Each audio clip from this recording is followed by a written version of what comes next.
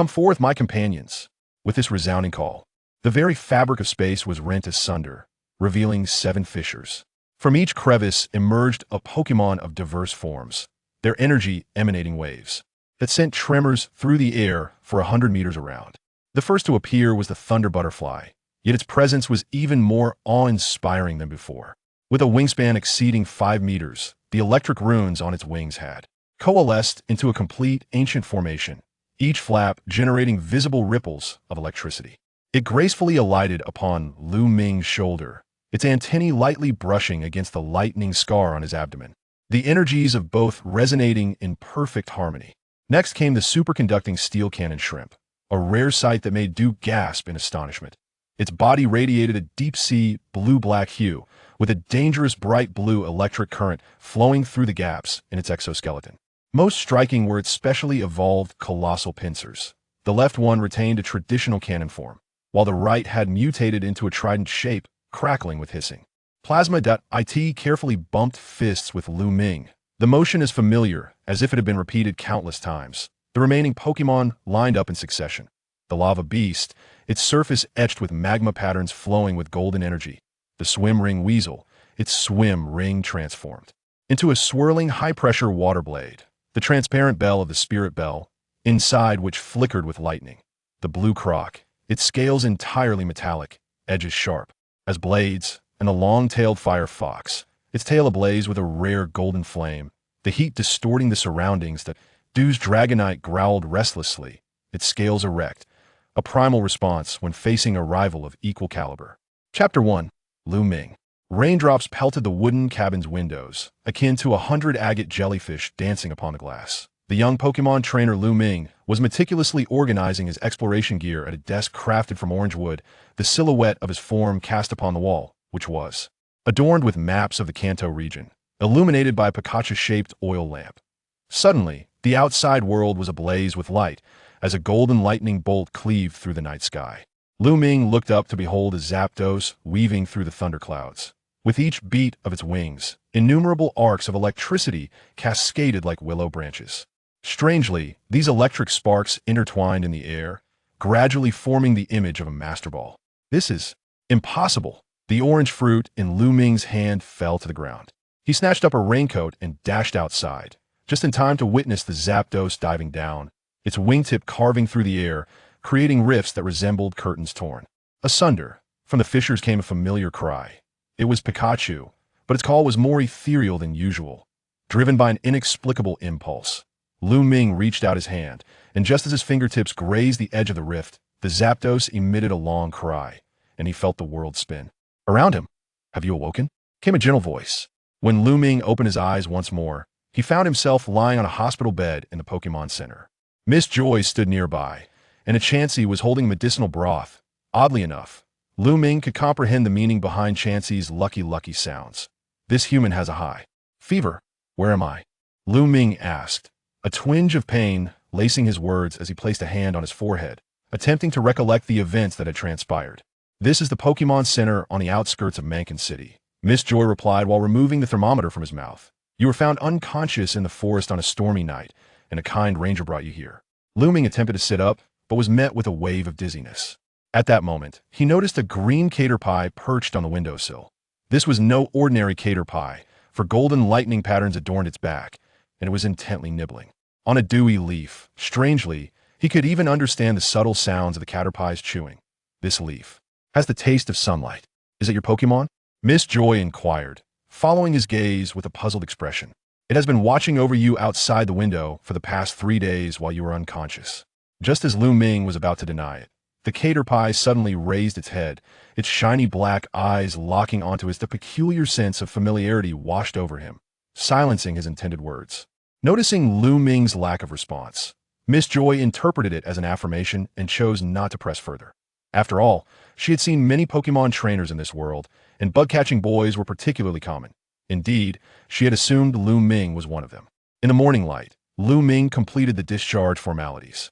Unbeknownst to him, the caterpie had climbed onto his shoulder, gently tapping his earlobe with its antennae. As he walked along the path on the outskirts of Mankin City, he attempted to converse with the caterpie. "Can you understand what I am saying?" The caterpie emitted a delightful tremor, lightly nudging Lu Ming, and this time he clearly understood, in that lightning eye. Before the cater pie could continue, it was suddenly interrupted by a commotion that a group of ragged children chased after a limping Rattata, one child holding a wire cage that made Lu Ming frown. Just as he was about to intervene, an old man with a missing tooth blocked his path. Don't meddle, outsider. These kids need to catch wild Pokémon to survive. Confused, Lu Ming glanced at the cater pie beside him and then at the children's actions, his brows knitting together. Observing Lu Ming's hesitation, the old man remarked, "Follow me." As he trailed the old man through a series of concealed paths, Lu Ming was astonished to discover an underground black market. Cages held battered Pokémon, the cheapest Weedle priced at a special rate of 15 silver coins. In a corner, a Team Rocket member was showcasing a chained Abra to a wealthy merchant. Last month, a shiny Gyarados was auctioned off at a sky-high price. The old man exhaled a puff of smoke, enough to buy a farm. The cater pie trembled on Lu Ming's shoulder, and he could sense its sorrow. Can they not hear the cries of the Pokémon? After traversing the black market with the old man, night fell. The old man warned Lu Ming to be cautious of both people and Pokémon in the dark before leaving him alone. Lu Ming set about creating simple traps using fruits at the edge of the forest. Suddenly, the cater pie grew tense, and Lu Ming heard rustling in the bushes as 3 Rattatas with glowing red eyes sprang forth, their mouths dripping with suspicious purple foam. It's in a berserk state. Lu Ming shielded the cater pie, recalling the Pokédex entry that indicated consuming certain poisonous mushrooms could drive Pokémon mad. The foremost Rattata lunged at him, its sharp fangs tearing into his arm, blood gushing forth as Lu Ming, disregarding his wound, clutched the cater pie and fled. Weak from blood loss, Lu Ming staggered to the riverbank, ultimately collapsing on the shallow shore. As he fell, a thought crossed his mind. Just out of the hospital, and now I'm going to die? In a daze, he saw a figure of Celebi reflected in the water. Is this paradise? Even the legendary Celebi has come to greet me. The cater pie tightly wrapped its silk around his wound, emitting a mournful cry.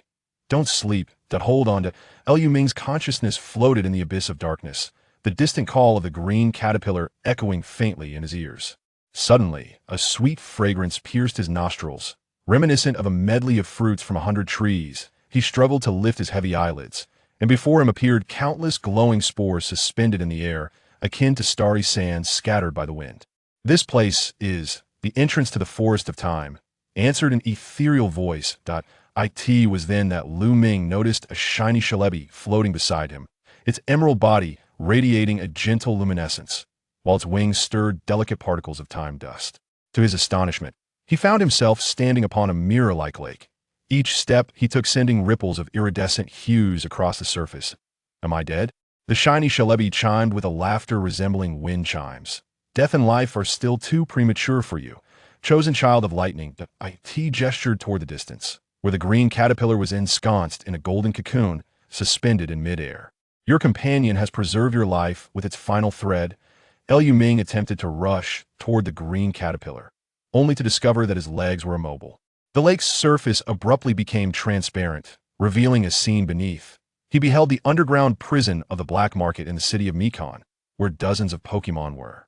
Confined within iron cages etched with strange runes, scientists from Team Rocket were connecting a peculiar purple crystal to a Pikachu. This is the imminent future. The voice of Celebi turned grave. When humanity becomes deaf to the cries of Pokémon, calamity will ensue. The imagery upon the water's surface shifted abruptly. On a polluted coastline lay throngs of toxic jellyfish, while the fearless swallows plummeted from the sky like fallen leaves, and even the trees of the evergreen forest began to wither. Most chillingly, the eyes of all Pokémon turned a blood-red hue. How could this be? It is the Dark Ball. Celebi gently touched Lu Ming's forehead, and a horrifying weapon, the latest invention of Team Rocket designed to forcibly control the will of Pokémon, manifested in his mind. A black Pokeball.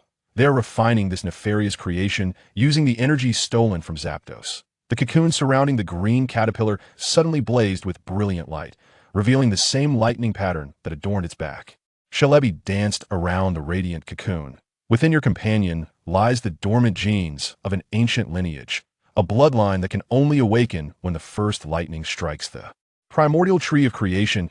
Lu Ming felt a warmth radiating from his chest as he retrieved a fragmented Pokeball hanging from his necklace, a family heirloom bestowed by his grandfather upon his becoming a Trainer, bearing a crack shaped like a lightning bolt. Is this connected to Zapdos? Chapter 2, A Special Bond. Shalabi remained silent, instead launching into an ancient melody.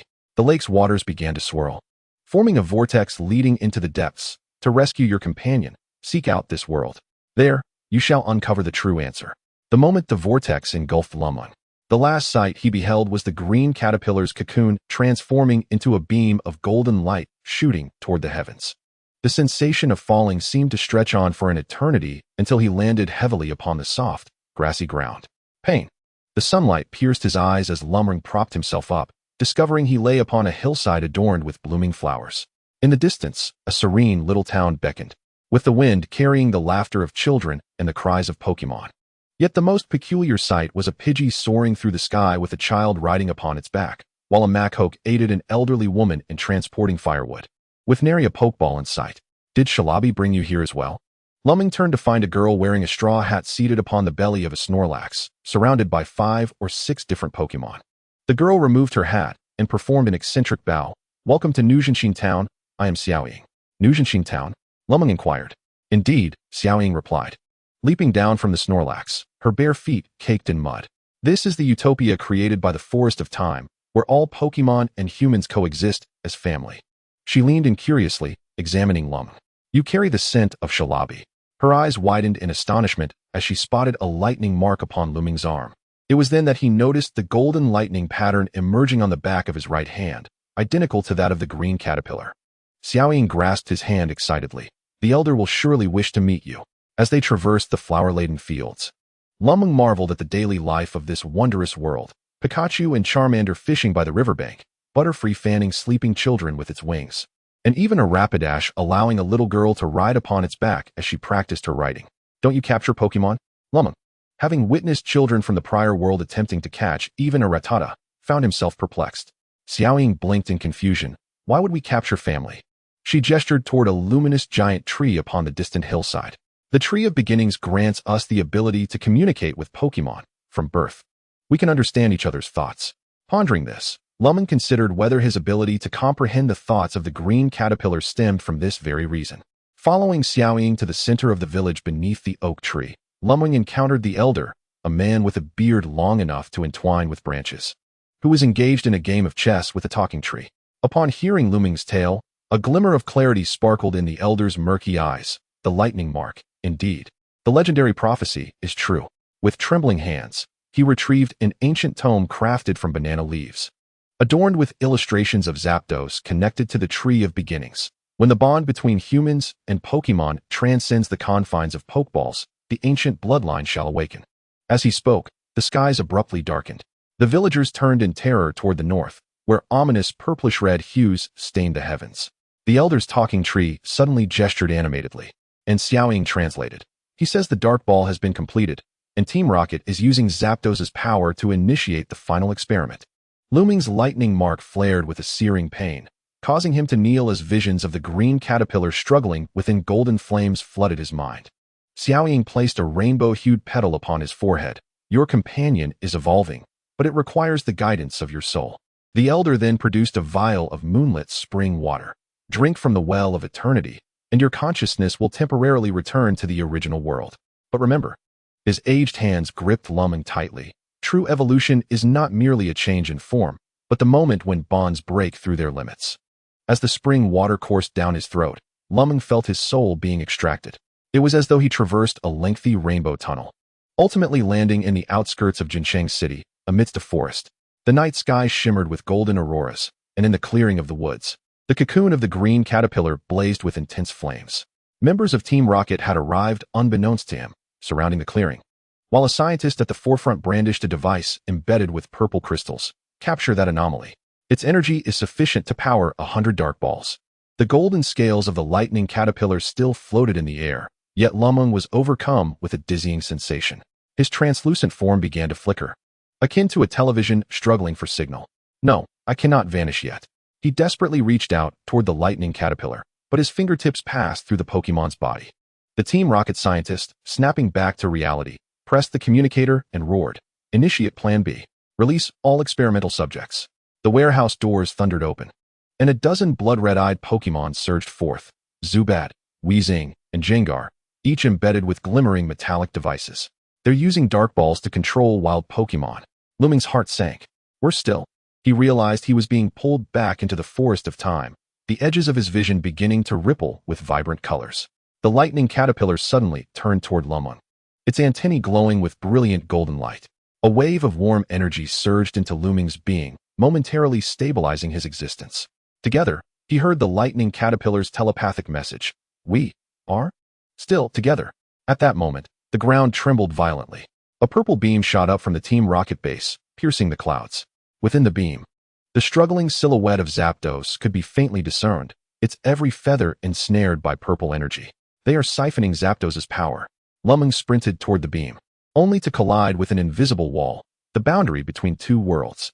Despair washed over him as he watched Team Rocket members activating more devices. Purple energy coalescing into massive spheres in the sky. Suddenly, the lightning caterpillar flew before Lu Ming, its golden compound eyes reflecting his image. As the telepathic message resonated, the scene before Lu Ming shifted. He perceived the flow of energy, the mechanics of the Dark Ball's operation, and even their weaknesses, remarkably clear revelations that puzzled him. I understand. Lu Ming pointed toward the nearest control panel. That purple crystal is the core. The lightning caterpillar immediately grasped his intent, flapping its wings to emit high-frequency sound waves. Cracks appeared upon the crystal's surface, and a controlled Jengar froze in place, the red light in its eyes gradually fading. Yet, other Team Rocket members had already surrounded them. One among them raised a strangely shaped black Pokeball. Try the latest model of the Dark Ball. The black sphere emitted not a red light, but a beam of purple energy, striking the lightning caterpillar directly. No. Lu Ming watched helplessly as the lightning caterpillar was ensnared in the purple light, its golden body beginning to dim. More terrifyingly, he felt the connection between himself and the lightning caterpillar being forcibly severed, as if icy hands were snapping the warm bond. Just as despair threatened to overwhelm him, a green figure streaked past. Shalabi appeared above the battlefield, palms pressed together, the crystal upon its chest radiating a dazzling brilliance. Time appeared to freeze for a fleeting second, then all the dark balls detonated simultaneously. Shalabi! Lu Ming gasped in astonishment and joy. Yet, the little sprite's condition was evidently dire. Purple spots marred its wings, and its flight path became erratic. The backlash is too strong. Shalabi's telepathic messages came in intermittent bursts, with the connection between the two worlds on the verge of collapse. It was then that Lu Ming noticed not only the battlefield but the entire sky exhibiting abnormalities. The clouds twisted into a vortex, and the trees in the distance visibly withered at an alarming rate. The most terrifying sight of all was the emergence of spatial rifts. One side revealing the scene of New Jinshin Town, where the sky had similarly transformed into a purplish-red hue. We must close the portal. Shalabi struggled to maintain the stasis of time, utilizing Zapdos's power. Lu Ming gazed at the trapped legendary Pokémon, suddenly grasping something profound. He turned to the struggling lightning caterpillar. Do you recall the lightning from our first encounter? The lightning bug seemed to grasp his intent. It gathered its final reserves of energy, transforming into a radiant beam of golden light that surged towards the lightning bird. At the moment of collision between the two currents of lightning energy, a blinding flash erupted, momentarily rendering everyone sightless. When Lu Ming regained his vision, he was astounded to witness the lightning bird breaking free from its bindings, each feather shimmering with golden electric light. Even more astonishing was the sight of the lightning bug hovering before the lightning bird, establishing a flawless circuit of energy between the two Pokémon. The ancient bloodline whispered through Lu Ming's mind. He recalled the Elder's words and suddenly comprehended the true origin of the lightning bug. The lightning bird emitted a thunderous cry that reverberated through the heavens, and golden sparks began to rain down. Each bolt of electricity struck a dark sphere device with precision, sparing all innocent Pokémon from harm. The members of Team Rocket scattered in disarray, yet the purple energy spheres they had created began to swell dangerously. The space is collapsing. Time Rabbit exclaimed. Lu Ming observed as the fissures widened, the landscapes of two worlds starting to overlap. To make matters worse, the radiance of the lightning bug was waning. It had exhausted its energy. In a moment of desperate resolve, Lu Ming made his decision. He dashed towards the energy sphere, clutching the fragmented Pokeball that his grandfather had left him. If the bond is true, he shouted, then grant me strength. The Pokeball suddenly sprang open of its own accord, emitting not a capturing beam, but a stream of golden energy that intertwined with the energies of the lightning bird and the lightning bug. The three forces formed a triangular structure that stabilized the rift in space, causing the purple energy spheres to begin retracting. Now, Time Rabbit summoned the last of its strength to create a temporal passage. Someone must repair the world tree of origin. The lightning bug gazed at Lu Ming, its compound eyes filled with reluctance. Go, Lu Ming said with a smile. I will find you. With that promise, the lightning bug transformed into golden light and soared into the passage, while the rift in space slowly began to close. Once tranquility was restored, Lu Ming found himself standing alone in a clearing in the forest. The Team Rocket base lay in ruins, and the liberated Pokémon had scattered. He looked down at the completely shattered Pokeball in his hand. This chapter of his journey had concluded. Yet another, far more significant journey was just beginning. In the distant morning light, a familiar figure approached. It was Miss Junshaw from Mankin City. However, as she drew near, Lu Ming was taken aback to discover that perched upon her shoulder was not an ordinary Pikachu, but a third chapter, the Thunderwing Butterfly, adorned with lightning patterns upon its back. The morning light pierced through the forest mist, illuminating the grassy fields on the outskirts of Mankin City. Lu Ming stood at the entrance of the Pokémon Center, the golden lightning patterns on his hand glowing faintly. Everything that had transpired last night, the lightning bird, the rift in space, the vanished lightning bug, felt like a vivid dream, yet the golden scales that lingered in his palm attested to its reality. You're awake? Miss Joy approached, carrying a tray of fruit tea. When the ranger brought you here last night, you were calling out for the lightning bug. Was it that green caterpillar from before? She inquired as she walked, recalling the boy who had just left a few days prior, now finding himself back in bed again, which left her somewhat speechless. Though she couldn't help but marvel at his extraordinary fortune. Lu Ming abruptly looked up. Did you see it? A green caterpillar with golden lightning patterns on its back?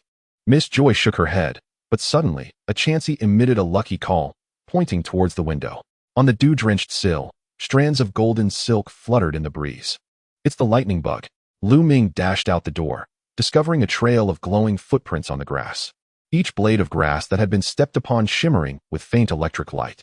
The trail led deep into the forest, where the faint buzzing of electric Pokémon could be heard.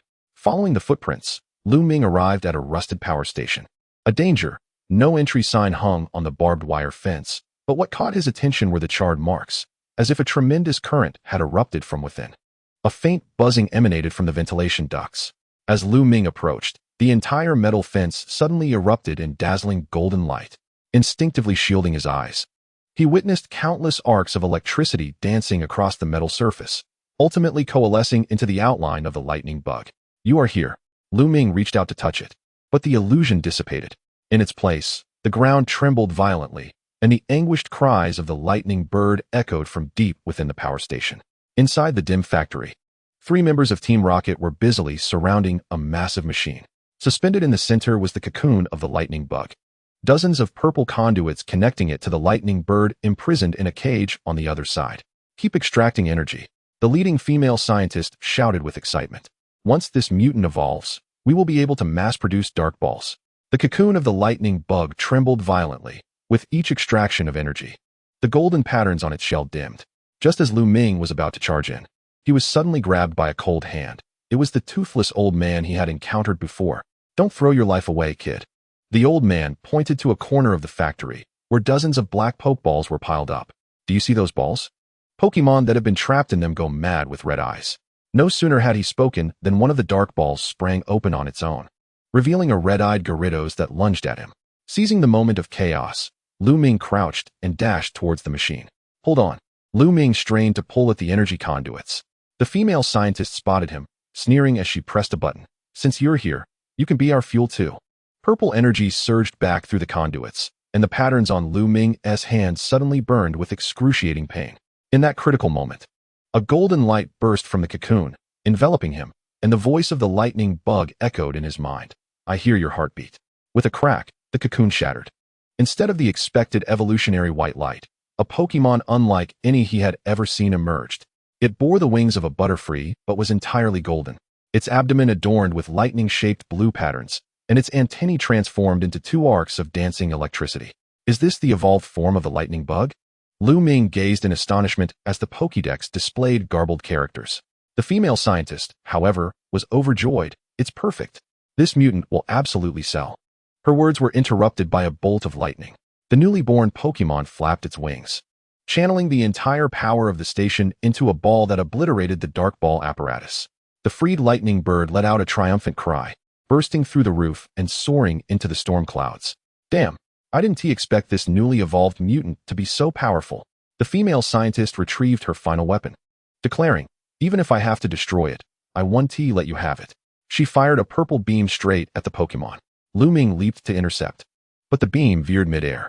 The old man suddenly charged forward, taking the hit with his body. Get out of here. Before he collapsed, he pressed a cracked piece of amber into Lu Ming's hands. Go to Hoenn Town and find Mr. Steel. As the torrential rain began again, Lu Ming stood on a cliff, gazing back at Mankin City. The evolved form of the lightning bug, which he had decided to name the Thunderwing Butterfly, perched quietly upon his shoulder, its wing tips dripping not with rainwater, but with tiny sparks of electricity. Hoenn Town lay to the southwest of the Johto region. He unfolded the map and noticed that the patterns on his hand extended into a glowing path. Could Mr. Steel be the craftsman who creates Pokeballs? Lu Ming gazed thoughtfully at his own hands, acknowledging that his strength was still lacking.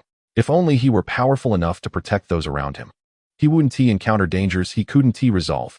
Our adventure has only just begun. Lu Ming adjusted the brim of his hood and stepped into the curtain of rain. Morning mist enveloped Hoenn Town, the air thick with the scent of damp earth. Lu Ming stood at the town's entrance, gazing at the small settlement surrounded by ancient forests. The Thunderwing Butterfly rested upon his shoulder, its wings fluttering softly, emitting a faint electric hum. Mr. Steel's workshop should be on the western side of town. Lu Ming glanced at the cracked piece of amber in his hand, its interior faintly flickering with golden light, as if it contained energy sealed away by lightning. The wooden door to Steel's workshop was ajar, and the sound of metal clinking echoed from within. Pushing the door open, Lu Ming beheld an elderly gentleman with hair as white as snow, engrossed in meticulously polishing the shell of a Pokeball. Surrounding him, several Flareons spun rapidly, aiding in the polishing process. Excuse me, are you Mr. Steel? Lu Ming inquired. The old man lifted his gaze, his piercing eyes sweeping over Lu Ming before finally resting on the faintly glowing lightning pattern on the back of his hand. You have arrived, Steel remarked, setting aside his tools and wiping his hands, clearly having recognized the right individual. Do you know that old man? Lu Ming asked, astonished. Humph, he is no ordinary elder. Steel scoffed, retrieving a tattered notebook from a drawer. He was the assistant to the Pokemon researcher Lu Bo, who vanished 30 years ago. Lu Ming's heart raced. Lu Bo? The legendary professor studying Pokemon evolution? What about his safety? Humph, do not concern yourself with him.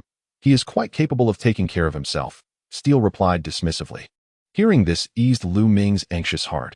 He would feel guilty if his desire to protect had endangered the old man. Steel flipped open the notebook, revealing an old photograph tucked within its pages. A young Steel, the toothless old man, and a serious-looking gentleman in spectacles, all posing before the World Tree. Back then, Lu Bo discovered a unique evolutionary energy that could transcend the conventional limits of Pokemon evolution. Steel pointed at the tree in the photograph. However, Team Rocket set their sights on his research, aiming to harness this energy to create Pokemon weapons that would obey their every command. Thus, the evolution of the lightning bug was also due to this energy? Lu Ming glanced at the lightning bug. No, this particular Pokemon is different. Steel shook his head. Its power derives from Zapdos, embodying an even more ancient lineage of thunder. Steel then retrieved a black box from beneath the workbench. Upon opening it, Lu Ming saw a fractured black Pokeball, identical to the dark balls used by Team Rocket, yet shattered. 30 years ago, Lu Bo's assistant stole crucial data, allowing Team Rocket to exploit the research, Steel stated solemnly. Now they are making a comeback, even capturing Zapdos, hoping to mass-produce dark balls. Lu Ming clenched his fists. I'ma stop them. Steel scrutinized him for a few seconds before breaking into a grin. Very well, then prove you are worthy. With a clap of his hands, the back door of the workshop swung open, revealing a colossal Heracross, its gaze sharp as a blade. Defeat it, and I shall reveal your next course of action. The lightning bug took to the air, facing the formidable fighting-type adversary, knowing its electric moves would have minimal effect. Yet, Lu Ming did not waver. Electroweb. The lightning bug flapped its wings, instantly casting a golden electric net to restrain Heracross's movements. However, with a thunderous roar, Heracross charged, its arms glowing with white light. Close combat. Dodge. Use signal beam. The lightning bug nimbly evaded, shooting forth a brilliant beam of energy from its antennae, striking Heracross squarely on the head. Heracross shook its head, evidently disoriented. Now unleash discharge. The lightning bug erupted with blinding electric energy, illuminating the entire workshop. Heracross was struck by the current and finally succumbed, kneeling on one knee. Steel burst into laughter. Excellent. It seems Zapdos did not choose poorly. From his pocket, Steel produced an ancient silver Pokeball and handed it to Lu Ming. This is the prototype of the friend ball, designed to strengthen the bond between Pokemon and trainer. His expression turned grave. But the true answer lies within the World Tree. Team Rocket has already dispatched individuals there, seeking to control the energy of the entire tree. Lu Ming accepted the ball, the lightning bug gracefully landing in his palm. What should I do? Seek out Celebi, Steel whispered. Only it can traverse through time and space, guiding you into the heart of the World Tree. Lu Ming felt a wave of trepidation. Once again, the World Tree. Steel likely remained unaware that the World Tree was awaiting a savior. Just then, a cacophony of footsteps echoed from outside the workshop. Search. That brat must be here. Team Rocket's members were in pursuit. Steel pushed open a hidden door leading to the mountainside. Hurry. Follow the forest path westward. You will find guidance. Without hesitation, Lu Ming dashed out, the lightning bug trailing closely behind. Behind them, the workshop's door was forcefully kicked open, the shouts of Team Rocket fading into the distance. Appendix. Newly introduced Pokemon in this chapter. Name: Lightning Bug. Tentative translation: Type: Bug. Electric ability. Evolved from a Caterpie influenced by Zapdos' energy, its wings can trigger localized thunderstorms. The blue lightning patterns on its abdomen store electricity, with a maximum output comparable to 100,000 volts. Known moves: Electroweb, Quiver Dance, Discharge, Signal Beam. Chapter 4. The World Tree. Lu Ming sprinted through the dense forest, the chaotic footsteps and shouts of Team Rocket ringing in his ears. The lightning bug flitted beside him, its wings scattering golden scales that left faint electric trails in the air. They are still on our tail. Lu Ming gritted his teeth, his feet never faltering. Suddenly, the lightning bug's antennae perked up, emitting a sharp cry. From the thicket ahead, a pair of emerald eyes glimmered in the shadows as a cunning Sneasel emerged. Blocking their path, Lu Ming's heart raced, yet the Sneasel did not attack. Instead, it sidestepped, gesturing with its claw like a staff towards a concealed path nearby. Are you leading us this way? The Sneasel nodded, turning to disappear into the underbrush. Lu Ming hesitated for a moment, but with Team Rocket's footsteps drawing nearer, he had no choice but to follow. The path twisted and turned, the trees towering ever higher, their canopies obscuring the sunlight and casting the forest into shadow. Lu Ming felt as though he had entered an ancient grove, the air thick with an aura of mysterious energy. Something feels off here, he murmured. The lightning bug's wings trembled lightly, as if sensing a disturbance. Suddenly, vague silhouettes emerged from the mist ahead, Pokemon whose forms appeared intermittently distinct and ethereal, as if they did not belong to this world. The minions of Celebi. Lu Ming recalled Steel's words. Could we be nearing the World Tree? Just then, the ground trembled slightly, and a soft green light emanated from the depths of the forest. As the mist cleared, a young girl clad in a white dress stood bathed in the glow, a Celebi perched upon her shoulder. You have finally arrived. Her voice was ethereal, as though echoing from afar. I am Shia, the guardian of this forest. Lu Ming was taken aback. You know me? Shia smiled. Celebi has instructed me to await your arrival. Team Rocket is closing in on the World Tree. We must reach it before they do. Shia led Lu Ming to an ancient stone altar, intricately carved with patterns. At its center, a crystal floated. This is the entrance to the time corridor, she explained. Only those who undergo trials may enter the heart of the World Tree. Trials? Lu Ming echoed. You must confront your past and future, Shia stated, gazing earnestly at him. Only those who truly understand bonds may earn Celebi's approval. Taking a deep breath, Lu Ming stepped onto the altar. The crystal radiated a brilliant light, and the surrounding scenery warped. He found himself back in his childhood, as his grandfather handed him the fractured Pokeball, smiling as he said, One day, you will meet your destined partner. He stood in a stormy forest, witnessing the emergence of the lightning bug, its golden brilliance illuminating the darkness.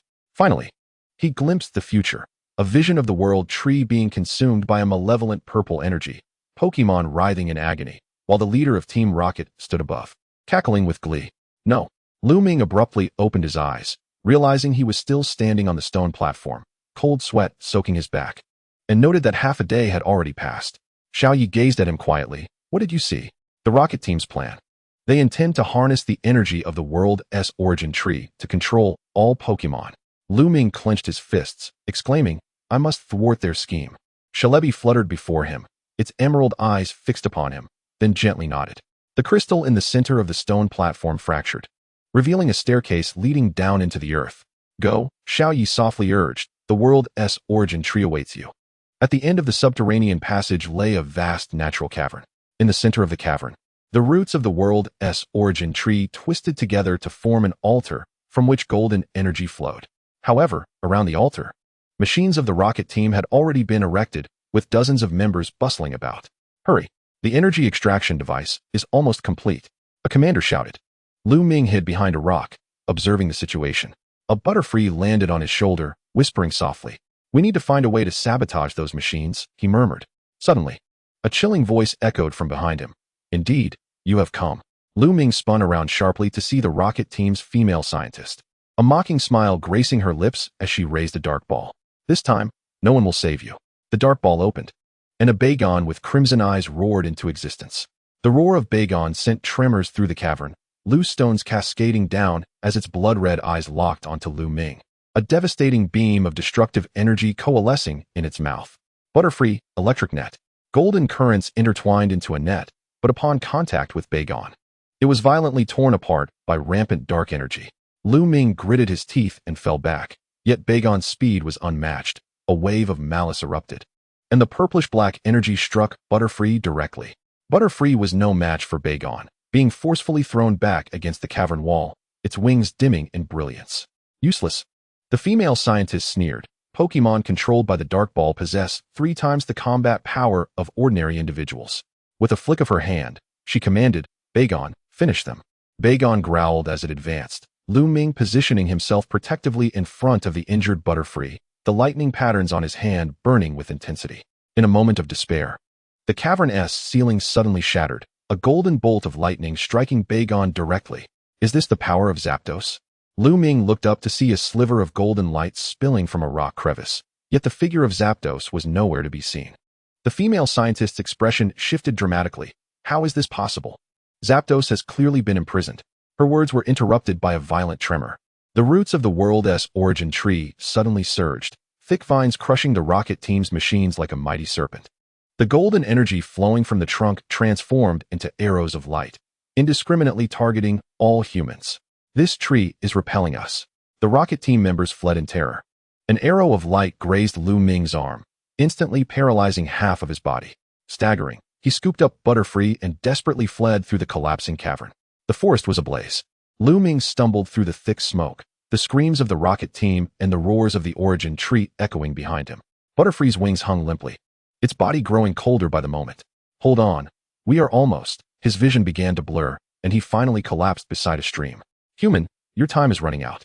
In a hazy vision, Celebi's form emerged on the water's surface. A piece of its wing was missing, clearly indicating it had also been wounded. The origin tree has gone berserk. It perceives all humans as threats. Celebi's voice was intermittent. The only thing that can quell its fury is the resonance of the Thunderblood lineage. Lu Ming struggled to raise his hand, and Butterfly weakly touched his fingertip with its antennae. What should we do? Seek out the town of Hibi.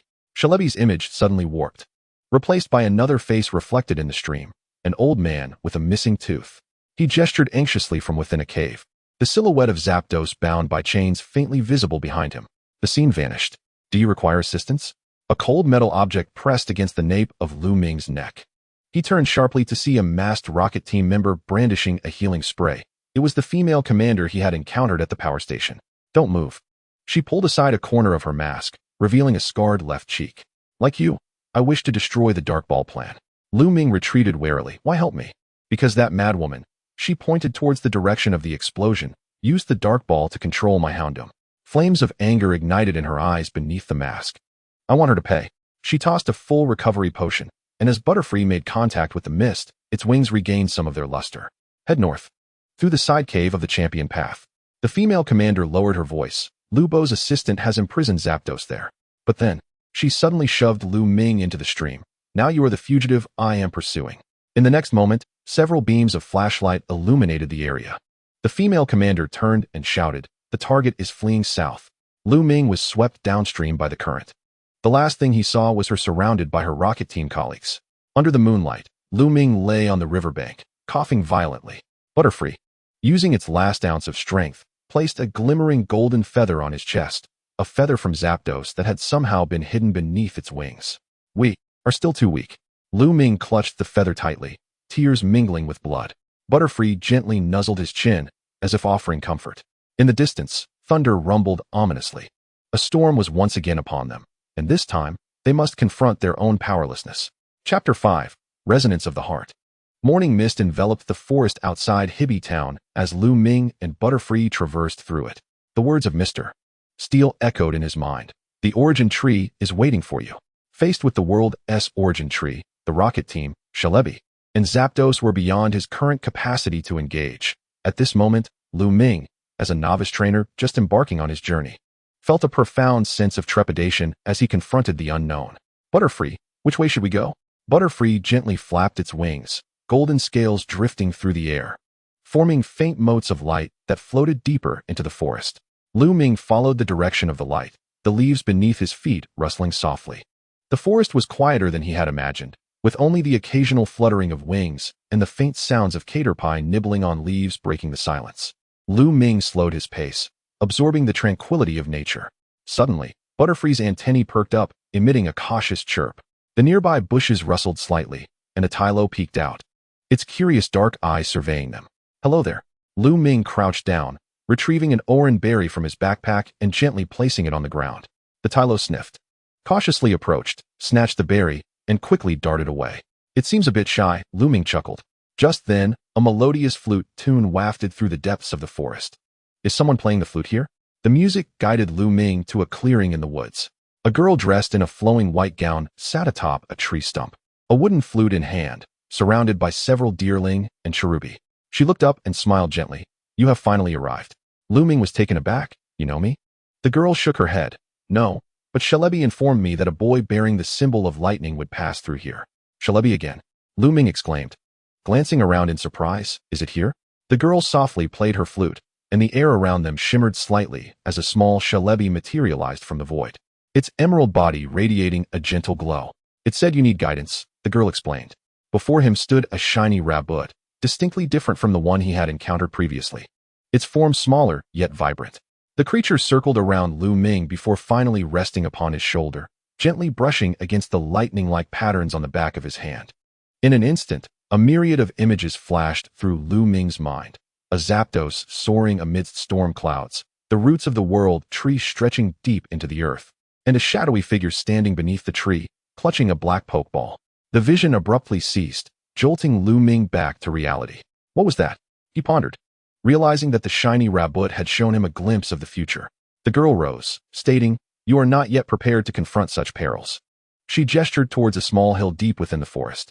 "On the other side of that hill lies a trial ground. Only by overcoming it will you possess the strength necessary to gain entry to the world tree." Lu Ming clenched his fists, resolute. "I shall give it a try." The trial ground was a cavern cloaked in vines, its entrance marked by a stone tablet inscribed with runes. "Listen with your heart, and passage shall be granted." Taking a deep breath, Lu Ming stepped into the cave. Contrary to his expectations, the interior was not dark. It was adorned with countless luminescent mosses that sparkled like stars against the rocky walls. Suddenly, several small Pidgeys emerged from the shadows, their eyes glimmering in the darkness, circling around Lu Ming and his rabbit without displaying any hostility. "Are they observing us?" Lu Ming mused. The rabbit emitted a soft chirp, its wings scattering shimmering scales that illuminated the depths of the cave, revealing a wise and steady-eyed Noctowl crouched within. The leader of the Pidgeys, Lu Ming realized. Understanding that this was the trial, the Noctowl glided closer, its sharp gaze locking onto Lu Ming's. After a moment, it released a prolonged call, prompting the Pidgeys to part, unveiling a stone door at the end of the cave that gradually swung open, allowing sunlight to flood in. "Is this it? Have we succeeded?" Lu Ming questioned. Incredulous, the Noctowl nodded, and with a flap of its wings, a silver feather glowing faintly descended into Lu Ming's hand. "What is this?" he inquired. "It is a token of its approval," the girl's voice chimed from behind him. Unbeknownst to him, she had also entered the cave, smiling as she added, "Now, you are one step closer to the answer." Emerging from the cave, Lu Ming gazed at the silver feather in his hand, sunlight filtering through the leaves to cast mottled shadows on the ground. "What should I do next?" he asked. The girl pointed toward the distant mountains. "Pass through this forest, and you shall arrive at the cedar grove. There dwells a reclusive guardian who may share more about the world tree with you." The rabbit gently landed on Lu Ming's shoulder, its antennae quivering slightly, as if to encourage him. "Thank you for your assistance." He bid farewell to the girl and the shiny rabbit. "I shall continue onward." The girl smiled faintly, The melody of a wooden flute drifted through the air, intertwining with a gentle breeze, as she and the shiny rabbit gradually faded into the mist of the forest. Morning dew slipped from the tips of oak leaves, landing on Lu Ming's nose. He rubbed it, observing the rabbit diligently preening its wings on his shoulder. "The forest feels unusually tranquil today," he murmured. Suddenly, a faint tremor resonated in his mind. It hurts, it hurts." Lu Ming straightened abruptly. "Rabbit, did you hear that?" The golden creature shook its head gently, yet its antennae were now alert. At that moment, the voice returned, "Help the children." This time, Lu Ming distinctly perceived the sound emanating from the thicket to the southwest. Cautiously parting the branches, he discovered an injured Tylo curled up at the roots of a tree, its hind leg marred by a ghastly wound. "Do not fear. I mean you no harm," Lu Ming whispered, reaching into his backpack for an orangeberry. To his astonishment, he realized he could comprehend the Tylo's weak whimpers. The purple rain fell on the mushrooms, and the children became terrifying. Just then, the rabbit issued a warning call. Lu Ming turned to see several red-eyed rattatas darting from the underbrush, foaming at the mouth with a malevolent growl. "Run! They've been affected by the toxic mushrooms." The Tylo cried in terror. Lu Ming scooped up the Tylo and fled, the rabbit soaring above to keep watch. After covering a considerable distance, they took refuge in a hollow of a tree. It was only then that Lu Ming noticed his hands trembling, not from fear, but from the sudden influx of newfound abilities that left him disoriented. "Why can I suddenly?" He looked down at the lightning patterns on his hand, now glowing with a faint golden light. The rabbit gently settled back onto his shoulder. "Perhaps this is the gift bestowed upon you by the shiny rabbit." The Tylo, weak yet determined, lifted its head. Those who can understand our speech are said to be chosen by the forest. After resting for a moment, the Tylo insisted on guiding them to meet the sage of the woods. They traversed through dense underbrush until they arrived before a towering oak tree. Within the hollow, an ancient noctowl slowly opened its eyes. "Another listener." The noctowl's voice was aged yet wise. "The last time I encountered such an ability was 30 years ago." Lu Ming bowed respectfully. "Might you know the cause of these Pokemon's madness?" The noctowl unfurled its wings, causing several purple leaves to drift down. "Evil humans have poisoned the water source. The cave to the west holds the answers you seek, but be wary. The guardians there will attack all creatures that approach." At that moment, Lu Ming suddenly heard human voices calling from a distance. Following the sound, he spotted a young man in a ranger's uniform pursuing an injured herdier. "No, don't harm the pup." The thought surged clearly into Lu Ming's mind. To his astonishment, he realized he could not only understand Pokemon speech, but now also perceive humans' thoughts regarding them. "Stop!" Lu Ming rushed forward, positioning himself in front of the herdier. "It means no harm." The ranger halted in surprise. "You can understand it?" He then shook his head incredulously. "No, that's impossible. I mean, this herdier stole my supplies." The herdier cowered behind Lu Ming, whimpering in distress. "I just wanted food for my mother. She is ill." Turning to the ranger, Lu Ming explained, "Its mother is sick. It merely seeks food." The ranger's eyes widened, his net dropping to the ground. "You truly can understand?" He grasped Lu Ming's shoulders excitedly. "I am Ranger Aiwa. You must come back with me to the observation station. This is of utmost importance." At the observation station, Lu Ming recounted the circumstances surrounding his newfound abilities. Aiwa diligently took notes. This gift was known in ancient times as Resonance of the Heart, said to be granted only to those blessed by the shiny rabbit. He produced a map. "Recently, there have been frequent unusual phenomena in the forest. If what you say is true, that someone is poisoning." Aiwa's finger landed on a marked spot. "There's an abandoned power station here. It could very well be their stronghold." As night fell, Lu Ming stood before the window of the observation station. The rabbit perched on his shoulder, and he could distinctly sense its apprehension. "It's too dangerous. We are still not strong enough." "I know," Lu Ming replied softly. "But if we do not act, more Pokemon will suffer."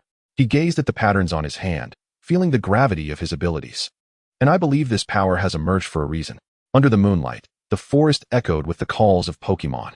Now, these sounds transformed into clear languages in Lu Ming's ears. It was the first time he truly understood that this forest was a living world, and the Pokemon were calling out for his help. Chapter 6: Encounter with Team Rocket. As the morning sun cascaded through the treetops, casting its golden rays upon the wooden floor of the observation station, Lu Ming busied himself with organizing the patrol equipment alongside Ayu. A Lemonian perched upon his shoulder, its wings gently fluttering in sync with his breaths. Today's mission entailed investigating the water quality of the stream to the west. Ayu handed him a sampling bottle, as several Pokemon had recently exhibited unusual behaviors, necessitating an inquiry into potential water source issues. Nodding in acknowledgement, Lu Ming could hear the thoughts of a nearby Pidgey preening its feathers on a branch. The wind feels delightful today. I hope to find more berries to the south. What is on your mind? Yu inquired, noticing Lu Ming's distraction. Nothing significant, Lu Ming replied with a smile. I merely caught an intriguing sound. The duo proceeded along the woodland path heading west, with the Lemonian leading the way, occasionally sprinkling golden scales to mark a safe route. Lu Ming discovered that by concentrating, he could sense the simple emotions of nearby Pokémon. A Tylo diligently preparing its winter food reserves, while several Caterpie expressed a mix of anticipation and trepidation regarding their impending evolution. Here is the sampling point. Yu indicated towards a crystal-clear stream, which meandered through the northern part of the cedar forest. Just as they were about to collect samples, the Lemonian emitted a sharp cry. Instantly, an image flashed in Lu Ming's mind. Something perilous lurked beneath the water. Wait, Lu Ming exclaimed, halting Yu, who was about to crouch down. There might be danger in the water. Yu cast a surprised glance at him before using a long stick to part the aquatic vegetation. Several upside-down Magikarp floated beneath the surface, their gills exhibiting an unnatural purple hue. Indeed, Yu remarked gravely as he retrieved the sampling bottle. It appears there is a problem upstream. Following the stream upwards, they stumbled upon a small waterfall obscured by vines. Suddenly, Lu Ming heard a faint cry for help. Help! I'm stuck! Pushing aside the underbrush, they discovered a small Totodile trapped beneath a fallen branch. Upon noticing the human's presence, it began to thrash in panic. Fear not, we are here to assist you. Lu Ming spoke gently. To his astonishment, the Totodile ceased its struggles, its glossy eyes fixated on him. You can understand me? With Yu's assistance, they swiftly removed the obstruction.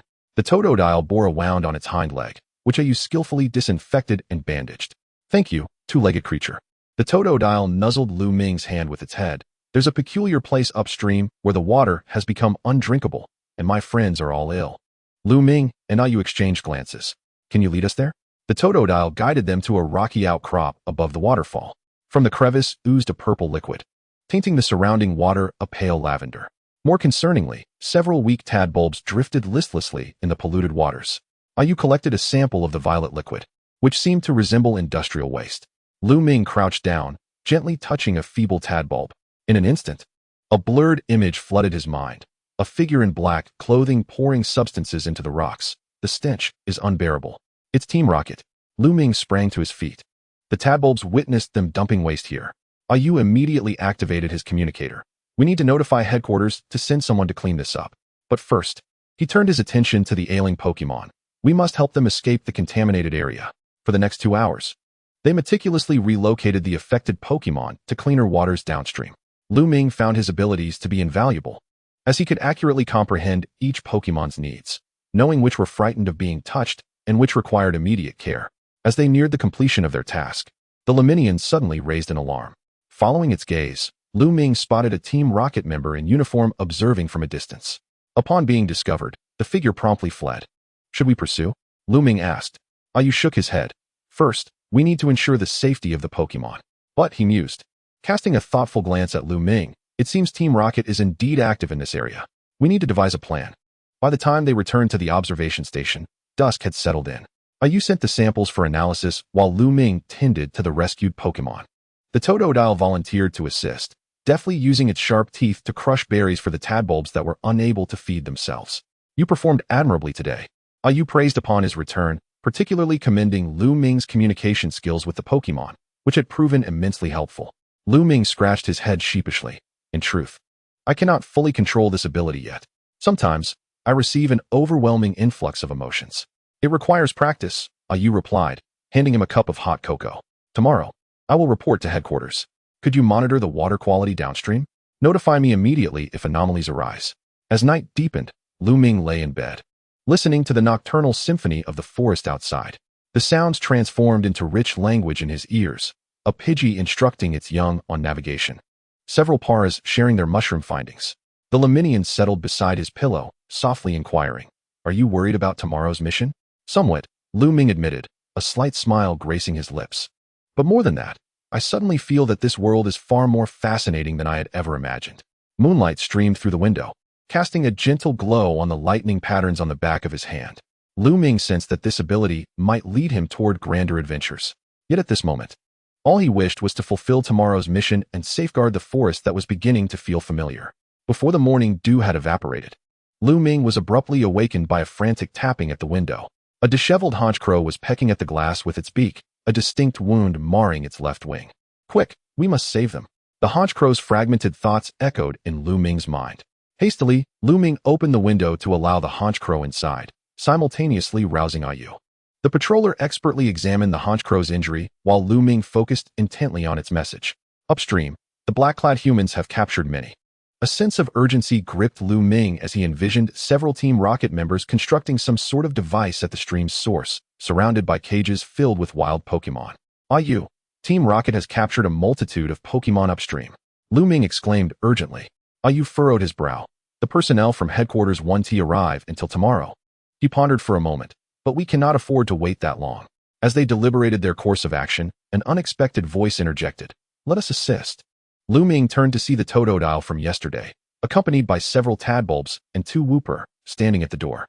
Even more astonishing was the presence of a Tylo, followed by a few of its companions.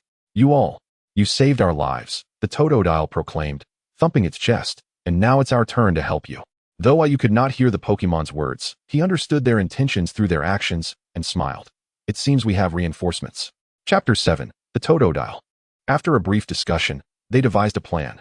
The haunch crow would lead the way, while Ayu and Lu Ming would divert Team Rocket's attention from the front, allowing the Pokemon to rescue their trapped companions from the side.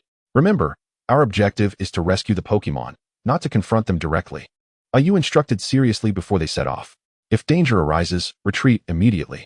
The rocky terrain upstream proved more challenging than anticipated. The damp rocks were slick with moss, forcing Lu Ming to use both hands and feet to climb. The Laminion flew ahead, its scales casting a faint glow in the dim crevices of the rock. Just beyond the next bend, the haunch crow halted atop a protruding rock.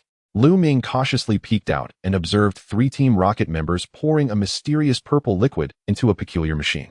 Surrounding them were numerous cages housing various water-type Pokémon, most of whom appeared lethargic and despondent. Are you ready? Ayu asked in a hushed tone. Lu Ming nodded, taking a deep breath. At that moment, a sudden sharp pain pierced his temple as the uncontrolled thoughts of a Team Rocket member intruded upon his mind. Once this batch of test subjects reaches the base, the reward will be ours. Lu Ming stumbled slightly, nearly losing his balance. The electric butterfly swiftly steadied him with its wings. What's wrong? It inquired. Concern etched on its delicate features. It's nothing. I just accidentally overheard Team Rocket's plans, Lu Ming replied, rubbing his temple. They intend to transport these Pokemon to some base. Ayu patted his shoulder, cautioning, be careful with that ability. Are you prepared? With a sharp whistle from Ayu, their plan was set in motion. He strode boldly toward Team Rocket, brandishing his ranger badge, and declared in a commanding voice, this is a Pokemon protection zone. Cease your illegal activities at once. Seizing the opportunity while Team Rocket's attention was diverted, Lu Ming stealthily maneuvered to the side with the Pokemon. The little crocodile utilized its sharp teeth to gnaw through the cage locks, while Tylo and its companions guided the imprisoned Pokemon to safety. However, just as the rescue operation was halfway through, an unexpected incident occurred. A startled Marl accidentally knocked over an empty cage, creating a tremendous clatter. Who's there? A Team Rocket member spun around, catching sight of them. In that critical moment, the lightning pattern on Lu Ming's hand suddenly grew hot. Instinctively, he extended his hand, and a faint electric current surged forth, striking the controller in the Team Rocket member's grasp.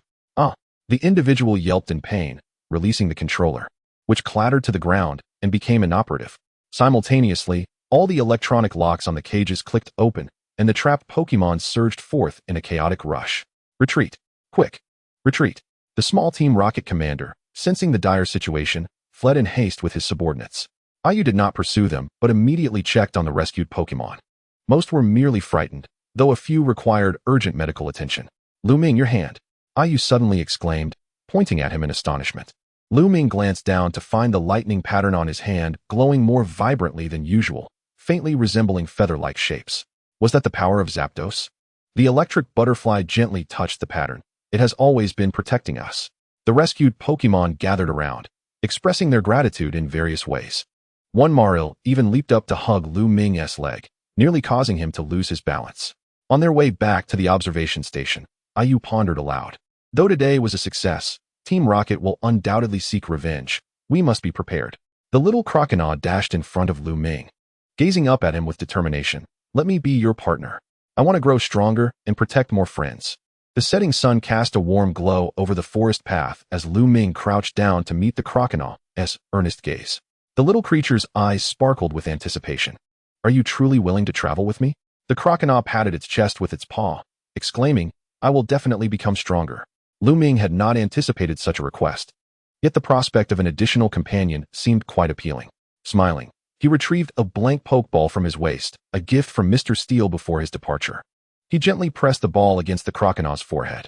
From this day forth, we are partners. With a click, the pokeball opened, and a red light enveloped the crocodile. It did not struggle, but instead waved its paw joyfully before being drawn into the ball in a flash of light. The pokeball wobbled gently in Lu Ming's palm, once, twice, then click. The capture was successful. That night, under the glow of the observation station lights, Lu Ming scrutinized the crocodile's pokeball. Mr. Steel had mentioned that these specially designed friend balls could enhance the bond between trainer and Pokémon. Come forth, crocodile. A flash of red light erupted, and the crocodile joyfully bounded out, curiously surveying its surroundings. To Lu Ming's astonishment, he could now perceive its emotions with greater clarity, excitement, curiosity, and a hint of anticipation for the future. It's so spacious in here, the crocodile exclaimed, gesturing with its paw. There's a little pond and soft sand. Ayu chuckled nearby. The friend ball automatically adjusts its internal environment according to the Pokemon's habits. It's a rare type of Pokeball. The electric butterfly fluttered over, gently tapping the crocodile's head. Welcome to our team. The following morning, Lu Ming brought both Pokemon to a clearing by the stream to commence their first official training session. Crocodile, let us try your water gun. The crocodile inhaled deeply and unleashed a stream of water, but it only reached a mere 2 meters, splattering its own face in the process. Ugh, this is tough. It shook its head, feeling a bit disheartened. It's all right. Everyone struggles at first, Lu Ming encouraged. When the electric butterfly first evolved, it couldn't even control its electric net. The electric butterfly nodded in agreement, fluttering its wings to demonstrate a perfect golden electric net. The crocodile's eyes lit up. I want to work hard too. For the next hour, the crocodile repeatedly practiced the accuracy and power of its water gun. Lu Ming noticed that whenever it focused intensely, its teeth would involuntarily grind together, becoming a small signal indicating its concentration. During a break in the training, Lu Ming suddenly felt a sharp pain in his hand. The lightning pattern re-emerged, but this time, the outline of feathers was even clearer. Strangely, the crocodile seemed to sense something as it abruptly turned to gaze deep into the forest. Over there, something is calling us. Lu Ming followed its gaze and caught a fleeting glimpse of a green light darting through the trees. Could it be Shalebi? He instinctively stepped forward, but the light had vanished. The electric butterfly gently alighted on his shoulder. What does it wish to convey to us? Just then, Ayu's voice called from behind. Lu Ming, we received news from headquarters. Upon returning to the observation station, Ayu pointed to a marker on the map. Headquarters has decided to establish a temporary monitoring station in the cedar forest to prevent Team Rocket from disrupting the water source again. He paused. As for you, Mr. Steel's letter states that it's time for you to continue your journey. Lu Ming took the letter, which contained only a brief line, set out westward, seeking the traces of lightning. The crocodile curiously tugged at Lu Ming's pant leg. Are we leaving? Yes. Lu Ming replied, stowing the letter away and gazing into the distance. We shall depart early tomorrow. That evening, many Pokemon gathered outside the observation station. All friends they had rescued over the past few days. Tylo brought a shiny blue berry, while the Tadbulbs collaborated to push a smooth pebble forward.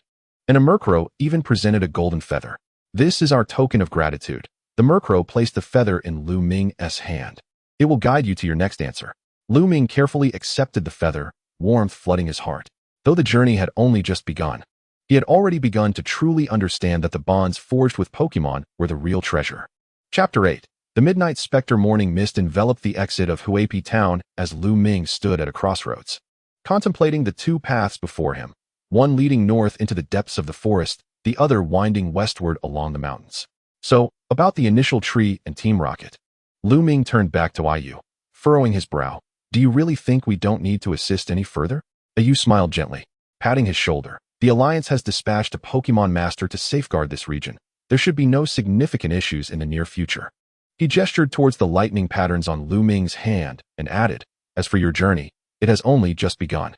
The electric butterfly delicately landed on Lu Ming's shoulder, its antennae quivering slightly, seemingly in agreement with Ayu's words. Meanwhile, the small crocodile stood eagerly at Lu Ming's feet, gazing up with sparkling eyes. Let us go. Let us go. I want to see the outside world. After bidding farewell to Lu Ming embarked on his journey westward. Sunlight filtered through the gaps in the leaves, casting dappled patterns on the path, while the air was infused with the earthy fragrance of soil and fruit. It seemed that his strength was still insufficient. He could hardly be of any assistance. According to Mr. Steele's suggestion, they needed to traverse this forest before reaching the next town, Kinkin Town. Lu Ming shook his head in resignation at the previous incident, unfolding the map and pointing at a marked location. Kinkin Town? What is there? Can we eat it? The small crocodile tiptoed, trying to get a better view of the map. That's not food. It is said that there is a scholar there who studies ancient Pokémon legends. Perhaps he can decipher the golden feather we received from the Dark Raven.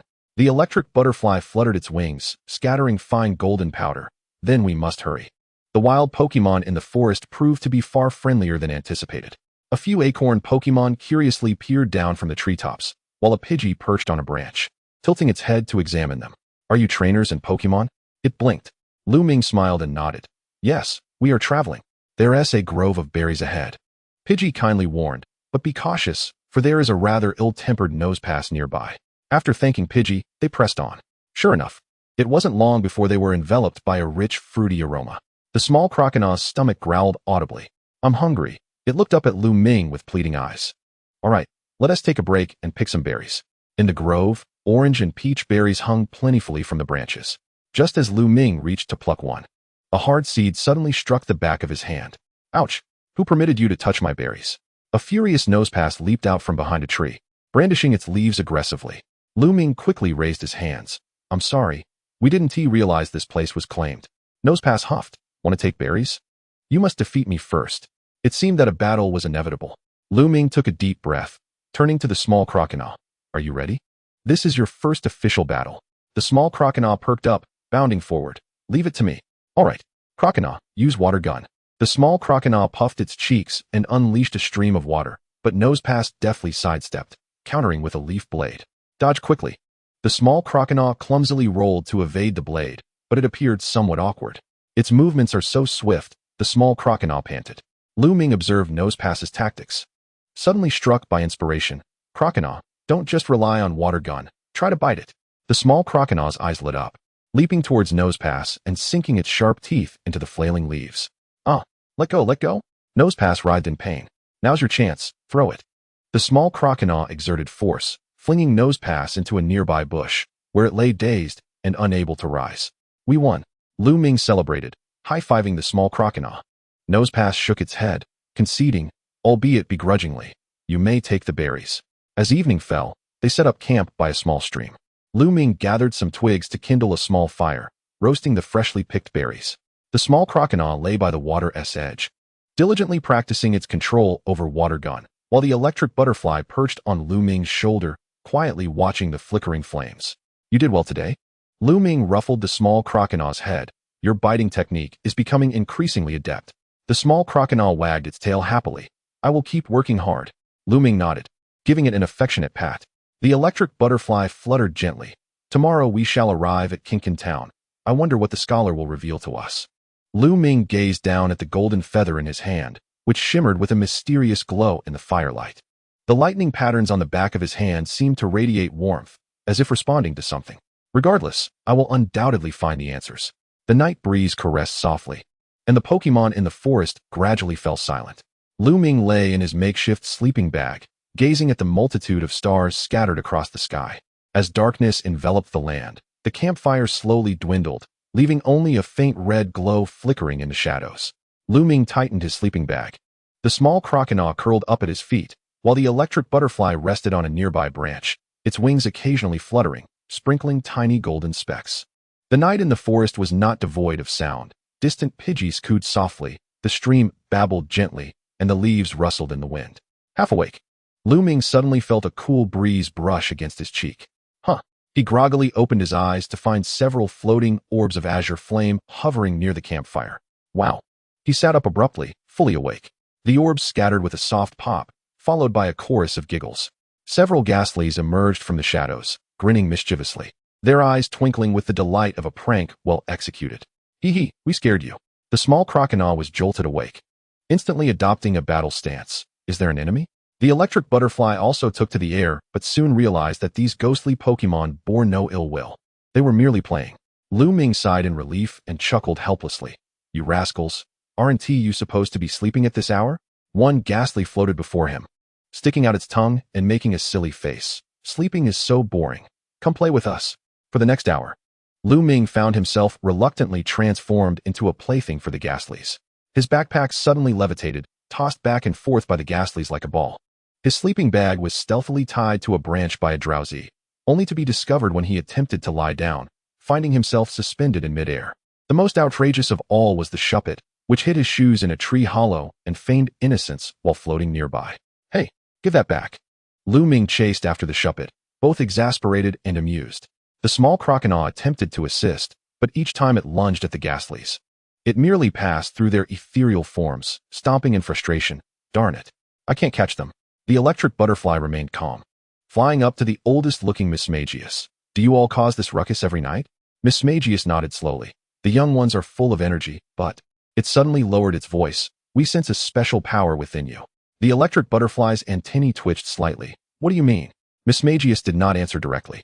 Instead, drifting towards Lu Ming, its hollow eyes fixated on the lightning patterns on his hand. Chosen by the lightning, you must be cautious. The boundaries in the forest have grown thin of late. Boundaries? Lu Ming paused his pursuit, gazing quizzically at Miss Magius. The boundary between the living and the departed. Between reality and the spirit realm. Miss Magius's voice became ethereal, as if something were crossing over. Just as Lu Ming was about to inquire further, the shuppet suddenly emerged from the hollow, not only clutching his shoes, but also cradling a glowing stone. Here, this is for you. It cheerfully presented the stone to Lu Ming, proclaiming it much more fun than the shoes. The stone was no larger than a thumb, its surface adorned with intricate patterns, while its interior pulsed with a faint golden light. As Lu Ming made contact, the lightning patterns on the back of his hand began to emit a gentle warmth, as if responding to an unseen force. Nightwatch Spirit leaned in for a closer look. Ah, this is a fragment of the Thunderstone, derived from the feathers of the legendary Zapdos long ago. It has drifted a little way. Take it with you. It may prove useful. The ghost Pokémon, having played enough, began to feel bored and yawned, preparing to depart. The vengeful doll circled around Lu Ming with reluctance. I'll come to play with you again next time. Wait. Lu Ming hastily called out to them. What did you mean by the thinning of the boundaries? Is there a danger? Nightwatch Spirit's form gradually became translucent, leaving behind a final, ethereal message. When lightning intertwines with time and space, the answer shall reveal itself. After the ghostly beings departed, the forest returned to its tranquil state. The tiny crocodile had already succumbed to fatigue, lying on the ground asleep, while the shiny butterfly settled back onto a branch, gently folding its wings. Clutching the fragment of the Thunderstone, Lu Ming lay in his sleeping bag, unable to find slumber for a long while. The words of Nightwatch Spirit stirred a sense of unease within him, yet the stone in his hand also granted him a peculiar comfort. What could the intertwining of lightning and time and space truly signify?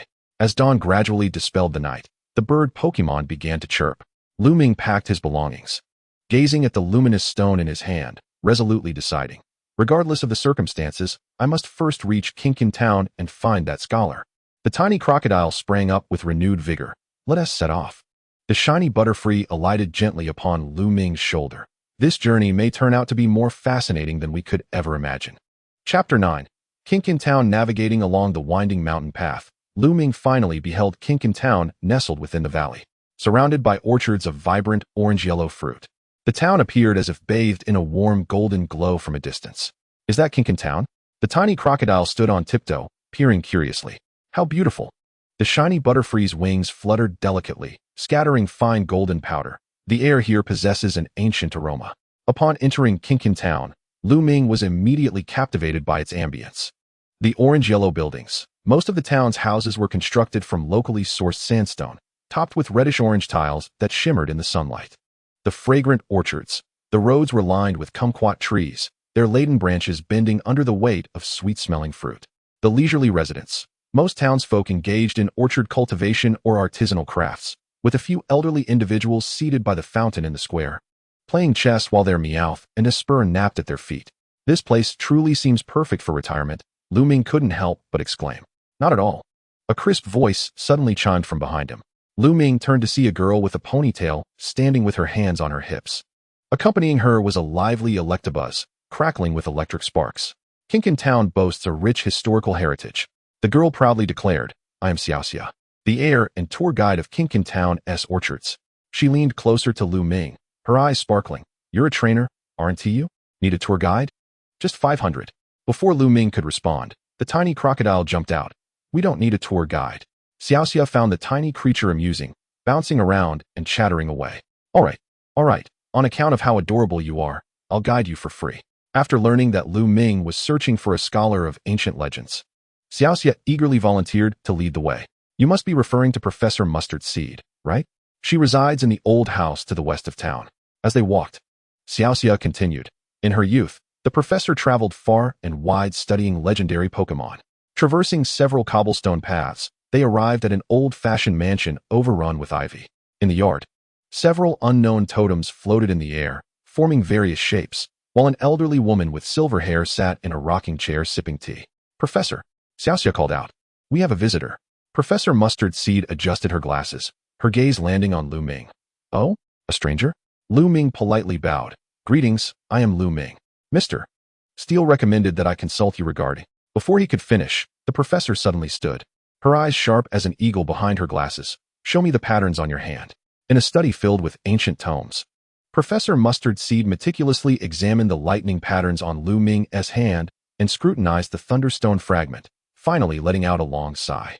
As expected, after 30 years, it has appeared once more. She opened a hefty ancient book and pointed to an illustration depicting Zapdos connected to the world tree at its inception. According to legend, when Zapdos' feathers intertwine with the branches of the world tree, the messenger of time is born. The patterns on your hand are proof of your selection. Lu Ming, bewildered, asked, the chosen messenger? What is their purpose? To prevent the collapse of time and space, the professor solemnly replied.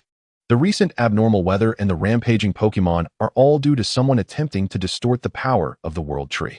Xiaoxia gasped. Could it be Team Rocket? The professor nodded. They seek to harness this power to control the legendary Pokémon. She turned her gaze to Lu Ming. And you, perhaps, are the harmonizer foretold, capable of hearing the voices of all things. Their conversation was abruptly interrupted by a frantic knock at the door. The mayor of Kinkin Town, a middle-aged man sporting a handlebar mustache, rushed in, visibly agitated. Professor, there has been another incident in the orchard. It turned out that in the northern orchards of the town, trees had been inexplicably wilting overnight. Strangely, around the dead trees, shards of a peculiar purple glowing substance were often found. Take me to see. Lu Ming stood up, feeling the patterns on his hands suddenly warm. Sensing a connection to Team Rocket, Xiaoxia jumped up excitedly. I'll go too. My Electabuzz is quite formidable. Electabuzz responded with a series of electric sparks. As the sun dipped below the horizon, Lu Ming and the group set off towards the northern orchards. The shiny Butterfly flew ahead, its wings tracing a golden arc in the dusk. The tiny crocodile, brimming with determination, waved its little claws. This time, we must catch those troublemakers. As twilight deepened, the northern orchards of Kinkin Town were shrouded in an eerie silence. The trees, which should have been laden with fruit, now bore withered branches, their trunks marred by unnatural purple streaks, as if drained of life by some sinister force. This is the place. The mayor pointed towards a patch of wilted trees, his voice trembling. 3 days ago, everything was fine. Then overnight, it transformed into this. Lu Ming knelt down, his fingers brushing against the purple markings on the tree trunk. The moment he made contact, the patterns on his hand shot a jolt of pain, and fragmented images flashed in his mind. Dark shadows, dripping purple liquid, and the jarring sound of machinery. Ugh! He recoiled, cold sweat beading on his forehead. The shiny Butterfly immediately flew to his shoulder. What's wrong? These trees have been corrupted by some synthetic toxin, Lu Ming gasped, and it seems to be linked to Team Rocket. Upon hearing this, Xiaoxia quickly commanded Electabuzz, go check the surroundings. Electabuzz clashed its arms, producing bursts of electric light as it began to search for clues in the orchard. Before long, the tiny crocodile discovered something unusual beneath a withered tree. Several shards emitting a faint purple glow, partially buried in the soil. Lu Ming, come look at this. Lu Ming carefully picked up the shards, noticing their composition bore a striking resemblance to the purple liquid he had encountered previously in the Paulownia forest, albeit now crystallized. Curiously, it appeared as though some form of energy flowed within these fragments. Is this energy crystallization? He murmured. Let me take a look. Dr. Giselin donned gloves and accepted the shards, placing them upon a portable detection device. The instrument immediately emitted a piercing alarm. Indeed, the doctor's expression turned grave. This energy has been extracted from the roots of the world tree, crystallized through artificial refinement. The rocket team must be conducting some sort of large-scale energy experiment. Xia clenched her fists. What on earth are they trying to accomplish? I fear, the doctor adjusted his glasses. They intend to create a device capable of controlling legendary Pokémon. As they deliberated, the Leguan Butterfly suddenly raised its antennae, exclaiming, "Someone is approaching." The underbrush at the orchard's edge rustled as several shadowy figures stealthily advanced. The Electabuzz instantly turned alert, sparks crackling between its horns. "Who goes there?" Xia demanded loudly. No response came, but suddenly, several smoke bombs soared from the thicket. "Be careful." The dense purple smoke quickly enveloped the entire orchard. Lu Ming covered his mouth and nose, faintly hearing the sounds of machinery and hurried footsteps. "It's the rocket team. They've come to retrieve the experimental data," Dr. Giselin shouted. Amidst the smoke, red laser beams swept across, and Lu Ming barely caught sight of 3 individuals in rocket team uniforms installing some apparatus beside a withered tree. One of them seemed to notice him and raised a hand, launching a metallic net. Leguan Butterfly, intercept the electric net. The Leguan Butterfly swiftly unfurled its golden electric net, diverting the metallic trap after it was struck by a surge of electricity. Xia immediately countered, Electabuzz, Thunder Punch. Electabuzz transformed into a flash of yellow, dashing into the smoke, followed by cries of pain from the rocket team members. "Curse that brat." The leader of the rocket team pressed a button in his hand, activating the defense protocol. The ground trembled violently as 3 mechanical spiders emerged from the earth, their eyes gleaming with menacing red light. Automated combat robots. The mayor recoiled in fear. The mechanical spiders simultaneously launched capture nets, and Lu Ming and Xia stood back to back, swiftly formulating a strategy. Crocodile. Use water gun on the one on the left. Electabuzz, the one on the right is yours. A column of water and a flash of electricity shot forth, but the mechanical spiders deftly evaded the attacks. One suddenly sprayed purple liquid, catching Crocodile off guard and splattering its front paw. "That hurts." It staggered back, the affected area beginning to redden. "It's corrosive liquid." Lu Ming's heart sank. Leguan Butterfly, disrupt them with a signal beam. A dazzling beam streaked across the night sky, striking one of the mechanical spider's sensors. It immediately lost its balance, commencing indiscriminate attacks on its comrades. Xia seized the opportunity. "Electabuzz now?" Thunder Punch. Electabuzz's fists crackled with brilliant electricity as they came down heavily on the damaged mechanical spider. Accompanied by a shower of sparks, the robot collapsed. The remaining 2, witnessing this, abruptly changed tactics and began retreating deeper into the orchard. "Don't let them escape." Just as they prepared to pursue, a roar of engines grew louder. "It's Miss Junsha," the mayor exclaimed, pointing toward the road's end where flashing police lights appeared. The rocket team members cursed, hastily retracting their equipment and vanishing into the night. Miss Junsha led the officers in searching the orchard and discovered more remnants of experimental apparatus beneath the withered tree. "This is an energy extractor," she stated solemnly. "The rocket team is siphoning some form of energy from the land." Lu Ming recalled the warning from Yexenling. Are they trying to weaken the boundary between the real world and the spirit realm? Dr. Giselin gasped. "So that's it. The energy from the world tree is crucial for maintaining the balance of time and space. If excessively extracted." Her words were abruptly interrupted by a sudden communication device alert. Mr. Gangtie's anxious voice resonated. "Giselin, spatial rifts have appeared around the world tree. The warning just came in from Shalabi. The rocket team's target is the thunderbolt of Zapdos." The lightning pattern on Lu Ming's hand suddenly flared with intense heat, golden light illuminating the entire orchard. Fragments of the thunderstone burst forth from his pocket, floating into the air, pointing toward the northwestern sky. There, a golden lightning bolt tore through the night. Chapter 10, Sakaki.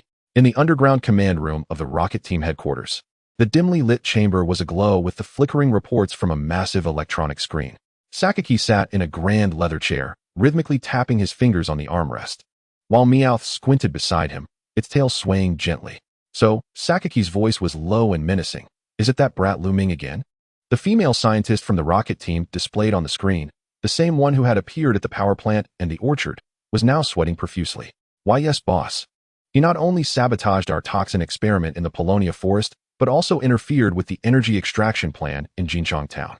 Sakaki's fingers abruptly halted. The temperature in the room seemed to plummet instantly. A rookie trainer, Accompanied by a mutated butterfly and a crocodile, Sakaki slowly rose to his feet, while Meowth arched its back in response. Is my meticulously planned operation being thwarted by this? The female scientist dared not raise her gaze. He seems to possess some special ability, capable of communicating directly with Pokémon. And what? There's a mark of Zapdos on the back of his hand. Sakaki's pupils constricted suddenly. After a moment of silence, he pressed the communicator on the table. Summon Athena and Lambda to see me at once. Within 5 minutes, the 2 senior rocket team officers knelt before Sakaki. Athena, Sakaki tossed a file at her. Take the special operations team to Jinchong Town. Ensure the recovery of the energy extraction device within 3 days. Understood, boss. The red-haired officer respectfully accepted the documents. Lambda, Sakaki produced a photograph of Lu Ming. Find this kid and test whether his special abilities are genuine. He stroked Meowth's head, his voice chilling. If they are, you know what to do. The masked Lambda let out a hoarse laugh. My specialty is dealing with these gifted children. Finally, Sakaki turned his gaze toward the female scientist on the screen.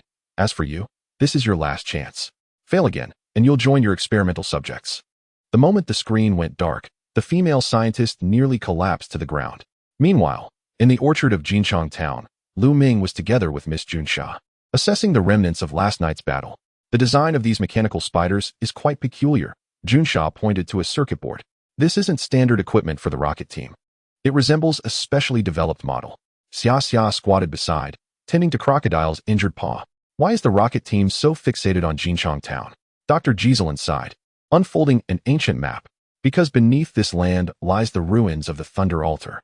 She indicated Jinchong Town's location on the map, explaining that legendary Zapdos once roosted here. Its power permeating the soil, forming a unique energy field. The markings on Lu Ming's hand suddenly began to emit a faint warmth. So the energy the rocket team is extracting is the residual thunder power of Zapdos. The doctor nodded solemnly. They must be preparing for some larger scheme.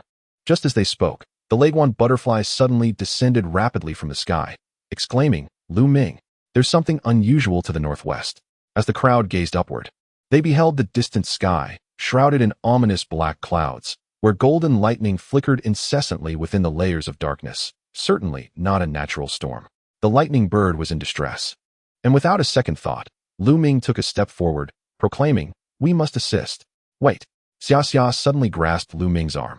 Take this. She removed a golden feather pendant from her neck, strikingly similar to the one bestowed upon Lu Ming by the Dark Raven. This is a family heirloom.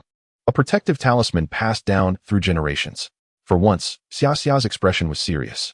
According to legend, those who possess 2 feathers from the lightning bird will receive its divine protection. Beside them, the electric shock monster clenched its fists, bolts of electricity erupting between its horns with heightened intensity. Dr. Giselin gazed at Xia in astonishment. Could it be that your family is? Yes. Xia nodded. My ancestors served as priestesses for the lightning bird. Her gaze turned resolute as she looked at Lu Ming. This time, I will join you. Just as they prepared to embark, a fully armed special operations team from Team Rocket advanced swiftly along the mountain path outside Jinjian Town. Lady Athena, we have detected a high-energy response. A team member shouted, holding aloft an instrument, and it aligns with the predicted location. The red-haired officer Athena smirked. Excellent. Initiate Phase 2 of the Thor project. She pressed her earpiece. Lambda, what is your status? A raspy chuckle echoed from the communicator. Target locked. Quite an intriguing quarry indeed. Deep within the forest, a figure donning a peculiar mask observed Lu Ming's group at the town's entrance, toying with a black pokeball. Golden lightning streaked across the sky as Lu Ming's party hastened toward the thunder-cloud-laden mountains. Xia sprinted ahead, with the electric shock monster's horns discharging electricity in response to the distant thunder. Once we traverse this canyon, we will reach the altar ruins. She called back, her voice nearly drowned out by the rumbling thunder. The skin on Lu Ming's hand burned intensely, the lightning patterns fully manifesting into a feather-like totem. The thunder butterfly fluttered beside him, its scales leaving a golden trail in the howling wind. The power of the lightning bird is surging uncontrollably. Suddenly, the sharp-toothed croc came to an abrupt halt. An ambush. Dozens of smoke bombs rolled down from both sides of the cliff, enveloping the entire canyon in a purple haze. Welcome to my playground, children, a hoarse voice echoed from all directions. Within the smoke appeared countless figures donning strange masks, each potentially the true form of Lambda. It's an illusion tactic. Miss Junsha immediately drew her baton. Everyone, back to back. Xiaoxia's electric shock monster shot an electric blast at one of the phantoms, only for it to pass through harmlessly. At the same time, a cry of pain erupted from Lu Ming's direction as a tranquilizer dart grazed his arm. Don't waste your efforts. Lambda's voice fluctuated in proximity. I have prepared new toys just for you. The ground trembled violently as three menacing mechanical beasts erupted from the earth. These mechanical constructs resembled the thunder beasts, their bodies entirely black, adorned with purple crystals at their joints. They are battle machines utilizing the technology of dark balls. Doctor, Giselin exclaimed. They can emit waves that cause Pokémon to go berserk. Indeed, the thunder butterfly suddenly writhed in agony, a glimmer of red flashing in its compound eyes. Lu Ming hurriedly embraced it. Hold on. Don't succumb to control. In that critical moment, Xia dashed toward the cliff wall, pressing the golden feather against the exposed rock. In the name of the Thunder Priestess, awaken. The feather erupted in blinding golden light, illuminating the ancient runes on the cliff face one by one. The entire canyon trembled as countless bolts of lightning rained down from the clouds, striking the mechanical beasts with precision. Lambda's phantoms vanished one after another, leaving only the true form sprawled on the ground in disarray. How is this possible? This girl can actually control the lightning bird. Xiaxia's pupils transformed entirely into gold, her hair flowing without wind. 300 years ago, my ancestors sealed the thunder. Today, I can awaken it just the same. She raised the feather high. Electric shock monster, unleash the wrath of the thunder god. Enveloped in radiant lightning, the electric shock monster's thunder punch surged in power tenfold, obliterating the last mechanical beast into scrap.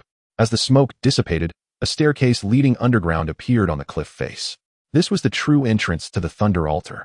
Xiaxia's golden eyes gradually returned to normal. What Team Rocket had discovered earlier was merely an illusion. The group descended the staircase into a circular stone chamber. At the center altar floated a golden orb, within which lightning danced ceaselessly. More astonishingly, the lightning bird was ensnared above the orb by 7 purple chains, each linked to Team Rocket's energy extraction devices. Humans, you have finally arrived. The telepathic voice of the lightning bird resonated in everyone's minds, its tone frail. They intend to harness my power to tear apart the barriers of time and space. Suddenly, the patterns on Lu Ming's hand glowed, transforming into a beam of golden light that shot toward the orb. Simultaneously, Xiaxia's feather pendant flew autonomously toward the altar. As the two forces merged, the orb shattered with a resounding crash. At Team Rocket's headquarters, alarms blared abruptly. Boss, the energy connection to the Thunder Altar has been severed. Sakaki crushed the wine glass in his hand with a start. What about Athena's side? We've just received word. They encountered. The communicator crackled with a panicked report. They encountered a blockade by Shalebi. The surveillance screen suddenly flickered, displaying a final image of the verdant Shalebi leading dozens of wild Pokémon toward Team Rocket's ranks. More troubling was the faint glimpse of a rift slicing across the sky behind Shalebi. The time-space rift has opened prematurely? Sakaki suddenly burst into laughter. Excellent. Relay the command to initiate the final contingency plan. He pressed a hidden button on the armrest of his throne, and at the deepest depths of the underground base, a colossal machine, rivaling skyscrapers, began to whir to life. At its core, 3 dark balls fused into a single, pitch-black master ball. Chapter 11, The Legend War. Golden thunder erupted above the altar, the lament of the lightning bird echoing throughout the stone chamber. Team Rocket's energy extraction devices whirred maniacally, the 7 purple chains coiling around the legendary Pokémon like living serpents, incessantly siphoning its power. We must destroy those devices. Lu Ming charged toward the altar, only to be repelled by an invisible barrier. Xiaxia's electric shock monster attempted to strike the barrier with a thunder punch, yet was met with the same rebound. This is futile, Dr. Giselin remarked, inspecting the ancient runes on the altar. This barrier was created by Team Rocket using the energy of the World Tree. Unless we possess equivalent power. Before he could finish, the entire altar began to tremble violently. A bone-chilling cold swept through the stone chamber, causing the moisture in the air to crystallize into ice. 3 of the 7 chains suddenly froze into ice pillars, which then shattered into shards with a single forceful blow. Ice beam. A cool, feminine voice called from the entrance. The group turned to see a blue-haired woman gliding in on ice, her Maliura retracting its frost-laden claws. The emblem of the Pokémon League champion glimmered on the cape, draped over her shoulder amidst the lightning. Champion Kona. Miss Junsha exclaimed in delight. Kona nodded slightly, her gaze fixed on the altar. Team Rocket has gone too far this time. Her Maliura transformed into a shadow, charging toward the remaining devices. Simultaneously, The ceiling of the stone chamber shattered, and a draconic silhouette dove down. A black-haired man atop a dragonite hurled 3 pokeballs. Bankila's Earthquake, Rayquaza Dragon Breath, Metagross, Comet Punch, Champion Dew. Xiaoxia's eyes widened in disbelief. The 3 quasi-deities' attacks struck the barrier simultaneously, causing the purple shield to fracture. Seizing the opportunity, Lu Ming shouted, "Now! Thunder Butterfly, Signal Beam." Brilliant beams of light pierced through the fissures, striking directly at the core of an energy extractor. Seizing the moment, Zapdos struggled, unleashing a bolt of lightning that shattered a second device. "You little pest. Don't interfere." Lambda suddenly leapt from the shadows, a dark orb in hand, aimed squarely at the back of Lu Ming's neck. At that critical juncture, the small sock leapt into action, declaring, "Do not harm Lu Ming." The light of evolution erupted. In the brilliance, the form of the sock elongated rapidly, and when the radiance faded, a majestic blue crocodile roared, tearing apart the dark orb. A blue crocodile? Lu Ming's Pokédex automatically sprang to life. Blue crocodile, a powerful Pokémon. Its formidable jaws can crush rocks, and when enraged, it can unleash astonishing speed. Perceiving the danger, Lambda attempted to retreat, but was held in place by Kona's Gardevoir's psychic powers. The game is over. With the final chain severed by Dewey's Dragonite, Zapdos regained its freedom at last. It unfurled its thundering wings, and the entire altar crumbled beneath the golden thunder. At Team Rocket's headquarters, all screens suddenly flickered into static. "Boss, the energy transmission has been forcibly interrupted. Dewey and Kona are assaulting all divisions." Sakaki, with a somber expression, rose to his feet. "Initiate the base self-destruct sequence and prepare for evacuation." He cast a final glance at the merging Master Ball, but before that, he pressed the red button, and the image of the World Tree appeared on the screen, a gaping fissure steadily widening across its stout trunk. "If it cannot be obtained, then it shall be destroyed." Sakaki caressed Meowth, a cold smile curving his lips. "Let the chaos of time and space consume this world." Amidst the ruins of the altar, Zapdos descended before Lu Ming. It lowered its head, gently brushing its beak against the boy's hand, transmitting an image directly into his mind. The World Tree is collapsing. Countless shadows emerge from the rift in time and space. Shalebi is struggling in the turbulence. Only the resonance of thunder and the power of time can mend the rift. Zapdos's thoughts were filled with urgency, but my strength has been drained too much. Suddenly, the Thunder Butterfly soared forward, its antennae brushing against Zapdos's wings. "Use my power." Lu Ming stared in shock at his partner. "You want?" Its compound eyes shimmered with the waves of time and space. "In my genes flows the temporal power bestowed by Shalebi." Zapdos let out a mighty cry and soared upwards. Dewey's Dragonite immediately bent down. "Hop on. We're heading to the World Tree." Kona turned to Junsha. "This is your domain now." She cast a glance at Lambda, now encased in ice. "Reinforcements from the League are on their way." Lu Ming leapt onto Dragonite with the Thunder Butterfly in his arms, while Xiaoxia and the Blue Crocodile were pulled up by Dewey's Dragonite. Guided by Zapdos, 2 figures cut through the sky, racing toward the colossal rift in the distance. Dragonite sailed through the clouds with astonishing speed, the fierce winds whipping across Lu Ming's face. He clung tightly to Dragonite's back, unable to tear his gaze from the red figure ahead. Champion Dewey stood atop Dragonite, his cloak billowing in the tempest, his eyes sharp as blades, seemingly capable of cleaving through any obstacle before them. 3 semi-divine Pokémon orbited around him, each exuding an overwhelming pressure. Is this the power of a champion? Lu Ming's heart raced, his throat constricted. He had never so viscerally felt the heights that human trainers could reach.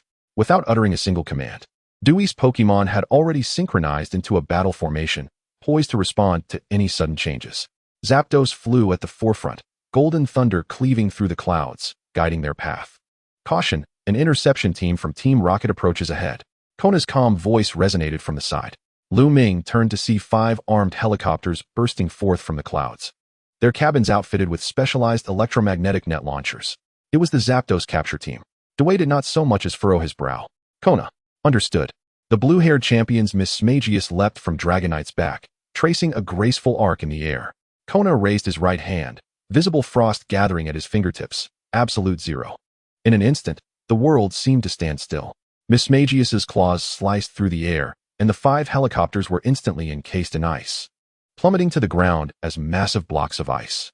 No explosions, no screams, only the crisp sound of shattering crystals. Lu Ming's eyes widened, breath nearly suspended. One strike. Merely one strike had ended the battle. "Don't dawdle, kid." Dewey's voice snapped Lu Ming back to reality. The real battle lay ahead. Lu Ming looked down at his hands, which could barely grip a pokeball, pondering when he would be strong enough to stand alongside them. The Thunder Butterfly seemed to sense his emotions, gently landing on his shoulder. We will grow stronger. Xiaoxia rode alongside on Electrode, her eyes equally ablaze with determination. One day, I too shall become a champion. Dewey, hearing this, allowed a rare smile to grace his lips. Having a goal is commendable, but remember. His gaze swept over the two young trainers. Strength is not merely spoken of. Suddenly, a deafening roar reverberated through the distant sky. The silhouette of the world tree became vaguely discernible. More alarming was the immense crack on the trunk, widening steadily, purple energy seeping from it like blood. We must accelerate. Dewey patted Dragonite's neck. Everyone, prepare for battle. As the group descended at the roots of the world tree, the sight before Lu Ming sent chills through his spine. Hundreds of elite Team Rocket members were constructing a gigantic machine, and at its center, 3 dark orbs were merging into a pitch-black master ball. Even more terrifying were the dozens of conduits extending from the machine, deeply piercing the trunk of the world tree, greedily siphoning its energy. Sakaki, Dewey's voice thundered. The leader of Team Rocket emerged from the shadows, Meowth elegantly at his side. What a grand welcome ceremony, champion. Kona released all 6 of his Pokémon. Surrender now. You have nowhere left to run. Sakaki chuckled lightly, snapping his fingers. The ground suddenly split open, and 3 legendary Pokémon, Articuno, Moltres, and Raikou, under the control of the dark orbs, surged forth from the depths, their eyes glowing ominously red. Go, Sakaki remarked casually, entertain our guests. The roars of the legendary Pokémon reverberated painfully in Lu Ming's ears. Dewey and Kona immediately engaged. But even the champion found himself embroiled in a fierce struggle against the 3 rampaging legendary Pokémon. Lu Ming stood frozen, his legs feeling as heavy as lead. Is this true battle? A direct confrontation between humans and legendary Pokémon? The world tree wailed, time and space crumbled, and he. Don't just stand there. Xiaoxia shoved him hard. Zapdos needs you. Zapdos was locked in combat with Raikou, but its already weakened body was clearly at a disadvantage. With each clash of thunder, feathers fell from Zapdos. Lu Ming bit his lip, the taste of blood flooding his mouth. Thunder Butterfly, Blue Crocodile, let us go. His voice trembled. Yet he gripped the Pokeballs with unwavering determination. In that moment, he clearly perceived his own insignificance. He also clearly saw the resolve to grow stronger. Not to become a hero, nor to save the world. Simply to no longer stand powerless, watching others fight. The lightning butterfly seemed to sense the trainer's resolve, as the golden patterns on its wings suddenly erupted with an unprecedented brilliance. The Zapdos let out a mighty cry towards the heavens, responding to Lu Ming and encouraging the young trainer. Chapter 12. The Seed of the World Tree. The roots of the primordial tree of the world began to crumble. The furious Articuno flapped its wings, and a blizzard instantaneously froze the ground within 100 meters. Kona's Alakazam resisted with its psychic prowess, as ice and psychic energies collided, causing a shower of crystalline ice to explode into the air. The sacred flames of Moltres stained the sky a deep crimson, while Dado's Dragonite countered with a meteor shower, intertwining meteors and fiery rain that illuminated the entire battlefield. Yet, most alarming was the widening crack on the stout trunk, torn open by Team Rocket, from which purple energy surged forth like blood. The bark peeled away, and the branches withered, distorting the sky into an unnatural shade of purplish black. Bakamuki, are you insane? Dado's furious roar was nearly drowned out by the explosions. The collapse of the world tree could trigger a rupture in space-time. The leader of Team Rocket stood on a secure platform, coldly observing the chaos. If I cannot possess its power, then no one shall. Lu Ming, quickly, pull Zapdos away from the fissure. Xia shouted, tugging at his arm. But it was too late. Zapdos was locked in combat with Raikou, golden thunder clashing against black lightning. With every encounter, Zapdos's feathers dimmed, for much of its strength had already been siphoned by Team Rocket. Suddenly, countless purple tendrils emerged from the crack of the primordial tree, pouncing upon Zapdos like famished beasts. No, Lu Ming charged forward, only to be knocked down by the force of an explosion. The lightning butterfly desperately scattered its scales in an attempt to rescue. But it was all too late. The moment the purple tendrils ensnared Zapdos, the legendary Pokémon let out one final mournful cry. Its body began to glow, not with the golden hue of thunder, but with a verdant green, akin to the essence of the primordial tree. The thoughts of Zapdos entered the young trainer's mind. Protect it well. A blinding light erupted, forcing everyone to shut their eyes. When the brilliance faded, both Zapdos and the primordial tree had vanished. On the desolate battlefield lay only a thumb-sized green seed, quietly floating where the roots once stood. Lu Ming staggered toward the seed. As his hand made contact, the lightning patterns on his hand glimmered softly. A faint yet familiar heartbeat resonated from within the seed. Was it Zapdos? Or the primordial tree? Or perhaps a new life forged from their union? Could it be? Zapdos still lives. Unbeknownst to him, Dato had approached from behind. The champion's gaze fell upon the seed, then shifted to the patterns on Lu Ming's hand, a flicker of understanding passing through his eyes. Yet, he merely patted the young trainer's shoulder. Keep it safe, protect it well. In time, you shall understand what it truly is. Lu Ming looked up in astonishment. You don't. The legendary Pokémon chose you. Dato's voice was soft, audible only to the two of them. This responsibility is yours to bear. In the distance, Kona's shout pierced through Dato. Bakamuki is making a run for it. The champion cast one last glance at the seed before turning to dash toward the battlefield. The battle had concluded. Team Rocket's machines lay in ruins, and most of its members had been captured, yet Bakamuki and a handful of its lieutenants managed to escape amidst the chaos. The area where the primordial tree once stood was now merely a vast pit, a scar upon the world. Xia knelt on the ground, her exhausted electrode leaning against her. Is it over? Lu Ming clutched the seed in his pocket, speechless. Kona approached, her ice-blue eyes betraying an unusual fatigue. The space-time rift has stabilized for now, but she glanced at the sky, where faint purple cracks still lingered. The power of the world tree is not easily replaced. Dato retrieved his battered Dragonite and extended a hand toward Lu Ming. Well done, rookie. Lu Ming stared blankly at the hand, grasping it. The champion's palm was calloused, warm, and strong. Do you wish to grow stronger? Dato suddenly inquired. Lu Ming's head snapped up. Once matters are settled, come find me at Silver Mountain. With a flourish of his cape, the champion turned toward the helicopter. Bring your resolve and your Pokémon. The setting sun elongated the shadows of the group. Lu Ming watched Dato's retreating figure before lowering his gaze to his Pokeball. The lightning butterfly gently settled on his shoulder, its golden patterns seemingly more radiant than before. Blue Alligator stood resolutely at his feet, determination glinting in its eyes. The seed in his pocket felt slightly warm, as if resonating with his heartbeat. As dawn broke, Lu Ming packed his belongings and departed from Jinsheng Town, following the disappearance of the primordial tree. He did not rush to Silver Mountain for Dato's intensive training. He felt too weak for that. He needed to grow stronger first. Clenching his fists, his resolve solidified. The lightning butterfly perched on his shoulder, its wings fluttering gently. Where shall we go? Let us begin by traversing the western forest. Lu Ming unfolded a map, having heard that many wild Pokémon resided there, ideal for training. We are still too weak. He shook his head, feeling an acute sense of urgency after witnessing the disparity between himself and the legendary trainers. Blue Alligator followed closely, brimming with enthusiasm. I will become stronger. The next time we encounter Team Rocket, I'll make sure to thrash them. After half a day of traveling westward, they arrived at a dense forest. The trees towered higher than those in the Paulownia woods, their branches casting a shadow over the land, and the air was rich with the scent of damp earth. This should be an excellent place for training. Lu Ming set down his backpack and looked at his two Pokémon, declaring, Today's objective is to enhance your combat synergy. The first battle, a horde of Mankeys. Shortly after entering the forest, a raucous group of Mankeys leaped down from the treetops, blocking their path. Get lost. This is our territory. The leader of the Mankeys bared its teeth. Blue Alligator, water gun.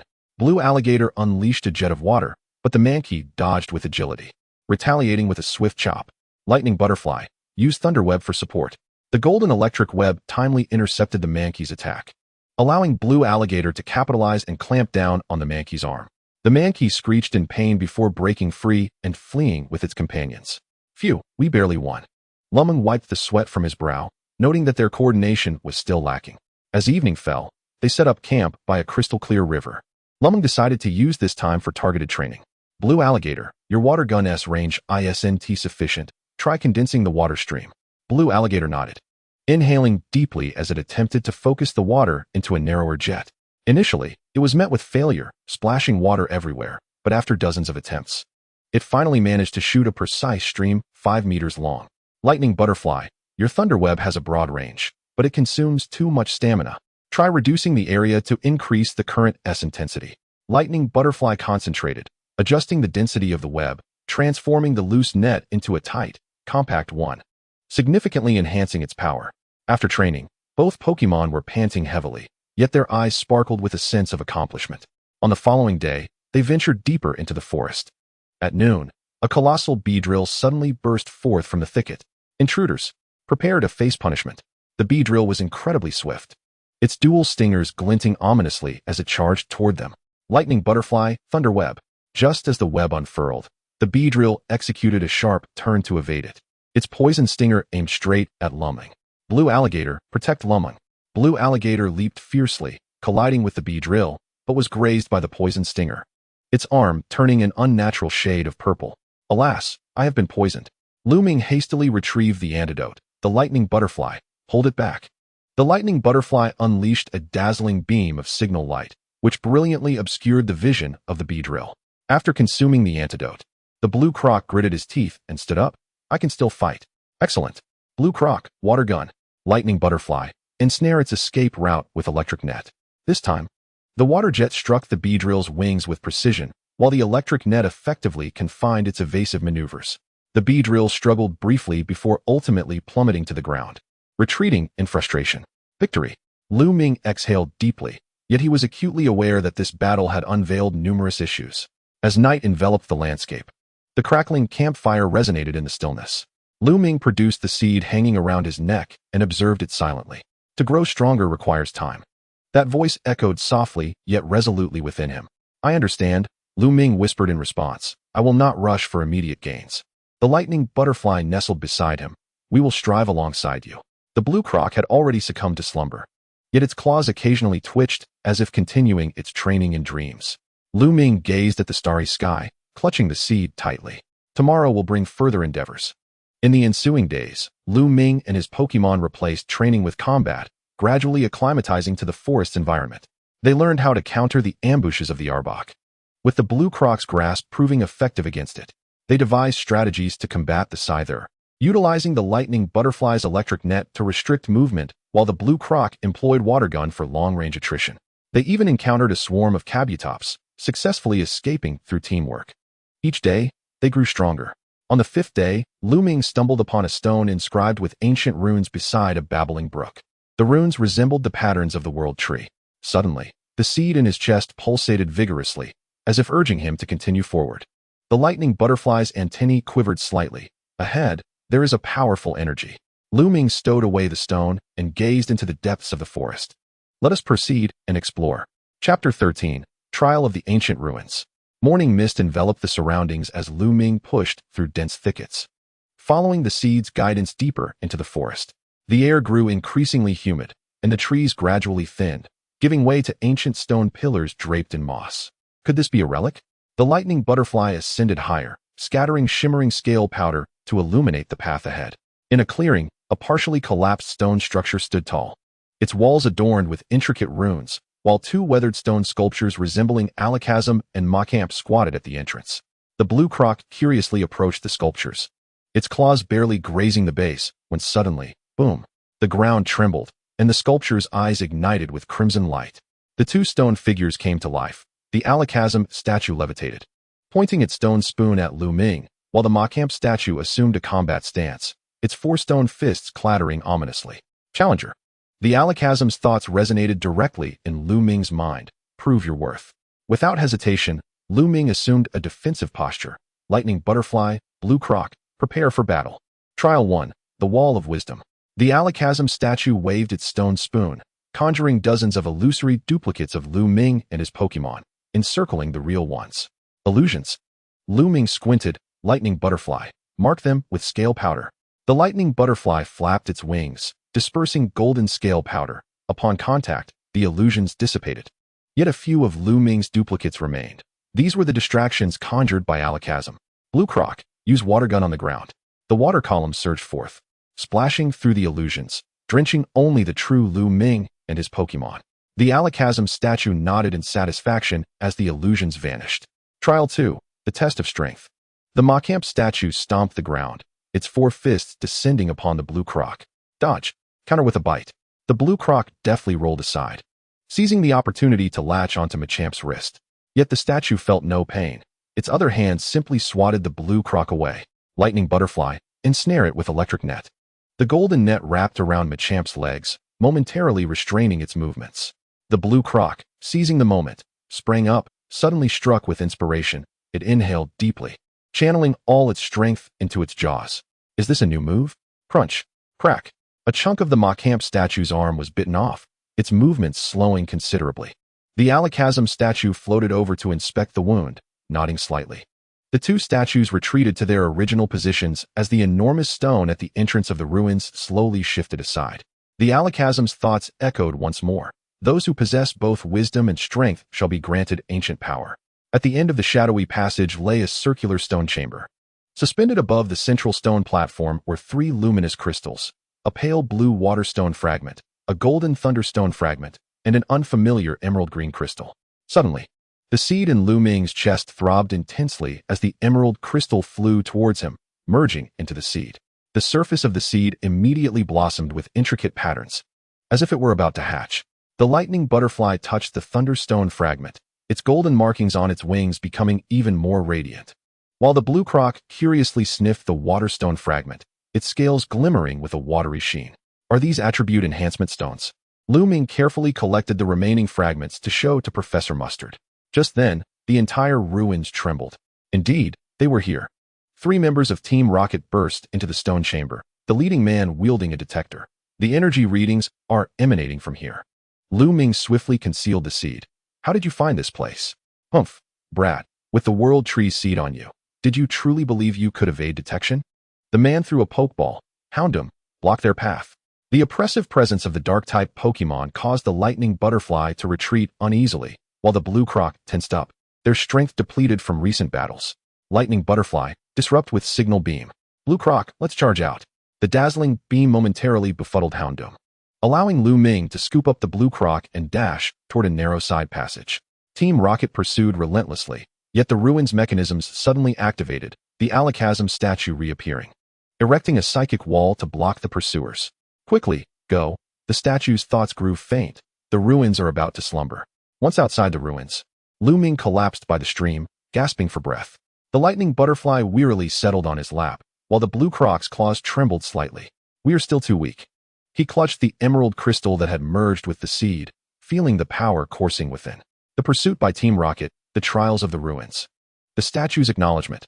All these experiences clarified for him that becoming stronger is not achieved overnight. The blue croc gently nudged his arm. Next time, we will surely win. The lightning butterfly fluttered its wings softly. We will continue our special training. As the sun dipped below the horizon, Lu Ming stowed away the attribute fragments, gazing toward the distant undulating mountains. Let us continue onward.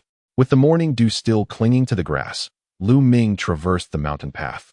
Ever since the battle at the ruins, his resolve to grow stronger had only intensified. Next, we must make the most of these attribute fragments. He retrieved the fragments of the Waterstone and Thunderstone, observing them under the sunlight. The blue croc curiously leaned in, its nose almost touching the Waterstone. Will this make me stronger? It should. Lu Ming placed the Waterstone fragment on the blue croc's forehead, hoping to see if it could absorb its energy. The blue croc closed its eyes, its scales gradually emanating a soft blue glow. The fragments of the Waterstone gradually dissolved, transforming into streams of water attribute energy that seeped into its being. How does it feel? The blue crocodile opened its eyes and suddenly unleashed a water gun more powerful than ever, with a range extending 3 to 4 meters. Wow, it really works. The lightning butterfly also attempted to absorb the fragments of the Thunderstone, its golden patterns on the wings becoming even more radiant. And the intensity of the electric current noticeably increased. It seems these fragments are indeed valuable. One wonders where more can be found. It appears that vigilance during future travels will be essential. At noon, they arrived at a small waterfall.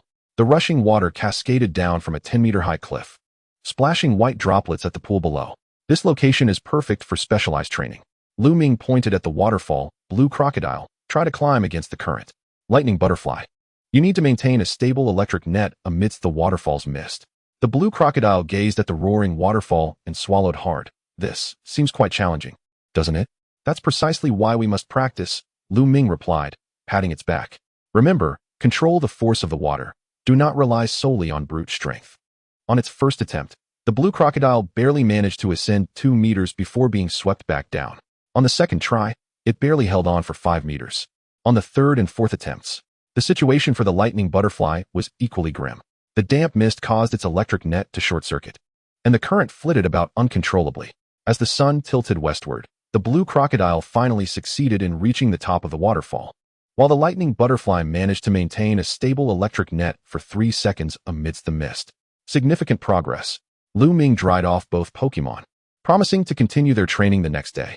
On the third morning, as they were having breakfast by the waterfall, a cheerful voice called out, "Hey, are you also training here?" Looking up, they saw a youth clad in a martial arts uniform standing on a rock, accompanied by a Mach-Hop. The boy nimbly jumped down and extended his hand. "I'm Akai, preparing for the selection tournament at the fighting gym." Lu Ming shook his hand. "I'm Lu Ming. And these are my partners, Blue Crocodile and Lightning Butterfly." Akai's Mach-Hop curiously scrutinized the Blue Crocodile. "Your claws are quite suited for combat. Would you like to spar?" The Blue Crocodile looked at Lu Ming, and upon receiving an encouraging nod, stood up with determination. "Bring it on." Without any type advantages or flashy tactics, they engaged in the most fundamental of brawls, Machop's Chop versus Blue Crocodile's Bite. The two Pokémon clashed fiercely in the open area by the stream, while Akai and Lu Ming observed from the sidelines. "Your Blue Crocodile has a solid stance," Akai praised, "but its attack angles are too singular." Lu Ming pondered this observation. Indeed, Blue Crocodile relies too heavily on biting moves. After several minutes of combat, Mach-Hop concluded the match with a precise cross-chop. The Blue Crocodile sat on the ground, panting heavily, yet showed no signs of discouragement. "I learned a lot." Akai smiled, handing the Blue Crocodile a bottle of special healing ointment. "The essence of fighting lies in coordinating your entire body's strength, not just that of a single part." He demonstrated several basic movements, and the Blue Crocodile began to mimic him with enthusiasm. In the following days, Lu Ming adjusted their training regimen. Blue Crocodile learned fighting techniques from Akai, combining Bite with Water Gun to create a unique water flow biting attack. Lightning Butterfly continued to enhance the electric net in the waterfall environment, while attempting to compress the signal beam into a more precise energy beam. Lu Ming himself learned to command with greater precision, minimizing unnecessary calls. When Akai's Mach-Hop evolved into a Mach-Hoke, he gifted the Blue Crocodile a handcrafted headband of strength upon parting. "Wearing this will help you better feel the flow of power." The Blue Crocodile solemnly tied the headband around its forehead. "Thank you. When we meet next time, I will be stronger." In the stillness of the night, Lu Ming retrieved the seed once more. After absorbing the verdant crystal, the seed's shell began to show minute cracks, with faint green light visible within. "Not enough yet," a gentle voice remarked. "I know," Lu Ming softly replied. "We will continue to grow stronger." The Lightning Butterfly and Blue Crocodile leaned against him, drifting into deep slumber. The glow of the campfire illuminated 3 weary yet content faces. The starry sky above the mountains shone exceptionally bright, as if witnessing their growth. Chapter 14. An unexpected teacher. Morning light spilled across the expansive grassland as Lu Ming and his Pokémon finally departed from the mountainous region. The boundless plain swayed with wild grass in the wind, and in the distance, a herd of toros could be seen migrating. According to the map, crossing this plain would lead to the Lake of Origin. Lu Ming stowed away his compass, but before that, he glanced at Blue Crocodile and Lightning Butterfly, who immediately understood and assumed combat stances. Today's objective was practical testing of their new techniques.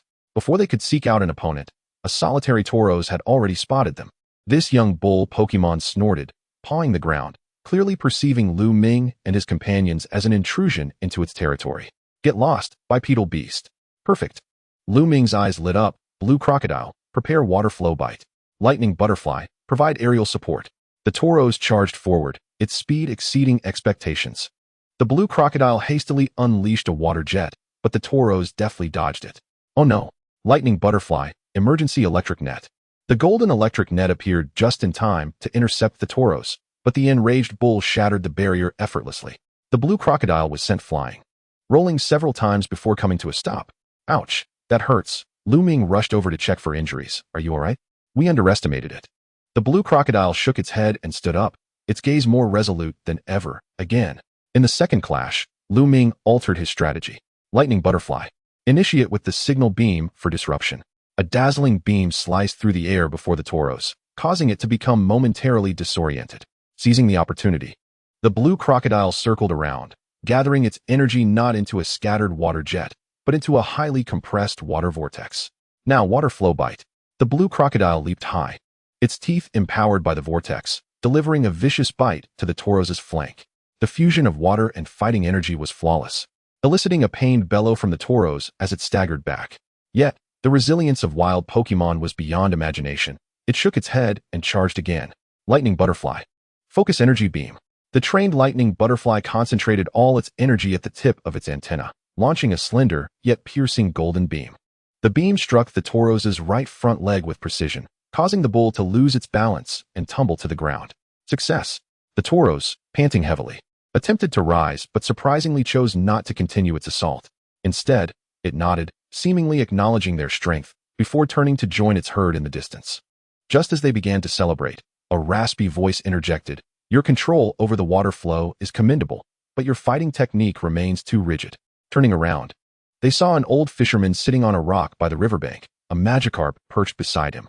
The elder squinted as he critiqued. "That water flow bite of yours has enough rotational force, but lacks penetration." Lu Ming, astonished, asked, "You understand our tactics?" I've been fishing for 40 years. My comprehension of water flow surpasses yours," he replied, gesturing towards the blue crocodile. "Want to learn how to make your water blades cut deeper?" The blue crocodile nodded vigorously. For the next 2 hours, the old fisherman imparted his wisdom through the simplest of analogies. Imagine your water is not a gun, but a knife. When biting, relax your lower jaw, allowing the water flow to penetrate first before closing. The force in fighting should originate from your hind legs, transmitting power like casting a fishing rod. Under careful guidance, Blue Croc's new techniques have become markedly more formidable, leaving deeper impressions on the training logs. Lu Ming diligently recorded today's progress, which could prove valuable for future training. By the campfire, Lu Ming noted his findings for the day. Thunderwing Butterfly was practicing splitting a concentrated energy beam into a rapid succession of smaller beams, while Blue Croc repeatedly pondered the old fisherman's words, occasionally practicing its biting motion against the air. "We have made significant strides, yet it is still insufficient." Lu Ming placed a hand over the seed on his chest, sensing that the Lake of Origins might harbor even greater challenges. The seed pulsed gently, seemingly responding to his thoughts. In the distance, the sounds of the Quintero tribe running echoed, causing the ground to tremble slightly. In the night sky, a few Gugu began their nocturnal patrols. This was a land brimming with wild power, and they were gradually becoming a part of it. Morning mist enveloped the Lake of Origins, its surface as tranquil as a mirror, reflecting the rising sun. Lu Ming stood at the water's edge, inhaling the moist air deeply. It was finally time. Blue Croc, unable to contain its excitement, dashed to the shallow waters, and upon touching the lake, exclaimed, "This water is different. There's a unique power within it." Thunderwing Butterfly delicately perched on the reeds by the shore, its antennae quivering slightly. "There are many powerful water-type Pokémon in the lake. Hey, over there." A boy wearing a sun hat approached, wielding a fishing rod and several pokeballs at his waist. His Krabby followed closely behind, brandishing its claws aggressively. "You must be a trainer. Let us battle." The boy grinned widely. "I'm A Quan, destined to become a water-type master." Lu Ming nodded. "I am Lu Ming. Pleased to make your acquaintance." The first round, Blue Croc versus Krabby. Krabby, use Bubble Beam. A flurry of bubbles surged forth, and instinctively, Blue Croc tried to evade. But Lu Ming shouted, "Don't dodge. Use Water Gun to slice through it." Immediately understanding, Blue Croc concentrated a swirling stream of water, cleaving the bubble barrage in two. However, Krabby seized the opportunity, its claws glowing white. "Crab Hammer. Take it head on, then bite." Blue Croc gritted its teeth, clamping down on Krabby's claw. The two Pokémon struggled in the shallow waters, sending splashes soaring. "Now, use its momentum to throw." Lu Ming's new command sparked an epiphany in Blue Croc. It suddenly released its grip, leveraging Krabby's forward momentum to execute a shoulder throw, sending the opponent crashing into the water. Krabby surfaced dazed, unable to continue the fight. "Wow, that move was brilliant." A Quan, rather than feeling disheartened, leaned in eagerly. "How did you think to use a fighting technique?" Lu Ming scratched his head. "I learned some basics from a fighting-type trainer I encountered earlier." Aquan's Lotad and Goldeen joined in the discussion. For the next 2 hours, the two boys exchanged insights on training water-type Pokémon. Aquan demonstrated how to utilize water currents to obscure attack trajectories, while Lu Ming shared techniques for compressing water pressure. Thunderwing Butterfly and Lotad even collaborated to develop an electric conductivity strategy, expanding the electric field using the lake's water. In the afternoon, Aquan proposed, "There's a tradition at the Lake of Origins. Would you dare to have Blue Croc face a trial at the heart of the lake?" He pointed to a rock jutting out of the water. "The guardian of the lake resides there. If you gain its approval." Lu Ming glanced at Blue Croc, who was eagerly wagging its tail. The journey to the lake center was no easy feat. Curious Mario trailed behind, while several Psyduck deliberately created whirlpools to disrupt their path. Blue Croc remembered the old fisherman's teachings, wrapping water currents around itself to maintain balance. When it finally clambered onto the rock, a carefree Ludicolo was basking in the sun. Want to grow stronger? Ludicolo languidly sat up. Withstand 3 of my moves without falling, and I shall teach you something interesting. The first move, Water Pulse. Blue Croc was jolted back to the edge of the rock, gritting its teeth to hold firm. The second move, Energy Ball. Grass-type energy scorched its scales, yet its water armor mitigated some damage. The third move, Ludicolo suddenly leaped into a dance, causing Blue Croc to become dizzy. Focus. Lu Ming's voice called from the shore. Feel the water currents. Blue Croc plunged its claws into the crevices of the rock, resisting the disorientation. When the dance ceased, it wobbled but remained standing. Ludicolo nodded in satisfaction, retrieving a crystalline droplet from its leafy back. This is a gift from the lake. Upon returning to the shore, Blue Croc presented the droplet to Lu Ming. The moment the droplet touched his skin, it merged into Blue Croc's body. Is this the essence of water-type energy? Lu Ming perused his Pokédex, discovering a new skill added to Blue Croc's data, Water Jet. Aquan expressed envy. I've heard only Pokémon acknowledged by Ludicolo can receive this. As the sun dipped below the horizon, the two boys bid farewell by the lake. Aquan set off to continue his fishing journey, while Lu Ming decided to linger by the lakeside for a few more days. In the stillness of the night, the seed on Lu Ming's chest began to thrum vigorously. He approached the lakeside, discovering the serene water surface illuminated by countless flickering lights. As if stars had descended into the depths, Thunderwing Butterfly raised its antennae warily. Something from the lake is calling to the seed. Blue Croc volunteered to dive for exploration, but Lu Ming interjected, "It's too dangerous. We shall prepare thoroughly for tomorrow." He cupped a handful of lake water, watching the shimmering lights in his palm flicker before fading. The pulsing of the seed synchronized with the ripples of the lake, as if engaged in a profound dialogue. "Tomorrow," Lu Ming whispered. Chapter 15. This strength is not that strength. At dawn, the Lake of Origins was shrouded in a pale blue mist. Lu Ming distributed the prepared berries to Blue Croc and Thunderwing Butterfly. Checking the hastily assembled diving apparatus, a makeshift respirator fashioned from an empty pokeball and a waterproof supply bag. "Remember, retreat immediately if you encounter danger," he reiterated. Blue Croc thumped its chest. "Don't worry. My sensitivity to water currents is sharper than ever." Thunderwing Butterfly carefully secured the seed to Lu Ming's chest with silk thread. This way it won't get lost. The lake water proved clearer than anticipated. Sunlight pierced through the surface, casting shimmering reflections on the lake bed. Blue Croc led Lu Ming, tethered by a vine, skillfully navigating around the swaying aquatic plants. After descending about 5 meters, Thunderwing Butterfly's shimmering scales illuminated the way ahead, revealing a circular platform composed of coral and rocks resting quietly on the lake bed, inscribed with runes reminiscent of those in the ruins. "That's it." Blue Croc accelerated toward it. Suddenly, a swarm of glowing fish darted from the coral, their luminescent tails flickering violently, forming a line of ancient glowing script. Lu Ming barely deciphered a few symbols. Trial, pure heart. A whirlpool emerged from the concave center of the platform, and the figure of Ludicolo gradually materialized. Unlike the one above the surface, this Ludicolo's leaves possessed a crystalline quality. "To approach the core, first prove your true intentions," it declared, waving its leaves as 3 curtains of water rose. 1. The Curtain of Anger. An illusion of Team Rocket capturing Pokémon materialized in the water. 2. The Curtain of Greed, showcasing countless rare evolution stones and items. 3. The Curtain of Fear, revealing horrifying scenes of the world's destruction. Blue Croc instinctively prepared to attack the Team Rocket illusion, but Lu Ming grasped its wrist. "Don't act impulsively. These are mere illusions." Thunderwing Butterfly scattered calming scale powder to help Lu Ming maintain his composure.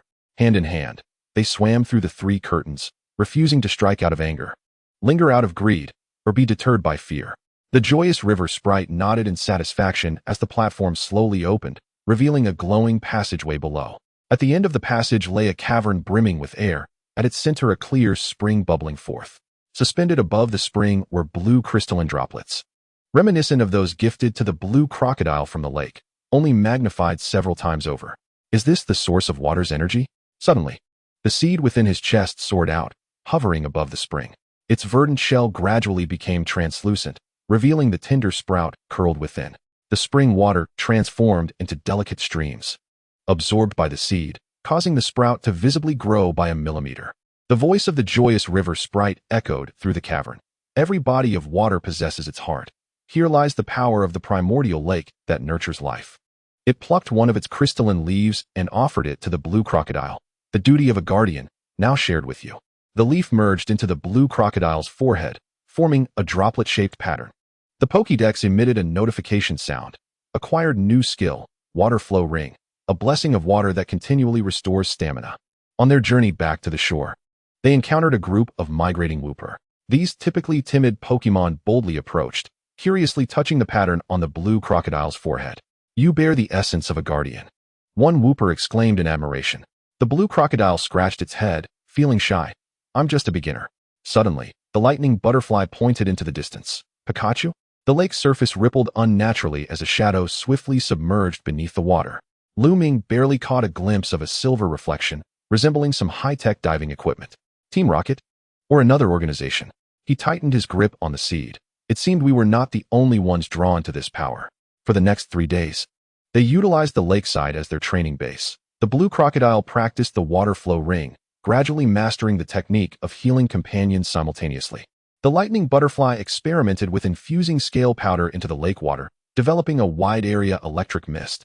Lu Ming learned from passing fishermen how to craft buoy traps, enhancing their wilderness survival skills. The seed absorbed small amounts of lake water daily, and the sprout had already grown its second leaf. Whenever the moonlight shone brightly, the seed projected blurry images, seemingly depicting scenes from when the world tree was yet unharmed. On the morning of the 4th day, as Lu Ming organized his belongings in preparation to depart, the joyous river sprite suddenly appeared at the shore. Take this. It handed him a crystalline blue orb. Inside the orb, a droplet of lake water remained in perpetual motion. With the morning dew still fresh, Lu Ming and his companions departed the primordial lake, stepping into the vast expanse of grasslands. The gentle breeze caressed them, the grass undulating like waves, while in the distance, a few mareep grazed leisurely. According to the map, crossing this prairie would lead them to the Meteorological Research Institute. Lu Ming stowed away the compass and glanced back at the blue crocodile and lightning butterfly. Today's objective was to enhance their combat reflexes while on the move. Not long after, a group of snivy bore down upon them. These mischievous little creatures bared their teeth, clearly perceiving the travelers as intruders. Hand over your food. The leader, a snivy, waved its claws threateningly. Lu Ming smiled slightly. Just the opportunity for practice. Blue crocodile, prepare the water flow ring. Lightning butterfly, unleash the electric mist. The droplet pattern on the blue crocodile's forehead illuminated, enveloping it in a healing water veil. The lightning butterfly flapped its wings, scattering electrified scale powder, and a fine mist of water spread across the grassland. As the snivy charged, electricity coursed through them, causing their fur to stand on end as they squeaked in alarm. Control the force. Lu Ming quickly reminded, just drive them away, don't harm them. The lightning butterfly immediately adjusted the concentration of the scale powder, and the snivy merely felt a slight tingle before retreating in dismay. During their afternoon break, Lu Ming felt an inexplicable sensation of being watched. Each time he turned around, he only caught a glimpse of the grass rustling. Did you feel that? He whispered. The blue crocodile twitched its nose. I detect a metallic scent. The lightning butterfly quietly ascended, spotting a reflective point from above. Approximately 200 meters away, a boy clad in camouflage was observing them through binoculars, accompanied by a Metagross. A Metagross? Not Team Rocket. Lu Ming was somewhat surprised. It was unexpected to see such a rare species in the care of a mere boy. Let us not alert him just yet. Before he could finish, the sky abruptly darkened. The once clear sky was soon shrouded in ominous clouds. These were not naturally formed rain clouds. Within the layers, artificial spiral patterns were faintly visible. Meteorological weapons. Lu Ming recalled what you had mentioned about Team Rocket's weather control experiments. Quick, find shelter from the rain. They dashed toward a rocky outcrop just as the rain began to pour down in large drops. Strangely, the rain was a pale purple, and upon contact with their skin, it produced a slight stinging sensation. The blue crocodile immediately manifested the water flow ring, enveloping the three in a light blue veil that neutralized the harmful substances in the rain. The boy in camouflage appeared taken aback as well. His Metagross was using a light wall to shield against the acid rain. Hey, newcomers over there. The boy finally approached. I'm Xiao Gang, an intern at the Meteorological Research Institute. This downpour is unnatural. Follow me. After a moment's hesitation, Lu Ming decided to comply. Xiao Gang's Metagross cleared the path ahead using psychic force to move aside the obstructing debris. What is your institute study? Lu Ming called out as they ran. Recently, There have been abnormal weather patterns everywhere. Xiao Gang pointed at the sky. We suspect someone is manipulating the powers of legendary Pokémon. Suddenly, the lightning butterfly issued a warning. Watch out ahead. A bolt of lightning struck 10 meters in front of them, creating a crater where several strange machines continued to operate, sending signals to the clouds. These machines are generating acid rain. Xiao Gang examined the devices, but forcing them to break would likely cause an explosion. Lu Ming scrutinized the machine's structure and noticed a detail. Look at this energy conduit. It's different from the model's team rocket used in the ruins. The seed in his chest began to emit warmth, conveying a message. Lu Ming's intuition sparked. Blue crocodile. Use water jet on the connection point of the conduit. The finest stream possible. The precisely compressed water column severed the conduit like a surgical scalpel, causing the machine to emit a few buzzing sounds before ceasing operation. Xiao Gang stared in astonishment. How did you know that was its weak point? Intuition, Lu Ming replied succinctly. Are there other machines? At least 3 more scattered across the prairie. Xiao Gang pulled up an electronic map. Shall we split up?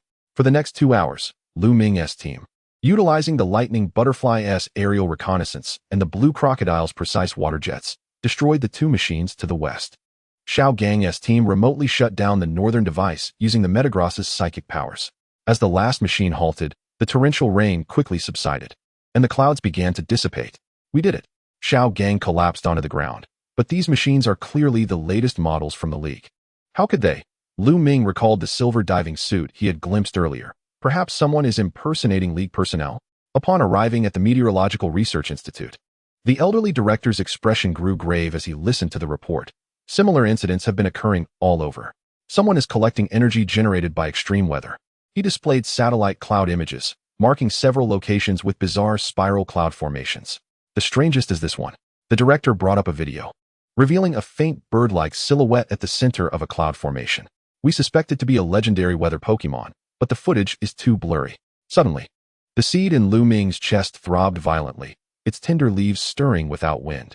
He excused himself, feigning fatigue, and after returning to his room, the seed projected a new image, a juvenile Lugia imprisoned within a mechanical apparatus. What is this? Outside the window, the moonlight was once again obscured by dark clouds. In the distance across the prairie, a figure clad in a silver diving suit was quietly departing. Chapter 16, Climate Crisis. Morning sunlight streamed into the guest room of the Meteorological Research Institute, rousing Lu Ming from his slumber with a frantic knocking at the door. Wake up. Anomalous weather has occurred again. Xiao Gang's voice called from outside. Lu Ming sprang to his feet, only to find the sky outside painted in an eerie orange-red hue. The Blue Crocodile and Lightning Butterfly had already taken their positions by the window, their expressions grave. In the monitoring room of the institute, the elderly director pointed at a radar image depicting a swirling mass of clouds forming. This time, it's located near the Temple of Harvest in the northwest, and the energy readings are stronger than yesterday. The Temple of Harvest? Lu Ming recalled the map. Wasn't that an ancient relic dedicated to the energy of the land? Xiao Gang quickly typed on the keyboard to pull up the data. According to legend, the Temple of Harvest can balance the energy of the earth. If it is destroyed, the director's face turned ashen. The entire regional ecosystem would collapse. A sudden sharp pain pierced Lu Ming's chest where the seed lay, and images flashed in his mind. The ancient mechanisms beneath the temple, the purple energy binding the small Lugia, and the operators clad in silver uniforms. We must stop them, Lu Ming exclaimed. Outside the institute, Xiao Gang was checking the equipment. I will accompany you. The metal monster can sense mechanical devices, which will be helpful for tracking. Lu Ming nodded and turned to his companions. Blue Crocodile, we may need your water flow ring to purify the contaminated rainwater. Lightning Butterfly, your control over the electric mist must be more precise this time. The 2 Pokémon nodded earnestly in agreement. Before their departure, the director handed Lu Ming a portable weather instrument. This will provide early warnings of anomalous energy fluctuations. Proceed with caution. To reach the temple before the torrential rain formed, they chose to traverse the Thorns Plain. The first trial, the Thorny Thicket. The Blue Crocodile bit through the underbrush, while the Lightning Butterfly scorched the thorny vines with its signal beams. Xiao Gang's metal monster used telekinesis to lift the trio over the most treacherous swampy area. The second trial, Wild Pokémon. A herd of startled Stantler, angered by the unusual weather, charged towards them in a frenzy. Lu Ming directed the Blue Crocodile to create a water barrier in front of the herd, and with the Lightning Butterfly's electric net forming a buffer zone, they ultimately diverted the stampede. Xiao Gang wiped the sweat from his brow. Your commands are becoming increasingly adept. Lu Ming smiled. It's all honed through practical experience. During a brief evening respite, the four gathered to strategize. Based on the meteorological data, they could potentially install a weather device atop the temple. Xiao Gang sketched a simple diagram, but a frontal assault was too perilous. Lu Ming pondered, touching the seed. There should be ancient passages beneath the temple. The visions from the seed revealed Lugia is imprisoned there. Shall we split up? Xiao Gang proposed. You and your Pokémon take the underground route while I create a distraction on the surface. The lightning butterfly suddenly raised its antennae. The metal monster says it can sense metallic reactions underground. Xiao Gang's metal monster nodded. Its eyes flickering with blue light. 300 meters deep, large machinery, 6 life signs, one of which is very weak. That must be Lugia. Lu Ming rose. Urgency in his voice, we must hurry. Just as they prepared to set off, a rustling emerged from the grass. The boy in camouflage from the prairie stepped forward, accompanied by an armored bird. Indeed, it's you, Xiao Gang exclaimed, recognizing the League investigator, Jed. Jed displayed his credentials. I have been undercover investigating this illegal organization for 2 months. Your actions against the acid rain device disrupted their plans, and now they are desperate. It turned out that this organization, calling themselves the Meteorological Innovation Society, aimed to harness the power of legendary Pokémon to control the global climate. The temple was merely the beginning. Jed displayed a holographic map, revealing their ultimate goal. The image zoomed in on a colossal tree. The World Tree. Lu Ming gasped in astonishment. Jed looked at him quizzically. Do you know this place? It vanished 3 months ago. Lu Ming did not explain, merely tightening his grip on the seed at his chest. Under the cover of night, the two teams set off in separate directions. Jed and Xiao Gang engaged in a feint on the surface to draw the guards' attention, while Lu Ming's team, guided by the metal monster's telekinesis, discovered an ancient staircase concealed by weeds. At the dim end of the staircase, a stone door adorned with harvest symbols barred their path. The blue crocodile attempted a water jet, but the stone door remained unmoved. It requires a key, Lu Ming observed the door's groove, suddenly struck by inspiration as he retrieved the blue orb gifted by the cheerful river sprite. The orb fit snugly into the groove, and the stone door slid open silently. In the damp air, a faint whimper could be heard. Help! A battered silver Lugia was imprisoned within a purple energy cage. In the dim depths of the temple, the ominous glow of the purple energy cage surrounded the small Lugia, its wings bound by specially crafted metallic rings that sent electric shocks with every struggle. Do not approach, it's dangerous, it communicated through fragmented telepathy. Lu Ming signaled to the blue crocodile and lightning butterfly to stay alert, then cautiously approached. Don't be afraid. We are here to help you. Surrounding the energy cage were 6 bizarre machines, siphoning Lugia's power. Lu Ming observed closely. 1. Energy converter. Transforms Lugia's flying-type energy into weather waves. 2. Pain amplifying ring. Forces the Pokémon to release more power through torment. 3. Self-destruct protocol. Initiates an explosion if damaged. We need to sever all connections simultaneously, Lu Ming whispered. Lightning butterfly, can you cover the entire area with the electric mist? The lightning butterfly nodded and began to quietly disperse the charged mist. Meanwhile, the blue crocodile focused on the conduits, contemplating how to make precise cuts. Step 1. Disrupt the surveillance. The lightning butterfly coated the monitoring probe in the corner with scale powder, creating static interference. Step 2. Cut off the energy flow. The blue crocodile compressed the water into sharp blades, while the lightning butterfly used its concentrated light beams to mark 6 critical nodes. 3, 2, 1 now. 6 water blades struck their targets with pinpoint accuracy, triggering a deafening alarm from the machines. Lugia curled up in pain as the self-destruct protocol activated. Step 3. Emergency protection. Blue crocodile, maximum range water flow ring. A healing water curtain enveloped Lugia, temporarily alleviating some of the damage. Yet the countdown to the explosion continued, and the entire chamber began to tremble. Think of something. Lu Ming anxiously glanced at the seed. The seed suddenly throbbed violently, its tender shoots projecting an ancient structural diagram of the Temple of Harvest, revealing an emergency waterway leading directly to an underground lake. Blue crocodile, use your strongest water jet on the ground in the southeast corner. The compressed water column blasted through the stone slab, revealing a deep waterway below. Lu Ming scooped up the weakened Lugia. Lightning butterfly, use the electric net to temporarily seal off the explosion shockwave. Blue crocodile, carry us downstream. As the trio leapt into the waterway, a thunderous explosion erupted behind them. The electric net held for only 3 seconds before being overwhelmed, but it had bought them precious time. Amidst the rushing waters, the blue crocodile maintained the water flow ring to protect everyone, while the lightning butterfly illuminated the path ahead. When Lugia opened its eyes slightly and saw the seed on Lu Ming's chest, it suddenly perked up, the seed of the world tree. At the end of the waterway lay a vast underground lake, its surface shimmering with a radiant blue glow. Countless lantern fish and pearl clams resided there, gathering around the newcomers curiously. As Lu Ming cupped his hands to gather the water, he discovered it was rich in healing energy, a natural spring of restoration. Lugia was gently placed into the lake, its wounds healing at a visibly rapid pace. It gazed at Lu Ming with gratitude. Those humans wished to harness my power to create an eternal storm. Suddenly, Brock's voice echoed from above the rocky crevice. Lu Ming, are you all right? It turned out he and Jade had successfully dismantled the weather apparatus on the surface, following the signals of the metallic creature to this location. While Lugia recuperated, Lu Ming explained the situation to Jade. The Weather Revolution Society was far more perilous than they had anticipated. Jade examined the components they had retrieved from underground, clearly remnants of Team Rocket's technology. Brock adjusted the weather device, but their intentions differ. Team Rocket aimed to control Pokémon, whereas these individuals seek to reshape the climate. Lugia weakly added, they have also captured other legendary Pokémon. Suddenly, a projection from Seed unveiled a new scene. Within a snowy mountain cave, Articuno was similarly imprisoned.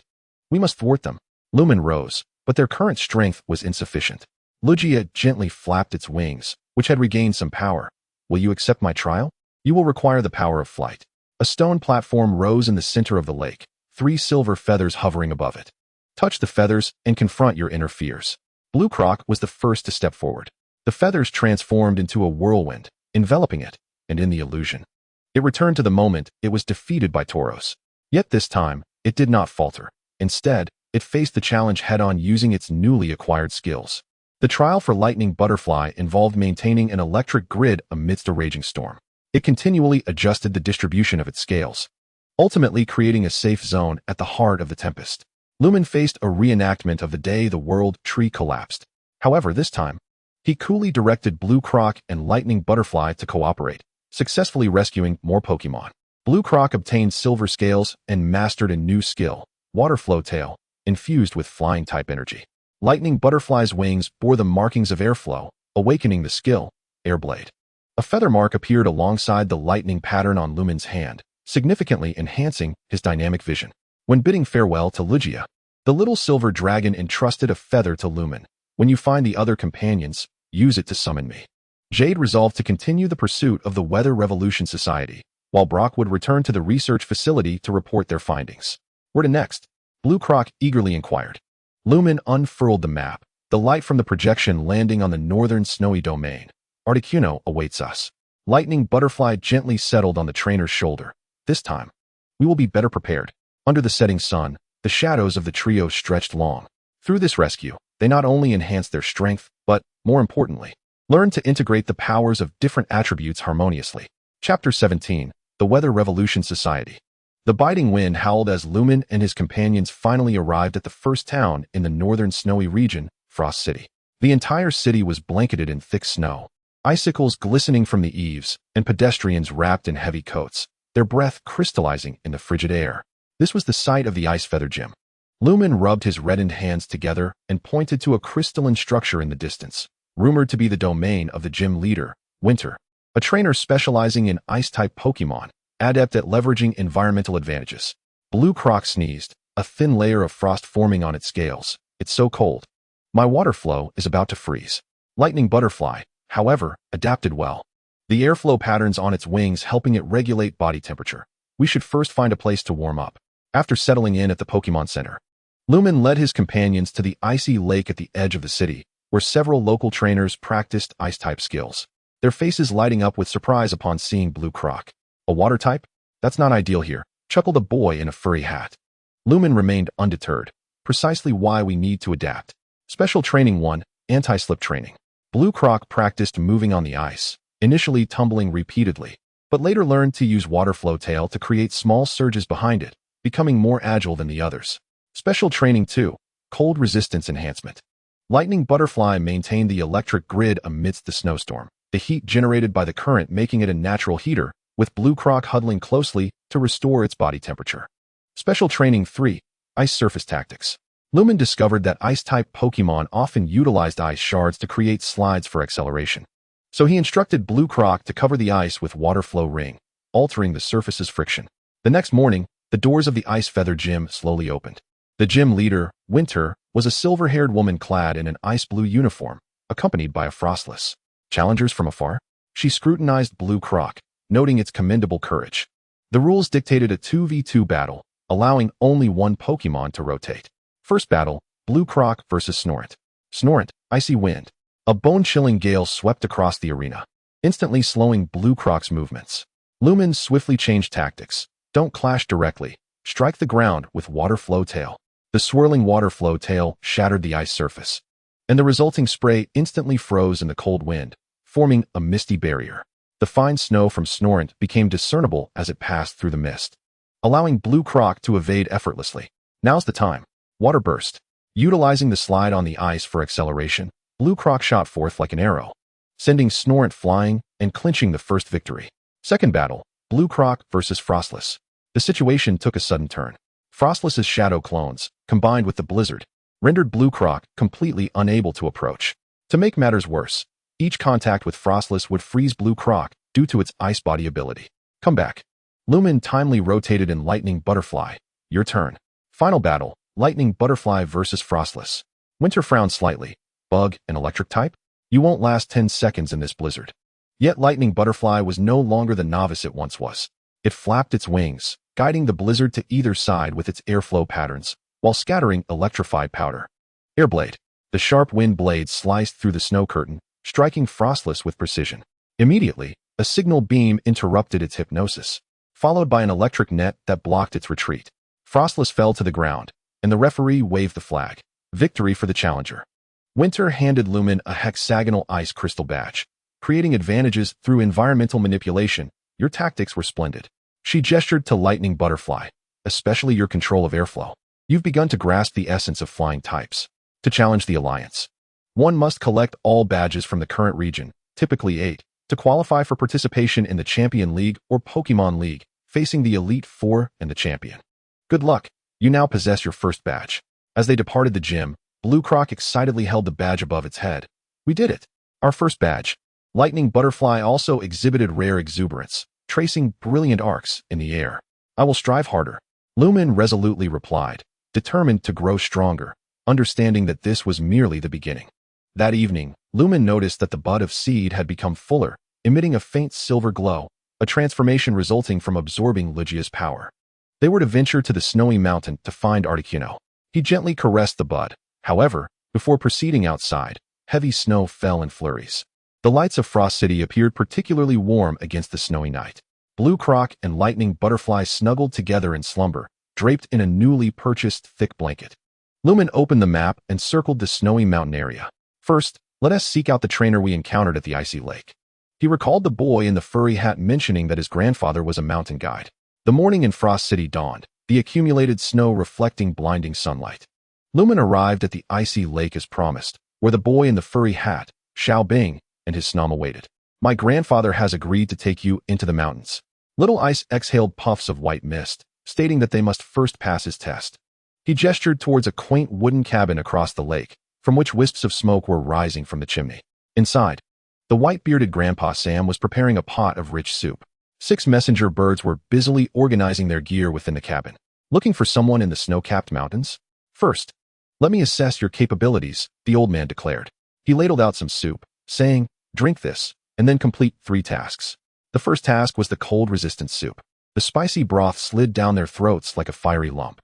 Blue Croc jumped up, while Thunderlight Butterfly's wings frosted over before quickly melting away. Lu Ming gritted his teeth and finished it, sweating profusely. It was a secret recipe made from spicy tomato and frost-resistant berries. The second task involved ice surface rescue. In the center of the lake, the old man placed a toy messenger bird to simulate a rescue scenario. Blue Croc had to complete the rescue while the ice cracked beneath him. Ingeniously, he crafted a bridge of ice using flowing water and then glided across with his tail acting as a paddle, flawlessly accomplishing the task. The third task tested their sense of direction in a blizzard. The old man activated his homemade blizzard machine. In conditions of zero visibility, Thunderlight Butterfly guided everyone out of the maze using the currents, rescuing a real lost snow child along the way. Qualified, Grandpa Sam nodded in satisfaction, tossing them 3 climbing packs. We depart at dawn tomorrow. In the afternoon, they procured equipment from the store. Anti-slip shoes, custom-made for Blue Croc. Thermal energy gems, which Thunderlight Butterfly could recharge to maintain warmth. And ice climbing ropes, woven from messenger bird feathers, remarkably durable. Little Ice discreetly handed Lu Ming a jar of ointment. Grandpa's frostbite remedy. Don't tell him I gave it to you. That night, Lu Ming examined the seeds. The silver buds glimmered with a hint of icy blue, seemingly filled with anticipation for the impending snow-capped mountains. At dawn, the climbing team set foot upon the glacier. Grandpa Sam's ice rock monster forged the path ahead, using its extremely low-temperature body to freeze unstable layers of snow. Walk in my footprints, the old man instructed sternly. The snow caves here can swallow an entire convoy. The first lesson was traversing snowy terrain. Blue Croc learned to use the flowing tail as a balance pole, while Thunderlight Butterfly was responsible for scouting the terrain ahead. Lu Ming practiced using his trekking pole to test the snow thickness. The second lesson focused on foraging in the polar wilderness. Precious ice moss and snowball fruits lay buried beneath the snow. Thunderlight Butterfly's electric ability could locate these plants, and Blue Croc would melt the snow with warm water to obtain them. During their noon break, they encountered their first real blizzard. The wind speed suddenly surged to 20 meters per second, and visibility plummeted. Grandpa Sam shouted, "Secure the ropes. Ice Rock Monster, create an ice wall." The Ice Rock Monster swiftly erected a semicircular barrier, but the wind and snow still seeped through the gaps. Blue Croc immediately unfurled a water flow ring to form a second layer of protection, while Thunderlight Butterfly used an electric net to absorb the falling snow, alleviating the pressure on the ice wall. Watch closely, kid. The old man pulled out several metallic plates from his bag. This is a portable anemometer from the Meteorological Research Institute. The wind is blowing from the northwest. He quickly deduced the safe direction and led everyone to a wind-sheltered ice cave. Lu Ming silently noted these techniques. In the face of nature, the power of humans and Pokémon felt so insignificant. Only wisdom ensured survival.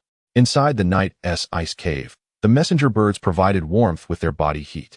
Grandpa Sam recounted the legends of the snow-capped mountains. The legendary Articuno comes to the peak's crystal palace every decade, renewing the glacier's energy with its icy winds.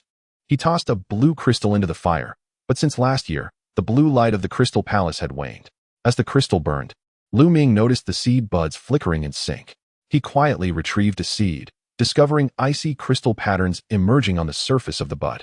"Grandpa, have you seen this plant before?" The old man squinted and stared for a long moment, suddenly lowering his voice. "This is the bud of the world tree? How did you come to possess this?" Just as Lu Ming was about to explain, a mechanical rumble echoed from outside the ice cave. Grandpa Sam extinguished the flames, and everyone stealthily approached the entrance. In the distance, several individuals clad in silver uniforms were erecting a giant antenna, at the center of which was a swirling blue energy mass. Indeed, the feather of Articuno. The Meteorological Reform Society. Lu Ming clenched his fists. Little Ice's snow-eater bug suddenly trembled. They are siphoning energy from the snow-capped mountains. The glaciers will melt. Grandpa Sam's expression grew grave. "We must stop them. However, a direct confrontation is too perilous. We can sabotage them from within." Lu Ming pointed towards the mountainside, where Thunderlight Butterfly discovered a ventilation duct. The old man pondered for a moment, then retrieved a yellowing map. This ancient ice tunnel leads beneath their base, but someone needs to divert the guards. Little Ice volunteered, "The snow-eater bug and I will go. We will create the illusion of an avalanche." With the plan in place, under the cover of night, 2 teams quietly set out. Chapter 18, Thunderous Valley. Within the ice tunnel, the ghostly blue crystals refracted faint light. Lu Ming and Blue Croc carefully advanced along the path frozen by the ice rock monster. As Thunderlight Butterfly's scale powder marked a safe route in the darkness. "These ice walls are at least 1,000 years old," Grandpa Sam whispered, brushing his fingers over ancient bubbles trapped within the ice. Legend has it that this tunnel was left behind by Regice's movements. Suddenly, Blue Croc halted. As the ice beneath its claws emitted a hollow echo, Lu Ming immediately crouched to investigate, discovering that beneath the thin ice lay an empty energy conduit, faintly visible with flowing purple energy. "It's the Meteorological Reform Society's supply line." He signaled for everyone to detour. "Thunderlight Butterfly, can you sense the flow of energy?" Thunderlight Butterfly's antennae glimmered slightly. "It leads to the control room above." According to the plan, 1. Grandpa Sam would remain in the tunnel to provide support. 2. Lu Ming's team would infiltrate the base's lower levels. 3. Little Ice would create an avalanche illusion from the ridge. Before parting ways, the old man fitted Blue Croc with specially designed ice claws. Remember, in extreme cold environments, water-type moves will freeze. Use this to your advantage. As they climbed through the ventilation duct into the lower levels of the base, the sight before them was alarming. Dozens of machines were extracting energy from the ice layers. And at the center, a cylindrical container suspended Articuno's feathers, which had dulled to a gray hue. Even more alarming was the projected three-dimensional image of the glacier. The core region was melting. We must cut off the energy supply immediately. Lu Ming scrutinized the control panel. But it required simultaneously shutting off 4 nodes. Blue Croc counted the guards for positions, and we only have 3 of us. Just as they were at a loss, a thumping sound echoed from the ventilation duct. It was Little Ice's snow eater bug. It clutched a crystal in its mouth, which split into 4 illusory snow children upon hitting the ground. We're here to help. The real snow children jumped down from the duct. Node A, Thunderwing Butterfly, severed the circuit remotely with an air blade. Node B, Blue Croc's water flow tail froze the pipe, causing it to burst. Nodes C and D, the illusory snow children distracted the guards while their true forms interfered with the control system using fine snow. Alarms blared throughout the base. Seizing the opportunity, Lu Ming dashed towards the main control column. But as soon as he touched the container, a defense mechanism was triggered, and 2 geometric snowflakes descended from the ceiling. Blue Croc, Ice Fawn. Water-type moves indeed froze in the extreme cold, but Blue Croc had a moment of inspiration. Biting the energy pipe with its icy fangs, using the momentum to swing behind a geometric snowflake, and with a water flow tail, sent it crashing into the control panel, triggering a short circuit. Thunderwing Butterfly engaged the other geometric snowflake, using an electric net to restrict its movement, ultimately directing the signal beam straight at the core. Amidst the chaos, Lu Ming opened the container. Articuno's feathers floated into his palm, instantly releasing a surge of accumulated ice energy. The entire room froze, while the feathers transformed into luminous particles that merged with the seed's bud. The first petal unfurled gently, its icy blue surface adorned with delicate snowflake patterns. Success. Quickly retreat. The group hurried back along their original path as the thunderous sound of the collapsing base echoed behind them. The avalanche illusion created by Little Ice had transformed into a genuine landslide, forever burying the incriminating evidence. Once they reached a safe zone, Grandpa Sam assessed the rescued snow boy. Well done, lads. Little Ice curiously touched the flower bud on Lu Ming's chest. What can it do now? As if in answer, the bud emitted a beam of blue light, manifesting a miniature ice and snow barrier before them, perfectly replicating Grandpa Sam's early years of ice wall techniques. Incredible, the old man murmured. It is learning the ice abilities it has witnessed. As night fell, the group gathered in the new ice cave. Lu Ming recorded the day's harvest. 1. Blue Crocodile grasped the art of adaptive combat in varying environments. 2. Thunderwing Butterfly mastered precise control in extreme cold climates. 3. The team's collaborative skills had significantly improved. Outside, the aurora danced across the night sky. The seeds swayed gently under the moonlight, as if heralding the next journey. According to the remnants of the frozen bird's feathers, the awakening place of the next petal lay in the Thunder Valley. After departing from the snowy mountains, Lu Ming and his companions journeyed southward, where the climate gradually grew warm and humid. In the distance, a low rumble of thunder emanated from the direction of Thunder Valley, with dark clouds swirling around the mountain peak. It was said that thunderstorms persisted there year-round. Lu Ming unfolded the map, pointing to a mark at the valley's entrance. There's a small town called Thunder Sound Village. We can resupply there. Blue Crocodile shook off the droplets of water from its body. Since the trials on the snowy mountain, its scales had become thicker, enhancing its adaptability to temperature changes. Let us hope I don't freeze into a block of ice again. Thunderwing Butterfly fluttered its wings lightly, the airflow patterns shimmering in the sunlight. I sense a vibrant electric energy there. Thunder Sound Village was a peculiar settlement built on stilts, with all houses coated in insulating material. A sign at the village entrance read, "Please refrain from using metal objects during thunderstorms. Are you here to challenge the Thunder Ruins?" A girl with sky-high braids leaped down from a tree, her electric squirrel curiously observing Lu Ming and his companions. "Challenge?" Lu Ming inquired, puzzled. The girl, Little Flash, winked mysteriously. Every season, the mischievous Thunderbolts hold a racing competition in the valley. The winner gains access to the depths of the ruins. She pointed to the lightning pattern on Lu Ming's hand. You bear the mark of the electric bird. Perhaps you can trigger a special event. To adapt to the high-frequency electric environment, Little Flash led them to an outdoor training ground. the electric squirrel released tiny currents, while Blue Crocodile had to predict the landing points to evade them.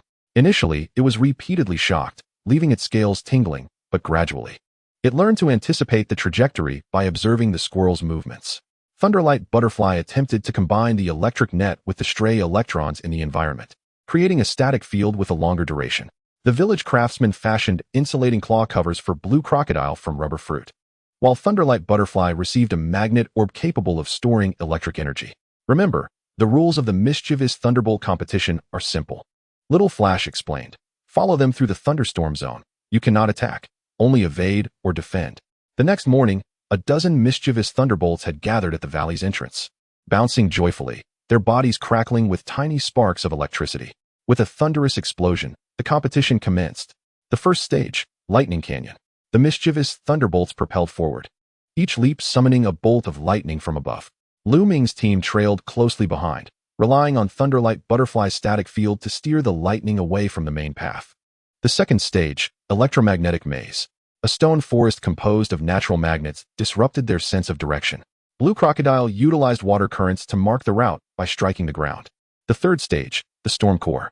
In the open area before the finish line, thunderstorms raged like rain. At a crucial moment, the seed suddenly burst forth with brilliance, the lightning patterns on its petals resonating with the natural lightning, forming a temporary protective shield for the trio. The reward for their successful arrival was entry into a circular stone chamber. At its center, a broken thunderstone floated above an altar, and the walls were adorned with murals depicting the electric bird coexisting with a certain plant, the very plant that blossomed into the world tree. This was the seed on Lu Ming's chest automatically flew out, and the second petal of the bud slowly unfurled in the energy of the lightning, this time revealing a golden lightning-patterned petal. Little Flash's electric squirrel suddenly perked up. Strangers are approaching. At the entrance of the stone chamber, 3 individuals clad in insulating suits were setting up a device, the leader coldly pressing a switch. Thank you for activating the ruins. Now the energy of the electric bird belongs to us. The electromagnetic pulse released by the device caused Thunderwing Butterfly to collapse in agony, and Blue Crocodile's insulating claw covers began to melt. In this dire moment, Lu Ming noticed a hidden mechanism in the mural. The electric bird's eyes could rotate. Blue Crocodile, 3 circles to the left. Thunderwing Butterfly, 2 circles to the right. As the mechanism turned, the entire ruins began to tremble. The ceiling split open, and a natural lightning bolt struck directly at the enemy's device. Members of the Weather Reform Association fled in disarray, only to collide with Miss Jun Sha, who had arrived upon hearing the commotion. Thanks to you, the police were alerted in advance. Jun Sha nodded in acknowledgement to Little Flash. That evening, Lu Ming organized the day's gains in the village. 1. Blue Crocodile acquired resistance to electricity, with its water tail now capable of inducing temporary paralysis. 2. Thunderwing Butterfly could store a small amount of natural electricity, awakening the electric sphere skill. 3. The second petal of the seed granted the team the ability to perceive lightning. Little Flash approached to bid farewell. Where to next? Lu Ming gazed into the distance. According to the petal's guidance, the next destination is. Both spoke in unison. The volcanic region. The electric squirrel bounced excitedly. Feathers of the Firebird. Chapter 19. The Legend of the Firebird. After leaving Thunder Valley, the humidity in the air gradually decreased, replaced by a dry, hot wind. On the distant horizon, the crimson silhouette of a volcano became clearly visible, with occasional plumes of smoke forming dark clouds in the sky. Ahead lay Flame Peak Town. Lu Ming wiped the sweat from his forehead.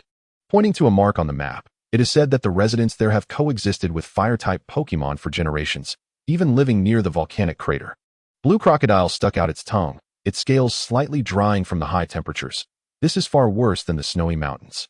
Thunderwing Butterfly's wing edges appeared slightly singed due to the dry air, yet it persisted in leading the way. We need to adapt to the environment first. The houses in Flame Peak Town were constructed from special heat-resistant materials, with roofs covered in insulation made from volcanic ash. On the streets, small fire horses and lava worms leisurely wandered, unperturbed by the high temperatures. New trainers? An elderly man with dark skin sat beside a tea stall, his coal turtle emitting small flames to brew tea. Care for a cup of iced tea? It's on the house. Lu Ming gratefully accepted, the cool tea instantly alleviating his heat. The old man introduced himself as Elder Yin, the town's guide. You've come at the right time. Tomorrow is the fire festival. Elder Yin pointed towards the volcano. At this time each year, We hold a ceremony to thank the Firebird for maintaining the balance of the volcano. The Firebird? Lu Ming's eyes sparkled. Is it here? Elder Yin shook his head. It hasn't appeared for 3 years. But the sacred fire on the altar remains unextinguished, indicating that it is still protecting this place from somewhere, to help them acclimatize to the volcanic environment. Elder Yin led them to an outdoor training ground. The cold turtle emitted gentle flames, and blue crocodile had to maintain moisture within the water flow ring to prevent evaporation.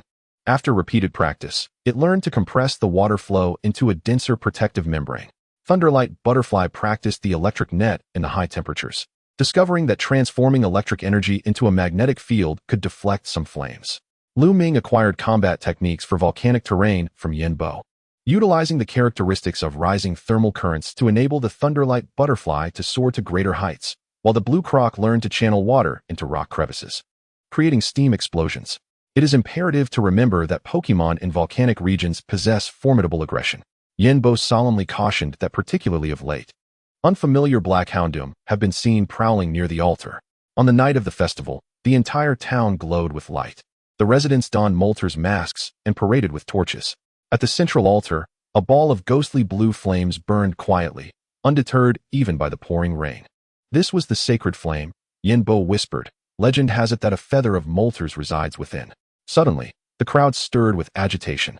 A few ferocious black houndoom charged into the square, heading straight for the sacred flame. They were Pokémon from the Meteorological Innovation Society. Lu Ming immediately recognized the purple chips on their collars, and the blue crocs swiftly formed a protective water barrier around the residents. Thunderwing Butterfly, deploy the electric net. The first wave of attack ensued. The jet of flames from the black houndoom was deflected by the magnetic net of the Thunderwing Butterfly, yet the intense heat caused the net to rapidly melt. The second wave of assault commenced. The blue croc attempted to strike with a water tail, but was repelled by a wave of malice. This is futile. Fire types have an advantage over the blue croc. Lu Ming gritted his teeth, suddenly noticing the stone tablet beside the sacred flame, inscribed with mechanisms resembling those in Thunder Valley. Thunderwing Butterfly. Activate the stone tablet with a signal beam. A resplendent beam struck the tablet's patterns, and the altar suddenly rose a protective shield, repelling the black houndoom.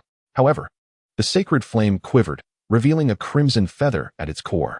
A feather of Molter's. Members of the Meteorological Innovation Society burst forth from the shadows, the leader raising a specially crafted container. We have finally found it. The moment the feather was removed, the earth began to tremble. The volcanic crater belched thick smoke, and the pressure in the magma conduits was evidently unbalanced. This is dire. The feather is the key to stabilizing the volcano, Yin Bo exclaimed. The seed on Lu Ming's chest suddenly grew intensely hot, the first ice crystal petal and the second lightning petal igniting simultaneously. A flash of inspiration struck him as he raised the seed above his head. Blue croc, Thunderwing Butterfly, channel your energy into the seed. The intertwining of ice water flow and electric network infused the flower bud with energy. The third petal, a fiery red flame petal, slowly unfurled. Tricolored radiance shot towards the sacred flame platform, forming a temporary energy substitute. The black houndoom were momentarily dazzled by the brilliant light, fleeing with their tails between their legs. The crisis was averted for now, but the feather of Molter's had been taken. Yin Bo checked the volcanic monitoring device. The energy will last no more than 3 days.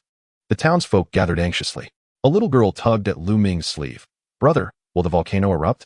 Lu Ming crouched down, showing her the newly opened petals of the seed. We will retrieve the feather. Right, partners? The blue croc pounded its chest, its scales glimmering with a metallic sheen in the firelight. This time, I'm not afraid of flames. The Thunderwing Butterfly gently perched on Lu Ming's shoulder, the patterns on its wings shimmering with tricolored light. The 3 powers have begun to merge. Yin Bo handed him a talisman made of volcanic glass. Carry this. It will shield you from the heat of magma. He pointed southeast, indicating that the thieves had retreated to the abandoned mining area, where tunnels leading underground could be found. At dawn, Lu Ming and his companions arrived at the derelict mining site. Rusted tracks wound into the depths of the mine. Remnants of past excavations etched into the rock walls. Several small flames flickered in the darkness, the wild candlelight spirits foraging. According to Yin Bo's intelligence, the Meteorological Innovation Society should be in the main shaft on the 2nd underground level. Lu Ming donned a headlamp, checking the energy sensing provided by the seed. The third petal was gently warming, guiding their path. The blue croc illuminated the way with its newly learned steam jet, heating the rock walls with its water tail. while the Thunderlight Butterfly scattered static powder to alert them to traps. The first challenge, the collapse zone. The aged supports creaked ominously, and they had to tread lightly. The blue croc suddenly perked up its ears. I hear gears. As the three darted into a side tunnel, the original path collapsed with a thunderous crash. An automated mining machine trundled over the debris, its mechanical arm adorned with a familiar purple energy canister, precisely the container used to imprison the feathers of molters. Follow it. The second challenge, the magma fissure. Geothermal heat rendered parts of the tunnel riddled with scalding cracks. The Thunderlight Butterfly attempted to create a temporary ice bridge using the energy from the ice crystal petal, but it could only withstand the heat for 10 seconds. They were forced to play hopscotch, carefully stepping on safe spots to advance. The third challenge, the electromagnetic barrier. The entrance to the main shaft was sealed by a powerful electromagnetic net. The blue croc had a flash of inspiration, spraying metallic sand-laden mud onto the net, causing a short circuit and sparks to fly. Seizing the opportunity, the Thunderlight Butterfly detonated the control box with an electric ball. After breaching the barrier, they emerged into a vast space, where the abandoned or warehouse had been transformed into a temporary laboratory. At the center platform, the feather of molters was locked within a transparent device, energy being channeled through conduits into a massive machine. Indeed, they were in the process of creating artificial sacred bird energy. Lu Ming hid behind a crate to observe, but the enormous machine was the volcanic energy converter. A small girl's voice startled them from behind. The group turned to see a brown-haired girl wearing goggles, her firefox clutching half a biscuit. I am Xiao, the engineer's daughter who was captured by them. The girl whispered. My father discovered that they intended to use the energy of the 3 sacred birds to activate the underwater volcano, and he secretly sabotaged the cooling system last night. She pointed at the red light on the side of the machine. In 2 hours, it would overheat and explode. In a corner of the warehouse, numerous slugma and mag cargo were imprisoned, forced to provide geothermal energy for the machine.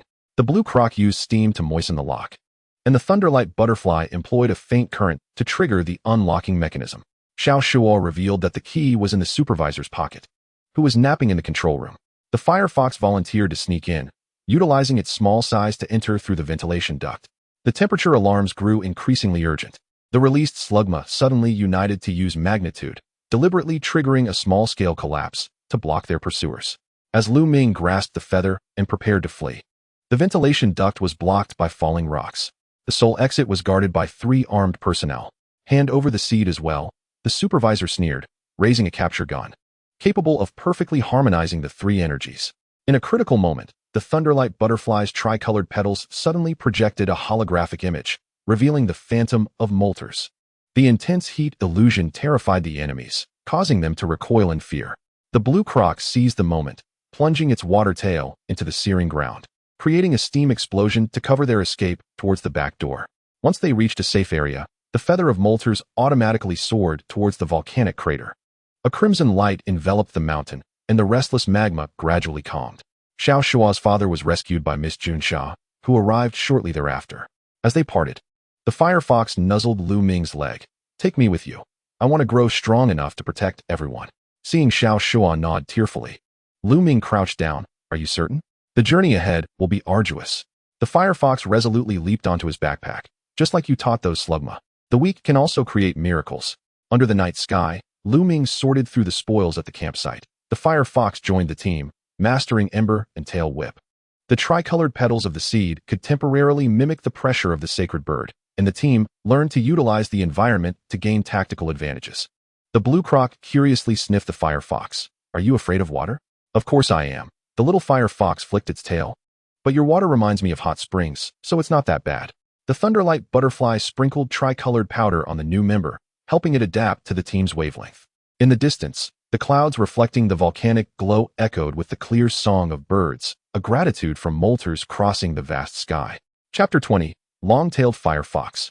The azure waves caressed the soft sandy beach with a gentle rhythm, the splashes of water glistening like diamonds in the sunlight.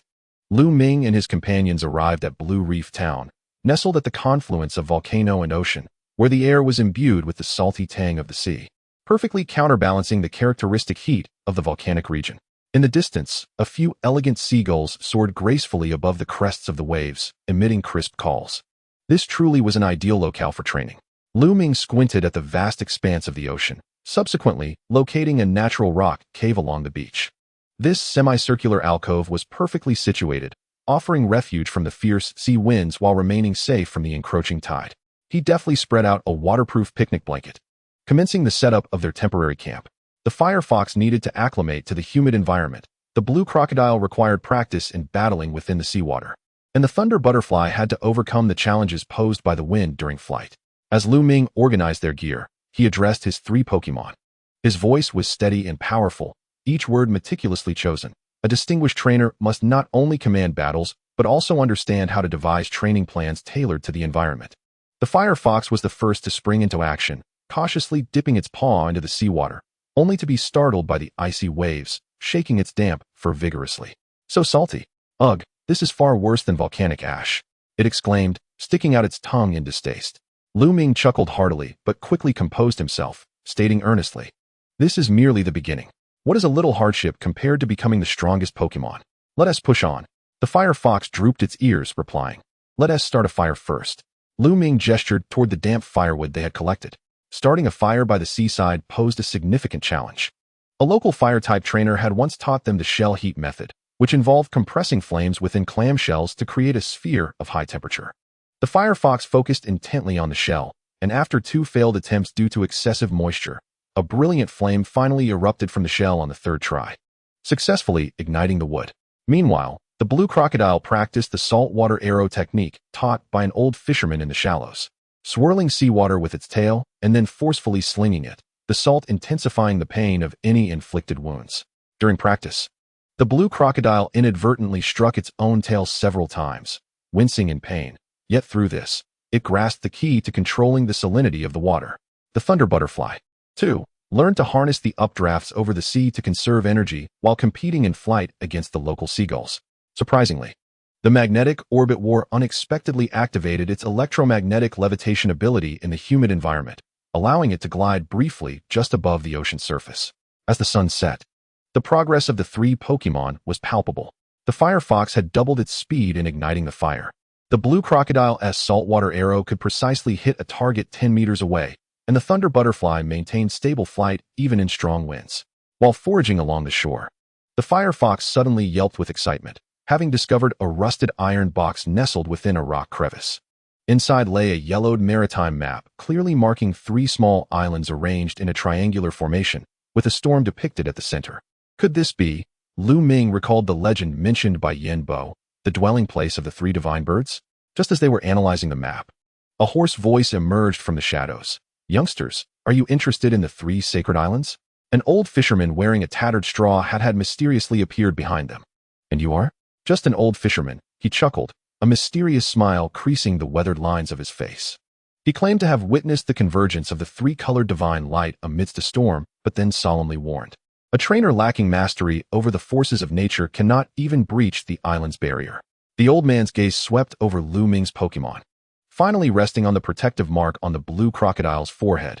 The blessing of water, the perception of thunder, the will of fire, none can be absent. That night, beside the crackling campfire, the new and seasoned members began their cooperative training.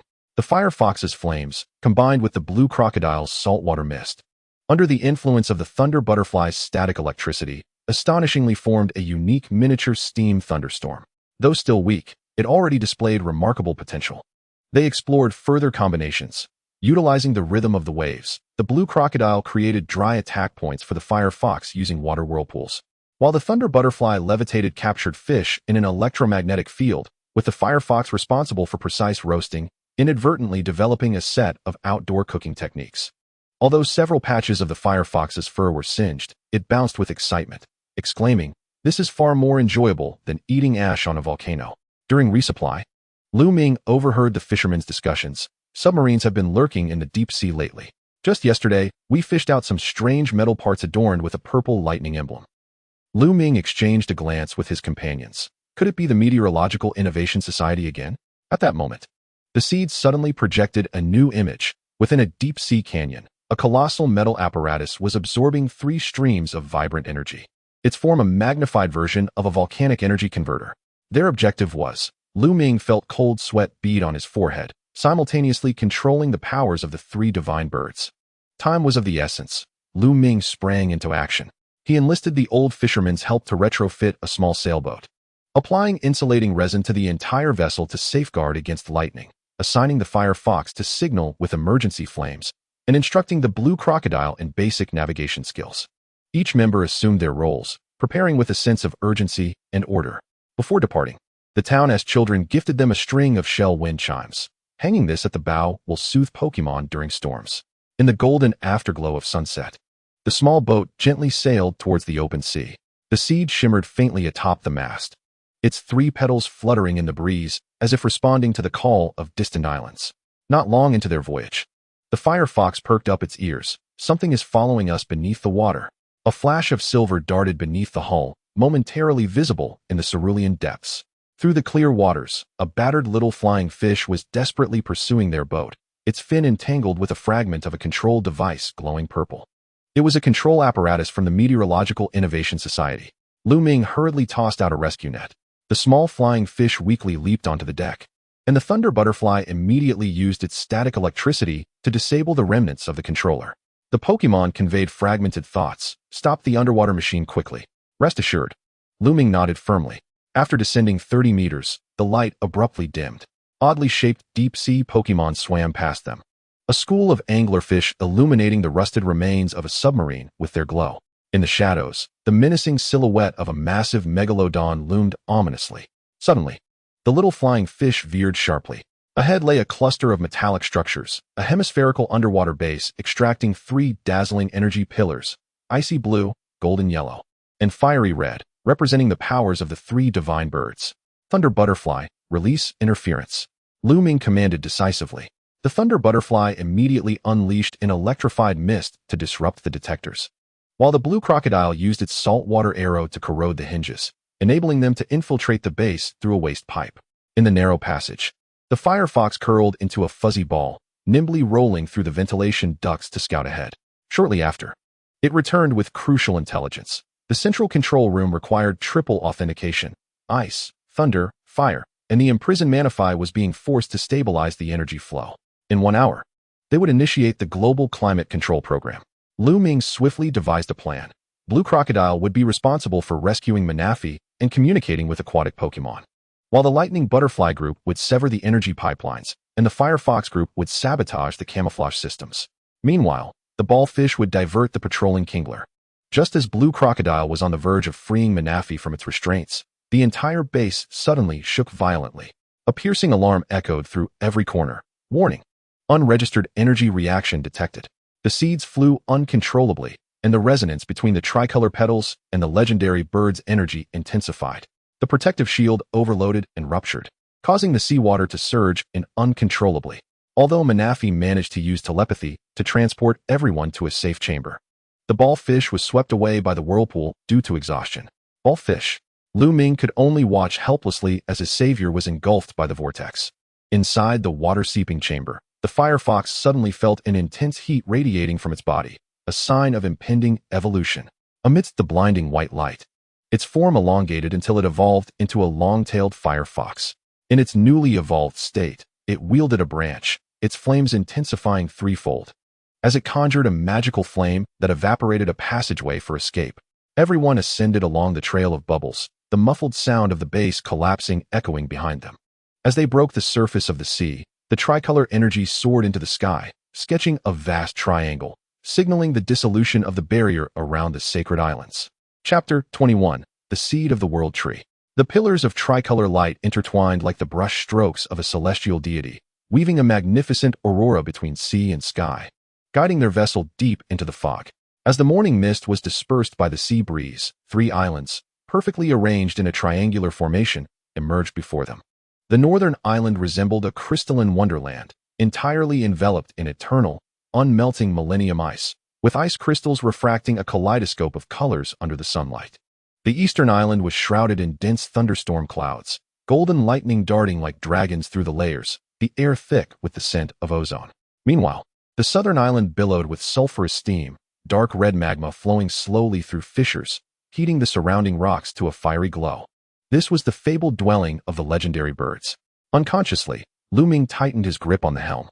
As the lightning feather patterns on the back of his hand began to radiate warmth, seemingly resonating with the energy of the islands. The long-tailed fire fox dried its fur, dampened by the splashes of waves. With the flames on its tail, its ears perked up in alertness. Each island emits powerful energy fluctuations. Master, be careful. No sooner had it spoken than a chilling wind swept through, instantly freezing the droplets of water at the bow into crystalline ice. Blue Crocodile bravely took the lead. But as soon as it stepped onto the ice, it slipped and skidded away. Be careful. Something is moving beneath the ice, Lu Ming exclaimed. Just then, a spiderweb-like crack suddenly formed in the ice, and several pure white snowy moths elegantly emerged from the fissures, using their delicate limbs to lift the floating ice and carry everyone smoothly to the center of the island. In the heart of the crystalline palace, a fragmented feather of the Articuno floated within a transparent ice pillar. Ancient inscriptions etched into the surrounding ice walls read, "Only through cold can fire be tempered," revealing the true essence. This was the hint for the trial. Lu Ming suddenly realized, Firefox, use your magical flames on the ice pillar. The blazing white flames enveloped the ice pillar, gradually melting the outer layer of ice under the intense heat, revealing a translucent core of unmelting ice within. The feather of Articuno seemed to come alive as it flew into the seed, causing the ice crystal petals to bloom with dazzling brilliance. At that moment, a piercing cry from Zapdos echoed from the thunderstorm clouds over the eastern island. Upon reaching the island, the lightning butterfly suddenly felt as though an invisible hand was pressing down on it, its wings becoming extraordinarily heavy. It's an electric field. Lu Ming crouched down. Noticing the ground was littered with conductive rare minerals, they had to locate an insulating point to proceed safely. The long-tailed fire fox had a sudden inspiration and lightly tapped the ground with a burning branch, observing the color changes in the flames to gauge the resistance. The flames in high-resistance areas displayed a unique blue hue. They carefully stepped along these safe islands until they reached the Thunderclap Cliff, where the feathers of Zapdos were ensnared within a constantly rotating electromagnetic cube. The inscription on the monument read, "With thunder as the string. Play the sound to break the array." The lightning butterfly scattered its tricolor powder over the surface of the cube, while Blue Crocodile precisely shot saltwater arrows at varying conductive points. With a resonating hum akin to harmonious strings, the electromagnetic cube crumbled into pieces. The volcanic crater of the southern island erupted with sweltering heat, making even breathing a challenge. Yet the long-tailed fire fox was invigorated, its flames burning even more fiercely here. At the center of the magma lake, the feather of the firebird was surrounded by 9 undulating columns of fire. A warning inscribed on the monument that sent chills down their spines. Only those who risk burning with fire shall attain rebirth. Before Lu Ming could finish his thought, the long-tailed fire fox leapt into the columns of fire. It danced gracefully amidst the flames, the newly comprehended flame charge resonating wonderfully with the pillars of fire. When the last pillar extinguished, the tip of the long-tailed fire fox's tail ignited with an everlasting blue flame, and that feather successfully returned to the seed. Just then, the 3 islands began to tremble, slowly moving toward the center of the sea, ultimately merging into a massive platform.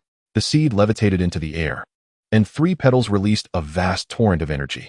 The ice crystal petal constructed a crystalline skeleton, the lightning petal wove into a radiant network, and the flame petal infused vibrant life into the creation. A miniature shadow of the world tree gradually took shape, as Manaphy and the ball fish leapt from the waves, leading countless water-type Pokémon in song. Amid the ethereal melody, the shadow solidified further. Boom! A blinding purple energy cannon suddenly tore through the sky. The colossal flying vessel of the Meteorological Reform Society loomed ominously, with the leader standing at the hatch, laughing coldly. "Thank you for completing the energy harmonization for me." He pressed a button, and the shadow of the world tree began to be forcibly extracted. The purple torrent of energy coiled around the shadow like a greedy serpent, and the vessel emitted a piercing hum. Lu Ming watched helplessly as the powers of the legendary birds were siphoned away. The ice on the northern island began to melt. The thunderclouds over the eastern island dissipated, and the magma on the southern island rapidly solidified.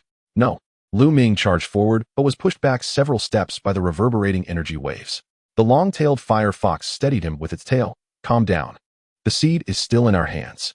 The team quickly devised a plan while hiding behind the rocks. 1. Energy disruption. The lightning butterfly would attempt to pollute the extraction beam with its special tricolor powder. 2. Weak point identification. Blue Crocodile discovered that the underside of the vessel had periodically opening heat dissipation ports. 3. Ambush path. The long-tailed fire fox's blue flames could temporarily burn through the protective shield, but the height differential was too great. Lu Ming gritted his teeth. Gazing at the towering flying vessel, "We need help." A cheerful voice called from the sea. Xiao Shua arrived riding a modified jet ski, followed by a swarm of giant winged fish summoned by Manafi. The lightning butterfly immediately led the fish to attract fire, its wing scales forming a highly disruptive rainbow curtain in the sunlight. Blue Crocodile stealthily approached on the back of a flying fish, injecting the specially formulated saltwater arrow precisely into the engine core during the 3-second window when the heat dissipation port opened. The long-tailed fire fox leapt high with the flying fish, its blue flame at the tip of its tail piercing through the hatch like a blade. Lu Ming followed closely, and the sight before him was breathtaking. The mechanical replicas of the legendary birds were shackled by cold chains, while the central climate control core greedily devoured the energy of the world tree. Even more alarmingly, the countdown on the control panel read, "Global Climate Control Program Activation. 10 minutes remaining. Don't move." The leader sneered, brandishing a remote control. "One more step, and I'll detonate the energy overload device." Lu Ming suddenly noticed the controller on his wrist, identical to the device used to control the ball fish. "You don't care about the Pokemon's lives at all." "Of course." The leader fervently pointed at the screen, proclaiming, "When humanity can control the weather, who needs these inferior creatures?" In this dire moment, Lu Ming made an unexpected move that astonished everyone. He set down all his Pokeballs and slowly approached the control core. "What are you doing? Did you not desire the power of the world tree?" Lu Ming placed his palm upon the core and invited, "Come and take it." Suddenly, the seed erupted with an unprecedented brilliance. The tricolored petals detached from their calyx, transforming into 3 radiant chains that ensnared the core. This was not an attack, but a resonance of a higher order. The imprisoned clones of the 3 legendary birds abruptly opened their eyes, and the mechanical chains shattered before the pure natural energy. The phantasmal image of the world tree began to reverse absorb the energy from the climate control device. The aircraft shook violently, and a piercing alarm echoed through the air, warning, "Energy backflow. The system is on the verge of collapse." "No, this is impossible." The leader frantically pounded on the control console. "My calculations are flawless." "You miscalculated one crucial aspect." Lu Ming gazed at the returning seed's petals and softly declared, "True power always stems from the bonds between life." Outside the cabin, countless wild Pokemon infused their energy into the phantasm. Manafi led the water-type Pokemon to form a foundation, while the snowy moths constructed branches using ice crystals, and the electric-type Pokemon illuminated the leaves with lightning. In a cataclysmic explosion, the aircraft transformed into a fireball, plummeting into the abyss of the sea. The seed, suspended in midair, finally completed its metamorphosis. Its shell fell away entirely, revealing a sapling of the world tree, no larger than a palm, unfurling its tender green branches. It gently rooted itself in Lu Ming's palm, its roots seamlessly merging with the lightning patterns on the back of his hand.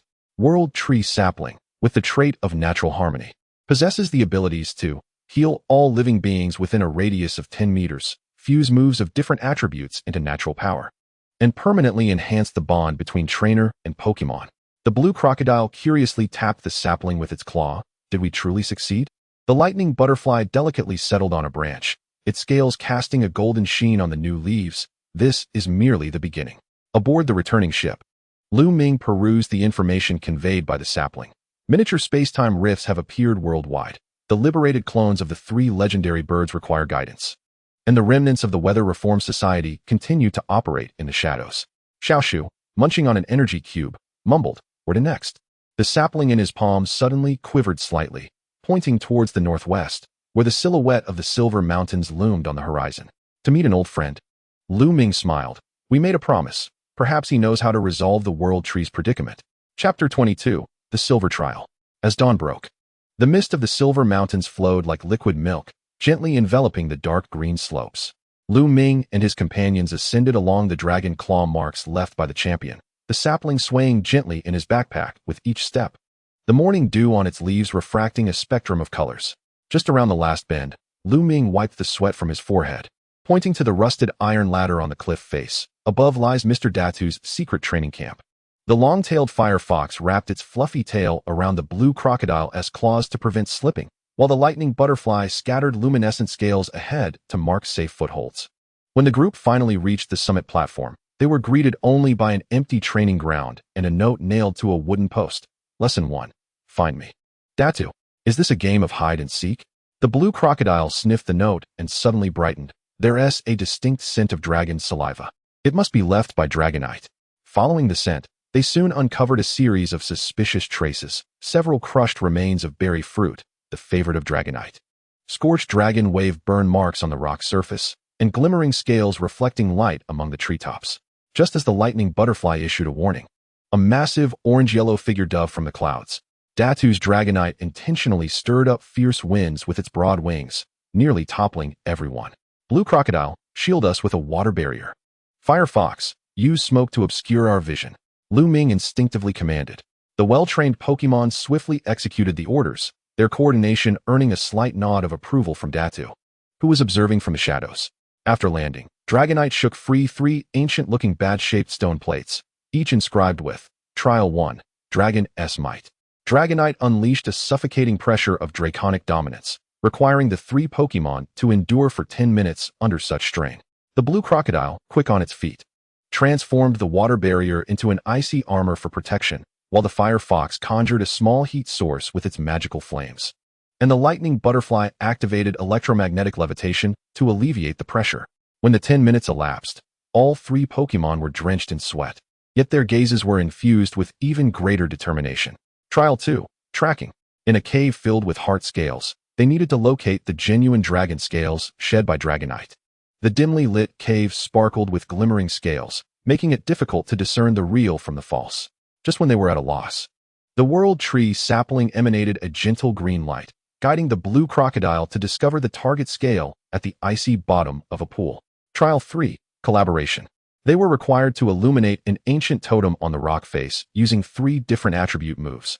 After 5 failed attempts, they finally discerned the trick. The lightning butterfly laid down an electric net as a base. The firefox precisely filled in the patterns with flames, and finally, the blue crocodile crystallized the energy with a saline solution.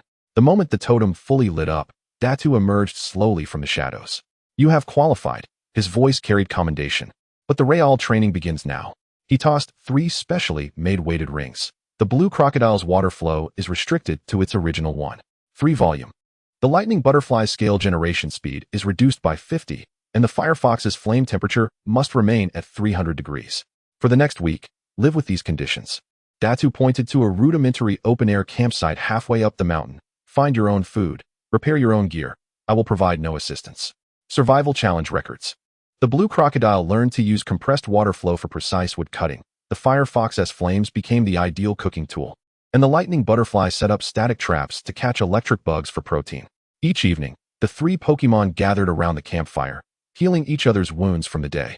Move Improvement Journal. The blue crocodile practiced water blade under a roaring waterfall, compressing the water blade to a hair-thin edge. The lightning butterfly raced with wild Swablu in midair, significantly enhancing its maneuverability. The firefox sought guidance from Datu's Charizard on flame control, finally achieving the perfect roast on rock-baked berries.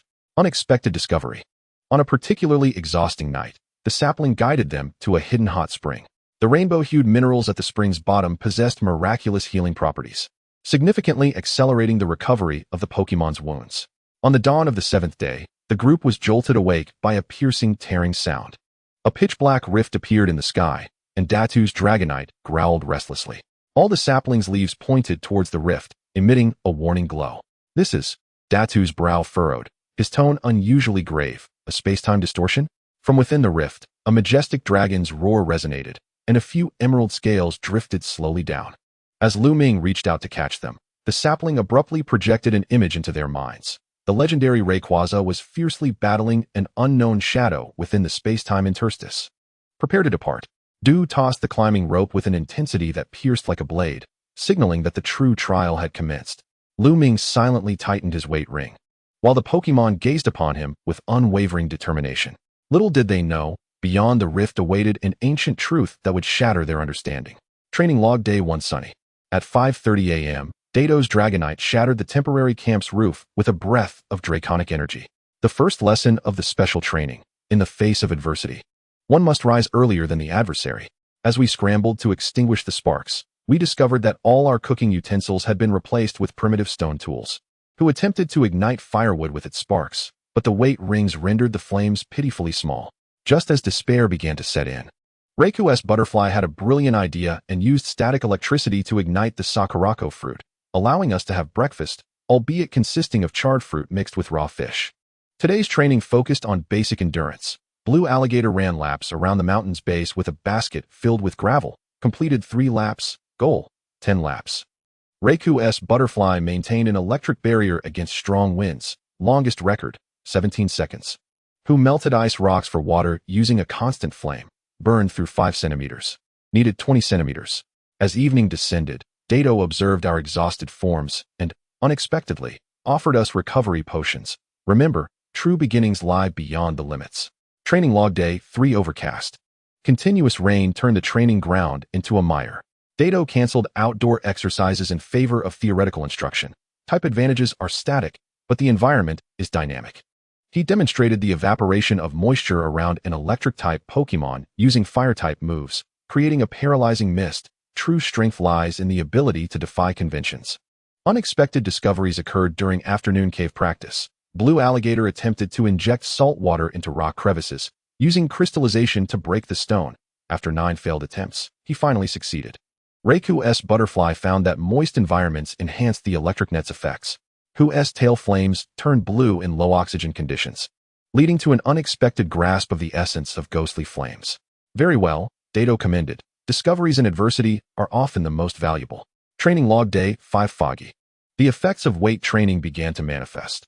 Blue Alligator could now create optical traps by reflecting sunlight off its scales in restricted water flow. Reiku's butterfly restored its scale powder generation to 70 of normal levels.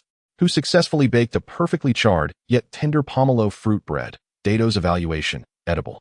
During an afternoon ambush test, Dato's Dragonite feigned a wild Pokémon attack on the camp. Through our meticulous coordination, we managed to mount a defense. 1. Who obscured visibility with smoke. 2. Reiku's butterfly laid down an electric net in the mire. 3. Blue Alligator created refracted illusions with crystalline salt. Well coordinated, Dato remarked, his serious demeanor fading. But if I were the enemy, you would have already. Before he could finish, Dragonite suddenly appeared behind us, its claws glimmering with draconic light. Training log day 7 thunderstorm. Dato took us to Lightning Cliff to observe the mating rituals of wild electric dragons. The young dragons attracted mates by competing in electromagnetic levitation heights, a practical skill 10 times more agile than documented in the Pokédex. When Reiku's butterfly attempted to mimic this, the weight ring suddenly overloaded with a loud crack. Dato had preemptively set a program for automatic limit release. The true limitations have never been here. He tapped his temple, but here. That night, the sapling began to tremble violently. Following it to the mountain peak, we beheld a strange rift in the night sky. Dato explained it was a tear in space-time, yet I sensed the sapling was anticipating something. Training log day 9 final assessment. The ultimate test, delivering the iridescent ore to the mountain summit altar while being pursued by Dato's Dragonite. We accomplished the challenge in the following manner. Plains Phase, who used ghostly flames to create a false heat source to confuse Dragonite, while Blue Alligator secretly transported the ore through a tunnel. Cliff Phase, Reiku's butterfly constructed a temporary platform using electromagnetic levitation, while Who propelled us forward with flames. Altar Showdown. Cornered by Dragonite, Blue Alligator held the ore in its mouth and unleashed a water jet, using the force to strike the target. Dato stood at the altar's edge, applauding. You have passed. However, he suddenly tossed 3 boat tickets our way. Our next destination is Battle Town, where we shall seek the roots of combat from the vine tree. We collapsed onto the ground, devoid of even the strength to cheer. Yet, the sapling's leaves gently brushed against each person's cheek, alleviating our exhaustion. Under the moonlight, Dato finally revealed the truth. The frequency of space-time rifts was increasing. The League required trainers capable of stabilizing the world, and you, he gazed at Lu Ming's glowing sapling, are the chosen harmonizer. Chapter 23, Silver Special Training 2. Before the morning light could penetrate the clouds, Lu Ming was doused with frigid water, awakening him with a shiver. He sat up abruptly to see Dato's Dragonite clutching an empty bucket in its claws. Wait rings on. Gather at the north slope in 3 minutes. Dato's voice pierced through the air like an icicle. Arrive a second late, and you'll train an extra hour. The tent erupted into chaos. Lu Ming hurriedly fitted the bleary-eyed Blue Alligator with leaden wristbands, while Reiku's butterfly emitted aggrieved buzzes as its wings were snagged by specially designed magnets. Who yelped in surprise as its tail tangled in a conductive metal chain. By the time they stumbled to the assembly point, Dato's Dragonite was already timing them. Its claws mere millimeters from the timer button. Today's objective, Dato pointed toward the mist-laden ridge where a colossal boulder, 3 humans high and covered in frost, stood silently. Without the aid of skills, relying solely on physical strength, we were to push this rock to the summit. As Blue Alligator approached the stone, it recoiled. Yikes, it's freezing. My scales might stick to it. The ice would melt, but opportunities would not. Dato tossed a few rough wooden sticks, and as Blue Alligator clumsily caught them, the barbs pricked its skin, teaching it that learning to utilize tools is an essential lesson for every trainer. Noon tactical class. Under the blazing sun, Dato's Dragonite demonstrated unconventional tactics by suddenly using surf on the lake. The massive wave, swirling with mud, formed a murky insulating layer, and a subsequent thunderbolt was harmlessly diffused into sparks. Blue Alligator stared, wide-eyed. I always aimed for clarity and transparency. I never realized that murkiness was key. Now, give it a try. Dato tossed a bag of volcanic ash. Blue Alligator caught it, but was sent into a sneezing fit by the rising dust. After 3 hours of repeated attempts, Blue Alligator finally mastered the technique. 1. First, use a water jet to stir up the lakebed silt, swirling it like a thick soup. 2.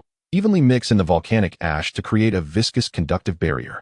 3. Finally, precisely puncture key points with saltwater arrows, as a chef would sprinkle salt. Meanwhile, Rehearsed Butterfly practiced weaving electric nets in the downpour.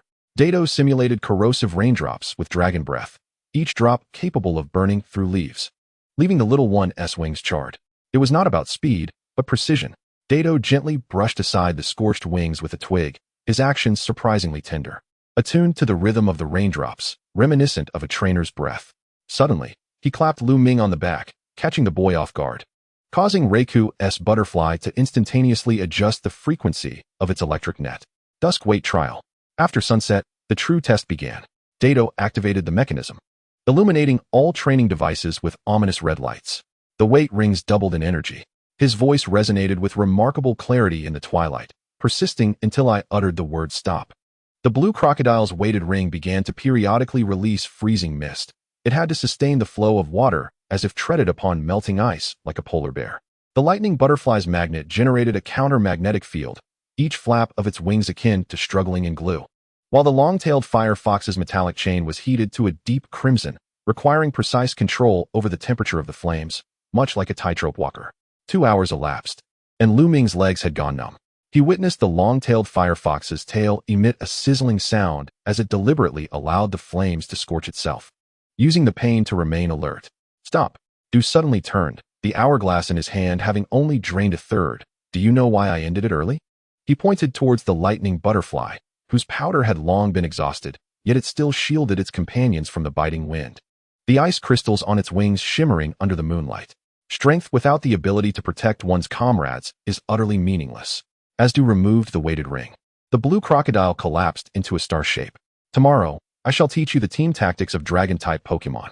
By the late-night campfire, Lu Ming was tending to the Pokémon's injuries when the sapling of the world tree suddenly extended tender branches. Upon touching the wound, the scenes from the day's training flickered by like a revolving lantern, the concealed spiral force within the murky waters of the blue crocodile, the precise 17-degree angle of the lightning butterfly's wings as it intercepted raindrops, and the subtle adjustments of the long-tailed fire fox's tail muscles as it endured the burns. Oh, I see, Lu Ming realized, inadvertently applying ointment into the blue crocodile's nostrils, prompting it to let out a resounding sneeze. Du's lesson was to help us recognize our limits. New patterns emerged on the sapling's leaves, perfectly illustrating the trajectories of all today's failures and successes. In the distance, atop the mountain peak, Du was brushing the scales of the Dragonite. Is that kid holding up well? More resilient than anticipated. Du gazed towards the faint firelight of the camp, his brush suddenly applying more pressure, yet the true test lay ahead. The Dragonite winced as it recoiled, following its trainer's gaze towards the increasingly discernible rift in the night sky. 0530, Extreme Morning Assault. Before dawn broke, Du's Dragonite initiated a chaotic display with its tail. The sleeping bags unfurled like parachutes in midair. Lu Ming was caught by the blue crocodile's water flow ring, albeit poorly, plunging directly into the stream. The long-tailed fire fox coiled its tail around the waist of the lightning butterfly, the two little creatures spiraling into the water, splashing and startling a flock of pidgeys. Reaction time is satisfactory. Du's voice echoed from the treetops, a clipboard in hand. but the safety measures are inadequate.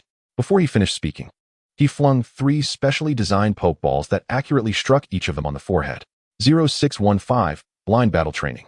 Standing blindfolded on the rocks beneath the waterfall, Lu Ming felt akin to a tightrope performer. As the Dragonite's dragon breath exploded near his ear, he instinctively shouted, "Dodge left." Alas, he miscalculated, and the steam singed his right ear. While directing the blue crocodile's water jet, the recoil caused him to slip as if stepping on a banana peel.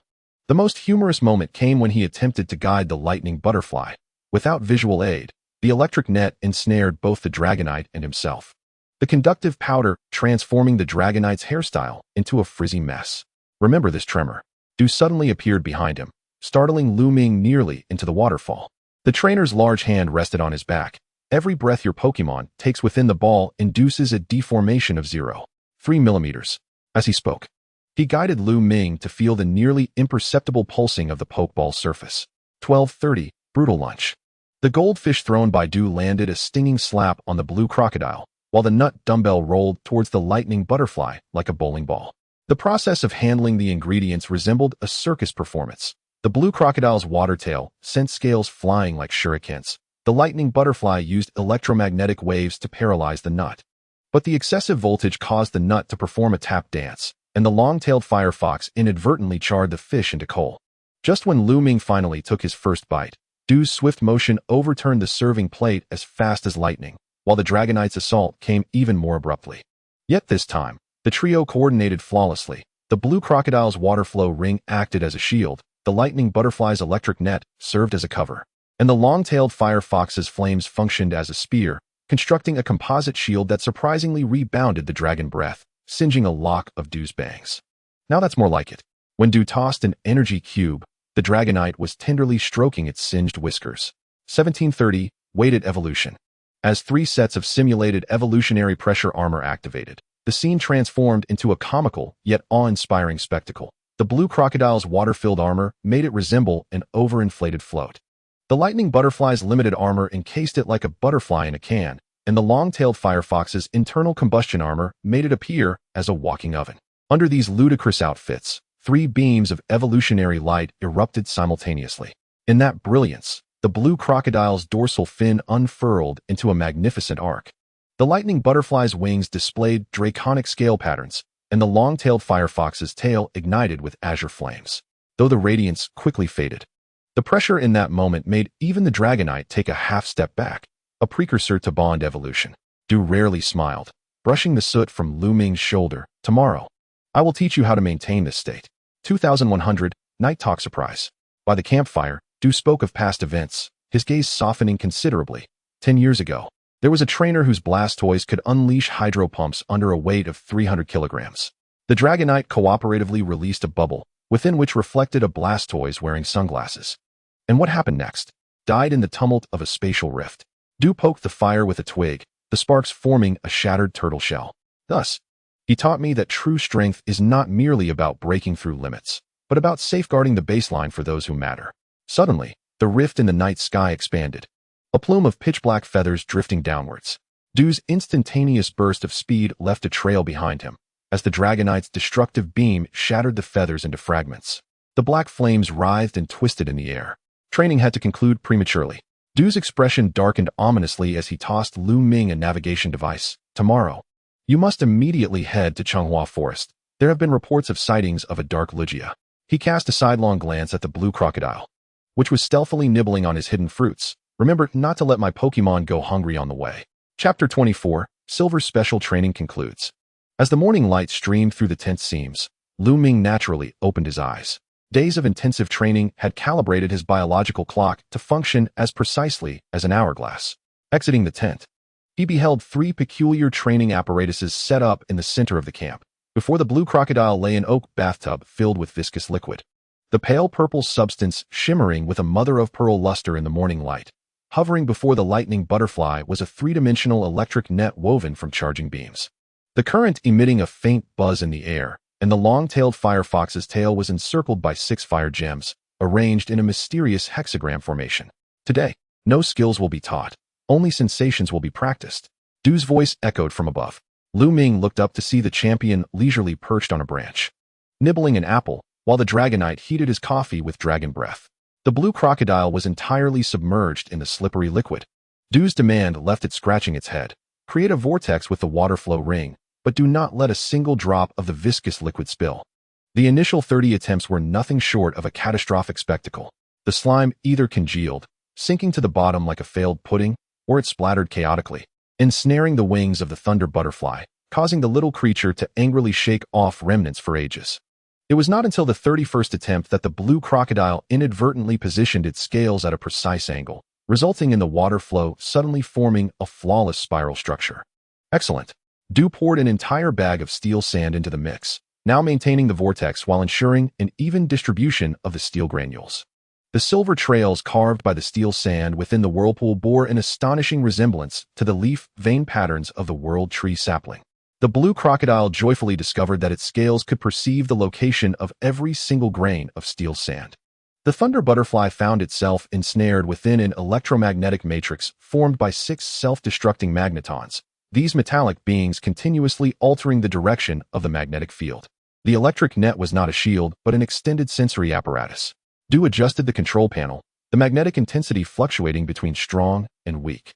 An error led to a magnetic overload, launching the Thunder Butterfly into Lu Ming's arms, and the two tumbled into the blue crocodile slime bucket, triggering a bout of chaotic laughter.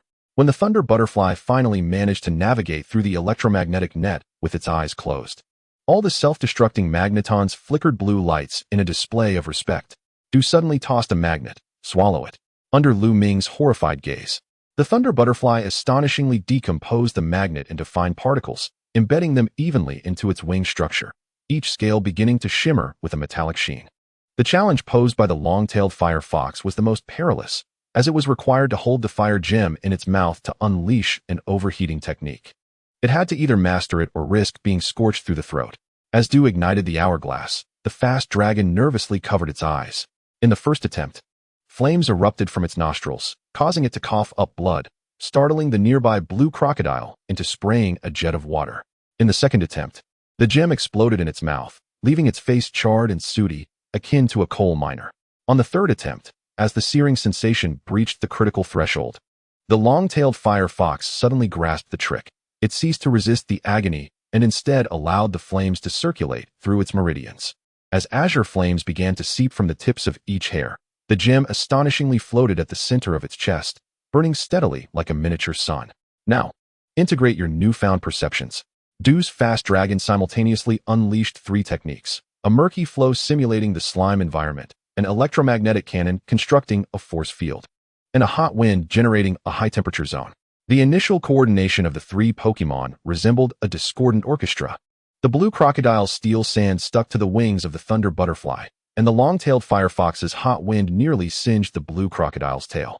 It was not until the 5th attempt that they finally found their rhythm. 1. The blue crocodile carved out a flowing safe zone with the steel sand vortex. 2. The Thunder Butterfly navigated through turbulent currents using its magnetized wings. 3. The long-tailed fire fox stabilized the temperature fluctuations with the gem within.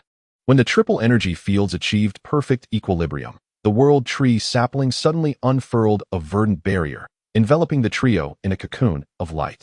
In the marvelous slow flow of time, Lu Ming felt as though he could perceive the movement trajectories of each energy particle. During dinner, Du's communicator suddenly emitted a jarring alarm. The holographic image revealed that the time-space rift in the orange blossom forest had expanded to 100 meters, and the shadow of the dark Lugia was consuming the time-space ripples of Shelebi. As everyone stood in shock, Du suddenly launched an attack on Lu Ming.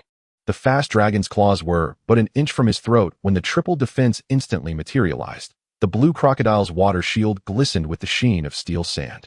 The Thunder Butterfly's electromagnetic net buzzed with magnetic storms, and the long-tailed firefox's flame wall radiated a pure blue hue.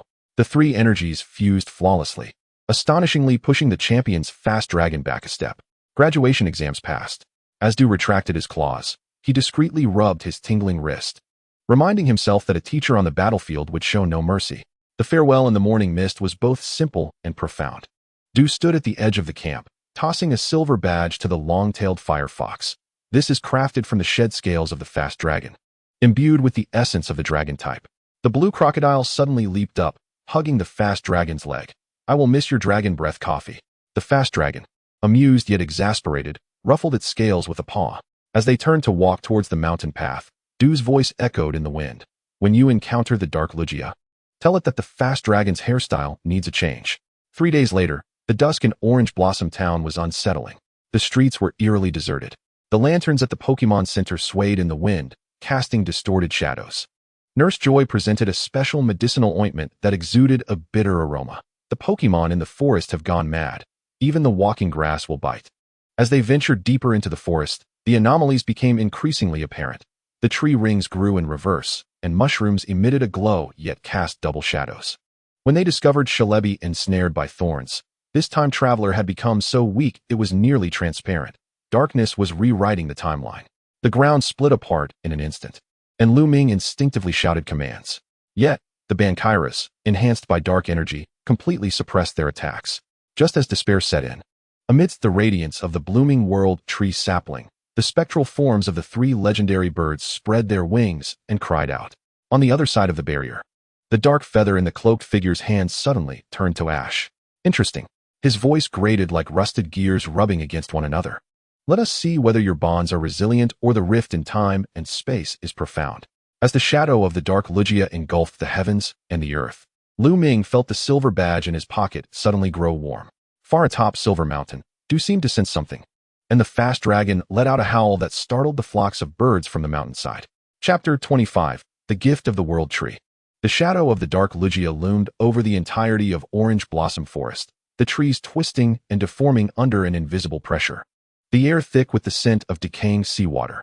Lu Ming felt a pressure in his chest, as if an unseen hand was gripping his heart. Blue crocodile, shield us with the water flow, Lu Ming shouted, his voice splintering in the distorted time and space. The blue crocodile immediately unleashed a water barrier infused with steel sand, but the dark energy seeped in like thick ink. The Thunder Butterfly hurriedly expanded its electromagnetic net, the scales shimmering like stars in the darkness. Yet it could only barely slow the encroaching corruption. The long-tailed fire fox suddenly perked its ears. Master, Celebi is calling for help. In the center of the altar, Celebi's form was gradually becoming transparent, its surrounding time ripples being torn into fragments. The cloaked figure emitted a piercing laugh. What exquisite energy! Even the guardian of time and space is but this. Lu Ming gritted his teeth, flashes of Du's special training scenes flickering in his mind. He abruptly pulled out the world tree sapling, its tricolored petals gleaming brilliantly in the darkness.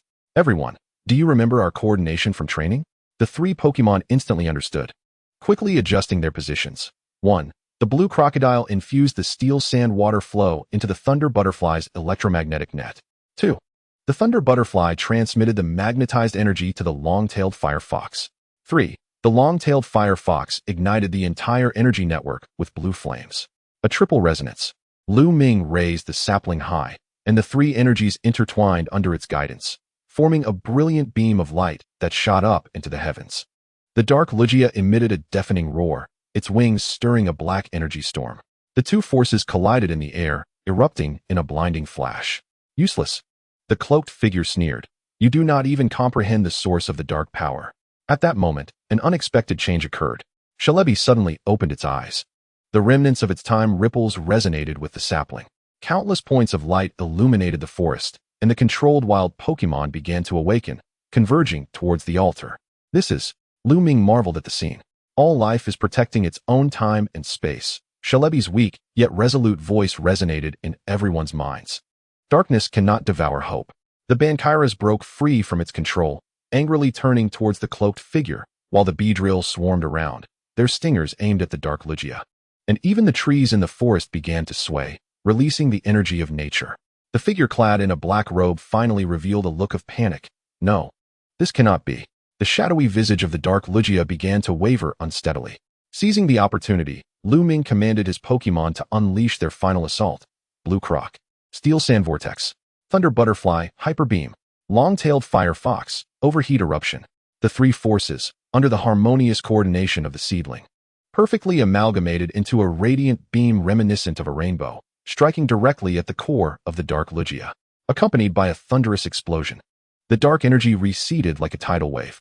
When the light dissipated, the figure in the black robe had vanished without a trace, leaving behind only a single black feather that slowly drifted down.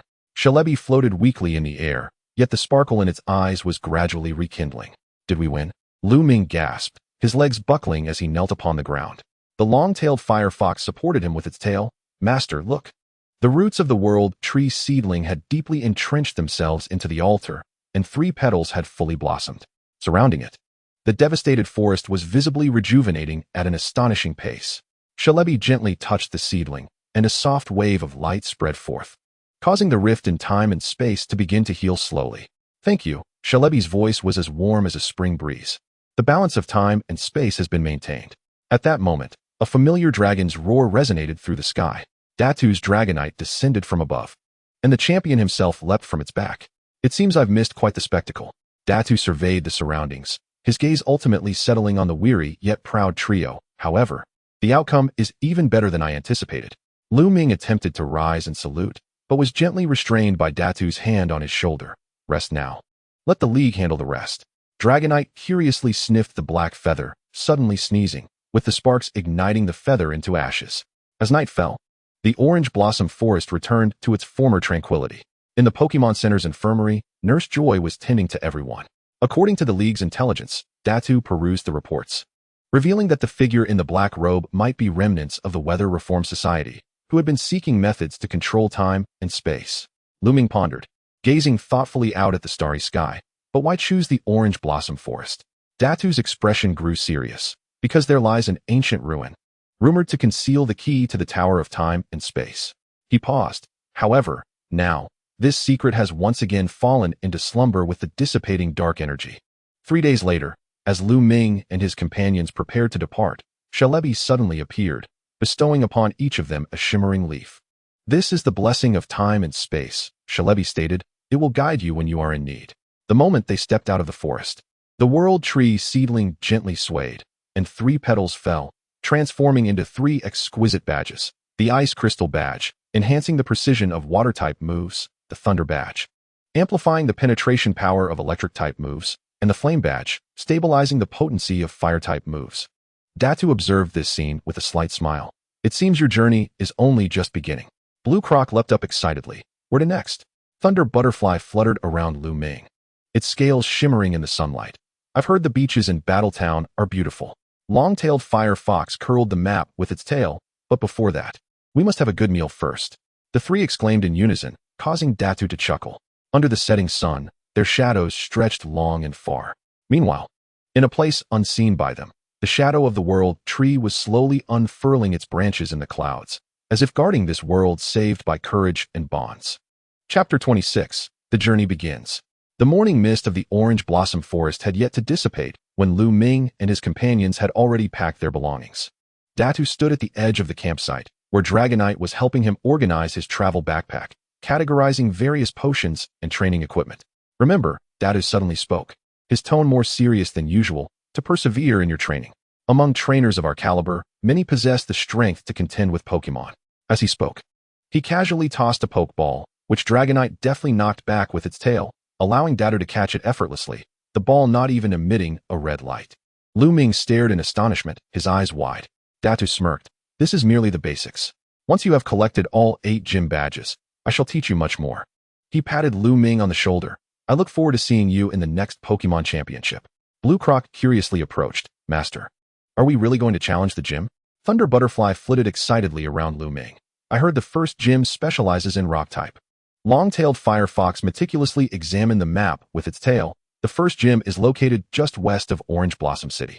Datu retrieved a finely crafted pocket watch from his pocket and handed it to Lu Ming. This is a specially designed trainer timer, which not only records battle time, but also, he pressed a button on the side, and the watch projected a 3-dimensional map, displaying the locations of nearby gyms and their challenge conditions. Lu Ming solemnly accepted the watch, noticing an inscription on the back. The path of the strong begins with each step. Oh, by the way, Datu seemed to recall something. Retrieving 3 sets of specialized gear from Dragonite's backpack, a farewell gift. For Blue Croc, he presented a pair of water flow control wristbands, designed to assist in precisely manipulating water forms. Thunder Butterfly received a pair of electromagnetic amplification glasses, which would enhance its electromagnetic sensing abilities.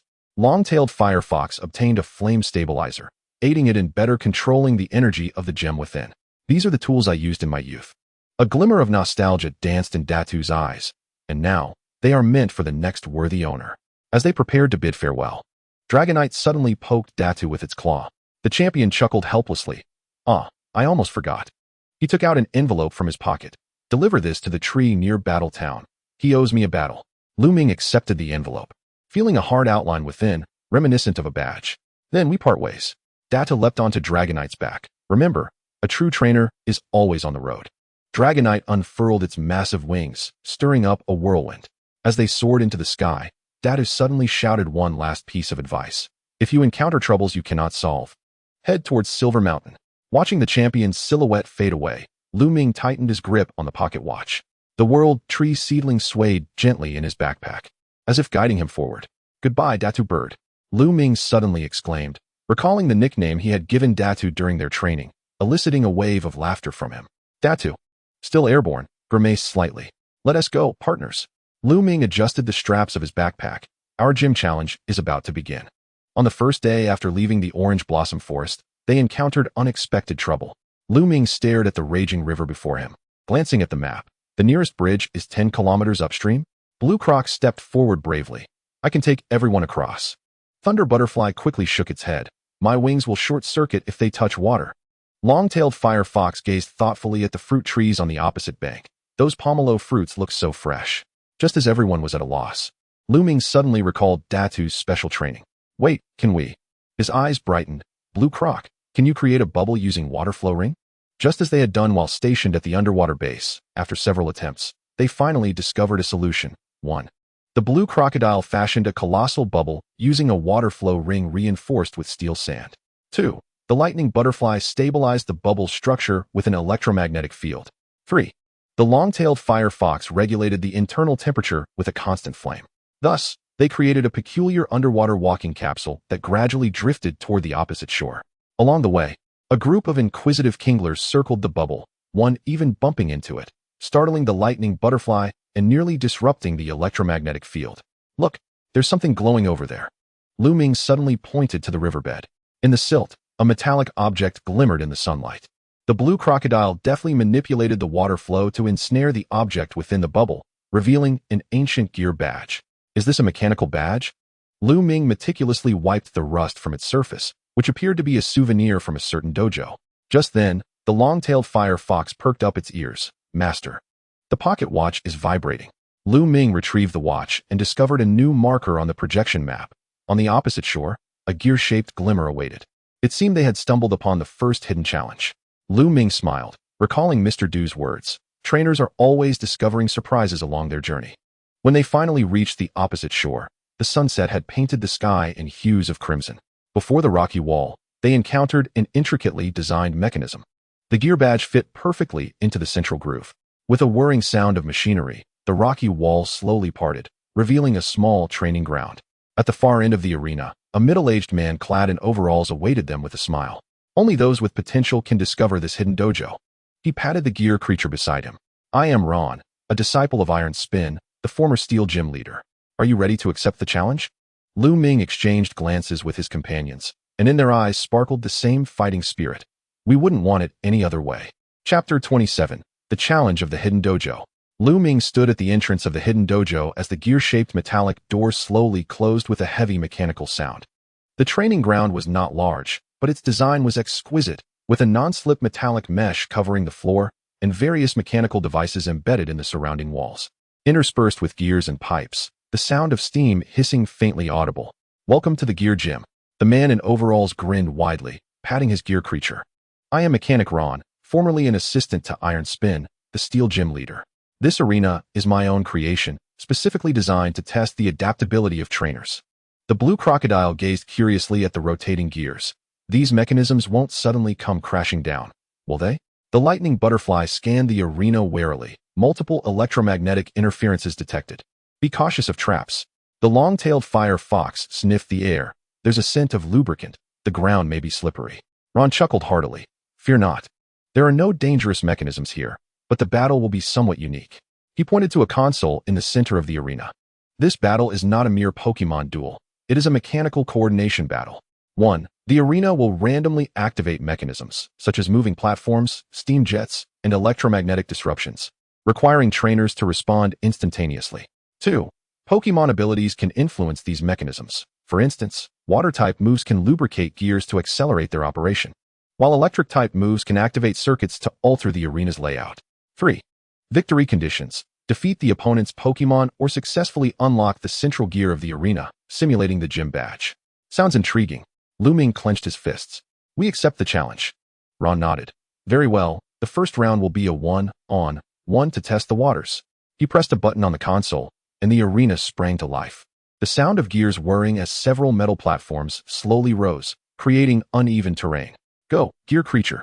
Ron sent out his first Pokémon. The blue crocodile stepped into the arena. Momentarily unsteady on the metallic surface, its claws slipping slightly. The gear creature, however, nimbly leaped atop a high platform, its metallic body perfectly blending with the mechanical environment. Gear creature, use gear frisbee. Ron commanded. The gear creature's body suddenly separated into several spinning gears, hurtling toward the blue crocodile at high speed. Blue crocodile, water flow ring defense. Lu Ming responded swiftly. The blue crocodile immediately unleashed the water flow ring, but the metallic ground caused the water to disperse more rapidly, rendering the defense thin. The frisbee pierced through the water curtain, striking sparks off the blue crocodile's scales.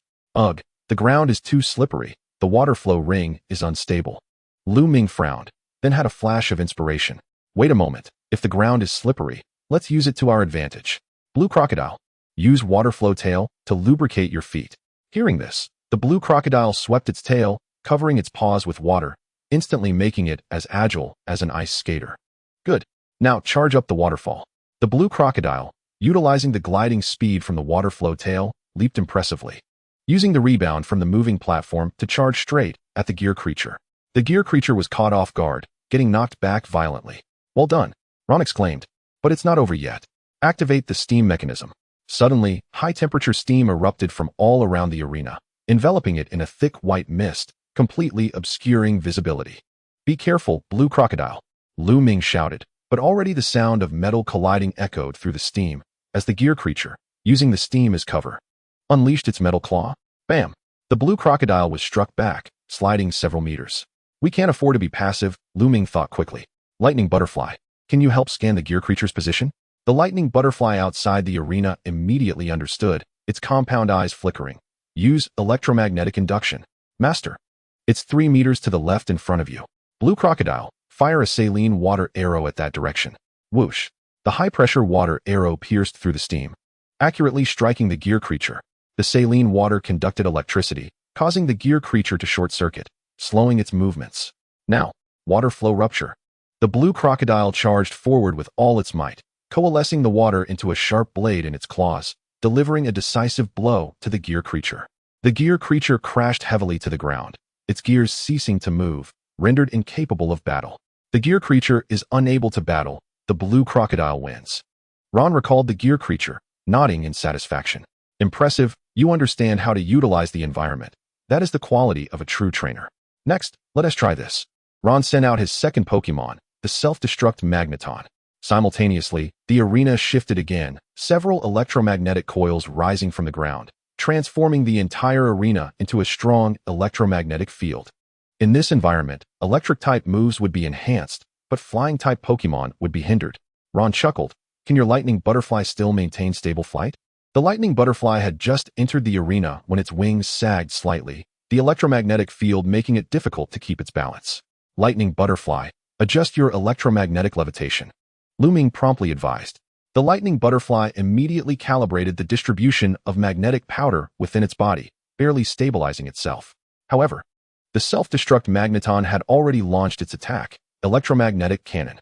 A powerful beam of electricity shot forth, and the lightning butterfly urgently dodged, but still got grazed on its wing, experiencing a wave of paralysis. This isn't good.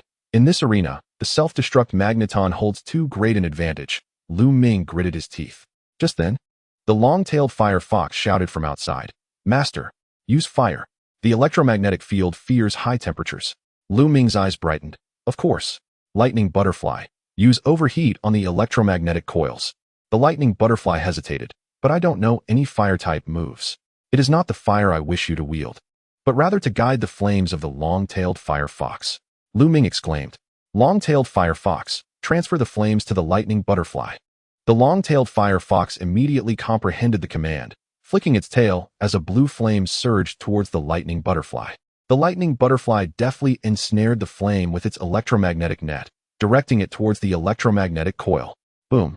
The intense heat caused the coil to overload, and the entire electromagnetic field began to spiral into chaos. Now is the moment, signal beam. The lightning butterfly seized the opportunity, unleashing a resplendent beam that struck the self-destructing magnetic creature. The turmoil in the electromagnetic field rendered the self-destructing magnetic creature incapable of stable defense, resulting in its swift downfall. With its combat capabilities extinguished, the self-destructing magnetic creature was defeated, and victory belonged to the lightning butterfly. Ron whistled, "Clever. You cleverly countered your opponent's advantage in the arena. That was quite a move. For the final showdown, let us add some excitement." Ron summoned his trump card, the Scyther. Simultaneously, the battlefield transformed once more, flames erupting from flamethrowers around the perimeter, the ground becoming scalding hot. This time, the arena was a high-temperature battleground, amplifying the power of fire-type moves while simultaneously enhancing the heat resistance of metal-type Pokémon. Ron chuckled, "Can your long-tailed fire fox withstand this?" As the long-tailed fire fox stepped onto the field, flames danced more ferociously upon its tail.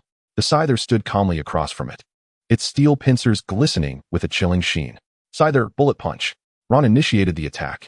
In an instant, the Scyther transformed into a crimson blur, charging towards the long-tailed fire fox with lightning speed, almost impossible to perceive with the naked eye. Long-tailed fire fox, magic flame shield. Lu Ming commanded urgently. Flames swirled around the long-tailed fire fox, forming a barrier, but the Scyther's bullet punch pierced through the flames, delivering a powerful blow that sent the long-tailed fire fox reeling. So fast, Lu Ming gasped in astonishment. Is this the speed of steel-type Pokémon? But that's not all. Iron Head. The Scyther charged again, this time aiming directly for the long-tailed fire fox's chest. Long-tailed fire fox, blazing charge. A direct clash. Boom. The two forces collided, sparks flying. The long-tailed fire fox was knocked back several steps, but the Scyther also staggered slightly. "We can't afford to drag this out," Lu Ming observed the battlefield, suddenly noting the flamethrower's timing, which fired every 5 seconds. Long-tailed fire fox, time the flamethrower and lure the Scyther to the firing point. Understanding the strategy, the long-tailed fire fox began to dart around the arena, with the Scyther in hot pursuit. Just as the flamethrower was about to activate, the long-tailed fire fox came to a sudden halt, leaving the Scyther no time to break, and it was engulfed by flames. "Now, overheat. Unleash your full power." The fire gem within the long-tailed fire fox radiated a blinding light, sending a scorching pillar of fire towards the Scyther. The combination of the high temperature and the battlefield enhancement made this strike far more potent than usual. "Scyther, hold your ground," Ron shouted. The Scyther barely managed to raise its steel pincers in defense, yet it was still pushed back by the flames. Ultimately, its metallic body began to glow red, overheating. For the final blow, Flame Vortex. With a flick of its tail, the long-tailed fire fox conjured a vortex of flames that ensnared the Scyther, the high temperature rendering it immobile. Moments later, the Scyther knelt on one knee, its fighting capability extinguished. The Scyther had succumbed, granting victory to the long-tailed fire fox. Ron applauded, "What a spectacular battle. You truly discerned the rhythms of the battlefield." As the central core gear of the arena slowly rose, Ron retrieved it and handed it to Lu Ming. "This is the gear badge, a testament to your triumph in the mechanical linkage battle." Lu Ming accepted the badge, its metallic surface engraved with intricate gear patterns, glimmering under the light. "You performed admirably," Ron remarked with a smile, "especially your clever use of the environment. Even I hadn't anticipated that. It seems to did not misjudge you." "Thank you." Lu Ming affixed the badge to his trainer's handbook, while Blue Croc, Lightning Butterfly, and Long-tailed Fire Fox eagerly gathered around. "Where to next?" Ron inquired. "Our next destination is Wudo Town." Lu Ming unfurled a map. "I've heard their fighting gym is formidable." Ron nodded. "Fujiki is quite a remarkable individual," he said mysteriously, smiling. Chapter 28, Wudo Gym. After departing from the Gear Gym, Lu Ming and his companions made their way along the coastline towards Wudo Town. The azure waves lapped at the sandy shore. Distant sounds of Pokémon frolicking and trainers shouting filled the air. It was said that Fujiki, the gym leader of Wudo Town, was an ardent surfing enthusiast. Lu Ming perused the notes Du had provided, learning that his fighting gym was situated on the beach, with a unique approach to battles. Blue Croc excitedly leapt into the shallow sea, splashing water everywhere. Finally, I can swim. Lightning Butterfly, however, remained vigilant, scanning the surroundings, detecting high-energy reactions. There are powerful fighting-type Pokémon nearby. The long-tailed fire fox sniffed the air. I can smell the fruit from the trees carried by the sea breeze. We must be close. Indeed, after rounding a grove of coconut trees, the scene of Wudo Town unfolded before them. Wooden platforms erected on the beach. Trainers engaged in various physical training exercises, some running on the sand, others practicing surfing in the shallow waters, and even a few doing push-ups alongside their Pokémon. Wow, everyone here is so passionate, Lu Ming exclaimed. Just then, a cheerful voice called from behind. Hey, a new face. Lu Ming turned to see a young man with dark skin and sunglasses approaching, accompanied by a sturdy Macamp, its muscles rippling like a small mountain. Are you the gym leader, Fujiki? Lu Ming asked cautiously. Indeed. Fujiki grinned, revealing a dazzling smile. By the looks of you, you must be here to challenge the gym. Lu Ming nodded yes. I aim to earn the Wudo badge. Fujiki clapped a hand on his shoulder. Excellent. However, before we engage in a formal battle, you must first pass my beach training. Fujiki led Lu Ming to an open stretch of sandy beach, where the waves gently lapped at the shoreline. The rules of the Wudo gym battles are simple, Fujiki announced. Both Pokémon and trainers must fight together. Thus, you must first demonstrate your physical prowess. The first challenge, beach sprint. The rules, trainers and their Pokémon must sprint 100 meters on the sand without using any skills to gain speed. The opponent, Fujiki and his Macamp. Ready, set, go? Lu Ming and Blue Croc dashed forward, but the resistance of the sand proved far greater than they had anticipated, making their run particularly arduous. Fujiki and Macamp, however, surged ahead like the wind, moving fluidly as if gliding over solid ground. Damn, is the gap really this wide? Lu Ming gritted his teeth. Suddenly, Blue Croc had a moment of inspiration. Master, run in my footprints. Lu Ming promptly adjusted his stride, following Blue Croc's footprints, and indeed, it became much easier. Ultimately, they lost to Fujiki by a narrow margin, but their performance had certainly caught Fujiki's attention. Not bad. You understand how to utilize your partner's rhythm. Fujiki chuckled. Next challenge. The second challenge, wave balance battle. The rules, trainers and their Pokémon must stand on surfboards, maintaining their balance amidst the waves while dodging coconuts thrown by Fujiki. The failure conditions, falling into the water or being struck by a coconut. This seems exceedingly difficult, Lu Ming thought as he stood on the swaying surfboard, nearly toppling into the sea. Lightning Butterfly attempted to stabilize him with electromagnetic levitation, but Fujiki was already grinning as he launched the first coconut. Boom. Lu Ming barely dodged, but the second coconut was already hurtling towards him. The long-tailed firefox, engulfed in flames, incinerated the coconut. With a flick of its tail, the flames expertly intercepted the flying coconut, which plummeted into the sea, releasing a delightful aroma as it sank. The vine tree erupted in laughter. Clever. But now comes the series of attacks. He and the Iron Palm Warrior simultaneously hurled 5 coconuts from various angles. Blue Alligator, create a water curtain. With a sweep of its tail, the Blue Alligator conjured a wall of water, blocking most of the coconuts. The last coconut, however, slipped through the defenses and was struck down by the Signal Butterfly's beam of light. Splendid. The vine tree applauded. You all coordinated splendidly. The third challenge, the combat reaction test. The rules dictated that the trainer would be blindfolded and must evade the vine tree's shadow punch, soft sand version, solely based on their Pokémon's guidance. The objective, to endure 1 minute without being hit. Lu Ming donned the blindfold, plunging into darkness. Blue Alligator, Signal Butterfly, Long-tailed Firefox, I rely on you. To the left, the Blue Alligator growled. Duck. The Signal Butterfly shouted urgently. Roll, prompted the Long-tailed Firefox. Lu Ming focused intently, following his partner's directions, and astonishingly evaded all of the vine tree's attacks. Time's up. The vine tree ceased his movements, nodding in satisfaction. Excellent. Your reaction speed and trust are both commendable. As the sun dipped below the horizon, the sandy arena was bathed in golden hues. The vine tree stood at one end, while the Iron Palm Warrior assumed a combat stance. The rules were straightforward. The vine tree raised 3 fingers, indicating a 3-on-3 battle, where the trainer could issue commands but could not intervene directly. The victor would earn the martial arts badge. Lu Ming took a deep breath. No problem. Blue Alligator. Water flow break. The Blue Alligator surged forward, water coalescing into sharp blades at its claws. Yet, the Iron Palm Warrior did not evade. It countered with a devastating bullet punch. Boom. The two forces collided, sending the blue alligator staggering back several steps, while the Iron Palm warrior merely swayed slightly. The disparity in strength was overwhelming. Lu Ming furrowed his brow. Blue alligator switched to saltwater arrow to disrupt it. The blue alligator immediately unleashed a high-pressure water arrow. The Iron Palm warrior raised its hand to block, but the salt water seeped into its joints, slightly hindering its movements. Now's the chance, climb waterfall. Using the force of the waves, the blue alligator leaped high, crashing down onto the Iron Palm warrior. This time, the Iron Palm warrior was finally pushed back, though it quickly regained its stance. Not bad, but just a tad more. The vine tree laughed. Iron Palm warrior, engage in close combat. The Iron Palm warrior dashed toward the blue alligator, its fists and feet raining down like a storm.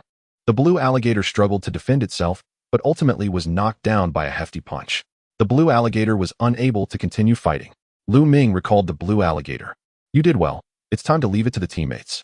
The vine tree sent forth his second Pokémon, the undercover warrior, a small but incredibly swift fighting-type Pokémon. Signal Butterfly. Use electromagnetic wave to restrict its movement. The Signal Butterfly promptly unleashed an electromagnetic wave, but the undercover warrior darted away, evading perfectly. What? So fast? Lu Ming gasped. The vine tree chuckled with pride. The undercover warrior excels in evasion. Your electric moves won't hit. Then let's try a different approach. Lu Ming had a sudden insight. Signal Butterfly. Cover the entire area with an electric net. The Signal Butterfly quickly wove a massive electric net, spreading it across the entire beach. No matter how agile the undercover warrior was, it could not completely avoid it. Now Signal Beam. The beam struck true, sending the undercover warrior flying, incapacitating it. The undercover warrior was unable to continue fighting, and the Signal Butterfly emerged victorious.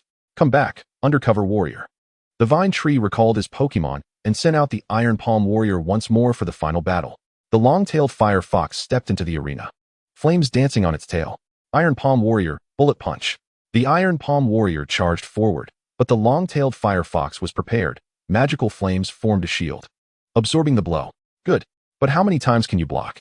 The vine tree shouted, continuous explosive punch. The Iron Palm warrior's fists fell like rain, and the long-tailed fire fox constantly retreated, its flame shield gradually shattering. We can't brute force this, Lu Ming grit his teeth. Long-tailed fire fox. Use flare blitz to create distance. The long-tailed fire fox erupted with flames, leaping back, while its tail swept to draw a line of fire on the ground, momentarily halting the Iron Palm warrior's advance. Now overheat.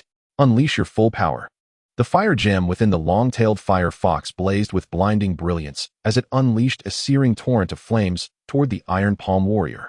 The Iron Palm warrior crossed its arms to defend, yet was still pushed back repeatedly, ultimately kneeling on one knee.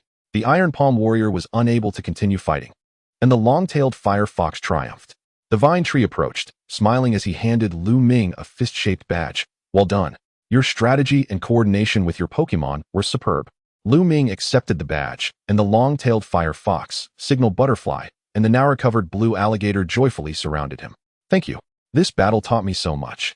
Lu Ming expressed sincerely. The vine tree patted his shoulder. Where are you headed next? Lu Ming gazed into the distance. Next stop, Amethyst City. I've heard their electric-type gym is formidable. The vine tree laughed heartily. Then you'd better be cautious. That old man, Iron Spin, has traps that are far more troublesome than mine. Under the setting sun, Lu Ming and his companions embarked on a new journey. The martial arts badge glimmered in the sunlight, while their adventure had only just begun. Chapter 29, Departure for Amethyst City. After completing the martial arts gym challenge, Lu Ming did not hasten his journey. Amethyst City was still quite a distance from Martial Arts Town, and there was ample time before the league competition. We needn't rush. Lu Ming unfurled a map. Sitting beneath a coconut tree on the beach, we can travel and train while enjoying the sights along the way. The blue alligator lounged on the beach, basking in the sun. The master is right. The special training these past few days has exhausted me. I need a good rest. The Signal Butterfly floated in the air, scanning the surroundings with electromagnetic senses, detected a nearby gathering of wild electric-type Pokémon, suitable for training. The long-tailed fire fox, meanwhile, was nibbling on a fruit. I've heard there are rare water-type Pokémon in these waters. Should we go take a look? Thus, Lu Ming decided to slow his pace and savor this journey. The following morning, Lu Ming and his Pokémon arrived at a secluded bay. The water was crystal clear, and occasionally a few onyx jellyfish drifted by. Blue alligator, let's try out what you learned at the martial arts gym today. Lu Ming retrieved his training notes. Can you replicate the Iron Palm Warrior's explosive punch? The blue alligator tilted its head in thought. Explosive punch is a fighting type move. I'm a water type. But perhaps I can try a water flow version? Exactly. Lu Ming's eyes lit up. We can develop a combination move that fuses water and fighting types. After several attempts, the blue alligator finally discovered the secret. 1. First, use water flow tail to create a high-speed rotating water stream. 2. Compress the water flow onto your fist. 3. Finally, unleash it with the impact of climbing waterfall. Boom. The blue alligator struck the sea surface, and the water erupted, forming a miniature water tornado. We did it. Lu Ming exclaimed excitedly, jotting it down. Let's call this move Riptide Break. Just then, a blue circular head suddenly emerged from the water. It was a swim ring weasel. It curiously gazed at the blue crocodile, then imitated the water flow punch with exaggerated motions. Though its actions were clumsy, it surprisingly managed to create a few splashes. Haha, it seems you have garnered a fan. Lu Ming chuckled. The swimming ring weasel shyly retreated into the water, but occasionally peeked out to observe the blue crocodile's training. In the afternoon, Lu Ming and his companions ventured into a dense forest. The trees stood extraordinarily tall, and golden sparks occasionally flickered among the branches. This must be the charging forest, Lu Ming mused, checking his Pokédex. He had heard that wild electric-type Pokémon congregated here to absorb natural electricity. The wings of the Thunder Butterfly shimmered slightly. I can sense a strong electromagnetic field. Follow me. Guided by the Thunder Butterfly, they arrived at a clearing in the heart of the forest. Scattered across the ground were numerous thunderstones, and several Electabuzz were dancing around a massive thunderstone. Seemingly engaged in some ritual, suddenly, an electrode emerged from behind a tree, its red orb pulsating with a menacing glow. Be careful. Wild Electrode are very territorial. Lu Ming whispered, but it was too late. The Electrode had spotted them and unleashed a thunderbolt directly at them. Thunder Butterfly, use light screen for defense. The Thunder Butterfly swiftly deployed the light screen, but the Electrode's power was too formidable, and the barrier was shattered in an instant. In that critical moment, the magnetic powder within the Thunder Butterfly spontaneously arranged itself, forming a peculiar electromagnetic shield that directed the remaining electricity into the ground. The Electrode was taken aback, and the other Electric-type Pokémon fell silent. You can control the flow of the magnetic field? The Electrode inquired in a deep voice. The Thunder Butterfly nodded. I learned magnetic manipulation during special training. After pondering for a moment, the Electrode turned and approached the Thunder Stone, knocking off a small fragment with its tail, which it then offered to the Thunder Butterfly. This is for you. It will enhance your electric power. Lu Ming watched in astonishment. Is this an acknowledgement? The Electrode nodded. Your Thunder Butterfly has potential, but to fully master its electric abilities, it must learn Volt Switch. For the next few hours, the Electrode personally guided the Thunder Butterfly in practicing Volt Switch. Although during its initial attempts the Thunder Butterfly nearly electrocuted itself, it ultimately succeeded in mastering the move. Splendid, Lu Ming noted, realizing that now the Thunder Butterfly could adeptly switch positions in battle. As they departed, the Electrode and its kin stood at the edge of the clearing, watching them leave, while the Thunder Butterfly waved its wings with reluctance. In the evening, Lu Ming set up a tent at the forest's edge. The long-tailed Vulpix volunteered to take charge of dinner, rummaging through the backpack for various berries and ingredients. How about we have curry made with the pomelo fruit tonight? The long-tailed Vulpix proposed enthusiastically. The blue crocodile and Thunder Butterfly exchanged glances, a hint of concern in their eyes. The last time the long-tailed Vulpix had cooked, it nearly set the entire campsite ablaze. Nevertheless, Lu Ming encouraged, sounds great. Do you need assistance? No need. The long-tailed Vulpix declared confidently as it set up the pot, using its fiery tail to control the heat.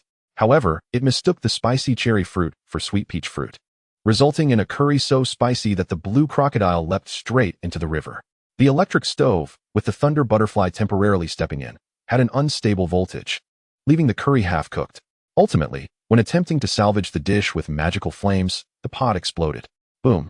A cloud of black smoke billowed up, and the four sooty figures exchanged bewildered glances.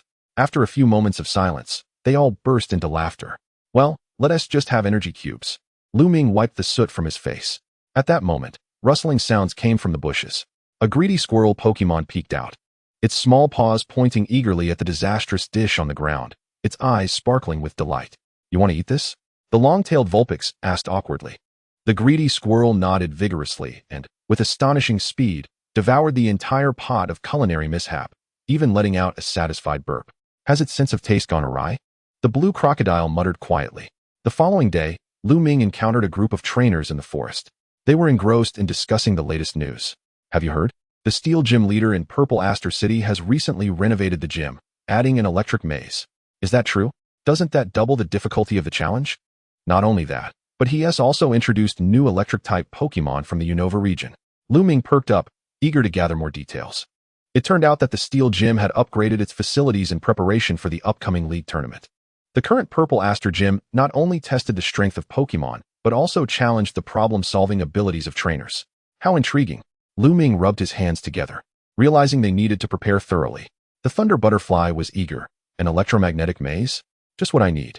The blue crocodile, however, appeared somewhat apprehensive. What if we get zapped badly? The long-tailed Vulpix patted its shoulder reassuringly. Fear not. I will use my flames to protect everyone. Chapter 30. A leisurely journey. The morning river shimmered with glistening ripples as Lu Ming and his companions took a respite by the riverbank. Suddenly, with a splash, the familiar swimming ring weasel emerged, its fur drenched, clutching a struggling Magikarp in its mouth. You again, Lu Ming waved with a smile. Ever since their last encounter at the seaside of Marshalltown, this swimming ring weasel had been following them mysteriously. The swimming ring weasel released the Magikarp, excitedly splashing in the water. I want to learn more powerful water-type moves. The blue crocodile puffed out its chest proudly. Want to learn water jet? You first need to master water pressure control. With that, it took a deep breath, its chest inflating like a bellows, and suddenly unleashed a high-pressure water jet that sent a floating log in the river flying 10 meters away. The swimming ring weasel's eyes bulged in astonishment as it attempted to mimic the action, but only a weak spray of water emerged, propelling it backward into a series of flips on the water's surface. Ha! The long-tailed Vulpix laughed so hard that its tail flames flickered, inadvertently igniting the reeds along the bank, prompting the Thunder Butterfly to quickly generate a barrier with electromagnetic waves. Suppressing laughter, Lu Ming instructed, the key is not in lung capacity, but in using your tail to create a whirlpool for assistance. He demonstrated with the blue crocodile. It swiftly whipped its tail, forming a miniature whirlpool behind it, instantly tripling the power of the water jet. The swimming ring weasel's eyes lit up with understanding as it began to vigorously practice tail whipping. However, it overexerted itself, spinning like a top and smashing into a tree stump on the riverbank, floating dazedly on the water's surface. Oh dear. The blue crocodile sighed as it swam over and dragged the swimming ring weasel back to shore like a lifeguard. To its surprise, the first thing the swimming ring weasel said upon waking was, I saw stars. Blue ones. And they can swim. In the afternoon, a torrential downpour suddenly fell upon the forest. As the group hurriedly took refuge in a cave, they discovered a shivering group of electric flying squirrels huddled around a toppled tree nest. Our storage room is leaking. One of the electric flying squirrels wailed. Clutching a soaked berry, our winter supplies are going to be ruined. The Thunder Butterfly immediately sprang into action, using electromagnetic levitation to categorize the nest fragments, while the long-tailed Vulpix employed low-temperature flames to dry the wood, and the blue crocodile used precise water-cutting techniques to trim the branches. Lu Ming undertook the most delicate task, weaving a waterproof layer with vines. It's essential to weave it in a crisscross pattern for sturdiness, he demonstrated, only to find the electric flying squirrels imitating his actions, clumsily tying knots with their tiny hands, resulting in them becoming entangled in a ball of yarn. The most amusing yet exasperating moment occurred when they finally completed the construction of their nest, only for the mischief-making swim-ring weasel to emerge from nowhere, proudly presenting the materials it had helped gather, none of which were remotely useful: a slippery pebble, a torn fishing net, and a dazed acorn. At least the intention was commendable, as Lu Ming chuckled while rescuing the acorn. To his surprise, once the acorn regained consciousness, it spontaneously joined the reconstruction effort, utilizing its hard shell as a natural hammer. When the rain ceased at dusk, the newly built tree nest surpassed the original in opulence. The Thunderwing Butterfly had fashioned a lightning rod from a salvaged metal can.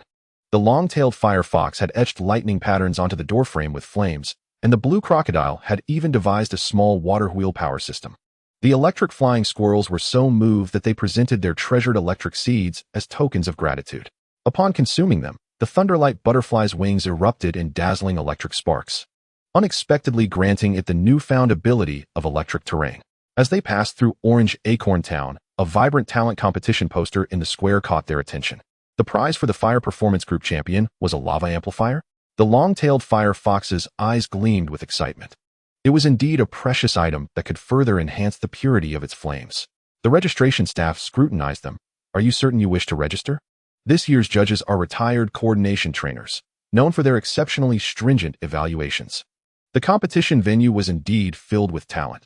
There was a symphony of hypnotic bubbles from a Jigglypuff, an electrifying dance by the mischievous Thunderbolt, and the piece de resistance, a giant clawed mantis performing a bullet punch ice sculpture, titled Contemplative Cedra, that left the audience in awe. When it was the long-tailed firefox's turn, it was so nervous that its tail flames flickered unpredictably. Lu Ming had a sudden inspiration and produced the metal badge obtained from the gear gym. Do you remember our triple resonance training? The performance commenced. The blue crocodile first unleashed a spiraling curtain of water, which the Thunderwing Butterfly then froze into a crystalline structure with an electromagnetic net. As the long-tailed fire fox passed through, its flames refracted into a rainbow spectrum. Ultimately, it painted the silhouette of the legendary bird within the crystal using magical flames, eliciting waves of gasps from the audience. Just as they believed victory was assured, the grand finale, the flame chicken, ignited the crowd, rhythmically stamping its fiery feet to create a beat on the ground, performing a textbook-level flame flamenco. The elderly trainer at the judges' table was so excited that he dropped his dentures. The runners-up were impressive as well. The staff handed out consolation prizes, a box of special scale powder that could turn flames into rainbow hues. The long-tailed firefox was quite satisfied, especially since the flame chicken had approached afterward to inquire about the crystal projection technique. This performance event was not something Lu Ming had specifically entered. He merely found it intriguing. However, he sensed that such performance-oriented contests were not his forte. He preferred competitions with a more visceral, hands-on nature. As night fell, Lu Ming sat by the campfire, organizing his journal. The swim ring weasel had shamelessly followed him, now sprawled across the blue crocodile's belly, drooling in its slumber. The Thunderwing Butterfly and the electric flying squirrels played a game of lightning painting with electromagnetic waves in the night sky. What should he write about today? Lu Ming pondered while biting the end of his pen. The sapling of the world tree peeked out from his backpack, casting today's images onto the journal. The swim ring weasel's comical somersault, the electric flying squirrel's satisfied smiles as they clutched tree fruits, and the astonished expressions of the audience at the talent competition. Lu Ming smiled as he penned. The true path of a trainer is paved with these shimmering moments of daily life. Gym badges record growth, while these encounters record. Suddenly, a piercing scream interrupted his reverie. It turned out that the blue crocodile had accidentally activated the water flow ring to massage mode in its sleep, sending the swim ring weasel soaring 5 meters high into the treetops, clutching a branch and trembling, while everyone scrambled to prepare a rescue. The weasel unexpectedly performed a high-altitude water jet display, wobbling through the campsite before landing precisely in the dinner pot. Lu Ming silently added a note at the end of his journal. Recorded is the blood pressure. Chapter 31. The Tree Fruit Carnival. At the fork leading to Purple Violet City, Lu Ming furrowed his brow at the yellowed map. To the left lay a desolate mountain path, while the right meandered through several towns marked with culinary symbols. Choose the right. Definitely choose the right, protested the blue crocodile, whose belly rumbled like thunder, its claws having punctured a hole in the bottom corner of the map. Its nostrils flared as if it could already smell the distant aroma. I can smell the scent of pomelo pie. This decision inadvertently led them into fragrant Pomelo Town, a whimsical little town encircled by colorful fruit orchards. Upon entering the town, the rich fragrance of fruit caused the flames on the long-tailed firefox's tail to transform into a soft pink, resembling a blossoming cherry blossom. Master, my flames have changed color, the long-tailed firefox exclaimed, flailing its tail in panic. Fear not, fear not. The Thunderwing Butterfly gracefully landed on the signpost. According to molecular analysis of the aroma, the air contains 37 types of volatile compounds from fruits, with the highest concentration being from the luminescent berry. Its words were abruptly interrupted by a sudden cheer. In the town square, a grand tree fruit carnival was underway. The food stalls dazzled the eye. Luminescent berry ice cream shimmered under the sun, resembling clouds cradling stars. Spicy lightning puffs danced with tiny electric sparks on their surfaces, and the pomelo fruit carved into the shape of a phoenix was so lifelike that each feather dripped with honey. Ladies and gentlemen, the annual Pokémon Gluttony Contest is about to begin, the host announced from a makeshift stage. The champion will receive the legendary chef's apron, and any dish prepared while wearing it will significantly increase a Pokémon's affection. Before Lu Ming could fully comprehend, the blue crocodile had already dashed out like a cannonball, leaving a wet paw print on the registration form. However, In its eagerness, it ended up collapsing the registration table. Does this count as a successful registration? It sheepishly raised the splintered wooden board. Lu Ming sighed. Nearby, a Snorlax, leisurely munching on tree fruits, suddenly lifted the blue crocodile onto its shoulder. Newcomer, don't cry from the spice later. It burped, spraying the blue crocodile with the scent of pomelo. The coal tortoise was seen warming up nearby, its volcano occasionally sputtering sparks, startling the staff into hiding. The devourer remained unfazed, with all four stomachs rumbling in unison, as if performing a symphony. Round 1. The disaster of spicy cherry fruit pies. Ready, set, go? The blue crocodile snatched a pie and stuffed it into its mouth, cheeks puffing out like balloons. For the first 2 seconds, it waved triumphantly at the audience, but suddenly, oh whoa! Its face turned beet red, steam erupted from its ears, and its tail spun wildly like a propeller. The long-tailed fire fox jumped anxiously. Quick, give it water. Impossible. The competition rules prohibit drinking external water sources. Just as the host finished speaking, the blue crocodile's uncontrollable water jet launched the host into the air, who landed directly into Snorlax's wide-open mouth, only to be promptly spat out. The coal tortoise scoffed at the sight, only to have the sparks from its nostrils ignite its own pie, now performing a fire-breathing act. The devourer remained calm, all four mouths munching away, crunching even the chili seeds. Intermission, a chaotic 30 seconds. Round 1 is over. Surviving contestants, Snorlax, Devourer, Blue Crocodile. The blue crocodile lay sprawled on the table, tongue lolling out, while the Thunderlight Butterfly hurried over to cool it down with electromagnetic waves, inadvertently causing its teeth to tremble. I am HH here to HH help you. The Thunderlight Butterfly stammered. The long-tailed fox had a sudden inspiration. Using its tail to curl around a bucket of chilled fruit juice and stealthily pouring it into the gaping mouth of the blue crocodile, it sprang back to life. Just as the blue crocodile regained its vigor, it spotted Snorlax surreptitiously sliding its pie onto its own plate. Hey, that's mine, it exclaimed. Who told you not to eat? Snorlax retorted with a cheeky grin. Round 2, a clash of ice and fire. The challenge for this round was the frigid 20 degrees below zero fruit slush. The blue crocodile gazed hungrily at the mountain of slush before it, swallowing hard. The Thunderbolt Butterfly, ever considerate, suggested, "Shall I assist by heating it with electromagnetic waves?" As it spoke, it began to secretly release currents.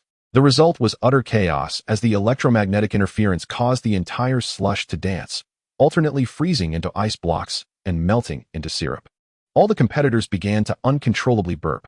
Burp. So cold. The blue crocodile's teeth chattered. Burp. So hot.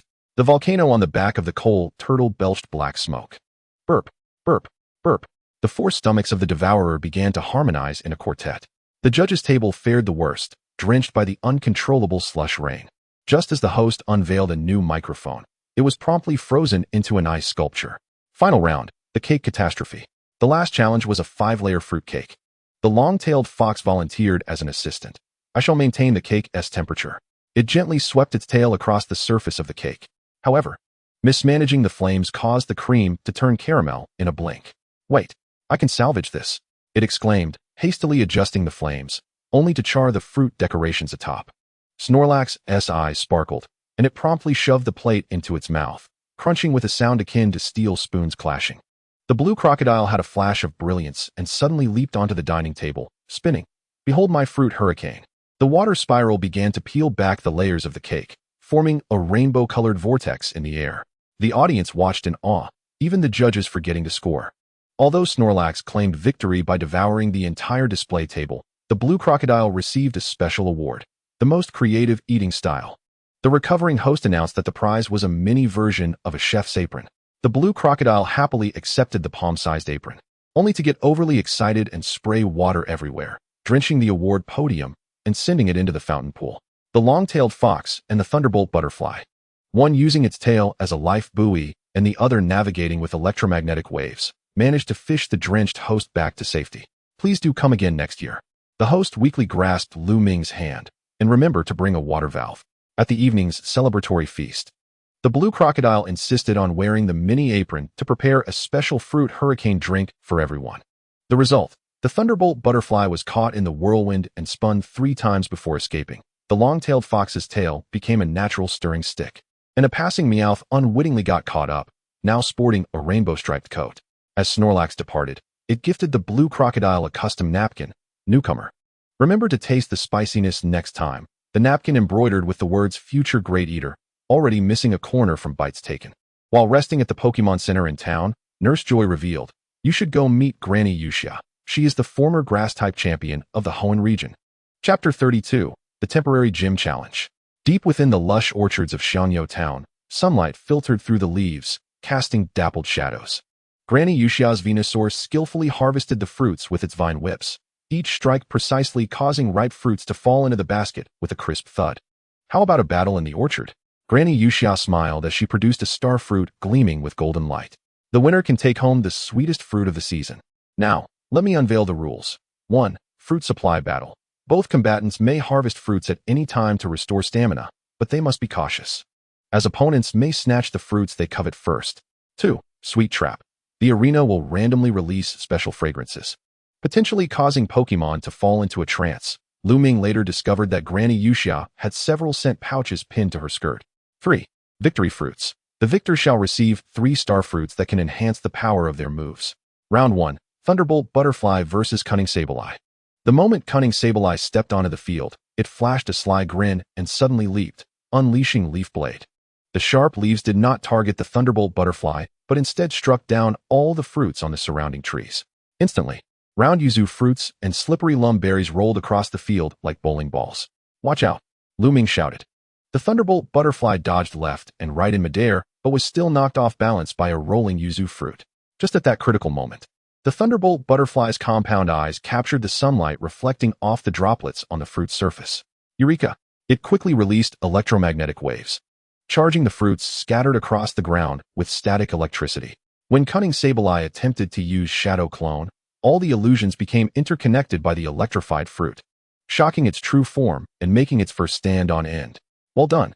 Lu Ming gave a thumbs up. Cunning Sableye, frustrated, stomped its foot, only to step on an electrified lumberry, comically breaking into an electric dance. Round 2. Long-tailed Fox vs. Tropical Dragon. As Tropical Dragon entered the arena, it let out a mighty roar, summoning intense sunlight. The blazing rays accelerated the ripening of the fruits in the orchard, causing them to rain down like a deluge. Danger!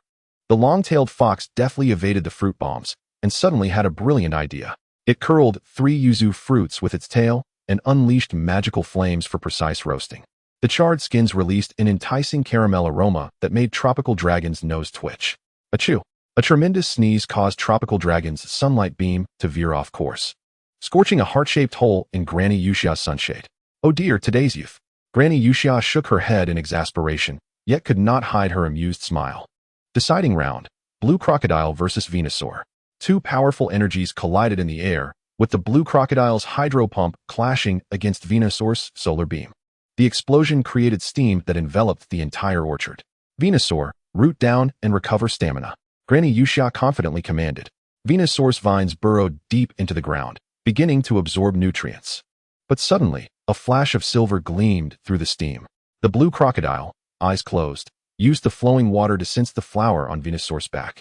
A precise saltwater arrow struck its mark, causing Venusaur to leap in pain, snapping several of its rooted vines. "Incredible!" Granny Yuxia clapped in excitement. "This strategic awareness reminds me of my youth."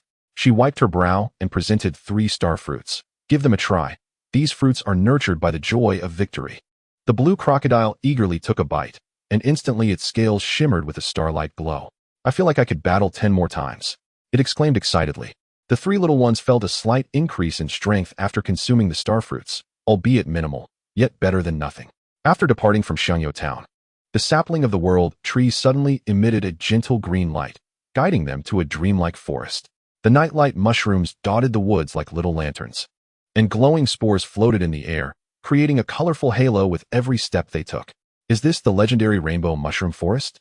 Lu Ming began to flip through his Pokédex, while the Blue Crocodile had already dashed off after a dancing mushroom. After succumbing to the hypnotic powder of the luminescent night mushroom, the Blue Crocodile dreamt of becoming a formidable water-type champion. It was gracefully riding atop Lapras, basking in the adulation of the crowd, when it suddenly sensed something amiss with its steed. Awakening from its reverie, it discovered itself tightly clutching a startled Raikou, whose fur was frizzed from an electric shock, while the latter gazed back with a benevolent expression. Upon learning that the electric fireflies had constructed a fungal internet using mushrooms as their base stations, Raikou eagerly joined the endeavor. However, a misstep resulted in broadcasting the slumbering visage of Lu Ming, drooling and snoring, to the entire Pokémon community of the forest. To make matters worse, it inadvertently added a dreamy filter, adorning its trainer's head with delicate flowers, captioned, "A trainer's adorable moment." The long-tailed Vulpix prepared a soup using glowing mushrooms, prompting the world tree sapling to enter a peculiar mode. Suddenly, the little creature began to rap in rhymes. Articuno weeps in the heat. Zapdos combs its feathers with static treat. Moltres ignites with a fiery fart. Oh dear, who just hit me in the heart? When they encountered the towering King Shroom, the forest's sovereign showcased true illusion magic, conjuring illusions that could inflict tangible harm. Wish to leave the forest? First, you must pass my trial, echoed the king's voice like rolling thunder. In recent days, the blue crocodile had learned to discern illusions through the vibrations of water currents. One day, brimming with confidence, it proclaimed it could see through the illusions, only to collide with a real tree, leaving a sizable bump atop its head that had yet to fade. Raikou developed an electromagnetic manifestation technique, but during its inaugural attempt, it exerted too much force, transforming the king's mustache into a wild explosion of curls, nearly inciting a forest war. The long-tailed Vulpix possessed flames capable of incinerating the boundaries between reality and illusion. However, it accidentally roasted the king's beloved mushroom stool, now compelled to use its tail as a makeshift seat to atone for its mistake. As a parting gift, the king bestowed upon the long-tailed Vulpix a mood spore, turning the tip of its tail into a vibrant, color-shifting rainbow. The little creature took great pride, spending its days admiring its reflection in truth. A reflection from the icy surface created by the blue crocodile, but on one occasion, it became so entranced that it accidentally scorched a passing Rattata into an explosive hairdo. While passing through Gear Town, a job advertisement on the electric plant's wall caught their attention, urgently hiring temporary electricians. Daily wages include 3 meals. Note: preference given to those who have been electrocuted 3 times or more. The wages could be spent on new equipment. Lu Ming immediately brought his Pokemon companions to apply. The Pokemon responsible for the interviews, Electric, eyed them skeptically. Can a human comprehend the electrical systems? I wager you won't last half a day. While assigned to clean the electric storage plates, Blue Crocodile switched its water gun to carnival mode, resulting in the B District Circuit Board performing a water ballet. Most impressively, it even provided a musical score with a strong current, causing the entire plant to trip the circuit 3 times. The long-tailed Vulpix, too engrossed in its welding, transformed the control panel into an abstract art piece. The factory manager, initially furious, found the piece sold at a high price to a passing collector, now exhibited under the title Industrial Blaze in an art gallery. Raikou's optimized charging plan moved the self-destructing Magnemites to collectively emit heart-shaped waves of affection. A shy Magnezone even discreetly gifted it a cherished magnet from its collection. Electric, the hulking figure, remained convinced that Lu Ming aimed to usurp its position as chief electrician, leading to various petty antics, swapping Lu Ming's screwdriver with an electrified one, which Raikou then employed for rapid charging of a phone, surreptitiously increasing the voltage at Lu Ming's workstation, inadvertently teaching the long-tailed Vulpix Thunder Punch, hiding electrified nuts in the lunch sandwiches, which were devoured by Blue Crocodile as explosive flavor. A turning point occurred during an urgent repair. As a high-voltage cable threatened to snap, Raikou executed a flawless volt replacement, performing a high-risk maneuver that saved Electric's younger sibling, Electabuzz. From that moment on, not only did the proud creature personally teach Raikou an improved version of Thunder Punch, but it also secretly slipped a long-treasured power amplifier into Lu Ming's toolbox. By the campfire, Lu Ming perused a thick travel journal. The world tree saplings suddenly radiated light, projecting vivid snippets of their journey onto the night sky. Blue Crocodile, adorned in a miniature chef's apron, earnestly concocting a fruit hurricane special, inadvertently transforming the entire campsite into a water amusement park. Raikou live streaming from the mushroom forest, its fans comprising 300 electric fireflies and a particularly sardonic Lampent.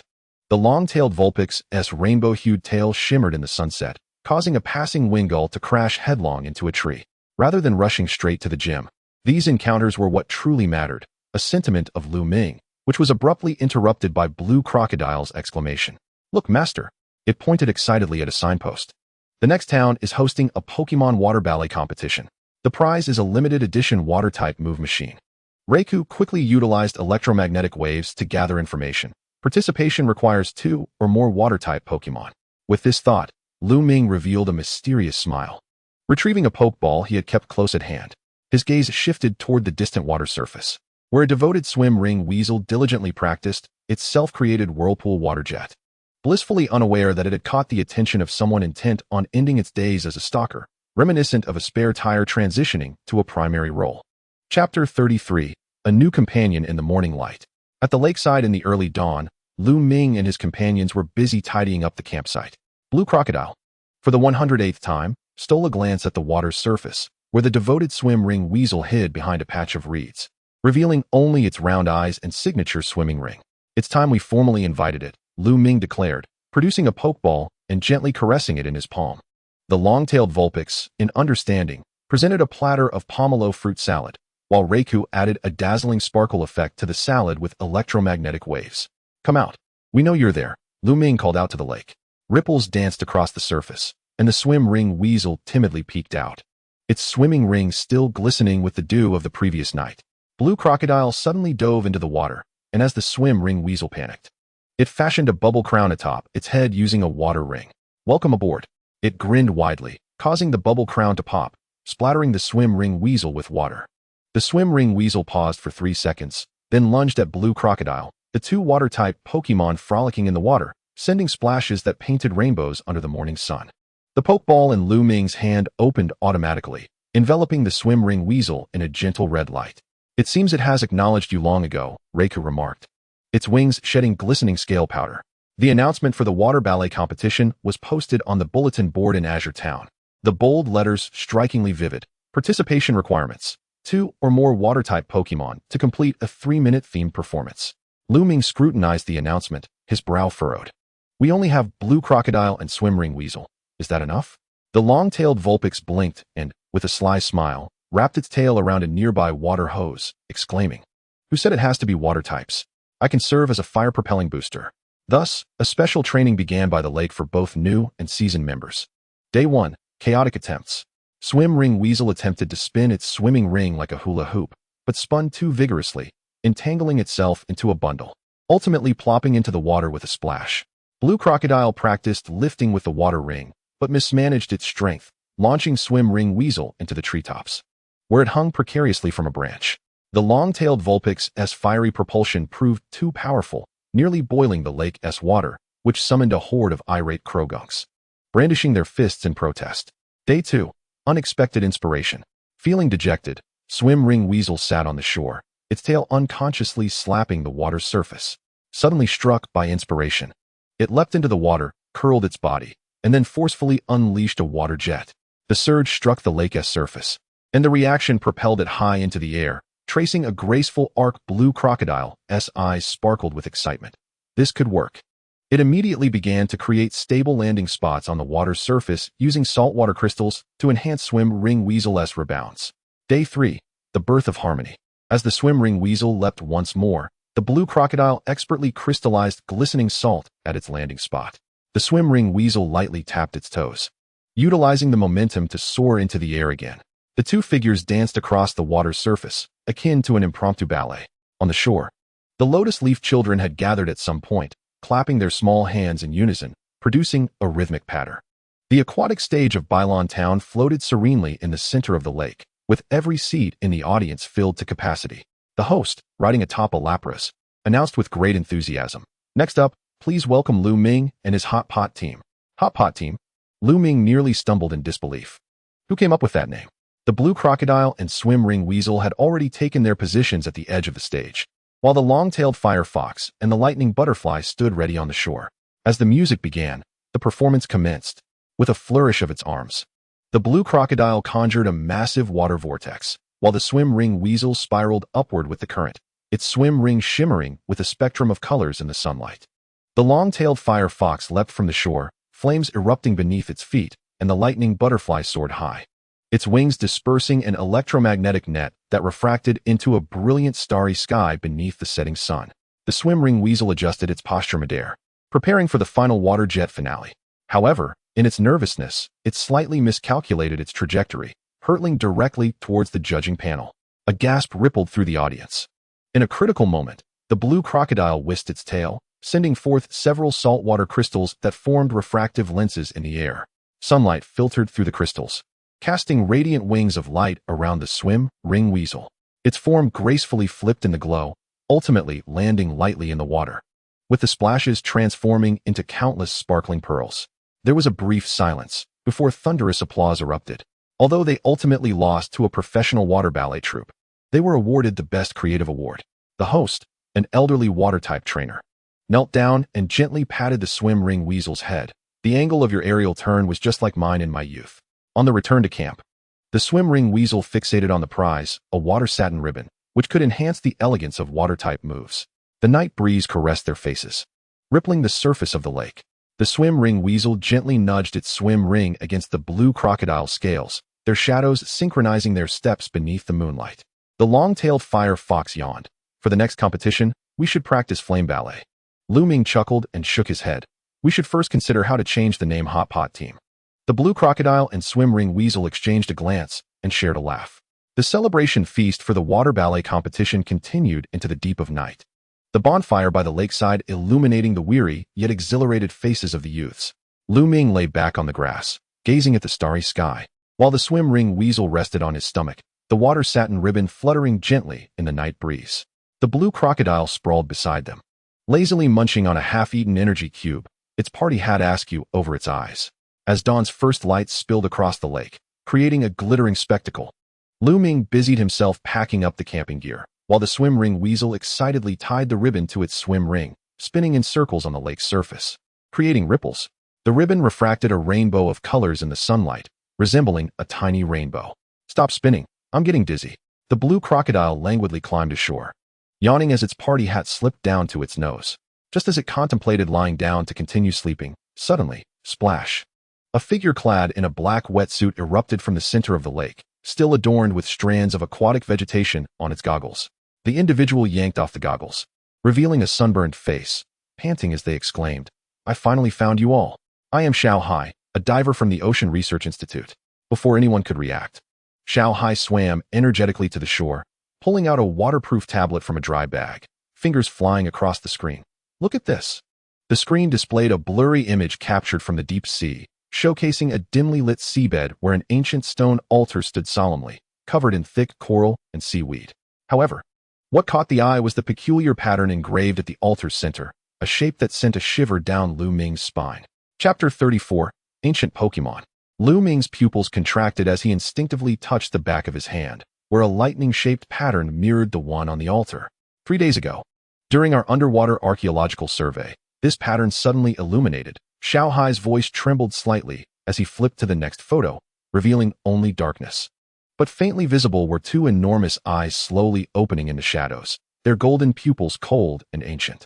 In the temporary base of the Research Institute, Xiao Hai spread out an array of specialized equipment, excitedly introducing, for this deep-sea exploration, we've prepared the most suitable gear for you all. The blue crocodile's diving armor was a gleaming silver gray, equipped with a spiral propeller on its back, significantly enhancing underwater speed. Xiao Hai patted the armor. This will allow you to swim faster than a fish. The swim ring weasel's luminescent swim ring utilized the latest technology, with brightness adjustable from a soft glow to blinding light. In case of danger, it could emit a strong light to disrupt enemies. Xiao Hai winked. The lightning butterfly's waterproof electromagnetic amplifier resembled a pair of petite metal wings, capable of attaching to its butterfly wings, releasing powerful electric shocks even underwater. Though caution was advised to avoid shocking one's allies, the long-tailed firefox's compressed flame capsule was a prized creation of the Institute. A thumb-sized transparent capsule containing a special flame that could burn even underwater. One capsule could sustain fire-type moves for 3 minutes, so use it sparingly. What about me? Lu Ming leaned in eagerly.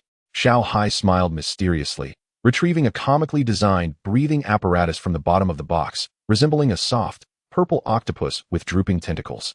Bite on this, and it will provide 2 hours of oxygen. Lu Ming stared at the octopus breathing apparatus's round, bulging eyes, momentarily at a loss for words. The blue crocodile excitedly donned the diving armor, but accidentally installed the propeller backward. Strange, why am I swimming backward?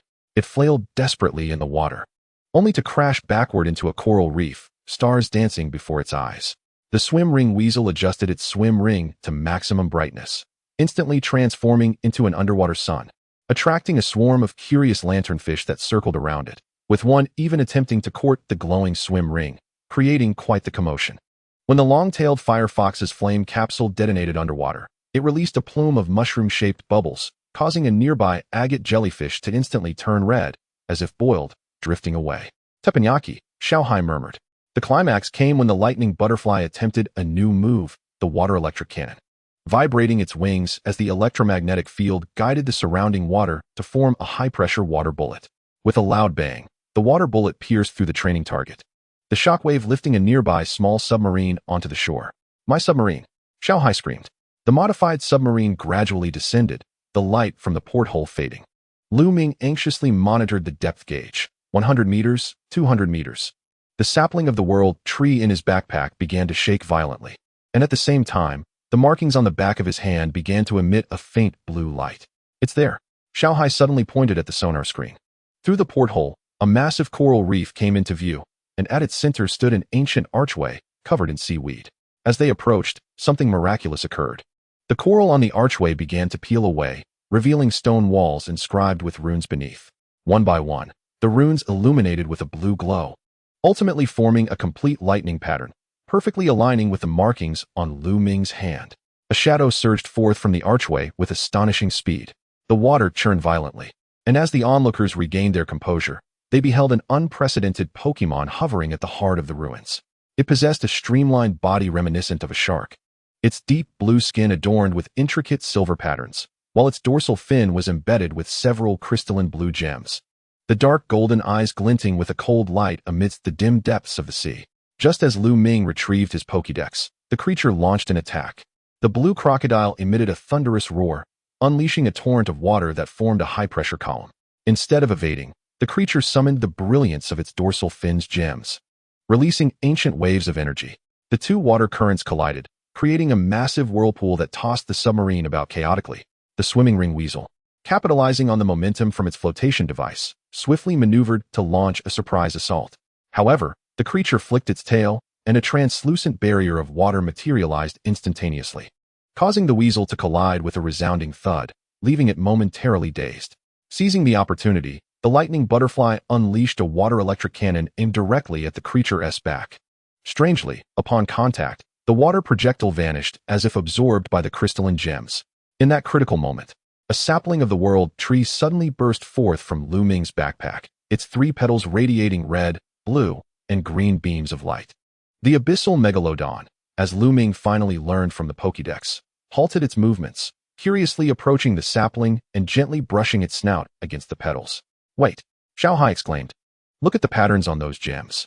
Under the sapling's luminous glow, the intricate designs within the gems became apparent, revealing microscopic patterns resembling the branches of the world tree. As contact continued, fragments of the abyssal megalodon's memories surged forth like a tide into the minds of those present. In ancient times, it was one of the 7 guardians of the world tree, tasked with safeguarding the life energies of the ocean, as humanity began to overexploitate marine resources.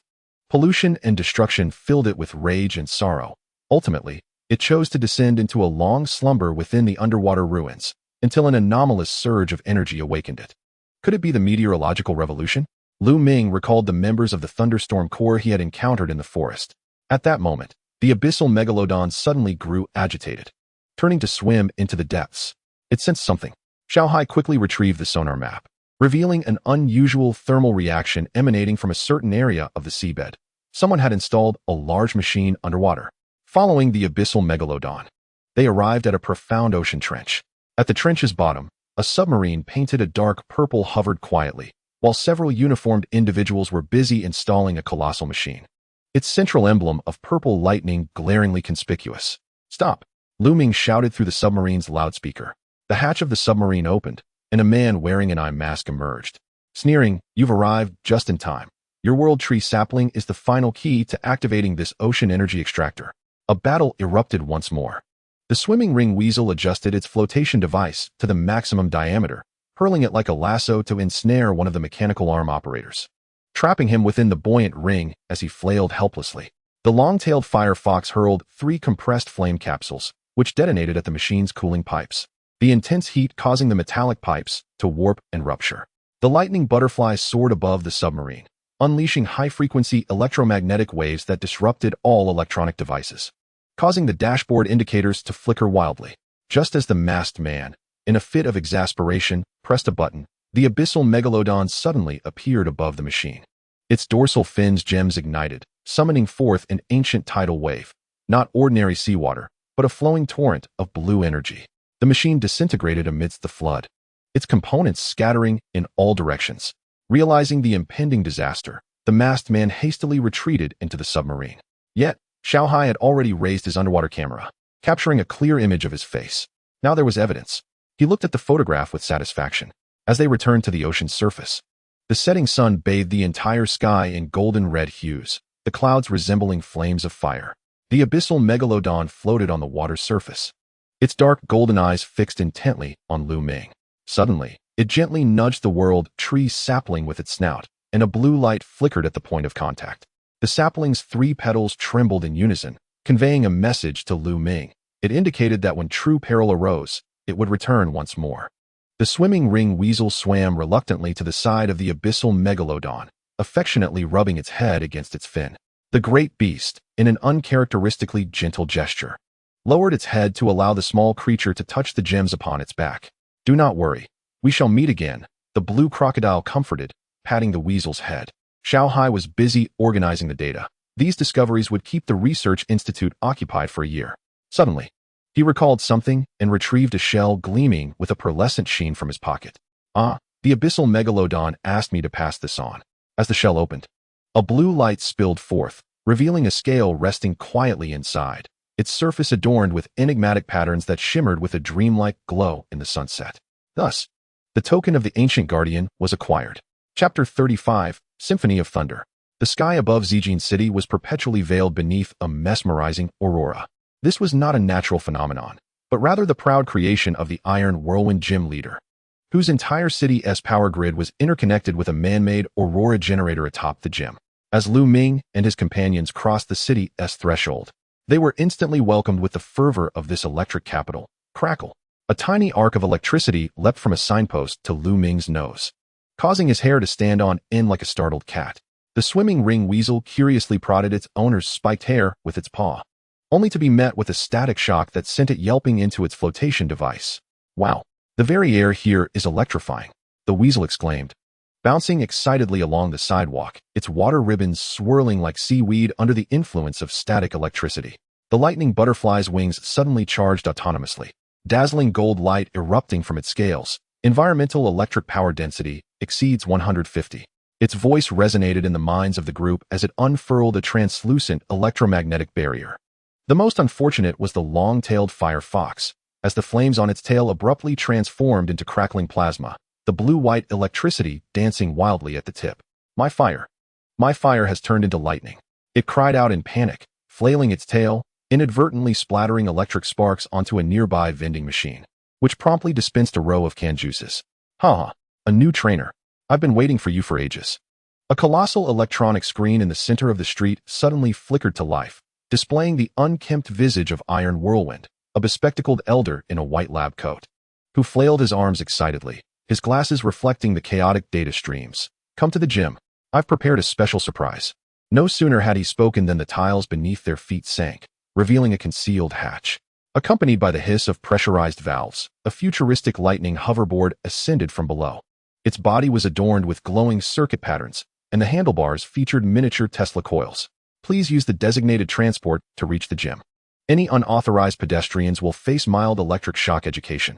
A cold mechanical voice emanated from the hoverboard. The blue crocodile cautiously prodded the hoverboard. "Will this contraption fit us all?" As if responding to its question, the hoverboard emitted a series of transformation sounds, reshaping itself like a transformer into a 5-seat hoverpod. Even more astonishingly, 6 mechanical arms sprang forth from the sides of the seats, binding everyone into place without hesitation. "Wait, I'm not ready yet." "Ah." The hover capsule erupted with brilliant arcs of electricity from its base, propelling the terrified passengers into the sky like a streak of lightning toward the heart of the city. Viewed from above, the entire city of Zhejiang resembled a colossal circuit board, with countless luminous roadways twinkling in the twilight. As the hover capsule came to a sudden halt in front of the dojo, Lu Ming's face had turned as pale as the fur of a weasel-shaped swim ring. Before them, Taixian, perched atop a makeshift anti-gravity device, traced a figure 8 in the air.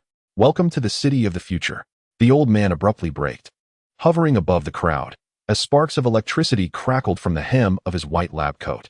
The rules were simple. He pressed the red button on his wristwatch, and the square in front of the dojo suddenly split open, revealing an unfathomable mechanical labyrinth below. "Find me, or my little darlings will find you." Survival manual for the maze, summarized after 3 electric shocks. 1. Each electronic door is equipped with deadly electric puzzles. 2. Incorrect answers will trigger a friendly electric shock. TH1's 100,000 volts are deemed friendly. 3. 3 keys are hidden within the maze. Only by collecting them all can one challenge Taishian. 4. Always watch your step, for the ground may unexpectedly transform into electrified grids. First challenge, a conductive love story. A holographic projection wall rose before the electric butterfly, displaying 2 bickering mechanical Pokémon, a Rotom, crackling with negative electric sparks, its expression clearly stating, "Don't you dare touch me," and a positive gear, sharpening its teeth with a file, eyes shaped like hearts. The prompt flickered into view. "Please use electromagnetic waves to facilitate this romance. Time limit, 30 seconds. What kind of absurd question is this? Lu Ming scratched his head in frustration. Are all mechanical Pokémon this troublesome? The electric butterfly sighed, gently fluttering its wings. A soft pink electromagnetic wave enveloped the 2 Pokémon.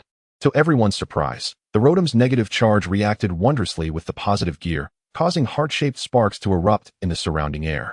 Even more astonishingly, the 2 Pokémon suddenly began to tango. The Rotom entwined the gear with plasma, tracing perfect arcs upon the circuit board.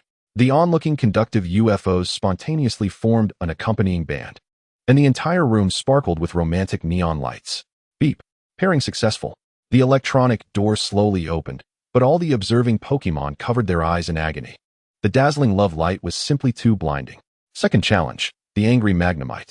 The blue crocodile found itself transported to a circular chamber, its walls densely covered with Magnemite, all glowing ominously in red. The screen in the center displayed, "Please pacify the angry Magnemite non-violently. Remaining quantity, 47. Non-violently?" The blue crocodile glanced at its sharp claws and suddenly had a brilliant idea. Recalling techniques learned during training at the power plant, it expelled a massive ring of water, deliberately adjusting the water's conductivity to fill the bubbles with charged particles. The Magnemite were instantly drawn to this luxurious bubble bath, eagerly rushing into the stream. In a hilarious twist, they soon began to squabble over who would be first to use the bubble machine, resembling kindergarten children fighting over a toy rubber duck. Third challenge, conductive cuisine.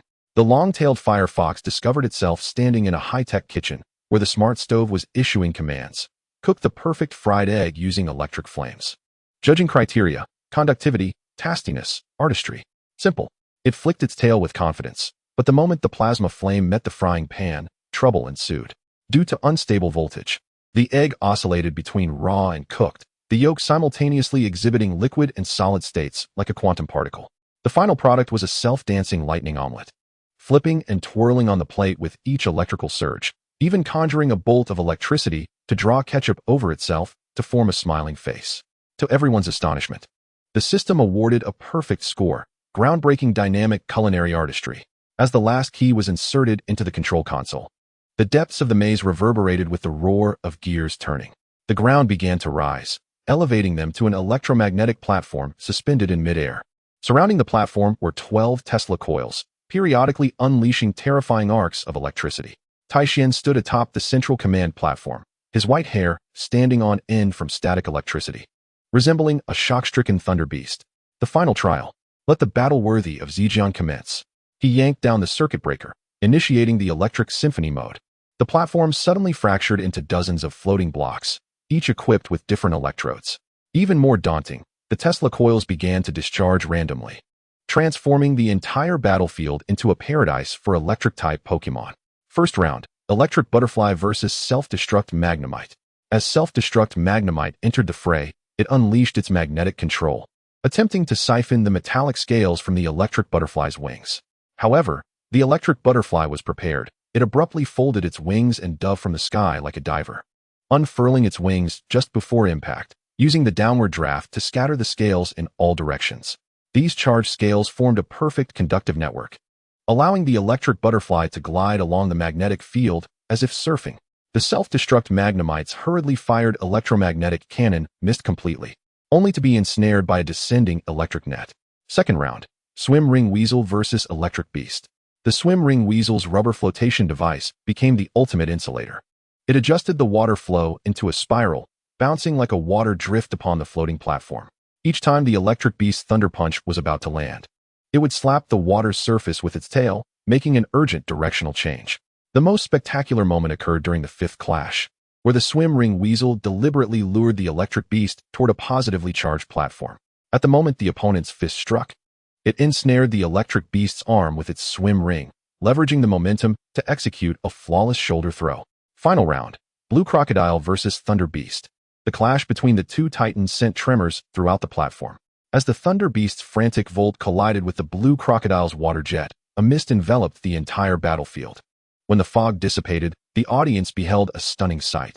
The Blue Crocodile had conjured a massive convex lens of salt water before it, focusing and reflecting all of the Thunder Beast's attacks.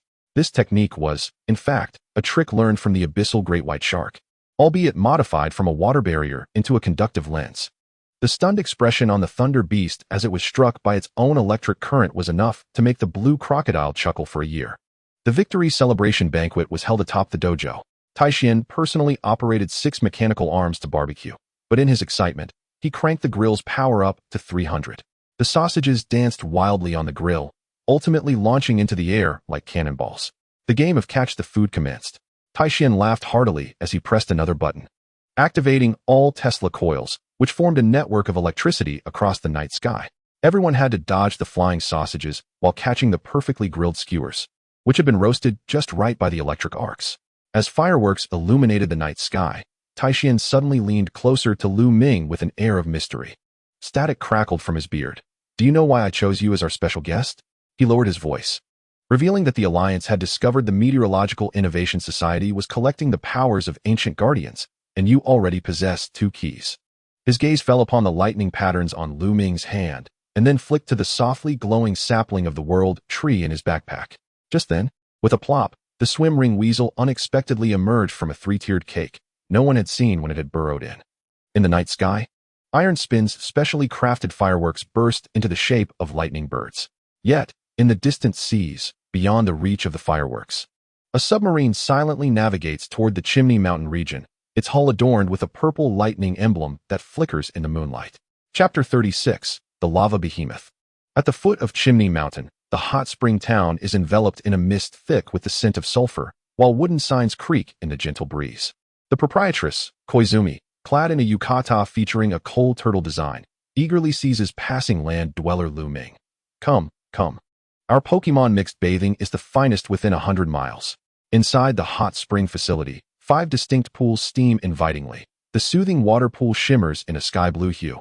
Mint leaves floating serenely on its surface. The fiery flame pool burns with an orange-red intensity, the ghostly outlines of dried chilies barely visible at the bottom. The static elimination pool is home to floating metallic shards, occasionally erupting in tiny sparks. The ordinary pool is strewn with cherry blossom petals. And the newly developed ice and fire pool is half frozen with frost, while the other half boils energetically. Rest assured, each pool has been meticulously balanced, the proprietress assures, oblivious to the small print on the sign behind her that reads experimental phase. Just as Blue Crocodile dips its claw into the soothing water pool, carbonated bubbles erupt vigorously from the gaps in its scales. In a panic, it attempts to rise, only to spin helplessly in the pool like a boiled dumpling, eventually floating belly up on the surface. The elegant long-tailed fire fox steps into the fiery pool, but 3 seconds later, it suddenly fluffs up in alarm, the flames on its tail tripling in size and scorching a charred hole in the wooden roof. Apparently, chili extract had been added to the pool. As Thunderwing Butterfly merely grazes the static elimination pool, the metallic shards on the surface begin to dance with an electrifying crackle. The chain reaction sends the lights throughout the facility into a frenzy, transforming the hair of all present into wild, super scion-like styles. The only one enjoying the chaos is the Swim Ring Weasel, who performs a 720-degree dive in the cherry blossom pool, spinning so swiftly that it creates a miniature whirlpool. Meanwhile, the coal turtle in the adjacent pool is caught in the current, spinning in place as it panics, emitting plumes of black smoke that darken the ceiling further. Wiping the cold sweat from her brow, the proprietress points to their last hope. "How about trying our signature ice and fire duality?" But before she can finish her sentence, the ground suddenly trembles violently. The water level in the hot spring drops at a visible rate, while eerie purple smoke erupts from the summit of Chimney Mountain. A lava worm tumbles into the courtyard in a frenzy, trembling as it utters a few words. Not good, not good. On the mountain path, swarms of lava worms rolled down the slope in a desperate escape. Lu Ming intercepts one dazed lava snail. What is happening? The magma patterns on the snail's shell flicker ominously. That one-eyed human is installing a machine at the volcano's mouth, and the lava guardian has been angered. It suddenly looks up at the mountaintop in terror. It's coming. The mountainside fractures with spiderweb-like cracks, and scalding steam bursts forth like a colossal serpent. The crowd is forced to leap into the nearby volcanic tunnel, only to find it transformed into a terrifying mechanical labyrinth. Rusty metal pipes forming a network akin to blood vessels, the sound of grinding gears echoing off the walls. The iron plate floor randomly shifts to a fiery red, requiring careful observation of the falling volcanic ash, which creates gray trajectories marking safe paths. The swim ring weasel bravely volunteers to lead the way, only to forget that the rubber swim ring expands when heated. As it steps on a particular iron plate, the swim ring suddenly inflates with a loud pop, lifting it to the ceiling like a helium balloon. Rusty metal gears come rolling in from all directions. Long-tailed Firefox attempts to melt them with flames, only to see the surface flash with the engraving of heat-resistant alloy 3000. As it hops in pain, Thunderwing Butterfly quickly devises a plan, releasing electromagnetic waves that cause the gears to adhere to the walls as if attracted by magnets. 3 tunnel exits spew forth milky hot water, orange-red lava, and ordinary smoke.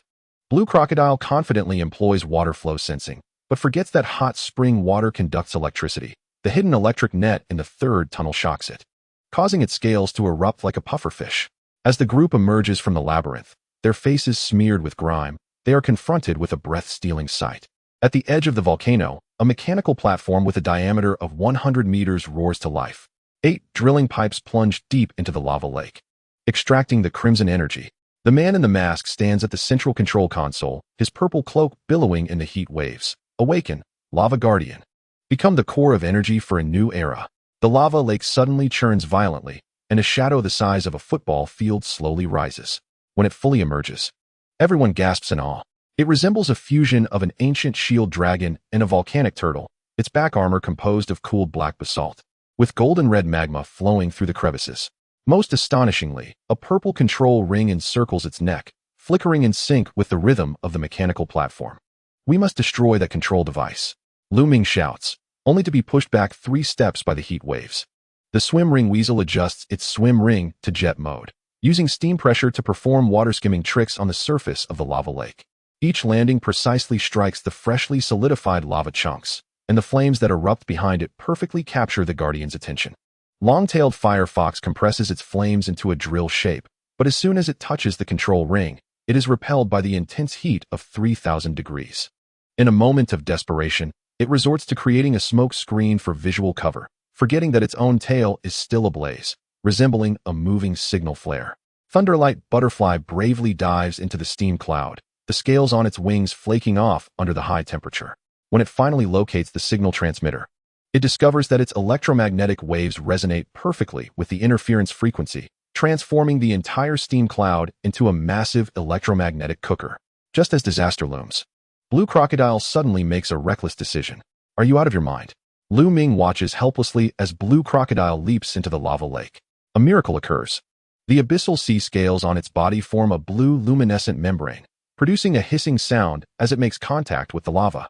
The Guardian seems to sense something, abruptly ceasing its attacks and allowing Blue Crocodile to swim beneath it. With a crack, the control ring shatters, and the lava behemoth emits not a roar, but a resonant song that reverberates through the mountains. A certain infrasound causes the lava of the entire volcano to dance, creating a 1,000-meter-high lava fountain in the air. The masked man's machine explodes in a series of overload detonations, and as he attempts to flee, he trips over the swim ring weasel's swim ring and falls headlong into the nearby cooling pool. The once dazed Guardian gazes down at the sapling of the world tree and gently touches it with its snout. In that instant, ancient memories flash before everyone's eyes. The abyssal sea's great toothed shark, the lava behemoth of the volcano, scenes from the forest abruptly cut off. Yet it is clear that ancient humans once misused their energy, igniting wars. Before parting, the lava behemoth strikes the ground with its forelimb, causing solidified magma to rise and form a volcanic cake. a chocolate crisp shell encasing a flowing magma filling. When long-tailed fire fox attempts to warm it up, it inadvertently charred the cake to a crisp.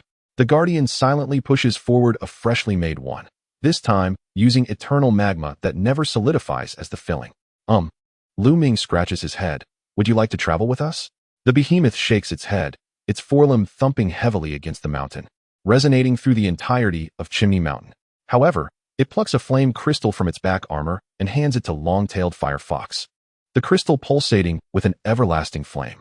Although a hint of regret lingers, Lu Ming's spirits remain high. If such a powerful Pokemon were to join his team, he would be formidable against the dodo bird next time. On the return journey, Thunderwing Butterfly suddenly detects an anomalous fluctuation, an ultra-high energy reaction detected in the northwest. A giant plant is growing rampantly. The swim ring weasel sits on Blue Crocodile's head, swinging its legs. Our next adventure is in the forest, right? I want to learn how to swing on vines. That night, while camping, the flames of the campfire unexpectedly projected a message from a colossal lava beast P.S. The proprietress of the hot springs is my 108th great-granddaughter. Let it be known that I did not set her roof ablaze. The crowd simultaneously turned their gaze towards the long-tailed fire fox, which buried its face in its tail, muffled sounds emanating from its fur. I will compensate. Chapter 37. A Fateful Encounter. The morning mist enveloped the great tree forest like delicate gossamer, sunlight filtering through layers of leaves, casting dappled shadows upon the ground. Lu Ming cautiously parted the drooping vines, the sapling of the world tree emitting a faint glow from his backpack, guiding their path. Suddenly, a loud rumble erupted from the belly of the blue crocodile, which bashfully covered its midsection. I didn't have enough for breakfast. At that moment, the inflatable weasel perked up its ears, the rubber swim ring inflating with a whoosh. Master, there is something ahead. Before the words were fully uttered, Pikachu exclaimed, Thunderbolt. Pika! Pika! A brilliant golden lightning bolt cleaved through the thick fog, accompanied by a cacophony of crackling sounds, as the crowns of a dozen trees simultaneously erupted, startling a flock of Pidgey. Brock, my hair has turned into a hedgehog again. A boy donning a red and white cap tumbled out from the bushes, smoke billowing from his head. Trailing behind him was a Pikachu with cheeks sparking with electricity, and a girl with a ponytail. Misty angrily pursued him, clutching a Pokeball at her waist. But Misty, a wild Pokemon, did ambush us just now, the boy protested, suddenly noticing Lu Ming and his companions in the distance. Oh, you are? The two groups exchanged glances, standing 5 meters apart. The inflatable weasel curiously examined Pikachu, which raised its tail in a defensive posture. Greetings. Lu Ming broke the silence. We are merely passing through. You must be a trainer. The boy in the red cap's eyes sparkled with excitement as he dashed forward. I'm Ash from Pallet Town, and this is my partner, Pikachu. Care for a Pokemon battle? Pallet Town? Before Lu Ming could respond, the inflatable weasel bounced excitedly in front of him, the swim ring slapping against the ground and splashing water. Your inflatable weasel seems quite spirited. Ash grinned. The rules are simple, one-on-one. Misty sighed, exasperated. Here we go again, while Brock, with his squinted eyes, stepped aside. I'll officiate. Pikachu, you're up. Pika. The electric mouse nimbly leaped onto a rock, its tail gleaming metallically as it assumed a battle stance. Lu Ming crouched down. Be cautious, the opponent is an electric-type trainer. However, the inflatable weasel confidently patted its swim ring, gesturing with a motion that conveyed, leave it to me. Round 1, the contest of speed. Pikachu, quick attack. A golden flash sliced through the air as Pikachu charged with astonishing speed. Just as it was about to make contact, whoosh. The inflatable weasel suddenly hurled its swim ring like a frisbee. The rubber circle traced a perfect arc in the air, slapping against a tree trunk behind Pikachu before rebounding at an even greater velocity. What kind of move is that? Ash exclaimed, eyes wide. The inflatable weasel performed a backflip to catch the returning swim ring, utilizing the rebound to elegantly evade the attack, completing a stunning 3.5 turn in the process. Is this an acrobatic show? Misty gasped in awe. Round 2, the wisdom of insulation. Pikachu, Thunderbolt. Brilliant bolts of lightning descended from above, but the inflatable weasel remained unfazed, abruptly positioning the swim ring upright on the ground and curling behind it. Zzz. The lightning struck the swim ring, yet it was entirely insulated. Is that even possible? Ash nearly bit his tongue. Rubber insulator. Brock's eyes widened in surprise. Utilizing the properties of Pokemon items for defense, a brilliant tactical maneuver. Deciding round, the water trap. In that fleeting moment when Pikachu was stunned by the ineffective skill, The inflatable weasel began frantically inflating its swim ring. What is it planning? Ash grew alert. Pikachu, be careful. Boom. The inflated swim ring shot forth like a cannonball, and Pikachu instinctively unleashed Iron Tail. Clang. The rubber circle was cleaved in two, but within it lay a compressed water balloon. A high-pressure jet of water erupted at point-blank range, sending Pikachu flying. Pikachu is unable to battle. The inflatable weasel is victorious. Brock announced loudly. A profound silence enveloped the forest, broken only by the sound of droplets falling from the leaves. Ash remained frozen in place, hand outstretched, as if petrified. Pikachu lay drenched on the ground, its tail feebly twitching. My Pikachu! Ash's voice trembled. I lost to an inflatable weasel? Misty stifled her laughter, her shoulders shaking, and it was defeated by its own swim ring. The inflatable weasel proudly twirled the remaining half of the swim ring, but suddenly slipped and plopped into a puddle. Lu Ming helplessly fished it out, winning beautifully but ending up in an embarrassing situation. As dusk descended, the two groups gathered around the campfire. Brock was treating Pikachu with a special healing ointment. So, Ash asked, while patching up the inflatable weasel's swim ring. Who taught you that move? The inflatable weasel puffed out its chest proudly, pointing at itself. Self-taught. Ash lamented. My Pikachu was defeated by a self-taught inflatable weasel. Pikachu weakly protested with a faint pika. Misty was conversing with the blue crocodile. How do you usually train water types? The blue crocodile blinked and suddenly splashed into the river, sinking like a stone. Help, help. I can't swim. It flailed desperately, struggling to stay afloat in the current. Misty. Meanwhile, Brock enthusiastically offered to massage the long-tailed fire fox. I've studied professional Pokemon massage. His eyebrows were singed by a sudden flare of flames. As night deepened, the campfire crackled. Ash gazed at the starry sky. Lu Ming, what is your goal? I aspire to be, Lu Ming replied, observing his playful companions. A trainer who can understand the voices of Pokemon. Ash pondered thoughtfully. Pikachu snuggled against his leg, softly uttering, Pika. The next morning, the two groups bid farewell at the fork in the forest. I'll definitely win next time, Ash declared, shaking his fist. The inflatable weasel slung the repaired swim ring onto its back. Next time, I'll use this move again. Pika, Pikachu sighed, its expression one of resignation.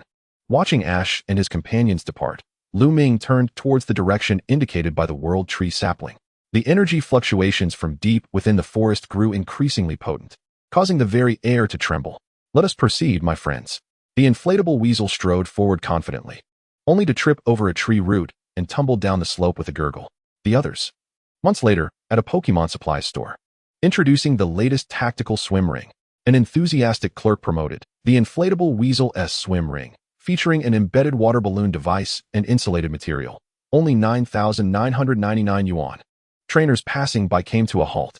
Suddenly, the boy in the red hat slammed his fists on the table, gritting his teeth. Give me 10. The Pikachu perched on his shoulder bristled with fury. Pikachu. Electrifying thunderbolt. The entire street's power grid was rendered inoperative for 3 hours. Chapter 38. Bond Evolution. Morning light pierced through the dense canopy of the great tree forest, casting dappled shadows upon the moss-covered ground. The sapling of the world tree in Lu Ming's hands trembled violently, its golden veins pulsating as if breathing. Energy readings surged past critical levels. The compound eyes of the Thunder Butterfly whirred with rapid data flow. Severe spatial fluctuations detected 300 meters ahead. The ears of the long-tailed fox perked up, its fiery tail flickering high. Something has been tracking us since 3 minutes and 17 seconds ago, moving in a zigzag pattern. Rustling sounds emerged. An verdant figure shot forth from the thicket, crashing into Lu Ming's embrace like an arrow released from its bow. This mythical Pokemon, the guardian of time and space, was entwined in purple strands of energy, its wings displaying chaotic ripples of time. Through the temporal rift, the faint voice of the time guardian, Sharabi, echoed weakly. They are using machinery to extract the guardians. Before the words could settle, a colossal crack echoed through the trees. A 1,000-year-old ancient tree was seemingly torn apart by an invisible force, revealing a starry black fissure at its core. More terrifyingly, the fallen leaves at the fissure's edge defied gravity and floated upwards. Through the breach, a man in a blindfold commanded 6 diamond-shaped machines. These devices formed a hexagram array, imprisoning the emerald-hued forest guardian, Shaman, Sky for me, at the center.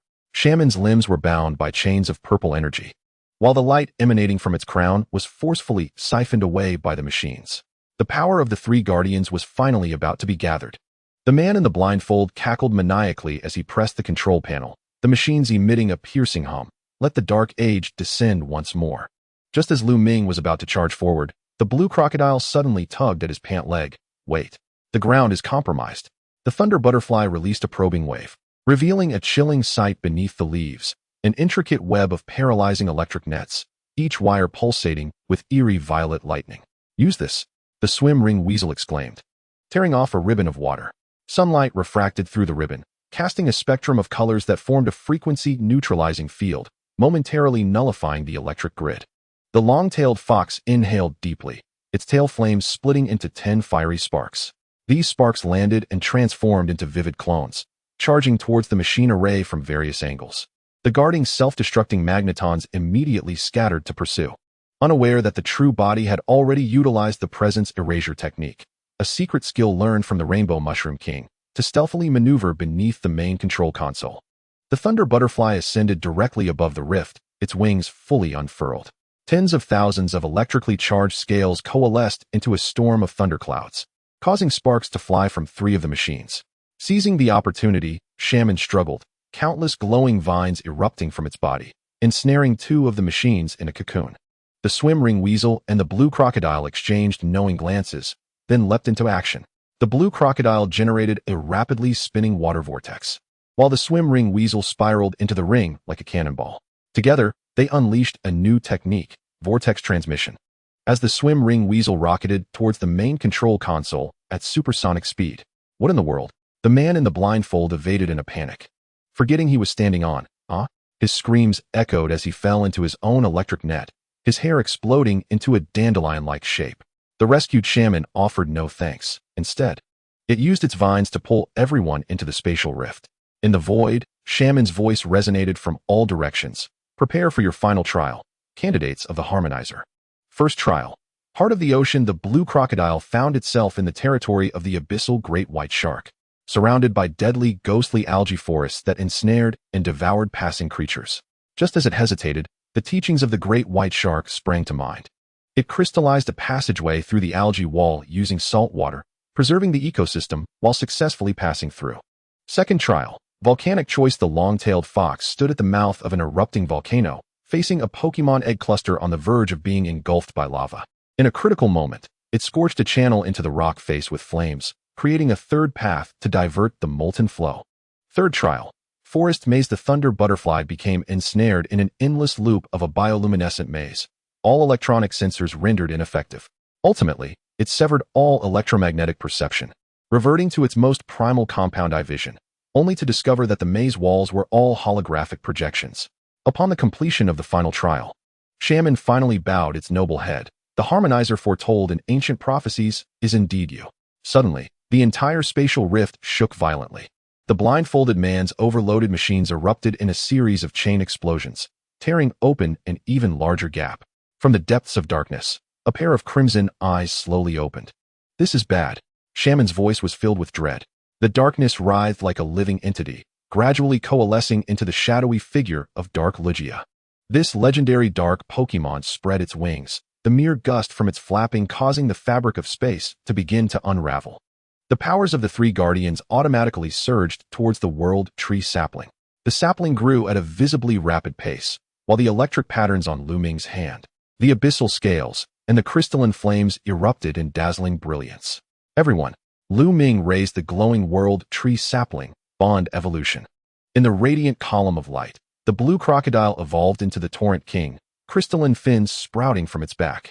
The long-tailed fox evolved into the azure flame sorcerer, its tail flames transforming into 9 chains. The thunder butterfly evolved into the thunder lord, its wings unfurling in a complex circuit-like pattern. The swim ring weasel, anxious, hopped up and down. What about me? What about me? Shaman gently touched its swim ring. As a Pokémon of the harmonizer, you have long possessed the purest power. The swim ring suddenly expanded into a sacred water ring, its surface shimmering with the brilliance of the galaxy. The shadowy storm of Dark Lugia clashed with the fourfold assault. The abyssal tsunami summoned towering waves. The purifying azure flames transformed into a fiery phoenix. The celestial punishment rained down countless bolts of lightning. The sacred ring miracle unfolded absolute defense. Under the harmonization of the world tree sapling, the dark energy was transmuted into a cascade of light. Dark Lugia let out a roar of defiance before being returned to the void. After the rift sealed, the three guardians returned to their domains, leaving behind 3 leaves imbued with power as tokens. When the next crisis arises, sound this. Shaman bestowed upon Lu Ming a timely flute, its body entwined with temporal ripples. The swim ring weasel scrutinized the sacred ring. So, am I now the hero of the ring? Sounds like a third-rate RPG title. The blue crocodile suddenly perked up. Wait, did we forget something? The camera shifted to the man in the blindfold, still convulsing within the electric net, his hair still smoking. At least give me some water. Just then, the world tree sapling pointed northeastward, where the silhouette of the sky tree in the Kalos region shimmered amidst the clouds. Chapter 39. The badge collection operation in the dining hall of the Pokémon Center. Lu Ming's map lay before him, densely marked with red and blue markers. For badges lay quietly in the badge collection box. The combat badge, fighting type, from Combat Town.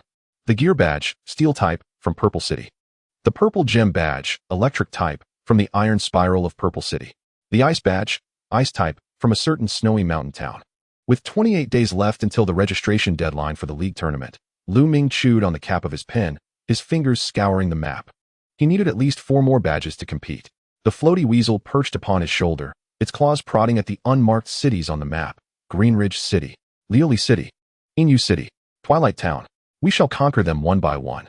The lightning butterfly unfurled a holographic projection, analyzing.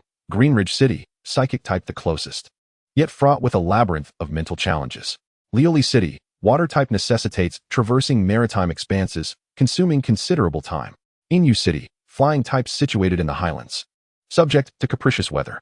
Twilight Town, ghost type challenges only available at night. The optimal route dictates we first breach Greenridge City, then journey southward. Lu Ming decisively slammed the table, proclaiming we would set forth at dawn. Suddenly, the blue crocodile leaned forward from across the table. Can I indulge in double servings of curry rice tonight to replenish my strength? The long-tailed fire fox sighed. You've already consumed 3 servings. The facade of the Greenridge Gym resembled a colossal crystal orb, its interior space distorted, with countless luminous runes floating upon the walls. Welcome to the symphony of thought, where reality and illusion shall entwine. The twin gym leaders, Fong and Nan, materialized from the void, donned in identical white robes, their smiles mirroring each other perfectly. The challenge rules were elucidated. 1. Mental dissociation. Trainers are transported to the meditation chamber, where they can only command their Pokémon through thought. Verbal communication is prohibited. 2. Spatial exchange. The battlefield will randomly swap positions and even overlap. 3. Synchronized victory. Both opponents' Pokémon must be defeated simultaneously, otherwise, they will resurrect indefinitely. Now, let the challenge commence. 2 waves of psychic energy struck Lu Ming simultaneously, his consciousness being swiftly drawn into a realm of pure white, while the blue crocodile and lightning butterfly autonomously positioned themselves on the battlefield. Round 1. Misaligned commands. Lu Ming fervently envisioned. Blue crocodile, unleash hydro pump. Suddenly, the space warped, teleporting the blue crocodile to the lightning butterfly's battlefield, where a high-pressure water column surged towards its ally. The lightning butterfly barely dodged, causing its electromagnetic wave to veer off course, inadvertently enhancing the synchronization trait of the lunar EV. The floaty weasel, agitated at the sidelines, suddenly had an epiphany, activating the holy ring in an attempt to disrupt the psychic field. Whoosh! It was teleported to the gym's kitchen, where a freshly baked pomelo pie awaited. Surely, a quick bite wouldn't hurt, would it? Round 2. A chaotic battlefield. The solar EV initiated a psychic surge, flipping the entire arena 180 degrees. The blue crocodile clung to the ceiling like a gecko, desperately avoiding the void below. The lightning butterfly attempted to levitate, but was interrupted by the lunar EV's dark pulse, plummeting into the crevice of distorted space. Lu Ming, sweating profusely in the mental realm, realized that if this continued, defeat was inevitable. Since the space was erratic, Lu Ming suddenly had a brilliant idea. Let chaos reign even more fiercely.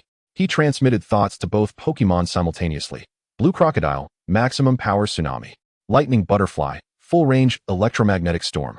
A devastating synergy ensued. The blue crocodile roared as it summoned a 10-meter-high wave, flooding the entire gym space.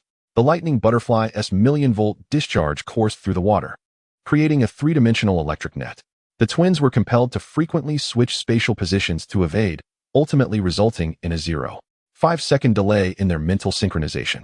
Now, the floaty weasel suddenly returned from the kitchen, half a pie still clutched in its mouth. It flung out the holy ring, expertly ensnaring both EVs. Bang! The solar and lunar EVs collapsed simultaneously, the gym's space fracturing like a shattered mirror. In the real world, Lu Ming abruptly opened his eyes, realizing he still stood at the original challenge position, drenched in sweat. An impressive strategy, Feng smiled while rubbing his temples. You utilized our own rules to defeat us. Nan applauded, his fingers trembling slightly. Together, they raised a multicolored badge shaped like overlapping brainwaves. This is the Greenridge badge, a testament to your transcendence beyond the limits of thought.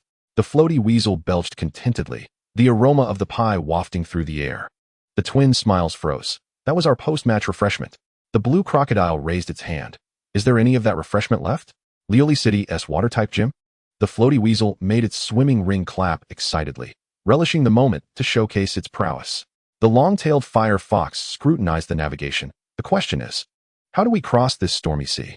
The lightning butterfly's weather forecast indicated, tomorrow, waves reaching 8 meters, accompanied by thunderstorms.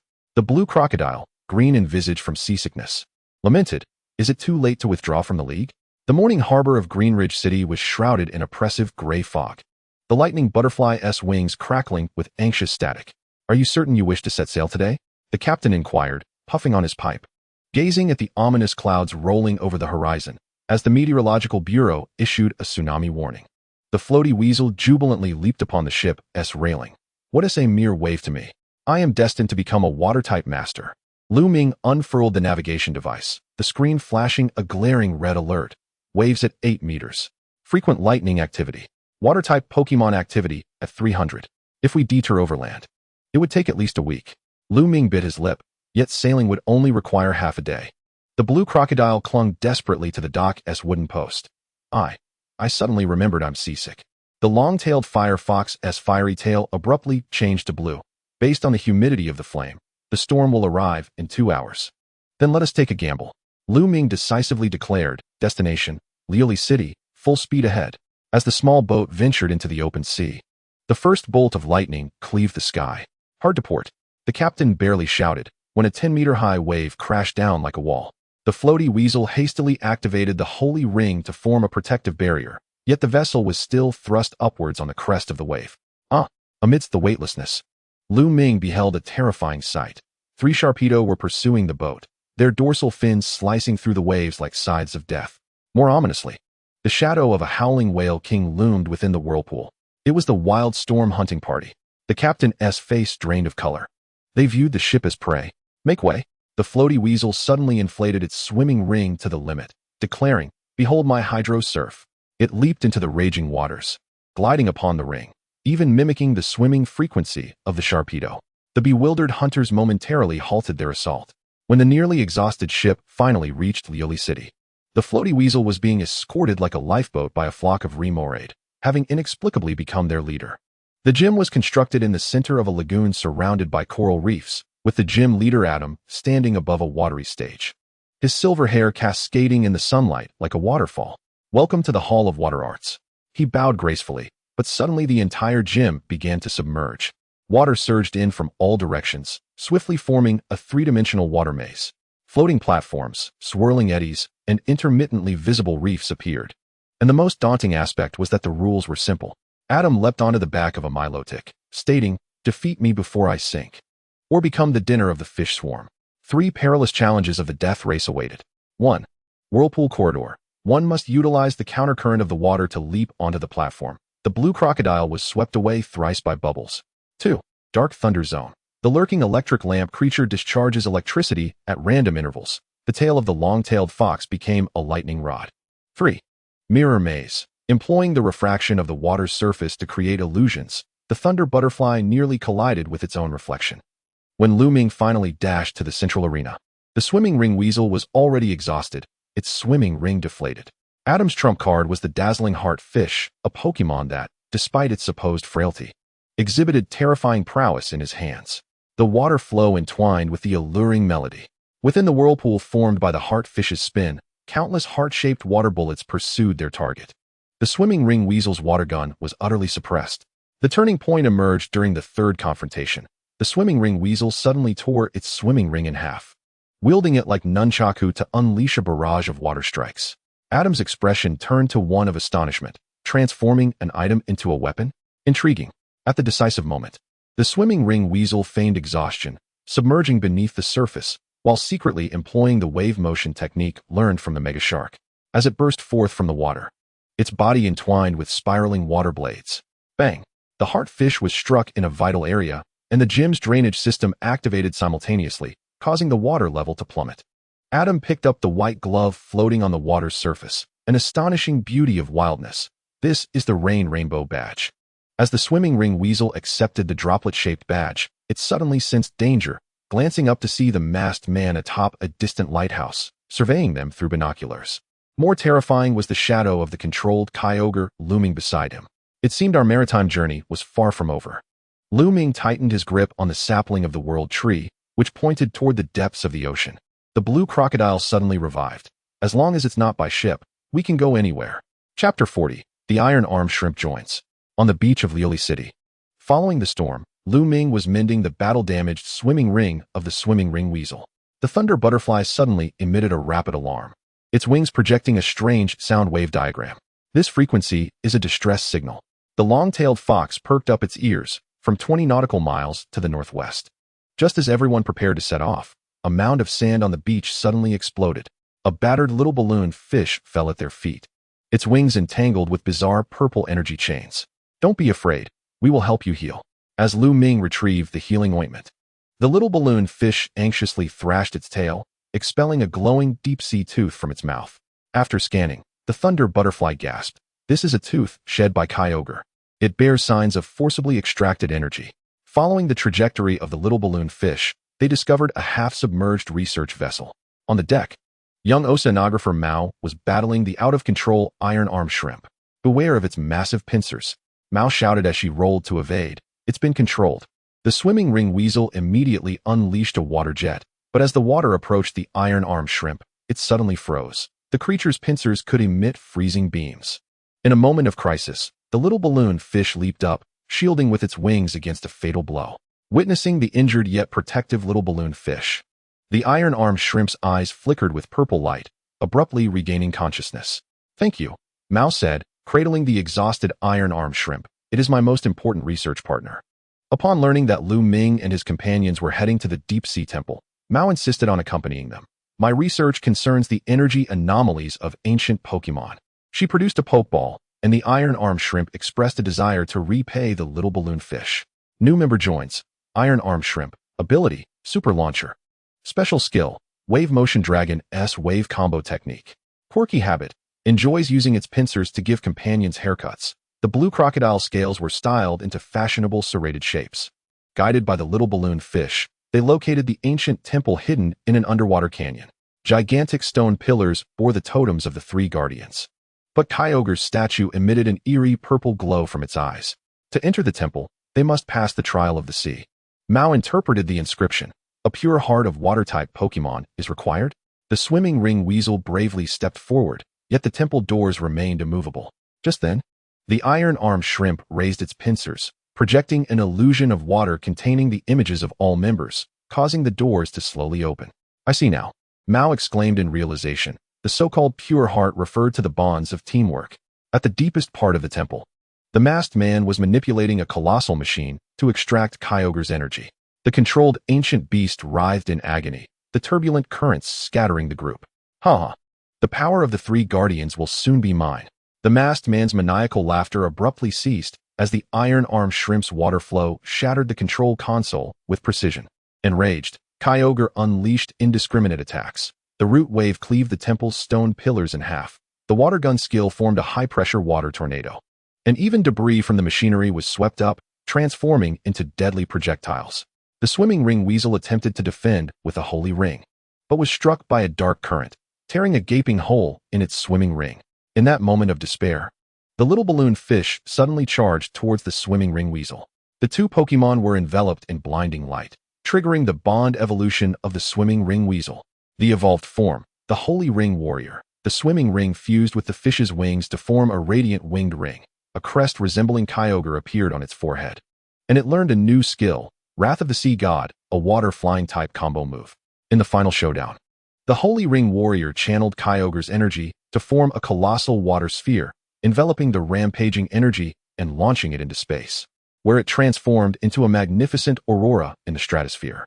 Regaining its senses, Kyogre cast a profound gaze upon the group before sinking into the depths of the ocean. Before departing, it gifted the iron-armed shrimp a piece of deep blue shell. It seems I must continue to track Kyogre's whereabouts. Mao organized her research materials. But with a smile, she handed the iron-armed shrimp's pokeball to Lu Ming, saying it wished to travel with them. The little balloon fish, reluctant to part, circled the Holy Ring warrior before suddenly evolving into a giant winged fish. It decided to follow Mao to continue her research. Welcome to the team, iron-armed shrimp. The pokeball shook a few times as the iron-armed shrimp responded to Lu Ming. Their next destination was the flying gym in Inyu City.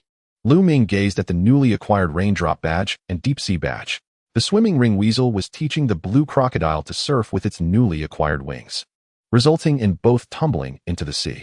The iron-armed shrimp busily styled the long-tailed fox's hair with its pincers, while the thunder butterfly documented this chaotic yet heartwarming scene. In the early morning, the Pillar Mountains were shrouded in mist, the steep mountain path causing the iron-armed shrimp's pincers to tightly grip Lu Ming's backpack strap. This newly joined water-type Pokémon was brimming with curiosity, occasionally snapping at the rocks by the roadside. According to the map provided by Mao, Lu Ming unfolded the now slightly damp map. By traversing this misty canyon, they would reach Inyu City. However, what did the warning about the aerial patrol mean?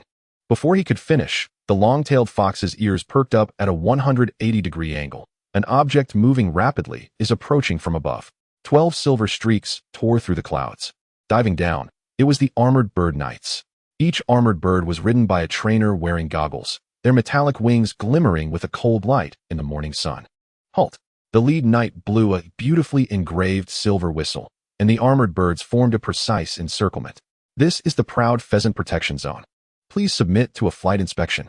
The Azure Crocodile was tasked with demonstrating its lack of aerial capabilities. In a huff, it began to bounce in place. And to its astonishment, the updraft from the canyon actually lifted it for 3 seconds, prompting the knights to record the event with solemnity.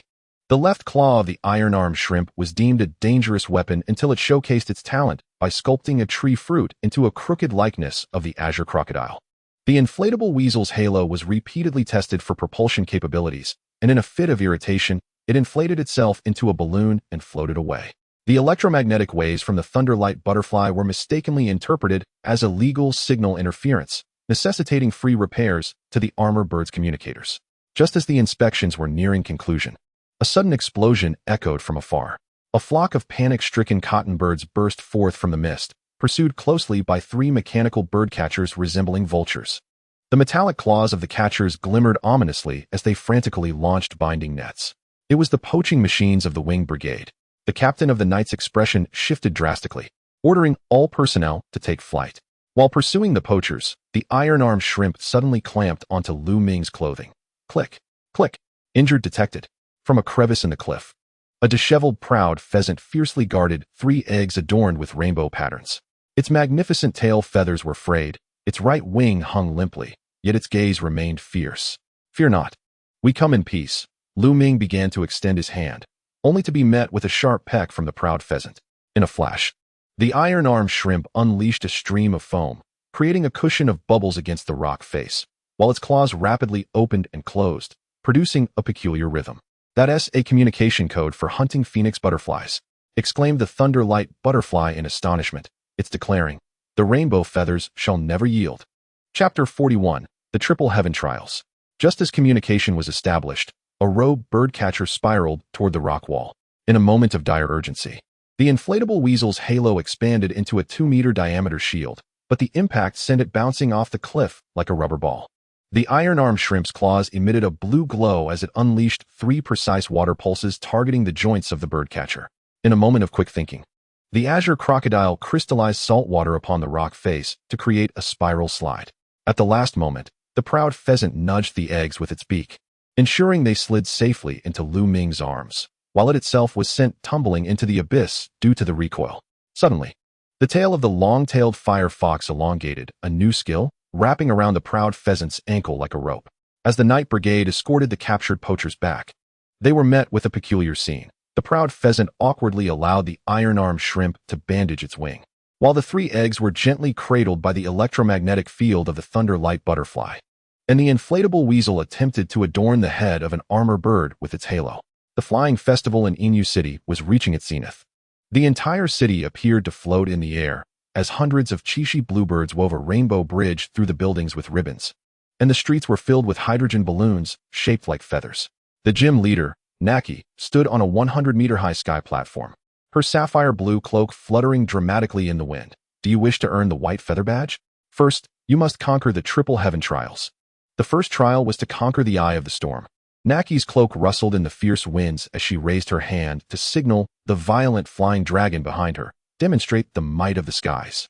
The violent flying dragon let out a deafening roar, its wings fully unfurling to obscure half the sky. As it began to spiral, what was once a clear sky instantaneously transformed into a colossal funnel cloud. A tornado with a diameter of no less than 30 meters sprang forth. Isn't this a bit exaggerated? The inflatable weasel's ring inflated under the force of the wind. Are we really going in there? The judge's voice boomed through the loudspeaker. Challengers must endure for 5 minutes in the storm or find a way to ascend to the eye of the storm platform. As they stepped into the storm's edge, everyone felt the terrifying wind pressure. The Thunderwing Butterfly's wings were forced backward, tumbling through the air like a leaf, while the long-tailed fire fox had to anchor its tail to the ground to stabilize itself, its flames stretching into thin lines. And the iron-armed shrimp clung tightly to the azure crocodile's scales, 2 water-type Pokémon waving like banners in the wind. This won't do, Lu Ming shouted against the gale. We must find a way to stabilize.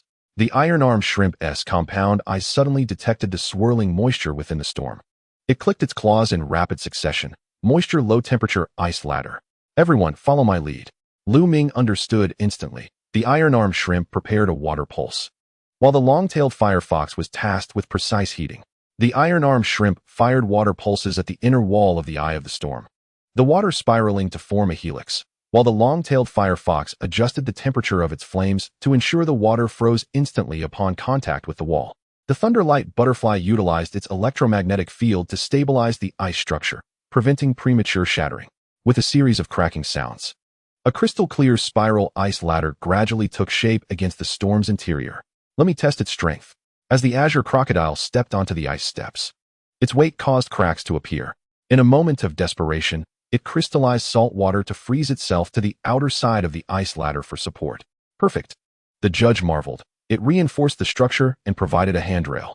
Thus, a spectacle unfolded. The azure crocodile remained frozen in 8 shape outside the ice ladder, each segment reflecting its comical frozen expression, prompting the audience to snap photos. And this location eventually became a renowned photo spot. Maintaining the ice ladder's integrity required continuous heating. The long-tailed fire fox pressed its tail against the core of the ladder, the flame's temperature needing to be precisely controlled at 1,500 degrees, too high, and the ladder would vaporize, too low, and the structure would become brittle. As the 4th minute approached, its tail tip began to smoke. Just a bit longer. The fire fox gritted its teeth, its fur frosting over with fine salt crystals, due to the evaporation of the azure crocodile's salt water.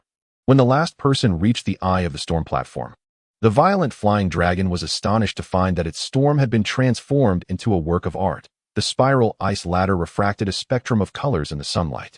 The azure crocodile's frozen expression became the focal point, while the long-tailed fire fox's tail had singed in 3 spots, yet successfully preserved its core integrity. Such astounding creativity. Naki personally released the azure crocodile from its icy prison, declaring that this was not merely passing a trial, but had created a new challenge record. The judges awarded an extra reward, allowing the use of this ice ladder tactic in subsequent challenges.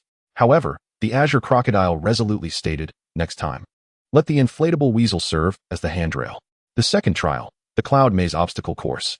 The Cloud Maze Obstacle Course, a celebration of bells, chili peppers, and flying inflatable rings. 300 meters above Inu City, 78 seagulls formed a vast 3-dimensional labyrinth. Each seagull had silver bells tied around its ankles, their flight paths adhering to complex mathematical patterns. The upper layer consisted of a spiral ascent array, 15, the middle layer a figure-8 cross net, 43, and the lower layer a randomly scattering group, 20. The rules were simple. Announced the judge from a hot air balloon, navigate through the maze, and retrieve the rainbow feather at the end within 5 minutes. But he sounded the alarm. Any contact with a seagull counts as failure.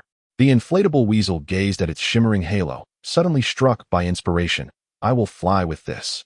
It positioned the halo upright and spun it to generate lift, hovering at a rotation speed of 200 revolutions per minute. Using its tail to control direction, resulting in a collision with the judge's hot air balloon on its first trial flight. The Thunderwing Butterfly assisted with its electromagnetic field, forming a triple spiral propulsion system. As the inflatable weasel successfully executed its inaugural aerial somersault, the audience erupted in astonishment. Is that swimming ring for sale? The bidding skyrocketed to an astounding 500,000 Alliance coins almost instantaneously. The long-tailed fox observed that the pelicans habitually steered clear of the barbecue area near the judge's stand. Repulsed by the pungent odors, without hesitation, it rummaged through its backpack to retrieve its prized spicy cherry fruit. With its fiery tail, it slow-roasted the cherry until it was crisp, using magical flames to disperse the capsaicin particles into a misty area with a diameter of 10 meters. Maintaining a concentration of 15 ppm, exceeding 20 ppm could choke its own kind. The effect was immediate. 3 pelicans erupted into a series of sneezes, causing their formation to collapse, while a greedy long-winged gull sneaked a taste of the pepper mist, only to have the sparks ignite its own tail feathers. In response, the judges added an urgent clause. The use of military-grade chili was prohibited. In a breathtaking display, the inflatable weasel performed a winged spiral evasive maneuver, deftly navigating through the intersecting flight paths of 7 pelicans. The spicy mist from the long-tailed fox generated static electricity as it mingled with the clouds, inadvertently triggering a mini rainbow. The armored shrimp, with its pincers, shot beads of water with precision, striking the distant pelican's bell and creating a diversion. The inflatable weasel threaded the needle, gliding through the narrow gap between 2 pelicans flying towards one another, losing a tuft of tail fur to the bell. Just as the weasel was about to graze the iridescent feathers, the last line of defense was activated, a wall formed by 5 majestic swallows. In a nail-biting moment, the long-tailed fox tossed the remaining chili powder into the air, while the lightning butterfly used static electricity to ensure an even dispersion. Taking a deep breath, the inflatable weasel accelerated its holy ring to 300 revolutions per minute, the spinning ring creating a centrifugal force that flung the chili particles uniformly in all directions. Achoo! The simultaneous sneezes of the 5 majestic swallows generated a shockwave that propelled the inflatable weasel towards the finish flag. In a post-race segment, the inflatable weasel's holy ring was officially registered as a B-class flying device, necessitating the acquisition of an aerial navigation license. The long-tailed fox received an endorsement invitation from the spicy cherry fruit manufacturer, though it faced protests from animal protection associations due to potential harm to birds. The 3 sneezing pelicans later became internet sensations, live-streaming under the moniker Chili Victims Alliance. Meanwhile, the blue crocodile, unable to compete due to weight restrictions, sulked below while munching on 5 tree fruits. Chapter 42. The Blue Cotton Bird Egg. The mechanical bird of the judges traced a silver-blue arc in the sky, the countdown numbers glimmering with a sharp brilliance in the sunlight. The final rehearsal commenced. A 3-minute timed battle began. The rules were simple. Strike the golden bullseye atop the tropical dragon's back. Nachi's tropical dragon unfurled its 4-meter-wide emerald wings, gradually ascending to 100 meters above ground. Upon its broad back, a golden target disc, merely 5 centimeters in diameter, shone brilliantly under the sun.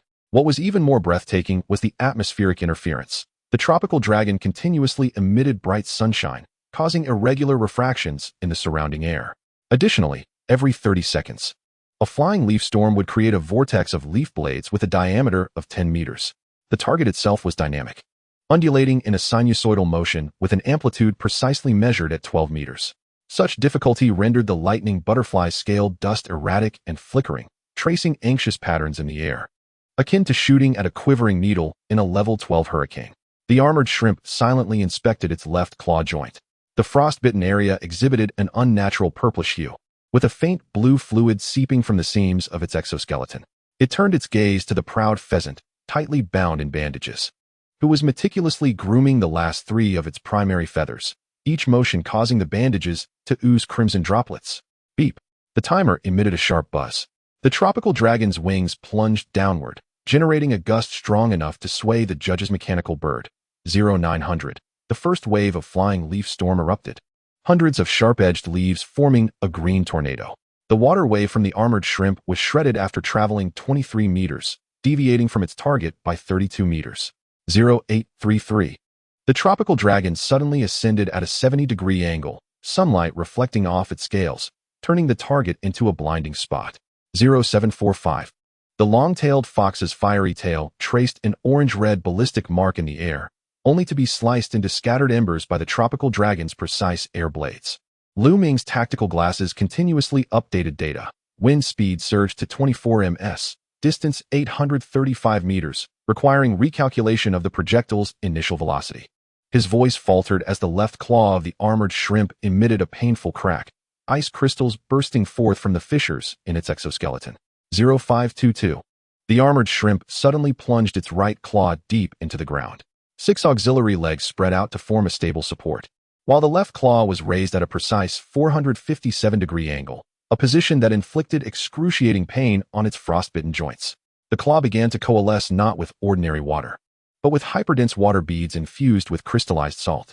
Under high pressure, the salt particles formed a lattice structure, granting the water beads a hardness akin to steel. The first shot grazed the 3 o'clock position of the target disc, leaving a deep blue mark on the tropical dragon's emerald scales. The second shot struck the edge of the target disc, causing the golden surface to fracture in a web-like pattern, with shards of water beads refracting rainbows in the sunlight. The third shot was intentionally misfired, causing the water bead to explode before the tropical dragon, creating a salt mist for interference. Startled, the tropical dragon immediately assumed a defensive posture. Thorns sprouted from its back, weaving an impenetrable protective net, its flight path transforming into a complex Klein bottle curve, while the angle of its scales adjusted, focusing sunlight into blinding beams. 0115. The countdown entered its final stage. The exoskeleton of the armored shrimp's left claw had shed more than half of its shell, blue fluid pooling on the ground.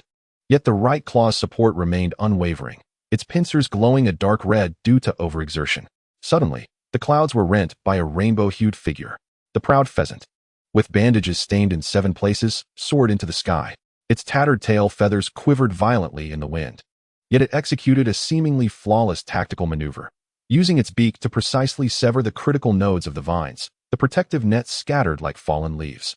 With its left wing shielding from the reflected beams, its right wing maintained a balanced calculation.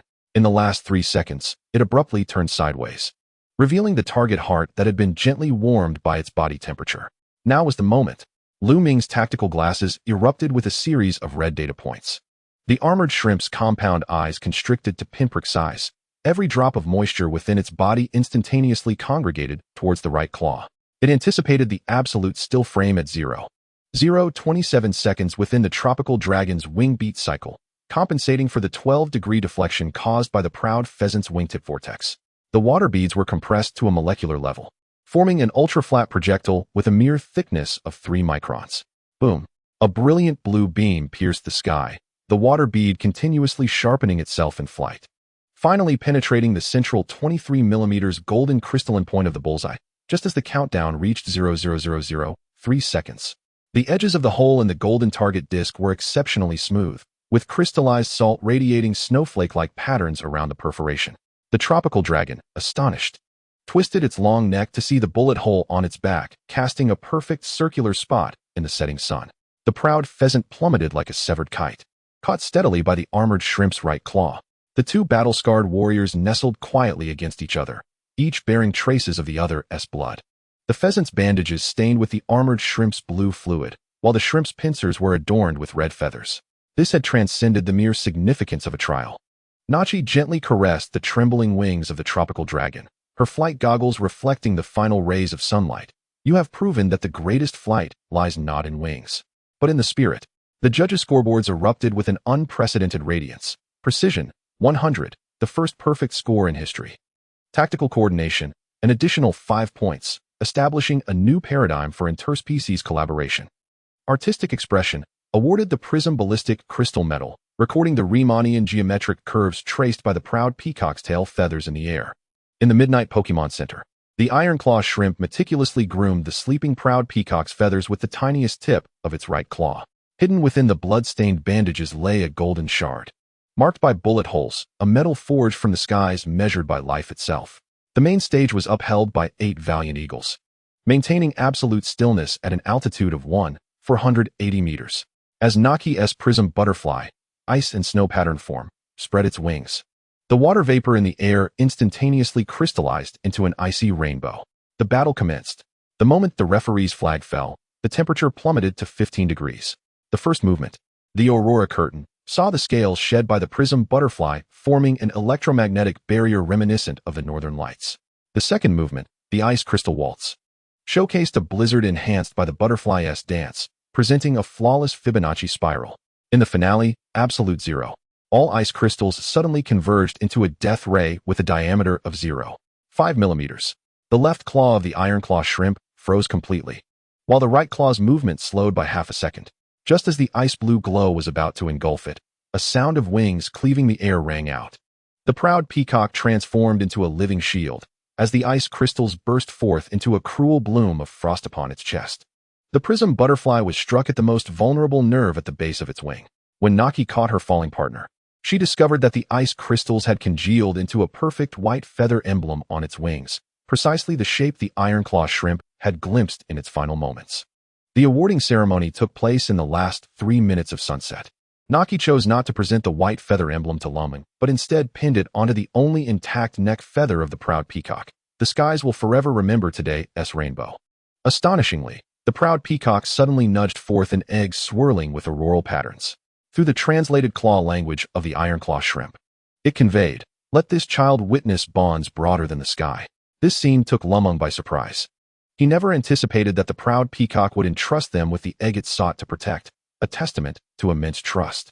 "I will safeguard it well." Chirp. Thus, following the addition of the iron claw shrimp, another new member joined the ranks, albeit yet to hatch. New member profile, cloud cottonbird egg, meteorological variant. Characteristics. The eggshell reflects real-time weather changes within a 50-kilometer radius. Hatching conditions. Temperature, 38.505. The long-tailed Vulpix developed a 9-segment temperature control tail flame. Humidity must be maintained at 82 RH. The swimming ring weasel invented miniature artificial rain clouds. Sound waves. Requires 32 minutes daily of ocean wave white noise. The blue crocodile was compelled to record the Ocean Cradle Song album. That night, under the perfect moonlight, the iron claw shrimp commenced its aesthetic transformation plan. 1. The dorsal fin of the blue crocodile was sculpted into a Gothic spire, using quickly solidifying salt gel for shaping. 2. The swimming ring weasel's life preserver was fitted with movable feather rudders, materials sourced from the proud peacock's natural molting. 3. The wings of the Thunderwing Butterfly were coated with conductive gold powder, resulting in a town-wide circuit failure from a swarm the following day. 4. The proud peacock's tail feathers were woven into a 3-dimensional fractal structure, which triggered a 3-day aerial chase upon awakening. Ultimately, this artistic creation concluded with the iron claw shrimp being besieged, yet it quietly preserved a digital model of each feather, a unique means of comprehending this world. Chapter 43, Midnight Fright. The morning in Inu City was shrouded in a thin mist, with the proud peacock standing atop the highest tower of the dojo, gazing at the distant mountains. Its wings had healed, and its tail feathers were gradually regrowing, shimmering with a rainbow-like luster. Lu Ming and his companions packed their belongings, preparing to head to the next dojo, the ghost-type dojo in the town of Mushi. The iron claw shrimp stood at the front of the line, clutching the golden shard tightly in its claws. "We should set off." Lu Ming looked up at the proud peacock. "Your kin is still waiting for your return." The proud peacock did not respond immediately but unfolded its wings, gently descending before them. It lowered its head and lightly tapped the iron claw shrimp's claws with its beak, then nuzzled the swimming ring weasel's sacred ring, finally stopping in front of Lu Ming, its gaze resolute. "I will protect this sky," its thoughts conveyed clearly. "But should you require me, I shall come riding the winds." Just as everyone was about to turn away, the proud peacock suddenly threw its head back and emitted a clear call.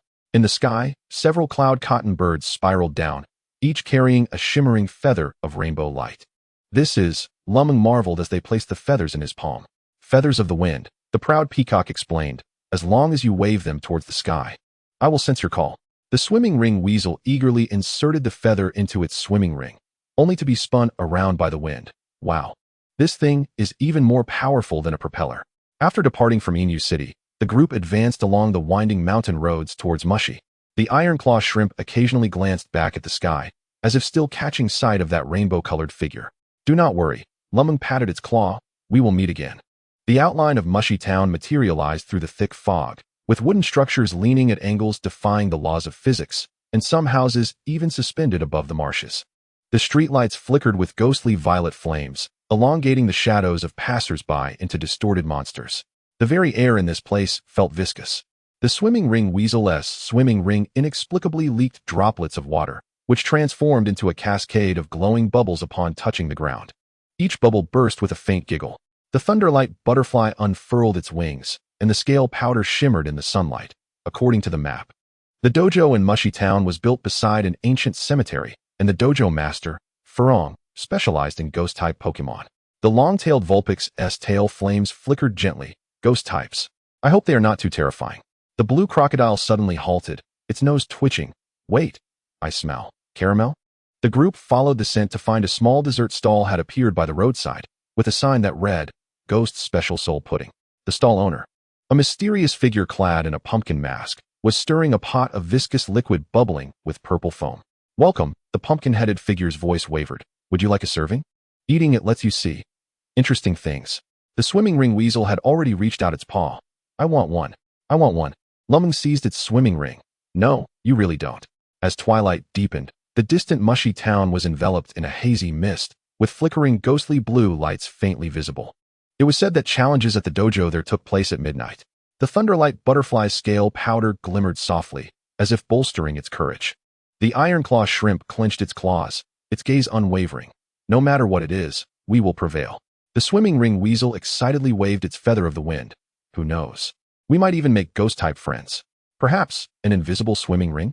The others responded with silence. That night, while camping, the swimming ring weasel secretly tasted a bit of the soul pudding, resulting in it floating in midair all night, claiming to have seen dancing fruit trees. The following morning, it found itself suspended upside down from the tent's apex, while the blue crocodile regarded it with a bemused expression. The twilight descended, the last vestiges of sunlight consumed by the mist rising from the swamp. A group stood at the entrance of Twilight Water Town, where a crooked wooden sign emitted an ominous creak, the rusted iron chain swaying gently in the chill breeze. The sign bore the words, painted in a dark crimson hue, Welcome to Twilight Water Town. Live ones please traverse the night road, with the words Night Road clearly added later. The script still glistening with a sanguine sheen akin to freshly spilled blood. The very air of this place felt thick and cloying. The long-tailed firefox's fiery tail unnaturally contracted to a spectral blue, illuminating the slick slate path beneath, where black mud oozed from the crevices, revealing several stark, white fragments of finger bones. Suddenly, the mechanical eye of the iron-clawed shrimp flickered to life, casting a red glow, as its left claw emitted a rapid clicking sound, detecting abnormal life signs approximately 3 meters behind. The group spun around abruptly, only to see a floating specter, nearly brushing against their faces, resembling a decayed pumpkin lantern, its body mottled with mold, clenching half a rotting fruit teeming with maggots in its gaping maw. Its hollow eye sockets abruptly shifted towards the group, and the decaying ribbons fluttered without a breeze. A ghost. The inflatable weasel's swim ring inflated to its maximum capacity with a resounding bang, its rubber surface displaying a terrified emoticon. Surprisingly, the floating specter was startled by this shriek, deflating with a soft pop and spinning in the air like a punctured balloon, ultimately colliding with a rickety haunted house, its second-floor window slamming shut with a bang. The Twilight Water Gym was ensconced within a dilapidated Gothic church, where the stained glass images of saints had been replaced by various ghostly Pokemon's parodic graffiti. As they pushed open the rusting iron gate, the creaking hinges startled a swarm of Night Watch spirits, their ruby-like single eyes coalescing into a blood-red starry expanse. The gym leader, Furong, dangled upside down from a rotting organ, gnawing on an apple core, her waist-length black hair cascading towards the ground, yet eerily remaining still. Upon hearing footsteps, she twisted her neck 180 degrees, revealing a face adorned with exaggerated clown makeup. Live challenger. She floated gracefully to the ground. And as her lace skirt billowed, the group was horrified to discover that she cast no shadow beneath her. The flames atop the church candelabra abruptly transformed into an eerie green, illuminating a skull microphone that had inexplicably appeared in her hand. The rules are simple. Find my true form in the graveyard. She suddenly flickered like a malfunctioning television screen, splitting into 5 phantoms. The 5 Furongs twirled parasols simultaneously, droplets of an unknown black liquid dripping from the tips. The hint is, only one among us bears the genuine Night Charm badge. The challenge commenced. The lightning butterfly unfurled its intricate compound eyes, releasing electromagnetic waves for scanning, only to discover that all phantoms maintained a constant body temperature of 37 degrees Celsius. This defies logic. Ghost types should. Before it could finish, the detector erupted in sparks. The long-tailed fire fox illuminated the gravestones lining the wall, and in the flickering light, their shadows suddenly acted of their own volition. The blue crocodile shadow began performing a mechanical dance, while the iron-clawed shrimp's shadow snipped at the lightning butterfly shadow wings with its pincers. The iron-clawed shrimp deftly pinched a badge from one of the Furong's chests, only to hear a mule. It had inadvertently captured a dream demon dressed in a skirt identical to Furong's, the little creature licking its pinched paw in indignation. Everyone, step aside. The inflatable weasel suddenly slammed the holy ring down onto the ground. Holy ring, spicy cherry exorcism mode. The rubber swim ring began spinning wildly at 300 revolutions per minute. The spicy cherry jam pre-applied on the inside atomizing into a piquant red aerosol under centrifugal force. Achoo! All 4 Furong phantoms sneezed simultaneously, collapsing like deflated balloons in violent spasms. The only genuine Furong, tears welling in her eyes, pinched her nose. Her meticulously painted clown makeup smeared. How could you use biochemical weapons? I shall lodge a complaint with the League.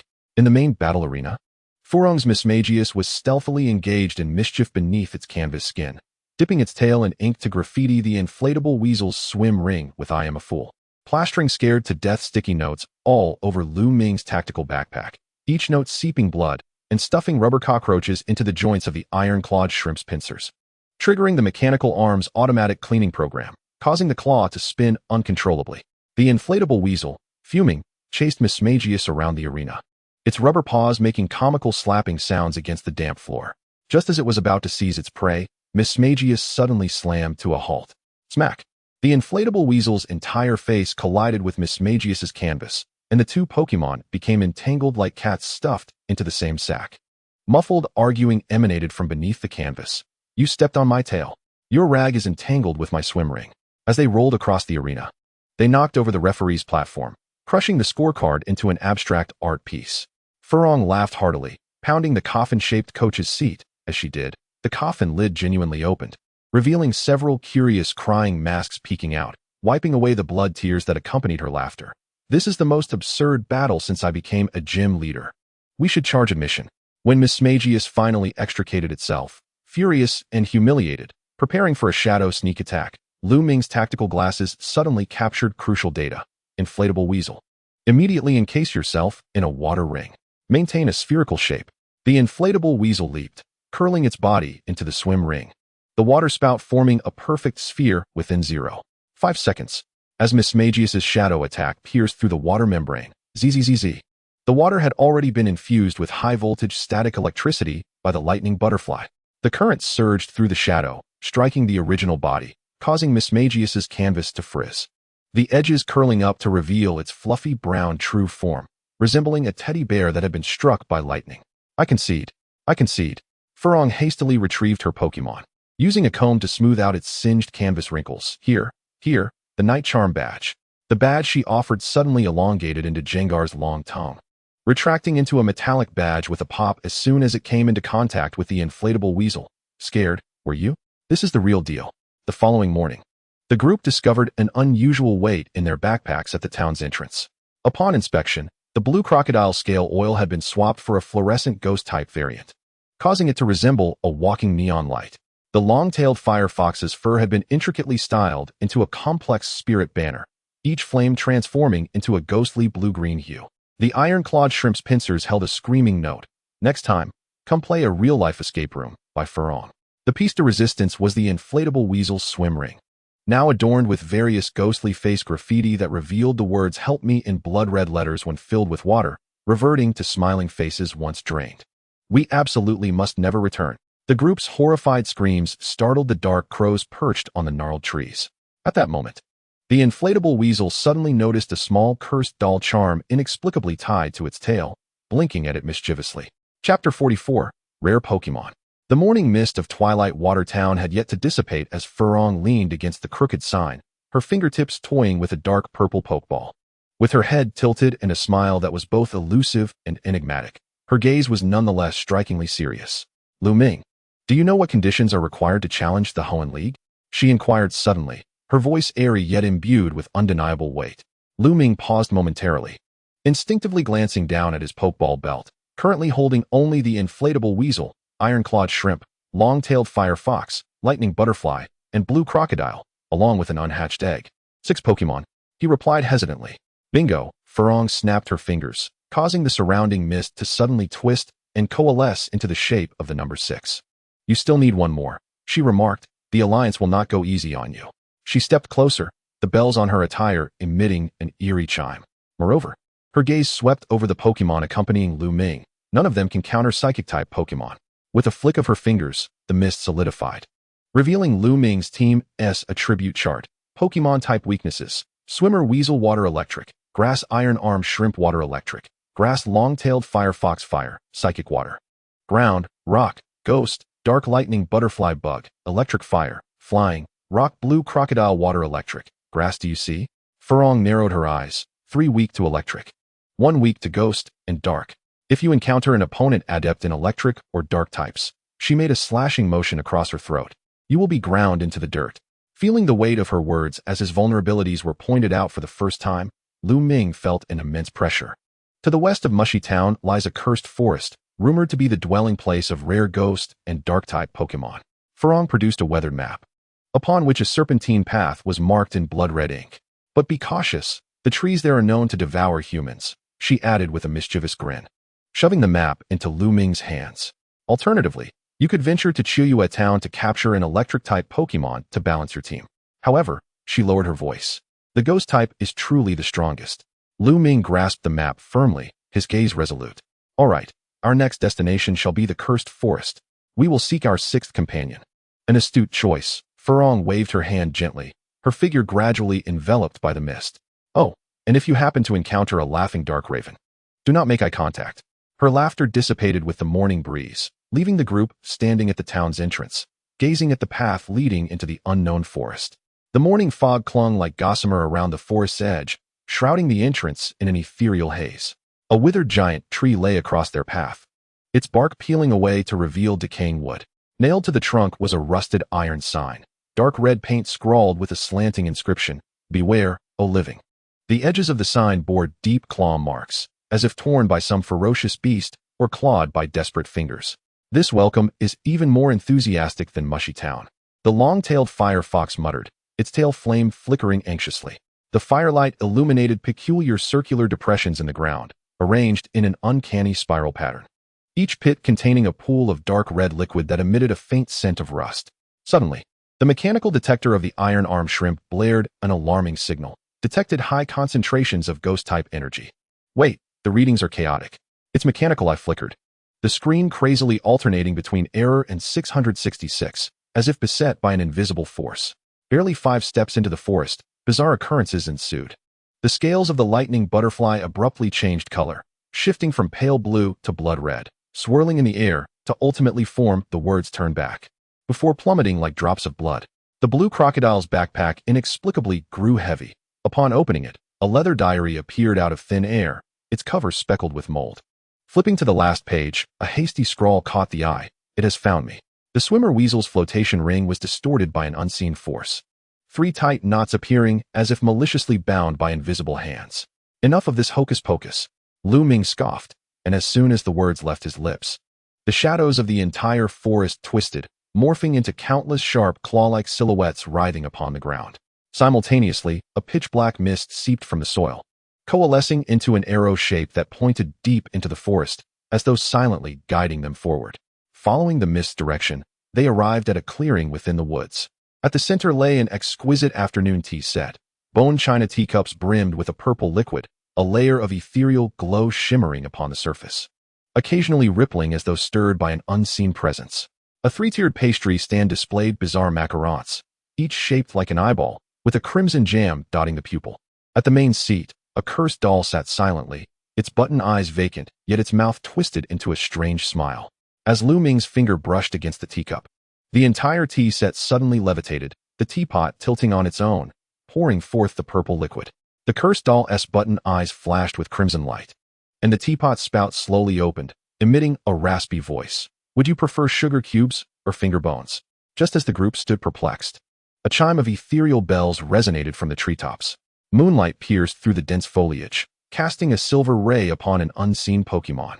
With a translucent, pale purple body, it resembled mist under the moonlight, so light it seemed almost insubstantial. A crown of crystal bells floated above its head, chiming with each motion, each note capable of piercing the soul. Its mist-like skirts drifted beneath, 6 ribbon-like tentacles flickering in and out of sight, like ghostly ribbons. Unknown Pokémon detected. The Iron Arm Shrimp's database frantically refreshed, its mechanical voice distorting from overload. Energy readings exceed standard ghost-type levels by 300. Warning, unable to identify. This elegant Pokémon gently alighted upon the tea table, its ribbon-like tentacles brushing against the pastry stand. In an instant, the eyeball macarons transformed into glowing orbs of soul, floating in the air and radiating a soft light. It used one of its ribbons to lift a soul orb and offer it to Lu Ming, its button-like eyes curving slightly, conveying a hint of a teasing smile. The moment Lu Ming's fingers made contact with the soul orb, the surrounding scenery abruptly warped. The group was drawn into a memory illusion, each person's consciousness ensnared in their deepest fears. The long-tailed fire fox stood amidst a burning forest, flames consuming its former home. The blue crocodile found itself trapped in an endless deep sea, surrounded by countless staring eyes in the darkness. Lu Ming was thrust back into his childhood, facing the very Pokémon he had failed to save from drowning. Its eyes filled with despair as its paws weakly slapped the surface of the water. The mysterious Pokémon's voice resonated directly within Lu Ming's mind, echoing as if from a valley. To gain my approval, you must first confront the ghosts within your heart. Trembling, Lu Ming extended his hand and embraced the memory of the drowning Pokémon. In that fleeting moment, the illusion shattered like glass, and the group returned to reality. The tea set had transformed into genuine gold, shimmering brilliantly in the moonlight. The cursed doll had vanished, replaced by a parchment inscribed with ancient script, glowing with an eerie blue light. The mysterious Pokémon gently caressed the wings of the lightning butterfly, and upon noticing Lu Ming awaken, tilted its head slightly, as if awaiting his response. Suddenly, it transformed into a streak of light, diving into an empty pokeball at Lu Ming's waist. The ball shook violently before finally hovering in midair, emanating a soft glow. New companion profile. Name, Bell of Spirits. Tentative translation. Type, Ghost Fairy ability. Soul Resonance, when attacked, has a certain probability of causing the opponent to enter memory state, rendering them unable to act momentarily. Special ability, capable of materializing the deep memories of trainers and Pokémon, even glimpsing into the fears of opponents. Chapter 45. The Arrival of the Phantom Bell. The arrival of the Phantom Bell imbued the atmosphere of the entire team with a subtle transformation. Its crystalline crown emitted a variety of chime tones in response to the prevailing emotions. When the blue croc inadvertently stepped on its misty skirt, the bell erupted with a piercing alarm, startling the blue croc into retreating 3 steps and colliding with a long-dead white birch. All right, everyone, let us coexist harmoniously, Lu Ming gently urged as he crouched down to caress the Phantom Bell's crown. To his astonishment, the chime instantly shifted to a soothing lullaby, and the misty skirt unfurled into a translucent veil, revealing the twinkling stardust within. With the Phantom Bell's presence, the ambience of the cursed forest suddenly softened. The previously sinister trees unfurled their branches, allowing dappled sunlight to filter through, while the dark red liquid on the ground evaporated into a pale purple mist, crystallizing into tiny specks of light in the air. It seemed that it was the guardian of this forest, Lu Ming mused, gazing at the gently warming pokeball in his hand. However, just as everyone was preparing to leave, the ground trembled violently. Thud, thud, thud, like the heartbeat of some colossal creature, resonating from the depths of the forest. The roots of the trees began to writhe, and the soil churned. As if something was awakening, the Phantom Bell suddenly emerged from the pokeball on its own, its crystalline chime sounding an urgent alert, and its 6 satin ribbons straightened, pointing towards the forest's edge. Hurry! Its voice resonated directly within their minds. The group sprinted out of the forest, with the trees behind them twisting as if alive, and the vines pursuing them like tentacles. It wasn't until they had completely exited the bounds of the cursed forest that the eerie noises abruptly ceased. What on earth was that? The blue croc gasped, still panting, with droplets of black tree sap corroding tiny pits into its scales. The Phantom Bell remained silent, merely shaking its head, clearly unwilling to elaborate. Lu Ming unfurled the map given to him by Furong, pointing towards their next destination, Autumn Leaf Town, a place renowned for its technology and machinery. Since we have captured our sixth Pokémon, we should be challenging the gym, Lu Ming pondered aloud. But the Phantom Bell seemed to exhibit a peculiar reaction to the Iron Arm Shrimp. Perhaps Autumn Leaf Town could provide us with the answers. On the streets of Autumn Leaf Town, gears and clockwork mechanisms were omnipresent, and even the streetlights were suspended metallic spheres radiating a gentle blue glow. The townspeople were mostly clad in work attire, accompanied by mechanical Pokémon such as Gear and Magnemite. However, as the Phantom Bell strolled through the streets, the nearby mechanical devices suddenly began to malfunction. Vending machines spat out beverages madly, and the floating streetlights swayed erratically as if intoxicated. A self-destructing Magnemite careened towards them uncontrollably. What is going on? Lu Ming hastily recalled the Phantom Bell, and the mechanical chaos gradually subsided. An engineer wearing goggles rushed over, excitedly grasping Lu Ming's hand. Your Pokémon. Its energy wavelength perfectly matches our ancient machinery. The engineer led the group to the town's Mechanical Research Institute, where a colossal bronze apparatus was displayed in the basement, its surface engraved with runes reminiscent of those on the Phantom Bell's crown. This is a relic from 3,000 years ago, and we have been unable to activate it, the engineer exclaimed with fervor. But your Pokémon might just be the key. The Phantom Bell focused on the apparatus, its crystalline bell gently swaying, producing an ethereal melody. Suddenly, the core of the bronze device illuminated with an ethereal blue light, and the gears began to turn slowly, projecting a fragmented image. A ghostly castle floated in the air, surrounded by countless chains. Is this the Netherrealm's court? The engineer murmured in shock, a sacred place said to be accessible only to the chosen ghost-type Pokémon. As the group scrutinized the projection, the Iron Arm Shrimp's claws abruptly transformed uncontrollably, its mechanical joints unfolding to reveal intricate energy circuits within. Even more astonishingly, runes identical to those on the Phantom Bell's crown emerged on the surface of its claws. Are they complementary? The long-tailed fox exclaimed, wide-eyed. The Phantom Bell drifted beside the Iron Arm Shrimp, gently touching its claw, and in that instant, clang, a dazzling beam of light shot skyward, enveloping the Iron Arm Shrimp in radiance, causing its exterior to restructure and expand, ultimately transforming into a brand new form, the Superconducting Steel Cannon Shrimp, Water Steel. However, before the group could celebrate, the Institute's alarm blared suddenly. Warning, high-energy reactions detected approaching. A synthesized female voice urgently announced. Outside, the sky darkened abruptly, and a colossal ghostly battleship materialized amidst the storm clouds, with rows of night spirits standing on deck, led by a never-before-seen Pokémon, clad in rusted armor. Its single eye ablaze with ghostly green flames, wielding a massive broken sword. Its deep voice reverberated throughout Autumn Leaf Town. Return the key of the court. The shadow of the ghostly battleship loomed over the entire town, as the mechanical devices on the streets malfunctioned under the influence of an unknown energy. Gears and Magnemite huddled in the crevices of buildings in terror, while floating streetlights crashed to the ground as if pulled by an invisible hand, sparking as they shattered.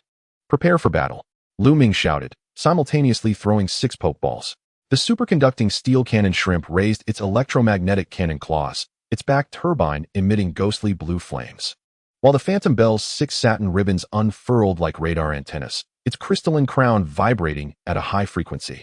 The long-tailed fox etched defensive runes in the air with its tail flame, and the swim-ring weasel expanded its holy ring into a 3-meter diameter water shield. While the Thunder Butterfly and Blue Croc formed an aerial and ground defense network. The figure in rusted armor leaped down from the battleship, shattering the plaza's tiles upon landing. It slowly lifted its gaze, its single eye locking onto the Phantom Bell. The traitor must return to the court. The scanning system of the Iron Arm Shrimp finally processed the data. Name, Nether Armor Knight, Steel Ghost. Ability, Endless Journey, restores 1/3 health after defeating an opponent. Exclusive skill, Sword of Judgment, 100 chance to inflict the death mark status on the opponent. In life, it was the leader of the court's elite guard. The voice of the Phantom Bell echoed in the minds of the group. That sword can sever the soul contract. The Nether Armor Knight suddenly charged, its broken sword leaving a ghostly green trail of 10 meters behind it. The electromagnetic cannon of the Superconducting Steel Cannon Shrimp collided with the sword, unleashing an energy wave that toppled half a street's worth of buildings. The Nether Armor Knight activated Steel Oath, increasing its defense by 2 levels. While the Superconducting Steel Cannon Shrimp's superconducting laser was refracted by the armor, inadvertently damaging 3 structures. The Phantom Bell unleashed Memory Manifestation, momentarily allowing the knight to perceive memories of its past, rendering it rigid. The long-tailed fox seared the gaps in the armor with magical flames, while the swim-ring weasel continually attacked the same fissure with water flow rupture, and the thunder butterfly released a silver cyclone to interfere with the enemy's sensors. The knights suddenly invoked the royal court's command, forcing the phantom bell to move towards it. The blue croc clamped down on the phantom bell's ribbons with bite. The superconducting steel cannon shrimp's turbine overloaded, risking an explosion as it initiated super electromagnetic martyrdom. Amidst the smoke of the explosion, the phantom bell's crown shattered, revealing a rotating miniature galaxy within. Countless starlights coalesced into tangible chains, binding the nether armor knight layer upon layer. You are all ready. The knight's single eye revealed astonishment, the heir of the court. The phantom bell floated to a high altitude, with all its ribbons plunging into the ground. The entire machinery of Autumn Leaf Town resonated simultaneously, forming a three-dimensional ceiling array with a diameter of 1 kilometer. The dark spirits aboard the battleship descended like raindrops, transforming into particles of light upon contact with the array. As the phantom ship flickered and vanished, the crystal bell fell helplessly. When Lu Ming caught it, he discovered that the crown had lost its luster and the ribbon had turned transparent. In the process of memory retrieval, the pincers of the iron-clawed shrimp lightly touched the crown, projecting an image from 3 millennia ago. The crystal bell was once a princess of the royal court, who fled with the key to thwart the eternal life ritual. This ritual required the consumption of countless souls, and the key was none other than the crystal bell's crown. The ancestors of the iron-clawed shrimp had been the royal court's machinists, crafting weapons to counter the ritual. Now, they sensed the key had resurfaced in the mortal realm. The engineer's expression turned grave. The next arrival could very well be the entire underworld fleet. At dawn, the crystal bell inscribed a star map upon the remnants of the crown. To the meteor falls, to seek the scales of the void dragon. Only then could the seal be restored.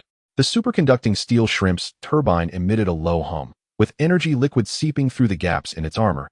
Immediate departure is advised. According to calculations, the main force of the underworld fleet would reach the atmosphere in 47 hours. Chapter 46. The Dragon's Roar Across the Heavens. The meteor falls was no ordinary cascade. It was formed from millennia of fallen stardust, with each droplet brimming with cosmic energy. Lu Ming and his companions stood at the foot of the waterfall, gazing up at the silver torrent, cascading like a galaxy. Legends spoke of the scales of the void dragon hidden deep within this waterfall. The fiery tail of the long-tailed fox illuminated the rock walls, where ancient murals depicted the covenant between dragons and humans. The water contained miniature gravitational whirlpools, and a moment's inattention could lead to being swept away in the tumult. The closer they approached the summit, the stronger the pressure from the void dragon, causing the Pokémon's movements to slow. Perched midway up the waterfall were the Chishi bluebirds, who would test the challenger's worthiness. The swimming ring weasel switched its sacred ring to climbing mode, forming steps in the water beneath its feet, while the blue crocodile used its climbing skills to carve out footholds, and the thunder butterfly stabilized the airflow with its silver whirlwind. As the group ascended to the halfway point, 3 Chishi bluebirds descended from the sky, their wings infused with stellar energy. The lead bluebird emitted a clear cry, resonating directly in the minds of the group. "Mortal, why do you seek the scales of the void dragon?" Lu Ming stepped forward, raising the crystal bell's crystal crown, to prevent the invasion of the underworld fleet. 3,000 years ago, the void dragon forged a covenant with the ancestors of the crystal bell. The bluebirds exchanged glances, then unfurled their wings. "Tracing a star map in the sky, prove your worthiness. If you can maintain your true self within the dragon's corridor, the void dragon shall respond." The group stepped into the illusion created by the bluebirds, and the scenery abruptly transformed. They found themselves back on the battlefield 3,000 years ago. The sky was obscured by the underworld warships, and the earth burned with ghostly green flames. The void dragon battled fiercely against the ruler of the royal court, dragon breath colliding with spectral energy. The young ancestor of the crystal bell stood upon the altar, using herself as a medium to summon the power of the stars to seal the fleet. The voice within the illusion echoed, "If history were to repeat, how would you choose?" Without hesitation, Lu Ming approached the altar. "I will not sacrifice any of my companions. There must be another way." In an instant, the illusion shattered, and the group returned to reality. The bluebirds nodded in satisfaction. "Your heart has gained the recognition of the dragon god." At the water pool atop the waterfall, a dragon scale shimmering with iridescent light floated in the air, surrounded by starlight. This was the reverse scale of the void dragon. Lu Ming reached out to touch it, and the scale instantly transformed into a stream of light, merging into his palm, forming a dragon-shaped mark on the back of his hand. Human. A deep voice resonated from the heavens as the clouds swirled, revealing a colossal figure. The golden vertical pupils of the void dragon gazed intently at Lu Ming. You possess the essence of a harmonizer. Lu Ming was taken aback, not expecting the void dragon to sense this. Did the identity of the harmonizer carry another layer of meaning? A transient existence that could balance natural and supernatural forces. The dragon whiskers of the void dragon swayed gently. No wonder the crystal bell chose you. The crystal bell floated forward, her crystal crown faintly glowing. The royal fleet is about to return. We need your strength. The void dragon fell silent for a moment, then let out a thunderous roar. I once swore that if the harmonizer reappeared, I would assist in battle. The void dragon circled high in the sky, the dragon scale mark on Lu Ming's hand glowing brilliantly. The fleet approaches. I shall summon the guardians of the pillars of the sky to assist. The long-tailed fox took charge of inscribing the amplification array to enhance the dragon-type energy of the void dragon. The swimming ring weasel and the blue crocodile formed a defensive line in the water, preventing ghost-type Pokémon from launching surprise attacks from below. The powder of the thunder butterfly could disrupt the enemy fleet's energy detection systems. The crystal bell and the superconducting steel shrimp served as the core combat force, directly confronting the ruler of the royal court. In the distance, dark clouds surged, and a massive underworld warship slowly emerged. The mechanical clock tower in Autumn Leaf Town suddenly halted, gears shattering with a piercing metallic screech. The residents looked up in terror. The once azure sky appeared to be torn open by an invisible giant hand, with streams of ghostly purple light seeping from the fissures. They are here. The radar screen of the superconducting steel shrimp erupted with countless red dots. Detected spatial leap reactions. The numbers are incalculable.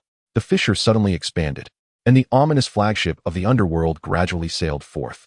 Its form a fusion of a medieval ghost ship and a futuristic battleship. The rusted metal hull was covered in glowing barnacles, and thousands of soul energy cannons extended from the sides. A deck filled with rows of dark spirits pulsed with a unified frequency of red light. More terrifying were the 12 escort ships that followed, forming a death matrix capable of covering the entire continent. The golden dragon pupils of the void dragon ignited with battle intent, its elongated body roiling amidst the clouds. With its long howl, the asteroid belt beyond the atmosphere suddenly began to shift. Boom! 3 asteroids, each over 100 meters in diameter, broke through the atmosphere, wrapped in dragon breath as they plummeted, transforming into a burning dragon meteor shower that crashed towards the fleet. The underworld flagship immediately deployed defenses. The first layer was a buffer net composed of wind orbs. The second layer was a ghostly firewall created by the crystal fire spirits, and the third layer was the flagship's own dark matter shield. Amidst the explosive flames, the dragon scale mark on Lu Ming's chest suddenly grew hot, and the voice of the void dragon echoed directly in his mind. Harmonizer, guide my power. Lu Ming closed his eyes, synchronizing his spirit with that of the void dragon. A map of the fleet's energy distribution began to materialize on his retina, allowing him to perceive the weaknesses in the soul energy flow of each enemy ship, predicting their tactical maneuvers 3 seconds into the future. How incredible! Lu Ming marveled, astonished by the power of this ability. If it truly belonged to him, it would be remarkable. To the northeast escort ship, there is a 3-second gap at the engine cooling vent. Lu Ming suddenly shouted. Upon hearing his voice, the void dragon immediately turned its head. The dragon breath it had been gathering transformed into a golden torrent, precisely penetrating that escort ship. The struck vessel curled and burned like ignited oiled paper, countless vengeful specters escaping from the ruptured hull. As the void dragon held the main fleet in check, Lu Ming's team engaged in fierce combat with the invading Ghost Legion. The swimming ring weasel switched its sacred ring to high-pressure water blade mode, slicing the pumpkaboo into pieces, while the blue crocodile's crushing bite, infused with the dragon breath of the void dragon, left golden afterimages with each strike, and the crystal bell unleashed her memory domain, ensnaring a multitude of dream eaters in beautiful illusions, turning them to their side. The most astonishing entity is the superconducting steel cannon shrimp, whose electromagnetic cannon resonates with the dragon breath of the legendary Rayquaza, launching projectiles entwined with draconic energy. As the flagship endured its 7th devastating blow, the deck suddenly fractured, revealing a throne embedded with countless soul crystals. The shadow seated upon it slowly rose, the sovereign of the royal court, the sole emperor, Phantom Dragon, clad in shadowy battle armor forged from shards of giratina. In his right hand, he wielded the netherworld holy sword, imbued with the flames of Ho-Oh, while his left eye bore the core crystal of Darkrai. The harmonizer's voice resonated with a triple echo. This era requires no balance. As he swung the holy sword, it astonishingly cleaved Rayquaza's dragon breath in twain. For the first time, Rayquaza was repelled, golden dragon blood seeping from the scales that had been torn away. Lu Ming suddenly leaped onto Rayquaza's head, placing his palm upon its horn. Do you remember the terms of our covenant? The dragon scale mark erupted in dazzling brilliance, merging Lu Ming's psychic power completely with Rayquaza. The ancient runes of the sky pillar manifested within the clouds, transforming into 12 radiant pillars encircling the battlefield. The final chapter of the dragon's harmony. Rayquaza's form underwent quantum reorganization, morphing into a golden light that pierced through heaven and earth. The dark matter shield hastily erected by the Soul Emperor was penetrated layer by layer, until ultimately, the golden light pierced the throne, sending shockwaves that propelled the entire fleet back into the dimensional rift. As the rift closed, the dragon scale mark gradually faded. Rayquaza, exhausted, circled in the sky, leaving behind a shimmering scale in Lu Ming's hand. When darkness returns, the dragon scale will guide you. Suddenly, the phantom bell floated into the air, its crown resonating with the scale, projecting the coordinates of an unknown sea region. The superconducting steel cannon shrimp immediately analyzed. The positioning indicates this is the location of the sea god's temple. Chapter 47, Capturing the Lava Beast. With the crisis of the Netherworld fleet resolved, Lu Ming and his companions could finally return to their original journey and challenge the Fanyuan Alliance. The twilight glow of the setting sun spilled across the ocean, dyeing the waves a golden red hue. Lu Ming stood upon the deck, the map in his hands rustling in the sea breeze. Their next destination was the Glass Pavilion, presided over by Adam, a master of fire-type Pokémon. Lu Ming unfurled the map, his finger resting on the coastal city of Glass City, where it was said that his combat style was both flamboyant and lethal, earning him the title of the Fire Artist. Next stop, the Glass Pavilion. He gazed at the location on the map, anticipation shimmering in his eyes. The swim ring weasel poked its head over the side of the ship, excitedly splashing the water, with droplets sparkling like scattered diamonds in the sunlight. Finally, they would have the chance to engage in a satisfying battle. The phantom bell floated quietly on Lu Ming's shoulder, its crystal crown suddenly emitting a soft glow. A wisp of ethereal blue energy entwining itself around his wrist. Lu Ming paused in surprise, a vague image surfacing in his mind. The volcanic crater of Glass City. Dark red light pulsing like a heartbeat, as if something were awakening. Was this a warning? Lu Ming furrowed his brow and gazed toward the distant horizon. In preparation for the impending fire-type gym challenge, he resolved to utilize this voyage for special training. On the deck of the ferry, the Pokémon engaged in fervent training. 1. Swim Ring Weasel versus Long-tailed Fire Fox, a clash of water and fire. The Swim Ring Weasel compressed its holy ring into a water blade as thin as a cicada's wing, refracting a sharp cold light in the sun. It suddenly slashed, the water blade slicing through the air with a piercing howl. The long-tailed fire fox, undeterred, allowed its tail flame to blaze fiercely in the damp sea breeze, deftly dodging the water blade while retaliating with a fiery vortex, causing steam to billow forth as water and fire collided. 2. Blue Crocodile versus Thunder Butterfly, electric resistance training. The blue crocodile let out a low growl, its thick scales gleaming with a metallic sheen under the sunlight. The Thunder Butterfly flitted gracefully, its wings releasing fine electric currents that stimulated the blue crocodile's nerves. Hold on, Lu Ming encouraged. Overcome your electrical weakness with your willpower. The blue crocodile gritted its teeth, allowing the currents to course across its surface, its muscles tightening as if adapting to the pain. 3. Phantom Bell versus Superconducting Steel Cannon Shrimp, a waltz of phantoms and machinery.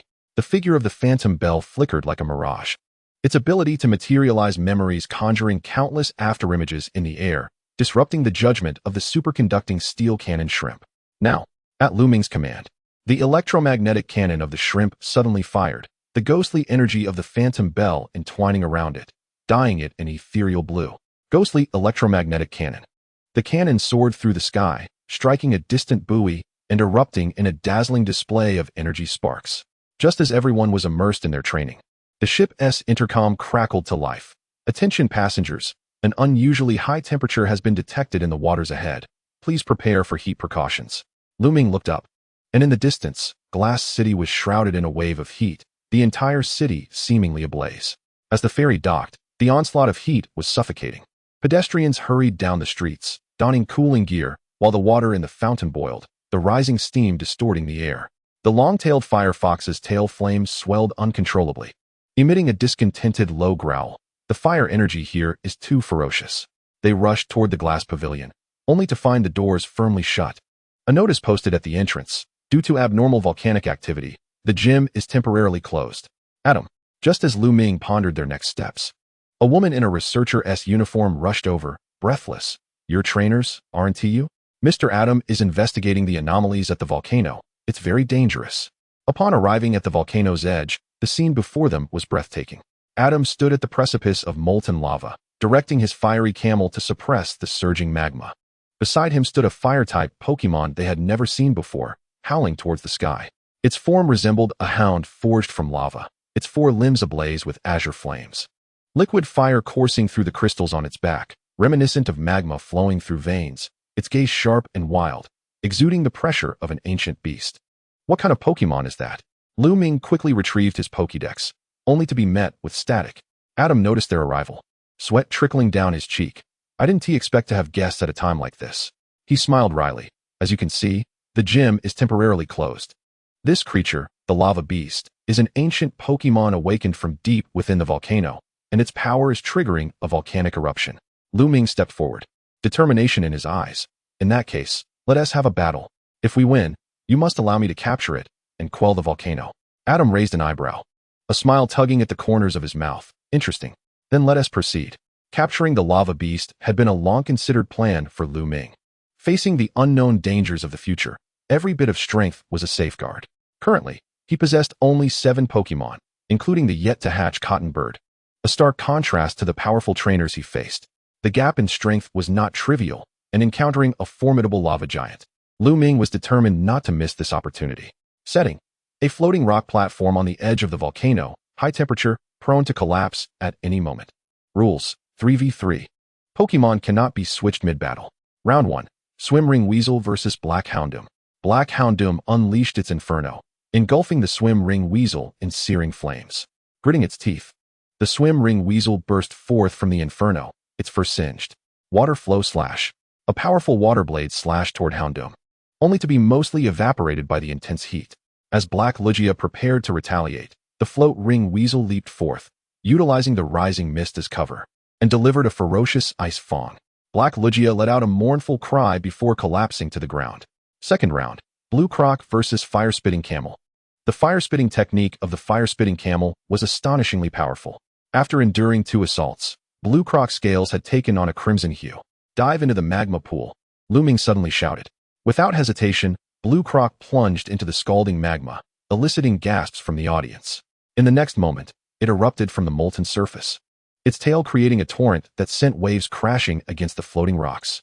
The fire-spitting camel was knocked back unsteadily, and Blue Croc seized the opportunity to deliver a decisive bite, concluding the battle. Final round, Spirit Bell vs. Lava Beast. The azure flames of the Lava Beast scorched the air, distorting even the ghostly form of Spirit Bell. Use Memory Resonance. Adam suddenly called out, connect to its mind. Lu Ming understood at once. The crystal crown atop Spirit Bell burst forth with radiant light, manifesting memories that flooded the Lava Beast's consciousness. Ancient volcanoes, the passage of time, and the solitude of awakening. The Lava Beast's fury gradually subsided, its blue flames transforming into a gentle cascade. Adam, truly a master, exhibited a demeanor and vision that set him apart. As the Lava Beast calmed, he immediately gestured to Lu Ming, indicating it was time to capture it. Lu Ming comprehended and retrieved the specially crafted Pokeball he had received from Mr. Steel, launching it expertly at the Lava Beast. The ball struck true, and after a series of delightful chimes, it settled into silence, successfully captured. It seems the Lava Beast has acknowledged you, Adam remarked with a smile. Seeing in this newcomer a glimpse of a former champion, he held a fondness for new talent, recognizing them as the future of the league. With the Lava Beast now under Adam's command, the volcanic unrest finally ceased. The heat wave receded, and a refreshing sea breeze swept across the city of glass. Adam wiped his brow and presented Lu Ming with a badge that shimmered like flames. The glass badge, truly well-deserved. He added with a knowing smile. I never imagined the power of a harmonizer could be wielded in such a manner. Lu Ming, having retrieved the Pokeball containing the Lava Beast, took the badge and suddenly noticed a familiar pattern etched on its back, identical to the dragon scale mark. What is this? Adam gazed into the distant sky, It appears your journey has only just begun. Chapter 48. The Mysterious Gym Pokémon. The setting sun bathed the streets of Orange Blossom City in golden hues. Lu Ming stood at the entrance of the Pokémon Center, clasping 7 gleaming badges in his hand. At last, only one remains, he murmured, his fingertips brushing over each badge, each a testament to a fierce battle. The float ring weasel perched on his shoulder, excitedly waving its tiny paws. The Orange Blossom Gym. I've heard that Master Qianli is exceptionally formidable. Spirit Bell floated nearby, its crystal crown suddenly glowing softly, a wisp of ghostly blue energy entwining around Lu Ming's wrist. A vivid image surged into his mind. In the underground training grounds of the Orange Blossom Gym, Qianli stood face to face with an unfamiliar Pokémon. This creature was enveloped in silvery energy, each attack accompanied by the distortion of space, as though the very air was being torn asunder. What is that? Lu Ming's pupils constricted, his heart racing uncontrollably. On the way to Orange Blossom City, Lu Ming resolved to use his remaining time for intense training. The azure flames flickered within the claws of the lava beast, while the long-tailed fire fox stood beside, its tail flame gently swaying, guiding it to condense the fire. Try to form the flames into a sphere, Lu Ming instructed. Just like this. The long-tailed fire fox demonstrated by launching a highly compressed fireball, prompting the lava beast to roar and attempt to mimic it. Initially, the azure flames erupted chaotically, but gradually, an unstable fireball began to take shape in its claws. The resistance of the normal type is too strong. We must rely on the penetrating power of steel-type moves, Lu Ming pondered. The superconducting steel shrimp's cannon gleamed with a metallic luster as it practiced shortening the charge time for its cannon beam. The thunder butterfly released faint currents nearby, stimulating its reaction nerves. Faster, Lu Ming called out. The cannon suddenly blazed to life, unleashing a silvery beam that struck a distant rock, shattering it to pieces. Spirit Bell floated mid-air, its crystal crown emanating an ethereal glow. The float ring weasel darted through the illusions conjured, attempting to discern reality from deception. Integrate memory manifestation with the strange light, Lu Ming advised, and ensnare the opponent in a chaotic illusion. Spirit Bell's ribbons danced gracefully, and the scene before the float ring weasel transformed abruptly, revealing 3 versions of Lu Ming, each issuing different commands. The float ring weasel stood frozen, unsure of which to obey. Suddenly, a disturbance arose. During training, Blue Croc let out a fierce growl, its sharp gaze locking onto the distant thicket. Are we being followed? Lu Ming squinted, but all he could hear was the faint rustling in the bushes, followed by an eerie calm. Upon entering Orange Blossom City, Lu Ming immediately sensed an unusual atmosphere. Trainers gathered in small clusters along the streets, whispering amongst themselves. Have you heard? Master Qianli recently captured a legendary Pokémon. They say this Pokémon can distort space. Even the Elite Four are wary. Lu Ming furrowed his brow. A legendary Pokémon? Could it be that the vision Spirit Bell saw was real? Oh, isn't that Lu Ming? A cheerful voice chimed from behind. Everyone turned to see a playful girl with a torchic in her arms, smiling and waving. And you are? How do you know my name? Lu Ming inquired, surprised. Hiya. The girl blinked playfully. Ha, your name is all over the league now. The rookie trainer who summoned Rayquaza to combat the invasion of unknown Pokémon. Maybe you're the only one unaware. Lu Ming scratched his nose, feeling a bit bashful. Indeed. He seldom paid attention to rumors circulating in the outside world. You're here to challenge the gym, right? The girl leaned in closer, lowering her voice. Let me share a little secret. My dad's ace is no ordinary Pokémon. As they conversed, Lu Ming learned that this girl was named Xiao Yao, the daughter of Master Qianli. Following her, he arrived at the Orange Blossom Gym. The structure of the Orange Blossom Gym resembled a grand arena, with the central battlefield laid out with specialized impact-absorbing materials, surrounded by rows of eager trainers. The air was thick with tension and anticipation. Standing at the opposite end of the battlefield, Qianli crossed his arms, his gaze intense. Lu Ming, I've heard of your exploits. A harmonizer, how thrilling. Battle rules, 6 versus 6 full battle. Pokémon may be switched mid-battle. First round, Float Ring Weasel versus Hyperactive Monkey. The Hyperactive Monkey burst onto the scene, showcasing astonishing explosive power, its ability allowing it to disregard type disadvantages. The Float Ring Weasel's water-type attacks proved ineffective. Accelerate the water stream, Lu Ming commanded. The Float Ring Weasel transformed into a blue blur, swiftly circling behind the Hyperactive Monkey and delivering a powerful ice punch. The monkey was soon engulfed in frost, its movements slowing until it finally collapsed. Second round, Blue Croc versus Lazy King. The Lazy King's slothful nature disrupted the rhythm of battle. Every time it executed a powerful attack, it would succumb to a brief bout of lethargy. Use the downtime to set up stealth rock, Lu Ming ordered. The azure crocodile silently scattered sharp rocks across the battlefield, subsequently enhancing itself with Dragon Dance. As the Resignation King prepared to act again, the azure crocodile's watery tail was already charged and poised to deliver a decisive blow. Round 3, Long-tailed Vulpix versus Elegant Cat. The Elegant Cat employed its captivating skill, ensnaring long-tailed Vulpix in a state of enchantment, rendering it unable to concentrate on its attacks. Ignite with magical flames. Lu Ming thought quickly. Suddenly, the tail flames of long-tailed Vulpix surged dramatically, the searing fire dispelling the charm. Seizing the opportunity, it unleashed a powerful psychic wave, causing the Elegant Cat to collapse. Round 4, Lightning Butterfly versus Pouch Dragon. The Pouch Dragon's parental love trait bestowed extra damage with each attack, plunging Lightning Butterfly into a fierce struggle. Butterfly Dance, Enhance. Lu Ming commanded. The Lightning Butterfly danced gracefully, significantly boosting its speed and special attack.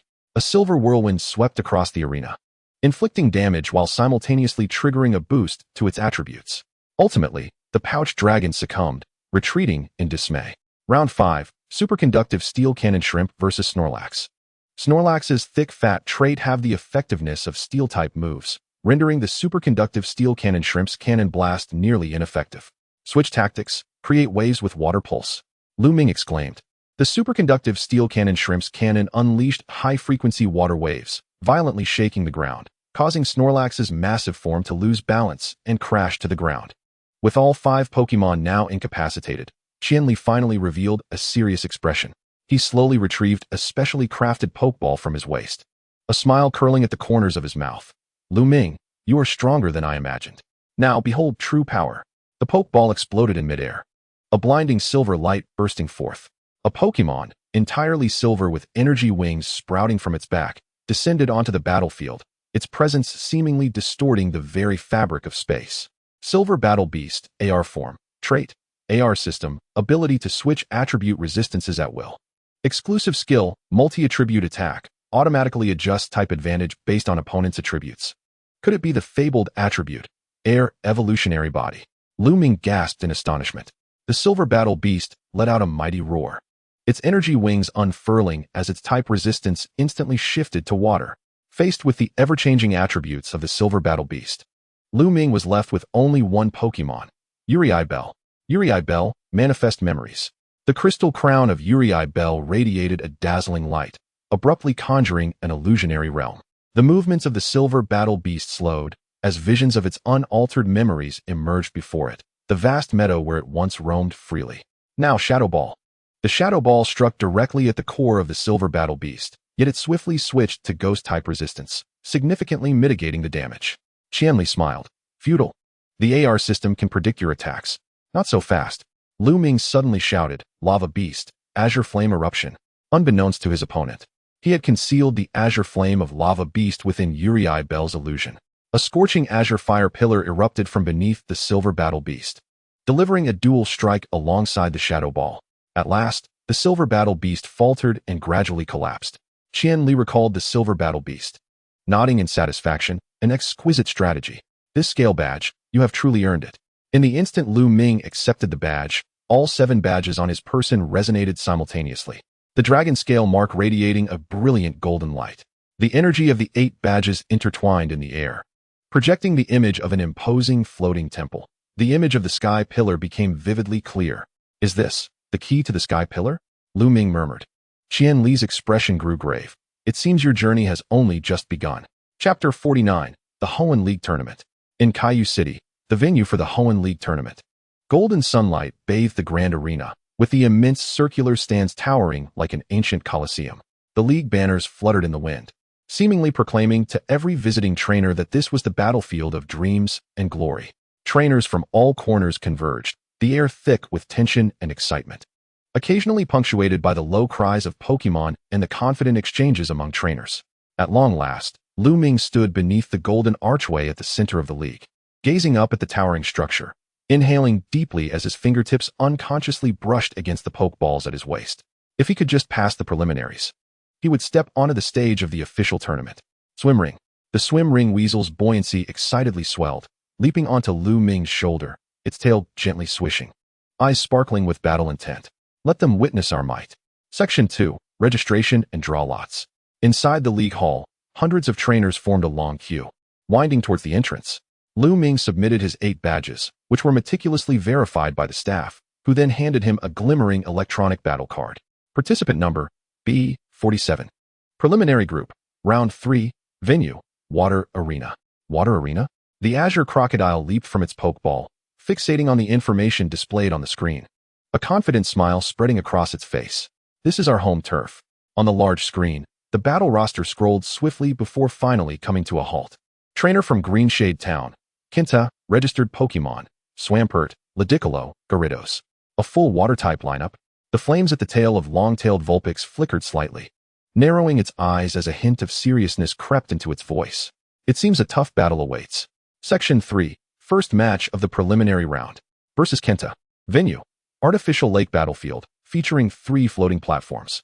Rules. 3v3 singles. Pokémon cannot be switched. Round 1. Swim Ring Weasel versus Ludicolo.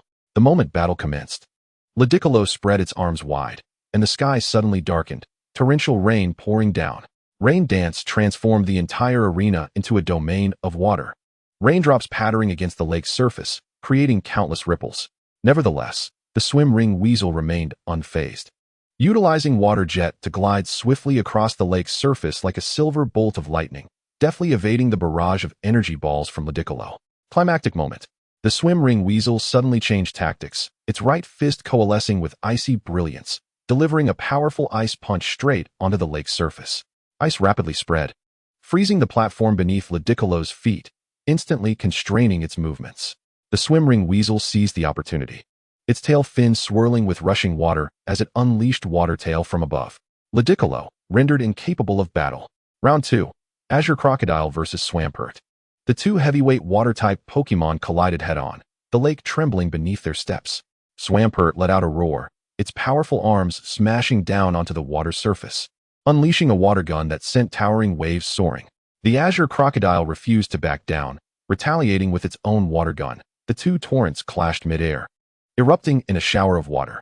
However, Swampert quickly followed up with an earthquake, causing the entire arena to shake violently, forcing the Azure Crocodile to stagger backward.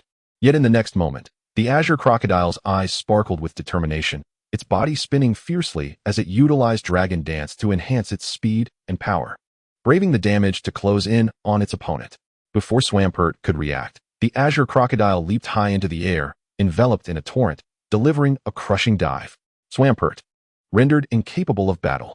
Round 3. Lightning Butterfly versus Gyarados. As Gyarados entered the fray, it unleashed a deafening roar, its fierce gaze locking onto Lightning Butterfly as it opened its mouth to unleash a searing dragon rage. The energy wave swept across the battlefield, but Lightning Butterfly danced gracefully, its wings fluttering as it elegantly dodged the onslaught with Butterfly Dance. Critical strike. The Thunder Butterfly suddenly flapped its wings, unleashing a dazzling silver whirlwind, the energy contained within the wind blades triggering a surge in special attack. Before the Gyarados could react, the Thunder Butterfly had already coalesced a brilliant bolt of electricity, unleashing a barrage of 10,000 volts that struck like thunder. Gyarados has lost its ability to battle. Result: Lu Ming triumphs with a resounding 3-0 victory. Over the course of 3 consecutive days in the preliminary rounds, Lu Ming surged forward like a tempest. In the second round, within the desert arena, he skillfully exploited the environment to overcome a trainer adept in sandstorm tactics. In the third round, on the rocky terrain, his tactical dominance rendered his opponent, who specialized in rock types, utterly defenseless. In the fourth round, the Bellossom single-handedly triumphed against 3 opponents, eliciting gasps of astonishment from the audience. Finally, the league's grand screen refreshed to reveal the roster of the top 32 competitors, and Lu Ming's name shone prominently. Well done. A familiar voice resonated from behind him. Turning, Lu Ming discovered Xiao Yao, who had appeared at the entrance of the competitors' corridor, her face beaming with delight. However, the true challenge is only just beginning. She raised her hand to point at the electronic board in the resting area, where the information of his first opponent in the main event began to materialize slowly. A trainer from Lapis City, Shun, with registered Pokémon, Rainmoth, Desert Dragonfly, and Evening Starling. A specialist in flying types, Lu Ming tightened his grip on the Pokeball, a spark of determination igniting at the corner of his mouth. Perfect. Time to test the new move of the Magmar. In the center of the Caillou arena, a massive holographic projection unfolded in the air, showcasing the avatars of the top 32 competitors, ultimately freezing on the battle information of Lu Ming versus Shun. The audience erupted into deafening cheers, camera flashes twinkling like stars. Having finally arrived at this juncture, Lu Ming stood in the competitor's corridor, inhaling deeply. The swim ring Weasel-S flotation device slightly inflated, reflecting both anxiety and excitement. This time, victory is essential. Meanwhile, from the shadows in the backstage, a cloaked figure observed the screen, a subtle smile gracing his lips. This brat isn't half bad. He has progressed remarkably. Datu's fingers lightly tapped the pokeball, a glimmer of anticipation flickering in his crimson eyes. It seems a meeting is imminent. At this very moment, across various locations in Hoenn, individuals who had encountered Lu Ming were glued to their television screens. In the Orange Blossom Gym, Qianli stood with arms crossed before the screen, a smile playing at the corners of his mouth. Let us see how far you can go. In Mushy Town, Furong lay amidst a pile of ghost-type Pokémon, waving enthusiastically. Go, little Lu Ming. In Akiha Town, engineers at the Mechanical Research Institute paused their experiments, collectively watching in awe. That kid really made it to the main event. In Mabai Town, Dr. Tianwan adjusted his glasses, nodding with satisfaction. Truly a promising rookie trainer. Meanwhile, in a Pokemon Center in the Kanto region, Ash suddenly slammed his hand on the table. Pikachu, look! It's Lu Ming. Pika Pika! Pikachu's tail sparked with electricity, as if cheering from afar. Battlefield, Sky Arena, floating platform with airflow interference. Rules, 6v6 full battle, Pokemon may be switched. Shun stood on the opposing high platform, his green hair flowing in the wind, eyes sharp. Lu Ming, let me see if your strength is worthy of the title of Draconic Caller. Round 1, Thunder Butterfly vs. Rain Moth. Shun's Rain Moth gracefully landed on the floating platform, its wings refracting a spectrum of colors. As soon as it appeared, it vibrated its wings at high speed, executing the move Butterfly Dance, rapidly boosting its special attack and speed. Rain Moth struck first, its wings slicing through the air with a sharp air slash, the gusts tearing through the atmosphere towards Thunder Butterfly. Thunder Butterfly nimbly dodged, but the secondary effect of air slash triggered, causing Thunder Butterfly to falter under the intimidation effect. Seizing the opportunity, Rain Moth unleashed a relentless barrage of air slashes, forcing Thunder Butterfly to the edge of the platform, nearly sending it plummeting. Just as Rain Moth prepared for the final blow, Thunder Butterfly suddenly flapped its wings, releasing a dense wave of electromagnetic energy. Golden currents spread like a spider's web, catching Rain Moth off guard and paralyzing it. With its speed drastically reduced, Rain Moth's movement slowed, and Thunder Butterfly seized the chance to unleash a silver wind, a radiant flurry of scales engulfing its opponent. After the storm subsided, Rain Moth teetered on the brink of collapse, ultimately falling from the platform. Result, Thunder Butterfly wins. Chapter 50, Datu's Reminder. Round 2, Long-tailed Vixen vs. Desert Dragonfly. Shun recalled Rain Moth and sent forth the Desert Dragonfly. This ground dragon-type Pokemon stirred up a whirlwind of sand as it entered the arena, causing the floating platform to tremble slightly. Desert Dragonfly stomped its feet violently, sending shockwaves of earthquake radiating like a tidal wave. The platform beneath Long-tailed Vixen cracked instantly. In a moment of peril, Long-tailed Vixen swung its tail, conjuring magical flames that coalesced into a temporary fire pillar beneath it, barely stabilizing its stance. Desert Dragonfly then soared into the air, gathering its draconic energy, unleashing a dragon breath downward. Long-tailed Vixen dodged sideways, but was still scorched by the residual waves. Suddenly closing its eyes, it summoned a branch that burst forth with blue light. It predicted Desert Dragonfly's flight path, opening its eyes swiftly to unleash a psychic attack. An invisible force gripped Desert Dragonfly like a giant hand, slamming it fiercely into the ground. Desert Dragonfly struggled to rise, but Long-tailed Vixen's follow-up magical flames had already arrived. Result, Long-tailed Vixen wins. Round 3, Swim Ring Weasel vs. Evening Starling. Shun's third Pokemon, Evening Starling, made a graceful entrance, its pale blue feathers shimmering in the sunlight. Immediately, Evening Starling displayed its dominance in the skies, unleashing dragon breath across the entire arena, bombarding indiscriminately with azure energy. Swim Ring Weasel leaped and dodged across the floating platform with speed, but the secondary effect of dragon breath activated, leaving Swim Ring Weasel paralyzed. With its speed drastically diminished, Swim Ring Weasel could not evade the subsequent attack and was struck down into the water by a moonblast. Return, Swim Ring Weasel. Lu Ming recalled his Pokémon, a spark of determination igniting at the corner of his mouth. It's your turn, Magmar. Round 4, Magmar versus Evening Starling. Magmar landed heavily on the platform, azure flames seeping through the cracks in its shell. Evening Starling sensed the threat, its cries tinged with caution. Magmar struck first, gathering an intensely compressed azure flame in its mouth, then unleashing a fireball. The fiery sphere streaked through the air, hurtling towards Evening Starling. Evening Starling urgently banked to the side to evade, but the explosive shockwave still sent it tumbling several meters.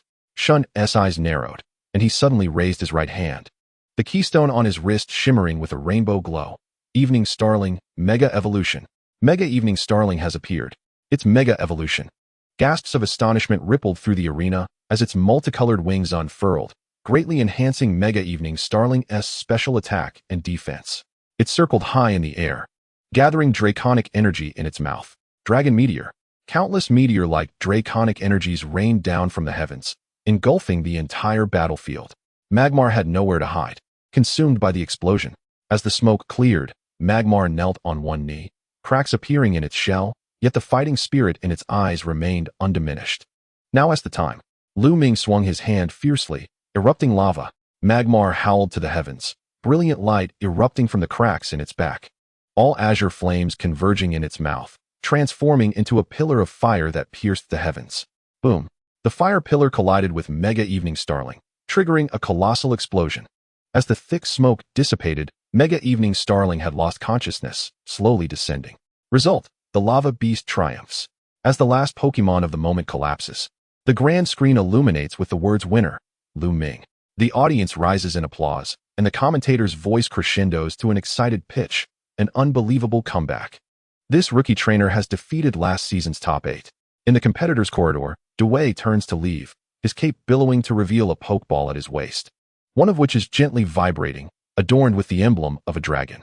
Meanwhile, in the competitor's lounge, Lu Ming unexpectedly receives an anonymous message. Your next opponent is a dragon-type expert. Beware of his three-headed dragon. Signed, a concerned champion. Lu Ming stares at the message on his communicator, his mouth twitching. Your next opponent is a dragon-type expert. Beware of his three-headed dragon. Signed, a concerned champion. What kind of anonymity is this? He can't help but scoff. Who else among the league champions would send a message in such a tone, if not you? The Thunder Butterfly leans over for a glance, a knowing expression on her face. Mr. Dewey still loves to play mysterious, as always. The blue crocodile crosses his arms and snorts. Why not just say, I am Dewey, and I'm here to spoil the plot. The crystal crown of the Bell Pokémon glimmers slightly, as if stifling a laugh. On the grand screen, the information regarding the next opponent refreshes. Lu Ming vs. Shota, Kansas City, registered Pokémon, three-headed dragon, Mega Rayquaza, and Garchomp. Wow, all pseudo-legends.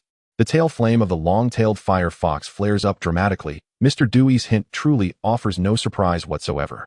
Lu Ming browses through the battle data. Shota, last season's top 4, specializes in dragon types. Tactical style, aggressive offense, adept at using Dragon Dance to enhance his team. The ace, three-headed dragon possesses the ability Levitate, rendering it immune to ground-type moves. It seems an adjustment in strategy is in order. Lu Ming contemplates. The azure flames of the Lava Beast are exceptionally effective against dragon types, yet its speed remains a significant drawback. In the competitor's lounge, Lu Ming and his Pokémon urgently devise a battle plan. 1. Targeting the three-headed dragon. The steel-type move Cannon Beam from the Superconductor Steel Shrimp can inflict quadruple damage. The Bell Pokémon's Strange Light can disrupt the opponent's enhancements. 2. Against Mega Rayquaza. The Thunder Butterfly's Thunderbolt counters flying types. The Swimming Weasel's Ice Punch targets dragon attributes. 3. The weakness of Garchomp. 4 times weak to ice, but exceedingly swift. Must utilize priority moves to seize the initiative.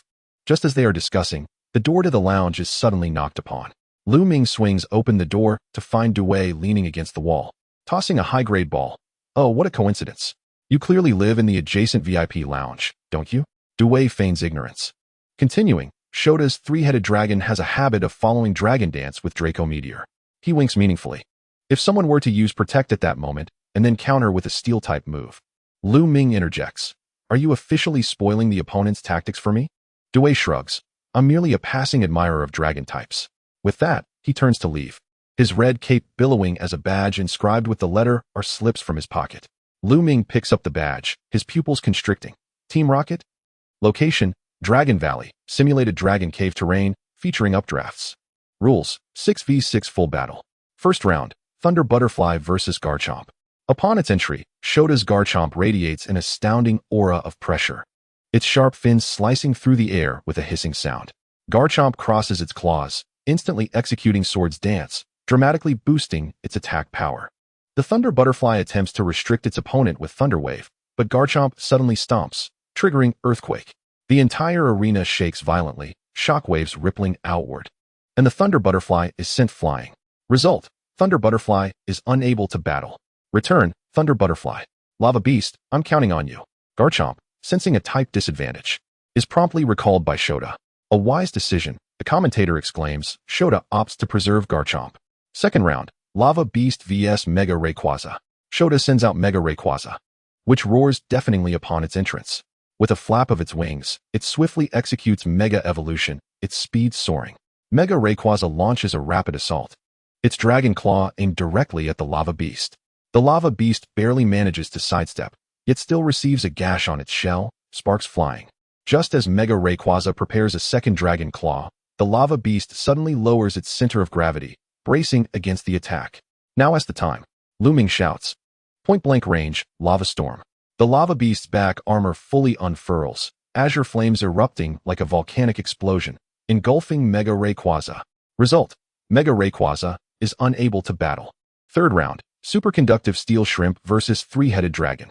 Shota's ace, the Three-Headed Dragon, emerges. Each of its three heads emits an intimidating low growl, and its ability Levitate allows it to disregard ground-type moves. As anticipated, the Three-Headed Dragon immediately employs Dragon Dance, enhancing both its attack and speed. The Superconductor Steel Shrimp braces itself, its pincers whirring ominously. The Three-Headed Dragon raises its three heads, gathering Dragon-type energy in its mouths. Draco Meteor. Protect. Lu Ming commands. The Steel Shrimp crosses its pincers, generating a light blue barrier that completely deflects the cataclysmic Draco Meteor. The recoil significantly lowers the Three-Headed Dragon's special attack, and its three heads display expressions of agony. Finish it. Lu Ming gestures, Cannon Beam. The Steel Shrimp's pincers fully expand, a dazzling white light firing forth like a railgun, striking squarely at the central head of the Three-Headed Dragon. Result, the Three-Headed Dragon is unable to battle. As Shota's last Pokemon collapses, the arena erupts in jubilation. The commentator, hoarse from excitement, exclaims, Lu Ming advances to the top 8. How far can he go? In the post-match interview, a reporter probes, I hear Champion Dewey is particularly focused on you? Lu Ming glances at the R badge in his hand, smiling slightly. Indeed, he even accidentally revealed the opponent's tactics. Meanwhile, in the shadows beyond the camera, the real Dewey frowns at the screen. When did I ever give out a Team Rocket badge? Chapter 51, Tournament Chaos. In the dead of night, the league's monitoring room. Dewey's crimson eyes fixate on the screen, replaying the footage of Lu Ming's battle against Shota. The frame freezes at the moment the imposter Dewey hands over the Team Rocket badge. Zooming in on his right hand, Dewey commands coldly. After the technicians comply, the image clearly reveals the sleeve of the imposter Dewey, exposing a mechanical prosthetic. As expected, Dewey's gaze sharpens. He is a senior member of Team Rocket, codenamed Phantom. He turns to his Dragonite behind him, instructing, search all surveillance in the competitor's lounge. I need to know where he is. Dragonite growls in response, taking flight. The following morning, the league's top 8 list is announced. Lu Ming versus Lila, Battle Expansion Zone, Registered Pokemon, Metagross, Alakazam, and Claydol. A Psychic-type expert? Lu Ming frowns. This lineup is certainly a natural counter to my Bell Pokemon. The inflatable ring weasel patted his shoulder reassuringly. Fear not, for we possess a secret weapon. Just as he spoke, the communicator vibrated abruptly, revealing an encrypted message. The Phantom's target is the crown of the Bell. Lu Ming sighed. At least this time, they remembered to sign their name. In the competitor's dining hall, Lila took the initiative to sit across from Lu Ming. Her pupils shimmered with the distinctive blue glow of a psychic. Your bell is quite extraordinary, she remarked. Lu Ming's alertness heightened. What do you mean? Lila tapped her temple with her fingertip. I can see that within its crown lies a dormant existence. Suddenly, the lights in the dining hall flickered as a man dressed as a waiter stumbled towards Lila. Watch out, Lu Ming exclaimed, pulling her away. The man adjusted his hat and murmured an apology, but the crown of the bell began to flicker violently. That person, Lila fixated on the retreating figure. His thoughts are mechanical. Battlefield, Psychic Arena, Floating Cubic Array. Rules, 6v6 full battle. First round, Long-tailed Fox versus Psychic Golem. In the Psychic Arena, Lila's Psychic Golem floated among the cubes, ancient runes faintly glowing on its clay body. Its arms outstretched, it unleashed cosmic power, significantly enhancing its special defense and defense. Surrounded by a pale blue energy barrier, the Psychic Golem initiated a psychic wave. An invisible wave of psychic energy surged towards the long-tailed fox. The long-tailed fox leapt gracefully, evading with the aid of the floating cubes, while simultaneously unleashing a blaze of magical fire from its tail, which was deflected by the Psychic Golem's barrier. The Psychic Golem then released earth power, causing energy from the ground to erupt below, forcing the long-tailed fox to leap and dodge repeatedly. Lu Ming narrowed his eyes, noticing that the runes on the golem's abdomen flickered briefly with every skill used. Long-tailed fox, aim for the runes on its abdomen. The long-tailed fox suddenly changed direction, swiftly maneuvering between the cubes to confuse its opponent.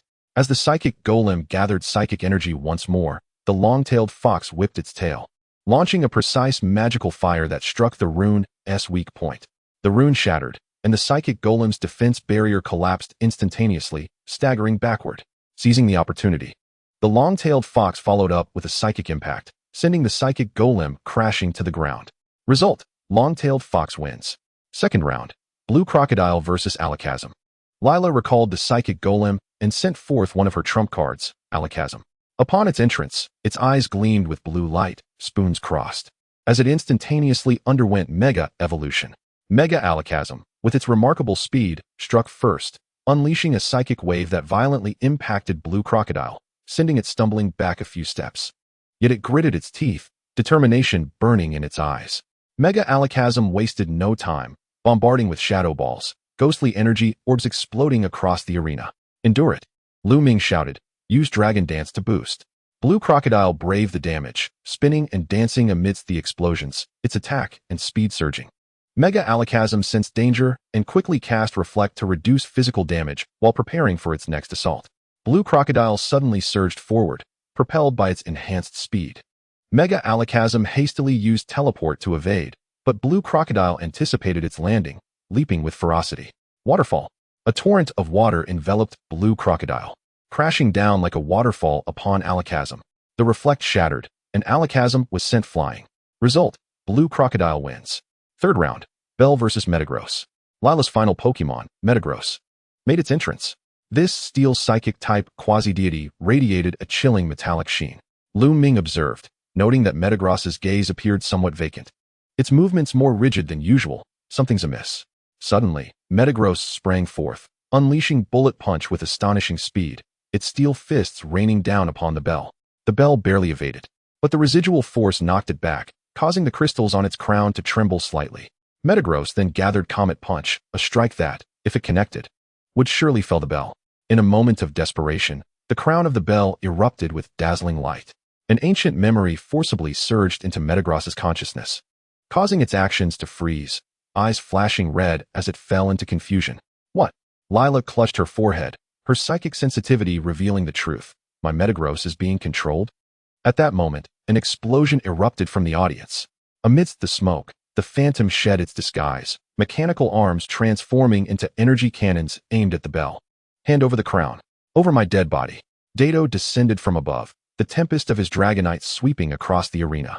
The phantom sneered, too late. He pressed a button, and all mechanical Pokemon in battle suddenly went berserk. The phantom pressed the red button on his mechanical arm, unleashing a high-frequency electromagnetic pulse that spread throughout the arena, illuminating the electronic eyes of all mechanical Pokemon with a dangerous red glow. The self-destructing Magnemite in the audience responded first, their magnets trembling violently, emitting a piercing metallic screech. Metagross halted its attack, its four metallic arms retracting inward as its core processor flashed a sequence of Team Rocket programming. Execute Order 66. With a hydraulic overload screech, Metagross's armor panels opened, revealing hidden electromagnetic cannon tubes. 12 self-destructing Magnemite in the eastern audience formed a circular array, unleashing an electromagnetic storm that blanketed the entire arena. The electronic devices in the VIP box of the western section were hijacked, the surveillance systems incapacitated, and the arena's lighting drones dived en masse, launching paralyzing currents into the crowd. The League's 30 Scyther guards suddenly turned their weapons, their metallic exteriors revealing concealed Team Rocket insignias. 5 lunged toward Dato's Dragonite, while the remainder began dismantling the arena's emergency exits. A trainer with a Porygon attempted to disrupt the system with texture, only to be immobilized by the out-of-control Porygon using lock-on. Toys in the children's area, electronic Puccina, Pikachu robots, began indiscriminately discharging electricity, while the commentator's sound system suddenly broadcast Team Rocket's brainwashing propaganda. The bell floated into the air, its crown radiating brilliant light. A torrent of memories from 3 millennia ago engulfed the arena, revealing the crown was originally a sealing device, imprisoning the primordial energy of the Netherworld Court. Team Rocket sought to resurrect the Dark Rift. The Phantom's true identity was that of a former mechanic of the Royal Court.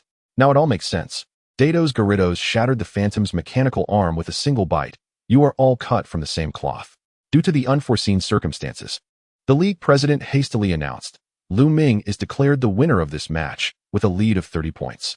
However, the next round is postponed until the Team Rocket crisis is resolved. As they exited, Lila called out to Lu Ming, my Alakazam sensed that their next target is the Sky Pillar. Chapter 52, The Lord of the Secret Realm. With the Phantom's mechanical legions spiraling into chaos, the entire Caillou arena descended into turmoil. The self-destructing Magnemite unleashed an electromagnetic storm, disrupting communication signals. The metal claws of the Scyther indiscriminately attacked, effortlessly severing the safety railings in the audience. The Metagross continues its rampage on the battlefield, unleashing psychic abilities that strike against the protective barrier. An urgent broadcast from the Alliance blares. All spectators, please remain calm. The Alliance elite has been dispatched. Please evacuate in an orderly manner. The Ice-type champion, Bonnie, commands her Ice Ghosts to release a blizzard, freezing the joints of the rampaging mechanical Pokémon, effectively restricting their movements. The Ghost-type champion, Fuyun, summons her Cursed Doll, which opens a vast shadowy domain, enveloping a portion of the audience within a protective shield. Do not fear. Sometimes, spirits can be more reliable than the living. The Dragon-type champion, Yuan Ji, swoops down with his Dragonite, using its tail to deflect metallic debris that threatens the crowd. Everyone, evacuate towards the southeastern exit. The champion, Dawu, has temporarily returned from afar, and his Mega Metagross suppresses its wild counterpart with a Meteor Mash. Lu Ming, head to the control room and shut down the facility's mechanisms. Lu Ming, accompanied by his Floatzel and Croconaw, rushes towards the Alliance control room. Along the way, Floatzel clears mechanical traps from the corridor with Water Jet, while Croconaw forcefully breaks down doors, using Crunch to dismantle electronic locks. Inside the control room, 2 Team Rocket members are tampering with the system. Don't move, Lu Ming commands fiercely. One of the assailants sneers, too late. The coordinates of the Sky Pillar have already been sent. With a sudden explosion, the console erupts, revealing a holographic map that shows a multitude of Team Rocket's aircraft converging on the Sky Pillar. Outside the arena, Dato's Dragonite seizes the mechanical limb of Phantom, smashing him down to the ground. Your target is not the tournament, it is Rayquaza. The mechanical mask of Phantom shatters, revealing a half-burned visage.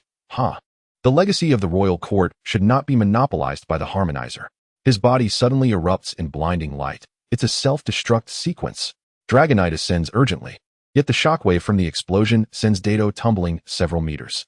As he rises, Phantom's core processor is incinerated, leaving behind a chilling proclamation. The Sky Pillar, the Dark Ritual, begins. In the temporary command room, Alliance executives convene in haste. President, the tournament must be suspended. The safety of the citizens is our priority. Dawu, I will take the investigators to the Sky Pillar. Dato turns to Lu Ming. You come with me. Lu Ming nods, as the crown of his Qingling resonates intensely, seemingly urging them to act. Half an hour later, Lu Ming's team boards Dragonite, racing towards the Sky Pillar. Floatzel gazes at the towering structure that pierces the clouds, trembling slightly. This time, are we truly going to engage Team Rocket in full-scale war? Dato's crimson eyes reflect the elusive Rayquaza amidst the clouds. No, it's a battle against the specters of 3,000 years ago. At the pinnacle of the Sky Pillar, Rayquaza's golden dragon eye glares downwards, as Team Rocket's fleet encircles the entire edifice. Sakaki stands at the forefront on the battleship's deck, clutching a pitch-black Pokeball. Rayquaza, your power shall become the cornerstone of the new world. Sakaki's voice reverberates through the clouds via a loudspeaker. Dato's Dragonite and Lu Ming's group break through the cloud cover. Landing on the stone platform, Dawoo's Mega Metagross follows closely, its metallic form glinting coldly in the sunlight. Sakaki, your ambition ends here, Dato declares, his fiery spirit ignited. Sakaki smirks. Two champions? How amusing. Then come at me together. The battlefield atop the sky pillar, in a turbulent wind environment, becomes a fierce clash. Dato's ace, Dragonite, Mega, utilizes a combination of Hurricane and Thunder Punch, tearing through Team Rocket's defensive formation. However, Sakaki's Aggron withstands the assault with Stone Edge, countering with Earthquake that shakes the stone pillar. Dawoo's Mega Metagross obliterates 3 mechanical cannons with Meteor Mash, only to be corroded by Sakaki's Nidoqueen's Poison Jab. Chingling interferes with Sakaki's judgment using Memory Manifestation, while Magmortar's Blue Flame strikes the battleship's engine. Yet, in a surprising turn, Sakaki presses a control button, activate the Dark Resonance device. As the device activates, Rayquaza emits a pained roar, dark patterns appearing on its surface. The stone walls of the sky pillar crack, and the space shatters like glass. Chingling's crown detaches, floating above Rayquaza's head. He is forcibly extracting Rayquaza's tuning authority. Dato exclaims. Just then, Lu Ming feels a sudden searing pain on the back of his hand, as the lightning patterns burst into brilliance. His backpack opens automatically, and a sapling of the World Tree floats out. This is the World Tree. Lu Ming instinctively catches the sapling. The lightning patterns resonate with the sapling, guiding him toward the densest rift in space. Lu Ming, it's dangerous, Dawoo shouts. Yet, Lu Ming plants the sapling into the void. An astonishing scene unfolds. The roots of the World Tree sapling instantly begin to extend, wrapping around every crack in the fabric of space. A verdant luminescence visibly repairs the shattered void at a remarkable pace, stabilizing the fragmented expanse. However, that broken space starts to form a spherical secret realm with a 100-meter diameter, within which forests and lakes can be faintly discerned. Even more astonishingly, the lightning patterns on Lu Ming's hand transform into a golden key-like design. Chingling's crown returns, now adorned with the patterns of the World Tree.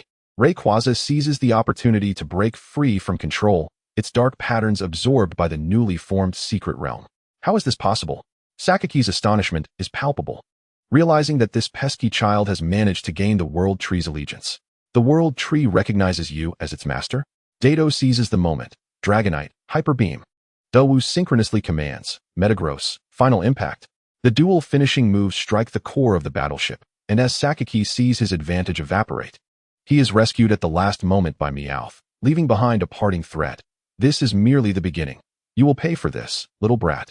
As Team Rocket retreats, the new secret realm stabilizes. Lu Ming attempts to touch the key-like patterns, and an intricate projection of the realm materializes before him. Characteristic analysis, time flow rate. 1 day within the realm equals 1 hour in the outside world. Ecology automatically generates environments suitable for Pokémon habitation. Permissions, access to the entire map is granted through the key, with only harmonizers allowed free entry. Other beings require his authorization. Rayquaza, now restored to normal, casts a deep glance at Lu Ming before vanishing into the clouds. Dato approaches, a rare smile gracing his features. It seems the harmonizer possesses potential we were previously unaware of. Dawoo hands Lu Ming a piece of meteorite. Place this in your secret realm. It will expedite mineral generation. Remember to seek me out when you have ores to mine. As a mineral enthusiast, Dawoo is solely interested in mining. And now that there exists a secret realm capable of enhancing mineral production, an investment is a foregone conclusion. Floatzel has already joyfully leapt into the lake. This is fantastic. From now on, this will be our training base. Chapter 53, Initial Exploration of the Secret Realm. After the Battle of the Sky Pillar, Dato stands atop Dragonite's back, his crimson eyes reflecting the gradually stabilizing entrance to the secret realm. The resumption of the Alliance tournament is still 3 days away. Dato pats Lu Ming on the shoulder. During this time, you should familiarize yourself with the power of this secret realm. He pauses, allowing a hint of teasing humor to surface. Of course, should you encounter any trouble, such as accidentally teleporting Floatzel to the Earth's core, you can always reach out to me. Hey, I would never be that foolish. The swimming ring weasel's flotation device inflated into a pufferfish shape. Dawoo was already crouched at the entrance of the secret realm, studying the golden runes. The spatial architecture was astonishingly more intricate than the latest technology from the One Corporation. He looked up, his glasses glinting in the light, and asked, Lu Ming, would you consider a collaborative development of minerals?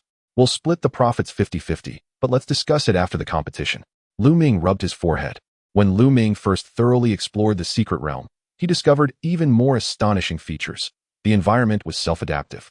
As the blue crocodile leapt into the lake, the water immediately adjusted to the suitable salinity for a crocodile Pokémon. Where the long-tailed fox's fiery tail swept, fire-resistant shrubs sprouted automatically. And when the lightning butterfly landed on the sapling of the world tree, its scale powder's charging speed increased by 300%.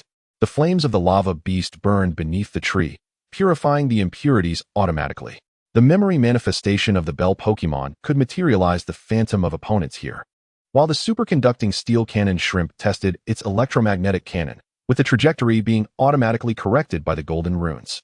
Suddenly, the swimming ring weasel poked its head out of the lake, exclaiming, "Lu Ming, there's a glowing cave underwater."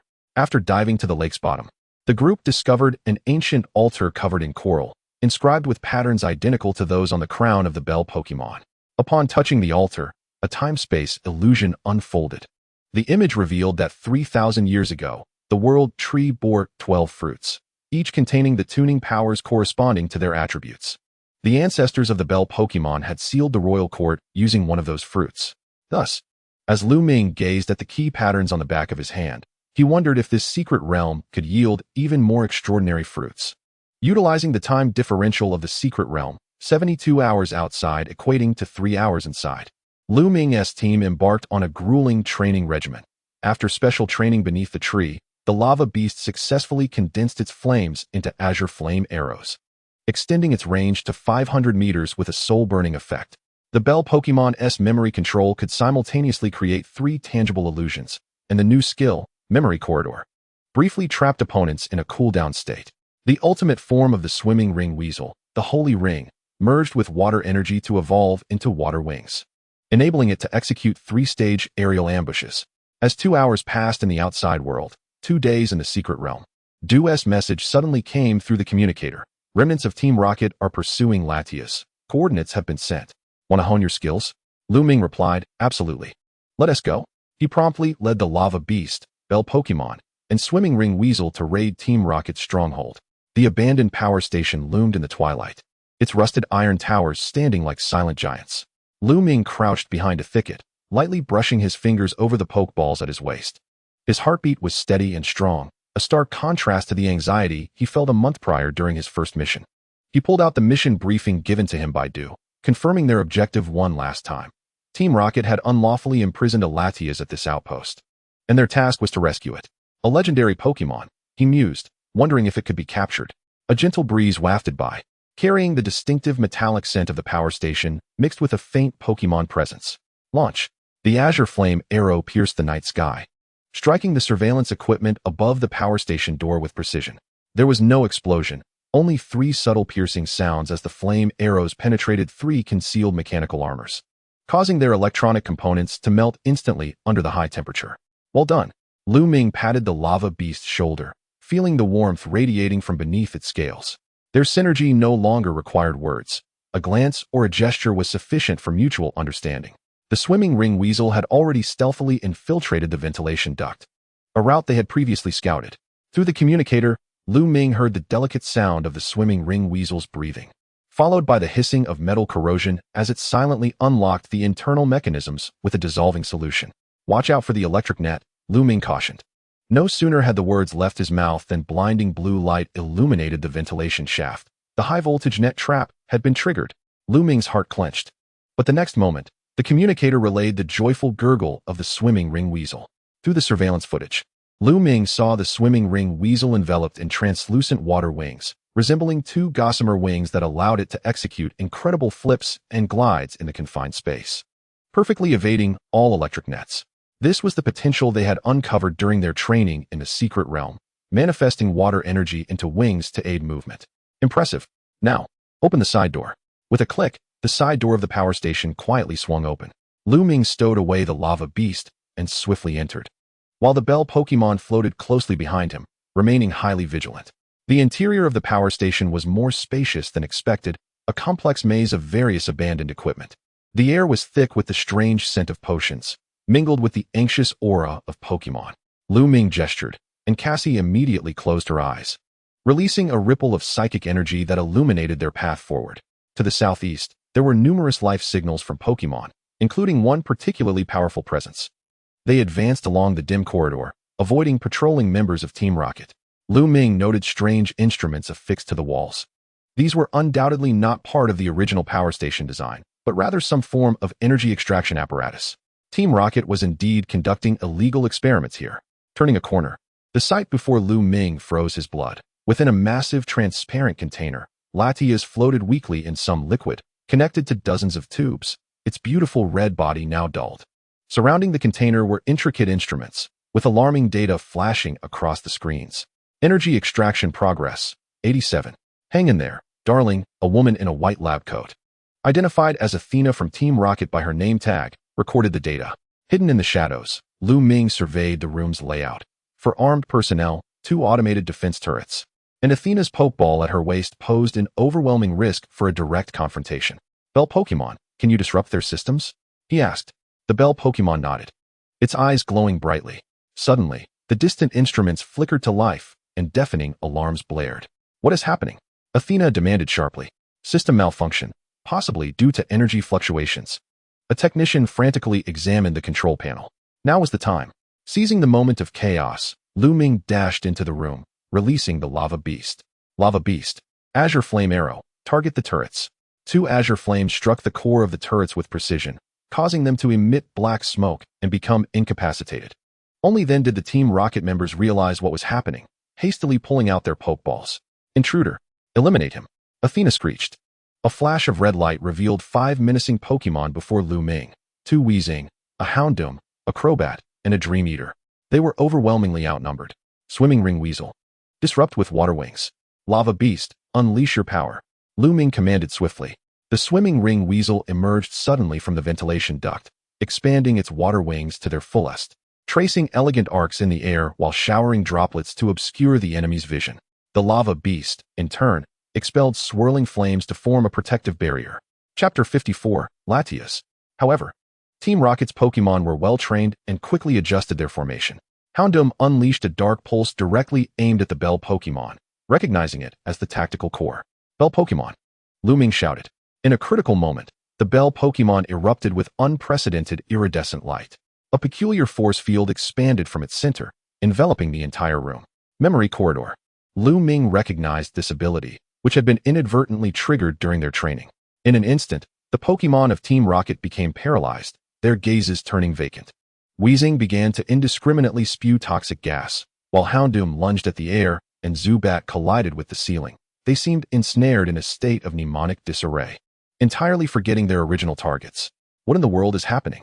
Athena watched in horror as her Pokémon unexpectedly turned against her. Seizing the moment, Lu Ming dashed toward the energy extraction device. Magma Beast, sever the conduit. Floatzel, prepare for rescue. With precision, Magma Beast incinerated all the conduits connecting to Latias, while Floatzel immediately released a specially formulated restorative spray, prepared specifically for this mission to alleviate the Pokémon's energy depletion symptoms. The liquid in the container swiftly drained, and Latias fell weakly. Ignoring the peril, Lu Ming rushed forward and caught the legendary Pokémon. Latias's body felt astonishingly light, its once smooth scales dulled, eyes half closed, and breathing faint. Hold on, you're safe now, Lu Ming whispered, quickly administering an energy supplement he carried. Latias slightly opened its eyes, the deep blue orbs reflecting Lu Ming's anxious face. It emitted a soft cry, as delicate as wind chimes, yet laden with exhaustion. On the other side of the room, Athena regained her composure, screaming furiously, "You useless fools! Activate the emergency protocol." The remaining members of Team Rocket began their retreat, while Athena pressed a red button. A piercing alarm resonated throughout the power plant, and the ceiling began to release a noxious purple gas. Poison gas. Move quickly.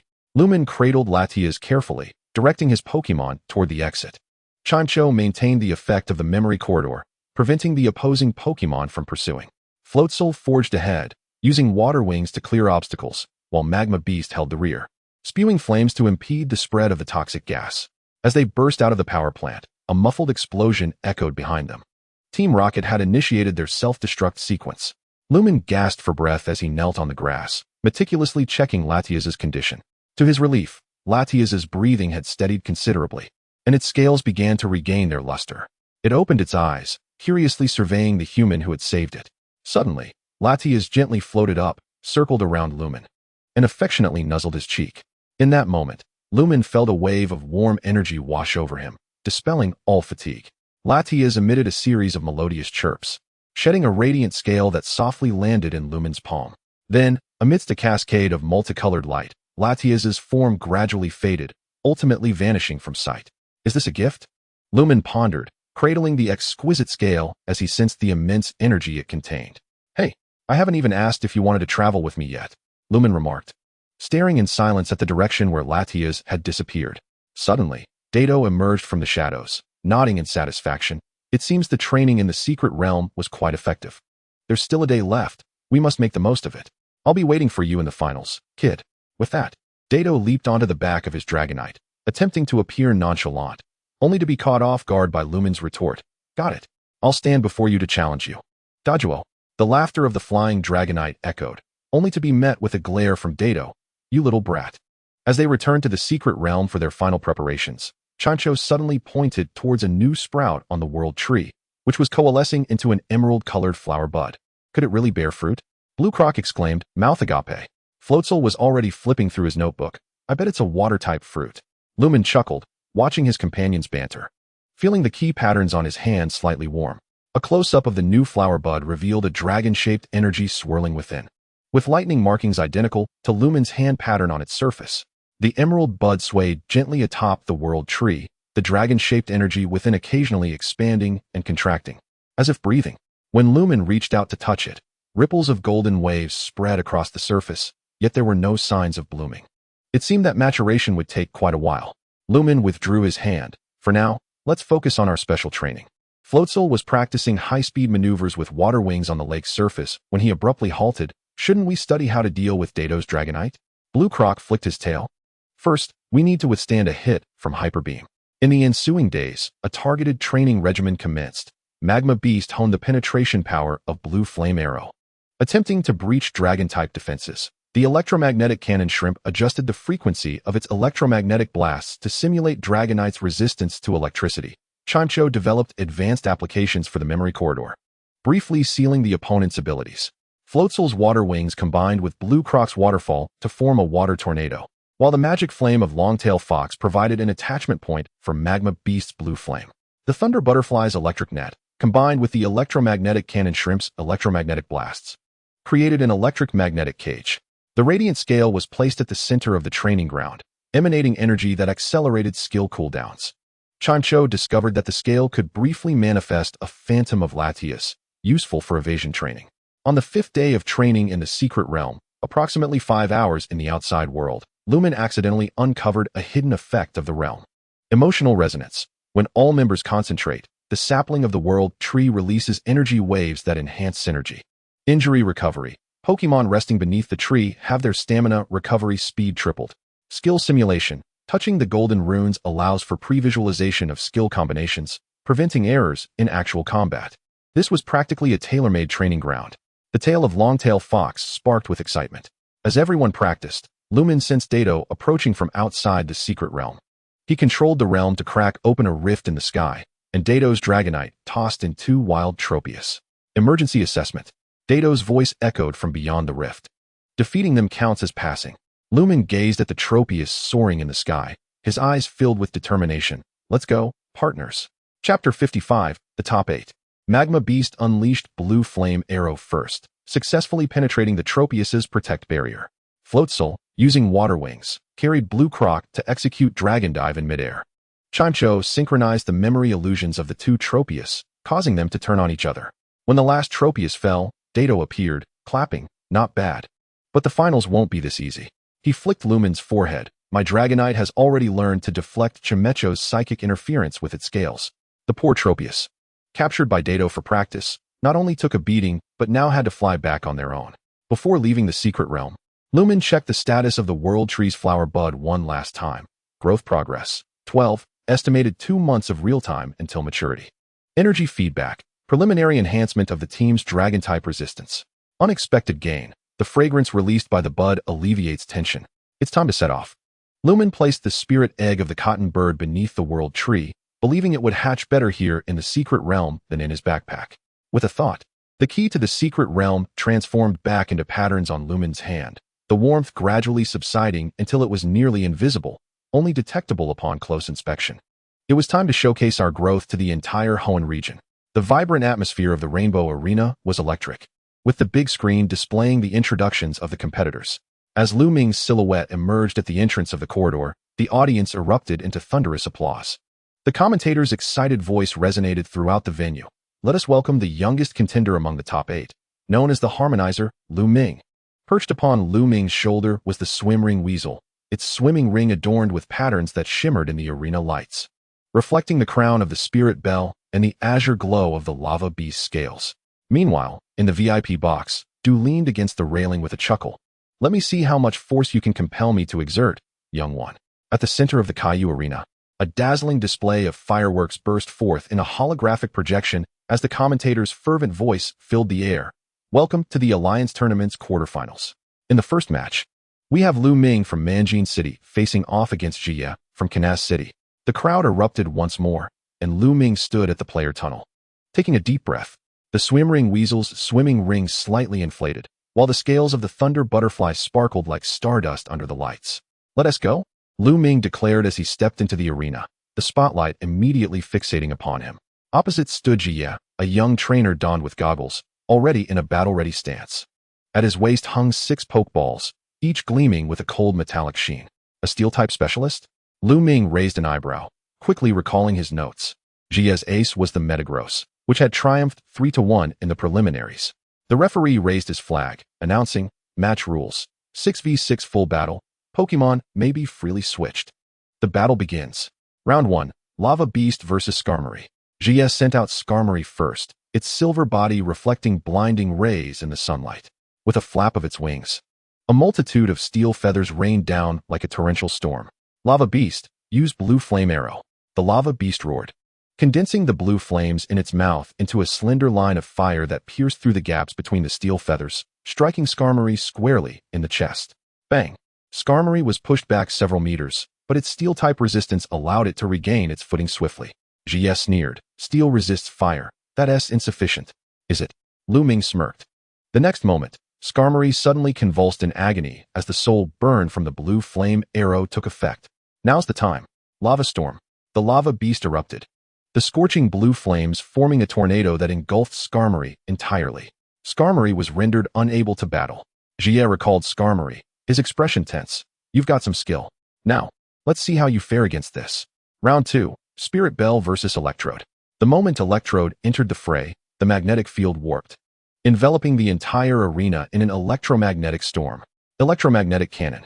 A massive bolt of lightning surged forth, but Spirit Bell floated gracefully, its crystal crown radiating brilliance. Memory Corridor. In an instant, Electrode's movements froze, and the trajectory of the electromagnetic cannon bizarrely veered towards Jie. What? Jie hastily dodged, the cannon grazing his shoulder and exploding against the protective barrier. The audience gasped in astonishment. Spirit Bell had caused Electrode's attack to spiral out of control. Seizing the opportunity, Lu Ming commanded, Shadow Ball. Spirit Bell's Shadow Ball struck Electrode's core with pinpoint accuracy, resulting in a brilliant explosion. Electrode was unable to battle. With 2 significant losses, Jie's demeanor finally shifted. It seemed he had to take this seriously. He removed his goggles, his gaze sharp. Metagross. With a heavy thud, Metagross landed, its metallic body reflecting a cold light. It let out a roar, causing the ground to tremble slightly. Mega Evolution. Amidst a cascade of multicolored light, Metagross's form transformed dramatically, its 4 pincers unfurling as its core energy surged. Comet Punch. Metagross lunged forth, its steel fists crashing down upon Spirit Bell like a meteor. Spirit Bell, return. Lu Ming swiftly recalled Spirit Bell and threw another Pokeball. Superconductor Steel Shrimp, Cannon Beam. The clash of steel against steel sparked brilliantly. Metagross was pushed back 2 steps, but quickly regained its stance. Steel battle? My Metagross 1T lose. Jie boasted confidently. Yet Lu Ming smiled. Who said we were battling in steel? Superconductor Steel Shrimp, Water Stream burst. The right claw of the Steel Shrimp unleashed a high-pressure water stream, catching Metagross off guard and forcing it to stagger backward. What? ISNT Metagross resistant to water? Jie exclaimed, astonished. Resistant to water? but not to superconductor water streams. Lu Ming pointed to the steel shrimp's claw, where the water flow was intermingled with electromagnetic energy, directly interfering with Metagross's metallic structure. Final blow, cannon beam. Boom. Metagross was blasted away, crashing heavily against the edge of the arena, its megaform forcibly reverted. Metagross was unable to battle. Gia's remaining Pokémon, Bastiodon, Clink, and Steelix, though they fought valiantly, ultimately succumbed to the harmonious synergy of Lu Ming's team. The final score, 6-3. Lu Ming emerged victorious. Amidst the resounding cheers, Gia approached, extending his hand to shake Lu Ming's. Impressive. Your strategy completely disrupted my rhythm. Lu Ming smiled. Just lucky, that's all.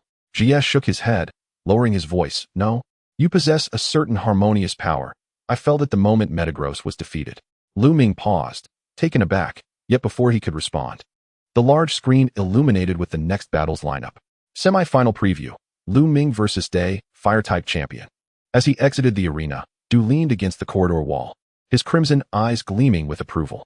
Well played, but he gestured towards Day's visage on the screen. His Infernape is 10 times more volatile than Gia's Metagross.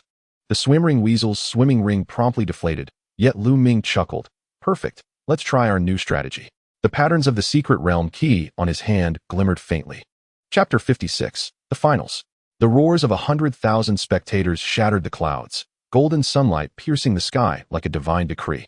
The Caillou Arena was packed to capacity, the very atmosphere seemingly ignited by the audience's fervor. A colossal holographic projection unfurled at the center of the arena, displaying the details of the final contenders, Champion League Challenge. Lu Ming vs. Du 6v6 full battle, unlimited substitutions. Du stood at the command post, his blood-red eyes glistening, his cloak billowing in the wind. His voice was deep and imposing.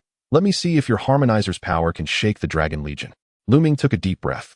6 Pokeballs hanging at his waist. Thunder Butterfly, Blue Croc, Long-tailed Fire Fox, Lava Beast, Spirit Bell, Swimmering Weasel, his most trusted companions. His fingers brushed against the 6 Pokeballs, the cracks on their shells silently recounting the hardships of their journey. While the scales of the Thunder Butterfly still bore the dew of Manjin City's morning. With a wave of the referee's flag, the match commenced. Round 1, Thunder Butterfly vs. Gyarados. Du's opening was none other than the shiny Gyarados. As it burst forth from the water, the entire arena was enveloped in a torrential downpour. Thunder Butterfly. Dance of the Butterflies to accelerate. The Thunder Butterfly danced gracefully amidst the rain, its speed dramatically increasing. However, Gyarados suddenly underwent Mega Evolution, its ability shifting to Intimidate, nullifying any changes to its stats. Water Tail. The massive tail descended like an avalanche, and although the Thunder Butterfly attempted to evade, it was preemptively predicted. Ice Fong. Snap. The Thunder Butterfly's wing was caught and instantly frozen. The Thunder Butterfly was unable to battle.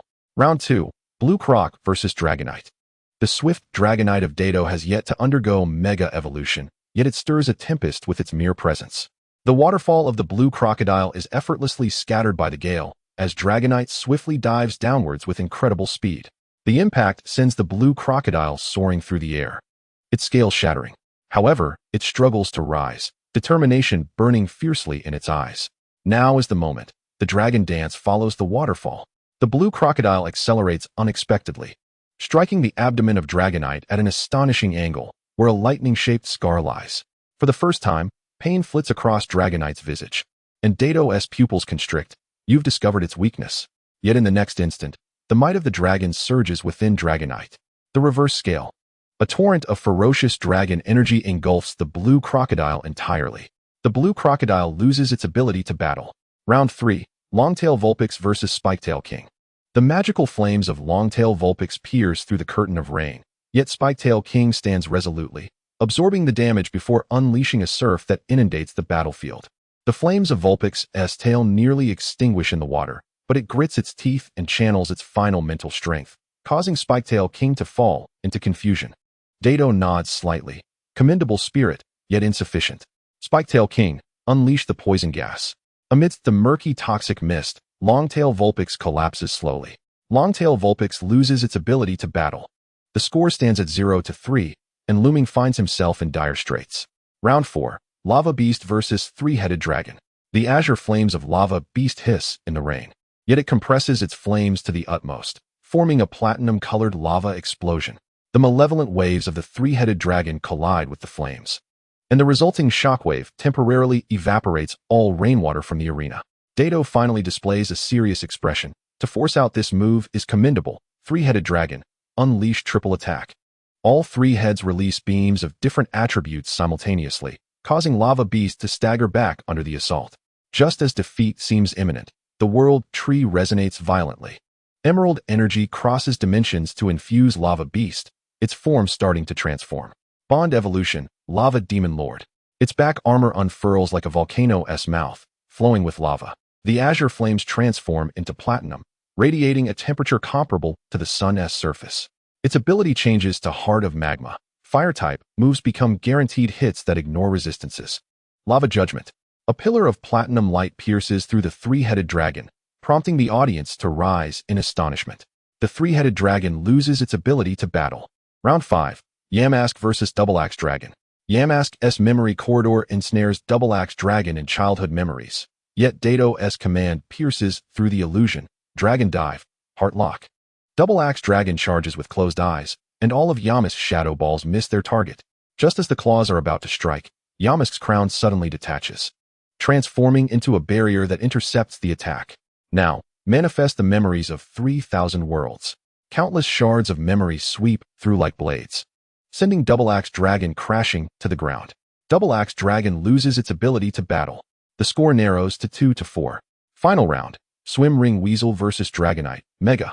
The water wings of Swim Ring Weasel shimmer in the torrential rain, and it miraculously dodges Mega Dragonite's Dragon Rush using a jet of water. Ice Punch. The fist strikes the old wound on Dragonite's abdomen, causing Dato to take a step back for the first time. It can indeed inflict damage. But Dragonite's counterattack is swifter still. Meteor Shower. A barrage of dragon energy descends like meteors, sending Swim Ring Weasel plummeting amidst the explosions. Swim Ring Weasel loses its ability to battle. The match concludes with Dato emerging victorious. Dato strides to the center of the arena and extends a hand to Lu Ming. You little rascal, you pushed me to my limits. It's been a long time since I felt this exhilarated. Not bad at all. Why not harness the power of the world tree? Upon hearing Dato's question, Lu Ming offers a wry smile. He too wishes to, but more than that, he desires to gauge the distance between himself and the true champion. The bond evolution of Lava Beast is also something Lu Ming wishes to explore, to understand how his ultimate strength compares to the champion's Pokémon. Next time, I shall certainly triumph over you, Dato. The audience erupts into a thunderous applause. Daigo gazes at the data displayed on the screen, murmuring, Bond evolution. Is this lad truly just a newcomer? The crown of Yamask flickers with a soft glow, revealing an ancient inscription. The day the Harmonizer is vanquished shall mark the true awakening. Chapter 57, Journey to Kalos. In Rainbow City, at the Alliance headquarters, Dato, Daigo Day, and other high-ranking officials of the Alliance are gathered around a long table, as a projection showcases Lu Ming's performance in the finals, the bond evolution of Lava Beast, the memory manipulation of Yamask, and the indomitable will of Swim Ring Weasel overcoming adversity. Following a unanimous decision by the judging panel, the Alliance president adjusts his glasses, stating, "We have decided to appoint Lu Ming as one of the new Elite Four of the Hoenn League." Day grins widely. That kid nearly toppled Dato. He is more than qualified to be an elite. Dato leans back in his chair, a glint of amusement in his crimson eyes. The question is, would he even accept? Me? An Elite Four? Lu Ming stands atop the Alliance Tower's viewing platform, cradling the golden appointment letter in his hands. Swim Ring Weasel rests upon his shoulder, a perplexed expression adorning its swimming ring. The crystal crown of Yamask glimmers faintly, projecting ethereal images of 4 attributes: fire, water, ghost, and electric. Each elite must specialize in a singular attribute. Daigo's voice resonates from behind, twirling a lightning-shaped badge between his fingers. Considering your lightning butterfly's performance at the critical moment. And he suddenly lowers his voice, that key-shaped pattern on the back of your hand that summons lightning. Lu Ming gazes down at the shimmering electric pattern on his hand, a resonance from the Harmonizer's bestowed power. I choose electric. The Alliance arranges a qualification battle for Lu Ming, his opponent being the Electric-type gym leader, Tetsukiyo. The rules, a 6v6 pure Electric-type battle. Tetsukiyo's Electrode begins by unleashing a Volt Switch chain tactic, yet Lu Ming's Lightning Butterfly, after accelerating with Quiver Dance, conjures a silver whirlwind that lifts metallic debris to form a conductive network. As Tetsukiyo's Ace, Self-Destruct Magneton, becomes ensnared in the electric web spun by Lightning Butterfly. The audience rises to their feet in anticipation. 100,000 volts. Butterfly clone. Lightning Butterfly instantly splits into 6 electrified phantoms, overwhelming the targeting system of Self-Destruct Magneton. Self-Destruct Magneton loses its ability to battle. Lu Ming emerges victorious. Tetsukio laughs heartily, slapping the control panel. Now this is the art of electricity. The following day, Lu Ming sits in the conference hall, facing the Hoenn League president, the Elite Four, and Champion Dado. The dying rays of the sunset cascade through the windows onto the table, illuminating a golden appointment letter, hereby appointing Lu Ming as the Electric-type Elite of the Hoenn League. Your performance has proven your strength. The Alliance president adjusts his glasses. Especially your Lightning Butterfly and Superconductive Steel Shrimp. Your tactical prowess in Electric-type battles is truly impressive. Dado leans against the window, a hint of a smile flitting across his crimson eyes. Once you become an elite, you can challenge me at any time. Have you considered it? Lu Ming gazes down at the back of his hand, where the electric-patterned key from the secret realm radiates warmth. Memories of Lightning Butterfly giving its all in the finals. Swim Ring Weasel's defiant gaze just before being struck by meteor shower, and the postcards left unmailed from the Kalos region flash through his mind. I accept. Lu Ming raises his head, his gaze resolute. But I have one condition. I desire the freedom to act as I wish. A murmur of astonishment ripples through the conference hall. What do you mean? Asks the ghost-type elite, Fuyun, tilting her head. I do not wish to be confined to the Alliance headquarters. Lu Ming stands, his finger gliding over the pokeballs at his waist. I can fulfill my duties as Electric-type elite, but I wish to continue my journey, especially in the Kalos region. He gestured towards the distant sky outside the window. There lies the origin of Mega Evolution, a new legend awaiting to be witnessed. Pausing momentarily, he looked at Wallace and added, true strength should not remain stagnant in one place, correct? Wallace suddenly erupted into laughter, his mirth resonating through the glass. This lad is more amusing than any of us. Ultimately, the League passed a special resolution. The Electric-type champion, Lu Ming, is granted the authority of circuit oversight and may operate across regions, but must periodically return to Hoenn to fulfill his responsibilities as champion. That night, while Lu Ming was gathering his belongings in the sanctuary, an unexpected visitor arrived. Wallace's voice suddenly echoed, don't forget this. A champion badge, adorned with lightning patterns, fell into Lu Ming's palm, its reverse inscribed with, if you can't defeat the champion of Kalos, just call me, D. On the flight to Kalos, Lu Ming gazed out the window at the receding Hoenn continent. The crown of a Qingling reflected a map of Kalos, marking a pulsing red dot at the location of Mello City, where an energy response akin to that of the World Tree was detected. A swim ring weasel perched by the window, its float displaying an emoticon. I heard there's a water ballet competition in Kalos. The blue croc silently adjusted his newly acquired sunglasses, while the lava beast fidgeted restlessly in its pokeball, emitting sparks. The captain's voice crackled through the intercom. Dear passengers, we are about to traverse the inversion layer. Please fasten your seatbelts. Amidst the turbulence, the lightning patterns on Lu Ming's hand suddenly resonated with something concealed within the clouds. At an altitude imperceptible to the naked eye, the flying team's aircraft skimmed across the same expanse of cloud, its cargo hold cradling a metallic device inscribed with the words Ultimate Weapon. Note, the design of the Electric-type champion badge features a lightning motif crafted from butterfly scales of electric light, encircled by the patterns of the World Tree's branches and leaves. Chapter 58, Zygarde? As the aircraft descended onto the tarmac at Mello Airport, the sunset of Kalos bathed the entire city in golden hues. Just as Lu Ming unfastened his seatbelt, a harsh buzzing erupted from his communicator, a red notification box flashing. Champion privileges activated. What is this? He tapped the screen, and a holographic map unfurled before him, illuminating dozens of points of light across the three-dimensional terrain of the Kalos region. The most prominent was the pulsating red dot at the heart of Mello City, accompanied by a data stream forming a warning message. Legendary level electric-type energy response detected. Energy spectrum matching 923, suspected Z-pure crystal vein. Z-pure crystal?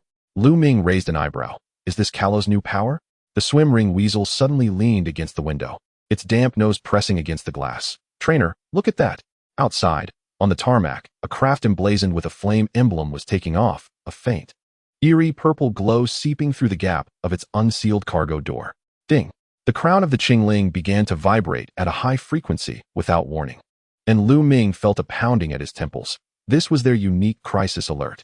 He instinctively grasped the advanced pokeball at his waist, feeling the subtle electric current through its metallic exterior. As he stepped out of the airport terminal, an orange-haired youth collided with him head-on. The goggles-clad boy's mechanical parts scattered across the ground in disarray.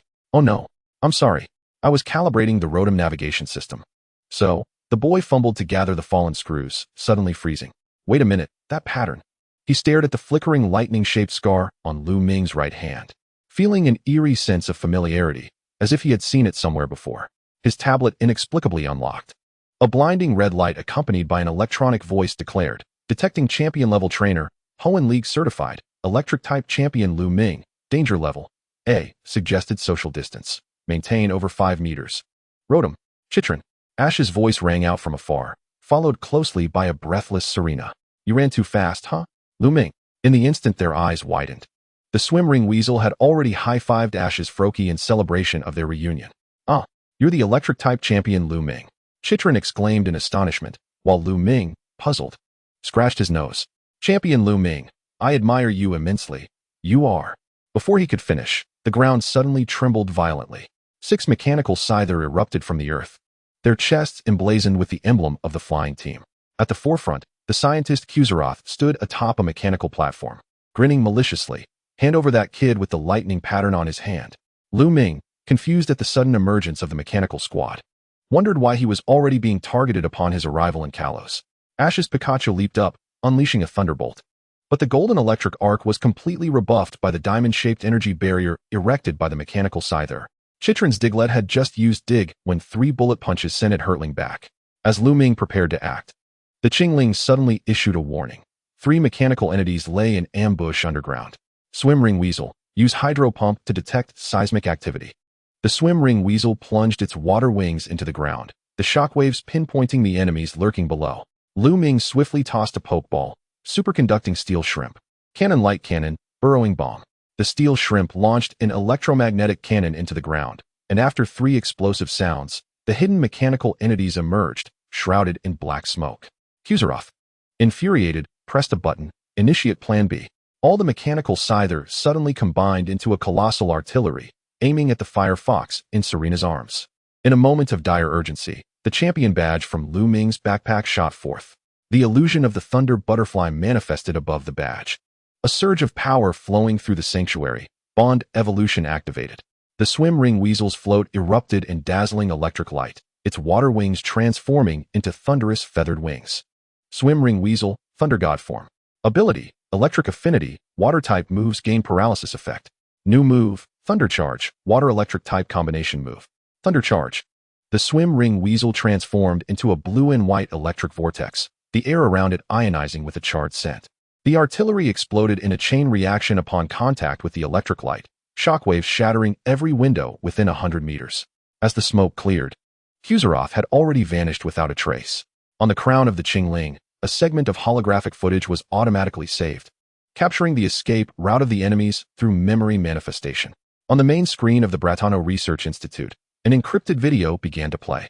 The footage revealed the flying team excavating an ancient device, with an electric Z-pure crystal embedded within a groove resembling a DNA strand. As the camera zoomed in, gasps filled the room. At the core of the device floated a Pokémon silhouette, gleaming golden and resembling a pterosaur. This is the electric core of Zygarde, the legendary Pokémon of Kalos. The Dr. S expression grew serious. They intend to forcibly activate it using electric-type energy. Lu Ming's lightning patterns on his hands suddenly throbbed painfully as the sapling of the world tree shook violently in the sanctuary. The blooming progress of the emerald bud leaping from 12 to 30. They were one step closer to the maturation of the emerald bud. In the depths of night, Lu Ming stood atop the clock tower in Mello Plaza. The Swim Ring Weasel munched on a macaron, mumbling, "So, we need to 1. Find Z Pure Crystal, 2. Stop the flying team, and 3. Participate in the exhibition match." The Qingling gently touched Lu Ming's hand, projecting new information through its crown. The flying team's next target is the eternal ice beneath the ice-type gym in Inksnow City. Wallace's communication suddenly connected, the background filled with the roar of a Dragonite. "Kid, the Kalos League has just sent a request for you to investigate the abnormal energy in Inksnow City as the Electric-type champion." He paused, adding with an unusual seriousness, "Don't get yourself killed. I haven't had enough fun beating you yet." Chapter 59 Foot AZ. The blizzard in Ink Snow City lashed against the cheeks like 1,000 ice blades. Lu Ming raised his collar, and the white breath he exhaled instantly crystallized into fine ice shards in the frigid air of -20 degrees, cascading onto the snow-covered ground. This city, renowned for its ice-type gym, was now shrouded in an eerie golden electric arc. As spiraling storm clouds gathered within the confines of the gym in a manner defying the laws of nature. This is impossible. The screen of the Hisuian Rotom Pokédex erupted in a flurry of snowflake patterns. Indoor relative humidity at 0, making the formation of storm clouds utterly inconceivable. Amidst the piercing alarm of the instruments, the firefox in Serena's arms suddenly bristled with fur, instinctively baring its fangs towards the direction of the gym. Crack! Every streetlight in the city shattered simultaneously, and the splintered glass fragments were drawn back into the air by the powerful static field, eerily suspended above the ground. The crown of the Chimcho burst forth with blinding red light, casting a holographic projection that outlined a terrifying stream of data. Detection of a forced fusion reaction between Eternal Ice and Z-Pure Crystal. Energy overflow surpassing critical value of 120. The instant the gym's door was split open by the water-type weasel's water blade, a frigid current enveloped in electrified ice crystals surged forth. The sight before everyone caused their blood to run cold. The gym leader knelt upon the icy surface. His ace Pokémon, the Glalie, impaled on 3 electrified ice spikes arranged in a triangular formation, cables extending from the spikes crackling with sparks. The chief scientist of Team Flare, Aquity, floated in her lab coat due to the static electricity. As her instruments plunged the Z-Pure crystal like a scalpel into a block of ancient ice radiating a ghostly blue chill. Beneath the ice layer, the core outline of Zygarde was undergoing a horrifying metamorphosis as energy surged into it. The once emerald energy veins visibly turning crimson. Stop! You are destroying the ecological balance. Lu Ming's furious roar erupted simultaneously with the lightning unleashed by the water-type weasel. The thunderous charge carved a charred path across the ice, aimed directly at the frantically operating instruments. Aquity snapped her fingers without looking back. The frozen geometric snowflakes beside her suddenly unfurled an absolute zero barrier, and the superconducting current was instantly frozen into a tree-like ice sculpture upon contact with the barrier, maintaining its striking pose suspended in mid-air. Such exquisite conductive ice crystals. She caressed the pulsating data on her instrument, and the moment she pressed the red button, a dual-colored whirlwind of electric light and cold engulfed the entire gym, heralding the historic moment when eternal ice transformed into a superconductor. Frost conductive net, all ice-type skills carry a paralysis effect, and Pokémon struck will be encased in conductive ice shells. Thunderstorm Echo electric-type skills will trigger chain ice explosions, creating a temporary vacuum zone within the explosion radius. Polar Thunder Pillar, 3 conductive ice pillars are randomly generated each turn, which can be detonated by skills. Switch tactics. Lu Ming brushed the frost from his eyelashes, activating the water-type weasel's hot water mode, while Chimcho initiated interference calculations and Magmortar prepared for area purification. The weasel's flotation ring expelled scalding water, eroding a winding safe passage through the ice. Chimecho's crown projected memory illusions, suddenly altering the absolute zero formula of geometric snowflakes into an infinite loop. Magmortar bravely unleashed a lava storm, and the evaporating mist formed a temporary thunderstorm-free dome above. Just as Aquity Sabamasno prepared to unleash a blizzard combined with thunder, a massive ice thunder tornado bore down upon the crowd. Yet, Lu Ming suddenly recalled all his Pokémon and shouted into the communicator, "Now, Lightning Butterfly." The passage to the secret realm tore open in the air, and amidst the emerald-hued phantom leaves, the Lightning Butterfly arrived, entwined with the energy of the World Tree. With each flap of its wings, it scattered vibrant sparks of electricity, and its antennae evolved into a crystalline crown. Thunder God Butterfly Guardian Form, Temporary Form. Ability, Divine Punishment, attacks bypass protective skills, dealing double damage to artificial constructs. Exclusive move, Divine Slash. Wings transform into a 40-meter-long lightning sword, leaving a 3-second electric field in its wake. The first Divine Slash cleaved through the ice thunder tornado, dispersing the blizzard into harmless snowflakes, while the second strike targeted the core of the instruments, shattering Aquity's protective shield like parchment. As the scientist hastily activated her jet device to retreat, the eternal ice emitted a chilling sound of shattering. The crimson core burst forth, and Zygarde cells began to go berserk. Just as the crimson energy was about to consume the entire gym, a rusty mechanical giant hand tore through the dome. In the swirling snow, the immortal figure of AZ from 3,000 years ago materialized, his moss-covered fingers gently pressing against the rampaging core. As an ancient hymn echoed through the storm, when thunder and ice tarnish the core of order, the world shall face judgment. The giant turned to Lu Ming, his mechanical eye flashing a dangerous red. Harmonizer, do you think that sapling can escape reckoning? Chapter 60 The Core of Order. AZ's footsteps resonated dully on the ice crystal-covered ground, each step causing the static in the air to crackle. His towering 3-meter frame leaned slightly forward, the rusted mechanical hand hovering above the rampaging Zygarde core, golden runes flowing between his fingers resonating eerily with the lightning patterns on Lu Ming's hand. The last time humanity touched the core of order, 1/3 of Kalos sank.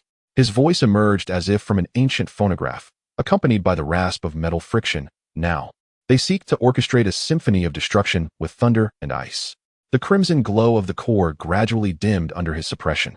Yet the energy seeping from the cracks continued to warp the air.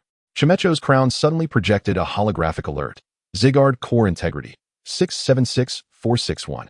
Associated secret realm stability, orange alert. The weasel's thunderous wings erupted uncontrollably with electric sparks. How is this old man even more terrifying than Team Flare? AZ's mechanical eye turned towards the speaking weasel, a string of ancient binary code flashing in his pupils. Follow me, Harmonizer. It is time for you to witness the consequences of humanity's first transgression against the divine. The blizzard abruptly stilled at AZ's raised hand. The group followed him to a circular altar encased in ice, where a flower defying the laws of the seasons blossomed in the central stone fissure. Its petals exhibiting a bizarre crystalline form, and a miniature aurora danced within its stamen.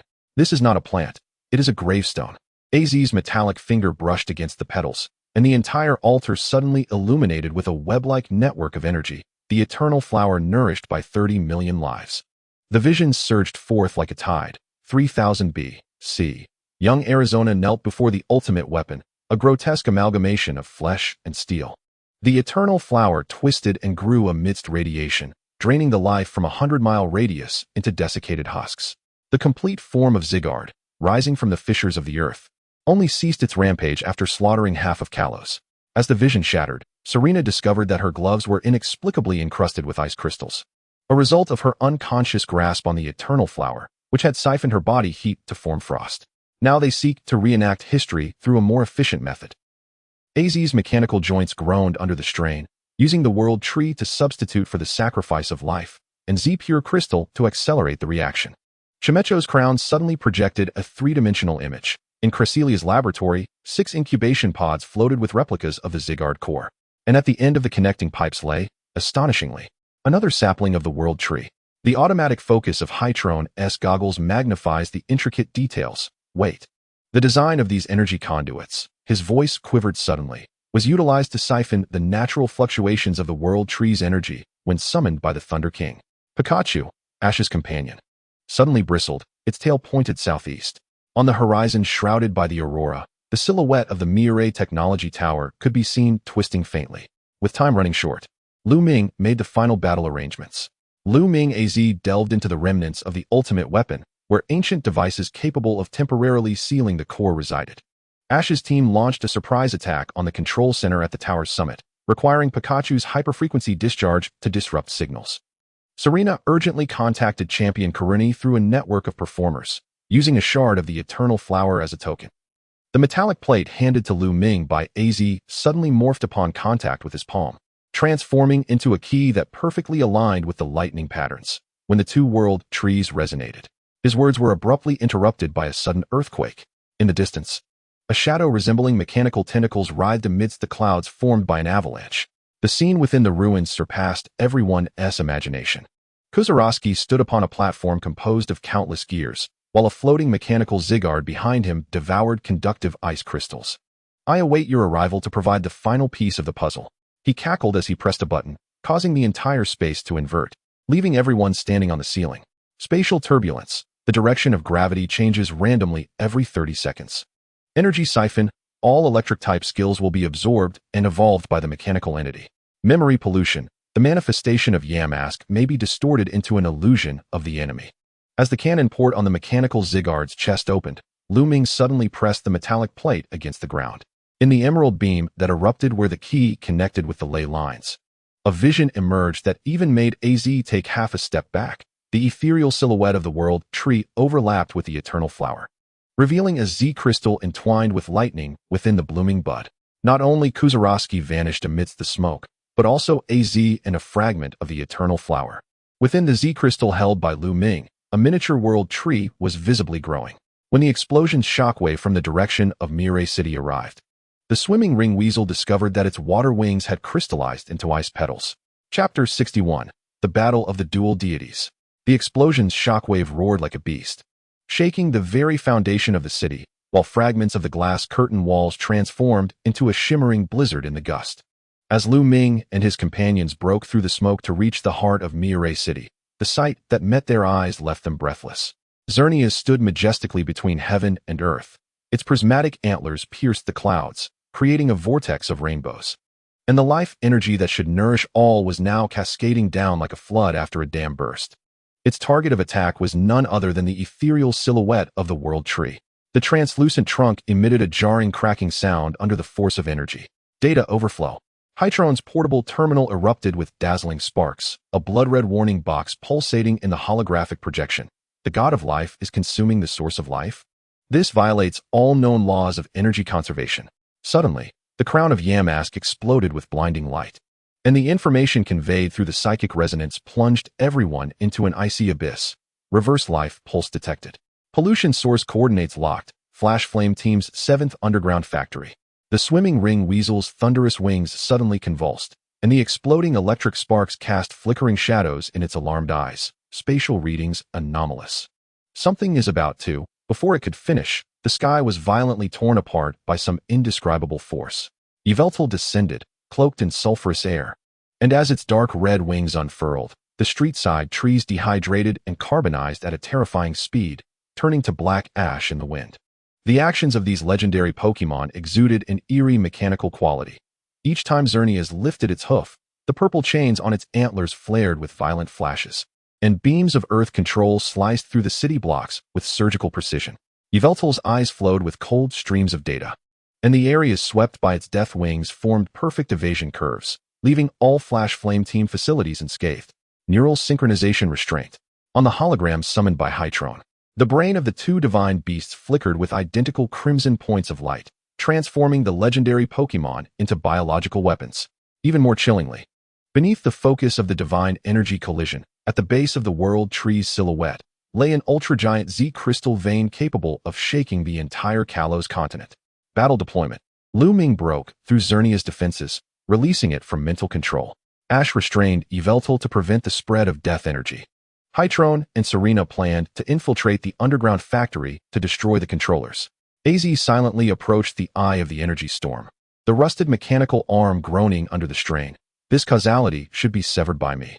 Xerneas' uncontrollable magical radiance transformed the battlefield into a nightmare-like living jungle, where the surfaces of concrete structures were overrun with vein-like vines, and the fire hydrants spewed forth tree sap with a sweet, metallic scent. Battlefield characteristics. All grass-type skills trigger energy resonance, power 3. Metallic objects would be pierced and devoured by suddenly sprouting wooden thorns. The terrain undergoes topological reconstruction every 180 seconds. The swimming ring weasel switched to boiling water mode, carving a path through the carnivorous plants, with the steam echoing the sharp explosions of the plant's shrieks. The crown of Yamask projected the memory spectrum of Xerneas. Within those shattered images flickered the flames from the ultimate weapon 3,000 years ago. The scales of the Thunder Butterfly crystallized into a light green barrier within the energy of the world tree, flickering like a candle in the wind. When Lu Ming finally broke through to stand before the base of Xerneas, his blood instantaneously froze. Fladrali, like a demon parasitically entwined in the antlers, toyed with the Z-crystal of lightning in his hand, resonating with a blinding light alongside Lu Ming. Do you hear it? He caressed the spasming muscle tissue of the divine beast, the control terminal flashing with a perilous red light. The roots of the world tree were sucking in the remnants of this feast. As he spoke, the patterns on the back of Lu Ming's hand suddenly glowed as if burned. The bud in the illusion was blooming at a visibly rapid pace, reaching 70% in the blink of an eye. You're mad. This overload will trigger a miracle. Fladrali suddenly hurled the Z-crystal into the air. Let us witness the dawn of a new era. In the instant the two Z-crystals collided, the explosive energy torrent revealed the ethereal silhouette of Regigigas. The two deities emitted heart-wrenching wails, and the restraints on their heads began to glow red and melt. In a critical moment, AZ's mechanical body suddenly deconstructed into countless golden gears, reassembling in the air into a massive cushioning matrix to envelop the two divine beings. The center from 3,000 years ago smiled within the data stream. Let me be the damper for civilization this time. After the deafening explosion, only scattered particles of light remained in the sky, while AZ's body dissolved into light particles. When the smoke cleared, the two deities had vanished without a trace. Cursed be it. How could my plan be thwarted? Fladrali stood amidst the ruins, clutching half a charred controller. The plan has changed, but the blueprint remains in motion. He laughed coldly as he disappeared into the underground passage, while the ethereal silhouette of the world tree within the Z crystal in Lu Ming's hand had turned to dark crimson. Chapter 62. The Guardian of Unexpected Gains. The smoke of Mirai City had yet to dissipate, as the setting sun stained the broken walls and ruins a bloody hue. Lu Ming stood in the shattered heart of the plaza, his Thunder Z pure crystal trembling violently in his grasp, reminiscent of a heart in agonizing struggle. The dark crimson silhouette of the world tree twisted and churned within the crystal, each surge of energy sending a searing pain coursing through his hand. It was in desperate need of salvation. Suddenly, the crystal crown of the Bell of Echoes erupted with an unprecedented brilliance, emerald energy entwining the Z pure crystal like ribbons, sketching a path through the air that led to the secret realm. Homologous energy detection complete, healing protocol initiated. The thunder wing of the floatzel gently brushed against the surface of the crystal, tiny arcs of electricity dancing between them. It lifted its head, a resolute expression emerging on the floatzel's swimming ring. We must bring it back. At the instant they stepped into the secret realm, the tranquil lake was abruptly stirred into tumultuous waves. What was happening? The fiery tail of the long-tailed fox surged uncontrollably, sparks igniting emerald flames upon the grass. The clouds above twisted into a vortex, the emerald buds of the world tree sapling bursting forth with blinding radiance. Fruit that would typically take months to ripen now blossoming at a visibly accelerated pace. The dark crimson shadow broke free from the Z pure crystal, curling up like a wounded beast beside the true world tree. The roots of the two trees began to intertwine, emerald and dark crimson energies coiling together like veins, merging. Yet, the healing process was fraught with peril. Energy backlash. The dark crimson force gnawed at the leaves of the emerald sapling like a venomous serpent, the lake's surface crystallizing into blood-red ice. Memory contamination. The Bell of Echoes suddenly collapsed to the ground, a crack appearing in the crown as it was forced to endure the deluge of 3,000 years of memories from the two world trees. Temporal distortion. The edges of the secret realm began to warp, a blueberry bush undergoing countless cycles of withering and flourishing before the eyes of the onlookers. The energy core must be stabilized. Gritting his teeth, Lu Ming embedded the Thunder Z pure crystal into the trunk, the lightning patterns on his hand resonating with both trees. Harmonizer permissions confirmed, full energy output. At the critical moment when energy peaked, the dark crimson world tree suddenly disintegrated into countless particles of light, spiraling upwards like a galaxy. While the emerald bud finally unfurled completely, revealing not a fruit but a verdant core, its patterns reminiscent of Zygarde, yet more ancient. Even more astonishing was the small green life form curled up in the corner. A mere palm-sized juvenile Zygarde, tin form, had unknowingly followed Lu Ming into the secret realm, innocently nibbling on the fallen leaves of the world tree. Sensing the gaze upon it, it abruptly transformed into a miniaturized version of the world tree, gently wrapping its branches around Lu Ming's wrist. This is AZ's. The floatzel's swimming ring transformed into an exclamation mark shape. The Bell of Echoes, suppressing a headache, scanned and projected the analysis results. New Zygarde form. Traits. Order Sprout. Can absorb chaotic energy to grow. Special skill. Ecological simulation. Temporarily replicates the forms of Pokémon it has encountered. Note. By absorbing the energy of the world tree, it exists in a symbiotic relationship with the harmonizer. The little creature curiously leaped onto the head of the floatzel, suddenly morphing into a miniature floatzel, even perfectly mimicking the expression on the swimming ring. That evening, the communicator at the Mier Pokémon Center unexpectedly activated. Dandelion's image materialized on the screen, his crimson eyes reflecting an unusual urgency. The Alliance satellites have detected abnormal stability in the energy of the Kalos ley lines. What have you done? In the background, Diantha was observing a green glowing mineral under a microscope, nonchalantly adding, "This energy purity is akin to that of a legendary Pokémon's core." Lu Ming smiled enigmatically, simply shifting the camera to the table, where where the juvenile Zygarde was arranging the scales of the Vivillon into a pattern resembling the world tree, shrinking shyly into a small green ball upon being filmed. Dandelion's expression froze. "You are keeping a juvenile Zygarde as a pet." The Floatzel proudly lifted the little one. "It can even transform into a macaron."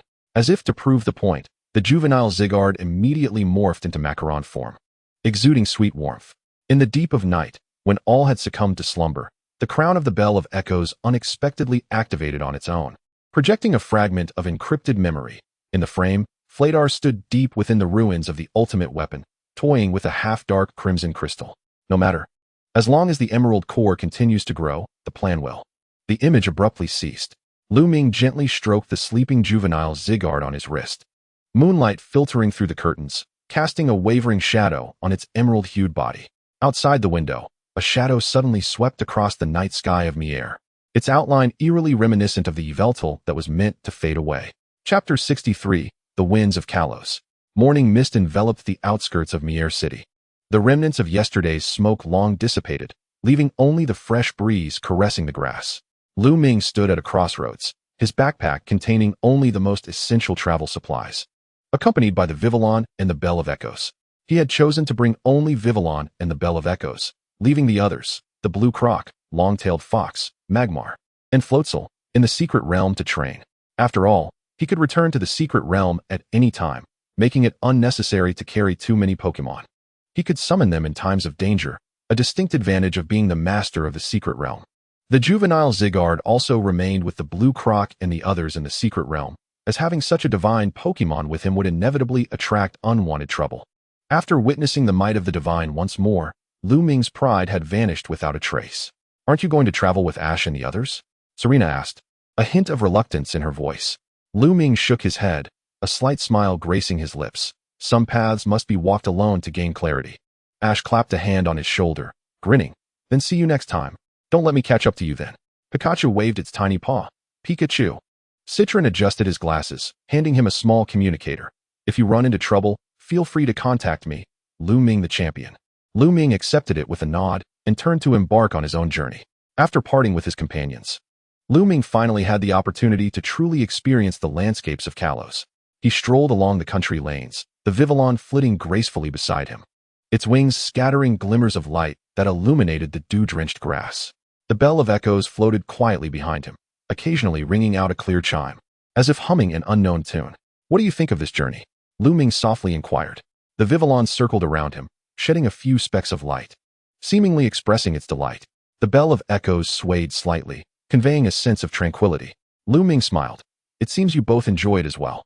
He gazed up at the distant mountains, the lingering sense of oppression from the divine beast battle finally beginning to dissipate at this moment. "Indeed, this feels more suited to me." The first stop on his journey was a quaint town named Aroma City, renowned for its perfumes. The streets were lined with a plethora of flowers, and the air was filled with a sweet, yet not cloying fragrance. Lu Ming entered a cafe and ordered a cup of local specialty honey tea.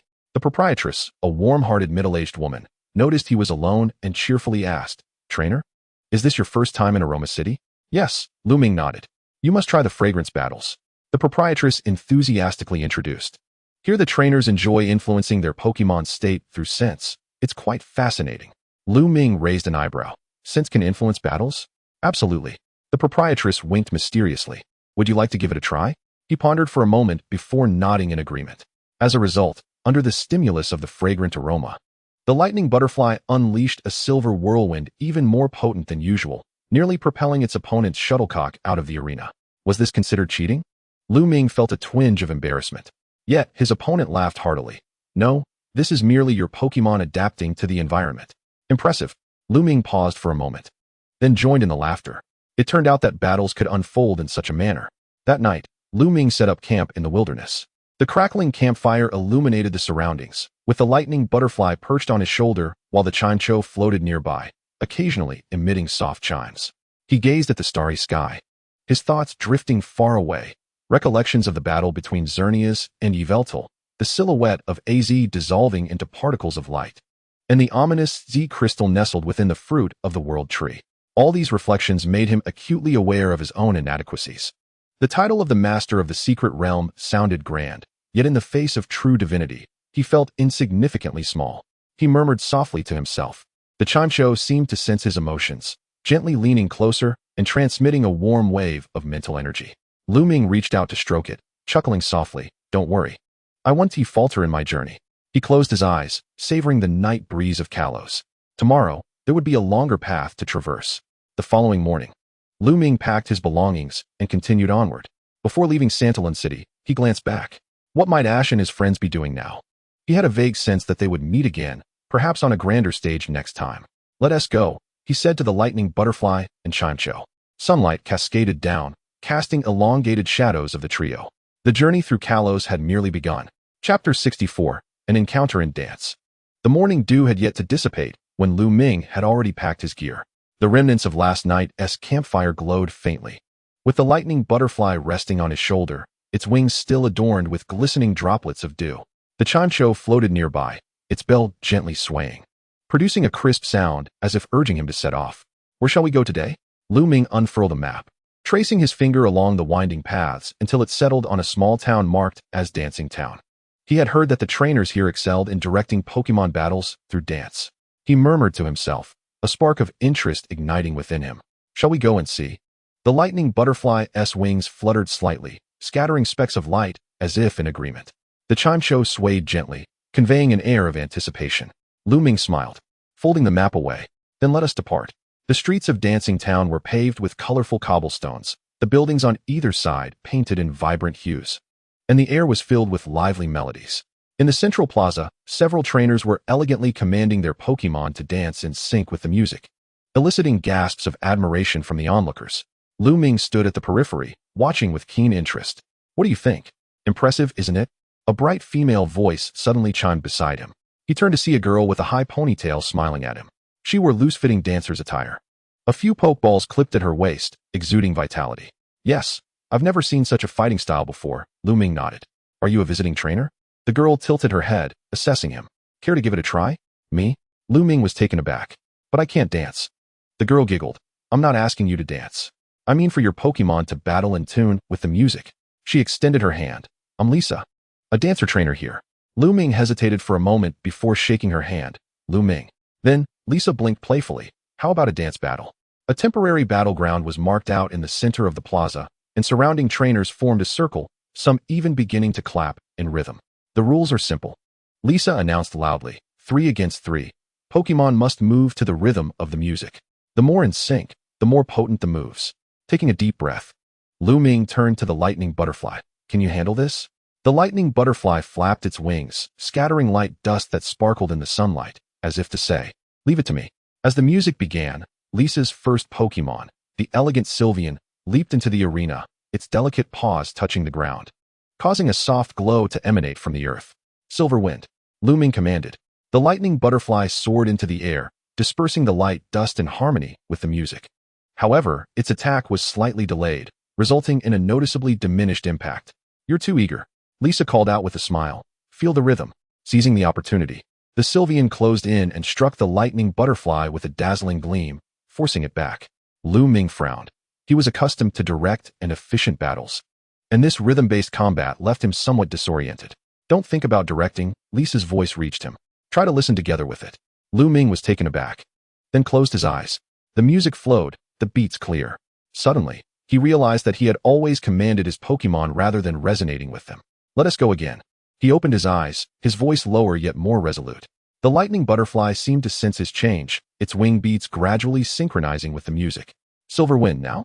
This time, the light dust poured forth like a cascade of stars, perfectly blending with the climactic point of the melody.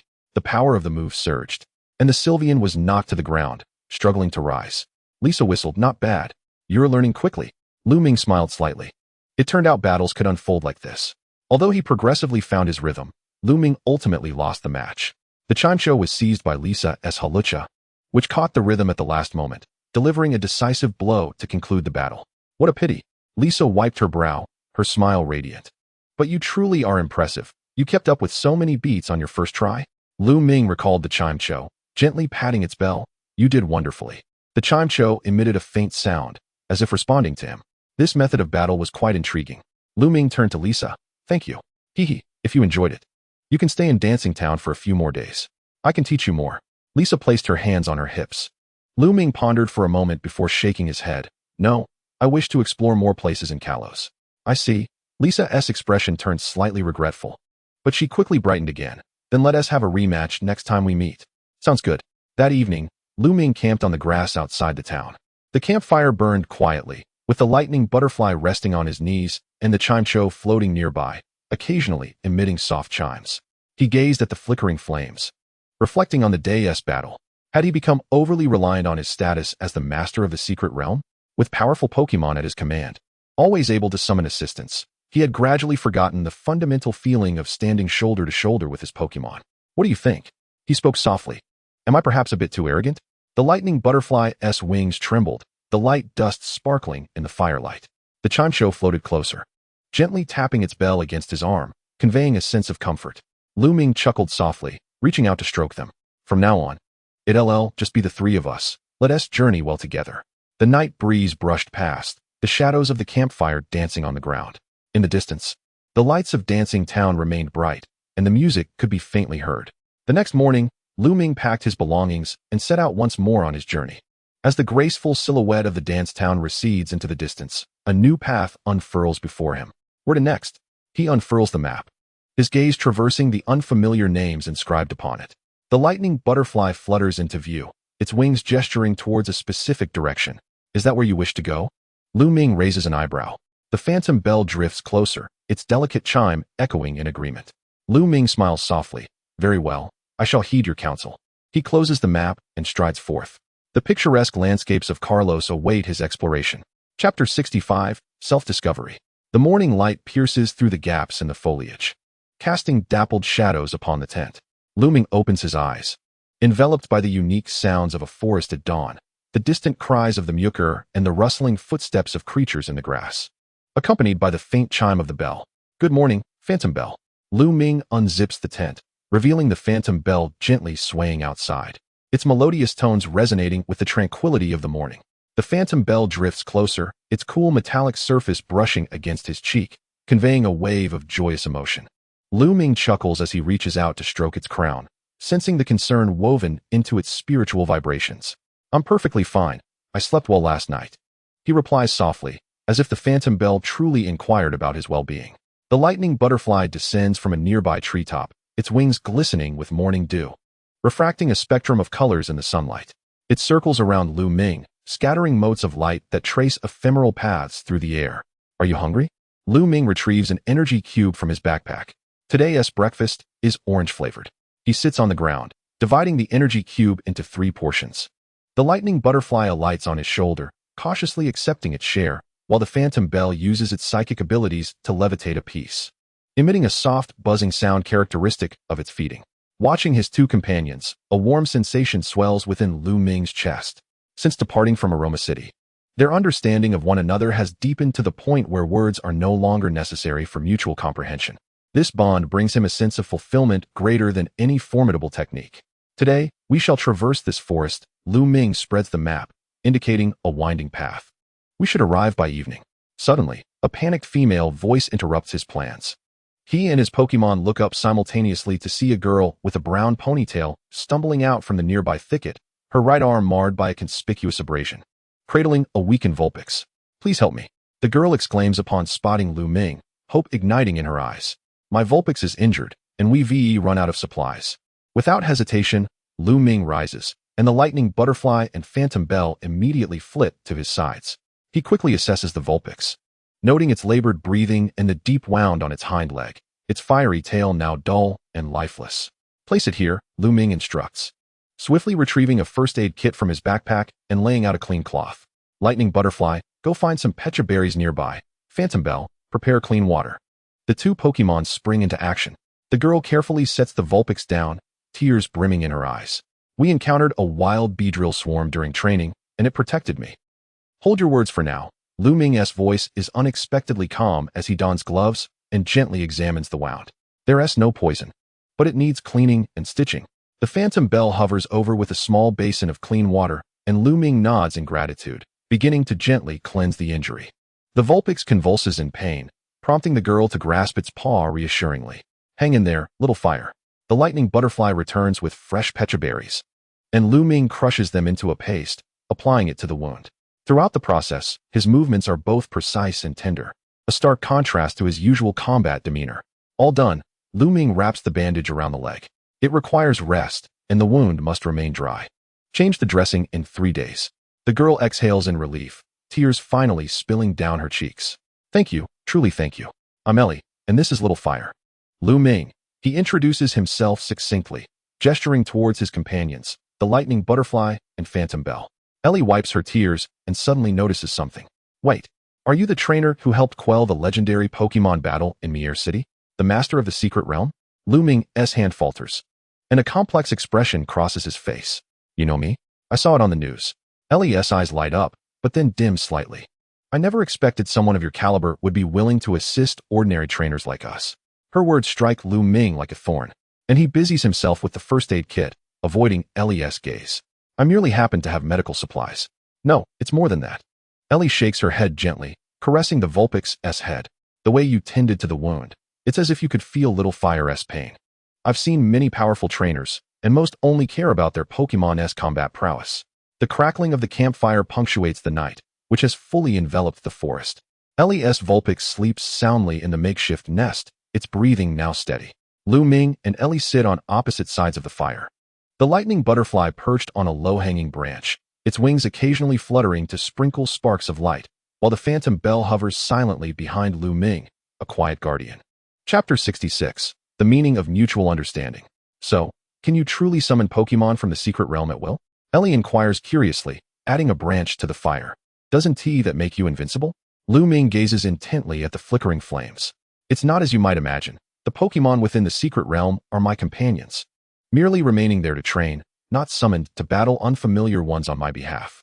But you are indeed formidable, Ellie counters, resting her chin on her hand. The news stated you fought alongside the legendary Xerneas. If I possessed such powerful Pokemon, I would have secured all 8 badges by now. The phantom bell suddenly emits a louder chime than usual, signaling its discontent. Lu Ming reaches out to gently soothe it. Strength isn't everything. The bond between you and your Vulpix is far more precious than any technique. Ellie tilts her head, observing him. Your words are quite strange, despite possessing such immense strength. You care about these trivial matters. This is no trivial matter. Lu Ming's voice grows resolute, and he lifts his gaze. The firelight dances in his eyes. When you truly care for a life, you can feel every ounce of its suffering and yearn to share in its every joy. This connection is more significant than any title. Ellie is momentarily taken aback, her gaze shifting to her sleeping Vulpix, her expression softening. Little Fire and I grew up together. When it was still a fire fox, we often watched the sunset from the hillside behind the town. She speaks softly. Once, I had a fever, and it stayed by my bedside all night, using the warmth of its tail to keep me comfortable. That was when I vowed to protect it no matter what happened. Lu Ming listens quietly, a pang of bittersweet nostalgia swelling within him. He recalls Blue Croc training to exhaustion beneath the waterfall in the secret realm, and the pride in Vulpix's eyes when it learned a new move. These memories are etched in his heart more vividly than any victorious battle.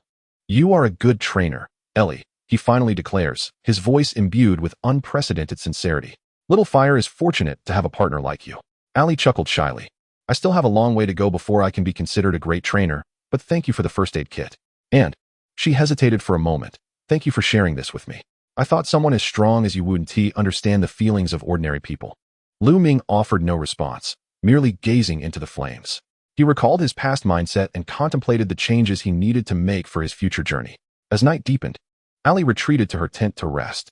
Lu Ming remained by the campfire, with the gentle sound of the bell-shaped Pokemon resting on his shoulder. Have I been overlooking something important? He murmured softly. The bell Pokemon emitted a series of soft chimes, conveying comfort and understanding through its psychic waves. The lightning butterfly also fluttered down from a branch, landing on his other shoulder, its wings faintly aglow. Lu Ming reached out to stroke his 2 companions, savoring their presence. There were no commands, no orders, just pure companionship. In that moment, he suddenly understood that true strength does not lie in the number of Pokemon one possesses, but in the depth of connection one shares with them. The following morning, Allie and her revitalized Vulpix prepared to set off. Are you really not coming with us to Santalin City? Allie inquired. The gym leader, Viola, is a formidable bug-type expert, and I've heard her testing methods are particularly intriguing. Lu Ming shook his head, a faint smile gracing his lips. I plan to alter my travel route. I see. Ali replied, somewhat disappointed, but quickly rallied. Then I hope to see you again. Thank you for saving my Vulpix. The Vulpix also called out to Lu Ming. Its tail flames brighter than the day before. Lu Ming crouched down and gently patted its head. Take care. After bidding farewell to Ali and her Vulpix, Lu Ming packed away the tent, but did not immediately pull out the map. He turned to the Lightning Butterfly and the Bell Pokémon. Which direction do you think we should head next? The Lightning Butterfly flapped its wings and flew in front of him, scattering glimmering dust that pointed toward a subtle path deep within the forest. The Bell Pokémon floated over, its bell gently shaking as if in agreement. Lu Ming smiled and shoved the map back into his backpack. Very well, we shall follow your guidance. Sunlight filtered through the leaves, casting dappled shadows on the path ahead of them. Lu Ming inhaled the fresh air of the forest, absorbing the joyous emotions of his two companions. This time, he resolved to shed the mantle of a lofty champion trainer and instead embrace the journey as an ordinary trainer, walking step by step with his Pokémon.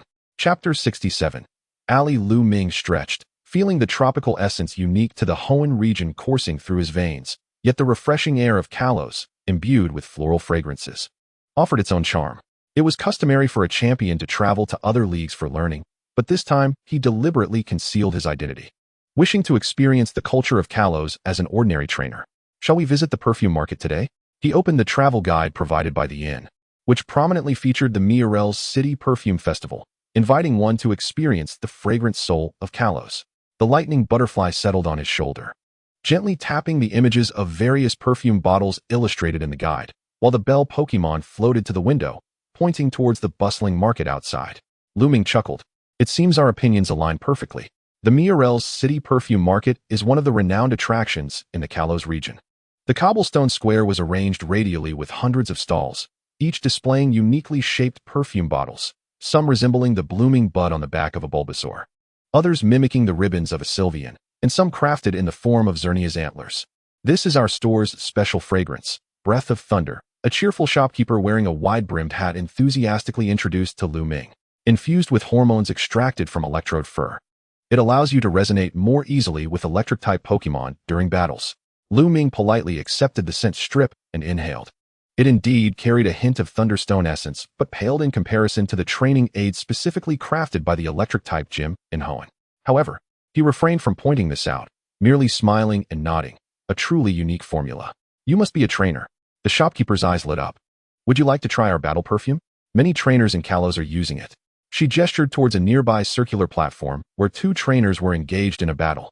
Strangely, they wore devices on their wrists resembling watches, pressing a button before issuing commands to release a small cloud of fragrance. Aromatic battles are a specialty of Kalos, the shopkeeper proudly explained. Specific scents stimulate Pokémon's sensory abilities, enhancing their moves or altering their states. Lu Ming observed with keen interest. On the platform, a Vulpix inhaled a particular scent, causing its fiery trajectory to become erratic, making it difficult for its opponent, a Machoke, to predict its moves. The Machoke's trainer then employed a different fragrance, visibly causing the Machoke's muscles to swell, allowing it to disperse the flames with a single punch. Intriguing. As the Electric-type champion, Lu Ming had researched various battle aids, yet this method of influencing battles through fragrance was a novel experience. Mr. Lu Ming. A familiar voice called from behind. He turned to see Ali weaving through the crowd towards him, her Vulpix trailing behind, adorned with a brand new red scarf. What a coincidence. Are you here for the perfume festival too? Ali, breathless from her run, stopped before him, her cheeks flushed from exertion. Just browsing. Lu Ming noted her shopping bag brimming with various perfume samples. He was pleasantly surprised to encounter her again in Kalos. It looks like you've collected quite a few. Ali smiled shyly. I'm looking for a fragrance that can soothe my Vulpix. It hasn't been sleeping well lately. She knelt to stroke her Vulpix's head. The doctor said it might be a residual effect from its recent injury. Lu Ming nodded thoughtfully. As a champion, he had encountered many Pokémon suffering from psychological scars due to battles. Just as he was about to offer his professional advice, a commotion erupted from the far end of the market. Catch it. Don't let it escape. The crowd scattered in alarm as a battered Bunnelby stumbled forth. A rusty trap clamped around its right front paw. It caught sight of Lu Ming and his companions, a glimmer of hope shining in its eyes, yet its strength waned, causing it to collapse before them. Oh no. Ali immediately crouched to assess the situation, but the Bunnelby struggled violently in pain. Wait. Lu Ming retrieved the specially formulated calming spray from his backpack, one of the first aid supplies carried by every champion. He softly instructed Ali, hold it down. But don't apply too much pressure. The spray emitted a faint cherry blossom scent, and the bumblebee's struggles gradually subsided. Seizing the moment, Lu Ming examined the trap. His brow furrowed. This is an illegal modified model. The steel teeth have barbs that require specialized tools to open. I know of a Pokemon Center nearby. Ali exclaimed eagerly. Lu Ming shook his head, moving it will exacerbate its injuries. He scanned the surroundings, ensuring no one was watching, before retrieving a Pokeball from his waist. Summoned discreetly from the secret realm. Vulpix, I need your assistance. With a flash of white light, Lu Ming's Vulpix appeared in the clearing. Unlike Ali's, this Vulpix had flames of a rare azure hue flickering from its tail, its gaze exuding the calmness characteristic of a trained medical Pokemon. Flame Blade, Lu Ming commanded softly. The long-tailed fire fox, with an elegant flick of its tail, suddenly concentrated its flames into a slender blue fire blade, precisely slicing through the hinge of the animal trap. The intense heat instantaneously severed the critical component, allowing Lu Ming to pry the trap open. Chapter 68, Illegal Capture. Well done, he praised the long-tailed fire fox, and promptly began to tend to the wounds of the foam squirrel, applying a soothing ointment. Throughout the process, his movements were both precise and gentle, showcasing the expertise of a regional champion in first aid. Are you truly just an ordinary trainer? Ellie gaped at the scene, just as Lu Ming was about to respond. 3 men clad in camouflage pushed through the crowd, rushing towards them. The leader, a scar-faced man, darkened at the sight of the foam squirrel. That is our prey. Lu Ming slowly rose, his gaze sharpening.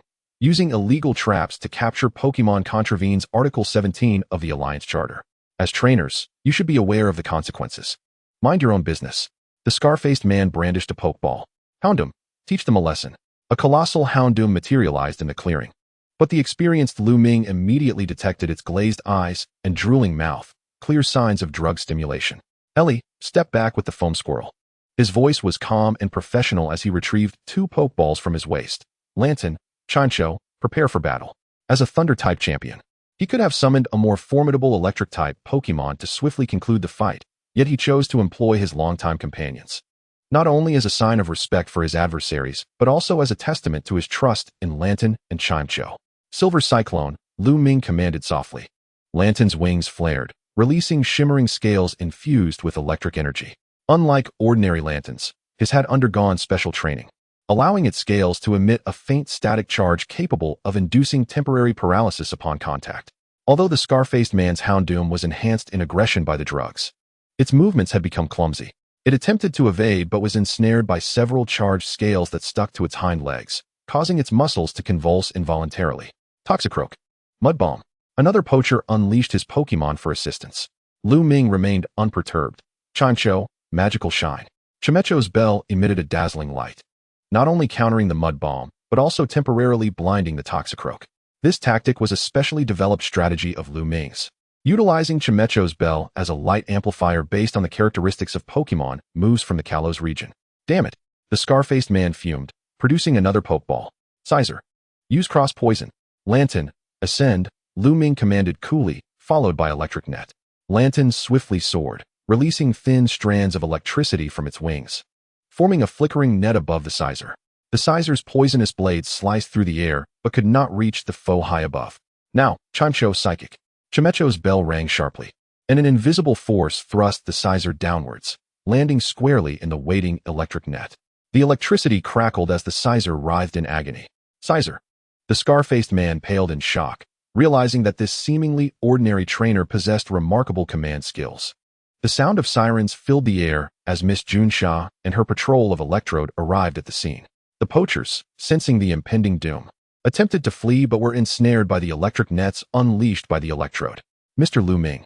Miss Junsha exclaimed, astonished to find him here. Miss Junsha knows you? Ellie stared wide-eyed. Lu Ming sighed, realizing his identity had been exposed. He produced the champion license issued by the Hoenn League. Lu Ming, Thunder-type champion of the Hoenn region. Currently on vacation in Kalos. Thunder-type champion. Ellie stammered, unable to form complete sentences, while her long-tailed fire fox perked up in surprise. Miss Junsha saluted. We have been tracking these poachers for quite some time. Thank you for your assistance. She glanced at the Houndoom and Sizer, both receiving treatment. Another case of stimulants. Those poor creatures. I can assist, Lu Ming offered. The Hoenn League has developed a new antidote particularly effective against these stimulants. With Miss Junsha's consent, Lu Ming administered the antidote to the Houndoom and Sizer. As a regional champion, the array of professional medicines and tools he carried left Ellie in awe. So you truly are a champion. She still found it hard to believe. But why pretend to be an ordinary trainer while traveling? While examining the foam squirrel's injuries, Lu Ming replied, champions are also ordinary trainers. How can one truly understand the bond between Pokemon and trainers without experiencing the diverse cultures of different regions firsthand? He looked at Lantern and Chime Cho, who were caring for the Houndoom. Just like them, in Hoenn, they are my battle partners, yet here, they are my traveling companions. Different identities, but the connection remains unchanged. The foam squirrel nuzzled Lu Ming's hand affectionately, its eyes filled with gratitude. Lu Ming gently patted its head. You need to rest well. Once you recover, you can decide whether to return to the forest or seek a trainer. As the sun dipped below the horizon, the clock tower of Mier's city chimed melodiously. Lu Ming stood at the entrance of the Pokemon Center, gazing at the city's silhouette bathed in the hues of twilight. Where shall we head next? Ellie inquired, as her long-tailed firefox had already befriended Lu Ming's Pokemon, both engaging in a playful comparison of their tail flames. Lu Ming pulled out a map, indicating the northwestern direction. I've heard the observatory in Baguette City is a prime stargazing spot. I'd like to take them to see it. He glanced at the frolicking Pokemon, realizing that Hoenn did not offer a view of the psychic-type Pokemon dance beneath the Kalos night sky. Suddenly, Ellie recalled something. Oh. Next week, Scent City will host the aromatic Pokemon beauty pageant. A friend of mine is participating. If you're interested. Lu Ming smiled and nodded. That sounds very much in the spirit of Kalos. We shall attend. As night descended, Lu Ming returned to his hotel room. Lantern perched upon the chandelier, its wings fluttering occasionally, casting tiny specks of light, while Chancho floated by the window, gently swaying to the rhythm of a distant street band. Chapter 69, Companions. Kalos Calendar, Month X, Day X, Mier City. The aromatic battle system merits further study. Perhaps it could be integrated into the training curriculum of the Hoenn Thunder-type gym.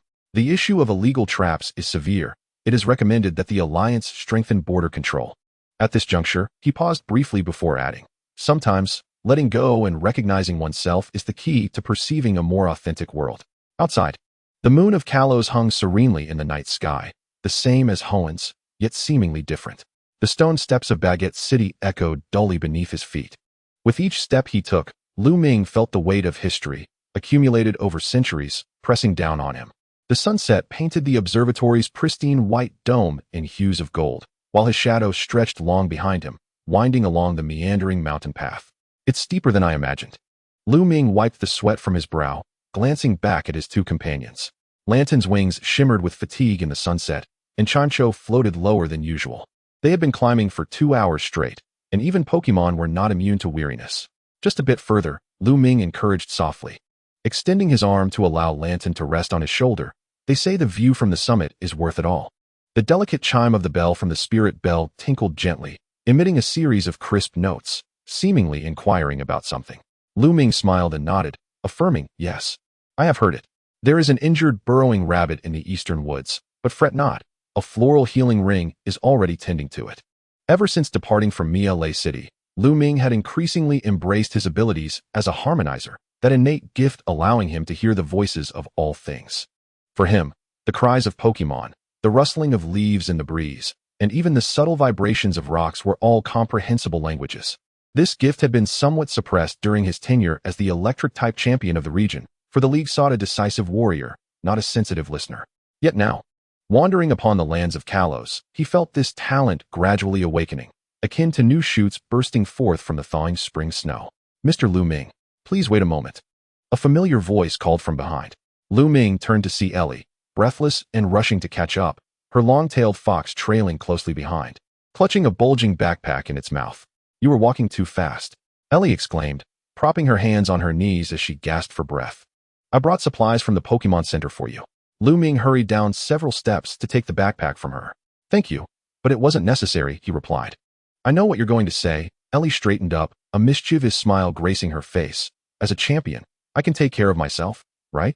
She mimicked Lu Ming's serious tone before bursting into laughter. But even a champion might forget to bring spare batteries, right? She unzipped the backpack, revealing a solar charger and several boxes of Colosian fruit energy bars. Lu Ming blinked. Indeed, he had forgotten to charge his electronic map, and his supplies were running low. How did you know I would come here? he asked as warmth surged within him upon receiving the backpack. Ellie pointed to his Vivillon. The day before yesterday. At the Pokemon Center, I overheard it chatting with the nurse's Pikachu about wanting to visit the observatory to stargaze.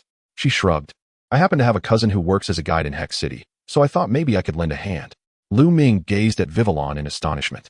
It fluttered its wings shyly, scattering a few specks of light dust. It dawned on him that while he could hear the voices of all things, he seldom took the initiative to listen to what his companions truly desired, often acting subconsciously according to his own plans. Thank you. This expression of gratitude felt more sincere than any prior acknowledgement, not solely for the supplies, but also for the reminder. Ellie tilted her head, somewhat puzzled by the depth of his words, yet she smiled brightly. Then let us hurry. My cousin said arriving at the observatory before sunset would reveal the most beautiful scene. The Hex City Observatory was perched atop a broad platform on a mountain, its pure white structure appearing solemn and mysterious in the twilight. However, the most captivating sight was not the man-made edifice, but rather a colossal ancient tree at the center of the platform, its trunk so wide that it required 5 people to encircle it. Its branches reached outward, forming a natural dome. This is the Tree of Star Whispers, Ellie's cousin, Marianne, introduced, a lively woman with a ponytail and a guide badge pinned to her chest. It is said to be over 1,000 years old.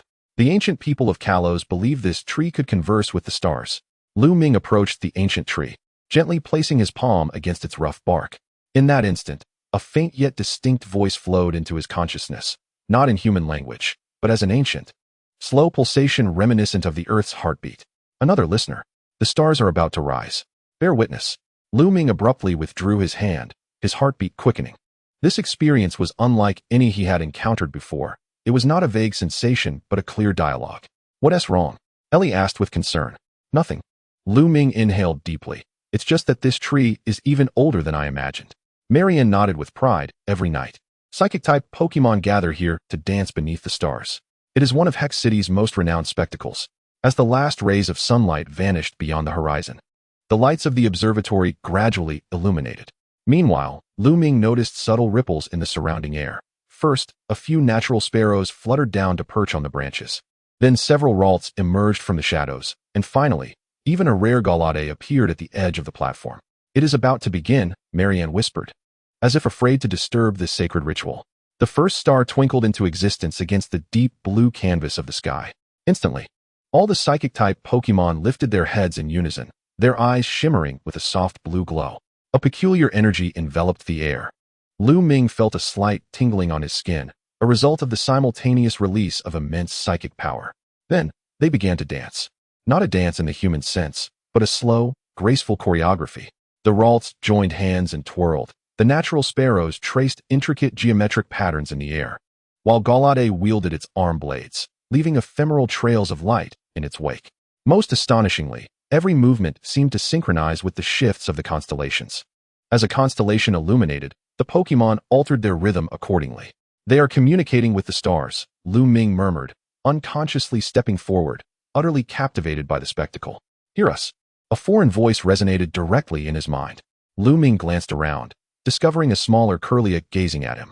Unlike the other Pokémon, it did not partake in the dance but stood a short distance away, its eyes gleaming with an unusually bright blue light. You are different. You can hear more. Lu Ming crouched down, meeting Curlia's gaze. Can you speak to me?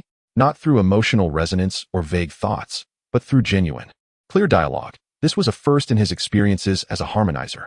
Curlia gently nodded, then pointed toward the starry sky. Look. Chapter 70. Harmonizer Overload. Lu Ming looked up, and the sight before him took his breath away. The once ordinary night sky transformed into a tapestry of flowing lights, each star extending slender threads of light, connecting with others to form a web spanning the entire heavens. The Pokémon's dance resonated with a certain node within this web, the veins of the stars. Curlia's voice echoed in his mind. All life is interconnected. Lu Ming felt a wave of dizziness. Too much information flooded his consciousness. He could hear the whispers of the ancient tree, the songs of the stars, the emotional fluctuations of every Psychic-type Pokémon, and even the faint sounds of dust particles colliding in the air. This experience was both wondrous and terrifying, akin to standing beneath a waterfall, overwhelmed by the force of countless streams. Mr. Lu Ming. Ellie's exclamation seemed to come from a distant place. Lu Ming sensed someone steadying his swaying body, only then realizing he had knelt upon the ground, his forehead drenched in cold sweat. I'm fine, he managed to say, though his voice sounded unusually distant. Strangely, he noticed he could suddenly hear nothing else. Ellie's lips moved, but he could only perceive a faint, buzzing sound.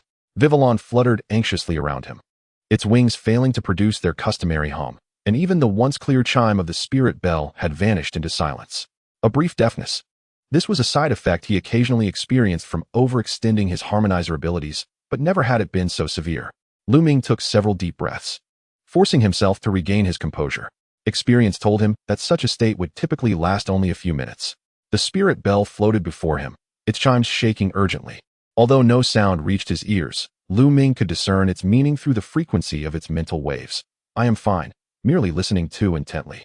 He managed a wry smile as he gestured with his hands, employing a self-created sign language, tracing circles with his index finger near his ear, then crossing his arms to indicate stop. The spirit bell immediately comprehended, turning to relay its master-esque condition to the other Pokémon. The lightning butterfly alighted on Lu Ming's shoulder, its wings gently brushing against his cheek, scattering a dust of light that brought a slight sting. This was their way of expressing concern. Are you really okay? Ellie knelt beside him, worry etched across her face. You look as pale as a sheet. Lu Ming shook his head, pointed to his ears, and waved his hand, signaling that he was temporarily unable to hear. He then retrieved a notebook from his pocket and swiftly wrote, "Side effects of Harmonizer's ability. Will recover soon. Please do not alarm anyone." Ellie read the note. Though still apprehensive, she nodded. She and Marianne assisted Lu Ming to a bench beneath the ancient tree to rest, while the Pokémon instinctively formed a protective circle around him. The state of deafness persisted for approximately 15 minutes. The first sound to re-enter Lu Ming's world was the clear chime of the spirit bell, its bright tone acting as a key that slowly unlocked the door to his hearing. This was followed by the rustling of the night breeze, the distant murmurs of tourists, and finally, Ellie's relieved sigh. Welcome back. She offered him a cup of hot beverage, while Marianne fetched some herbal tea, claiming it would help with sensory overload. Lu Ming cautiously sipped, the warm liquid sliding down his throat, imbued with the freshness of mint and a herb unique to Kalos. Thank you. His voice was still somewhat hoarse. I apologize for causing you concern. So this is the power of a harmonizer? Ellie inquired curiously. Directly conversing with Pokémon and even the stars. Lu Ming gazed skyward, where the night sky had returned to its usual appearance. Yet he knew that the celestial veins he had seen moments ago were indeed real. Not quite a conversation. It feels more like understanding their language, whether it be Pokémon, plants, or natural phenomena. He paused, but tonight was the first time I heard such clear sounds. The spirit bell drifted closer, gently tapping his forehead, transmitting a wave of warmth through its mental vibrations. Lu Ming closed his eyes, feeling the essence it wished to convey. A vision of him traveling alongside the lightning butterfly and spirit bell, surrounded by colorful motes of light representing various emotions. They say, Lu Ming softly explained, this ability has been dormant within me, awakening gradually as I journey with them. Ellie pondered, so that's why, as an electric-type champion, you traverse with non-electric Pokémon? Lu Ming nodded. In Hoenn, my first Pokémon was the lightning butterfly, which is also why I chose to become an electric-type champion. But here he glanced at his companions. They have taught me to perceive the world in different ways. Suddenly, the motes on the lightning butterfly's wings brightened, sketching intricate patterns in the air. The spirit bell's chimes transformed in rhythm, forming a melodic sequence. They want to show me something. Lu Ming rose, following the Pokémon to the other side of the ancient tree. Ellie hesitated momentarily, but then followed suit. Hidden among the thick roots of the tree, which turned its back to the observatory, lay a stone tablet partially buried in the earth. If not for the lightning butterfly's luminescent dust illuminating that corner, it would have easily gone unnoticed. The tablet bore ancient runes, most of which had been worn down by time. Yet the central image remained discernible, a human figure with outstretched arms, surrounded by simple drawings of various Pokémon, beneath a canopy of stars. This is Ellie exclaimed, squatting down to gently brush away the dust from the tablet. Lu Ming felt his heart race within his chest. The ancient energy emanating from the stone resonated peculiarly with his abilities as a harmonizer. Most astonishingly, a line of small text was inscribed at the bottom. Though written in an ancient script, it bizarrely translated itself into modern language in his mind. When the web of stars manifests, the listener shall guide life back to balance. Marianne, come see this. Ellie called to her cousin. As they examined the tablet, Lu Ming stepped back, allowing the night breeze to disperse the cold sweat on his forehead. The lightning butterfly settled on his shoulder, its antennae lightly brushing against his temple, conveying a sense of worry. I'm fine, he whispered. It's just that all of this is too coincidental. My abilities, this stone tablet, and the celestial veins I saw tonight. The spirit bell floated before him, its surface reflecting the starlight. Through mental resonance, it shared a memory with Lu Ming. That day in Mier City, before Xerneas departed, it had gazed deeply at him, its antlers shimmering with a light strikingly similar to that of the star web witnessed tonight. Are you saying Xerneas knew all along? Lu Ming shuddered at the thought. Was this all preordained? There was no answer, only the gentle caress of the night breeze in Baiki City, whispering like the rustling of the ancient tree. Suddenly, the searchlight of the observatory blazed to life, a beam piercing the night sky. It was then Lu Ming noticed that the runes on the tablet, under the intense light, faintly revealed more hidden lines, which formed a symbol he had never seen yet felt inexplicably familiar. Is that the design of a Z crystal? Ellie speculated. Lu Ming shook his head, his heart racing. No, this is something far older. At the moment the symbol fully materialized, his harmonizer ability was triggered once more, and a chorus of countless voices surged in his ears, stars, ancient trees, Pokémon, and even the wind, all proclaiming the same word, Keystone. Chapter 71, The Flaw of the Listening Ability. Keystone. Lu Ming's fingers hovered a mere centimeter above the glowing symbol on the tablet, hesitant to make actual contact. The night breeze in Baiki City turned suddenly frigid. He could hear the roots of the ancient tree restlessly writhing in the soil, emitting groans that only he could comprehend. Danger. Sleeping should not be awakened. Leave now. The wings of the lightning butterfly began to tremble violently, producing a high-frequency hum. To an ordinary person, it would merely sound like the buzzing of wings, but to Lu Ming, it formed coherent phrases. Lu Ming, withdraw. That thing is draining your energy. He then noticed the fine hairs on his arms standing on end, as if exposed to a strong electric field. A faint stream of blue light was flowing from his fingertips towards the tablet, causing the symbol's radiance to intensify. What in the world? Lu Ming abruptly retracted his hand, severing the flow of light. He stumbled back a few paces, caught by Ellie. What happened? She asked nervously. You look even worse than before. Lu Ming did not respond immediately. His ears were inundated with a cacophony of sounds. The ancient tree's warnings, the lightning butterfly's anxiety, the spirit bell's frantic chimes, and even the distant murmurs of other troubled Pokémon. These voices surged like a tide, battering against his consciousness.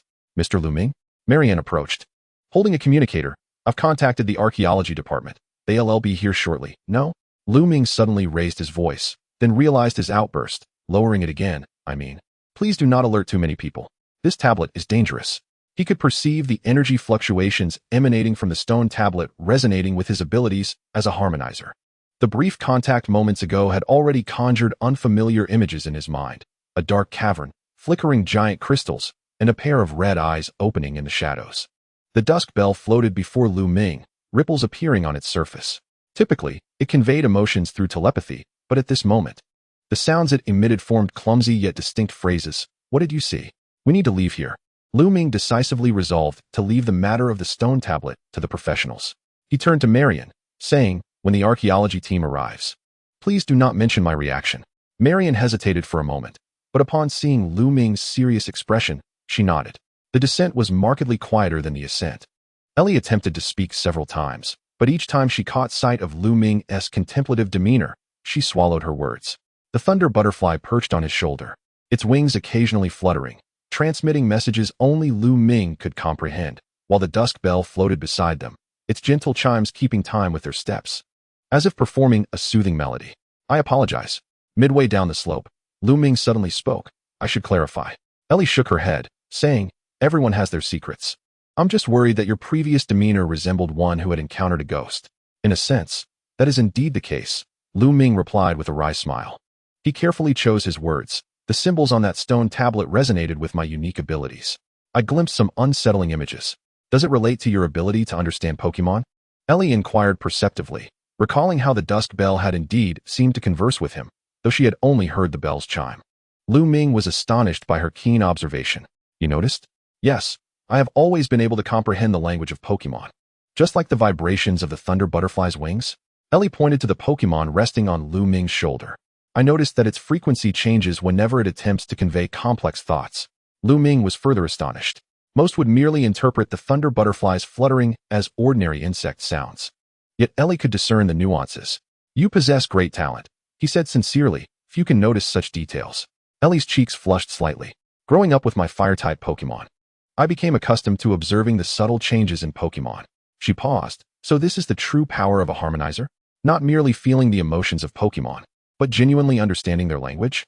Lu Ming gazed into the distant lights of Baiki City. It extends beyond Pokémon. Trees, rocks, the wind, they all possess their own voices. Yet, most of the time, these sounds are too faint or abstract to form coherent language. He halted, reaching out to touch a wildflower at the roadside. The petals trembled gently at his fingertips, emitting faint sounds only he could decipher. Insufficient sunlight. Roots compressed by stones. Thank you for the touch. This flower indicated that its roots were trapped beneath a stone. Lu Ming carefully cleared the soil beside the flower, discovering a small stone lodged in the roots. He gently extracted it and covered the roots back up. Ellie watched in rapt fascination. This is incredible. Can you hear the voices of all plants? Only when they are willing to communicate. Lu Ming stood up. Most of the time, a plant's consciousness is too faint and scattered, akin to background noise. However, some ancient or special plants, like the old tree at the summit, have voices that are much clearer. Suddenly, the dusk bell floated between them, shaking urgently. Beware. There are sounds of suffering ahead. Lu Ming immediately became alert. He closed his eyes, expanding his perception. Indeed, ahead at a bend in the woods, a cacophony of sounds emerged. Fear, pain, and anger intermingled. A Pokémon was injured. He quickened his pace, suspecting yet another trap set by poachers. Upon rounding the bend, the sight before Lu Ming caused his blood to run cold. 5 bubble squirrels were trapped in a rusted iron cage, suspended perilously from a withered tree at the cliff's edge, threatening to plummet at any moment. Below the cage, 3 familiar figures were engaged in a heated argument. Indeed, it was the poacher gang he had encountered previously in Mirai City. Damn it, these little creatures aren't worth anything. The scar-faced man cursed. I want that rare-colored one. But boss, that bubble squirrel's fur changes to pink in the moonlight. The black market would offer at least 200,000. Ellie trembled with anger. They've captured bubble squirrels again. And this time, an entire group. Lu Ming gestured for her to remain calm. We need to rescue them first. The hook holding the cage has already rusted. It could fall at any moment. Indeed. The branch suspending the cage creaked ominously in the night breeze. The bubble squirrels huddled together, emitting terrified whimpers. To an ordinary person, it was merely the cries of animals. But to Lu Ming, it was a clear plea for help. Save me. The branch is about to break. I don't want to die. I'll distract them. Ellie whispered. You and Fire should go rescue them. Her words were cut short. With a sharp crack, the branch finally gave way under the weight. And the cage began to tilt. Chapter 72. Lu Ming is injured. Lu Ming had no time to think. He dashed forward, so swiftly that even the Thunder Butterfly was caught off guard. In the instant the cage began to fall, he lunged towards the cliff's edge, grasping one of the iron bars with one hand while desperately clutching a protruding rock with the other. Lu Ming! Ellie screamed. Pain surged through his fingers. Lu Ming felt the rough edge of the rock slice into his palm, warm blood trickling down his arm. The weight of the cage threatened to dislocate his shoulder. Yet he gritted his teeth and held on. Thunder Butterfly! Dusk Bell! He shouted with great difficulty. The 2 Pokémon sprang into action. The Thunder Butterfly flew beneath the cage, generating a silvery whirlwind to create a cushioning cushion, while the Dusk Bell used its psychic powers to alleviate the cage's weight. Meanwhile, Ellie's long-tail fox unleashed a stream of flames, driving back the approaching poachers. You again, the scar-faced man roared. Big Hound, crush them. The drug-controlled Big Hound reappeared, but this time its movements were even more frenzied, its eyes completely blood-red. It lunged towards Lu Ming, its fangs aimed at his arm. In a moment of peril, a blue figure burst from the woods, colliding forcefully with the Big Hound's side. It was the very bubble squirrel Lu Ming had saved earlier. It clawed at the Big Hound's nose with its uninjured front paw, swiftly dodging as the latter recoiled in pain. Bubble squirrel! Lu Ming managed to smile through the agony.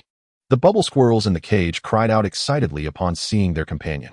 Their emotions suddenly intensified and unified, forming a mental resonance that Lu Ming had never experienced before. This surge of power transmitted through the cage to his arm, temporarily alleviating the pain. Ellie now? He shouted. Ellie immediately understood, directing her long-tail fox, Flame Vortex. Aim for the cage lock. The precisely controlled flames incinerated the lock, and Lu Ming seized the opportunity to hurl the cage towards safety. The Thunder Butterfly and Dusk Bell worked in perfect harmony, using a combined skill to soften the impact as the cage landed. The bubble squirrels rushed out in a flurry, reuniting with their friends. Lu Ming, give me your hand. Ellie knelt at the cliff's edge, extending her hand towards him. As Lu Ming was about to seize her, a sharp pain surged from behind. The scarred-faced man's king scorpion had somehow slinked around to his rear, its venomous tail piercing his shoulder. Ah! Lu Ming cried out in agony, his fingers slipping from the rock. He felt himself begin to plummet. Suddenly, 4 bubble squirrels leapt forth simultaneously, their tails miraculously elongating and intertwining to form a rope, which tightly bound Lu Ming's wrists. Other Pokémon rushed to assist. The lightning butterfly and the ghost bell exerted all their strength to slow his descent, while the long-tailed vixen repelled the king scorpion with flames. Through their collective efforts, Lu Ming was finally pulled up. He collapsed onto the ground, gasping for breath, the wound on his shoulder radiating a burning pain. Fortunately, the king scorpion's stinger had merely grazed him, without injecting a significant amount of venom. Lu Ming, don't die. A stammering voice called from above. Lu Ming looked up to see the lightning butterfly vibrating its wings with unprecedented frequency, every syllable fractured by urgency. The ghost bell emitted irregular chimes, resembling sobs. We need you. Lu Ming's heart tightened sharply. I'm fine, he whispered, enduring the pain as he reached out to stroke them. It's just a flesh wound. Ailey had already performed a rudimentary bandaging with medicinal herbs. The venom was minimal, but we must return to the Pokémon Center promptly. She turned towards the direction of the poachers, only to discover that they had long since escaped amidst the chaos. Damn it, they got away again. It's all right. Lu Ming shook his head. The important thing is that the bubble squirrels are safe. The rescued bubble squirrels gathered around, cautiously touching Lu Ming's legs and arms, emitting chirps of gratitude. To Lu Ming's ears, it was the most melodious of choruses. Thank you, hero, our friend. The uniquely colored bubble squirrel, which Lu Ming now understood referred to itself as Little Flash, hopped onto his knee, gently nudging his bandaged wound with its nose. Does it hurt? I can alleviate the pain with my healing bell. As it softly hummed, a halo of pale pink light emanated from within, enveloping Lu Ming's wound. The burning sensation immediately subsided significantly. Thank you, Little Flash, Lu Ming smiled, addressing it directly by name. The bubble squirrel's eyes widened in surprise. You know my name? You can understand us?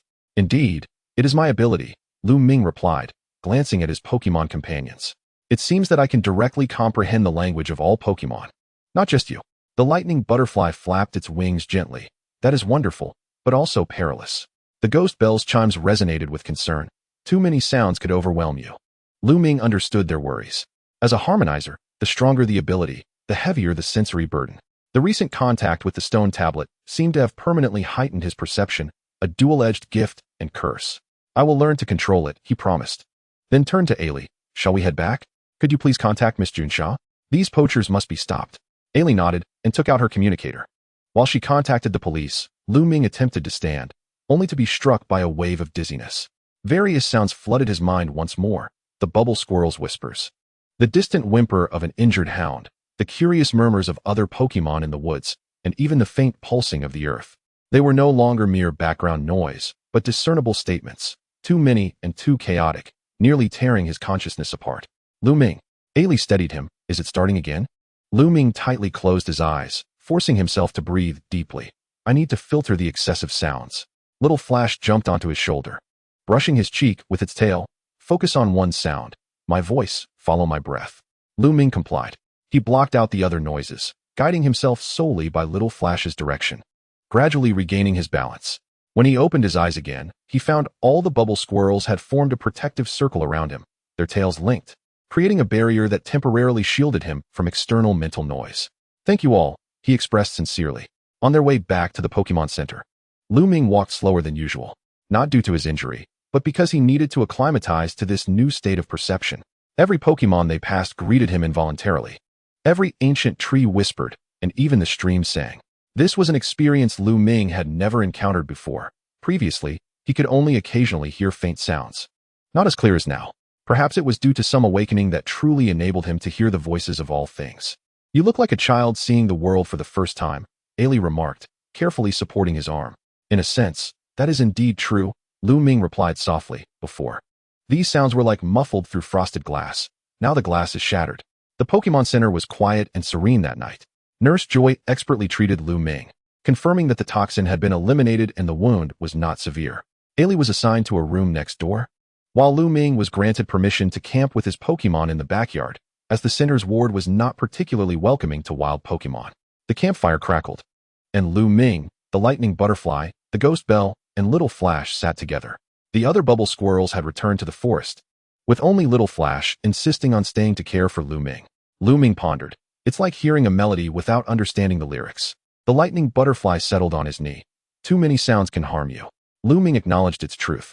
Tonight, it was merely a small gathering of Pokémon. If he were in a bustling city or a location swarming with wild Pokémon, the information overload could drive him to madness. I need to learn to control this ability. He rubbed his temples, sifting through significant sounds while filtering out the rest. The ghost bell floated before him, its bell emitting a soft blue glow. We will help you. Little Flash also hopped onto his shoulder. The Bubble Squirrel family will protect you. We can create a sound barrier. Lu Ming felt a warm surge of gratitude wash over him. He reached out to gently stroke each of his companions. Thank you all. As the campfire's flames gradually diminished, the stars in the night sky became increasingly vivid. Lu Ming gazed up, recalling the star vein he had seen at the observatory in Baiki City. Now those lines appeared even clearer to him. They existed not only in the starry sky, but also connected all life in more subtle forms, including himself and the Pokémon around him. Tomorrow, we shall seek out Xerneas, he suddenly decided. It must understand the significance of this change in his abilities. The lightning butterfly and the ghost bell expressed their agreement, while Little Flash excitedly hopped about. Lu Ming smiled at their interaction, a heavy part of his heart seemingly lightening. Perhaps becoming a true harmonizer did not mean bearing the weight of all sounds alone, but learning to coexist with these voices and finding companions willing to listen alongside him. Chapter 72, The Uniquely Colored Bubble Squirrel. Dewdrops rolled on the leaves, refracting a kaleidoscope of colors. Lu Ming crouched by the stream, splashing cool water on his face, the icy sensation fully awakening him. The wound on his shoulder had scabbed over, leaving only a faint pink mark. Nurse Joy's treatment and Little Flash's healing bell had proven remarkably effective. How do you feel today? Ailey's voice came from behind him.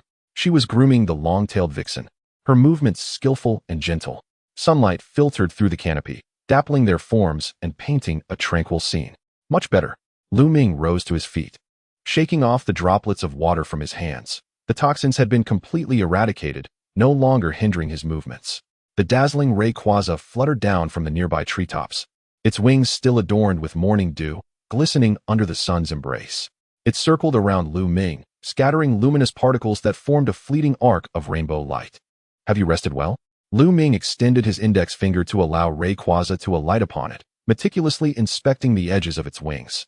There were a few minor tears from yesterday's battle. You've healed quite well.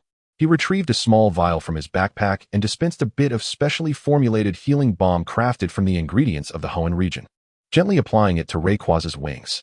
This daily grooming ritual had been his practice for 3 years, ever since Rayquaza was merely a humble electric bug.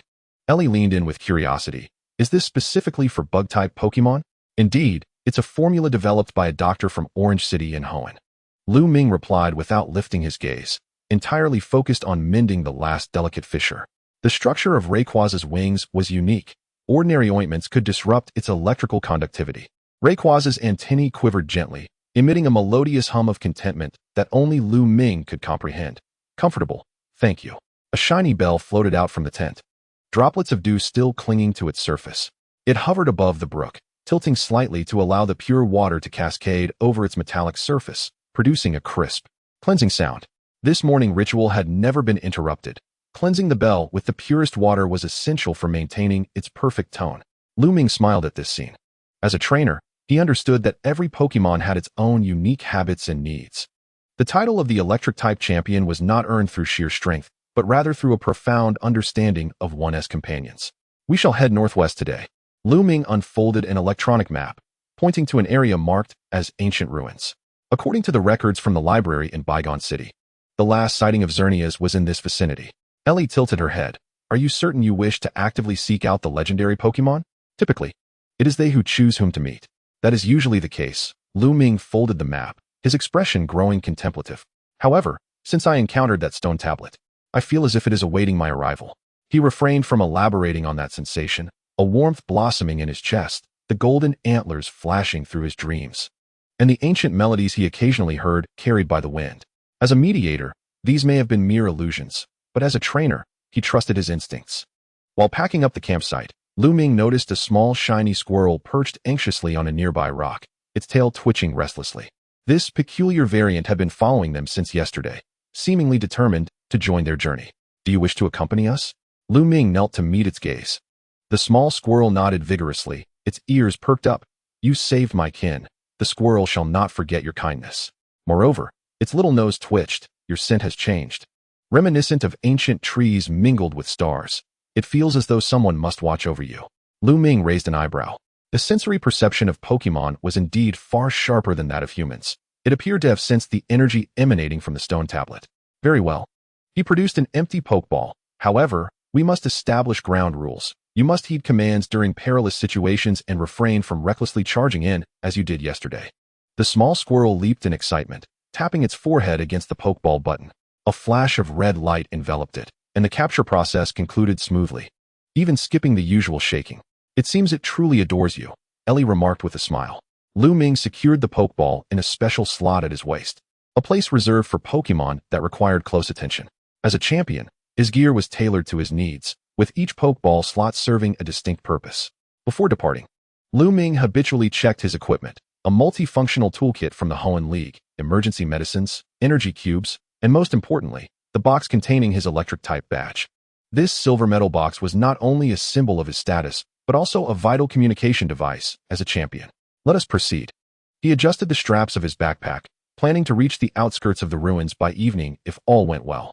The forest gradually thinned, giving way to rolling hills and exposed rock formations. The geological structure of the northwestern region of Kalos was unique, with weathered stone pillars and naturally formed arches dotting the landscape. According to local legends, these peculiar terrains were scars left by a great battle 3,000 years ago. Something's amiss ahead. Lu Ming suddenly raised his hand, signaling the team to halt. The instincts of a trainer alerted him to an abnormality. It was too quiet. This area should have been bustling with wild crustaceans and mantle rocks. Yet even the sound of the wind seemed to have stilled. Rayquaza silently took to his left shoulder, its wings poised for battle, while the bell floated to his right rear, its surface glimmering faintly, without the need for words. Years of camaraderie had forged a perfect tactical synergy between them. What is going on? Ellie whispered. There are intruders, no fewer than 5. Lu Ming's gaze was fixed on a cluster of rock pillars ahead, detecting the scents of metal and gunpowder wafting through the air. No sooner had he spoken than several men clad in red uniforms emerged from behind the rocks, encircling them in a fan-like formation. The leader, wearing peculiar goggles, bore a flame-shaped emblem on his chest. Flare Team. Lu Ming narrowed his eyes. This notorious extremist organization was infamous in the Kalos region for conducting various illegal activities under the guise of purifying the world. Well, look who we have here. The goggle-wearing man grinned widely, revealing a crooked set of teeth.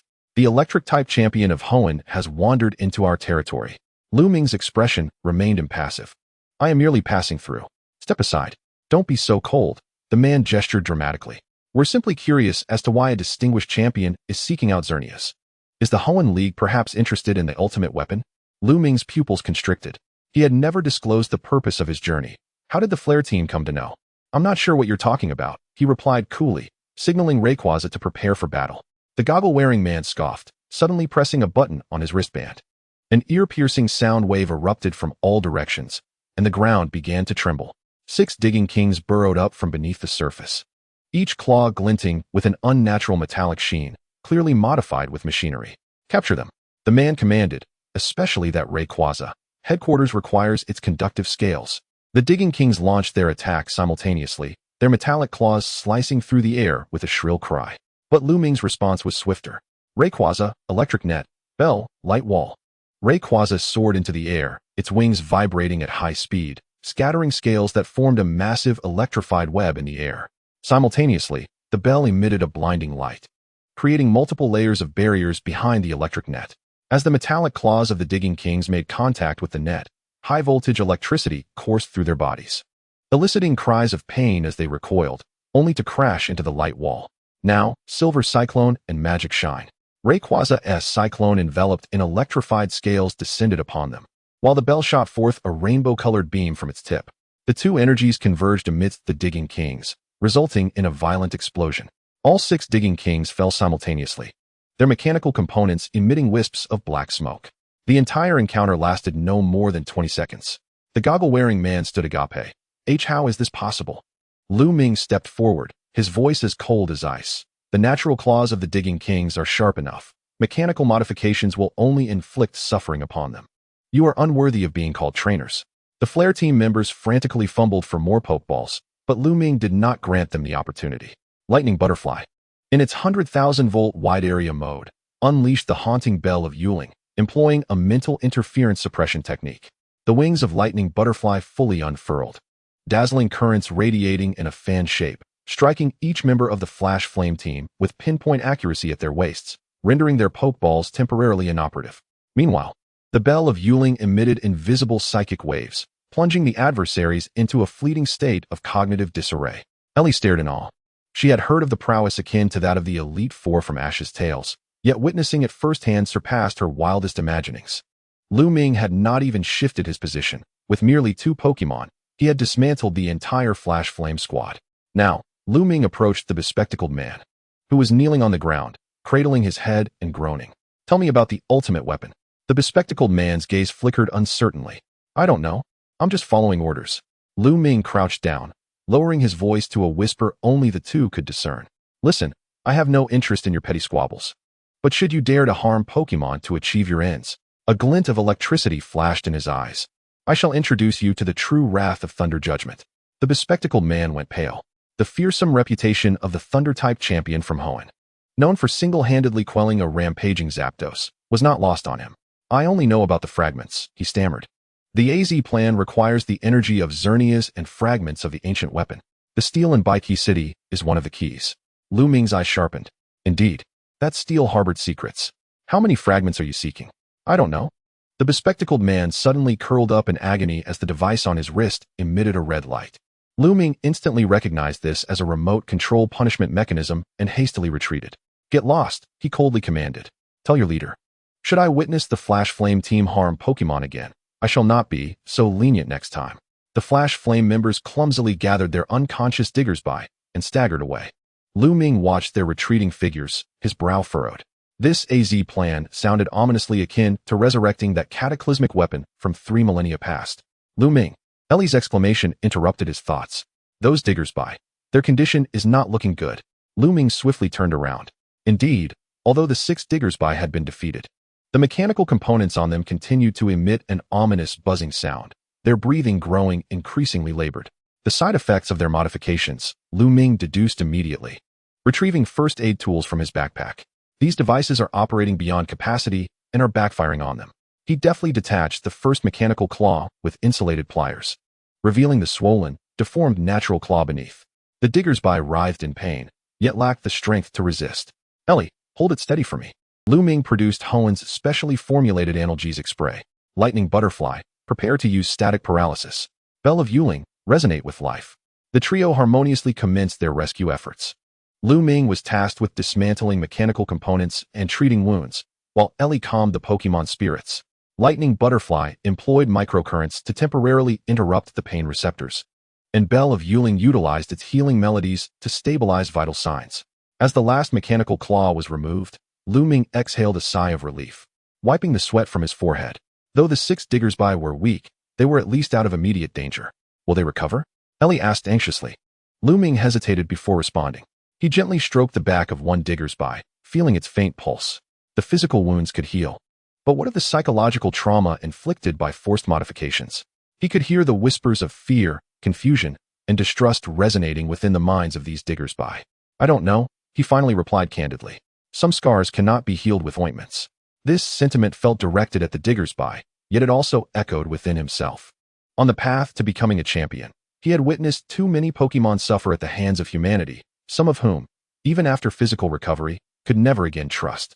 The Bell of Yuling floated above the Diggersby, emanating a soft blue glow. A soothing melody flowed forth, not as a technique, but as heartfelt solace. Gradually, the Diggersby's breathing steadied, and the fear in their eyes diminished. Lu Ming cast a grateful glance at Bell of Yuling. It always knew when and how to assist its companions, be it in fierce battle or gentle healing. "We must find a safe place to settle them," Lu Ming declared, rising to survey the surroundings. There should be a den for wild Diggersby nearby. Suddenly, Little Flash leaped from his Pokeball, sniffing the air. "There's a sandstone cave 500 meters west. It's the territory of the Diggersby clan. I saw it while passing by yesterday." Lu Ming nodded affirmatively. "All right, let us take them there." Transporting the 6 Diggersby took nearly an hour. By the time the last one was safely delivered to the cave's entrance, The setting sun had painted the western sky a brilliant red. The wild diggers-by were initially wary, but upon seeing the injuries of their kin, they immediately rushed forward to assist. This is as far as we go. Lu Ming stood outside the cave, watching the wild diggers-by lead the injured ones deeper inside, hoping they would readjust to clan life. Ellie quietly inquired, "Do you often do this? Rescue wild Pokémon?" "It is one of my responsibilities," Lu Ming replied, stowing away the empty medicine bottles. The Elite Four of Hoenn are not merely combat specialists. They are also guardians of Pokémon ecology. His tone was calm as he spoke, yet Ellie could sense the weight of his words. This young champion bore far more responsibility than he outwardly displayed. As night descended, they set up camp on the sandstone platform at the ruins' periphery. The area offered a clear view, allowing them to monitor any approaching threats. The campfire crackled, and Lu Ming was examining Lightning Butterfly's wings. Although the afternoon battle was brief, he never overlooked even the minutest detail. "The third vein on the right wing feels a bit stiff," he murmured, gently massaging the subtle muscle knot, likely a result of excessive electrical network expansion. Lightning Butterfly emitted a contented hum, its wings fluttering slightly. "You always notice these things." Lu Ming smiled. "Because I am your trainer." Bell of Yuling floated nearby, its bell gently swaying with the rhythm of the firelight. Little Flash busied itself dividing berries into 4 portions, occasionally sneaking a berry, only to be lightly reprimanded by Lightning Butterfly's dust. Observing this scene, a warm sensation welled up in Lu Ming's chest. No matter how complex and perilous the outside world may be, there will always be tranquil moments worth cherishing. The campfire, companions, shared food, and the unknown journey beneath the starry sky. "Tomorrow, we will reach the core area of the ruins," he softly declared, more to himself than anyone else. "Xerneas, what do you truly wish to convey to me?" The night breeze swept across the sandstone, producing a lament reminiscent of ancient ballads. No one answered. Yet Lu Ming felt that the answer was drawing near. Chapter 74. Farewell, Xerneas. The morning light pierced through the mist, casting a golden hue upon the sandstone ruins. Lu Ming stood before a naturally formed stone archway, his fingertips lightly tracing the weathered ancient patterns on the doorframe. These spiral designs bore a striking resemblance to the symbols on the Baiki city steel. "This is the place," he whispered. Lightning Butterfly perched on his shoulder, its wings quivering slightly. "The energy is potent. Exercise caution." Bell of Yuling floated on the other side, ripples dancing across its bell's surface. "I hear ancient melodies." Ellie, cradling her fennekin, anxiously surveyed their surroundings. "Are we really going in? This place looks rather unfriendly." Behind the stone archway lies a tunnel that descends into the depths, its walls embedded with luminescent blue crystals that cast a faint glow. The air is thick with the damp scent of minerals, intermingled with an indefinable ancient energy. "You and Little Fire can remain outside," Lu Ming stated, his gaze unwaveringly fixed on the tunnel's depths, where danger might lurk. Ellie bit her lip and resolutely shook her head. "No, we shall go together." Little Fire indicated it had sensed a familiar scent akin to Xerneas, yet distinctly different. At last, Lu Ming turned to Ellie, giving her a serious look. Despite her inexperience, the young trainer's intuition and bravery were commendable. He nodded, retrieving a glow stick from his backpack and handing it to Ellie. "Stay close to me, and retreat at the first sign of trouble." The interior of the tunnel was more spacious than anticipated, wide enough for 2 to walk side by side. The glowing blue crystals flickered as they passed, as if breathing. Lu Ming felt the intensifying energy fluctuations in the air, not the sharp sting of electric energy, but a warm and enveloping force, reminiscent of basking in sunlight. "These crystals," Ellie remarked curiously, "they respond to our presence." Indeed, as Lu Ming extended his hand closer, the nearby crystals noticeably brightened. Strangely, his palm began to radiate warmth, as if something were surfacing from beneath his skin. "Lu Ming, your hand," Ellie exclaimed. He glanced down to see faint blue patterns emerging on his palm, mirroring the designs on the stone archway. Suddenly, the crystals deep within the tunnel illuminated in unison, forming a pathway of light that led to a circular chamber at its heart.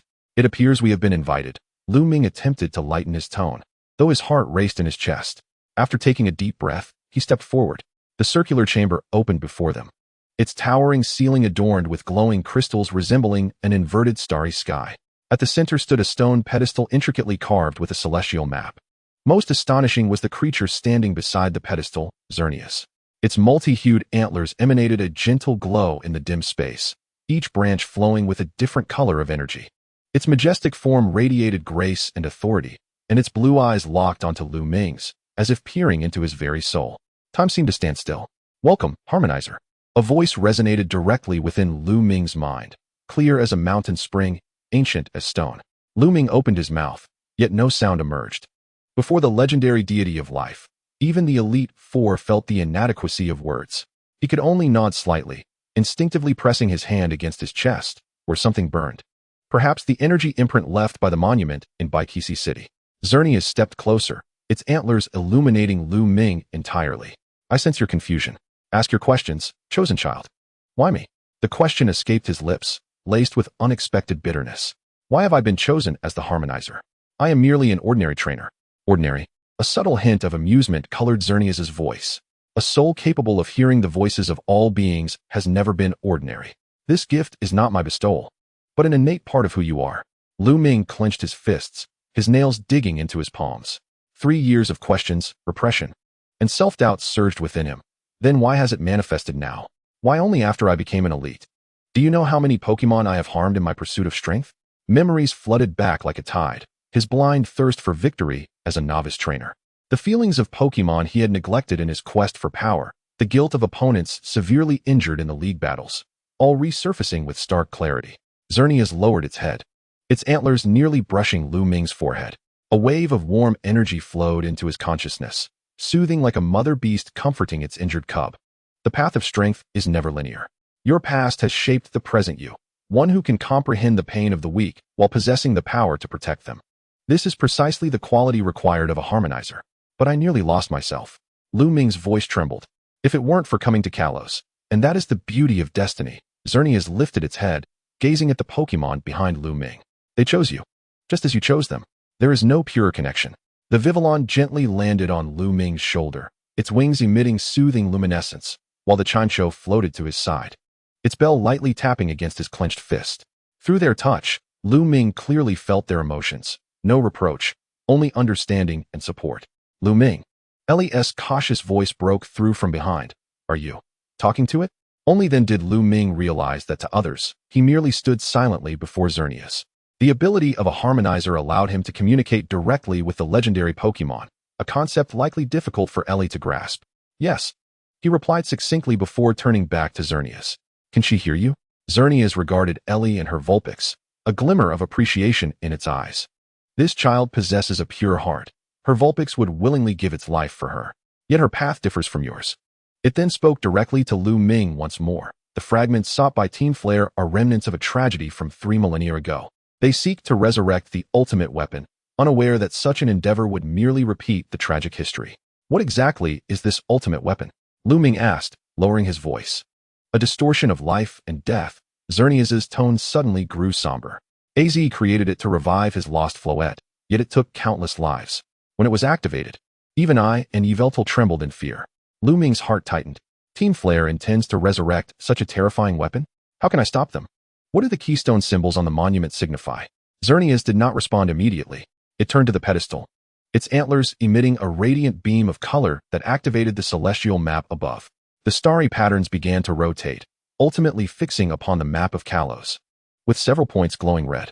These are the locations of the sealed fragments. As for the keystone, it regarded Lu Ming meaningfully.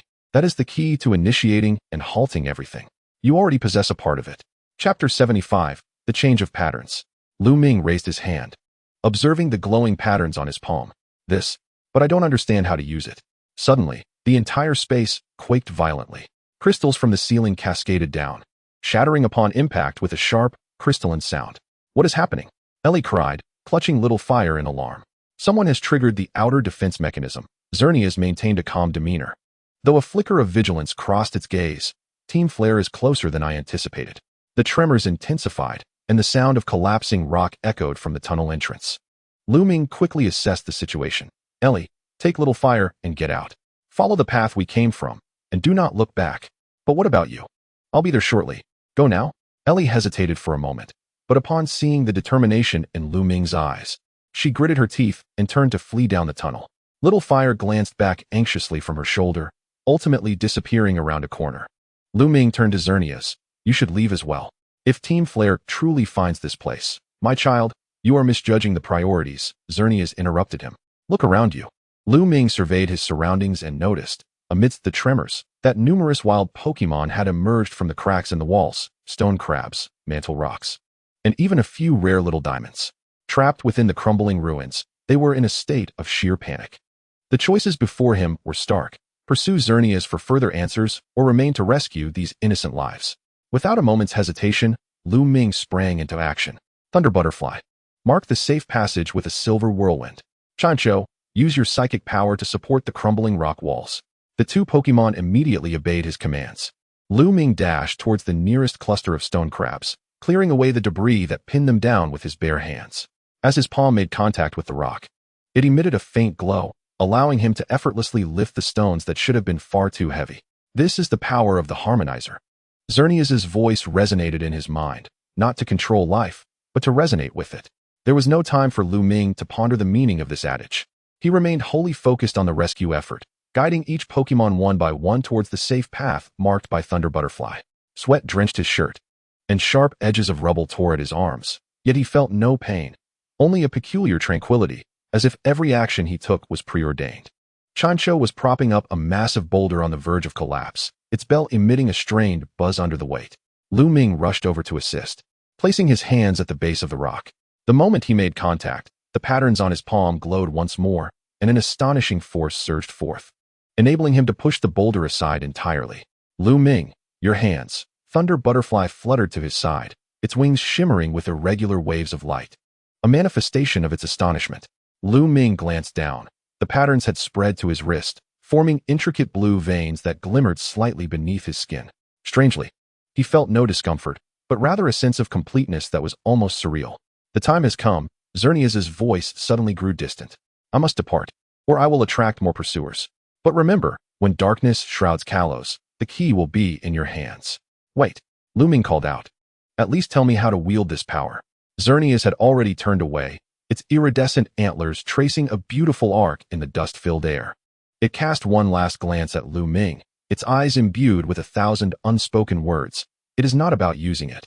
It is about becoming it. You already know the answer, my child. A brilliant light flashed, and Xerneas' figure vanished. Miraculously, the tremors within the ruins ceased, leaving only the chaos and the bewildered wild Pokémon. Lu Ming stood rooted, the faint blue glow still lingering in his palm. Thunder Butterfly and Chancho approached him, their silence echoing the surreal nature of the events that had just transpired. Lu Ming. Ellie's voice called from the tunnel, her face smudged with dust, with a long-tailed Vulpix trailing at her feet, evidently having waited outside. Are you all right? What about Xerneas? It has left, Lu Ming replied tersely, then glanced at the rescued Pokémon. But they are safe now. Ellie finally took note of the multitude of wild Pokémon scattered about, gasping as she covered her mouth. Oh my, did you save all of these? Lu Ming remained silent, crouching down to examine a little diamond with a wounded forelimb, which timidly gazed up at him. As Lu Ming reached out, the small creature did not shy away. Instead, it extended its injured limb towards him, displaying an unreserved trust. The patterns on his palm glimmered once more, yet this time, Lu Ming was unfazed. He gently touched the wound, and as blue light flowed, the injury began to heal at a visible pace. This, Ellie gasped, her eyes wide with astonishment. Lu Ming was equally stunned, though he maintained a composed facade. He turned to the other injured Pokémon, treating them one by one. With each touch, the blue light surged, and he briefly connected with the Pokémon's feelings of pain and gratitude. When the last Pokémon was healed, Lu Ming could no longer hold himself up and sank to one knee. The fatigue from overexerting his newfound abilities washed over him like a tidal wave, and the edges of his vision began to darken. Lu Ming. Ellie rushed over to support him. Thunder Butterfly and Chancho also hurriedly gathered around him. The former enveloped his trembling hand with its wings, while the latter gently tapped his forehead with its bell, transmitting warm psychic energy. I'm fine. Lu Ming managed a weak smile. I just need to rest. The little diamonds clustered around him, their hard yet warm bodies providing support. The stone crabs instinctively formed a line, seemingly intent on escorting them away. In that moment, Lu Ming felt an unprecedented connection, not only with his Pokémon companions, but with these wild little lives as well. As they departed the ruins, the sun had already begun to set. Lu Ming settled on a flat rock, watching the rescued Pokémon return to nature. The patterns in his palm no longer glowed, yet they remained vividly etched, a reminder of the responsibility he now bore. Aren't you going to tell me what happened? Ellie inquired as she sat beside him. Offering a bottle of water, Lu Ming accepted it, carefully considering his words. Xerneas provided me with some answers, but it also raised more questions. He glanced at his palm. It referred to this as a key, claiming it is crucial to thwarting Team Flare's plans. That sounds significant, Ellie murmured. Are you going to inform the Kalos League? Lu Ming shook his head. Not yet. I need to learn more about the ultimate weapon and the keystone first. He turned to Ellie, his expression serious. The road ahead may be perilous. You should not think of shaking me off, Ellie interrupted, her eyes gleaming with determination. Little fire, and I can help. Besides, she added with a sly grin, you'll need someone to support you when you faint. Lu Ming couldn't help but chuckle. He looked at his Pokemon partners. Thunder Butterfly was inspecting a minor scrape on its wing, while Chancho floated alertly, surveying the surroundings. Little Shiny had somehow emerged from its Pokeball and was busily gathering berries for dinner. These ordinary scenes suddenly seemed immensely precious. No matter what dangers lay ahead. At least in this moment, they were together. Thank you, Ellie, he said softly. As night fully descended, the campfire crackled warmly. Lu Ming gazed at the patterns in his palm, his thoughts drifting far away.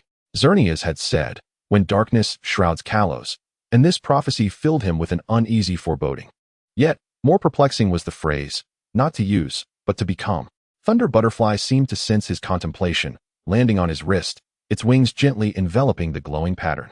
Together, it struggled to articulate, attempting a complex sentence for the first time. Chancho floated closer, its bell producing an unprecedentedly clear statement. No matter what happens, we will never leave you. Lu Ming felt a lump in his throat. He gently stroked his two companions, conveying his gratitude without the need for words. Perhaps Xerneas was right. The answers had always resided within him, waiting for the courage to acknowledge them. The Harmonizer was not merely a power, but a way of existence. And he had already traveled far down this path. Chapter 76, The Pokemon Escape. Morning mist enveloped the forest outskirts of ancient Aroma Town, casting a hazy filter over all. Leaning against an ancient tree, Lu Ming gazed at his palm, which was turned upwards, observing those blue patterns. 3 days had passed since his encounter with the ruins, and the key marks left by Xerneas had not faded. Rather, they had become increasingly pronounced. Are you still studying that? Ellie's voice drifted from beside the campfire. She was flipping pancakes in the skillet, while her long-tailed fox diligently tended to the flames, ensuring nothing burned. The aroma wafted through the crisp morning air. Yet it could not entirely mask the palpable tension that lingered in the forest ever since they departed from the ruins 3 days prior. They had felt an unsettling gaze upon them, as if they were being watched. Lu Ming retracted his hand and approached the fire, the intricate patterns on his arm expanding. Having stretched to his elbow last night, a thunder butterfly fluttered down from a branch and perched on his shoulder, its wings brushing lightly against his neck as if assessing his condition. Meanwhile, a harmony bell hovered above the skillet, its bell slightly tilted, seemingly evaluating the progress of breakfast. Do you feel any discomfort? Ellie asked with concern, serving him a pancake on a wooden plate. Lu Ming shook his head, accepting the plate. No pain, no itch, just. He hesitated, choosing his words carefully. Sometimes I hear strange sounds, particularly in moments of silence. What sort of sounds? Like breathing. But it doesn't emanate from any creature. Rather, it seems to come from. He gestured to his chest, as if the sound originated from within. Ellie's fork paused midair. Do you think this is the effect of the key that Xerneas mentioned? I'm uncertain. Lu Ming bit into the pancake, which tasted bland. Yet he noted that since leaving the ruins, the entrances to the secret realms had become significantly easier to access and had expanded considerably. Just then, a small flash leapt from the pokeball at his waist, its nose twitching. To the east, there are Pokemon fleeing. A multitude.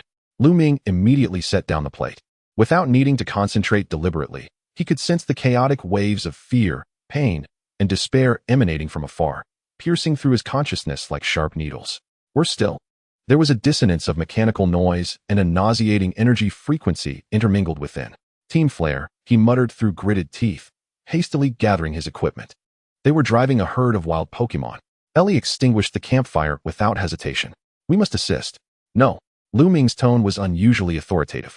You take the long-tailed fox and go to ancient Fragrance Town to find Miss Junsha. I can move more swiftly alone. Ellie opened her mouth to argue, but swallowed her retort upon seeing Lu Ming's serious expression. As a champion, he bore his own judgments and responsibilities. At least take this.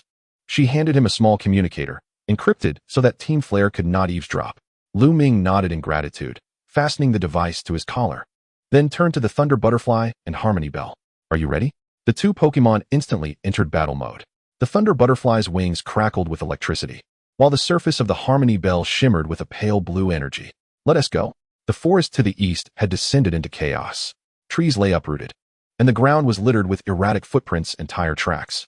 Lu Ming followed the trail, soon laying eyes on a scene that froze his blood. Over 20 different species of Pokémon were herded together, including foamy squirrel, diggersby, several flababy, and even a rare butterfly.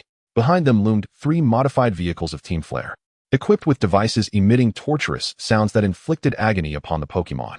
Further away, several individuals clad in red uniforms were setting up a large contraption resembling a capture device. Thunder Butterfly, destroy those sound emitters. Harmony Bell, prepare to provide psychic interference. Lu Ming commanded swiftly, retrieving a Pokeball from his waist. Small Flash, I need you to guide those Pokémon to safety. The 3 Pokémon sprang into action. The Thunder Butterfly transformed into a bolt of lightning, charging at the vehicles. The high-voltage current it released incapacitated the nearest sound emitter in an instant. The Harmony Bell floated into the air, emitting irregular sound waves that disrupted Team Flare's communication devices, while Small Flash nimbly navigated through the underbrush, signaling safety to the frightened Pokémon. Who goes there? One Team Flare member sensed something amiss, raising their detector. Energy readings are off the charts. It's that electric-type champion. Lu Ming made no attempt to conceal himself. He stepped boldly from the foliage, raising his right hand, the intricate patterns upon his palm glowing with an eerie blue light in the sunlight. You have 3 seconds to leave. His voice, though not loud, penetrated the mechanical noise with uncanny clarity. 1. Team Flare members scrambled for their weapons, but the Harmony Bell's psychic interference rendered their aim futile. 2. The Thunder Butterfly had already neutralized 2 sound emitters and was now targeting the 3rd. The Pokémon's suffering diminished considerably, and they began to retreat in an orderly fashion under Small Flash's guidance. 3. Lu Ming clenched his fist, the blue light surging forth. An energy wave radiated from him, and wherever it passed, all of Team Flare's electronic devices emitted plumes of smoke. This was one of the abilities of the key he had inadvertently discovered within the ruins, capable of disrupting specific energy frequencies. Damn it! Retreat! The lead Team Flare member cursed. Send the data back to headquarters. The vehicles roared as they fled, leaving behind a scene of devastation and the rescued Pokémon. Lu Ming did not pursue. Instead, he immediately turned to the more pressing task at hand. These Pokémon required urgent relocation. Small Flash, how are they? A foamy squirrel emerged from the group, its ears drooping. Not well, many are injured, and several young ones are separated. Lu Ming knelt down, gently touching a trembling flababy. Its flowers were nearly wilted, a sign of extreme weakness. As his fingers brushed the petals, the patterns on his palm glowed once more, and the flowers miraculously regained a hint of vitality. Listen, he addressed the Pokémon, fully aware they could comprehend him. I can provide a safe place for you to rest and recover. There, you will find food, clean water, and healing equipment. Those willing to follow me, please come closer. The Pokémon hesitated, exchanging glances. Finally, an elder diggersby stepped forward, followed slowly by the others. Chapter 77, The Voice of the Secret Realm. Lu Ming took a deep breath. Raising his hands, palms facing each other, the blue patterns swiftly spread across his forearms, radiating a brilliant light. As he gradually parted his hands, a shimmering fissure filled with starlight appeared in the air, vastly expanding the entrance to the secret realm. One by one, do not be afraid, he softly reassured them. There will be friends to welcome you inside. The Pokémon, under Small Flash's guidance, entered the fissure in an orderly fashion. Lu Ming could feel the subtle waves generated as the secret realm welcomed these new guests, akin to ripples in a lake stirred by pebbles. Maintaining such a large entrance drained his stamina immensely. Soon, sweat soaked through his back, yet he gritted his teeth and persevered. When the last Pokémon, a wounded Butterfly, staggered through the fissure, Lu Ming finally reached his limit, and the entrance began to tremble violently. Just as it seemed on the verge of collapse, a pair of powerful blue claws pushed against the edges of the fissure from within. Blue Croc, Lu Ming exhaled in relief. His initial Pokémon emerged halfway from the secret realm, stabilizing the entrance. Swimmering Weasel and Long-tailed Fox rushed in to assist, guiding the newly arrived Pokémon to safety.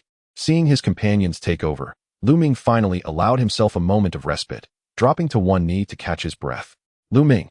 Ellie's voice called from a distance. She arrived with Miss June Xia and several police officers, but it was evident they were too late. The Pokémon are safe. Lu Ming managed to say, the world around him dimming as he spoke, in my secret realm. As soon as the words left his lips, an unprecedented wave of dizziness struck him. The consequences of overexerting his abilities had finally manifested. All sounds suddenly became sharp and jarring. Light pressed against his eyes as if it were a tangible force, and even the flow of air morphed into a painful scrubbing against his skin. Sensory overload. He vaguely heard Ellie's gasp, felt the Luminian shielding his eyes with its wings, and noticed the Qingling conjuring a sound barrier. But these comforts arrived too late. In that fleeting moment before consciousness plunged into darkness, he heard a voice he had never acknowledged before. Overexertion again. This host is stronger than the last. Continuing like this will awaken it prematurely. The voice was deep, ancient, laced with an indescribable weariness, as if it emanated from the very depths of the world itself. Then, darkness completely enveloped him. The sound of dripping water. Lu Ming slowly opened his eyes, finding himself lying by the lakeside cabin within the secret realm. The thatched roof was slightly damp, occasionally dripping a drop or two. This was his private retreat, simple yet comfortable. A sanctuary away from the clamor of training grounds and Pokémon habitats. "You're awake?" Ellie's voice filtered in from the doorway. She entered, carrying a steaming bowl of soup. With her Vulpix trailing at her feet, its tail wrapped around several dry towels. "How long was I unconscious?" Lu Ming attempted to sit up, but was immediately halted by the soreness in his muscles. "About 6 hours." Ellie handed him the soup. "Miss Junsha has already returned to the town to mobilize more officers. She mentioned that Team Flare has been active throughout Kalos, as if searching for something." Lu Ming sipped the soup, feeling warmth flow into his stomach. The broth was infused with herbs and berries native to Kalos, its flavor refreshing with a hint of sweetness. "Those Pokémon, they have settled in the secret realm." Ellie gestured towards the window. "Your Vulpix and your Psyduck are taking care of them. Honestly, I have never seen such a well-equipped personal space." Lu Ming followed her gaze. Through the window, he could see his Vulpix carefully drying several drenched fungus with its fiery tail, while his Psyduck taught the young Pokémon basic swimming techniques in the shallow waters. Further away, a blue crocodile was digging temporary burrows for ground-type Pokémon with its powerful claws. Everything was orderly, resembling a miniature nature reserve. "This is not solely my achievement," Lu Ming replied softly. "The secret realm possesses its own will. It adjusts the environment according to the needs of its inhabitants." Ellie blinked in surprise. "Are you saying this space is alive?" "I'm not certain," Lu Ming said, glancing at his palm, where the lines had returned to tranquility. "But just before I lost consciousness, I did hear something akin to the voice of the secret realm itself." Just then, the Luminian fluttered in through the window, gently landing at the head of the bed. Its wings bore charred edges, clearly the marks of battle. The Qingling also floated in, its bell surface marred by several dents. Lu Ming immediately noticed his companion's injuries. "Are you hurt?" The Luminian's wings trembled slightly, not severely. "You are the priority." The Qingling floated before him, its bell emitting a soft melody. "We were worried you were overexerting yourself." A warmth surged within Lu Ming. He reached out to stroke the edge of the Luminian's wings, cradling the Qingling with his other hand, his thumb tracing the dents on the bell. "I'm sorry for worrying you, but those Pokémon need help." "Mr. Lu Ming." A foreign female voice called from outside. "May I come in?" "It's Miss Joy," Ellie explained. "After you lost consciousness, I contacted the nearest Pokémon Center." A young Miss Joy entered the cabin, accompanied by a gleaming Happiny. She conducted a quick examination of Lu Ming, her brow gradually furrowing. Sensory nerves overloaded, mild dehydration, and significant energy depletion. She put away her stethoscope. "As a champion, you should be more aware of the risks of overusing special abilities." Lu Ming forced a smile. The situation was urgent. Miss Joy sighed. "Taking a box of pills from the Happiny. These will help stabilize your nerve conduction. For the next 3 days, avoid using any special abilities, including your secret realm." "That's impossible," Lu Ming shook his head. "Those rescued Pokémon need me." "Arrangements have already been made," Miss Joy interrupted. "The Kalos League has dispatched a special aircraft to deliver a mobile Pokémon shelter, which will arrive in 2 hours at Old Town. While your secret realm is marvelous, accommodating such a large number of foreign Pokémon for an extended period will disrupt the original ecological balance." Lu Ming wanted to object, but found himself at a loss for words. Miss Joy was correct, although the secret realm was vast. Suddenly increasing the population by over 20 Pokémon would indeed impose strain. He had already noticed the water level in the lake dropping and the grassland shrinking. "Thank you for your arrangements," he finally said. After Miss Joy departed, Ellie settled into a chair by the bed. "She's right, you need to rest. Those Pokémon will be properly accommodated." Lu Ming remained silent. Outside, a small Vulpix led a group of fungus in playful antics on the grass, their laughter ringing like cheerful bells, momentarily forgetting their fears. Yet Lu Ming could hear the deeper emotions: fear of humans, the anguish of lost homes, and trepidation for the future. Chapter 78, Sheltering the Pokémon. Morning dew rolled on the blades of grass, refracting a spectrum of colors. Lu Ming stood by the lakeside of the secret realm, gazing at the makeshift shelter in the distance. The mobile Pokémon shelter sent by the Kalos League had been stationed there for 3 days, ready to receive the rescued Pokémon. They will leave today, he murmured, more to himself than to the Leminian and Qingling beside him. The Leminian's wings trembled gently. They are not happy at the thought of leaving. The Qingling floated before Lu Ming, its bell resonating a somber tone. I hear their dreams filled with fear.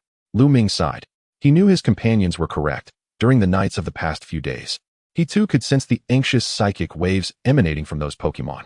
To them, the wilds were no longer a safe haven but a nightmarish land filled with Team Flare's traps. Yet Miss Joy was right. The carrying capacity of the secret realm was limited. He crouched down, letting his fingers trace the fine sand along the lake's edge. Suddenly, a faint blue light seeped from the patterns in his palm, flowing into the sand. In that instant, Lu Ming felt as if he had tapped into the very pulse of the secret realm, sensing every ripple of the lake. The growth of each blade of grass on the prairie, and even the rhythm of ripening fruits in the distant woods. All this information surged into his consciousness like a tide, yet it did not cause the usual sensory overload. Instead, it formed a harmonious panorama. You can accommodate them. A vague but warm voice resonated in the depths of his consciousness. If you are willing. Lu Ming abruptly rose to his feet, the blue light instantly severed. And that wondrous connection faded away. Yet the message had been received. The secret realm itself was informing him that it possessed sufficient potential to welcome these new residents. Mr. Lu Ming. Miss Joy's voice called from the direction of the shelter. We are ready. Her words trailed off. In the clearing before them, over 20 rescued Pokémon stood in a neat line, yet not a single one moved toward the shelter. Instead, they gazed at Lu Ming, their eyes brimming with expectation and pleading. What is going on? Miss Joy questioned, adjusting her glasses in confusion. An elder Diglett stepped out of the line, its forepaws nervously clasped together. It took a deep breath and began gesturing, first mimicking the mechanical contraptions of the flashing flame team with a pained expression, then pointing towards the verdant meadows, shimmering lakes, and lush woods of the secret realm, all the while breaking into a smile. Finally, it pressed its hands together and bowed deeply to Lu Ming. No harmonizer's ability was required. Anyone could grasp this simple request. They wished to stay. You want to remain in the secret realm? Lu Ming softly confirmed. The Pokémon immediately nodded in unison, with a few young bubble squirrels even leaping up in jubilation. The Diglett added a few more gestures, this time with the help of Little Flash translating. It says the outside is too perilous, while here there is food, clean water, and safety. The tail of the bubble squirrel wagged vigorously with the translation. They are willing to assist in maintaining the ecological balance of the secret realm in exchange for shelter. A tightness gripped Lu Ming's chest. As a champion, he was accustomed to commanding Pokémon in battle and organizing their training regiments, yet he had never encountered such unreserved trust. These Pokémon were entrusting their entire community's future to him, not due to his formidable strength, but because of the sanctuary he offered. Mr. Lu Ming, Miss Joy said seriously, while this is indeed touching, you must consider carefully.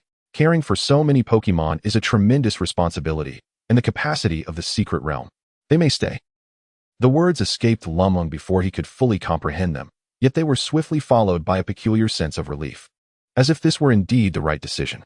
The Pokémon erupted in cheers, with several Flababy excitedly scattering petals. Miss Joy sighed, though the corners of her mouth lifted slightly. Very well. I shall report to the League that this is the Pokémon's autonomous choice. However, she raised a finger. You must conduct regular health checks and ensure the ecological balance of the secret realm. Of course. Lu Ming nodded, then turned to the Pokémon, but there are a few stipulations. The Pokémon immediately fell silent, listening intently. First, adhere to the fundamental rules of the secret realm. Do not recklessly damage the environment. Do not bully the weak. And if any conflicts arise, come to me for mediation. He raised one finger, then another. Second, each community must appoint a representative for the management of the secret realm. Together we will decide on significant matters. The Diglett exchanged solemn glances with a few elder Pokémon before nodding earnestly. Lastly, Lu Ming's voice softened. This is not a prison. Any Pokémon wishing to leave may do so freely at any time, provided they inform me in advance. This addition raised Miss Joy's eyebrows in surprise. Typically, trainers seldom granted such freedom to captured Pokémon, let alone to wild ones who chose to stay voluntarily. Yet Lu Ming understood that genuine trust must be built upon the foundation of free choice. The Pokémon seemed to grasp the weight of this promise as well. The Diglett stepped forward, cautiously grasping Lu Ming's hand, gently touching its forehead to his fingertips, a gesture of utmost respect from a ground-type Pokémon. Well then, Miss Joy put away her clipboard. My work here is done. I wish you all a pleasant coexistence. After bidding farewell to Miss Joy, the true challenge commenced. Lu Ming stood at the center of the meadow, gazing at the more than 20 Pokémon encircling him, suddenly realizing the monumental undertaking he had embraced. First, we need to plan suitable living areas for each community, he muttered to himself, retrieving a sketchbook and pencil from his backpack. Chapter 79, Building a Home. The Lurantis perched on his shoulder, its antennae lightly tapping the notebook. We shall assist. The Qingling floated above the Pokémon, emitting melodious sound waves. Please articulate your needs. For the next several hours, Lu Ming busied himself like a city planner. He began by allowing each community to express the characteristics of their native habitats. Then, in conjunction with the existing environment of the secret realm, designed the most natural living spaces for them. The Diglett and several Rockruff preferred dry rocky terrain. So Lu Ming had the Blue Gator excavate a simulated canyon not far from the lake, while the Flabébé required specific flowers, prompting the long-tailed Vulpix to assist in creating a flower bed on the edge of the meadow. The most challenging were the few Butterfree, which were accustomed to specific tree species. Lu Ming had to promise to introduce suitable saplings from outside. That's enough for today. As the sun dipped below the horizon, Lu Ming rubbed his sore shoulders. Tomorrow we shall commence the actual construction. However, a young bubble squirrel, having lost most of its community and now particularly close to Little Flash, tugged at his pant leg, its large eyes brimming with anticipation. Can't we start our treehouse today? Lu Ming glanced at the fading daylight and then at the eager expression of the little one. Sighing, very well, at least let's lay the foundation. To his astonishment, the Lurantis and Qingling sprang into action immediately. The Lurantis cut suitable branches into standard lengths with a silvery whirlwind, while the Qingling precisely assembled them using its psychic powers. Lu Ming merely needed to provide the blueprints. And the two partners executed the construction task flawlessly. When did you learn to do this? He asked in surprise. The Lurantis' wings shimmered with delight. I learned while you watched construction shows. The Qingling's bell tinkled gently. Psychic powers can create as well as battle. A warmth surged within Lu Ming. His Pokémon had been observing and learning, not merely combat skills, but various life skills as well. This realization fostered a connection that transcended the typical trainer-Pokémon relationship, resembling more a mutual growth among family members. The setting sun cast its final rays upon the nascent treehouse, gilding the wood with a golden hue.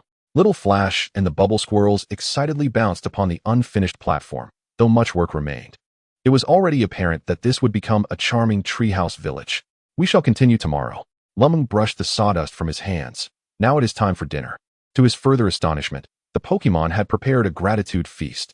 The Flabébé contributed the freshest nectar, the Diglett unearthed delectable tubers. And even the usually languid swimring weasel caught the plumpest fish from the lake.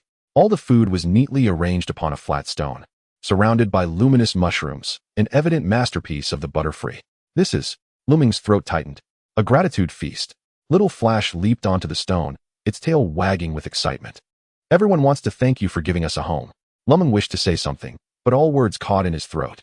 He could only bow deeply, then sit cross-legged, accepting this weighty expression of appreciation. As the bonfire blazed, the secret realm welcomed its first festival.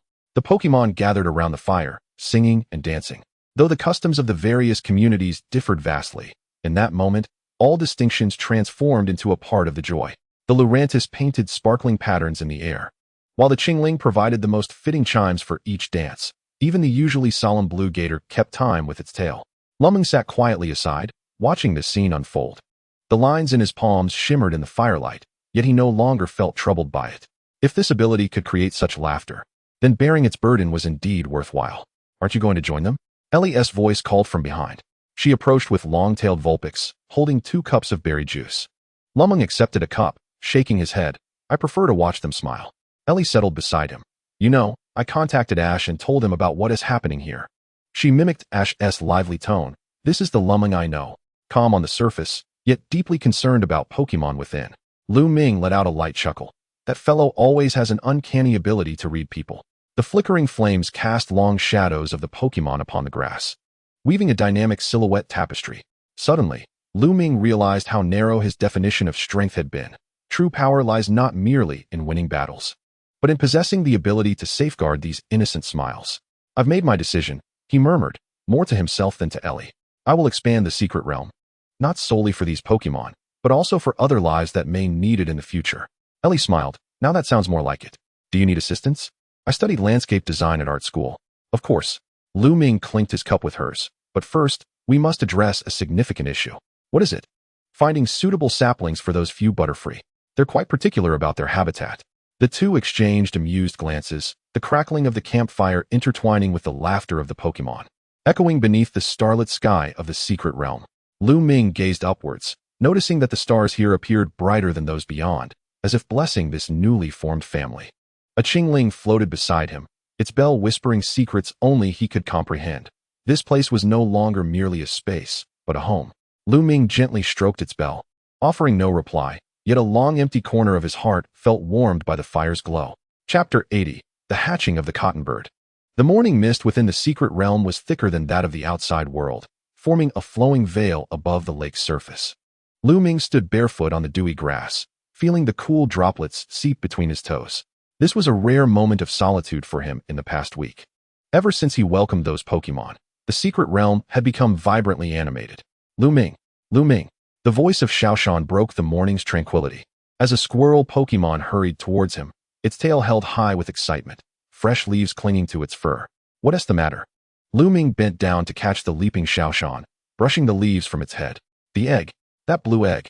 Xiaoshan's nose twitched rapidly, its glowing and making cracking sounds.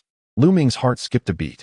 He had completely forgotten about the precious cottonbird egg entrusted to him 3 months prior, before leaving Hoenn. At that time, he had placed the egg in the most stable temperature and humidity zone of the secret realm, intending to take it back to Hoenn for hatching once his journey concluded. However, time flowed differently within the secret realm. Take me to see. The hollow where the Pokémon egg was stored lay beneath the oldest oak tree in the secret realm. Upon his arrival, Lu Ming found a circle of curious Pokémon gathered around, with Bunnelby whispering to one another, Flababy nervously clutching their flowers, and even the usually lethargic Floatzel climbing out of a lake to observe. Make way, Lu Ming said softly, and the Pokémon immediately parted to grant him passage. The sight within the hollow left him breathless. The azure egg radiated a gentle blue light, with fine cracks appearing on its surface. With a faint cracking sound, the fissures spread visibly. It's about to hatch, Lu Ming murmured, his palm instinctively resting on his chest, where something was pulsing with warmth, not the markings left by Xerneas, but a more primal wave of emotion. At some point, a Vivillon and Qingling had taken their places beside him. Vivillon's wings fluttered gently. What should we do? Qingling tilted its bell slightly. It's our first time witnessing a hatching. Lu Ming snapped back to reality. As a trainer, he theoretically knew what to do. But faced with a soon-to-hatch egg, all his theoretical knowledge evaporated into nervousness. First, he needed to ensure the environment was warm and humid. He struggled to recall the contents of his Pokémon breeding course, lowering his voice as if afraid to disturb the life within the egg. And do not assist in breaking the shell. Let the little ones strive on their own. He carefully knelt before the hollow, his hands hovering above the egg, sensing its temperature. The secret realm seemed to instinctively understand this pivotal moment. The air around him grew warmer, the oak leaves rustling soothingly without a breeze. The Pokémon fell silent in unison, save for a few young squirrel Pokémon who could not contain their excited squeaks, quickly silenced by a disapproving glance from the elder Bunnelby. Crack! The first piece of the shell fell away, revealing the moist, pale blue fluff within. Almost immediately, a tiny beak broke through another section of the shell, emitting faint chirps. Lu Ming's hand hovered in the air, trembling slightly. He had witnessed countless Pokémon evolve and commanded hundreds of fierce battles. Yet no experience could compare to the birth of a life before him. Warmth welled up in his eyes. He blinked and forced himself to concentrate. You can do it, he whispered, uncertain if the little one could hear him. You can make it.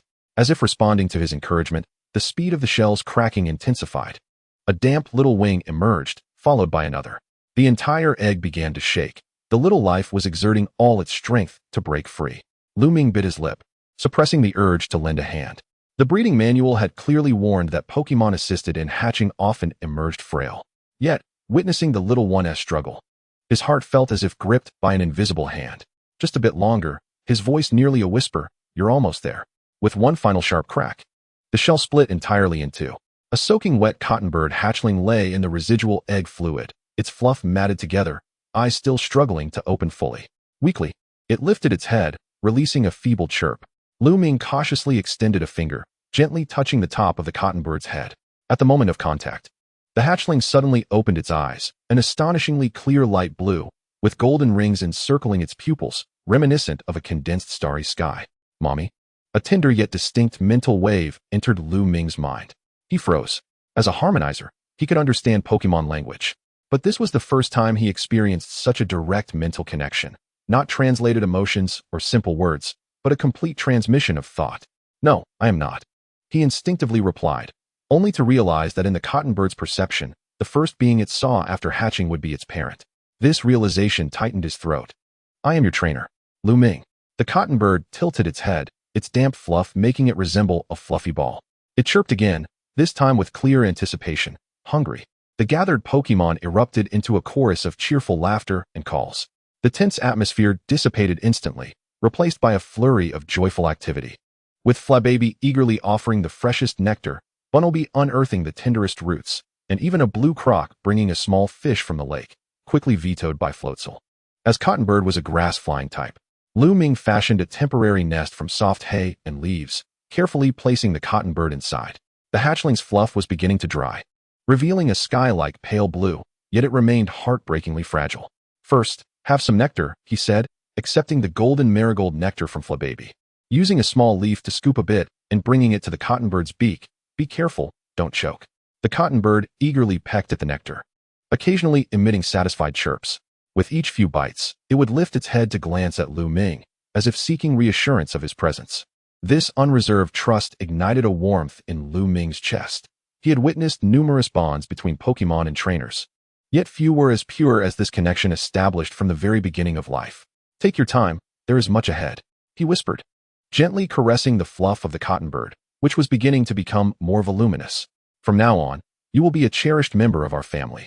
The Thunder Butterfly fluttered above the nest, its wings casting a warm, luminous dust, while the Harmony Bell floated nearby, weaving a lullaby with its soft chimes. Under this dual comfort, the Cottonbird's eyelids began to droop, and it eventually curled up in the hay nest, its tiny chest rising and falling rhythmically. Lu Ming breathed a sigh of relief, only then realizing that his back was drenched in sweat. He cautiously stepped back a few paces, signaling the Pokemon to maintain silence. It needs to rest, he murmured. After its first meal, it should sleep for at least 2 hours. The Pokemon nodded, tiptoeing away, while a few flower buddies insisted on standing guard, carefully adjusting their blossoms to shield the Cottonbird from the sunlight. As he reached the lakeside, Lu Ming finally allowed himself to collapse onto the grass. The Thunder Butterfly and Harmony Bell flitted over, settling beside him on either side. Chapter 81, Naming Cloud Fluff. I never knew hatching could be, so he searched for the right word, stunning. The Harmony Bell's chime gently swayed. The beginning of life is always a miracle. The Thunder Butterfly's antennae brushed against Lu Ming's hand. You are a wonderful caretaker. Lu Ming couldn't help but chuckle. I am not its parent, merely its trainer. Yet, as the words escaped his lips, he realized this was not entirely accurate. To that Cottonbird, he was the most significant presence in its world, the initial figure of importance. This realization brought a sweet weight, a heavy burden upon his shoulders. He suddenly pondered a question. While only 3 months had passed in the outside world, enough time had elapsed here for the egg to hatch. The Cottonbird's rate of growth, the Thunder Butterfly flapped its wings restlessly. It may grow faster. Perhaps it will be flying in a week. This possibility caused Lu Ming to frown. As a trainer, he naturally wished for his partner to mature swiftly, but as a parent, he was reluctant to miss any stage of the Cottonbird's life. Those precious moments of stumbling steps and clumsy, first flights might flit by in the acceleration of time. We must document every stage of its growth, he resolved. Rummaging through his backpack for a camera and notebook, if time must pass so swiftly, at least we shall preserve the memories. In the following days, Lu Ming remained nearly inseparable from the Cottonbird. He recorded the fledgling's first full wing extension, 18 hours post-hatching, its first attempt at feeding itself with nectar, 32 hours, and its initial chirp, 2.5 days. The secret realm seemed to reciprocate the energy of new life, with the flowers in the prairie blooming more vibrantly and the lake's waters becoming clearer. Watch closely. Flying begins with simple wing flaps. On the 5th morning, Lu Ming knelt on the grass, arms raised, demonstrating the basic flying posture. The Cottonbird perched on a flat rock before him, its fluff having shed to reveal smoother feathers, though its flight feathers had yet to fully develop. Like this, the Cottonbird endeavored to mimic his movements, its small wings flapping rapidly, generating a gentle breeze. Yes, but with more force. Lu Ming adjusted the fledgling's wing angles. Thunder Butterfly, could you demonstrate? The Thunder Butterfly glided beside the cotton bird, slowing down to showcase the trajectory of its wing movements. The harmony bell floated in the air, marking the optimal rhythm with its chimes. The cotton bird observed intently, then attempted once more, this time managing to lift off the ground by a few centimeters. I'm flying, it exclaimed, only to lose its balance and tumble into the soft grass pile Lu Ming had prepared. A commendable attempt, Lu Ming encouraged, lifting the cotton bird and gently brushing off the grass from its feathers. Let us try again tomorrow. The cotton bird pecked at his fingers. Will Lu Ming always watch me fly? This question struck Lu Ming like an arrow to his heart. He recalled the Thunder Butterfly's prediction, under the realm's accelerated time. The cotton bird might complete the growth stages that a regular cotton bird would take a year to reach, all within a month. Then it would evolve, ultimately becoming the graceful Sylvian. I will, he promised softly, lifting the cotton bird to meet his gaze. I vow not to miss any of your significant moments. The cotton bird nuzzled his nose contentedly before suddenly sneezing, sending a small tuft of cotton-like fluff into the air. This unexpected incident elicited laughter from all the Pokémon present. Even the typically solemn blue crocodile let out a low chuckle.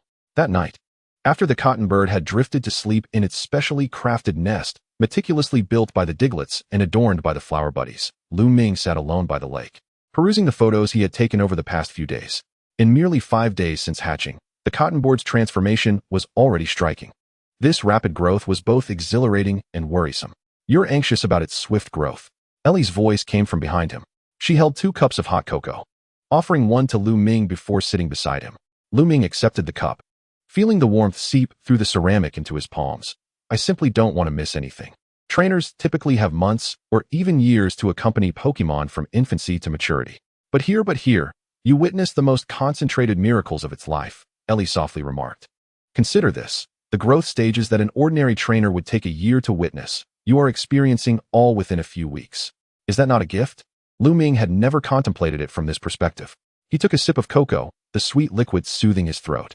It asked me today if I would always watch it fly, he murmured, his fingers absently stroking the camera screen, which displayed a blurry photo of the cotton bird's first liftoff. Ellie smiled. And how did you answer? I promised. Lu Ming gazed up at the starry sky. But I am uncertain if I can fulfill this promise. As a champion, I bear responsibilities. As a mediator, the prophecy of Xerneas has yet to be realized. And the world will not cease its course simply because I wish to witness a cotton bird learn to fly. The world will not, Ellie nodded. But you can choose to pause, even if just for a moment. She pointed to the nearby Pokémon, where the Thunder Butterfly was teaching several young bubble squirrels to paint with luminous dust, while the Harmony Bell served as a judge for the Diglets digging competition. And the long-tailed fox and the swim-ring weasel roasted berries over a nearby campfire. All these ordinary miracles unfolded daily in the secret realm. Did you not create this place to protect such moments? Ellie inquired softly. Lu Ming did not respond, yet the tension in his chest seemed to ease slightly. He looked back at the camera, this time noticing the focused figures of the Thunder Butterfly and Harmony Bell in the photo's background, accompanying the cotton bird through every stage of its growth, just as he was. Perhaps Ellie was right. The pace of time as passage could not be altered, but one could choose how to spend each moment. I have decided to name it Cloud Fluff, he suddenly declared, for its fluff is as soft as clouds in summer. Ellie laughed. A splendid name. Cloud Fluff will surely adore it. Chapter 82. Flying Lessons. The mornings in the secret realm are always clearer than elsewhere. Sunlight pierced through the delicate mist, casting fragmented golden flecks upon the lake's surface, while the air was imbued with the sweet fragrance of ripened fruits and the earthy scent of damp soil. Ellie, cradling a basket of freshly picked oranges, approached the lakeside, instinctively lightening her footsteps. She wished not to disturb the ongoing flight lesson. Yes, just like that. Raise your wings a tad higher. Lu Ming's voice soared an octave above its usual timbre, infused with a vivacity Ellie had never before encountered. Kneeling on the grassy bank, he held a pair of pink petals in each hand, manipulating them as though they were puppets. Not far from him, the cotton bird, Yunxiu, endeavored to replicate the movement of the petals, its tiny wings flapping rapidly, creating a gentle breeze. Is it like this? Yunxiu's eager mental vibrations resonated clearly, and even without being a harmonizer, Ellie could sense the exuberance within. Perfect, Lu Ming exclaimed, his eyes crescent-shaped with delight. A stark contrast to the formidable Thunder-type champion he was known to be in the Alliance tournaments. He resembled a boy discovering a new toy. Now, try to fly a little further. I'm right here to catch you. Gathering courage, Yunshu flapped its wings vigorously and surged forward, only to plummet directly into Lu Ming's arms like a small cannonball. He fell backward onto the grass, erupting into laughter, and tenderly cradled the disheveled cotton bird. You've made tremendous progress. Last time, you only managed to fly half a meter before falling. He lifted Yunshu to meet his gaze. How about we attempt to soar over that patch of flowers tomorrow? I want to fly over the lake. Yunshu chirped excitedly, its wings fluttering. A few downy feathers drifting onto Lu Ming's face. Like a Thunderwing Butterfly. The lake might pose a challenge for beginners, Lu Ming mused, scratching his head. But upon catching the glimmer of disappointment in Yunshu's eyes, he quickly amended. However, we can start by practicing in the shallow waters by the lake. Ellie couldn't help but smile. Having known Lu Ming for such a long time, she had never witnessed him displaying such indulgence. In the live broadcasts of the Alliance Grand Tournament, he was renowned for his strict training standards and calm tactical judgments, even earning the moniker the Lightning General. Yet in this moment, he gently groomed Yunshu's disheveled feathers with his fingertips, his gaze soft enough to melt the iciest of hearts. Ahem, Ellie feigned a cough, pretending she had just arrived. Breakfast is ready. Lu Ming turned, sunlight glistening off the tips of his hair. The remnants of his smile lingered on his face, causing Ellie's heart to flutter slightly. It's about time Yunshu took a break. He stood, placing the cotton bird on his shoulder, proud of its rapid progress that warranted a hearty breakfast. Yunshu puffed its chest in pride, affectionately pecking Lu Ming's earlobe. Ellie noticed a faint scratch behind Lu Ming's ear. Undoubtedly a remnant from yesterday, when Yunshu had clumsily practiced landing, but he seemed entirely unbothered. I brewed some extra floral tea, Ellie said, retrieving 2 bamboo cups from her basket, a specialty from the ancient fragrance town, said to alleviate fatigue. Lu Ming blinked. How did you know I didn't sleep well last night?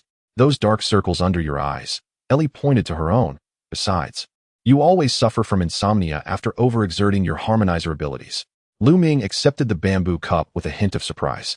He hadn't realized Ellie had paid such close attention to his habits. The fragrance of the floral tea wafted through the morning mist, carrying a subtle citrus note that eased the tension in his nerves. Thank you, he murmured, gently tapping his fingers against the cup's surface. Not just for the tea, but for your unwavering support. Ellie's cheeks flushed slightly, and she hurriedly turned to feign organizing the fruit basket. It was but a small effort. After all, it's not every day one witnesses the champion trainer being used as a slide by a cotton bird. Lu Ming glanced down at his clothes, now speckled with grass and feathers, an uncharacteristically sheepish expression crossing his face. Is it that obvious? Yesterday afternoon, when you were teaching Yunshu to fly at low altitudes, at least 5 foam squirrels decided to perch on your back, Ellie chuckled. They treated you like a mobile observation deck. Yunshu chimed in. Lu Ming is the best climbing frame. It gestured with its wings, more stable than an oak tree. Lu Ming shook his head in exasperation. Yet the adoration in his eyes remained undiminished. The 3 of them, along with the Pokémon, numbering over 20, enjoyed a simple yet heartwarming breakfast by the lakeside. Ellie noted how Lu Ming would first break the fruits into smaller pieces for Yunshu, meticulously wiping away the juice that had smeared on its beak. These small acts of care stood in whimsical contrast to his fierce demeanor during battles. After breakfast, Lu Ming led Yunshu back to the shallow waters of the lake for further flight training. Ellie settled beneath a nearby oak tree, pretending to groom her Vulpix while her gaze remained fixed on the duo by the lakeside. He has changed, hasn't he? Ellie softly remarked to her Vulpix. The little fox squinted comfortably, the flames at the tip of its tail flickering gently. Perhaps he has always been this way. He simply no longer hides it. Ellie pondered this thoughtfully. Indeed, when they first met in the city of Mier, Lu Ming had struck her as composed to the point of coldness. However, since the Xerneas incident and the establishment of the secret realm home, a gentler side of his character had gradually emerged, particularly towards Yunshu, transforming him into someone entirely different. Suddenly, joyous calls erupted from the lake. Yunshu successfully flew over several meters of water, though it ultimately splashed down into the shallow area upon landing. Yet this time it had accomplished the feat entirely on its own. Lu Ming dashed into the water, shoes forgotten, lifting the drenched cotton bird high above his head, his smile radiant and blinding. Did you see that? He shouted towards Ellie, his voice brimming with pure joy. It did it. Ellie instinctively waved in response. Under the sunlight, Lu Ming, soaked to the skin with dripping hair, appeared more authentically himself than ever, not the Thunder-type champion of the Alliance, not the enigmatic harmonizer, but simply a trainer elated by his partner's progress. In the afternoon, while assisting in the flower garden, Ellie heard familiar footsteps approaching from behind. Do you need a hand? Lu Ming inquired, with Yunshu dozing on his shoulder, clearly exhausted from the morning's training. Ellie wiped the sweat from her brow. If you don't mind being a model for the Budu, that is. They wish to embroider a family portrait of the secret realm, but they lack a reference. Lu Ming glanced at the group of Budu armed with needles and thread, hesitating slightly. I'm not very good at posing. Just standing will suffice, Ellie chuckled. The focus is on how adorable Yunshu looks resting on your shoulder. Lu Ming's ears flushed slightly, yet he obediently positioned himself beside the flowers as a model. Ellie seized the opportunity to observe him. Compared to when she first met him a month prior, Lu Ming's features appeared considerably softer, the tension between his brows having dissipated, replaced by an indescribable tranquility. Ellie, Lu Ming suddenly spoke, his voice barely above a whisper. Thank you. Huh. If it weren't for your assistance with daily affairs, I wouldn't be able to spend so much time with Yunshu, he said, glancing towards the Thunderwing Butterfly and Chimcho that were training the foam squirrels in the distance. They too bear the weight of responsibilities that should have been mine.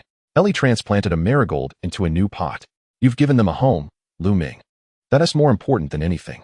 Lu Ming paused in silence for a moment.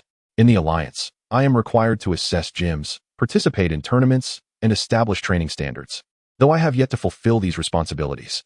But here, his fingers lightly brushed against Yunshu's feathers. I find that I relish these small moments more. Teaching Yunshu to fly, assisting diggers-by in designing burrows, or simply watching the Budu as they stitch. Does this trouble you? On the contrary, Lu Ming smiled. It prompts me to ponder what is truly important. Their conversation was abruptly interrupted by a series of urgent chimes. The sound of a bell floated through the air, heralding a distressing situation. A wild Pokémon on Heart Lake Island had been injured. Lu Ming immediately shifted into a combat-ready stance, and Yunsu, roused from slumber, sleepily flapped its wings. Ailey swiftly gathered her gardening tools. I will accompany you. Heart Lake Island is a recently formed area within the secret realm, one that Lu Ming had yet to explore in depth. Upon arriving on the back of the blue alligator, they discovered a rare luminescent fish trapped in the shallows, its fins wounded by sharp aquatic plants, thrashing in agony. Do not move, little one. Lu Ming waited closer, a familiar blue glow emanating from his palm. I am here to assist you. The healing process proceeded smoothly. But just as Lu Ming prepared to return the luminescent fish to deeper waters, Yunsu suddenly took flight from his shoulder, darting directly towards the lake surface. I can help too, it proclaimed confidently, flapping its wings with unusual vigor. Yunsu, wait. Lu Ming hastily rose. But the blue cotton bird had already soared above the lake. Initially, everything seemed to go well. Yunsu was indeed flying better than ever before. However, a sudden gust of wind caused it to lose balance, plummeting rapidly. No. Lu Ming's voice nearly tore through the air. Ailey had never witnessed anyone move so swiftly. Lu Ming dashed into the lake like a bolt of lightning, sending sprays of water several meters high. He desperately swam towards the point where Yunsu was descending, finally catching it just a second before it hit the water. It's all right. It's all right. Lu Ming's trembling voice tightened Ailey's heart.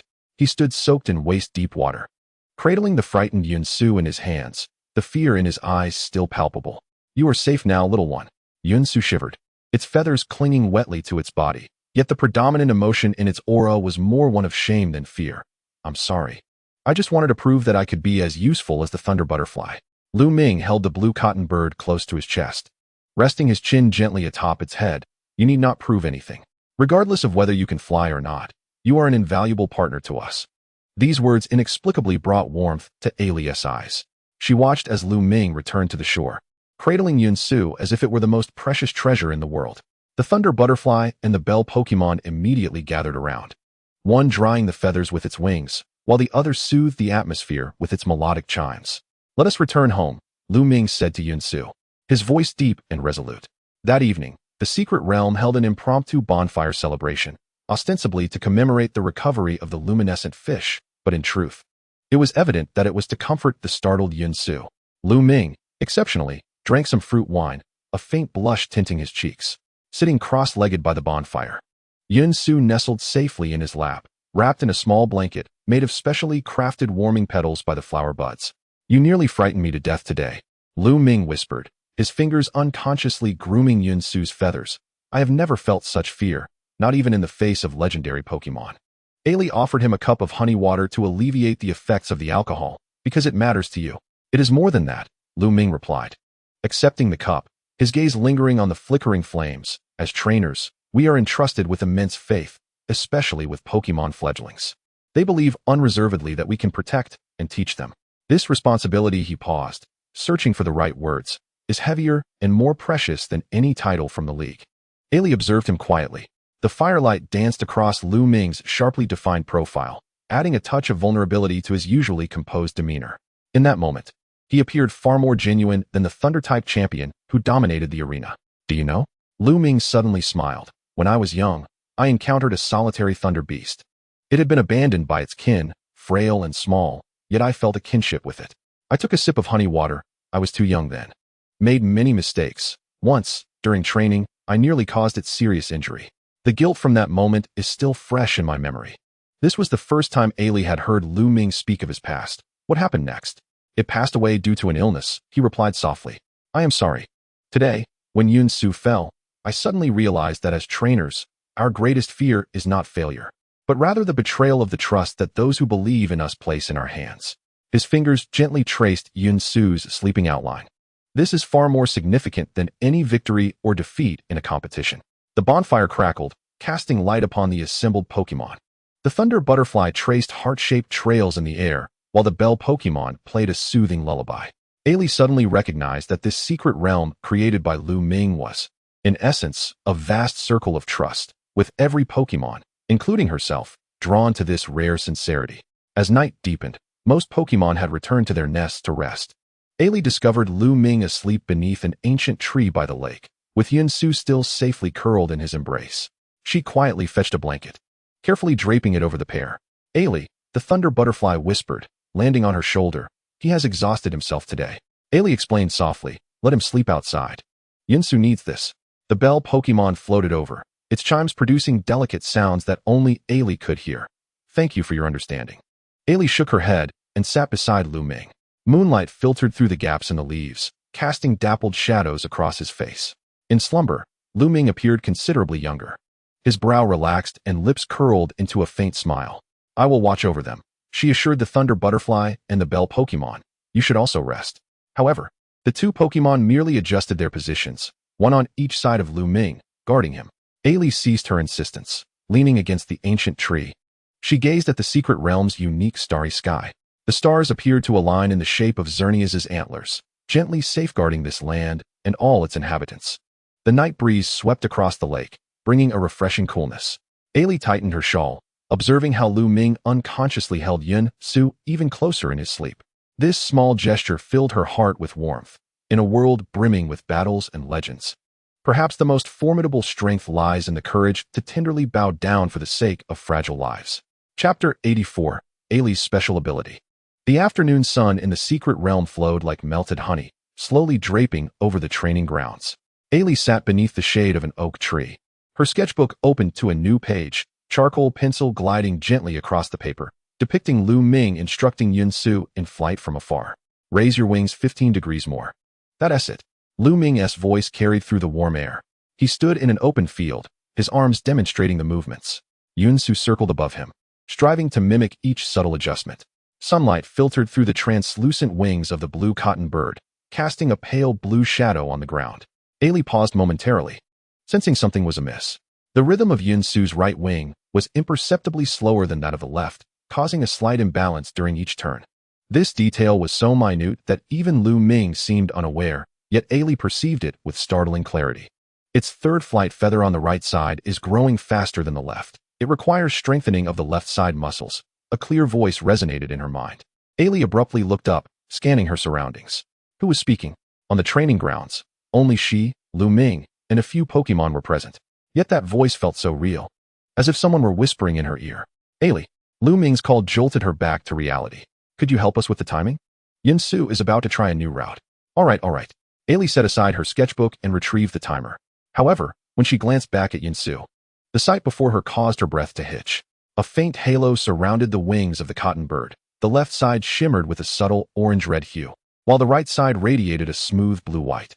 More astonishingly, she could distinctly perceive the flow of energy coursing between the feathers. The right side was unobstructed, whereas there was indeed a slight blockage at the third feather on the left side. Ready? Are you prepared? Ailey's voice trembled slightly. 3, 2, 1, go. Yun Su shot forth like an arrow released from a bow, soaring along the route marked by Lu Ming's luminous dust. The initial stretch went smoothly, but during a sharp turn, the blockage proved to be a hindrance. The cotton bird tilted slightly and had to slow down to regain its balance. Excellent. Lu Ming applauded. The turn was much steadier than last time. Ailey bit her lip. Should she inform Lu Ming about the anomaly she had observed? It sounded too absurd. Yet, witnessing Yun Su straining to flap its wings, she mustered her courage and approached. Lu Ming, I believe there is an issue with Yun Su's left wing. Lu Ming immediately tensed. Is it injured? No, it's not an injury. Ailey chose her words carefully. It's an imbalance in growth. The third feather on the right side has developed too quickly, causing the left side's muscles to exert extra effort to compensate. Lu Ming blinked in surprise. He gently cradled Yun Su, inspecting its wings closely. How did you notice that? I completely missed it. I just saw it. Ailey was vague, hesitant to mention the peculiar halos. Perhaps it's the observational skills honed through my drawing? Lu Ming nodded thoughtfully, his fingers gently brushing Yun Su's feathers. You're right. This feather on the right is indeed about a millimeter longer than the left. His gaze towards Ailey held newfound admiration. It's impressive that you've trained as a coordinator. Ailey felt her cheeks flush. She had never disclosed to Lu Ming that she had briefly studied Pokémon coordination in her early years. It had been a rather unsuccessful endeavor. Yet, Lu Ming seemed to remember every small detail she had ever mentioned. We can adjust the training plan. Lu Ming had already shifted into problem-solving mode, pulling out his notebook to jot down ideas quickly. We should increase strength training on the left side while reducing the load on the right. Ailey, do you think this will achieve balance? He turned the notebook towards her. This simple gesture sent a shiver down her spine. The electric-type champion of Hoenn was actually seeking her opinion? Ailey took the notebook, pretending to study the training strategies, all the while buying herself time to calm her racing heart. When her gaze fell upon Yun Su again, the strange halos reappeared, this time accompanied by blurred trajectories of energy flow. One trajectory was particularly bright, leading directly from the wing S base to the blockage. She hesitated. What if, before the left side training, she allowed the electric butterfly to stimulate this spot with a microcurrent? She pointed to a specific point on Yun Su's wing. This might help the flow of energy. Lu Ming's eyes lit up. Just like electrotherapy in physical rehabilitation. It's worth a try. Electric butterfly. The electric butterfly descended from a nearby treetop, landing on Lu Ming's outstretched finger. Lu Ming briefly explained the plan, then asked Ailey to pinpoint the area that required stimulation. As Ailey's finger lightly touched a specific spot on Yun Su's wing, the electric butterfly suddenly vibrated its wings with intensity. She had accurately located the node. Lu Ming looked at Ailey in astonishment. You've touched the energy conduction node of the electric butterfly. That's a sensitive point only electric-type specialists can identify. I was just guessing. Ailey withdrew her hand, her heart pounding like a drum. She was uncertain if she was ready to admit she could see these strange phenomena. The experimental results exceeded expectations. After the electric butterfly's microcurrent stimulation, Yun Su's left wing became significantly more agile, completing 3 challenging turns without losing balance. Incredible. Lu Ming excitedly recorded the data. Ailey, how did you come up with this method? Ailey twisted her fingers nervously. Actually, I seem to be able to see the blockages in the flow of energy. She finally confessed softly. It's as if there are color markings around the wings. Lu Ming's pen halted on the paper. He slowly lifted his gaze, his eyes sparkling with an emotion Ailey could not decipher. Are you saying you can visually perceive the distribution of energy in Pokémon? It only started today, Ailey added anxiously. I don't know why. To her surprise, Lu Ming did not exhibit skepticism or astonishment. Instead, his expression shifted to one of realization. So that's it. That's why you always know what kind of berry the long-tailed fox needs, and can predict the conflicts among the bubble squirrel. You noticed? Of course. Lu Ming closed his notebook, a slight smile gracing his lips. I suspect you've awakened a rare talent as a breeder. Some top Pokémon doctors and coordinators possess similar abilities, allowing them to intuitively sense a Pokémon's condition. A coordinator? Ailey's eyes widened. She had never contemplated such a possibility. Those sudden appearances of halos and voices were not mere hallucinations, but rather a gift. I need to verify this. Lu Ming abruptly stood. Follow me. He led Ailey and Yun Su to the training ground by the lake, where the electric butterfly and the Qingling were engaged in their daily exercises. Upon seeing the two approach, both Pokémon immediately halted their activities. Ailey, can you describe the energy distribution in the wings of the electric butterfly? Lu Ming inquired, his voice imbued with scientific curiosity. Ailey took a deep breath and focused her attention. The wings of the electric butterfly gradually revealed intricate light patterns before her eyes. The main vein was a bright gold, while the branches shimmered in a pale blue. Overall, the flow was smooth, but there were a few spots where the colors deepened, resembling tiny knots. There's a dark spot on the third vein on the right side, and another at the base on the left. She pointed to those locations. The rest is quite unobstructed. Lu Ming exchanged a surprised glance with the electric butterfly. Absolutely correct. Those are residual bruises from the last battle. We are gradually healing them. He turned to Qingling. What about it? Qingling floated in front of Ailey, gently shaking its bell. In Ailey's eyes, a swirling flow of energy appeared within the bell. Most of the area was a harmonious blue, but there was a small discordant red area at the bottom. There is a red spot on the inside of the bottom that seems to be stuck. Qingling's bell suddenly quivered, emitting a clear hum. Lu Ming looked both astonished and admiring. That's the spot where it was injured in its youth. It still affects its high-pitched sound. We've tried many methods, but the improvement has been limited. Ailey covered her mouth. Could she truly see these things? This did not seem like a learned ability, but rather something that had been dormant within her, awakening only today. I believe this is related to your long-term observation of Pokémon, Lu Ming softly remarked. His eyes filled with sincere appreciation. Much like my coordinator ability, it requires a deep connection with Pokémon to manifest. This analogy warmed Ailey's heart. Lu Ming did not view her as an oddity, but instead understood and respected her ability. What touched her even more was that he remembered her habit of long-term observation. Those moments mistakenly considered mere bystander moments were, in fact, noted by him. With newfound courage, Ellie mustered the resolve to inquire. May I utilize this ability to assist you in adjusting the training regimen? Lu Ming's smile radiated warmth akin to the sun. That would be most welcome. To be honest, I have always placed greater emphasis on combat skills, and my research on Pokemon's physical balance and energy flow has been rather limited. He scratched his head, revealing a rare bashfulness. With your assistance, Yunshu and the others will undoubtedly progress towards a healthier state. This simple affirmation ignited a warm surge within Ellie. She was no longer a mere bystander on this journey, but rather a genuinely valued participant. In the ensuing days, the pair forged a novel collaborative dynamic. Lu Ming took charge of combat techniques and tactical training, while Ellie monitored the Pokemon's physical conditions and energy flow, providing suggestions for adjustments. This complementary partnership yielded astonishing results. Not only did Yunshu's flying skills soar, but even the Rayquaza Butterfly and the Chincho resolved some long-standing minor imbalances. Just a bit to the left, perfect, right there. Ellie guided Lu Ming in adjusting the intensity of Rayquaza Butterfly's static training, noting the now more even energy flow. Lu Ming diligently executed each instruction, displaying none of the arrogance one might expect from a champion. Ellie observed that he unconsciously rubbed his chin when focused, a habit that inexplicably endeared him to her. Let us take a break, she suggested after their training session concluded, handing Lu Ming a cup of specially brewed floral tea. I've added orange fruit. It helps alleviate muscle fatigue. As their fingers briefly brushed against the teacup, Lu Ming recoiled as if jolted by static electricity. A hint of pink coloring his ears. Ellie feigned ignorance, yet the warmth creeping onto her cheeks betrayed her. Thank you, Lu Ming murmured, taking a sip. This flavor is quite distinctive. It's my grandmother's recipe, Ellie replied, settling beside him on the grass. I often struggled with insomnia as a child, and she would prepare this blend to soothe me. Lu Ming glanced up at her, concern etching his features. Have you been sleeping poorly lately? No, Ellie hesitated, her voice dropping. I noticed you were by the lakeside quite late last night. Lu Ming was taken aback. He anticipated that Ellie would notice such a detail. As a harmonizer, he often found himself sleepless due to the multitude of sounds he perceived, yet he had never confided this to anyone. Is it the burden of your ability? Ellie asked softly, her gaze gentle. Lu Ming nodded, somewhat astonished by her insight. It's like a radio that cannot be turned off, always receiving various signals. He turned the teacup in his hands. However, this tea does indeed help. A comfortable silence enveloped them, broken only by the sounds of Yunshu practicing short flights nearby.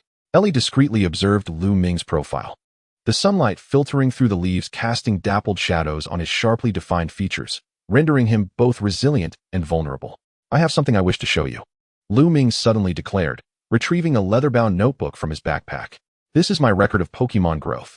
Ellie accepted it with care, flipping to the first page. Inside, meticulously handwritten notes detailed each Pokemon's acquired skills, dietary preferences, and even personality traits. However, it was the additional remarks that truly moved her. Rayquaza Butterfly dislikes training in the rain, yet never complains. Requires extra honeydew as a reward post-training. Chincho, old injury in the high register, avoid consecutive use of magical shine. Prefers mint-scented cleaners. Blue Crocodile, appears fierce, yet is deeply caring of its companions. Performs best when other Pokemon are present during training. Each page brimmed with such details. far exceeding the scope of ordinary training notes. This was a record penned by someone who truly understood and cared for the Pokémon. You've noted all their preferences and habits. Ellie's voice trembled slightly. Lu Ming scratched his head in modesty. It's merely a habit. As a champion, we are required to submit regular reports on our Pokémon status. Yet Ellie knew this was more than just protocol.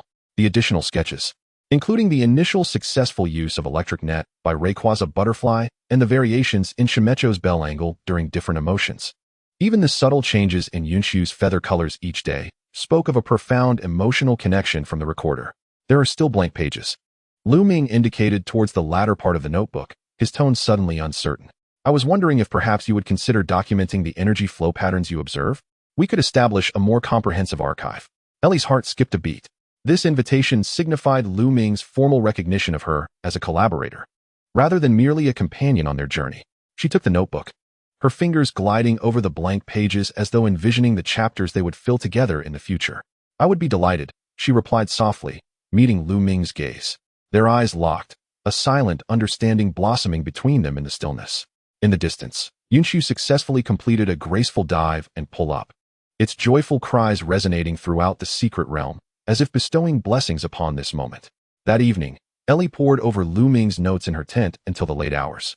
Through those records, she glimpsed a side of Lu Ming unknown to many, not merely the lightning-type champion or the harmonizer, but an ordinary trainer who cherished each Pokémon as an individual entity.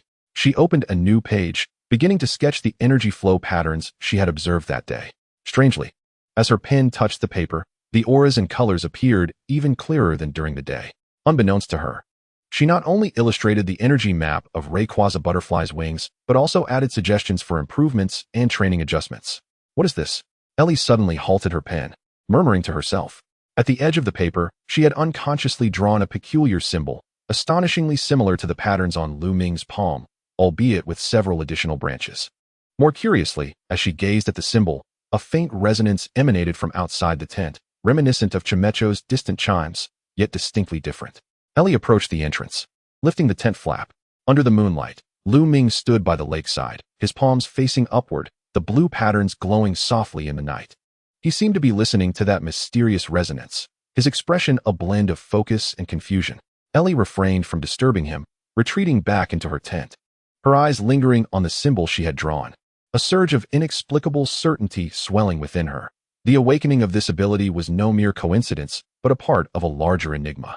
And she and Lu Ming were unknowingly moving toward the resolution of that mystery. Chapter 86. Preparing to depart. The morning in the secret realm was as tranquil as ever.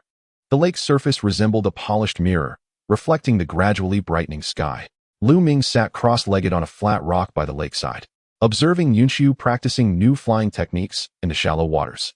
The feathers of the azure cotton bird had fully grown, shimmering with a pearlescent glow in the morning light. Watch me, Lu Ming, came Yunshu's confident mental wave as it vigorously flapped its wings, launching towards the lake's surface, executing a sharp turn just before touching the water, sending a cascade of crystalline droplets into the air, beautiful gliding over the water. Lu Ming applauded, a smile naturally curving his lips. In a matter of weeks, Yunshu had transformed from a fledgling that could barely stand into a Pokémon capable of executing complex aerial maneuvers. This remarkable growth was attributed not only to the unique temporal flow of the secret realm, but also to its own relentless efforts. Rayquaza Butterfly swooped down from a nearby treetop, showering Yunshu with encouraging light dust, while Chancho floated at the shore, providing a melodic accompaniment to each successful maneuver with its bell-like tones. The entire scene unfolded like a harmonious painting, stirring a warm sensation within Lu Ming. Yet beneath this warmth lay an unmistakable thread of doubt. He gazed at the jubilant figure of Yunshu, his fingers unwittingly stroking his chin, a habitual gesture when he was deep in thought. "You're worrying again," came Ellie's voice from behind, accompanied by the familiar aroma of tree fruit tea. She offered him a steaming cup of the beverage and settled beside Lu Ming. The morning light gilded the tips of her brown hair, and a long-tailed Vulpix trailed at her feet, clutching a basket of freshly picked tree fruits in its mouth. Lu Ming accepted the teacup, the warmth radiating through the ceramic to his palm. "Is it that obvious? You always touch your chin when you're troubled," Ellie replied with a light laugh, pointing at his hand, "and your right eyebrow dips slightly lower than the left by about a millimeter." Lu Ming raised his eyebrows in surprise. "You noticed that too?" Ellie's cheeks flushed slightly as she hastily shifted the topic. So, what is troubling the Thunder-type king this time? Yunxiu is progressing rapidly. The secret realm is thriving. And even those Deden have learned to sort their trash. Lu Ming took a sip of tea, allowing the warm liquid a moment to organize his thoughts. It's precisely because it's progressing so swiftly that I wonder if the secret realm is truly suitable for long-term development. Ellie tilted her head, waiting for him to elaborate. It's just too safe here. Lu Ming's gaze was fixed on the lake's surface, where Yunxiu was frolicking with several bunnelby. There were no genuine storms, no unexpected challenges, and even the diurnal temperature variations were seamlessly regulated by the realm to remain comfortably within range. Ellie pondered aloud. Are you suggesting it needs to face the trials of the real world? Lu Ming nodded. The growth of Pokémon is not merely about mastering skills. It's also about the maturation of their minds. Just as trainers cannot remain in primary school indefinitely. He paused. I am considering taking it on a journey. The moment he voiced this thought, it felt like a stone had dropped, revealing to Lu Ming that he had been contemplating it for quite some time. As a trainer, he certainly understood the importance of exposing himself to moderate risks, but as the one whom the Katani regarded as a parent, the instinct to protect always prevailed. Ellie did not respond immediately. She gently stroked the long-tailed Vulpix's ears, her gaze resting on the distant, playful Yunxiu. Sunlight filtered through the wings of the Katani, casting a pale blue shadow on the ground. It relies on you, Ellie finally said softly, every time you leave the secret realm to shop. It waits at the entrance for your return. Her words pierced Lu Ming's heart like a fine needle. He knew Ellie was right. Yunxiu's attachment to him far exceeded the typical bond between trainers and Pokémon. This connection was both precious and fragile, and he was uncertain whether the tempests of the outside world would inflict harm upon it. But you are correct. Ellie suddenly shifted her tone, her voice firm. Look at Shiny. It grew up in the wild, more agile and fearless than any bunnelby. Overprotection can also be a form of harm. Lu Ming turned to look at her. Ellie's profile appeared particularly soft in the morning light, yet her gaze held an undeniable resolve. He suddenly realized that this seemingly gentle girl possessed remarkable insight and courage within her. So you support my decision? Ellie smiled. I merely wish to ask, when do you plan to set off? Unaware of the impending changes, Yunxiu was busy showcasing its newly acquired flying skills to the bunnelby. As Lu Ming and Ellie approached, it immediately abandoned its audience and dove into Lu Ming's embrace. I flew 20 times today, it proudly declared, its feathers still carrying the scent of the lake. 5 more than yesterday. Lu Ming gently patted its slightly damp head. That's wonderful, little one. I have a suggestion. He paused, suddenly uncertain of how to articulate it. Would you like to see the sky beyond the secret realm? Yunxiu tilted its head, blinking in confusion. Isn't the sky outside different? It's broader and more challenging. Lu Ming explained softly. There are strong winds, torrential rains, unpredictable currents, but there are also real clouds to navigate and varying altitudes to master. The Katani's eyes gradually brightened. Like a true flying Pokémon? Precisely, Lu Ming smiled, though it will also be more dangerous and arduous. I want to go? Yunxiu exclaimed eagerly, flapping its wings before Lu Ming could finish. I want to become the strongest flying Pokémon. Brave like a swallow. Lu Ming and Ellie exchanged a knowing smile. The courage of a child is always so pure, evoking both envy and tenderness. Then we shall set off tomorrow, Lu Ming decided. We'll first head to ancient Fragrance Town, then proceed north along the river valley. The terrain there is diverse, ideal for initial flight training. That evening, a small farewell gathering was held in the secret realm. The Pokémon seemed to grasp the significance of this departure. Even the usually boisterous Bunnelby sat quietly around the campfire.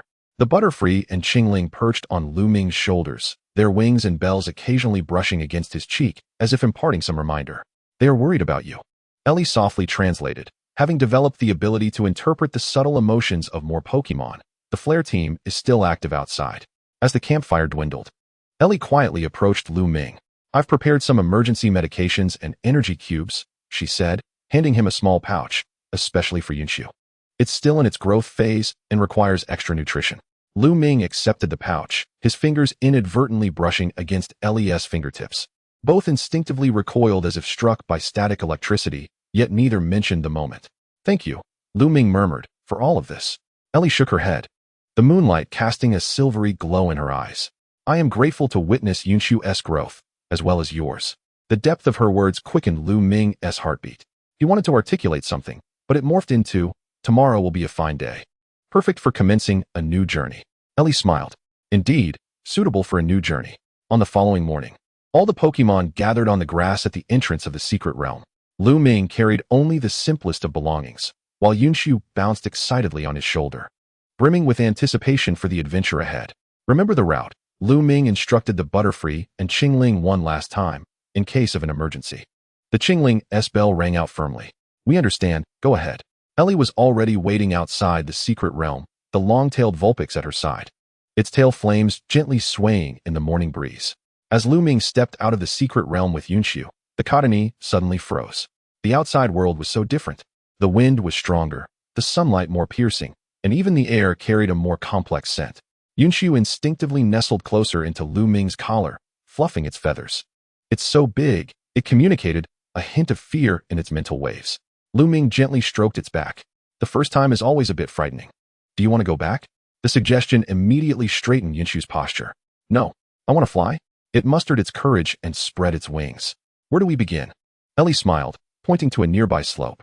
That area has a gentle slope, perfect for initial flights.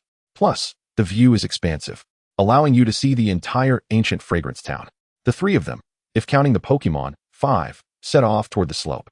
Yunxiu transitioned from initial nervousness to curiosity, constantly turning its little head to observe its surroundings.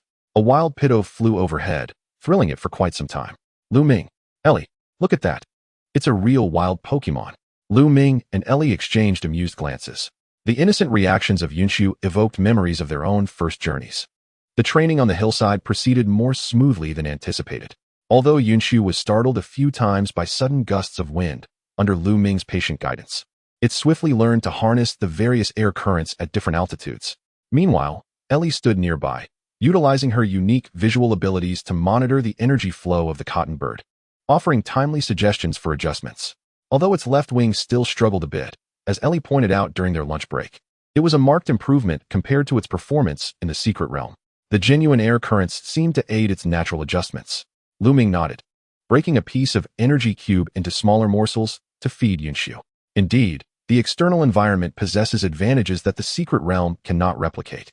He smiled at the sight of the cotton bird devouring its meal voraciously. It appeared that the fresh air had whetted its appetite considerably. In the afternoon, they resolved to head to ancient Fragrance Town for supplies. Though the distance was short, the weather suddenly changed and dark clouds rolled in, unleashing a torrential downpour in no time. Find shelter from the rain, Lu Ming shouted, his voice nearly drowned out by the sound of the deluge. Yunxiu screeched in panic, its feathers soaked and becoming increasingly heavy.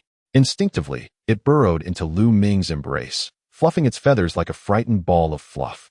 Without hesitation, Lu Ming removed his coat and held it over Yunxiu's head to shield it from the rain. Kneeling in the muddy path, he paid no mind to the rainwater streaming down his hair and into his collar, protecting Yunxiu within his arms. It's all right, little one, he whispered soothingly, his voice remarkably steady amidst the thunder. It's just rain, it won't harm you. But it's so cold and loud. Yunxiu trembled in response. Ellie dashed back through the rain, brandishing a few large banana leaves. There's a small wooden cabin ahead.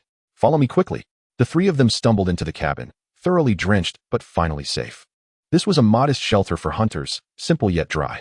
Ellie quickly kindled a fire in the fireplace, while the long-tailed fire fox helped to dry everyone's clothes. Lu Ming focused on comforting the frightened Yunxiu, gently drying its feathers with a towel.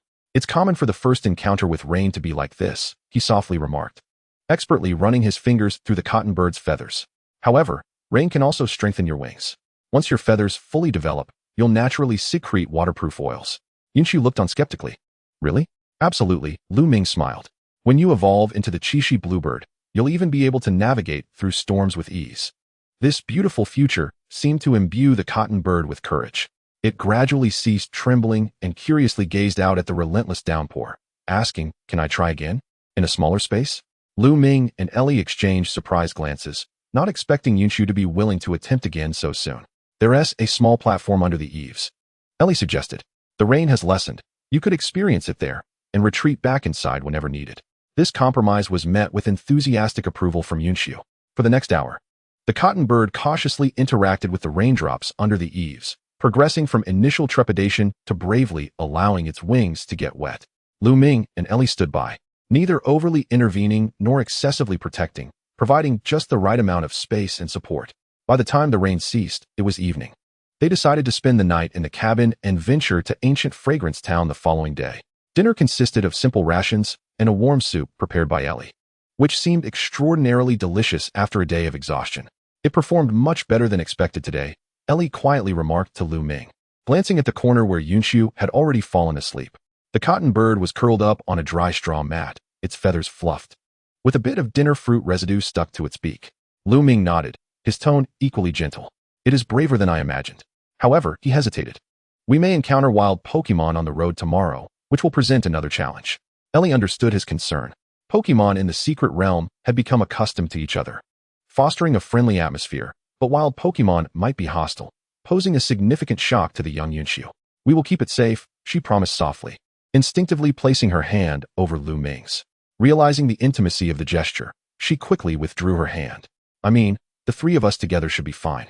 Lu Ming's ears turned slightly red in the firelight. Yes, the three of us together. The next morning, sunlight bathed the earth anew. They packed their belongings and continued toward ancient Fragrance Town. Yunshu had regained its spirits, even eagerly requesting to fly a short distance in the fresh air following the rain. I can flap my wings to blow the water droplets off the leaves, it announced excitedly. Look, Lu Ming and Ellie laughed as they watched its performance, applauding each successful maneuver. Such simple joys rendered their journey immensely precious. However, the good times were fleeting. Just half an hour away from ancient Fragrance Town, a wild Spearow suddenly burst from the thicket, charging directly at Yunshu. The cotton bird panicked, its feathers fluffed up, forgetting all flying techniques, and plummeting straight down. Yunshu! Lu Ming shouted, simultaneously throwing a pokeball. Xiaoshan, use quick attack to distract it. The foam squirrel emerged, its tail releasing a cascade of starlight that repelled the Spearow. In the meantime, Ellie swiftly retrieved several oran berries from her bag and hurled them into the distance. The sound of the fruits hitting the ground successfully drew the Spearow's attention, causing it to change direction toward the source of the food. Seizing the opportunity, Lu Ming caught the falling Yunshu, holding it tightly in his embrace. The cotton bird trembled, burying its face in Lu Ming's collar, refusing to look up. It wanted to hurt me, it conveyed, its mental waves filled with fear. Yes, some wild Pokémon can behave that way, Lu Ming replied softly, offering no false reassurances. But you have us to protect you. He gently lifted Yunshu's small face. One day, you will grow strong enough to not need anyone's protection. Ellie approached, holding out a fragrant oran berry. Here, eating something sweet can help ease your fright. Yunshu cautiously pecked at the berry, gradually calming down. However, it no longer requested to fly, but instead stayed comfortably perched on Lu Ming's shoulder, vigilantly observing its surroundings. At last, ancient Fragrance Town came into view. Nestled in a valley, this quaint town was renowned for its hot springs and floral aromas, with colorful rooftops resembling a watercolor painting under the sun. The townsfolk greeted them warmly, with several children even recognizing Lu Ming and excitedly pointing at Yunshu as they chatted. Are we staying at the Pokemon Center tonight? Ellie inquired. Lu Ming shook his head. I know a quaint inn with independent courtyards, more suitable for Yunshu to practice flying. Moreover, he lowered his voice. It's better to keep a low profile to avoid the prying eyes of Team Flare. The innkeeper was a warm-hearted middle-aged woman who was immediately enchanted by Yunshu's adorable appearance. Not only did she offer them the finest room, but she also provided soft bedding and food suitable for young Pokemon. Once settled, Lu Ming took Yunshu to the courtyard for some simple recovery training, helping it rebuild confidence after the fright from the Spearow. Ellie went into town to procure supplies and gather information. By evening, the trio, one person, one Pokemon, and another person, reunited under the cherry blossom tree in the inn's backyard. Ellie returned with good news and delicious food. There had been no reports of Team Flare activity in town recently, and she had found a shop that specialized in Pokemon food. Try this, she said, offering Yunshu a petite pink macaron with a honey flavor, a favorite among flying-type younglings. The cotton bird cautiously took a bite, its eyes immediately brightening as it devoured the treat eagerly. Lu Ming and Ellie shared a knowing smile as they watched its gluttonous display. You did wonderfully today. Lu Ming gently caressed Yunshu's head, and the act of calling for help in times of danger was, in itself, a manifestation of courage.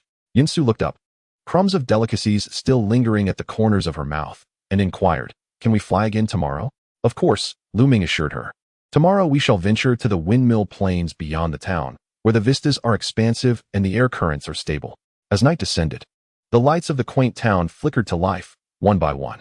After satisfying her hunger and thirst, Yunshu quickly succumbed to slumber, curled up on a specially designed soft cushion, occasionally emitting soft chirps, as if continuing her flight in her dreams. Lu Ming and Ellie sat on a bench in the courtyard, gazing up at the starry sky. The night sky here was a stark contrast to that of the secret realm, with stars shining more clearly and brightly. The Milky Way resembling a shimmering ribbon stretching across the horizon. The first day went rather smoothly, Ellie mused softly. Despite the frights, there was also growth. Lu Ming nodded, his gaze still fixed on the celestial canopy. It is stronger than I imagined. Perhaps I have underestimated its adaptability. And perhaps you have underestimated your own guidance, Ellie interjected. Yun-Su trusts you, which emboldens her to confront her fears.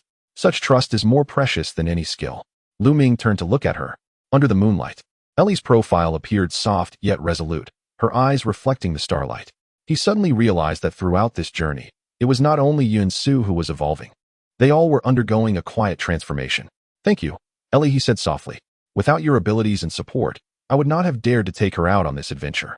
Ellie smiled, her fingers unconsciously twirling a lock of hair. It is my honor, Your Excellency. This jest elicited laughter from both, shattering the moment's tender atmosphere. Yet, an invisible bond had been forged, akin to the stars in the night sky that, while appearing independent, were inextricably linked. In the distance, Yun-Su gently flapped her wings in her dreams, seemingly prepared to embrace the flight that awaited her the next day. Lu Ming watched her, silently vowing, no matter the storms that lay ahead, he would stand by this azure cotton bird, facing them together until she could soar freely beneath the vast sky. Chapter 89, Coordination. The morning dew of the windmill plains sparkled under the sun, resembling a ground strewn with shards of diamonds. Lu Ming stood atop a small hill, observing Yun-Su practicing new flight trajectories at low altitude. The progress of the azure cotton bird was heartening. In just a few days of outdoor training, her flying skills had already surpassed those of her time in the secret realm. Lu Ming, look at this, came Yun-Su's exuberant mental wave. She dove sharply before ascending rapidly, tracing a perfect spiral in the air, the resulting gusts causing the windmill grass below to sway gently. Beautiful, Lu Ming applauded. But do pay attention to the angle of your wings. It could be even smoother. The azure cotton bird attempted again, her movements more coordinated this time. Lu Ming nodded in satisfaction, simultaneously noticing Ellie approaching from the camp, two steaming cups of drink in hand. The morning light gilded her figure, with a long-tailed fox trailing at her feet, its fiery tail dancing gently in the breeze. How's the training going? Ellie inquired, handing over a cup of floral tea. Its refreshing aroma instantly invigorating Lu Ming. Significant progress, he replied, taking the cup, his fingertips inadvertently brushing against Ellie's. Both pretended not to notice the brief contact. Yet he continued, however, the energy distribution during turns still lacks balance. Ellie took a sip of tea, her eyes narrowing slightly, a sign of her concentration. Lu Ming had learned to recognize these subtle expressions, understanding that she was employing her unique ability to observe Yun-Su's energy flow. The energy node in the third feather on the left side is somewhat obstructed, she confirmed after a moment. It's the same spot as in the secret realm. But the issue is less severe. Lu Ming raised an eyebrow. Is it that persistent issue again? I thought the external air currents had already helped adjust it. Generally, yes. But that node requires more targeted training, Ellie replied, retrieving a small notebook from her pocket and swiftly sketching a few notes. If she slightly tilts her body during flight, like this, it can alleviate the pressure on that node while simultaneously exercising the surrounding muscles. Lu Ming leaned closer to examine her sketch. Ellie's hair emitted a faint aroma of orange, momentarily distracting him, but he quickly refocused on the intricate diagrams of energy flow. Her ability was indeed remarkable. She could perceive details that even he, the exalted one, found elusive. This adjustment makes perfect sense, Lu Ming nodded, suddenly struck by another thought. By the way, could you also take a look at the Thunder Butterfly and the Phantom Bell? They've been attempting new combination techniques, but there's always a slight lack of coordination. Ellie's eyes brightened. Of course, I've been eager to study their energy complementary patterns. On the other side of the camp, the Thunder Butterfly and the Phantom Bell were engaged in their daily training. The synergy between the two Pokémon had reached a remarkable level, yet, as Lu Ming had noted, some subtle delays persisted in their execution. Ellie quietly observed for several minutes, her pupils slightly dilating. What appeared to Lu Ming as an ordinary training scene was, in her view, a delicate dance of energy flows.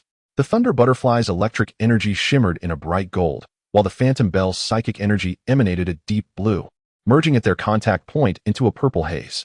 I see it, Ellie suddenly exclaimed softly. Before each combination move, the Thunder Butterfly instinctively tightens her left wing, resulting in uneven energy output.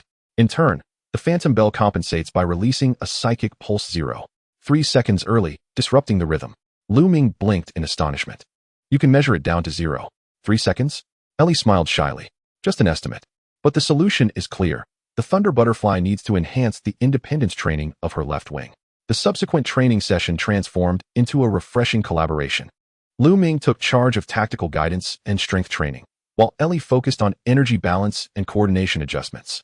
This complementary teaching method quickly bore fruit. Within 2 hours, the Thunder Butterfly and the Phantom Bell successfully executed the combination technique that had long eluded them, the electrified psychic pulse. Absolutely perfect, Lu Ming exclaimed, his voice unusually raised, his eyes sparkling with excitement. Ellie, you are nothing short of a genius. This heartfelt praise flushed Ellie's cheeks. She feigned adjusting her bangs to conceal her emotions. I merely observed what needed to be seen. No, it is far more than that, Lu Ming insisted earnestly. I have trained Pokémon for many years and never thought to approach problems from the perspective of energy flow. He paused, lowering his voice. I have always focused too much on the results, neglecting the process. This candid self-reflection softened Ellie's heart. The Lu Ming she knew was typically composed and confident, rarely revealing such introspection. Just as she was about to respond, Yinsu suddenly dove from the sky, excitedly circling the two. I did it, following Ellie's method. That turn was super smooth. The Azure Cottonbird's mental waves brimmed with joy.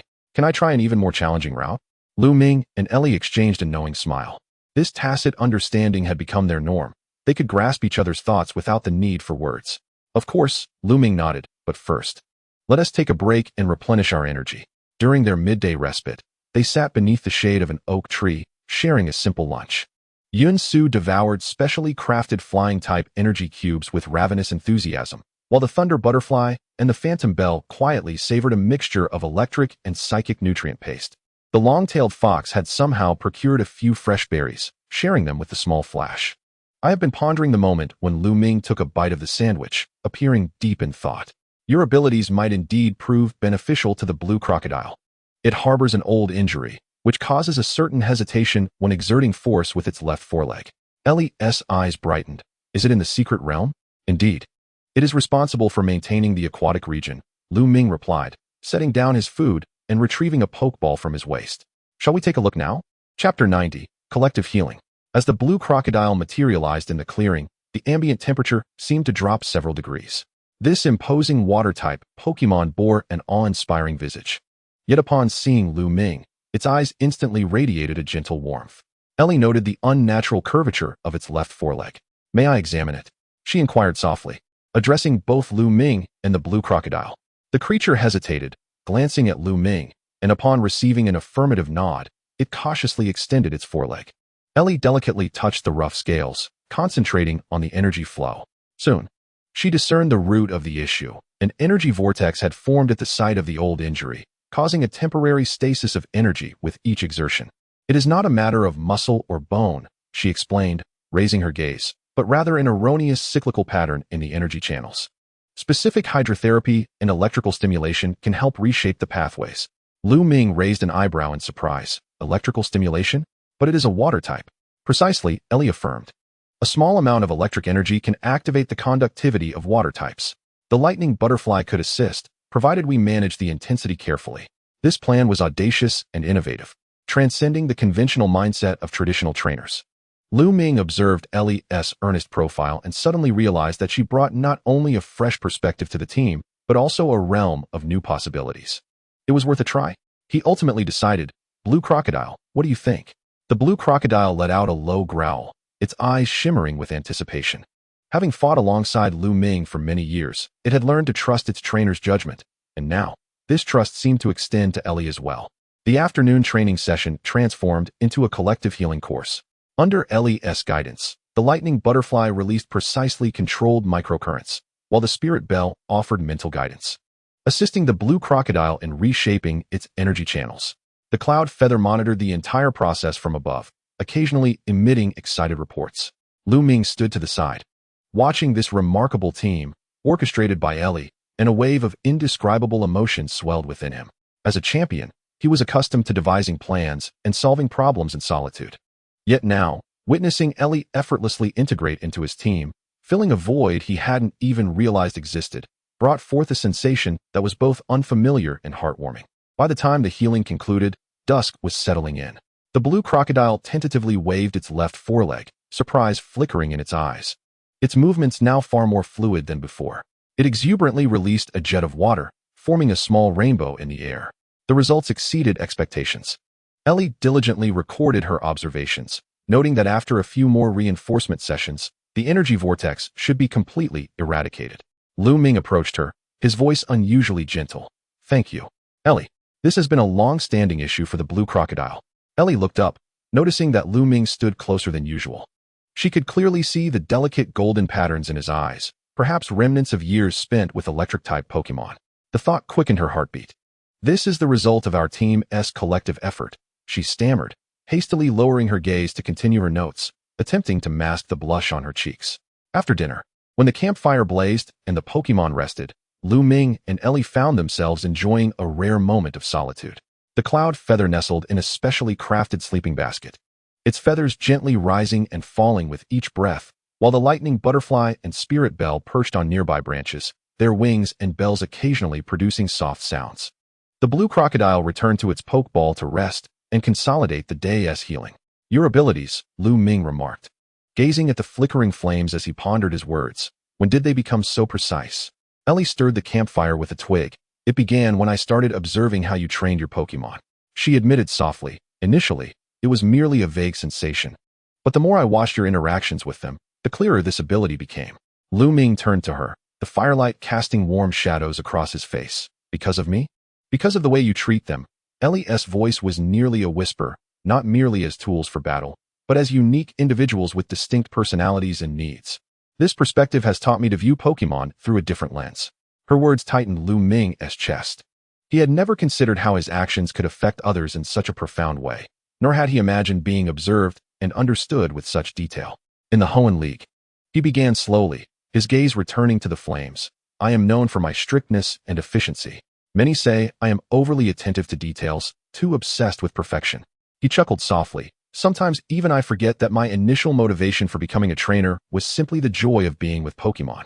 Ellie listened intently, aware that this was a rare moment of vulnerability for him. "During our travels together," Lu Ming continued, his voice growing softer, "I have found that purity once more. Not for competitions, nor for titles, but merely to witness their journey of growth." The crackling of the campfire added a layer of warmth to this intimate moment. Ellie wished to say something, but all words caught in her throat. Ultimately, she gently placed her hand on the back of Lu Ming's hand. A simple yet profound gesture of understanding. Lu Ming did not withdraw his hand. They sat in tranquil silence, sharing the warmth of the fire and the nascent intimacy between them. The following morning, as the first rays of sunlight illuminated Windmill Prairie, Lu Ming discovered that Ellie was already awake, preparing a special breakfast for the Pokémon.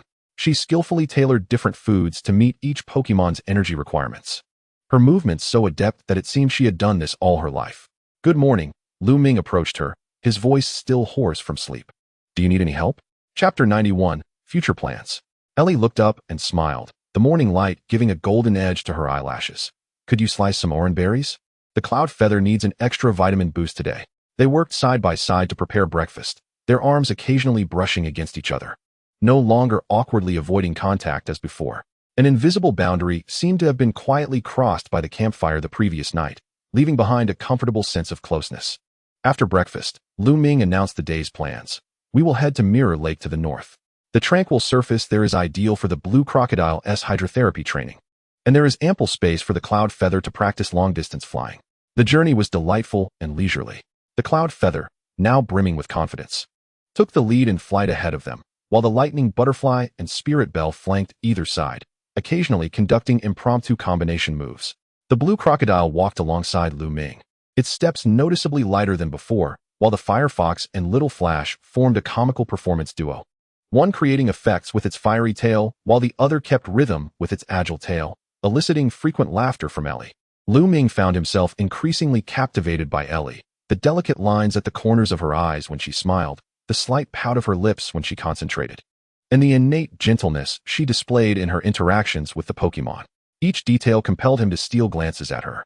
Mirror Lake, true to its name, lay tranquil like a mirror, reflecting the blue sky and white clouds. Ellie immediately began her magic, crafting personalized training plans for each Pokémon. The blue crocodile engaged in special hydrotherapy in the shallows, while the lightning butterfly and spirit bell practiced new energy coordination. and the cloud feather challenged its endurance limits by attempting to fly around the lake. Lu Ming was tasked with overseeing the overall progress, yet more often than not, he found himself quietly admiring the way Ellie worked. Her interactions with Pokémon were so instinctive, as if she could intuitively comprehend their thoughts. This innate talent stemmed not from textbooks or formal training, but from a profound level of understanding and empathy. Lu Ming. Ellie's call snapped him from his reverie. Yunxiu is about to attempt her first complete flight around the lake. Lu Ming immediately focused his attention. Circumnavigating the lake was a trivial task for adult flying-type Pokémon. Yet for the still-growing Yunxiu, it posed a significant challenge. He moved to the optimal vantage point by the water's edge, giving a thumbs up to the soaring cotton bird above. "Watch me." Yunxiu's psychic waves radiated confidence. She spread her wings and, riding the rising thermals above the lake, embarked on her historic flight. Initially, everything proceeded smoothly. The cotton bird maintained a steady rhythm and altitude, occasionally indulging in playful rolls. However, 3/4 of the way through, Ellie suddenly furrowed her brow. The energy node on its left side is stalling again. Lu Ming immediately noted that Yunxiu's flying posture had become awkward. Her left wing noticeably stiffer than the right. Just as he was about to offer guidance, Ellie interjected. "Yunxiu," she shouted, cupping her hands to her mouth. "Try singing a song. Any tune will do." This peculiar directive raised Lu Ming's eyebrows, yet Yunxiu trustingly complied. The cotton bird began to sing a tuneless ditty, and astonishingly, as the melody flowed, her flight posture regained its grace. Breathing regulation, Ellie excitedly explained to Lu Ming. Singing compels her to control her breathing rhythm, indirectly balancing the energy flow between her wings. Lu Ming shook his head in admiration. "I would have never thought of such an approach. Because you are a battle expert. While Ellie paused, suddenly realizing something. "I suppose I am a breeder. At least my talent is developing in that direction." Yunxiu successfully completed the flight around the lake, executing a splendid dive onto Lu Ming's shoulder, puffing her chest proudly. "I did it. No pauses. Absolutely splendid." Lu Ming gently stroked her slightly warm feathers. "How do you feel?" "My left wing is a tad sore, but it doesn't sting like before."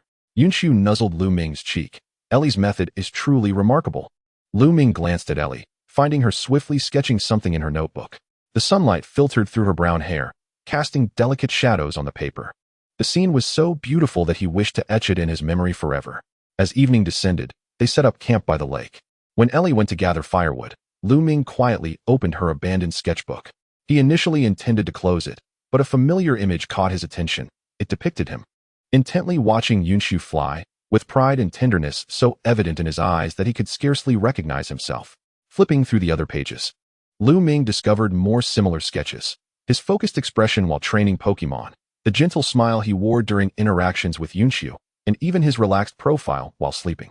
Each drawing captured an unknown facet of him, rendered so vividly that it seemed Ellie perceived him more deeply than he did himself. He gently closed the sketchbook and placed it back, a swirl of complex emotions stirring within him. When Ellie returned with the firewood, he feigned ignorance, but the warmth in his gaze made her inexplicably blush. In the stillness of the night, as all the Pokémon slumbered, Lu Ming sat alone by the lake, contemplating the transformations this journey had instigated. He was no longer the solitary champion. He was part of a team, no longer fixated solely on the outcomes of battles, but having learned to appreciate the growth process. All these changes were intricately tied to that brown-haired girl. Soft footsteps approached from behind. Lu Ming, without needing to turn, recognized who it was. He had become attuned to every nuance of Ellie's presence. "Can't sleep?" Ellie settled beside him, offering a cup of hot tea. "Just pondering." Lu Ming replied, accepting the cup, their fingers briefly brushing against one another. "About the direction of our future." Ellie quietly sipped her tea, allowing him the space to articulate his thoughts. "I've been contemplating," Lu Ming began slowly. "Once Yunxiu fully matures, perhaps we could, if you're willing, establish a formal Pokémon breeding center together. Your abilities combined with my experience." Ellie's teacup paused midair, her eyes sparkling in the moonlight. "Are you serious?" "Never more so." Lu Ming turned to her, his voice steady yet gentle. "During this time, I've realized that battles aren't everything. The fulfillment derived from helping Pokémon grow healthily is unmatched by any championship title." A glimmer sparkled in Ellie's eyes. She set down her teacup and gently grasped Lu Ming's hand. "I would be delighted. There is nothing I long for more." Their hands clasped tightly beneath the moonlight. The warmth of their palms conveyed sentiments beyond words. In the distance, at the campsite, the Thunderwing Butterfly and the Chinchou softly brushed their wings and bell, as if silently bestowing blessings upon this moment. Chapter 92. Back to the beginning.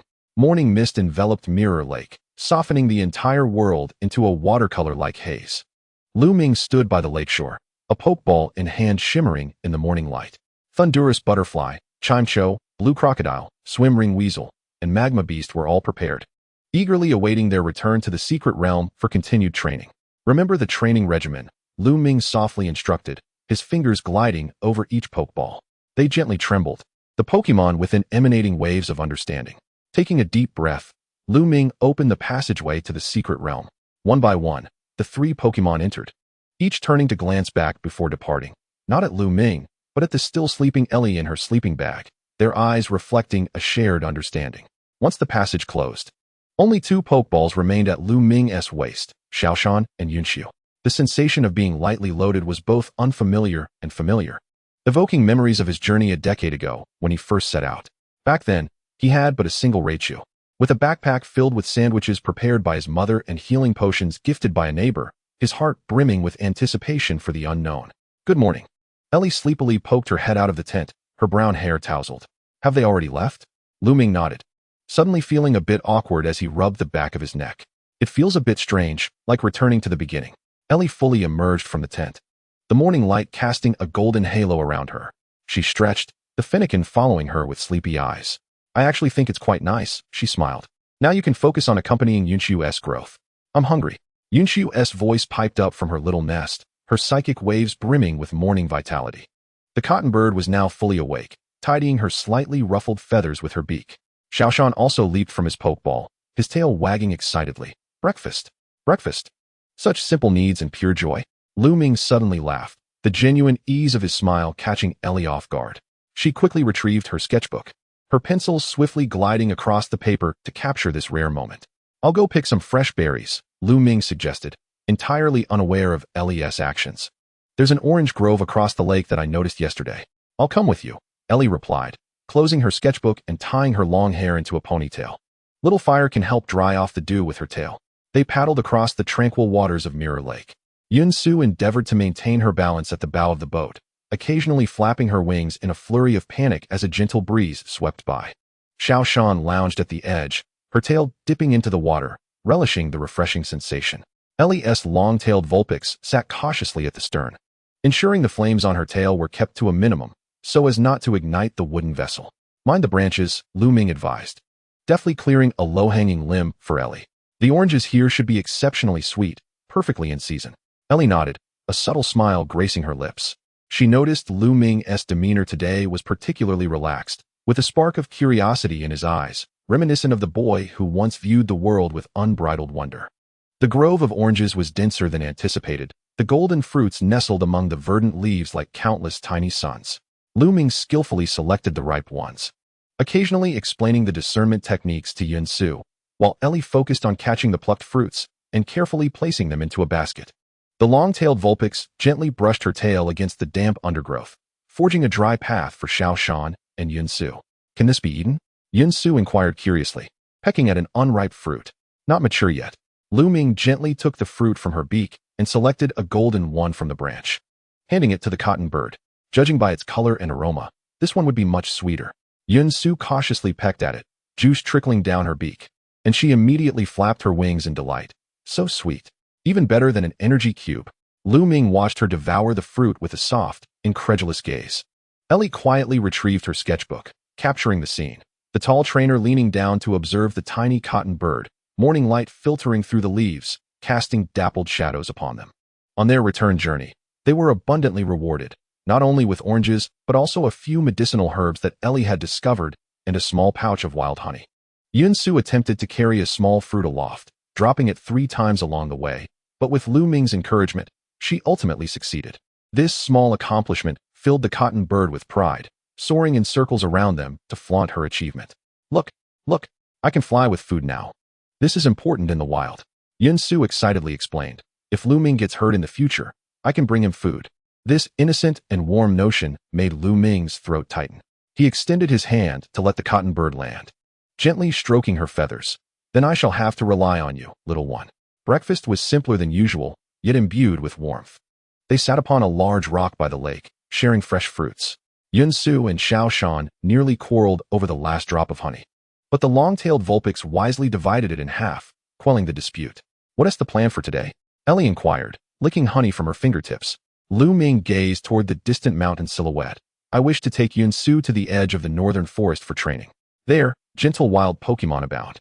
Perfect for her to gain practical experience." He paused, uncertain, adding, "If you don't mind, we can take our time and observe the ecological environment along the way." This suggestion seemed more akin to a novice trainer than the Elite Four member, lighting up Ellie's eyes. "Of course, I don't mind. I can collect some plant specimens." Thus, their journey became leisurely yet fulfilling.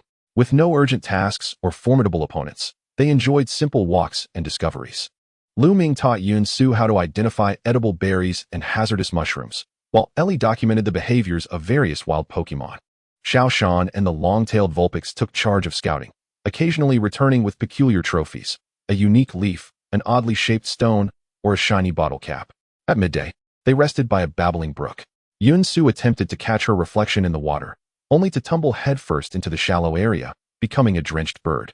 Lu Ming did not scold her. Instead, he patiently explained the principles of light refraction, even wading into the water to demonstrate how to properly observe reflections. Ellie sat at the shore, her brush dancing across the paper. She captured Lu Ming kneeling in the stream, his shirt clinging to his back, yet remaining focused on teaching. While Yun-Su listened attentively, her feathers glistening with droplets in the sunlight. This scene was so vivid it brought a smile to her face. "What is this?" Lu Ming's voice suddenly broke through her reverie, startling Ellie into nearly jumping. She hurriedly closed her sketchbook, but it was too late. Lu Ming had already glimpsed the image of himself, a stark contrast to the image of the Thunder-type Elite Four. "I was just," Ellie stammered, her cheeks flushing. However, Lu Ming did not mock or reprimand her. He gently took the sketchbook, flipping through the previous pages, his gaze softening. "I hardly recognize myself in your drawing." "Well, that's because," Ellie nervously twisted her fingers. "Because I never imagined I could have such an expression." Lu Ming interrupted her softly, his fingers brushing the paper where his gentle smile resided. "Thank you for allowing me to see this side of myself." Ellie looked up, finding genuine light sparkling in Lu Ming's eyes, devoid of mockery. Suddenly emboldened, she confessed, "I prefer this version of you over the Elite Four." This declaration hung in the air for a moment, heavy with possibility. Lu Ming seemed about to respond, but Yun-Su suddenly burst from the brook, landing damply between them, shattering the moment. "I understand now," the cotton bird exclaimed excitedly, completely oblivious to the subtle atmosphere. "The ones in the water aren't real Pokémon. It's just a trick of the light." Lu Ming chuckled with a resigned smile, wrapping a towel around Yun-Su. "Indeed, clever little one. Now let us get you dry and continue on our way." The afternoon training unfolded at the forest's edge. Lu Ming selected several gentle wild Pokémon, primarily Caterpie and Rattata, as Yun-Su's initial opponents. In teaching battle techniques, Lu Ming reverted to a professional and meticulous demeanor, though he exhibited a newfound patience. Thunderbolt is not merely a straightforward charge, he knelt, drawing a diagram in the dirt with a twig, but rather a concentration of energy at a single point, exploding in an instant. Yun-Su observed the diagram intently, tilting her head. "Is it like the silver whirlwind of the Thunder Butterfly, concentrated?" "Similar, but more linear." Lu Ming nodded, pleasantly surprised by her associative thinking. Ellie, observing from the side, offered adjustment suggestions. Her abilities allowed her to pinpoint the optimal moments for Yun-Su's energy flow, while Lu Ming translated these theories into practical techniques. Their teaching styles were starkly different, Lu Ming's systematic rigor complemented by Ellie's intuitive ease, yet they unexpectedly harmonized perfectly. Xiao Shan playfully mimicked their teaching styles, one moment adopting a serious demeanor for explanation, and the next flailing about in demonstration, sending the long-tailed Vulpix into fits of laughter. Lu Ming feigned anger, furrowing his brow, but the mirth in his eyes betrayed him. "It seems we have become the subject of mockery," he remarked to Ellie, his tone unusually light. Ellie shook her head with a smile. "This indicates they feel safe and happy. Pokémon only engage in such playful antics when they are completely at ease in their environment." This observation plunged Lu Ming into contemplation. He reflected on his main team, Thunder Butterfly, Chimcho, and Crocodile, all powerful Pokémon honed through rigorous training. Yet rarely did they indulge in such pure moments of playfulness. Was it due to the unspoken pressure his identity as an Elite Four member imposed? As evening approached, an unexpected downpour disrupted their plans. The trio hastily erected a makeshift tent at the forest's edge, squeezing inside to escape the rain. As the rain fell for the first time, Yunshu felt a sense of trepidation, causing its feathers to fluff up, resembling a small blue pom-pom. It's all right, it's just water. Lu Ming gently reassured, delicately wiping the cotton bird's feathers with a towel. See, all dried up now. But it's so noisy and cold. Yunshu nestled in Lu Ming's palm, trembling slightly. Ellie retrieved a small bottle from her backpack. Try this. It's my homemade essential oil, which can help waterproof the feathers. She carefully applied a few drops of the liquid onto Yunshu's feathers, gently massaging until it absorbed. The cotton bird was astonished to discover that the raindrops no longer penetrated its feathers, but instead rolled off like dew. Magic! It exclaimed in delight, immediately flying to the tent's entrance to tentatively interact with the raindrops. Lu Ming cast a grateful glance at Ellie. You always have a solution. Just a few tips from a nurturer, Ellie modestly replied, though the joy in her eyes was unmistakable. After the rain ceased, they kindled a campfire to dry their clothes.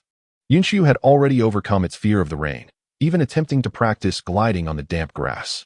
Xiaoshan and the long-tailed fox busily gathered dry twigs nearby, occasionally squealing in excitement upon discovering an unusual stone or mushroom. Lu Ming observed this scene, a peculiar sense of satisfaction swelling in his chest.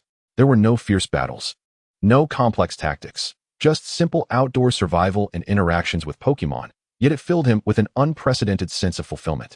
What's on your mind? Ellie noticed his pensive expression. Lu Ming shook his head. I was just thinking how long it has been since I purely enjoyed my time with Pokémon like this. As a champion, I am always in pursuit of stronger skills and more perfect coordination. He paused, his voice softening. Sometimes I forget why I became a trainer in the first place. Ellie added a twig to the fire, the flames dancing in her eyes. So what was the reason? Lu Ming gazed at Yunshu, who was diligently practicing in the twilight. I love watching them grow, relishing that sense of mutual progression. That reason is splendid, Ellie smiled, much purer than the desire to become a champion. They fell into a comfortable silence, basking in the warmth of the fire and the distant sounds of Pokémon at play. Lu Ming suddenly spoke up, his voice gentle as if reluctant to disturb the tranquility. I want to teach Yunshu to identify more edible plants, if you're willing to join me. I would love to. Ellie quickly responded, feeling slightly embarrassed by her eagerness. I mean, it's crucial for its survival skills in the wild. Lu Ming smiled, not pressing her on her pretense. Then it's settled. Good night, Ellie. Good night, Lu Ming. The fire gradually dwindled, eventually transforming into flickering embers. Beneath the starlight, two tents stood quietly side by side, much like their owners, maintaining just the right distance, yet feeling remarkably intimate. Chapter 94, The Adventure Begins. Morning dew rolled off the blades of grass, refracting the nascent sunlight. Lu Ming sat cross-legged on a flat rock by the lake, with a half-asleep Yunshu curled up on his lap. He gently combed through the cotton bird's feathers, untangling the tiny knots formed during the night's slumber. This morning ritual had become an integral part of their daily life.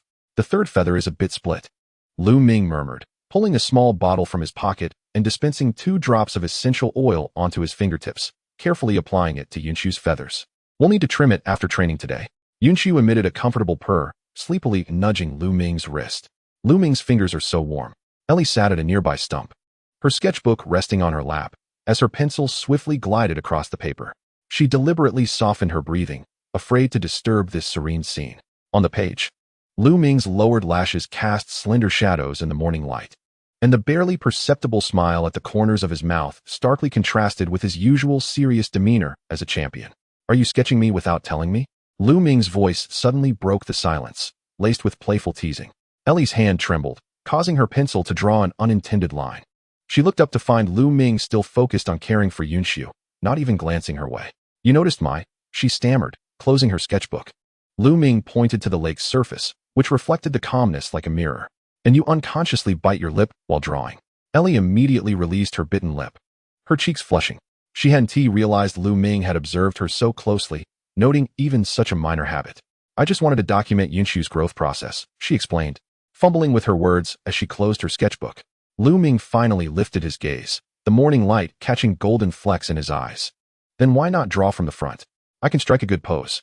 This just prompted a smile from Ellie. She reopened her sketchbook, pretending to assess Lu Ming professionally. Lower your head a bit more. Yes, just like that. Pretend you haven't noticed I'm drawing you. Lu Ming complied, lowering his head while continuing to groom Yunshu's feathers. Yet the smile at the corners of his mouth deepened. The cotton bird curiously glanced around, puzzled as to why Lu Ming had suddenly become so docile. What game are you playing? It inquired telepathically. Just a boring adult game, Lu Ming replied softly, giving Yunxiu's beak a light tap with his finger. Focus on being your model. Ellie's pencil danced across the page, capturing every subtle change in Lu Ming's expressions. She found herself increasingly captivated by depicting these moments, his patience while teaching Yunxiu, his curiosity when discovering new things, and even the occasional vulnerability that emerged. These traits, so uncharacteristic of the Thunder King title, felt more precious to her than any championship honor. After breakfast, they packed up the campsite, preparing to head north. Today's plan was to traverse the hilly region on the north side of Mirror Lake, where a prairie teeming with wild Pokémon awaited, perfectly suited for Yunxiu's practical training. Xiaoshan, please assist Yunsu in examining the backpack. Lu Ming handed the small flying backpack of the Qingyan bird to the foam squirrel, ensuring a balanced load. Xiaoshan adeptly adjusted the straps, her tail skillfully testing each connection point. The left side is approximately 5 grams heavier than the right. I've placed 2 lightweight tree fruits to achieve equilibrium. Meanwhile, Ellie's long-tailed Vulpix busied herself extinguishing the campfire, ensuring not a single ember lingered. Ever since this fire-type Pokémon joined their journey, her precision in controlling flames had significantly improved, a change Ellie attributed to Lu Ming's meticulous nature. Are you ready? Lu Ming inquired, placing Yunsu on his shoulder and extending a hand to Ellie. The terrain today is somewhat steep. Do you require assistance? Ellie initially intended to decline, but upon seeing the earnestness in Lu Ming's eyes, she placed her hand in his. Thank you, but I'm not as delicate as you might think. Lu Ming smiled yet did not relinquish his grip. I know. It's merely an excuse. This candid remark caused Ellie's heart to skip a beat. She allowed Lu Ming to guide her up the slope, their hands firmly clasped in the morning light, neither willing to let go. The path proved more arduous than anticipated. The light rain from the previous night had rendered the soil soft and slippery, compelling them to slow their pace. Yunsu attempted a few short flights, but the damp air weighed down its feathers, leading it to obediently return to Lu Ming's shoulder. Look over there. Ellie suddenly pointed towards a crevice in the rocks, spotting the rare moonlight grass that only flourished in moist, shadowy areas. Lu Ming followed her gaze, observing several silver-blue blades of grass faintly glowing in the crevice. Is it medicinal? Not only does it cure Pokémon ailments, Ellie carefully collected a few clumps. It also serves as an ingredient for advanced feather care solutions. She winked at Yunsu. Some little ones will adore it. The Qingyan bird flapped its wings excitedly. I want shiny feathers, just like the Thunderbolt Butterfly. Lu Ming watched Ellie skillfully handle the herbs, marveling. You truly possess an extensive knowledge. I've merely dabbled in herbal studies, Ellie replied modestly, her eyes sparkling with joy. My grandmother was a traditional Pokémon doctor, and she often took me herb gathering as a child. So your talent for nurturing Pokémon stems from family lineage? Ellie paused momentarily. Not entirely. The ability to perceive energy flow is something my grandmother never mentioned. I believe it manifested recently.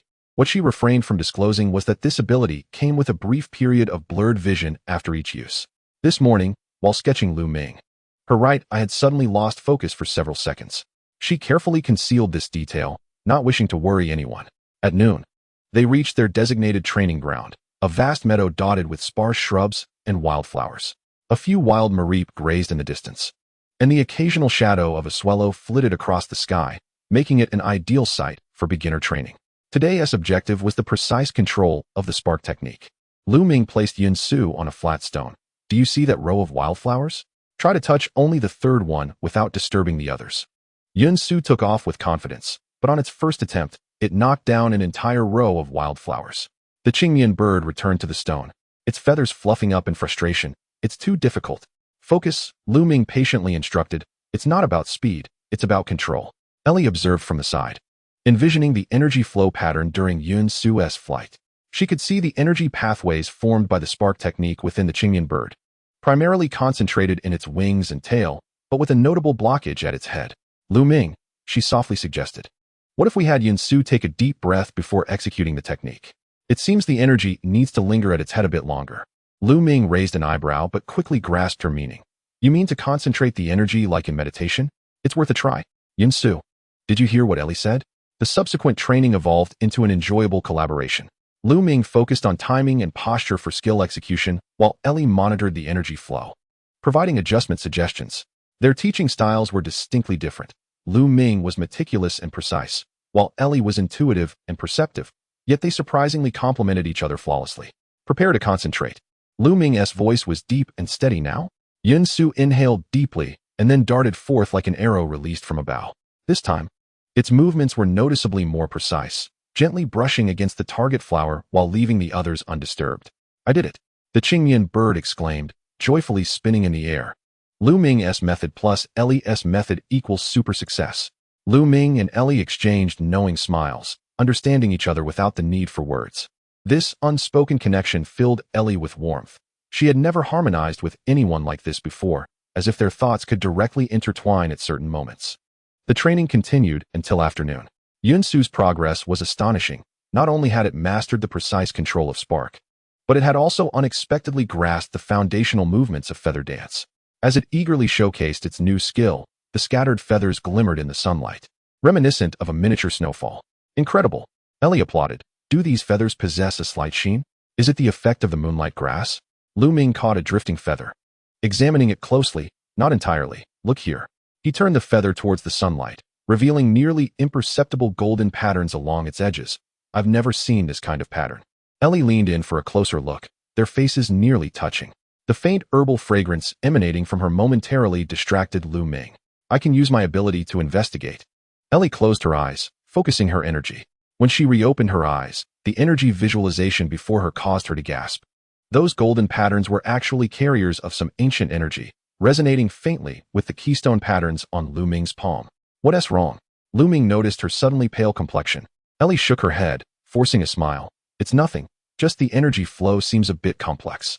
She withheld the full truth. Those golden patterns bore a striking resemblance to the images of the final weapon she had studied in history books. As dusk fell, they set up camp on a high ground. From there, they could overlook the entire meadow, with the sunset painting the grass blades in hues of gold and crimson. A breathtaking sight. While Ellie busied herself preparing dinner, Lu Ming examined Yunsu's feathers. The golden patterns appeared even more pronounced in the twilight. Will I turn golden? Yunsu inquired curiously. Like those legendary Pokémon? Lu Ming gently stroked its head. Regardless of what color you become, you will always be our Yunsu. This sentiment caused Ellie, who was chopping vegetables, to falter, the blade grazing her fingertip and leaving a small wound. Ouch! Lu Ming immediately rushed to her side. Taking her hand to inspect, it's not deep, but it needs disinfecting. He retrieved a first aid kit from his bag, tenderly cleaning her wound. Does it hurt? No. Ellie shook her head, but she couldn't suppress the blush creeping onto her face. Lu Ming's fingers were warm and dry, and his focused manner as he wrapped the bandage was heartwarming. For a moment, she wished this small injury required his care for just a little longer. All done. Lu Ming conducted a final check on the bandaging but did not immediately let go of her hand. Be more careful next time. Their gazes met in the air, a silent exchange flowing between them in the stillness. Yunsu tilted its head curiously, observing the sudden stillness between the two, puzzled by their uncharacteristic pause. Dinner consisted of a simple stew paired with freshly baked bread, yet in this expansive meadow, bathed in the warm glow of the setting sun, it appeared exceptionally delectable. Yunshu devoured the specially crafted energy cubes for flight enthusiasts, while Xiaoshan shared a skewer of roasted berries with the long-tailed fox. Today's training had proven to be remarkably successful. Lu Ming sipped from his cup of fruit juice, pleasantly surprised by Yunshu's rapid progress, which exceeded his expectations. Ellie nodded, her gaze inadvertently drifting towards the golden patterns on the cotton bird's feathers. It learned swiftly, almost too swiftly. Lu Ming astutely detected the hint of concern in her tone. What did you observe during its ability usage? Ellie hesitated momentarily. She yearned to be transparent, but hesitated to incite unnecessary alarm. Those golden patterns harbor some ancient energy. I'm uncertain of its precise nature, but it resonates with. She gestured towards Lu Ming's palm. Your keystone patterns. Lu Ming frowned, glancing down at his hand.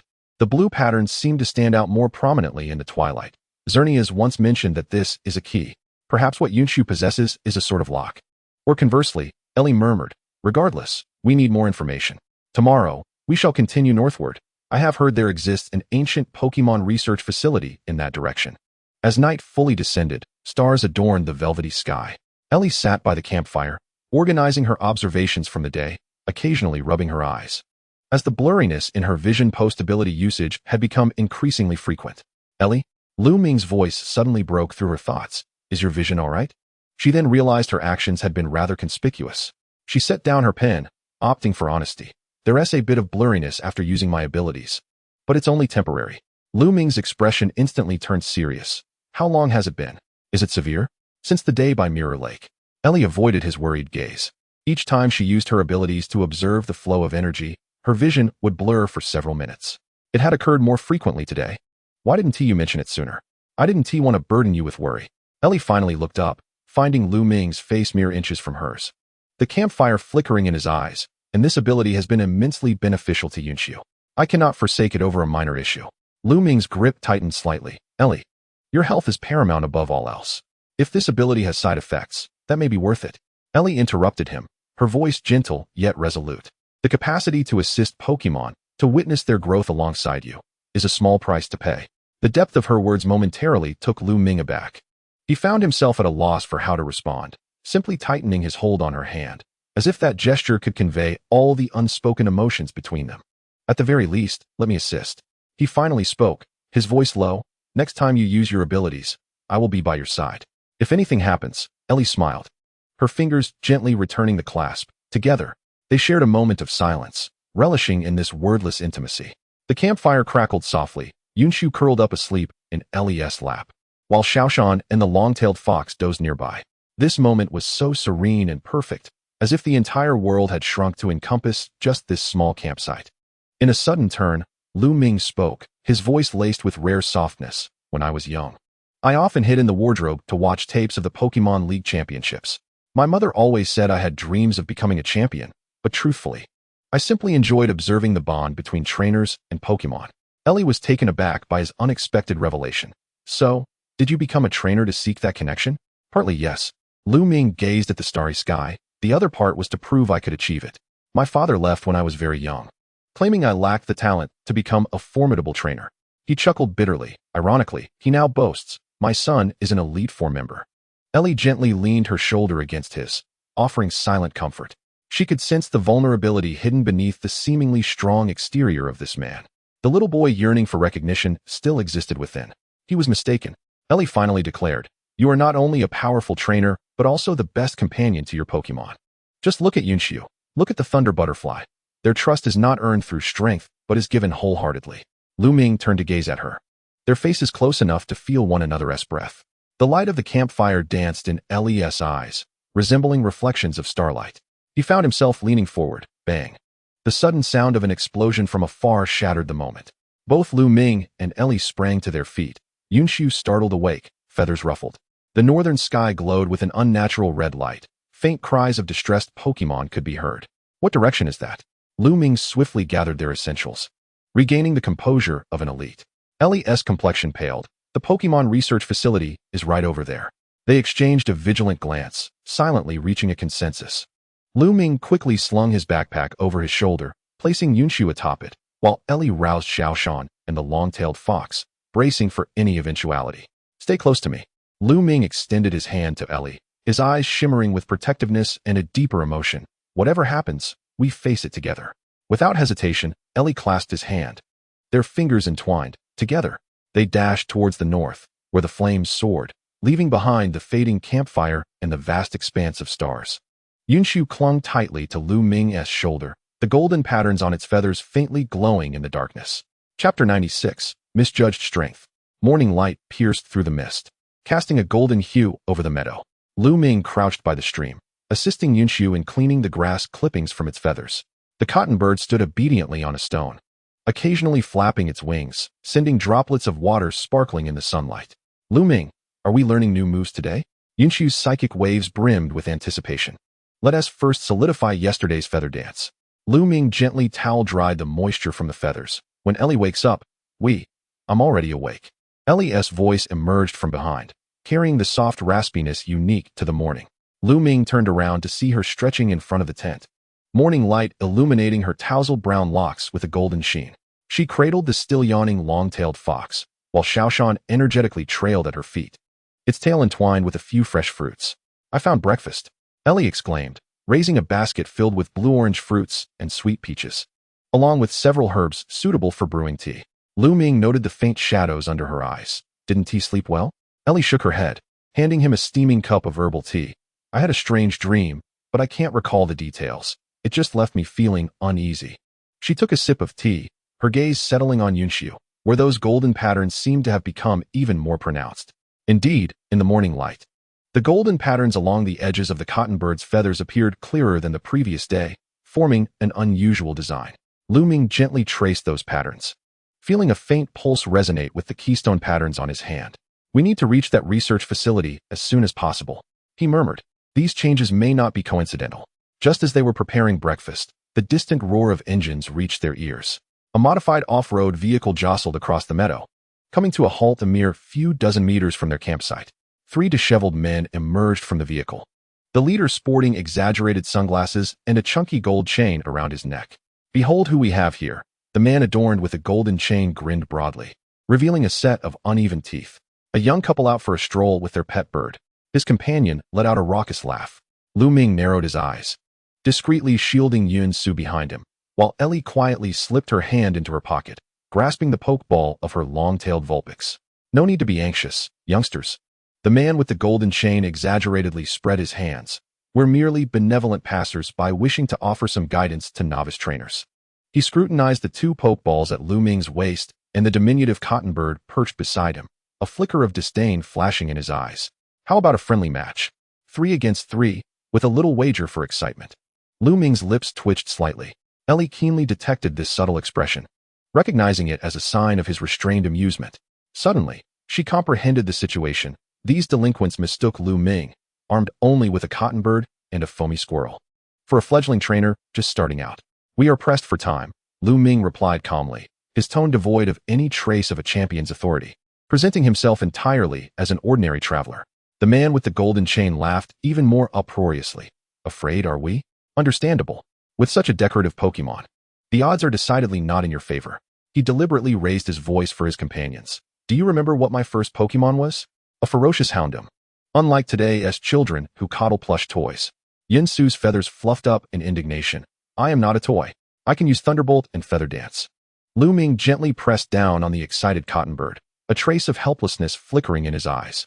He glanced at Ellie, who was biting her lip to suppress her laughter, her eyes sparkling with mischief. A playful idea sparked in his mind. "Very well, since you are so eager." Lu Ming suddenly altered his demeanor, adopting the feigned calmness characteristic of novice trainers. "But we only have 2 Pokémon. Can we make it a 2-on-2? The man with the golden chain winked at his companions with a sense of triumph. "Of course, little one. I'll go easy on you." He produced a grimy Pokeball. "You can make the first move." Ellie stepped aside, quickly retrieving her sketchbook. She was curious to see how Lu Ming would handle this situation, confronting him as a mere fledgling trainer while being the illustrious champion of Hoenn, with only secondary Pokémon at his side. "Yun-Su," Lu Ming softly instructed. "Do you recall the precise control we practiced yesterday?" The cotton bird nodded and soared into the battle arena. Its size was slightly smaller than the average cotton bird, and with its fluffy feathers, it indeed appeared non-threatening. "Ha! You intend to use that little fluffball?" The man with the golden chain guffawed. "Go, Zubat." Out of the Pokeball leaped an exceptionally large Zubat, its wings marred with numerous scars, clearly a veteran of street battles, forming a stark contrast to the petite Yun-Su. "Let the battle commence." One of the man's companions volunteered to officiate. "Zubat, wing attack. Take it out in 1 hit." Zubat swooped toward Yun-Su, its wings shimmering with a white glow. This direct assault proved effective against inexperienced trainers, but to Lu Ming, it appeared as sluggish as a snail. Yun-Su, pivot left 15 degrees, Thunderbolt. His command was barely above a whisper. The cotton bird transformed into a flash of white, not only evading Zubat's strike flawlessly, but also colliding precisely with the base of its right wing, the critical balance point for a flying-type Pokémon. Zubat shrieked in distress, tumbling clumsily before regaining its composure. The man with the golden chain's eyes widened in disbelief. "What a fluke." "Zubat, use supersonic to confuse it." Zubat opened its mouth wide, unleashing a wave of distorted sound. Such indiscriminate attacks typically ensnared novice Pokémon in confusion. "Close your eyes, count to 3. Lu Ming's voice remained serene. 1, 2, 3. "Now Feather Dance." Yun-Su abruptly opened its eyes, unfurling its wings to unleash a spectacular storm of feathers. These seemingly soft plumes accurately infiltrated Zubat's open mouth, obstructing its sound-emitting apparatus. Zubat choked and coughed, utterly losing its rhythm in battle. "This is impossible." The man with the golden chain fumed. "Zubat, use Poison Fang. Finish it." "Yun-Su," Lu Ming softly commanded, "Thunderbolt Barrage." Once more, the cotton bird transformed into a flash of light, this time striking Zubat's vital points 3 times in succession. With the final impact, Zubat crashed heavily to the ground, its eyes spiraling into disarray. Zubat is unable to battle. The temporary referee stammered in announcement. The man with the golden chain's face turned ashen as he recalled Zubat. You got lucky, kid. But you certainly won't win against my next Pokemon. Go, Croagunk. A menacing Croagunk materialized on the field, baring its sharp teeth. With ground-type moves holding an advantage over flying types, this was the man's confident trump card. Lu Ming frowned slightly. Croagunk would indeed be a formidable opponent, particularly for the unevolved Yunsu. Just as he prepared to recall the cotton bird, Little Spark had already leapt into the arena. Let me handle this. The foamy squirrel's spirit radiated with determination. I can take it on. Lu Ming and Ellie exchanged glances. While Little Spark had undergone rigorous training in the secret realm, its practical battle experience was limited. Nevertheless, seeing the resolute gleam in the foamy squirrel's eyes, Lu Ming decided to place his trust in it. All right, Little Spark. He nodded. Remember the rhythm we practiced? The man with the golden chain scoffed. You're sending a mouse to its doom? Croagunk, use bite. Croagunk lunged at Little Spark with its jaws agape, its speed astonishing. Yet, the foamy squirrel deftly rolled aside, its tail striking against its opponent's eyes. Well done. Ellie couldn't help but cheer. The foamy squirrel's tail attack landed precisely on Croagunk's visual weak point. Yunsu exclaimed excitedly. That's the vital point analysis Lu Ming taught us. Little Spark, use rapid spin. Lu Ming commanded, his voice unwavering but his eyes glimmering with pride. The foamy squirrel's tail unleashed a flurry of starlight. This seemingly ordinary attack traced a unique arc through the air, striking Croagunk from multiple angles. This was a variant skill designed by Lu Ming, tailored to exploit Little Spark's tail capabilities, completely overturning the conventional linear trajectory of rapid spin. Croagunk was left dazed and disoriented, angrily stomping the ground to initiate an earthquake. The earth trembled violently, momentarily unsettling Little Spark. Now's your chance. The man with the golden chain sneered. Sandstorm, and then bite. Croagunk conjured a blinding sandstorm, simultaneously cloaked in dust as it lunged once more at Little Spark. Such underhanded tactics were common in street battles, often catching novice Pokemon off guard. Yet, Lu Ming merely smiled. Little Spark, listen for the sound and locate your target, Watertail. Little Spark closed its eyes, its large ears quivering slightly. Just as Croagunk was about to sink its teeth into it, the foamy squirrel suddenly pivoted, its tail swirling with moisture drawn from the air, delivering a precise Watertail strike right to Croagunk's chin. Croagunk is unable to battle. The referee gasped. The foamy squirrel wins. The man with the golden chain's face turned a sickly shade as he recalled Croagunk. This is not scientific. He suddenly pointed an accusing finger at Lu Ming. You cheated. That Pokemon must be defective. His two companions encircled them with menacing expressions.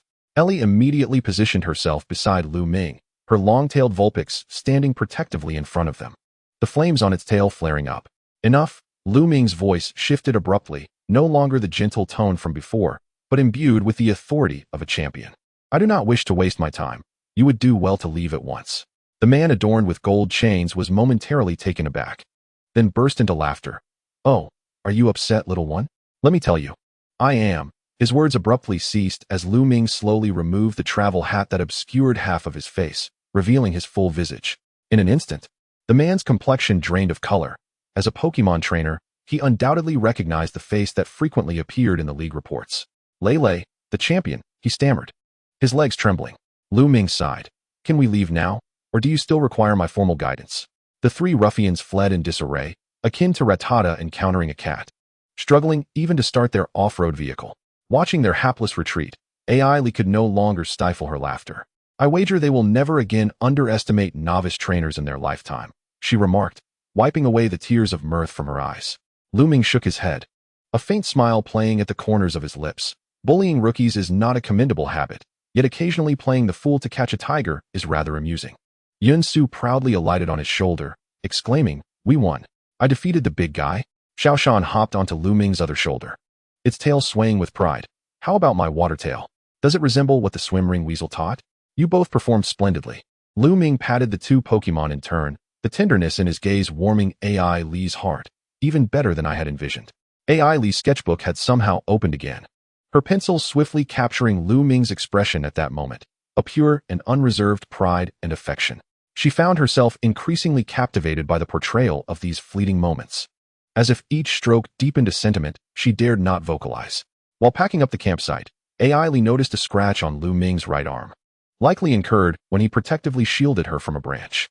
The wound was superficial, yet the sight of the glaring red made her heart tighten. "You're injured," she murmured softly, her fingers unconsciously brushing against the scar. It seemed Lu Ming only then became aware. "It's just a minor injury, nothing serious." Yet Ai Li had already retrieved her first aid kit. "Sit down, let me tend to it." Lu Ming hesitated to refuse, but upon seeing the determination in her eyes, he complied and sat on a rock. Ai Li's fingers delicately cleaned the wound, her movements cautious as if handling a precious treasure. Her hair fell forward, exuding a faint scent of orange, momentarily distracting Lu Ming. "All done." Ai Li finally applied the bandage, but did not immediately release his arm. "You always forget about yourself when you protect others." Lu Ming gazed at her lowered lashes. "It's merely a habit. A regrettable one." Ai Li lifted her gaze. Their faces suddenly close. "You are important, Lu Ming. Not just as a champion, but as..." Her words faltered, her cheeks aflame. Yun Su fluttered curiously between them. "What are you playing at? Why are your faces so red?" This innocent question prompted both to retreat simultaneously, awkwardly coughing. Xiao Shan and the long-tailed fire fox exchanged knowing glances, their tails synchronously swaying. They understood far more than the cotton bird did. As they resumed their journey, an undercurrent of tension hung in the air. Lu Ming and Ai Li deliberately maintained a certain distance, yet occasionally stole glances at one another. Yun Su flitted back and forth between them, reporting on the road ahead. There's a muddy pit to the left. Strange fruits grow on the trees to the right. A flock of mareep is grazing up ahead. At noon, they paused in a clearing for rest.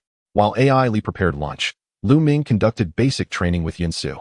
Xiao Shan and the long-tailed fire fox engaged in a self-invented game of chase, their joyful sounds echoing across the prairie. "Ai Li," Lu Ming suddenly said, "can you observe Yun Su's energy flow? Those golden patterns seem to affect its skills." Ai Li set aside her task, focusing intently on the cotton bird. When she activated her special vision, the sight before her took her breath away. The golden patterns were indeed vessels of some ancient energy, steadily transforming Yun Su's energy flow patterns. "It's evolving," Ai Li exclaimed, not in form, but in the optimization of its energy structure. "Those golden lines resemble a guide, reconfiguring Yun Su's energy pathways." Lu Ming pondered. "So that's why it learns skills so rapidly. But that is not entirely beneficial." Ai Li frowned. "This change is too swift. Yun Su's body may not be able to withstand it." She abruptly halted, her complexion paling. "Ai Li." Lu Ming immediately noticed her distress. "No, I'm fine." Ai Li forced a smile, yet beads of sweat had begun to form on her forehead, just a bit dizzy.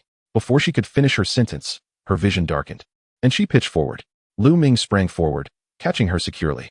Ai Li's face was ashen, her breath rapid, her eyes wide open yet clearly unfocused. "Overexertion of abilities?" Lu Ming asked quietly, concern unmistakable in his tone. Ai Li nodded weakly, unable to articulate a response. This episode of blurred vision was more severe than any she had previously experienced. The world had become a patchwork of indistinct colors. Without hesitation, Lu Ming hoisted Ai Li onto his back, simultaneously directing Xiao Shan and the long-tailed fire fox to pack up the campsite. Yun Su circled anxiously around them, emitting worried cries. "We need to find a safe place to rest," Lu Ming said, his voice deep and resolute. "Ai Li needs time to recover." He made his way toward the nearest woods, his steps steady and swift. Ai Li's face pressed against his broad back, clearly hearing the strong beat of his heart. Even in such a situation, this realization sent her pulse racing.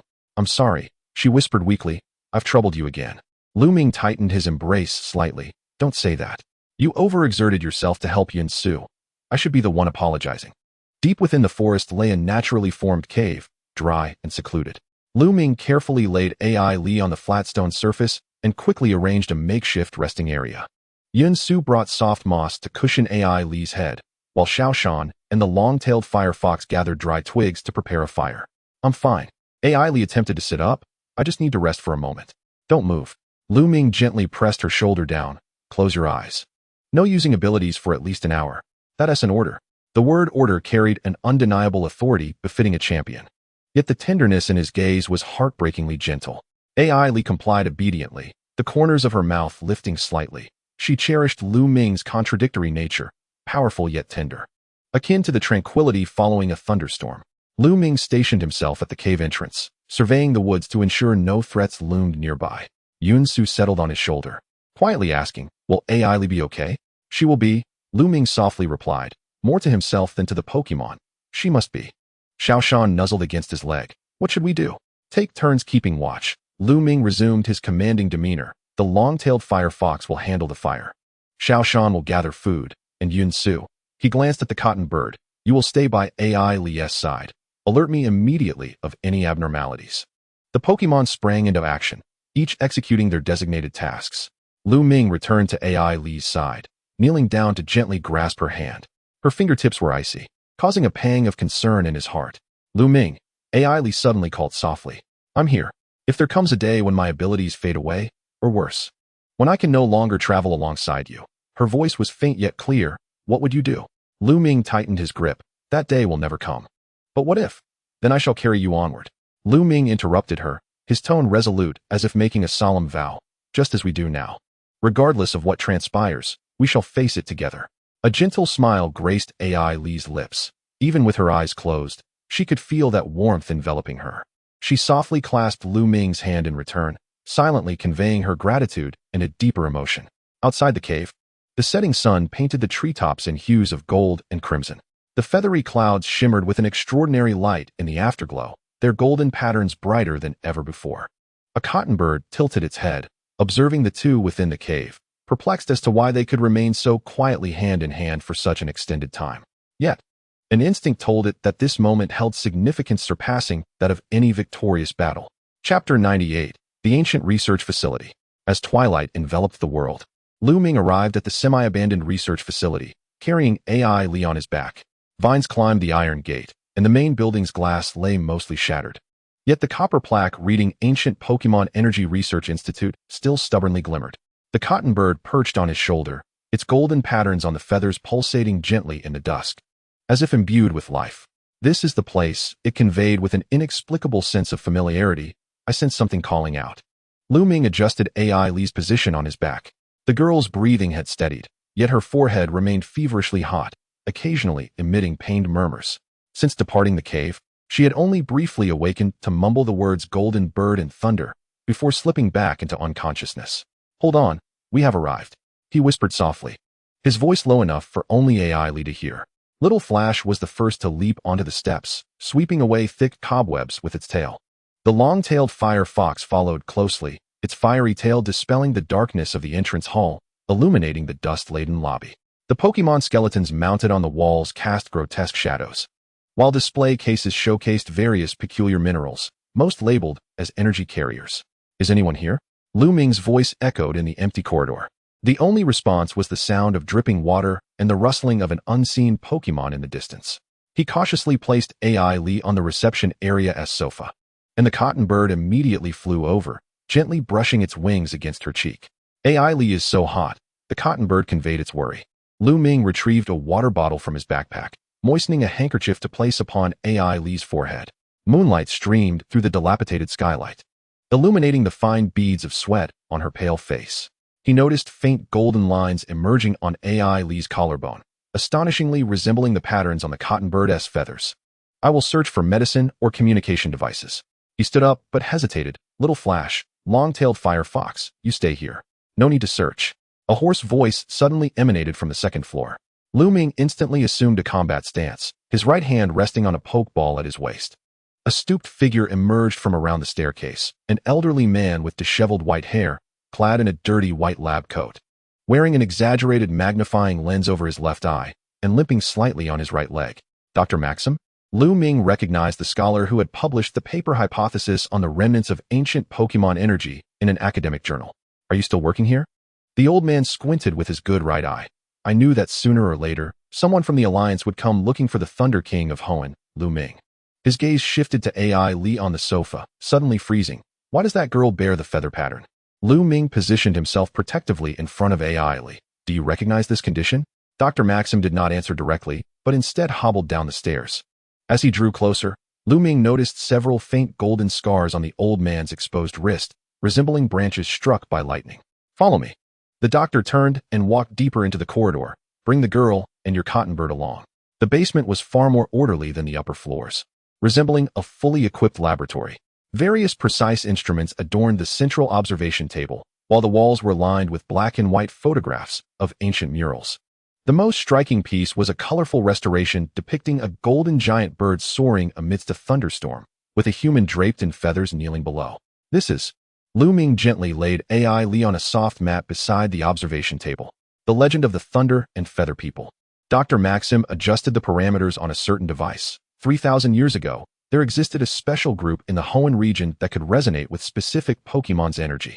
They called themselves the Thunder Feather Tribe, worshipping the golden divine bird that could be reborn amidst thunderstorms. The cotton bird suddenly darted towards the wall's photograph, emitting a sharp cry.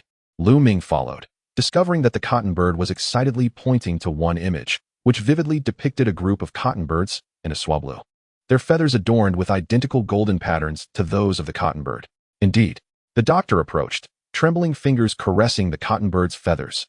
I discovered these mutated individuals during my field studies. Those patterns are not a disease, but rather the awakening of an ancient bloodline. Lu Ming furrowed his brow. Are you suggesting that the cotton bird is a reversion phenomenon? Dr. Maxim's singular eye sparkled with fervor. The energy circuit lost by modern cotton birds during evolution has reemerged in it. He gestured towards AI Li. And this girl, she can see the flow of energy, correct? Lu Ming's body tensed slightly. How do you know? Because she is one of them. The doctor pulled a yellowed notebook from the bookshelf. Most descendants of the Thunder Feather tribe have lost their special abilities, but a rare few may suddenly awaken during adolescence.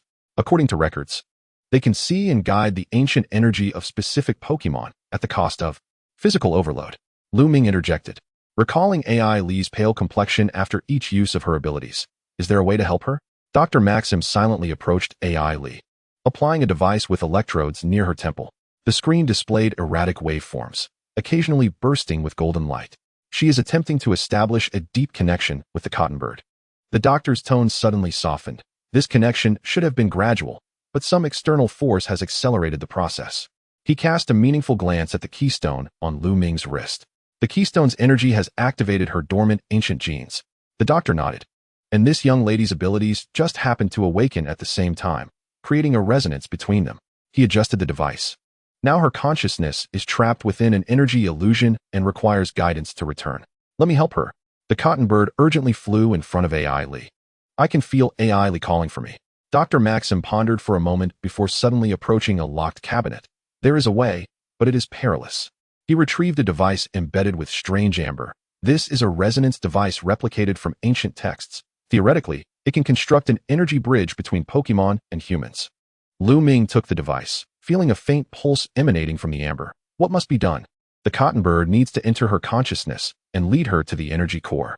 The doctor spoke gravely, but if it fails, both their spirits may suffer damage. He paused. As her trainer, you must maintain the connection throughout, anchoring them with your mental strength. Chapter 99, The Legend of the Thunder Feather Tribe. Lu Ming knelt beside AI Li, gently holding her feverish hand. The young girl's lashes flutter incessantly, her lips moving silently as if engaged in a dialogue with an invisible presence. He had never witnessed Ellie in such a vulnerable state. The girl who always illuminated others with her warm smile now flickered like a candle in the wind. Let us commence. His voice was husky, his other hand gently caressing the top of Yinshu's head. What must I do? 3 hours later. Lu Ming's uniform was drenched in sweat. He maintained his initial stance, his arms stiff and painful from prolonged immobility, yet he dared not relax for a moment. The resonance device hovered between Ellie and Yinshu, projecting golden threads of energy that entwined them. Doctor. Maxim watched the data with an increasingly grave expression. The energy fluctuations are too intense. The girl as consciousness is resisting the return. Ellie is trapped in a golden storm. Yinshu's mental waves came through in fits and starts. She sees a multitude of lightning and a great bird. She is frightened. Lu Ming tightened his grip on Ellie's hand. Tell her I am here. His voice was barely audible, urging her to return along the sound of his voice. No matter how terrifying the vision she encountered. Suddenly, the instruments emitted a sharp alarm. Ellie's body twitched violently, a trickle of blood seeping from the corner of her mouth. Yinshu's feathers exploded, the golden patterns glowing blindingly, and its body began to unnaturally swell. No, it's losing control. Dr. Maxim lunged toward the control panel. We must terminate this immediately. Yet Lu Ming gripped Ellie's hand even tighter. Wait a moment longer. An unprecedented panic laced his voice. Ellie, listen to me. It is merely an illusion. Look at me. As if responding to his plea, Ellie's eyelids suddenly trembled violently. Simultaneously, Yinshu emitted an unprecedentedly clear cry. its body swiftly elongated in the golden light, feathers extending, tail feathers fanning out, transforming in an instant into the form of the Chishi bluebird. However, this transformation lasted less than 3 seconds before collapsing, Yunxiu reverting to its original form, exhausted and slumped against Ellie's chest. Yet, the girl's breathing suddenly steadied, the flush on her face beginning to fade. Incredible. Dr. Maxim stared at the data screen, realizing that the energy released from the temporary evolution had shattered the illusions binding them. They had succeeded. Lu Ming had no time for celebration. All his attention was focused on Ellie's face, which was gradually regaining its color. When her lashes fluttered delicately like the wings of a butterfly, he nearly forgot to breathe. Lu Ming? Ellie's voice was as fragile as a whisper. I am here, he immediately responded, gently stroking the back of her hand with his thumb. I have always been here. Ellie slowly opened her eyes, her pupils still glimmering with golden specks. I saw a great golden bird. It said we are. Before she could finish, she fell back into slumber, but this time it was tranquil, restorative sleep. Lu Ming let out a long sigh, only then realizing that his back was drenched and his fingers were white from gripping too tightly. Dr. Maxim handed him a cup of hot tea. She needs rest. So does the Qingtian bird. He glanced at Yunxiu, curled up in the nook of Ellie's neck, the little creature already asleep. Its golden patterns on its feathers even more pronounced than before. You have created a miracle. Since the demise of the Leiyu clan, no one has achieved such profound resonance. Lu Ming did not take the tea, but instead used his trembling hands to brush aside the damp strands of hair sticking to Ellie's forehead. Will she fully recover? The body will, but the abilities. Dr. Maxim sighed as he returned to his chair. Each overload accelerates the loss of control over her powers. According to my research, individuals like her, who have awakened, will ultimately either learn to fully master their abilities or what? Be consumed by their powers. The doctor said softly. Historical records indicate that the uncontrolled descendants of the Leiyu clan gradually became energy-formed, eventually dissipating into pure energy. He gestured to the scar on his wrist. In my youth, I too awakened a feeble ability, and it was only through timely suppression that I preserved my life. Lu Ming gazed at Ellie's serene sleeping face, a heavy stone pressing against his chest. Is there a way to prevent this? 2 paths. Dr. Maxim raised 2 fingers. One is to completely sever the energy connection with Pokémon, never to use the abilities again. The second, he pointed to the mural of the golden giant bird on the wall, is to find the legendary Leiyu Guardian. It is said to assist awakeners in balancing their energy. Lu Ming remained silent for a long moment before suddenly rising. Doctor, please watch over them for a while. He exited the basement, stepping into the dilapidated backyard of the research facility. The night wind was biting, failing to disperse the ache in his chest. Beneath the starlight, he retrieved a communicator, hesitating briefly before dialing a seldom contacted number. It's me. When the connection was made, Lu Ming's voice was deeper than usual. I need to review the complete text of the ancient civilization of Fengyuan from the Alliance's archives, particularly regarding the Leiyu clan. Please arrange an appointment with Mr. Daigo. Mention it concerns keystone energy and ancient genes. After ending the call, he looked up at the starry sky. The mutations of Yunxiu, Ellie's abilities, the legends of the Leiyu clan. These seemingly independent events were, inextricably, woven together by invisible threads. As the one gathering these elements, he felt an unprecedented weight of responsibility and fear. If this continued, would he inadvertently lead Ellie into danger? Yet, if he halted now, would he betray the wondrous bond between Yunxiu and Ellie? A faint sound of footsteps approached from behind. Lu Ming turned to see a long-tailed fox carrying a blanket, followed by a bouncing shinx. A foam squirrel cradled several tree fruits, watching him with concern. Thank you. Lu Ming accepted the blanket, managing a weak smile. Is Ellie all right? Shinx nodded, hopping onto his shoulder and rubbing its fluffy cheek against his chin. This simple comfort inexplicably made Lu Ming's nose tingle. He took a deep breath, returning to the basement with the 2 Pokémon. Dr. Maxim was sorting through documents and, upon their return, handed over a stack of photographs. You should see this. A mural recently discovered at Meteor Falls last week. In the photographs, beneath the wings of the golden giant bird stood a small humanoid figure, arms outstretched as if guiding the lightning. More strikingly, several Pokémon surrounded the figure. Qingtian bird, Chishi bluebird, and an unknown Pokémon resembling a Raikou yet adorned with wings. This is the Leiyu Guardian and its kin, Dr. Maxim said softly. According to the inscriptions, when the children of thunder and feathers reappear, the Guardian will awaken from 1,000 years of slumber. He gazed meaningfully at the sleeping Ellie and Yunxiu. I have studied the Leiyu clan for 40 years and have never seen a case so perfectly aligned. Lu Ming gently covered Ellie with the blanket. his fingers brushing against her collarbone where the golden markings were gradually fading. We need more information. The specific locations of those murals, the content of the inscriptions. Any clues on how to contact the Guardian? I will provide you with all the information tomorrow, Dr. Maxim promised, but for now.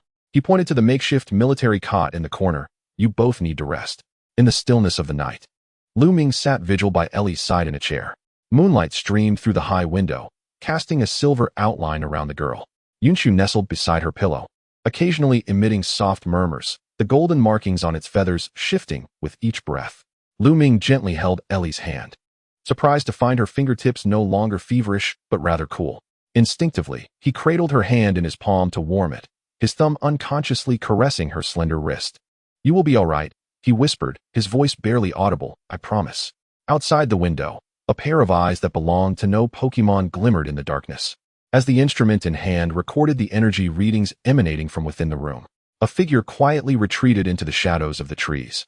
While a muffled report echoed from the communicator, target location's energy peak confirmed, requesting further instructions. The night breeze swept through the treetops, swallowing the subsequent words. Inside the laboratory, no one noticed this clandestine surveillance.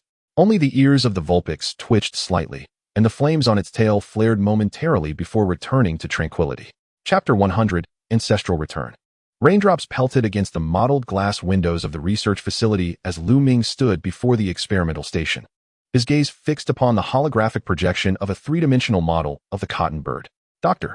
Maxim pointed to the shimmering golden patterns on the model's feathers with a laser pointer, which were spreading at a visibly rapid pace.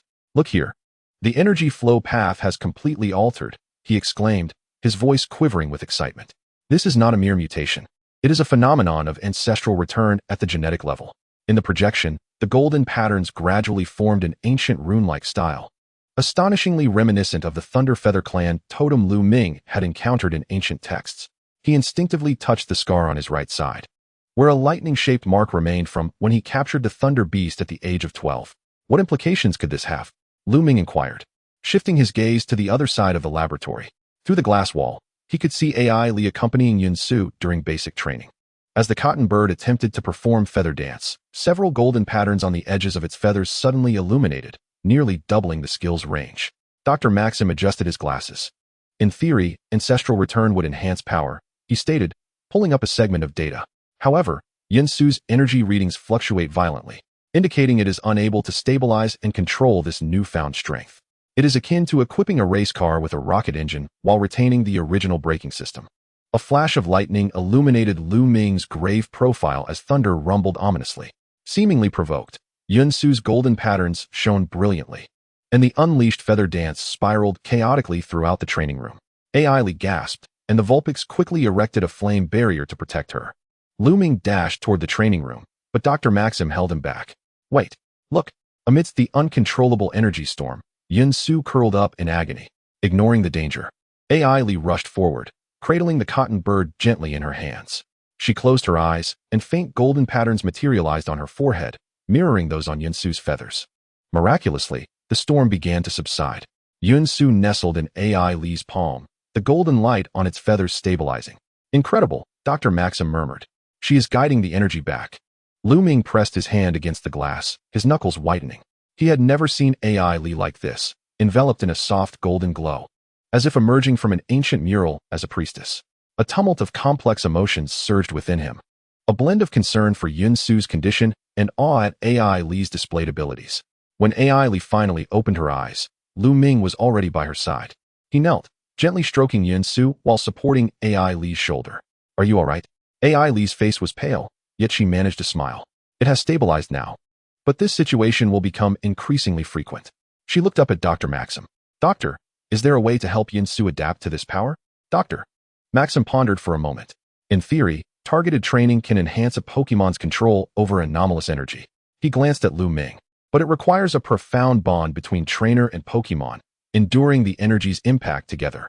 Lu Ming nodded without hesitation. Tell me the specific methods. Lu Ming. AI Li grasped his wrist anxiously. What does enduring mean? Dr. Maxim's expression turned serious. Literally, the ancestral energy is unstable. The training process may be painful. The rain intensified, drumming on the roof like a war drum. Lu Ming gently clasped AI Li's hand, feeling her fingertips tremble. He turned to Yunsu, who gazed at him with trusting, round eyes. Yin-Su, he whispered, are you willing to try this with me? Without hesitation, the cotton bird nodded, fluttering to his shoulder and nuzzling against his chin. This affectionate gesture reminded Lu Ming of 3 years ago, in the forests of the Hoenn region, when he first encountered a rejected little one. Then it settled. Lu Ming stood firm, his voice resolute. Doctor, please prepare the training plan. AI Li, he paused, I need you to serve as an observer, documenting the energy fluctuations. AI Li opened her mouth as if to speak, but ultimately just nodded earnestly, her fingers unconsciously tightening around the edge of her sketchbook. The following morning, training commenced in the open area behind the research facility. Dr. Maxim set up a rudimentary energy monitoring system, with various instruments forming a circle. In the center of the area stood several metal pillars, each topped with peculiar amber crystals. These are replicas of the Thunder Feather Clan's energy conduits, the doctor explained. They can simulate natural lightning energy, stimulating the ancestral genes of the cotton bird for stable expression. AI Li adjusted the recording instruments, her brow furrowed. What range should the voltage be controlled to? Initially 200 volts, gradually increasing, the doctor replied. But the key is the synchronization rate. Lu Ming must resonate completely with Yin-Su. Lu Ming had changed into a black training suit for ease of movement. In addition to his pokeball belt, he wore a belt embedded with strange gemstones, a temporary invention of Dr. Maxim's, said to assist him in synchronizing with Yin-Su's energy. Are you ready? Lu Ming crouched down, meeting Yin-Su's gaze. Chapter 101, Energy Affinity. The cotton bird nodded, its feathers slightly fluffed from nerves. Lu Ming gently stroked its head. Remember, no matter what happens, I will be with you. He stood tall, nodding toward AI Li and Dr. Maxim at the control console. Let us begin. The first round of training was relatively gentle. The energy conduits emitted a faint current, and Yin-Su needed to guide this current into specific patterns under Lu Ming's commands. Initially, it went smoothly. The cotton bird successfully directed the current, forming a simple lightning shape with feather dance. Excellent, Dr. Maxim exclaimed, recording the data. Now, increased to 250 volts. As the voltage rose, Yin-Su began to struggle. When the current intensity surged past 300 volts, an unexpected incident occurred. A bolt of electricity veered off course, striking Lu Ming's chest. Lu Ming, AI Li cried out, standing in alarm. Lu Ming grunted, kneeling on one knee, yet raised his hand to signal for them to continue. It's fine, Yin-Su, focus. The cotton bird anxiously looked to its trainer, the golden patterns on its feathers flickering erratically. Gritting his teeth, Lu Ming rose, his voice hoarse yet resolute despite the pain. Continue, little one. Elevate the left wing by 15 degrees, keep the right wing steady. AI Li's fingers dug deeply into her palm. From her unique perspective, she could see the golden energy bond forming between Lu Ming and Yin-Su, yet that bond was now rife with unstable fluctuations. She couldn't help but turn to Dr. Maxim. This is too dangerous. The doctor, however, was fixated on the data screen. No, this is precisely what any trainer dreams of. Look at that synchronization rate. On the training ground, Lu Ming seemed to have entered a wondrous state with Yin-Su. Every command he issued was impeccably precise, as if he could anticipate the cotton bird's every action. Though its feathers were singed slightly black from the current, the determination in Yin-Su's eyes grew ever stronger. As the voltage surged to 400 volts, the cloud fluff emitted a resounding, crystalline chime, its entire form illuminated by golden patterns. It released feathers that no longer scattered, but instead coalesced into a pair of majestic wings, composed of pure electricity. It worked. Dr. Maxim exclaimed with exhilaration, the ancestral energy has stabilized for the first time. However, the joy was short-lived. The wings suddenly spiraled out of control, threatening to explode. In a moment of desperation, Lu Ming rushed forward, cradling the cloud fluff in his embrace, turning his back to shield against the impending shockwave. Lu Ming, Ellie cried, disregarding her own safety as she dashed into the training ground. Contrary to expectations, the explosion did not occur. As Ellie reached Lu Ming's side, she discovered that the energy from the wings was being slowly absorbed by an unseen force emanating from the scar on Lu Ming's abdomen. The lightning-shaped scar now shimmered with a golden glow, resembling a miniature black hole devouring the chaotic energy. This is astonishing. Dr. Maxim watched in awe. An energy affinity physique? Once the crisis had abated, Lu Ming sat on the ground, utterly exhausted, while the cloud fluff nestled wearily yet safely in his arms. Ellie knelt beside him, hastily inspecting the burns on his back. Have you lost your mind? Her voice quivered with emotion. You should have recalled the cloud fluff immediately. Lu Ming winced slightly at her touch, but managed a weary smile. That would have caused a backlash that could harm it. Doctor. Maxim arrived with a medical kit in hand. Incredible. Did that scar result from the Thunderbird? Lu Ming nodded, and with the doctor's help, he removed his tattered shirt, revealing the lightning-shaped scar on his right side. Ellie gasped as she noticed golden patterns around the scar that were strikingly similar to the feathers of the cloud fluff. I should have realized it sooner, Dr. Maxim recorded excitedly. The Thunderbird's electricity has awakened the dormant Reiju genes within you, just as Keystone Energy activated the ancestral genes of the cloud fluff. Ellie cautiously tended to the burns on Lu Ming's back, her fingers trembling slightly from the aftershock. Noticing her distress, Lu Ming gently reassured her, "It's not that severe, just a superficial injury." "You fool," Ellie whispered, her voice barely audible. "Why would you go to such lengths?" Lu Ming paused, his gaze drifting to the slumbering cloud fluff as he softly replied, "If Pokémon can endure so much, how can a trainer not strive even harder?" The rain began to fall once more, prompting the trio to seek shelter under the eaves of the research institute. Dr. Maxim busied himself with preparations for the next phase of training, leaving Ellie and Lu Ming to look after the cloud fluff. Ellie's sketchbook lay open on her lap, her pencil unconsciously capturing Lu Ming's profile as he trained. Curiously, Lu Ming leaned closer to observe, his breath brushing against her ear. "That's beautifully drawn." "Ah." Ellie hastily closed the book, her ears flushing crimson. "It's merely recording the energy flow." Lu Ming chuckled lightly, choosing not to expose her. He gazed out at the intensifying rain. "Tomorrow, we commence the second phase of training. The doctor mentioned that harnessing natural lightning might prove even more perilous." Ellie twisted her fingers nervously. "Must it be done this way? We could take our time." "There's no time to waste," Lu Ming replied, shaking his head solemnly. "Last night, I received intel from the League. The Dark Dawn has set its sights on the cloud fluff. They wish to exploit the energy of the ancestral Pokémon for their own ends. We must ensure that the cloud fluff fully masters its power before they can act." Ellie looked up sharply. "The Dark Dawn? Is that the organization conducting illicit research on ancient Pokémon energy?" Lu Ming nodded, instinctively touching the scar on his abdomen. They wanted to approach openly, but he suddenly halted, his gaze sharpening as he peered into the depths of the rain. "Who is there?" A dark raven soared from the treetops, its blood-red eyes glinting in the lightning, vanishing swiftly into the downpour. Yet both Lu Ming and Ellie caught sight of it, noting the miniature camera hanging from its neck. "We're being watched," Lu Ming gritted his teeth. "The plan must be expedited." As night descended, the Institute's lights flickered desolately amidst the torrential rain. Ellie stood by the window, watching Lu Ming as he trained alone in the storm, simulating various emergency scenarios with the Thunder Beast, drenched yet unwavering in his focus. Dr. Maxim approached her side. "Worried about him?" Ellie nodded gently. "He always bears the burdens of everyone alone." "An intriguing observation," the doctor remarked, offering her a cup of hot tea. "Do you know why I chose to study the Reiju?" Ellie shook her head. "Because they believe that lightning is not merely a force of destruction, but also a power of purification and rebirth." The doctor gazed at the figure in the rain, much like that individual, who appears as hard as iron on the surface, yet possesses a heart softer than anyone. Ellie's vision blurred, unsure if the moisture on her cheeks was from rain or tears.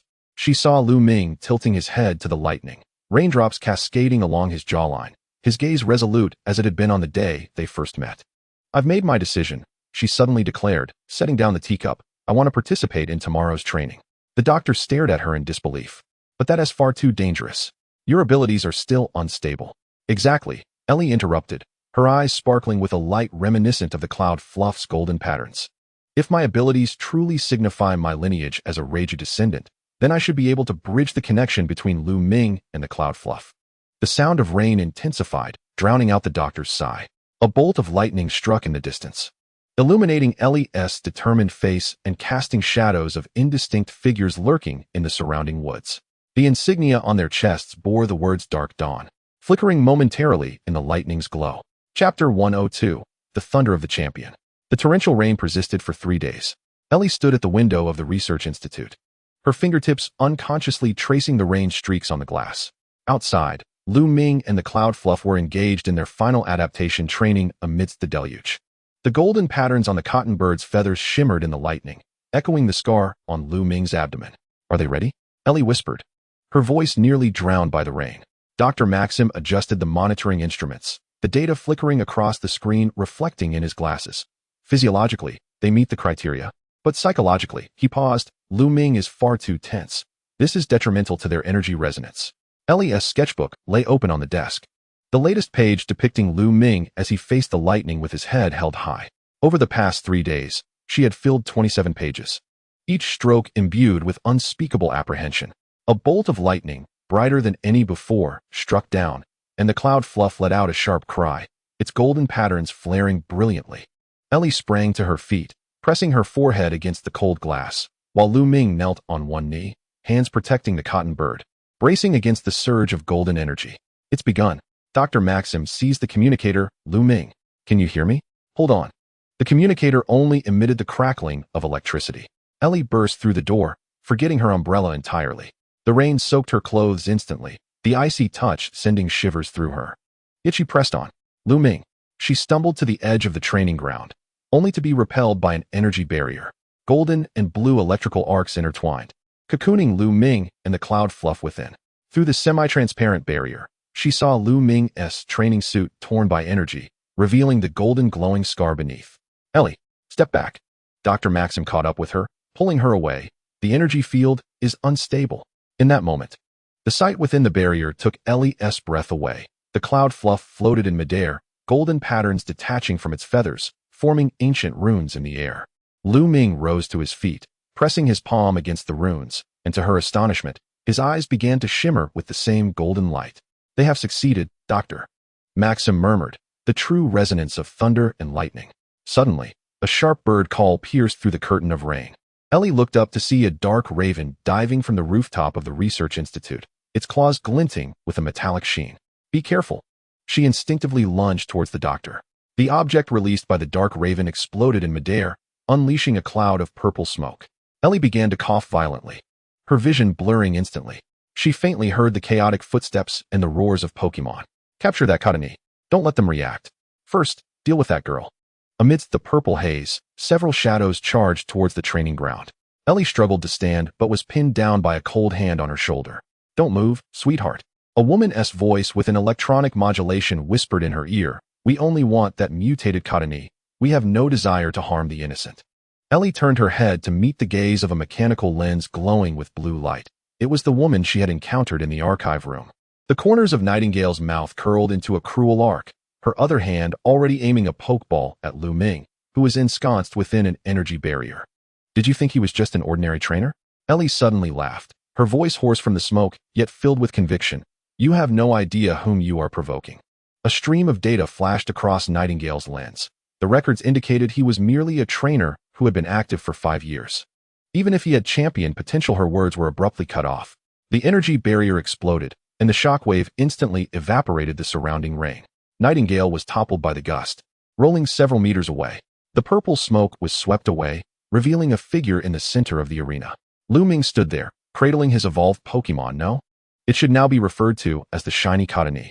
Its formerly pale blue feathers had transformed into a vibrant azure, its tail elongated and flowing. And most striking were the golden patterns that had formed a complete ancient totem, shimmering on its chest. Yet what truly rendered the members of the Dark Knight Dawn motionless was the aura that Lu Ming exuded at that moment. The rain around him formed an eerie levitation, as if separated by an invisible force field. When he lifted his gaze, the golden glimmer in his pupils made the foremost of the henchmen instinctively retreat. 5 seconds. Lu Ming spoke, his voice deep and resonant, akin to the rumble before a thunderstorm. Leave my sight. Nightingale was the first to regain her composure, sneering. What a show of bravado. Dark ravens, unleash your malevolent waves. Dozens of dark ravens simultaneously released waves of purple energy, hurtling towards Lu Ming. Ellie's heart skipped a beat, but she saw Lu Ming merely raise his hand gently. An orange-red figure descended from the sky, causing a minor tremor upon landing. It was the Magmortar, one of Lu Ming's main forces, encircled by a magma shield. The malevolent waves vaporized upon contact. This Pokémon, which should have been cumbersome, turned with astonishing agility, delivering a molten punch that sent 3 dark ravens plummeting. Chapter 103, The Champion's Thunder 2. How is this possible? Nightingale's lens frantically refreshed the data. The energy readings had surpassed that of a champion. Lu Ming ignored her astonishment, redirecting his attention towards Ellie. Across the chaotic battlefield, their gazes locked. Ellie saw his lips move, deciphering the unspoken inquiry. Are you all right? She nodded, mustering the strength to stand. Just then, a member of the Dark Knight Dawn lunged at her from the side. Ellie. Lu Ming's voice quivered for the first time. A flash of blue light darted past, the Bisel appearing like a specter before Ellie, its tail whipping out a high-pressure water blade that sent the assailant flying. In the next instant, Lu Ming was already behind her, a warm palm resting against her back. Back to back, he whispered in her ear, his breath brushing against her damp hair, "Trust me." Without hesitation, Ellie leaned against his back. She could feel the tension of his muscles and the reassuring warmth radiating from him. The Fennekin, now at her feet, formed a protective circle with the flames on its tail. Witnessing this, Nightingale gritted her teeth and pressed her earpiece. Initiate Plan B. All units, attack. Capture that shiny Cottonee. More members of the Dark Knight Dawn surged from the woods, unleashing a barrage of Pokemon attacks. Lu Ming chuckled coldly, retrieving the remaining Pokeballs from his waist and lining them up. Do you wish to witness the power of a Thunder-type champion? His voice suddenly turned clear and icy. Then prepare to behold. The Pokeballs opened simultaneously, beams of light shooting skyward. The Ampharos spread its enormous wings, each flap conjuring storm clouds. The Bisel was surrounded by rapidly spinning water blades, slicing the rain into mist. The Gyarados shimmered with metallic scales, causing the ground to tremble with each step. The Chingling floated in the air, its bell tolling causing the nearest foes to fall into slumber, and the Fennekin, to Ellie's astonishment, had flames on its tail transformed into a brilliant gold. The offensive of the Dark Knight Dawn crumbled instantaneously. The Magmortar forged a path ahead, turning the ground into molten rock as the Bisel and Gyarados weaved through, perfectly coordinating water and earth, while the Ampharos wove a cage of lightning in the air, sealing all escape routes. The Chingling's hypnotic sound waves caused a large number of enemies to succumb without a fight, while the Fennekin stood guard by Ellie's side, forcing any stragglers back with its golden flames. Nightingale's complexion turned ashen. Retreat. Immediate retreat. It was too late. Lu Ming raised his hand, and the Ampharos immediately summoned a barrier of lightning, sealing off all escape routes. Ellie had never seen Lu Ming like this, calm, precise, and ruthless. Every command he issued was succinct and effective, with his 6 Pokemon working in flawless synchrony, as if executing a meticulously choreographed dance of destruction. Members of the Dark Knight Dawn fell like wheat, while Lu Ming remained steadfast, unwaveringly positioned behind her. Lu Ming, Ellie softly called, suddenly noticing the blood seeping from the scar on his abdomen. You're hurt. It's an old wound, he replied nonchalantly, tilting his head slightly, the golden glint in his eyes fading back to the familiar deep brown. Just hold on a little longer. Just then, Nightingale suddenly produced a strange device, aiming it at Ellie. Since we can't take the Cottonee, then we'll take you. A beam of purplish-black light shot forth. Lu Ming reacted swiftly, turning to shield Ellie in his embrace, but the shiny Cottonee leaped forward to intercept. The beam struck the golden totem on its chest, which miraculously rebounded, striking Nightingale's mechanical lens. Ah! Nightingale screamed, sparks flying from the lens. She staggered back, gritting her teeth as she pressed a final button. You will regret this. A colossal shadow descended from the sky, the haunch crow, but unlike ordinary ones, this one was covered in ominous purple patterns. It seized Nightingale and several core members, forcefully breaking through the lightning cage. Lu Ming did not pursue. Instead, he immediately checked on Ellie's condition. Are you injured? Ellie shook her head, but her gaze fell upon his abdomen. Your wound, I'm fine, Lu Ming downplayed, but his pale lips betrayed him. Doctor.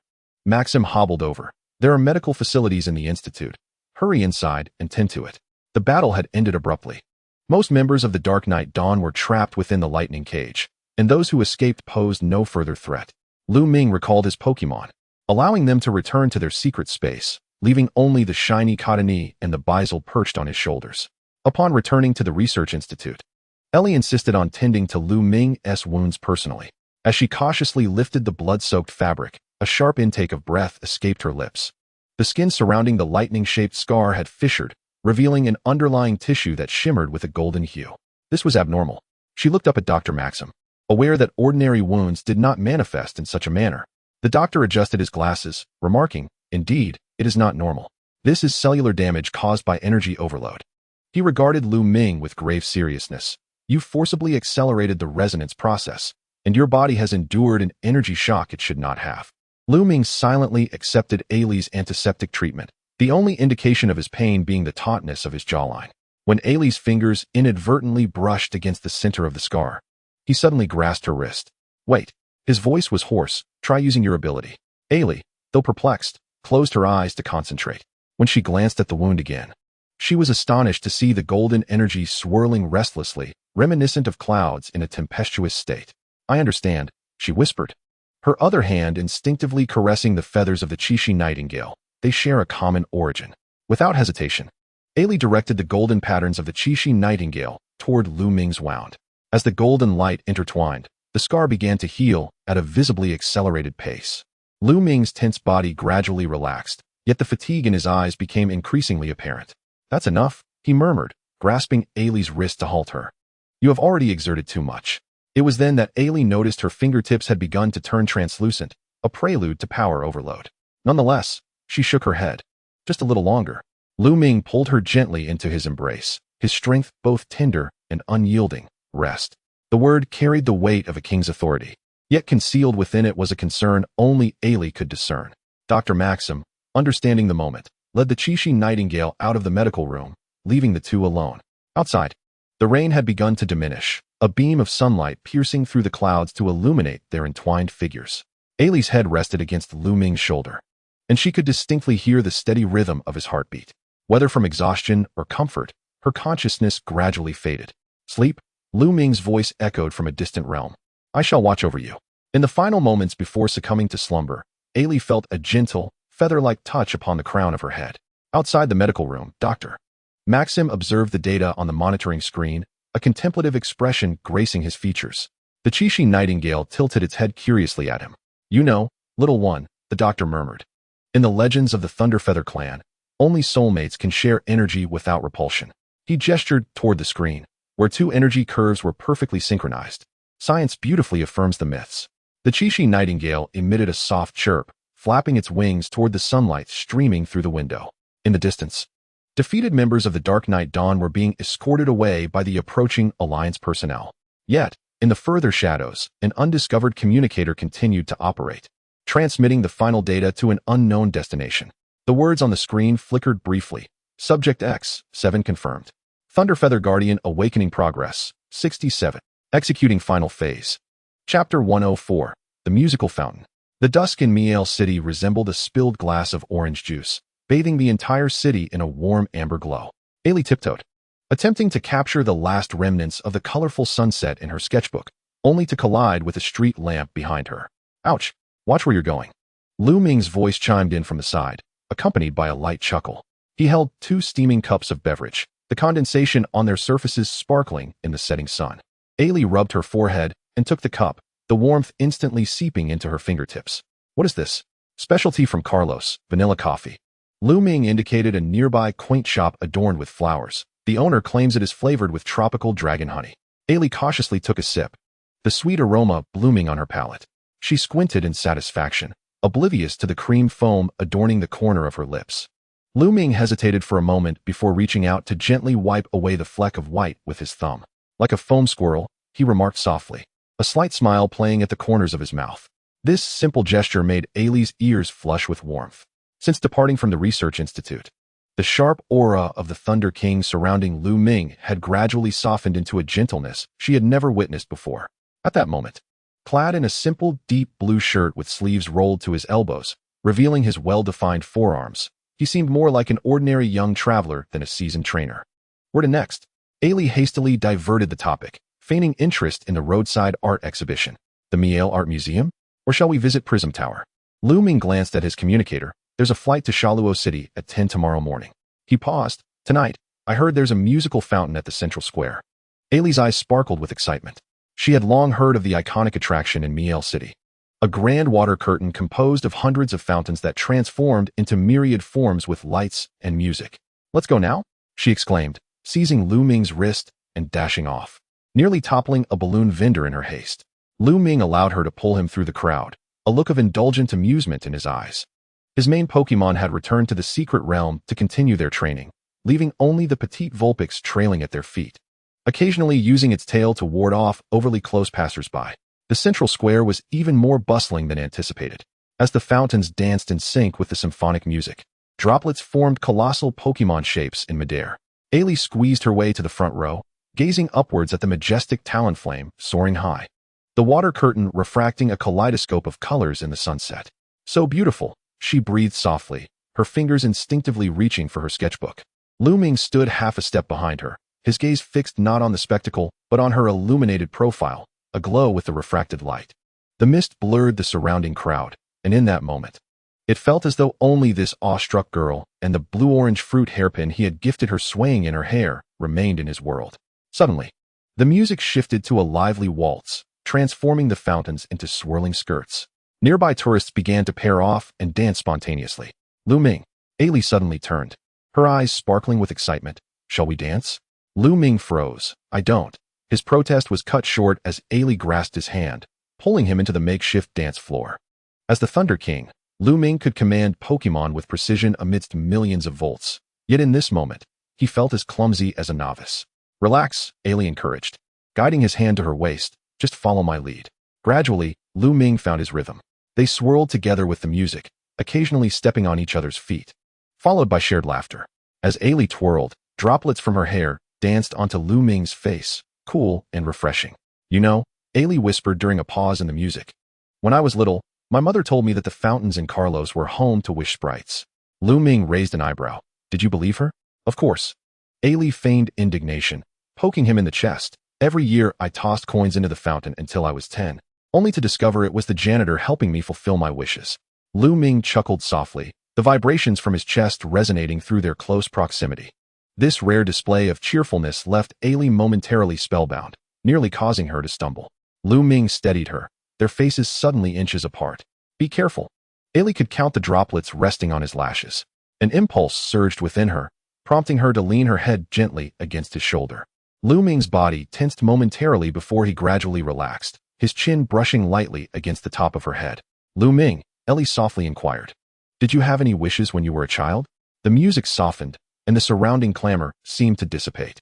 Lu Ming fell silent for a moment, his voice low and gentle. At the age of 12, during a torrential downpour, Ailey listened intently, feeling the vibrations of his voice resonate in his chest. At that moment, I thought, if someone were to save me, I would be willing to exchange everything. His fingers unconsciously caressed the fabric at her waist, and then, in a flash of lightning, I encountered the Thunderwing Butterfly. This marked the first time Lu Ming actively spoke of his past. Ailey looked up and saw a glimmer in his eyes, more enchanting than the neon of a fountain. Chapter 105, The Grand Contest. It was injured at that time, yet it still protected me. Lu Ming continued. From that day on, I resolved to become a trainer that Pokémon could trust. Ailey suddenly understood why he held such deep affection for Yunshu. That ostracized cotton bird resembled the Thunderwing Butterfly from his past, encountering him in his loneliest hour. The fountain suddenly reached its zenith, a majestic curtain of water soaring into the night sky, forming the shape of Mega Ampharos. The electric effects illuminated the entire square as if it were daylight, and gasps erupted from the crowd. Amidst this brilliance, Lu Ming lowered his gaze towards Ailey in his embrace, an indescribable emotion swelling within his chest. He wished to say something, but was abruptly interrupted by the sudden beeping of his communicator. Apologies. He furrowed his brow as he checked the message. It was from Dr. Bratano. He had heard we were in Kalos and wanted to invite us to the Research Institute tomorrow. Ailey nodded, concealing a hint of disappointment. It's just in time to inform him about Yunshu. She gently withdrew from Lu Ming's embrace, but he grasped her hand. Shall we dance again? Lu Ming asked, his voice tinged with rare hesitation. Ailey beamed, returning to his arms. The Fennekin perched at the edge of the fountain, its tail flames unintentionally transforming into a warm golden hue, reflecting their intertwined figures. The following morning, Ailey was awakened by the chirping of birds outside her window. Groggily, she reached for the nightstand, only to encounter a warm object. Coffee. On the nightstand sat a steaming cup, accompanied by a neatly written note. Out for supplies. Back in an hour. Chapter 106, Outstanding Performance Award. The performance of Fennekin exceeded all expectations. Golden flames intertwined with stardust in a spiral, while phantasmic lights refracted rainbows upon the crystal chandelier. The climax was particularly spectacular, as Fennekin twirled Ailey with its tail, sparks raining down like confetti, earning resounding applause. We did it. Backstage, Ailey leaped into Lu Ming's arms, her cheeks flushed with excitement. Did you see the audience's expressions? Lu Ming gently caught her, a smile playing at the corners of his mouth. I did. His gaze softened. You were dazzling. This simple compliment made Ailey's heart race. She suddenly noticed that Lu Ming still bore the golden face paint she had applied, glimmering under the lights. An impulse surged within her, and she rose on her toes to congratulate him on winning the Outstanding Performance Award. Staff members suddenly appeared, presenting a trophy. Here is your award and score sheet. The atmosphere shifted, and Ellie blushed as she accepted the trophy. Finnegan jumped between them, proudly displaying the ribbon around its neck, cleverly alleviating the awkwardness. As they left the venue, the sun hung low in the west. The trio decided to celebrate at the renowned illusory cake shop. The shop was decorated like a fairy tale castle, with an array of exquisitely shaped pastries displayed at the counter. I want this one and that one. Ellie nearly pressed her face against the glass. Lu Ming, look. Pikachu-shaped macarons. Lu Ming observed the girl's childlike antics with fondness. Try them all. They ordered a table laden with sweets. Ellie tasted each delicacy with the seriousness of a food critic, occasionally feeding Finnegan a small bite of cream. Lu Ming, however, showed little interest in the confections until Ellie offered him a raspberry macaron, holding it to his lips. Do try, she urged. The desserts in Kalos are world-renowned. Lu Ming hesitated for a moment before leaning down to bite into the macaron. The sweet flavor melted in his mouth. But what stood out more was the sensation of Ellie's fingertip accidentally brushing against his lips. How is it? Ellie asked eagerly. Too sweet, Lu Ming replied honestly, but added as he noticed her pout, not bad. Ellie suddenly had a brilliant idea. How about we make our own? The shop offers DIY classes. So, half an hour later, the two stood at the cooking station, aprons tied around their waists. Finnegan was seated in the corner, its own small portion of raspberry cake before it. First, sift the almond flour and powdered sugar. The instructor demonstrated the steps. Ellie eagerly followed along, but found her hands sticky while whipping the egg whites. Lu Ming, surprisingly adept at precise measurements, deftly maneuvered the piping bag, creating perfectly symmetrical macaron shells. This is unfair, Ellie protested. Why are you so good at this on your first try? Lu Ming chuckled softly. The energy distribution of Pokémon is 10 times more complex than this. He stepped behind her, placing his hands over hers, guiding her and squeezing the piping bag. Relax your wrist, apply even pressure. Ellie suddenly found it hard to breathe. Lu Ming's chest pressed against her back, his warm breath brushing past her ear. She mechanically mirrored his movements, but completely lost focus on the dessert. See, just like that. Lu Ming's deep voice was close enough to hear. Ellie could only hope her face wasn't too flushed when their macarons finally emerged from the oven. Though irregular in shape, they received praise from the instructor for their flavor. Ellie handed the first piece to Lu Ming, nervously watching his expression as he took a bite. Is it good? Lu Ming nodded, offering the other half to her lips. You should try. This indirect kiss suggestion made Ellie's ears burn. She carefully bit into the macaron, the sweetness blossoming on her tongue, but it paled in comparison to the sweetness blooming in her heart. On the way back to the hotel, the night was deep. The starry sky of Kalos was particularly bright, with the Milky Way stretching across the heavens like a shimmering ribbon. Ellie held Finnegan close, stealing glances at Lu Ming beside her.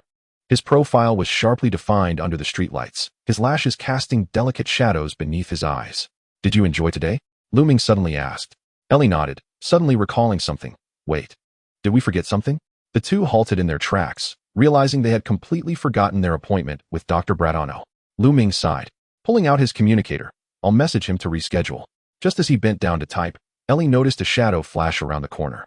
That feeling of being watched sent a chill down her spine, reminiscent of the time she was surveilled by the night light at the research institute. Lu Ming.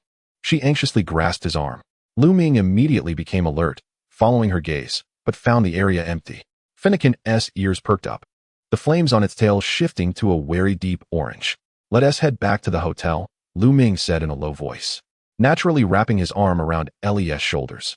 That night, Ellie had a strange dream.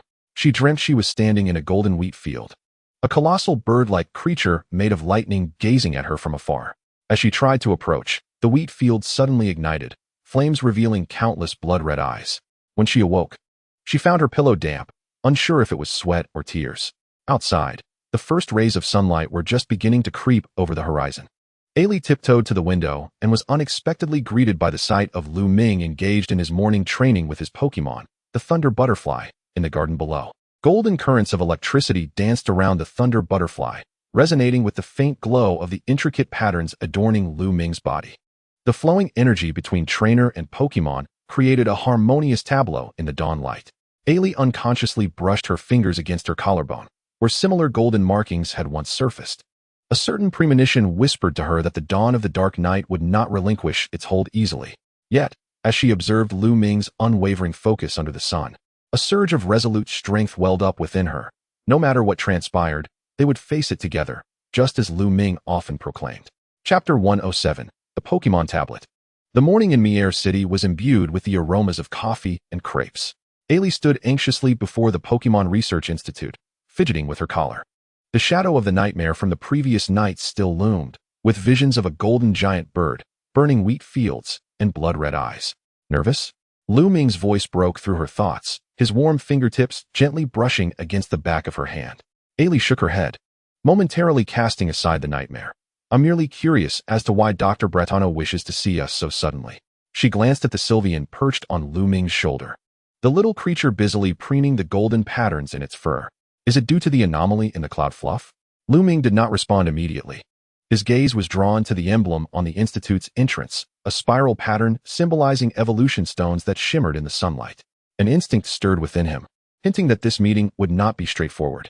We'll find out once we go in. He pushed open the glass door, and as his palm made contact with the metal handle, a sharp pain shot through the lightning patterns on his skin. The interior of the Research Institute was far more spacious than he had anticipated.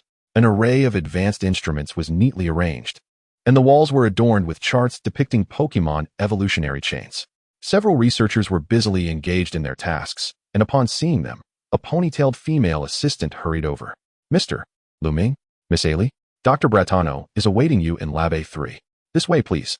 As they traversed the lengthy corridor, Ailey took note of the various experiments on Pokémon evolution taking place within the laboratories flanking them. In one room, a firefox practiced expelling flames from a specialized apparatus, the flames exhibiting a rare bluish-green hue. We're here. The assistant halted before a metal door, inputting a code. Doctor, your guests have arrived. The moment the door slid open, a peculiar wave of energy washed over them. Ailey instinctively pressed her fingers to her temples, her unique abilities rendering her unusually sensitive to such energy. Lu Ming immediately perceived her discomfort and discreetly positioned himself in front of her, shielding her from the majority of the waves. In the center of the laboratory, Dr. Bretano was turned away from them, manipulating a complex device. He appeared younger than she had envisioned, his brown curls casually tied back, and his lab coat speckled with dubious colorful powders. Ah, you're here. He turned, revealing a radiant smile, his gray-green eyes sparkling with excitement. I apologize for the delay. I was in the midst of critical research. Please, make yourselves comfortable. Oh, wait. There's a sample. He hastily cleared a box of fossils from a chair. Lu Ming, however, did not take a seat and instead cut to the chase. What did you summon us for, Doctor? Dr. Bretano adjusted his glasses, his gaze settling on the Sylveon. First and foremost, I must see this legendary ancestral Sylveon for myself. He stepped closer, yet maintained a cautious distance. Those golden patterns are far more intricate than described in the report. The Sylveon instinctively shrank back, its feathers slightly ruffled. Ailey gently caressed its back, sensing a faint energy disturbance. It's not comfortable here, Ailey remarked. The energy field is too chaotic. Doctor. Bretano's eyes widened in realization as he quickly powered down several devices. My apologies. I forgot about your sensitivity to energy. He gestured toward a circular apparatus in the corner of the room. This is the newly developed energy stabilization chamber. It can help the Sylveon calm its ancestral energy fluctuations. Lu Ming scrutinized the device, but did not respond immediately. His fingertips absently traced the poke ball at his waist, which contained the Thunder Butterfly. Since entering the Institute, the ball had been vibrating slightly, as if the Pokémon within sensed something amiss.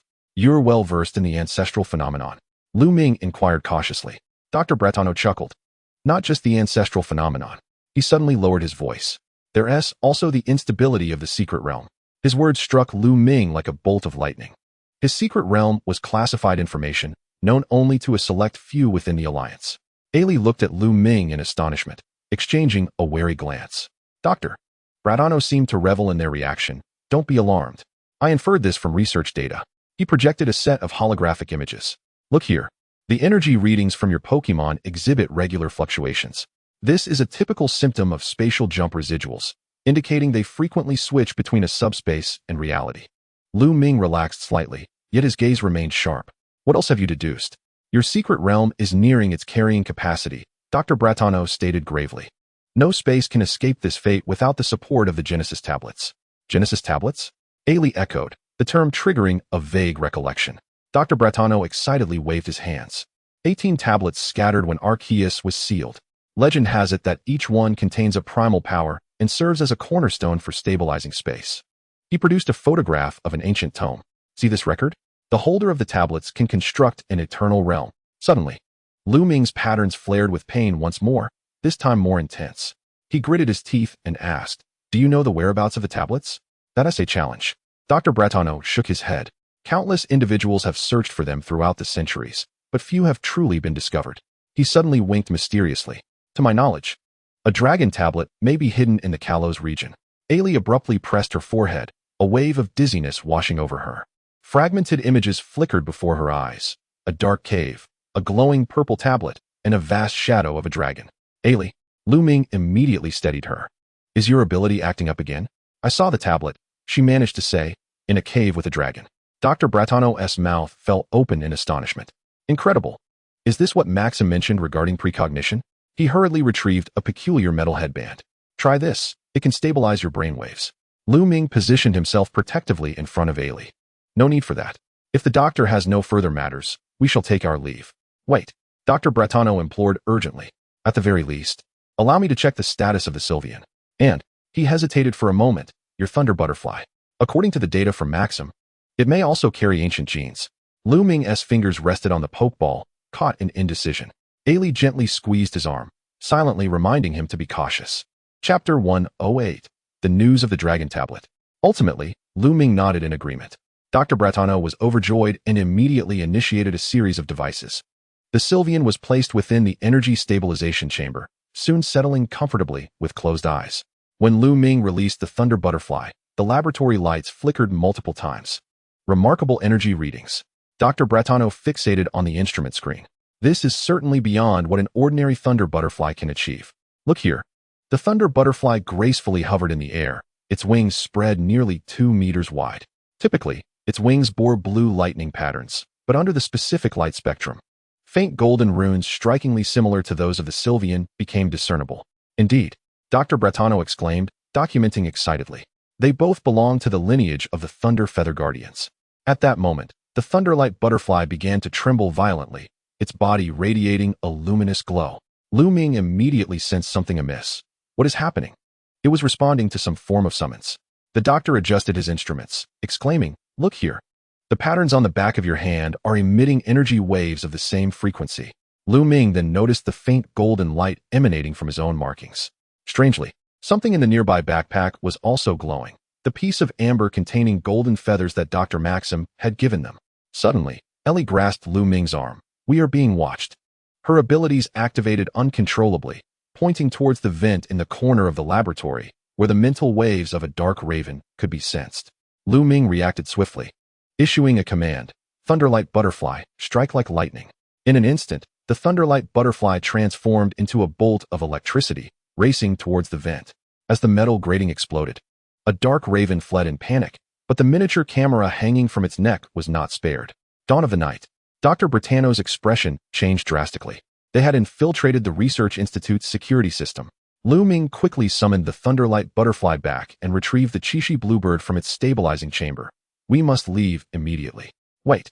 The doctor handed him a data chip. "This contains all my research on the tablet." And he lowered his voice, "An ancient map, not catalogued by the Alliance, marking potential locations of the Dragon Tablet." Suddenly, alarms blared throughout the corridor. The female assistant rushed in, panicked. "Doctor, the security system has been breached. All exits are sealed." "This way." Bratano pushed open a concealed door disguised as a wall, revealing an emergency passage. "Watch your step, it's a bit steep." In the darkness, Lu Ming held Ellie's hand firmly. She could feel the thin layer of sweat and slight tremor in his palm, not from fear, but from an instinctive alertness to the unexpected situation. He gently squeezed her fingers, a silent signal they had developed. 3 squeezes meant safety, 2 meant caution, and 1. Suddenly, Ellie squeezed back 4 times. Lu Ming turned in confusion, unable to discern her expression in the dim light. A new signal. She leaned close to his ear, her breath brushing against his cheek. "For squeezes meant I'm here with you." Lu Ming's heart skipped a beat. Just then, a light appeared at the end of the passage. Bratano opened a small door, revealing the back garden of the Research Institute. "We can climb over the fence from here and blend into the crowd in the commercial district." The doctor handed them 2 hats. "I will find a way to delay them." Lu Ming nodded in gratitude, but was pulled back by the doctor as he turned to leave. "Remember," the doctor said seriously, "your secret realm requires the tablet for stabilization." And Ellie, he hesitated, "Her abilities may resonate with the tablet, but that could also attract danger." Ellie looked at him in surprise. You know the source of my abilities? Just a guess. The doctor adjusted his glasses. But the descendants of the Thunder Feather tribe have had an inexplicable connection to the Arceus tablet since ancient times. Distant footsteps echoed loudly. With no time for further inquiries, Lu Ming quickly led Ellie through the garden. Just as they were about to scale the fence, Ellie suddenly turned back. Doctor, the scar on your wrist. Dr. Bretano instinctively covered his right wrist, where a lightning-shaped scar, remarkably similar to the one on Lu Ming's abdomen, was visible, only more aged. We'll explain later. He waved his hand urgently. Hurry. The bustling commercial district perfectly concealed their escape. Lu Ming found a secluded cafe and chose a spot where he could observe all exits. What now? Ellie asked softly, her fingers unconsciously stroking the backpack containing the amber. Should we go directly for the dragon tablet? Lu Ming shook his head. Too dangerous. We need more information. He produced the data chip given by the doctor. Let us see what's in here first. His communicator vibrated suddenly. An encrypted message appeared. Beware of the doctor. Not all lightning scars come from the Thunder Beast. Ellie gasped. Dr. Maxim? Is he warning us?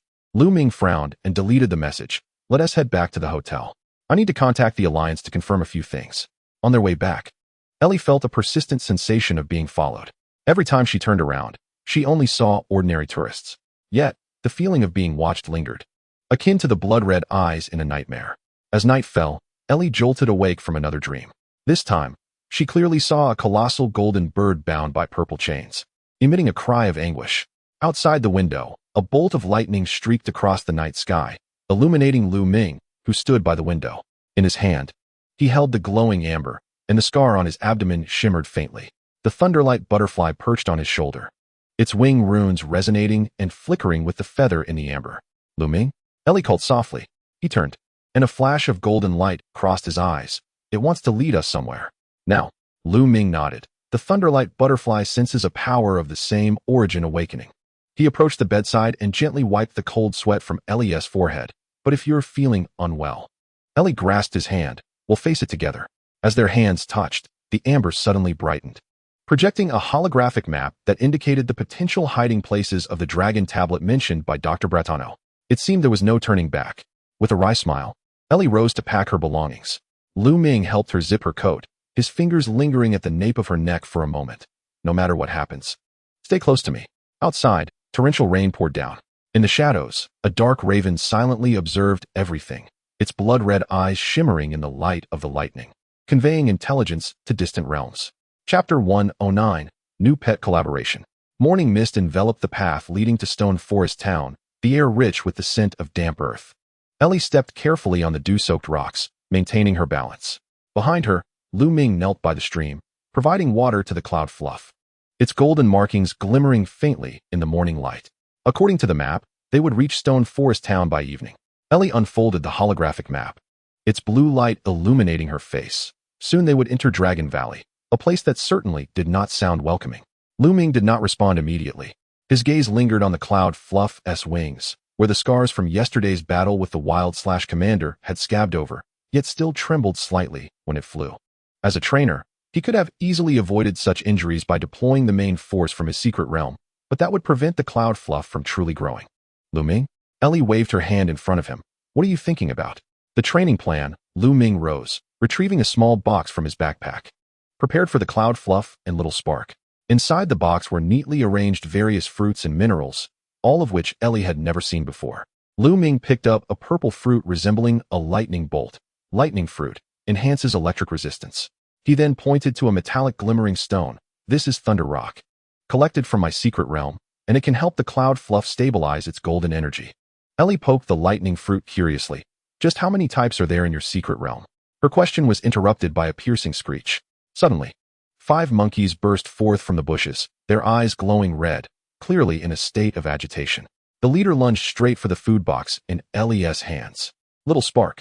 Ellie instinctively recoiled. The foamy squirrel leaped from Lu Ming's shoulder, its tail whipping out a flurry of stars. However, this time, the monkey creatures were evidently well prepared, adeptly evading attacks, with 2 of them flanking to launch a surprise assault. Lu Ming refrained from striking, merely stating in a low voice. Feather dance combined with a flash of lightning. Remember the advantage of the terrain. Yunsu immediately grasped the instruction, soaring above the stream to unleash the feather dance. The damp feathers increased in weight, enveloping the monkey creatures like a net. Xiao Shan seized the opportunity to leap onto a rock, utilizing the height to execute Water Tail, striking the ensnared opponent with precision. Splendid. AI Li cheered. Yet, the battle was not yet concluded. The largest of the monkey creatures suddenly erupted in fury, transforming into a colossal fire monkey. It slammed a fist into the ground, sending a shower of debris hurtling towards Xiao Shan. Protect, and then relay, Lu Ming succinctly advised. The bubble squirrel erected a transparent barrier to shield against the debris, immediately thereafter using the momentum to leap into the air towards the Qian Mian bird. Yun Su accurately caught it, executing a dive that positioned Xiao Shan behind the fire monkey, allowing for a perfectly timed water tail. The fire monkey collapsed with a thunderous crash, signaling the end of the battle. Xiao Shan panted heavily, yet its eyes gleamed with remarkable brightness. Yun Su alighted on Lu Ming's shoulder, its golden markings shining brighter than usual. Their coordination had improved. Lu Ming gently stroked the heads of the Qian Mian bird and Xiao Shan, a subtle smile gracing his lips.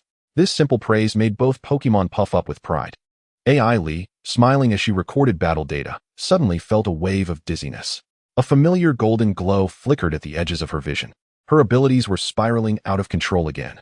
She hastily grasped a tree trunk for support, but it was too late. Illusions surged forth like a tidal wave. A shadowy dragon cave, luminescent purple stone slabs, and what was not a stone slab at all, but rather a curled-up dragonite's wing. The dragon's eyes snapped open, revealing a color identical to Yun Su's golden markings, yet filled with agony and rage. AI Li, Lu Ming's voice pulled her back to reality. She found herself kneeling on the ground, gripping Lu Ming's clothing tightly, her forehead resting against his shoulder. The sound of their heartbeats echoed distinctly in the stillness of the forest. Did you see it again? Lu Ming inquired softly, his hand caressing her back. AI Li nodded. Recounting the vision, the Dark Knight Dawn has already reached the Dragon Cave.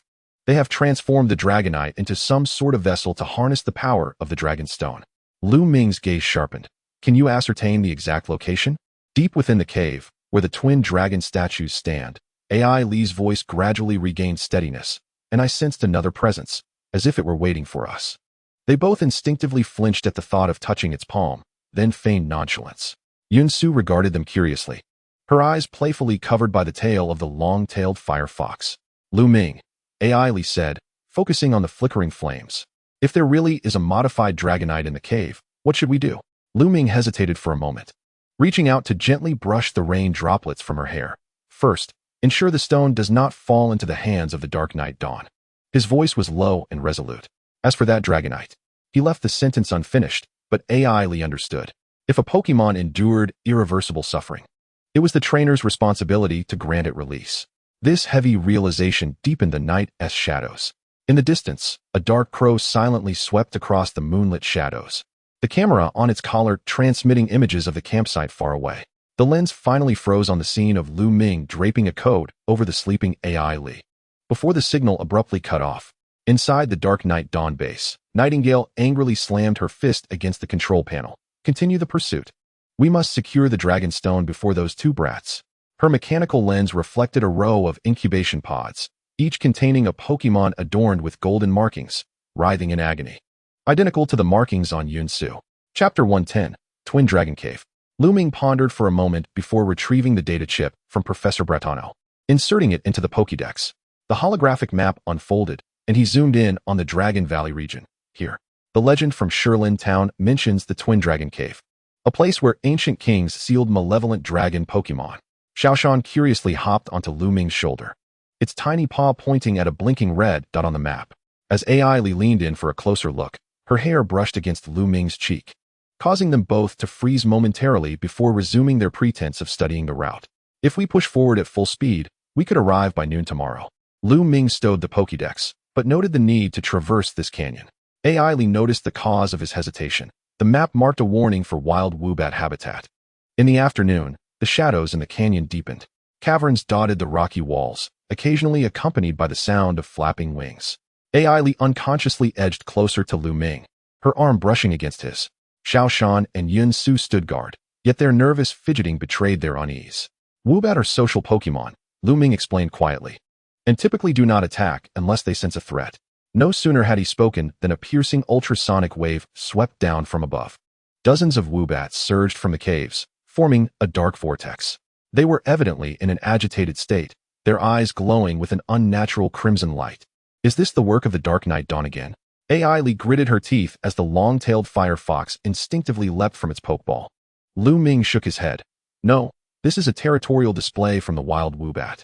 He deliberately refrained from summoning his main Pokemon, instead turning to AI Lee. How should we respond? AI Lee recognized his intent to train her tactical thinking. She quickly assessed the situation. Woobat rely on ultrasonic waves for navigation. If we can disrupt their sound waves, can Yin-Su's feather dance work? Lu Ming encouraged. AI Lee took a deep breath. Yin-Su, release a blanket of feather dance. Xiaoshan, prepare bubble beam, aim for the rock wall. The Qian-Mian bird soared into the air, unleashing a torrent of golden feathers.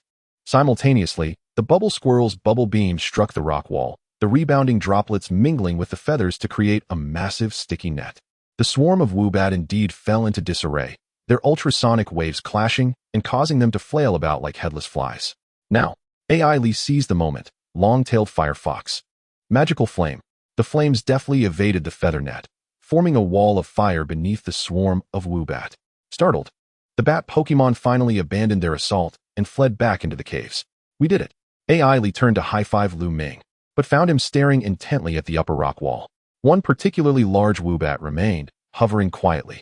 Strangely, it wore a metallic ring around its neck, emitting a faint red glow. A tracker, Lu Ming squinted. Someone is monitoring this area. Just as he was about to release his lightning butterfly to pursue, the Woobat suddenly self-destructed. The metal ring exploded in a shower of sparks, debris plummeting into the abyss. AI Lee felt a chill run down her spine. They were willing to kill their own Pokemon to keep secrets. Lu Ming silently grasped her hand, the warmth momentarily dispelling her unease. The two quickened their pace, intent on crossing the canyon before dusk. Yet, the sky abruptly darkened, not due to the approach of night, but a looming storm in the distance. Within minutes, torrential raindrops began to pelt down. Find a place to take cover, Lu Ming urged as he shielded AI Lee, moving towards the rock face. At that moment, an even greater crisis struck. The rain washed away the soil on the hillside, causing it to begin to loosen. Landslide. Run. They had barely taken a few steps when a torrent of mud and rocks thundered down. Lu Ming swiftly shoved AI Lee towards a relatively safe crevice between two boulders, but was struck in the back by a branch, stumbling to the ground. Lu Ming. AI Lee screamed, attempting to rush over, but was held back by the long-tailed fire fox gripping the hem of her clothing. In a moment of dire urgency, a silvery flash cleaved through the curtain of rain, as the majestic shield of the Shereldon stood firmly before Lu Ming, parting the mudslide as if it were mere fabric. Oh my, what a serendipitous encounter in such a place. A light-hearted feminine voice chimed from above. Ellie looked up to see a young girl adorned in traditional Kalos attire, her violet hair billowing in the rain. She recognized the performer, Marcy, whom she had met during the Tri-Championship Satellite Contest. Are you all right?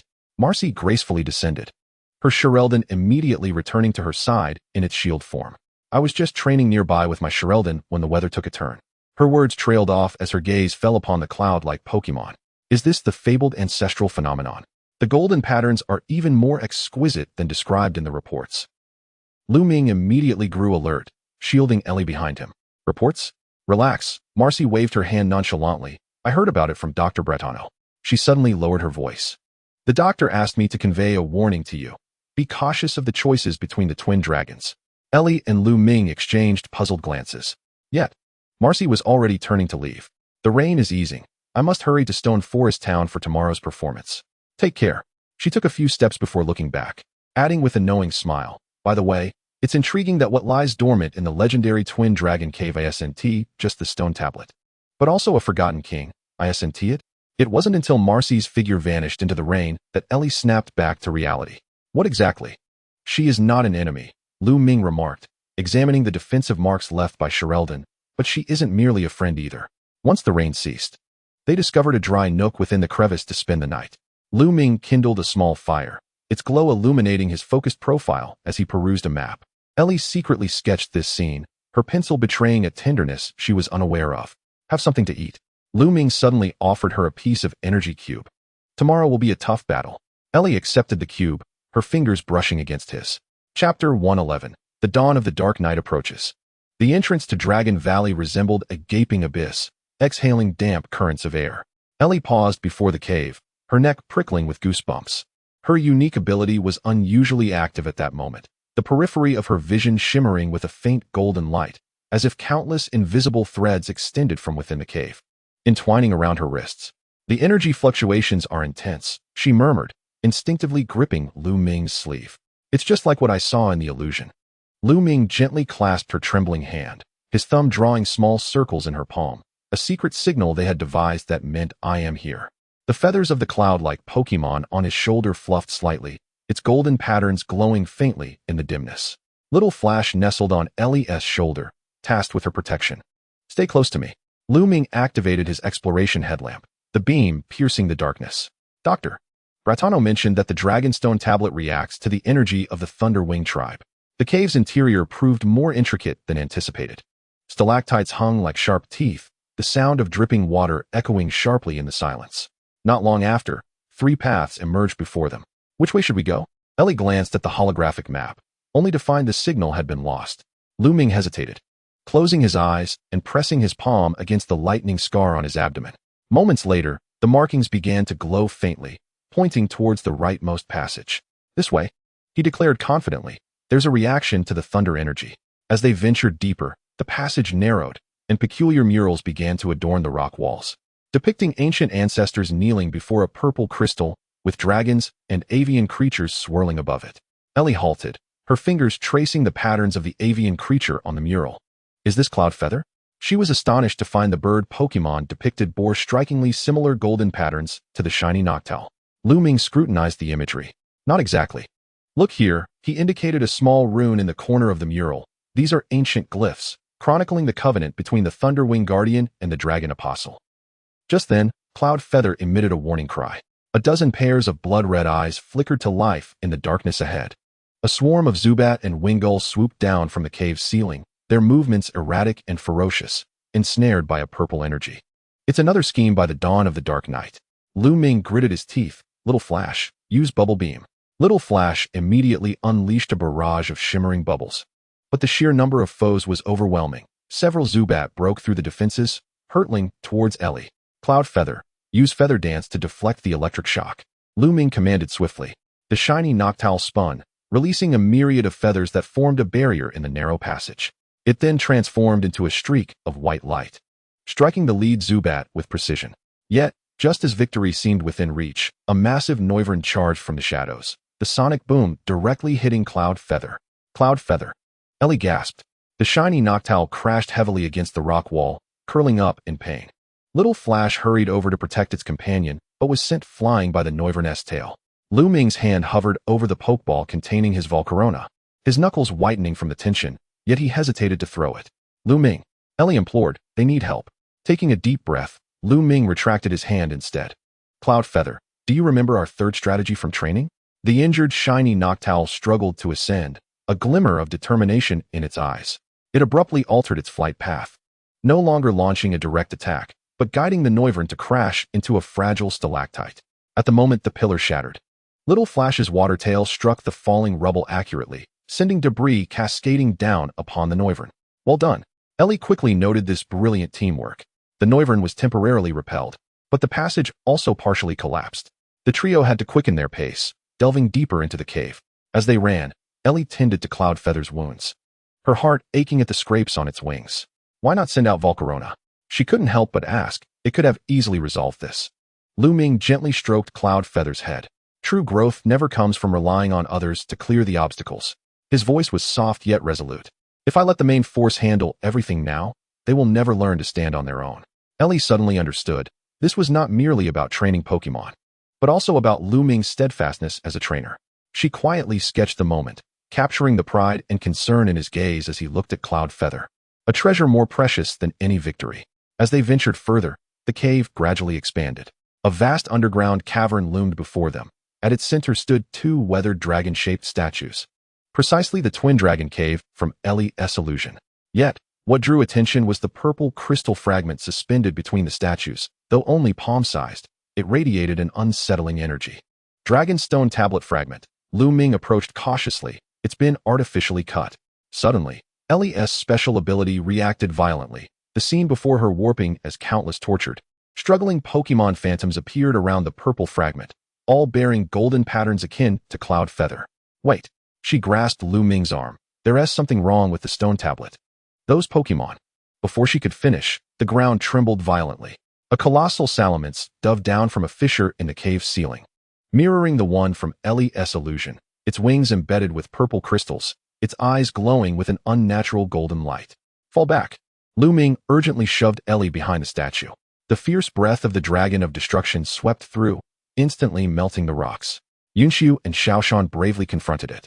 Yet the disparity in strength was overwhelming, leaving them battered after just a few exchanges. Lu Ming, finally shedding his hesitation, hurled forth the pokeball containing the lightning butterfly. Finish it, lightning butterfly.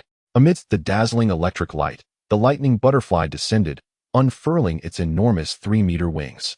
Unlike ordinary lightning butterflies, its wings were adorned with ancient runes, each flap resonating with thunderous echoes.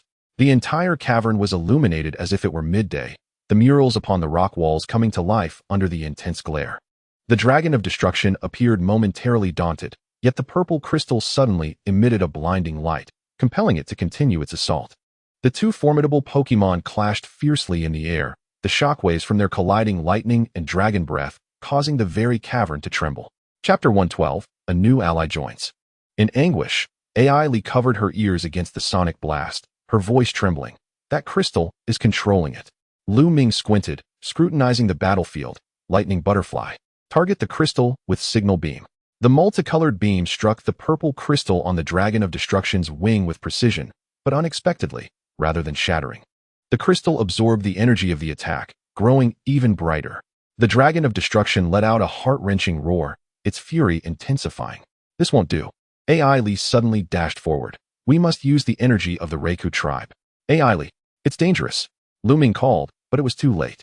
Li ran beneath the battlefield, arms raised high, a golden pattern appearing on her forehead akin to Yunxiu's. A gentle golden light emanated from her hands, resonating with the markings on Yunxiu's body. The dragon of destruction's movements abruptly halted, its eyes locked in a fierce struggle between golden and purple light. At that moment, a deafening roar erupted from the opposite side of the cavern. A bolt of yellow lightning cleaved through the battlefield, crashing into the opposite wing of the dragon of destruction. It was an electric dragon, but unlike any ordinary specimen, its body was covered in lightning patterns reminiscent of Lu Ming's scars, its antennae shimmering with a brilliant golden hue. A wild electric dragon? Lu Ming gazed in astonishment at this unexpected guest. The electric dragon ignored them, focusing intently on attacking the purple crystal on the dragon of destruction's other wing. The lightning butterfly immediately understood, adjusting its angle to coordinate the assault. Under the combined forces of the two lightning energies, the crystal finally began to crack. One final blow. Lu Ming shouted, Lightning butterfly, unleash thunder. Electric dragon, thunder punch. The two bolts of lightning struck the crystal simultaneously, prompting the dragon of destruction to emit a cry of liberation as the purple crystal shattered at last. The now uncontrolled dragon of destruction plummeted to the ground, but the golden light in its eyes had faded, returning to a clear amber hue. The electric dragon, weary and battered, knelt on the ground, its body riddled with old and new wounds. Lu Ming cautiously approached, astonished to find that the lightning patterns on the electric dragon resonated with the scars on his abdomen. You've been resisting the dawn of night, Lu Ming suddenly realized. Were those wounds left by them? The electric dragon stubbornly raised its head, flames of defiance igniting in its eyes. Li gently touched its antenna, her ability granting her glimpses of fragmented memories. The electric dragon had once been an experimental subject used by the dawn of night to control the tablets, escaping due to its resistance, and had been secretly protecting the dragon cavern from complete invasion. Lu Ming crouched down, meeting the electric dragon's gaze. Do you wish to join us? He produced a pokeball. Together, we will stop those who harm Pokemon. The electric dragon glanced at the pokeball, then at the lightning-shaped pattern on the back of Lu Ming's hand, before extending its claw to lightly touch it. A strange golden light flowed between them, the pokeball automatically opening and capturing the electric dragon without even a tremor. It chose you, Li exclaimed in surprise. Lu Ming was equally astonished, yet his heart swelled with joy, for it was an electric-type Pokemon, perfectly aligning with his title. He released the electric dragon, which affectionately nudged its head against his palm. Meanwhile, the lightning butterfly had assisted the dragon of destruction in breaking free from the remnants of its control, and the two Pokemon seemed to reach a mutual understanding. Lu Ming, look, Li pointed between the stone statues. Fragments of the dragon tablet were slowly descending, the purple light softening. As Lu Ming reached out to touch them, a small piece automatically detached, merging into the pattern on the back of his hand. The remaining shards transformed into motes of light, absorbed by Yunxiu, the lightning butterfly, and the electric dragon respectively. Is this a sign of acceptance? Lu Ming felt the shift in energy within him, the secret realm seeming more stable.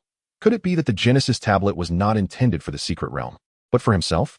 AI Li suddenly clutched her head, her ability uncontrollably activating once more. This is bad. The Dawn of Night base is tormenting more Pokémon. The Yunxiu tribe.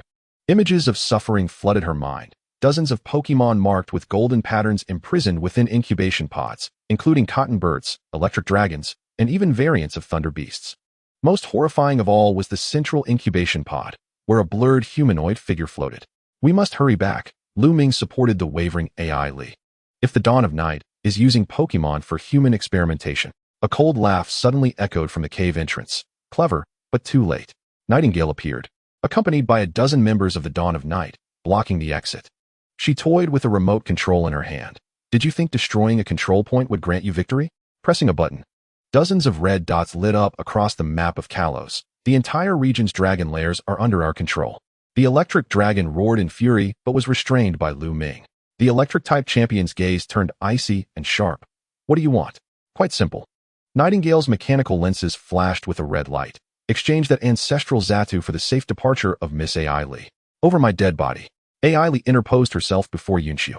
Lu Ming remained silent, gently squeezing AI Li's hand thrice, signifying, trust me. He looked up at Nightingale, a cold smile playing on his lips. Are you certain you wish to challenge me, the electric-type champion, in this enclosed space filled with conductive materials? Nightingale's expression shifted, but she quickly regained her composure. Your main forces are in the secret realm. Summoning them should take time, enough for my subordinates. Her words were abruptly cut short as Lu Ming raised his hand. The electric dragon, lightning butterfly, and Zadis simultaneously unleashed their lightning. However, unlike typical attacks, the three bolts of lightning intertwined in the air, forming a colossal ancient rune, the very imprint of the guardian of the Reiku depicted in the murals. Under the rune's aegis, Nightingale and her subordinates stood frozen, unable to move. Seizing the moment, Lu Ming grabbed AI Li and bolted toward an alternate passage. Run. What happened to them? AI Li glanced back at the enemies immobilized in place. The rune temporarily severed their control over the Pokémon. Lu Ming explained quickly, but it won't last long. The trio sprinted along the underground river, the sounds of furious roars and pursuit echoing behind them. Just as they were about to be overtaken, the river suddenly branched, revealing a concealed path to the right. This way, Lu Ming led the charge, only to find the passage ending in a stone wall covered in runes. AI Li despaired, pounding on the wall, a dead end. Yet Lu Ming stared intently at the runes, suddenly pressing his palm against the center. Descendant of the Reiku tribe, I request refuge.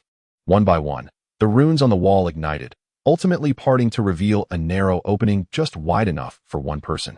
As the three squeezed through, the opening immediately sealed shut, barring their pursuers outside. Once safe, AI Li collapsed onto the ground, exhaling a sigh of relief. How did you know? The mural's hints. Lu Ming pointed to the designs on the inner side of the wall. Only the energy of the Reiku tribe can activate the passage. In the center of this confining chamber stood a stone pedestal, upon which rested an ancient tome. Lu Ming carefully opened its pages, which were yellowed with age and inscribed with astonishing revelations. The predecessor organization of the Dark Knight Dawn was, in fact, founded by a traitor of the Lei Yu clan 3 centuries ago, with the intention of resurrecting the sealed Thunder Dragon. The Thunder Dragon, AI Li murmured softly. Could it be referring to? The electric dragon suddenly gesticulated excitedly towards an illustration on the page, which prominently depicted a legendary Pokémon that exhibited traits of both the Thunder Beast and the violent flying dragon, strikingly similar to the golden giant bird AI Li had envisioned. Yun Su chirped uneasily, its golden feather patterns flickering intensely. Lu Ming gently stroked its back to soothe it. Though his gaze grew grave, we may be entangled in a conspiracy far more intricate than we imagined. Chapter 113. The Emergence of Legends. The pages of the ancient text rustled between Lu Ming's fingers, and the air within the chamber seemed to solidify. The creature depicted in the illustration, the Thunder Dragon, manifested an extraordinary fusion of dragon and bird. Its wings were composed purely of electric light, and its eyes gleamed the same amber gold as Yun Su's. This is not merely a legend. AI Li's voice trembled slightly as her fingers caressed the golden patterns on the page. It is identical to the runes on Yunsu and the Thunder Butterfly's bodies. The electric dragon suddenly growled restlessly, its golden antennae flickering erratically. Lu Ming immediately became alert. Pulling AI Li behind him, something is approaching. The chamber began to tremble, tiny fragments of stone cascading from the ceiling. The runes on the stone walls illuminated one after another with blinding purple light, resonating with the text surrounding the Thunder Dragon illustration. As the stone slabs converged, the seal would be broken, and the Thunder Dragon would re-emerge into the world. Dark night dawn. Lu Ming gritted his teeth. They have activated the other stone slabs.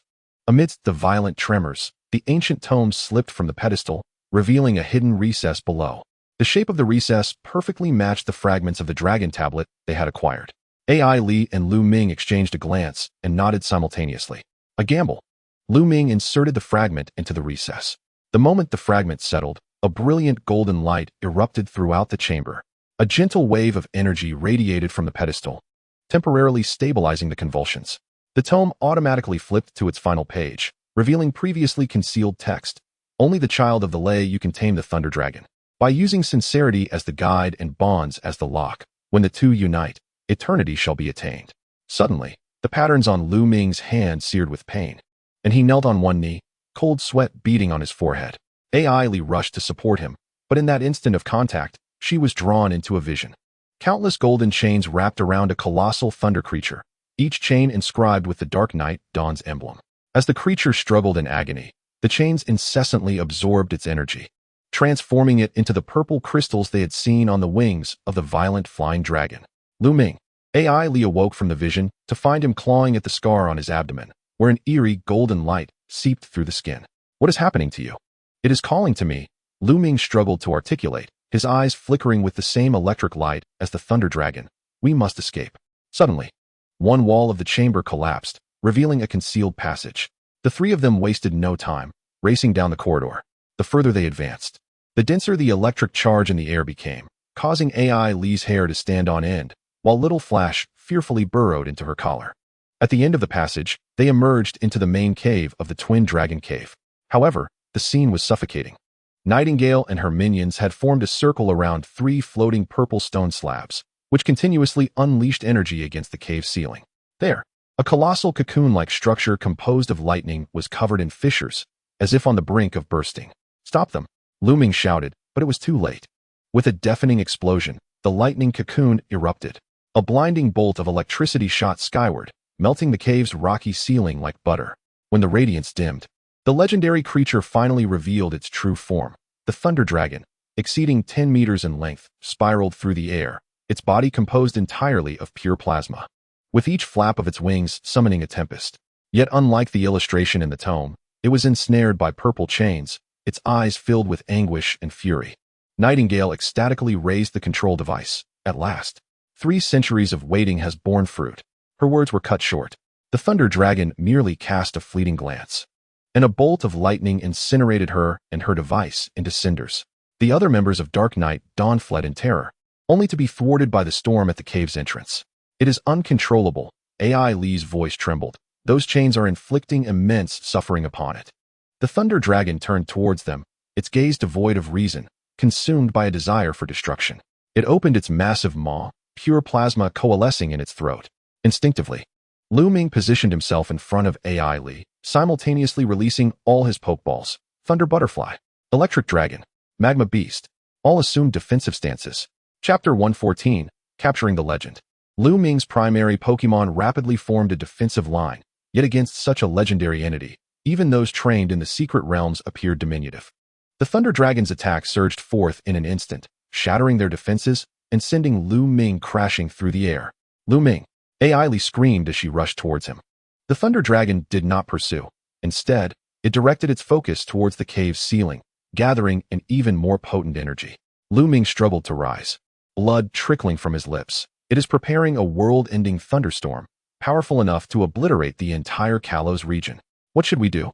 AI Li supported him, her hand instinctively touching her collarbone, where the golden patterns were burning with intensity. The ancient text said only the child of the Lei you can tame it. Lu Ming suddenly grasped her shoulders. Not child, but children.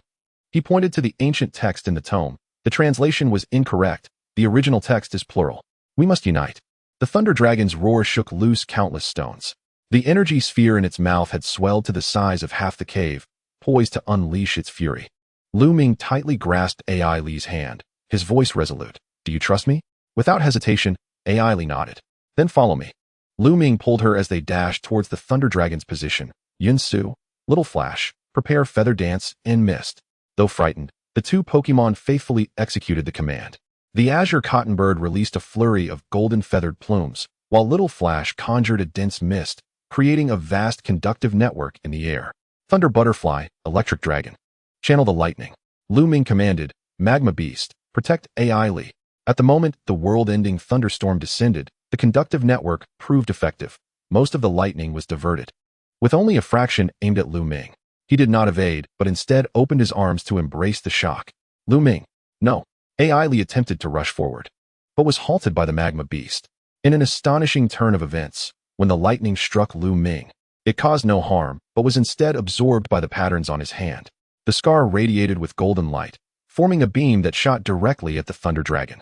The legendary Pokémon let out a pained roar as the purple chains began to slacken. Ai Li now? Lu Ming shouted. Use your ability to connect with it. Ai Li closed her eyes and summoned her special ability with all her might. Her consciousness extended upwards along the golden light, finally reaching the core beneath the Thunder Dragon's ferocious exterior. There curled a miniature version of the Thunder Dragon, ensnared by chains and trembling in fear. Do not be afraid. Ai Li whispered at the mental plane. We will bring you home. She transmitted fragments of her and Lu Ming's memories, the training in the morning mist, the heartfelt conversations by the campfire, the moments of protection during crises.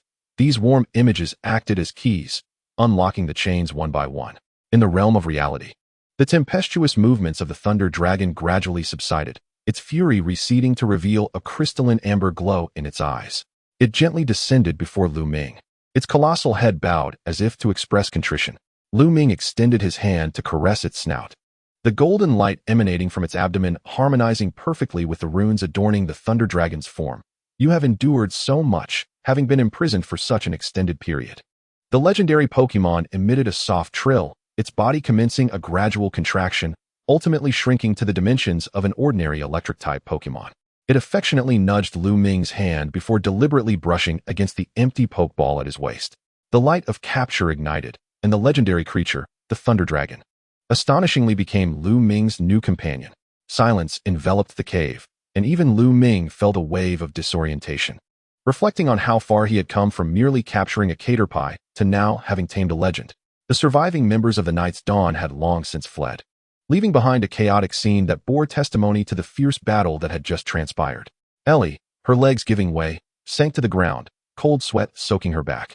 Did we succeed? She questioned incredulously, gazing at the Pokeball in Lu Ming's hand. Just as Lu Ming was about to respond, the Pokeball unexpectedly sprang open. The diminutive Thunder Dragon emerged, gently touching Ellie's forehead. In an instant, a torrent of images flooded her mind. A man turning within the cultivation chamber of the Night's Dawn underground base, his profile strikingly reminiscent of her own. Holding a file marked X0. No, this cannot be. Ellie trembled as if struck by lightning, her body shaking. Is that man my father? The visions continued to flash back, revealing Ellie's father, the current leader of Night's Dawn, devising a plan to gather all the tablets to resurrect the dark aspect of Arceus. To her astonishment, Ellie realized that she was the original test subject, her veins coursing with the mingled blood of the Reiku tribe and humanity. Lu Ming. Ellie lifted her gaze, tears blurring her vision. If I carry the blood of such a person, if I am indeed a member of Night's Dawn, will you still? Her words trailed off. Kneeling, Lu Ming enveloped her tightly in his embrace. The rhythm of his heartbeat resonated through his chest, strong and steadfast. The Ellie I know, he whispered tenderly in her ear, is a girl who would brave a thunderstorm to protect Pokémon, an artist who captures precious moments for unknown trainers. He gently pulled back to cradle her face. Your lineage does not define who you are, it is your choices that do. Ellie's tears soaked his palm, while the Thunder Dragon encircled them both, emitting a soothing hum. Cloud and Spark also drew near, snuggling against their feet. In the distance, the faint sound of alarms from Myra City could be heard, indicating that the energy surge caused by the Thunder Dragon's emergence had already attracted the League's attention. Lu Ming tenderly wiped away Ellie's tears, softly saying, It's time to go. There are many questions that need answers. Taking a deep breath, Ellie grasped his outstretched hand. As their fingers intertwined, The runes on the Thunder Dragon glimmered faintly, seemingly acknowledging their bond. As they departed the cave, a beam of sunlight broke through the clouds, illuminating them. Lu Ming cast a final glance at the now silent dragon's lair, aware that this was merely the beginning. The machinations of Night's Dawn, the enigma of Ellie's heritage, the secrets of the Arceus tablets, and countless unresolved matters lay ahead. Yet in this moment, he simply yearned to hold the hand of the girl beside him and savor the warmth of this hard-won connection. The Thunder Dragon gently vibrated within the Pokeball, conveying a message. When the 18 tablets reunite, darkness shall engulf the light. Only the vow of thunder and feather can guide hope. Chapter 115, Sanctuary of the Secret Realm.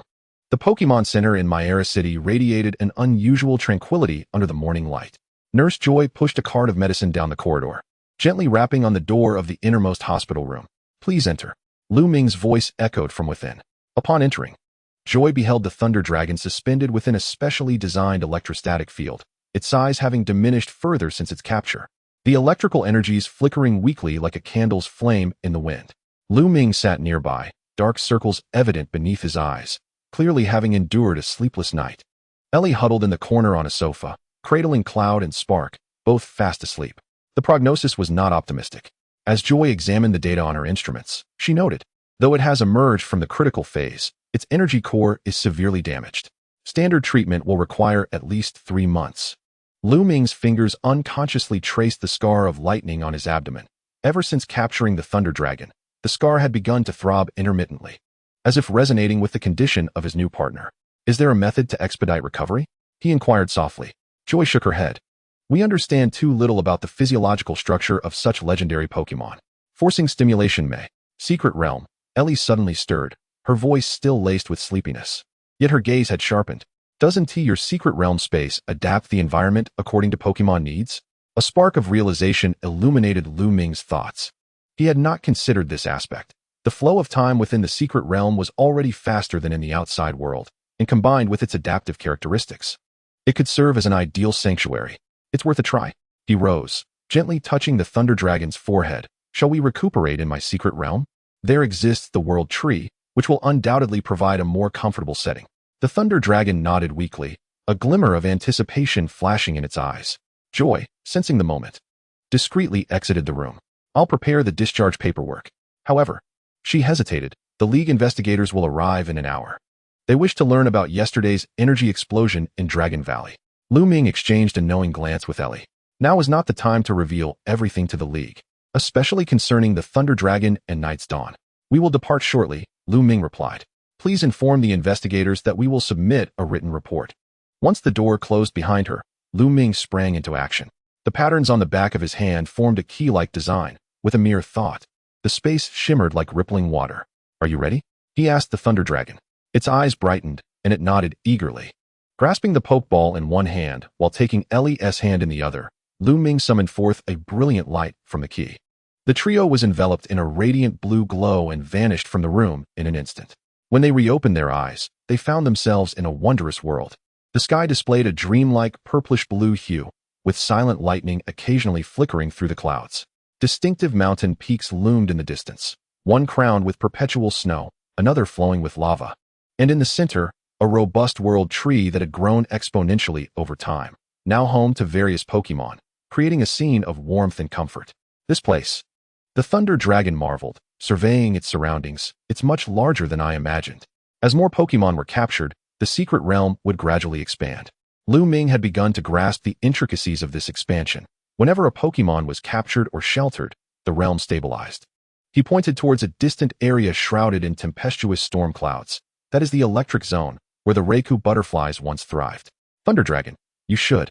His words faltered as the Thunder Dragon had already drifted towards the stormy expanse, its body absorbing the surrounding electrical energy like a sponge, visibly stabilizing in size.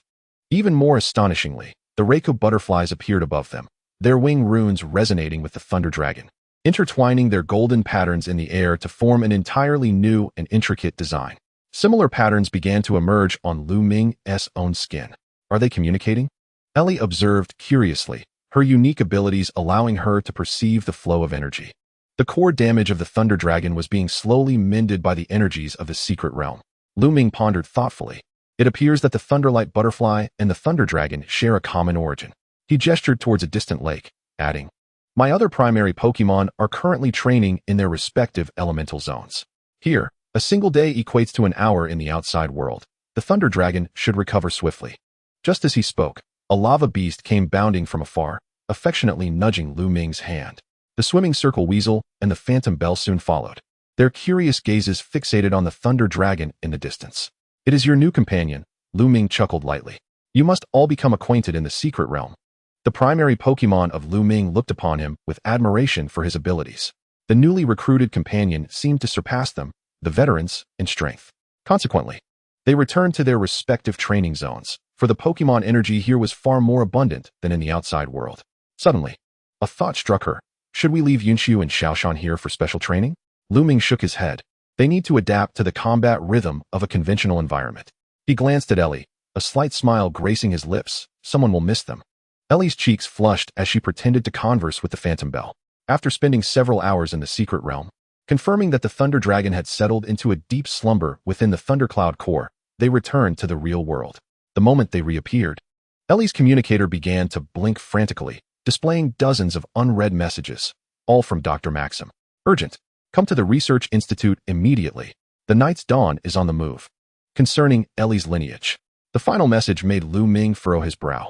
He swiftly gathered his belongings. "We must depart at once." As they exited the Pokemon Center, the two deliberately avoided the main entrance. Ellie concealed her face with a scarf, while Lu Ming lowered the brim of his hat. After traversing 2 alleys, they rented an off-road vehicle and sped towards the outskirts, heading to Dr. Maxim's Research Institute. Chapter 116, Return to Fanyuan. During the journey, Ellie remained silent, her gaze fixed on the scenery outside. Lu Ming discerned her thoughts. The memories conveyed by the Thunder Dragon suggested that the man resembling her was likely her father and the leader of the Night's Dawn. "Lu Ming," Ellie suddenly spoke, her voice barely audible. "If I truly have a connection to the Night's Dawn, would you?" "I wouldn't change anything," Lu Ming interrupted, taking his right hand off the steering wheel to clasp her hand. "Remember what I told you? It is your choices that define who you are." Ellie grasped his hand tightly, her knuckles turning white. The scenery outside flew past, mirroring her tumultuous thoughts. The security at Maxim's Research Institute was even more stringent than during their last visit. Drones patrolled above the walls, and an iris recognition system had been added at the entrance. The doctor himself came out to greet them, his magnifying lens askew, clearly overlooked in his haste. "Finally here." He urged them towards the basement. "The situation is more serious than anticipated." In the center of the laboratory, a holographic screen displayed a map of Kalos, with a multitude of red dots blinking ominously. Maxim called up a grainy surveillance video showing members of the Night's Dawn operating simultaneously at several ruins. Their equipment strikingly similar to that witnessed in Dragon Valley. "They are searching for other tablets," he explained, pushing his glasses up his nose. Worse still, he hesitated. Glancing at Ellie, "They seem particularly interested in you." Lu Ming stepped forward, subtly positioning himself between Ellie and the doctor. "Explain." Maxim sighed, pulling up an encrypted document.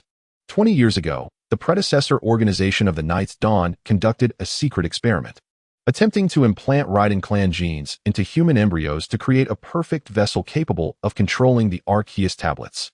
He pointed to a photograph on the screen. "This is the initiator of Project X." The man in the photograph wore a mask, but his eyes, Ellie covered her mouth, were identical to those she had seen in her dreams. "My father?" she stammered. "No," Maxim shook his head. "This is Clemens, the former chief scientist of the organization. According to my intelligence, he stole your father's genetic samples for cloning experiments, but all clones failed, save for one." He enlarged the last photograph, revealing an infant girl floating in a cultivation pod, faint golden patterns adorning her chest. Ellie felt her legs weaken, needing to brace herself against the table to remain upright. "So, I am a clone?" "Quite the opposite," Maxim suddenly exclaimed, his excitement palpable. "You are the only naturally born individual. Clemens kidnapped your mother and modified her embryo, but your father rescued both of you. Unfortunately," his voice lowered, "when you were 3, the Night's Dawn found your family." Lu Ming placed a reassuring hand on Ellie's shoulder, the warm touch providing her with a modicum of calm. "And my mother?" "Her whereabouts are unknown," Maxim replied regretfully, "but Clemens was severely injured in that incident. And the current leader of the Night's Dawn is his successor, who continues to pursue Project X." Flashes of memories from the Thunder Dragon surged through Ellie's mind, presenting the man who resembled her. If Maxim's words were true, that man should be Clemens's heir and not her biological father. This realization brought her both relief and an odd sense of loss. One more question, Lu Ming interjected, breaking her train of thought. Why has the Night's Dawn suddenly taken such an interest in Ellie? They must have been searching for her all these years. Maxim displayed an energy waveform graph. Because Ellie's abilities have awakened. Look here, her brainwave frequency is in complete alignment with the Arceus tablets, functioning like a living beacon. The Night's Dawn must have detected this signal. As if to validate his words, Ellie suddenly clutched her forehead, bending over in pain. Her abilities spiraled out of control once more, revealing horrifying visions. Within the Night's Dawn base, dozens of Pokémon adorned with golden patterns were imprisoned in cultivation pots. One resembling Yunqiu exactly. Yunqiu, they have Yunqiu's kind. She grasped Lu Ming's arm. Those Pokémon, they are crying out. Lu Ming immediately grasped the situation. The Night's Dawn has been creating artificially regressed Pokémon. He turned to Maxim. This is why they are pursuing Yunqiu. It is a rare, naturally regressed individual. The key to perfecting their technology. Maxim nodded gravely. Moreover, based on the energy analysis, the resonance between Ellie and Yunqiu may not be a coincidence. His words detonated like a bomb in the room. Ellie recalled the inexplicable bond she felt upon first meeting Yunqiu and the golden giant bird illusions she witnessed during her abilities turmoil. I need some time alone. She abruptly stood up, unsteadily making her way towards the door. Lu Ming attempted to follow, but Maxim held him back. Let her have some solitude for a while. Some truths require time to digest. He handed Lu Ming a data chip. This contains all my research on the Raiden clan and the tablets. You must leave Kalos at once. The Night's Dawn spies are everywhere. As night fell, Ellie sat on a swing in the Research Institute's backyard, mechanically swaying back and forth. Yunqiu perched on her shoulder, occasionally nudging her cheek with its beak. Xiaoshan lay worriedly across her lap, its large ears drooping. Footsteps approached, and Lu Ming settled beside her, holding 2 cups of hot cocoa. Here, he offered one. The doctor said it has orange essence to help stabilize emotions. Ellie accepted the cup, allowing the steam to blur her vision. If Yunqiu and I are indeed products of experimentation, then what does our resonance mean? Lu Ming gently interjected. You are all independent beings now, possessing your own thoughts and choices. He gestured towards the long-tailed foxes frolicking nearby, much like them, once natural adversaries in the wild. Yet now they have become friends. Ellie took a sip of her hot cocoa, its sweet aroma spreading across her palate. Suddenly, a thought struck her. How is the Thunder Dragon faring in the secret realm? Lu Ming smiled. It has already recovered about 30%. The Thunderlight Butterfly has been by its side, and the 2 types of lightning runes seem to complement each other. He produced the key to the secret realm, upon which a miniature projection appeared, revealing the Thunder Dragon coiled within the heart of a thundercloud, its golden aura significantly brighter than during the day. Observing this scene brought an inexplicable ease to Ellie's heart. Regardless of their origins, the warmth shared beneath the starlit sky at that moment felt undeniably real. Lu Ming, she murmured, where to next? Back to Fanyuan, he replied without hesitation. The influence of the Dark Night Dawn in the Carlos region is too great. We need allies and intelligence. He paused for a moment, and I wish to introduce you to someone. Who? My mentor, the current champion of Fanyuan. Lu Ming's gaze drifted into the distance. He was among the first high-ranking members of the Alliance to suspect the existence of Dark Night Dawn, and one of the few who understood the origin of my abdominal scar. Ellie nodded, placing her empty cup aside. A chill swept through her as the night breeze brushed past. In the next instant, Lu Ming draped his coat over her shoulders, the lingering warmth and faint scent of fruit enveloping her. Thank you, she whispered, her head unconsciously leaning against his shoulder. The cloud-like creature took flight to the top of the swing set, feigning a keen interest in the night sky. Little Flash slipped into the grass, granting the 2 some privacy. In the distance, Dr. Maxim observed this scene through the laboratory window, shaking his head with a smile. Ah, to be young again. He drew the curtains, oblivious to the flickering red light that darted through the underbrush, a signal from some electronic device. The surveillance of Dark Night Dawn had never ceased. Chapter 117, Farewell to Dusk. In the Fanyuan region, the night sky above the Champions Road in Kaiyu City was adorned with countless stars. Lu Ming stood at the edge of a cliff, the night wind lifting the hem of his coat, revealing a neatly arranged set of pokeballs at his waist. Ellie, not far away, was helping the cloud-like creature groom its feathers, glancing over at him with concern from time to time. The signal is clear.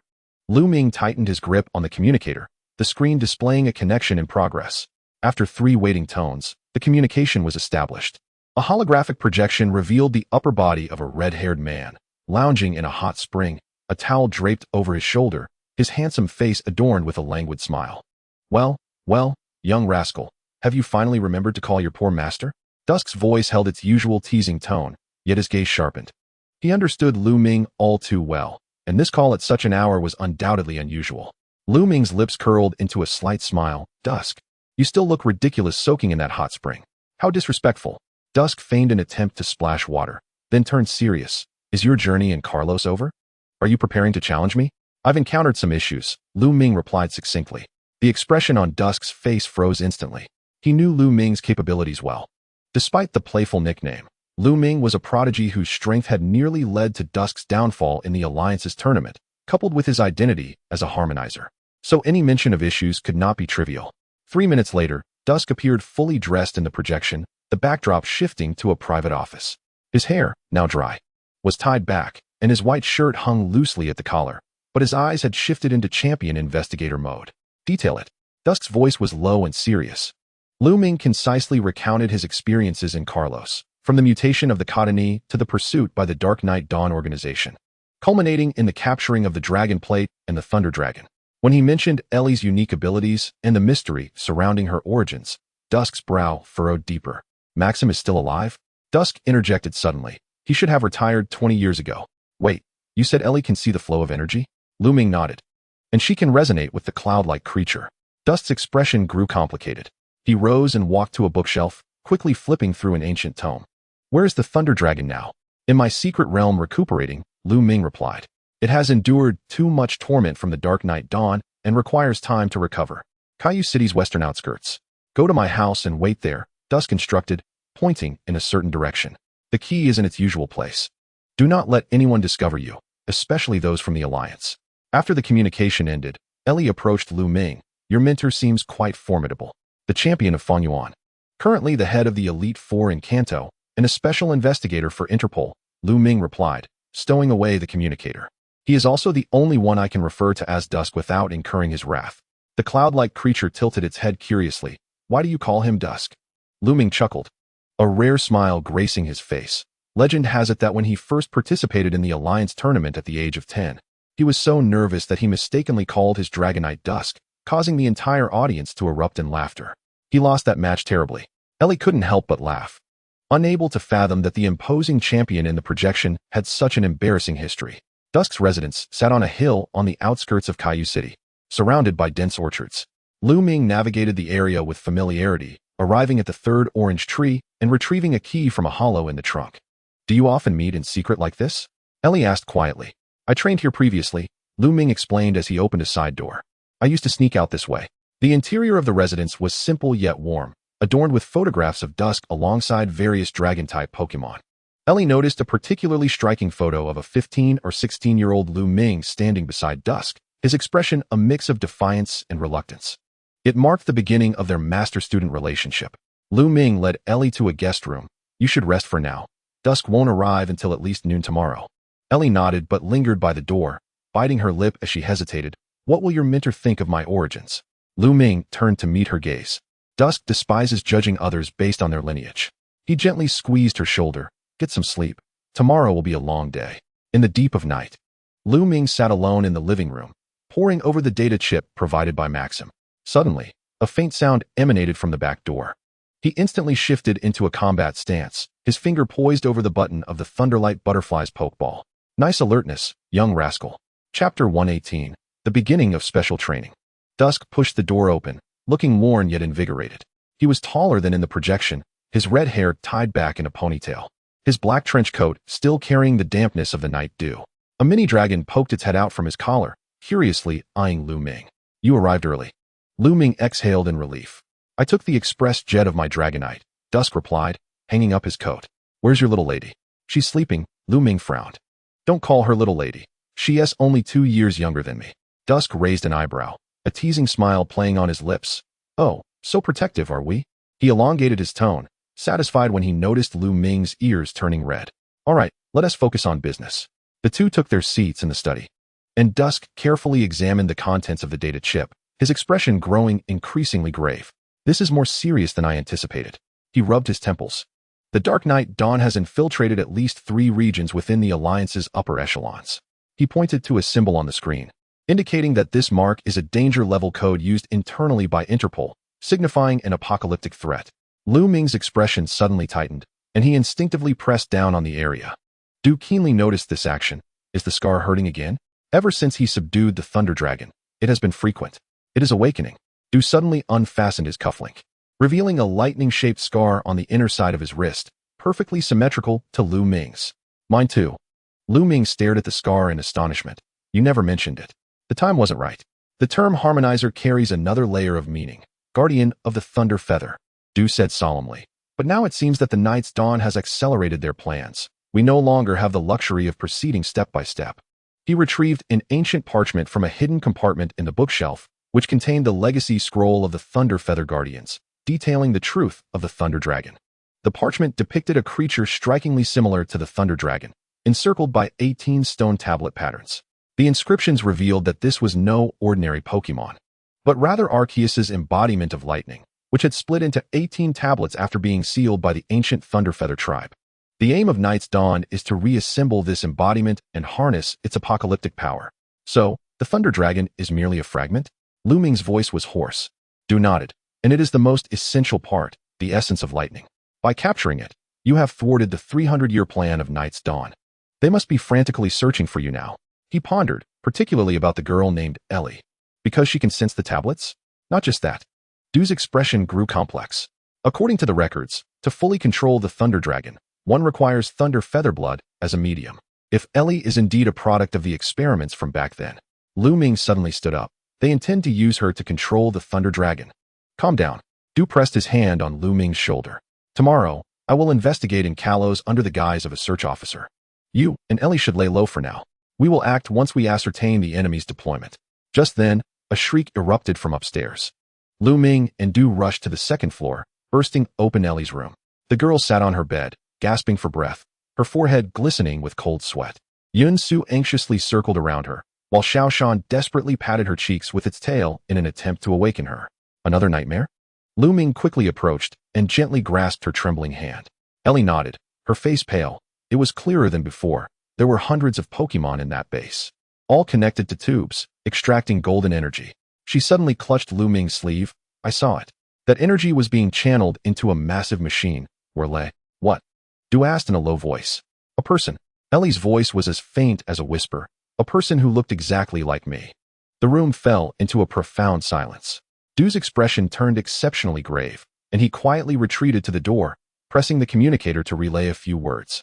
Moments later, a colossal Dragonite poked its head through the window. Dragonite, sends her out, Du commanded. The Dragonite's golden pupils locked onto Ellie, suddenly letting out a low roar, its scales bristling as it entered battle mode. Indeed, Du's voice was cold. She carries the aura of Night's Dawn. Lu Ming immediately stood in front of Ellie. What does that mean? It's not what you think. Du reassured his furious disciple. The Dragonite sensed a mark, akin to the energy imprint left behind when a Pokémon is captured by a Pokeball. He approached Ellie. Have you ever been scanned by some device when you were a child? Ellie shook her head in confusion. I don't remember. My memories before the age of 3 are quite hazy. Du exchanged a glance with Lu Ming. The red-haired champion sighed. Starting tomorrow, intensive training. Little one, you need to learn to fully control the power of the Thunder Dragon. As for Ellie, he hesitated. We need to clarify what that mark truly signifies. Outside the window, the first light of dawn had begun to pierce through the night sky. Du's Dragonite remained warily focused on Ellie, while Yun Su defiantly positioned itself in front of its trainer, the golden patterns on its feathers shimmering brightly. A battle far more intricate than anticipated had only just begun. Chapter 119, A Pure Heart. The morning mist over Silver Mountain was as thick as milk. Lu Ming stood at the edge of the cliff, with a bottomless abyss beneath him, the cold mountain wind tearing at his coat. Behind him came Du's footsteps, steady and powerful. Look at this. Du handed over a yellowed fragment of parchment, just delivered by the Archaeological Society last night. Lu Ming carefully accepted it. The edges of the paper were singed and curled, as if hastily torn and then subjected to flames. Ancient characters inscribed a fragmentary text. The Thunder Dragon chooses its master. Only a pure heart can touch its soul. The Thunder Feather Inheritor must. The subsequent text became illegible, yet the image drawn at the bottom was clear, depicting a figure with arms outstretched to embrace the lightning, glowing with lightning-shaped patterns, surrounded by images of Pidgeot, Ampharos, and the Thunder Dragon. This is Lu Ming's fingers unconsciously traced his own lightning patterns. The critical page of the scroll is missing. Du leaned against a frost-covered rock. Explaining why you were able to capture the Thunder Dragon while Night's Dawn failed after 300 years. Lu Ming furrowed his brows. Because of a pure heart? What an abstract standard. Du suddenly smiled, a knowing smile. Little one, what were you thinking at the moment you captured the Thunder Dragon? Memories surged like a tide. The anguished roar of the Thunder Dragon in the lair, Ellie's figure rushing forward, and in the moment the apocalyptic thunderstorm descended. Lu Ming remembered that his sole thought as he lunged towards Ellie was to ensure she was unharmed. Du watched as Lu Ming's ears reddened. Nodding in satisfaction, that expression right there. At that moment, the thought of capturing a legendary Pokémon didn't even cross your mind. You were purely focused on protecting someone important, right? Lu Ming did not answer, but his clenched fist spoke volumes. And those from Night's Dawn, Du continued, were consumed by thoughts of power and control. Though the Thunder Dragon was imprisoned and tormented by them, it instinctively resisted recognizing a master. He patted Lu Ming's shoulder. This is what a pure heart signifies. The mountain mist gradually dissipated, revealing a corner of the camp in the distance. Ellie was sitting in front of the tent, grooming Yun Su, the morning light casting a golden hue around her. Lu Ming's gaze unwittingly lingered in that direction until Du's gentle cough pulled him back to reality. Intensive training begins today. Du pointed to the mountain peak. The thunderstorm peak of Silver Mountain is the place where the energy of lightning in the Hoenn region is most concentrated, making it ideal for the Thunder Dragon to regain its strength. Is Ellie going too? Of course. Du's expression turned serious. Her ability is crucial for stabilizing the Thunder Dragon. Moreover, he hesitated. I suspect the mark within her is related to the missing lower half of the scroll. Upon returning to the camp, Ellie had already prepared breakfast. She keenly noticed the unusual atmosphere between Lu Ming and Du. Is something wrong? Du interjected before Lu Ming could respond, just giving the little one a history lesson. After eating and packing, we will head up the mountain. Ellie looked at Lu Ming in confusion, who gently shook his head, signaling her to wait for an explanation. This tacit little gesture did not escape Du's notice. The corners of the red-haired champion's mouth curled slightly. The journey up the mountain proved to be more arduous than anticipated. The thunderstorm peak is perpetually shrouded in storm clouds, its steep pathways strewn with conductive ores. By the time they reached the halfway point, Ellie was already breathless, needing to lean on her long-tailed Vulpix to continue her ascent. After a brief respite of 10 minutes, Dewey glanced at the sky. At noon, the energy of the lightning was at its most stable, marking the optimal moment to summon the Thunder Dragon. Lu Ming retrieved a water flask, offering it to Ellie. Are you all right? He inquired. Ellie nodded, their fingers brushing briefly as she accepted the flask. A sudden frown crossed her face. Your hand is quite warm. It's a reaction from the scar, Lu Ming replied, pulling down his sleeve to conceal it, the sensation becoming more pronounced as they neared the summit. Dewey, meanwhile, inspected their equipment, feigning ignorance of their interaction, though a smile betrayed his amusement. His Dragonite circled above, vigilant and occasionally emitting a low growl. At last, they reached the pinnacle of Thunderstorm Peak. It revealed a flat volcanic crater, at the center of which lay a shallow blue lake, its surface occasionally dancing with electric sparks. Dewey laid out several insulating mats on the ground. Here we shall commence. Little one, summon the Thunder Dragon. Lu Ming produced the key to the secret realm, the Thunderstone pendant glimmering under the sun's rays. As he raised the key high above his head, a sudden, intense pain shot through his abdominal scar, and a beam of golden light surged into the sky. The already gloomy heavens darkened instantaneously, thickening with storm clouds, while lightning slithered through the layers like silver serpents. The entrance to the secret realm unfolded in the air, and the silhouette of the Thunder Dragon began to materialize. Compared to their initial, weakened encounter, it now radiated with roughly 70% of its power, its nearly 5-meter-long body illuminating the entire crater. Beautiful, Ellie marveled, unable to contain her admiration. The Thunder Dragon descended onto the lake's surface, hissing as its plasma met the water. It affectionately nuzzled Lu Ming's cheek before curiously regarding Ellie, wisdom glimmering in its eyes. Let us begin, Dewey declared, releasing his Dragonite. Phase 1, Energy Control Training. Dragonite soared opposite the Thunder Dragon, and an immediate static charge crackled between them. Dewey explained, Dragonite will unleash varying intensities of dragon breath. The Thunder Dragon must precisely control its counterattacks. Too strong, and it risks injuring Dragonite. Too weak, and it will be struck by the dragon breath. Lu Ming nodded, conveying the command to the Thunder Dragon. The legendary Pokémon gracefully unfurled its wings, ready for the challenge. Chapter 120, the actions of the night. The training persisted for a full 2 hours. Initially, the Thunder Dragon's control was imprecise, nearly injuring Dragonite on several occasions.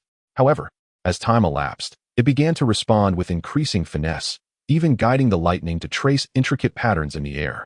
Remarkable progress, Dewey noted with satisfaction, recording the data. It seemed the recovery effects of the secret realm were significant. During a brief intermission, Ellie cautiously approached the lake's edge. "May I assist?" The Thunder Dragon gently lowered its head, allowing her to stroke its plasma-formed forehead. Closing her eyes, Ellie's ability granted her insight into the energy flowing within the Thunder Dragon. The areas once ensnared by the chains of dark night, dawn still bore subtle fractures. Here and here, she pointed out softly, noting the spots where the energy flow was obstructed. Lu Ming immediately understood. Thunder Dragon, attempt to guide the energy through those nodes. As the Thunder Dragon adjusted according to her instructions, Ellie's complexion gradually paled. The overexertion of her abilities caused beads of sweat to form on her forehead. Yet she gritted her teeth and persevered, only releasing her hold once she was certain the last fracture had been mended. All done, she managed with a weak smile. Before darkness enveloped her, and she collapsed forward. Lu Ming dashed forward, catching her just in time, feeling a potent electric shock even through her clothing. He stifled a wince of pain as he laid her on the insulating mat. Dewey swiftly checked her vital signs. "It's merely a case of overexertion. She needs rest." Gently, Lu Ming wiped the sweat from Ellie's brow, his fingers trembling slightly. Dewey observed this subtle gesture and, understanding the unspoken bond, discreetly retreated to the lake's edge to continue monitoring the Thunder Dragon's condition. "Stay safe," Lu Ming murmured, barely audible, intended solely for the unconscious Ellie. "Just a little longer." Ellie's eyelashes fluttered slightly, her fingers instinctively clutching the hem of Lu Ming's garment. Their heartbeats synchronized in an extraordinary rhythm amidst the rumbling thunder. When Ellie finally awoke, it was dusk. She found herself lying in a tent, a thick blanket covering her. Outside, the melodious calls of the Thunder Dragon mingled with Lu Ming's brief commands. Struggling to sit up, she pulled aside the tent flap. The sight before her stole her breath away. At the summit of Thunderstorm Peak, beneath the setting sun, the Thunder Dragon danced midair with a Thunder Butterfly, their electric runes intertwining to form a colossal ancient totem. Lu Ming stood directly beneath the totem, his coat discarded, revealing the lightning scar on his abdomen that resonated with the totem hovering above.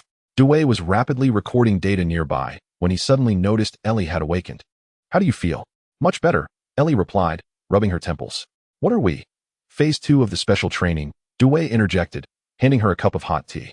The runes of the Thunder Dragon and Thunder Butterfly originate from the same source, and when combined, they can generate the Thunder Feather Barrier, an ancient technique of the Thunder Feather clan used to combat darkness.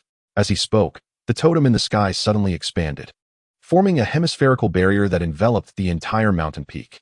Within the barrier, the electric lights of all Electric-type Pokémon became more vibrant and lively. "Incredible," Ellie murmured.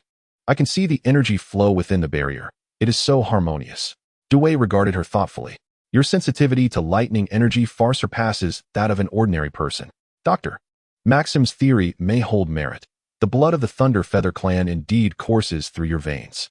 Ellie tightened her grip on the teacup, the heat searing through the ceramic into her palms.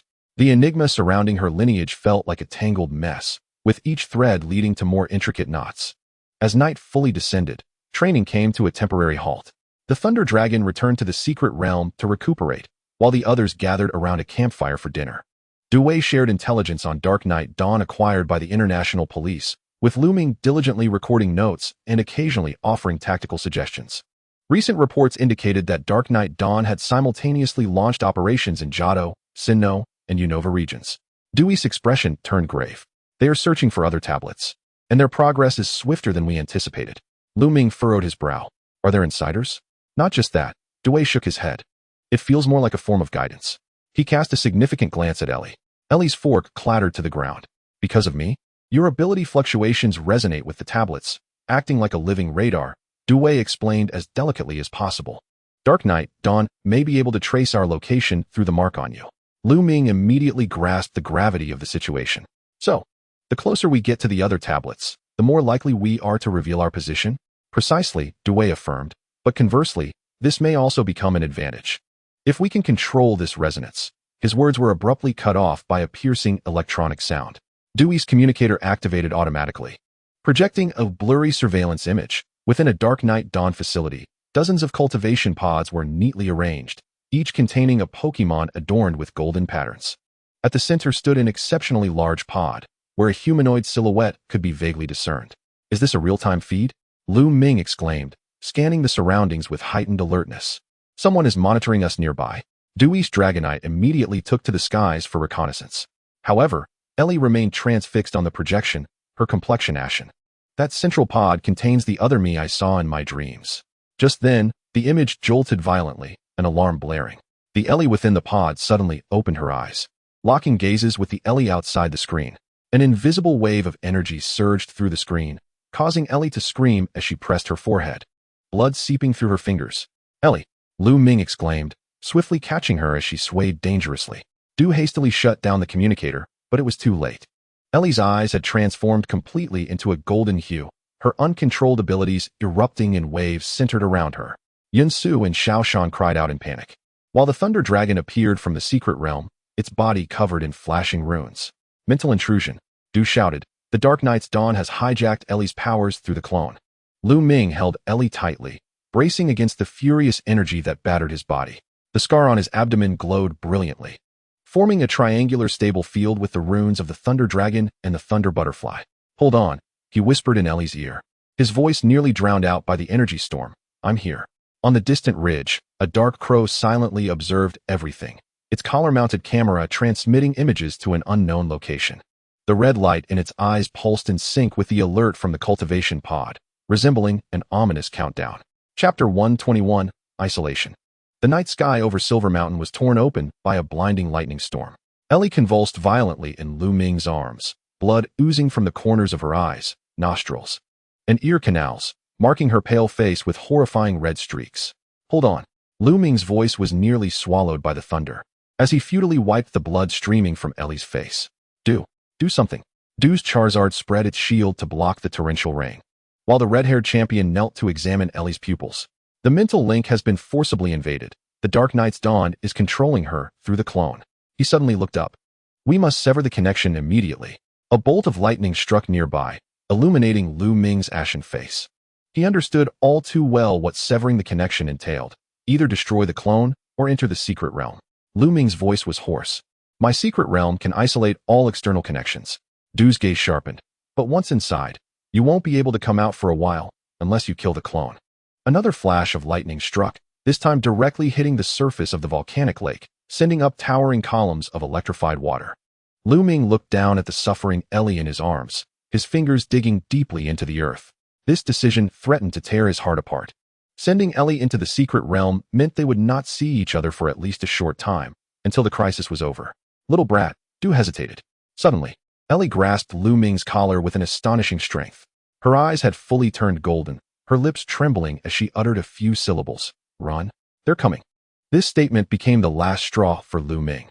Without hesitation, he summoned the key, which emitted a blinding blue light amidst the downpour. "Help me," he briefed Dew. Dew's Charizard immediately expanded its shield further, while Lu Ming pressed the pendant against Ellie's forehead. The key resonated with her Thunder Feather Clan bloodline, and a spatial rift slowly opened beside her. "Yunsu, Xiaoshan, keep up with her," Lu Ming commanded, his voice unnervingly calm. The blue cotton bird anxiously circled the two before finally landing on Ellie's shoulder, while the bubble squirrel clung to Lu Ming's pant leg, tears in its eyes. "Go." Lu Ming raised his voice. "Protect her." Xiaoshan, startled, had never seen her trainer like this and promptly jumped into Ellie's embrace. Lu Ming took a deep breath and gently pushed Ellie toward the spatial rift. In that final moment, his fingers lingered on her icy cheek, as if trying to memorize every inch of her touch. "Wait for me." As the spatial rift closed, an invisible wave of energy spread out. The dark crow on the distant ridge suddenly let out a piercing cry, its collar's surveillance device bursting into sparks, severing the signal. The rain began to lessen, but the storm clouds grew denser. Dew withdrew his Charizard, standing silently behind Lu Ming. The young Thunder King maintained the embrace as if Ellie still rested in his arms.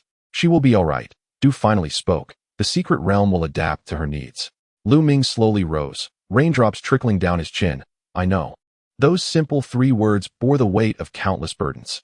Dew suddenly realized that the boy he had watched grow up now burned with a determination he had never witnessed before. "Continue the special training." Lu Ming picked up the hair tie that Ellie had dropped, carefully wrapping it around his wrist. I must master the realm of thunder before dawn. Du opened his mouth to persuade him to rest, but ultimately just nodded. When Lu Ming wore that expression, any attempt at discouragement felt futile. In the few hours before dawn, the summit of Silver Mountain transformed into a hell of thunder and lightning.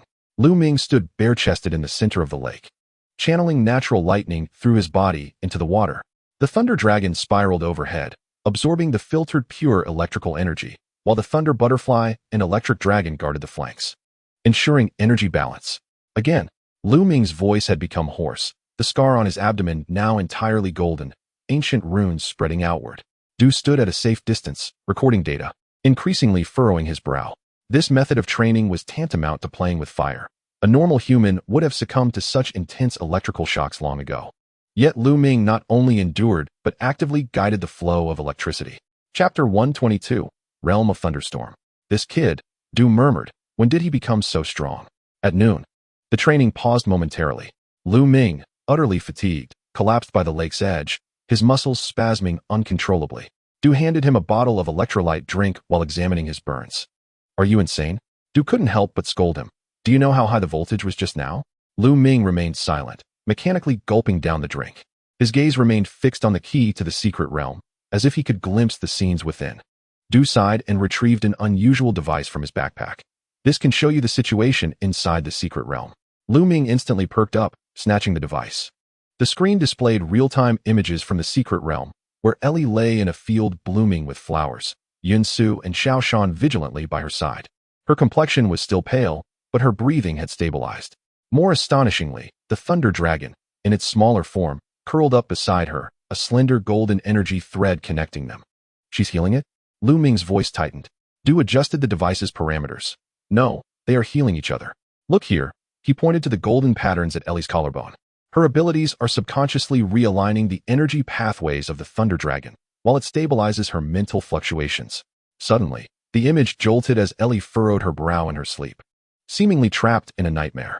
The Thunder Dragon immediately became alert, releasing a gentle electric glow to envelop her. Gradually, her expression returned to calm. Lu Ming's fingers instinctively brushed the screen, as though he could touch her face. Du discreetly stepped away, granting his disciple some private space. The afternoon training grew even more rigorous. Du dispatched his ace Charizard, simulating various tactics that the Dark Knight's Dawn might employ. Lu Ming simultaneously commanded the Thunder Butterfly and Electric Dragon to respond, creatively interweaving their electrical skills into a web-like structure, which resembled the nascent form of the realm of thunderstorm documented in ancient texts. Beautiful. Du couldn't help but exclaim, but can the range be expanded further? Lu Ming wiped the blood from the corner of his mouth. Overexertion of his mental energy had ruptured the capillaries in his nostrils. Again, as night fell, Du forcibly called an end to the training. Lu Ming had reached his limits, and any further exertion could result in permanent injury.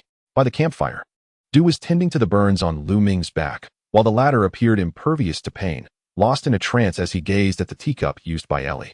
She would be all right. Du repeated the words he had spoken that morning.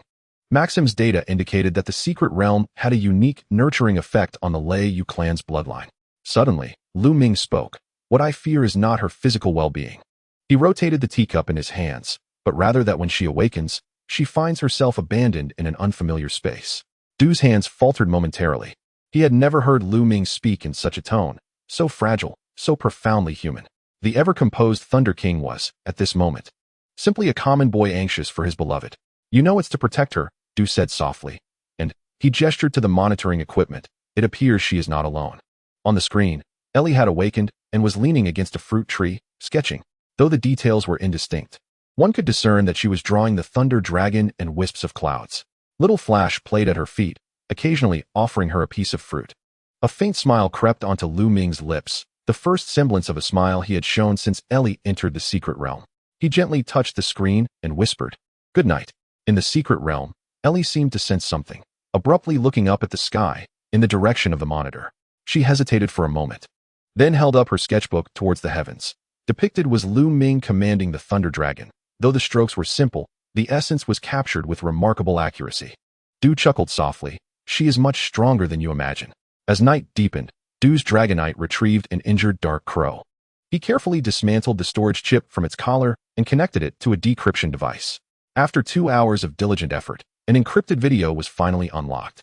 The footage revealed that the Dawn of the Night had pinpointed the locations of 3 stone slabs: the Awakening Temple on Vortex Island in the Chengdu region, the Spear Pillar on Mount Tian Crown in the Divine region, and the peak of the Dragon Spiral Tower in the United region.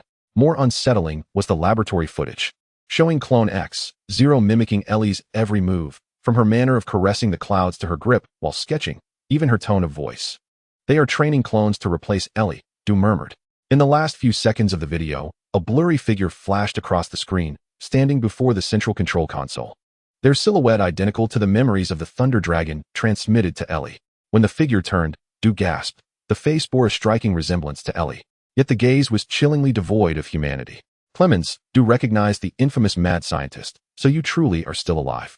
Thunder rumbled in the distance, heralding the gathering of a new storm. Du glanced at the sleeping Lu Ming, who clutched the key to the secret realm even in slumber, his knuckles turning white. The crimson-haired champion gingerly retrieved a communicator and sent an encrypted message. "Clemens' whereabouts discovered. Initiate the purification protocol." "Repeat, initiate the purification protocol." After sending the message, Du gazed into the dark mountain path.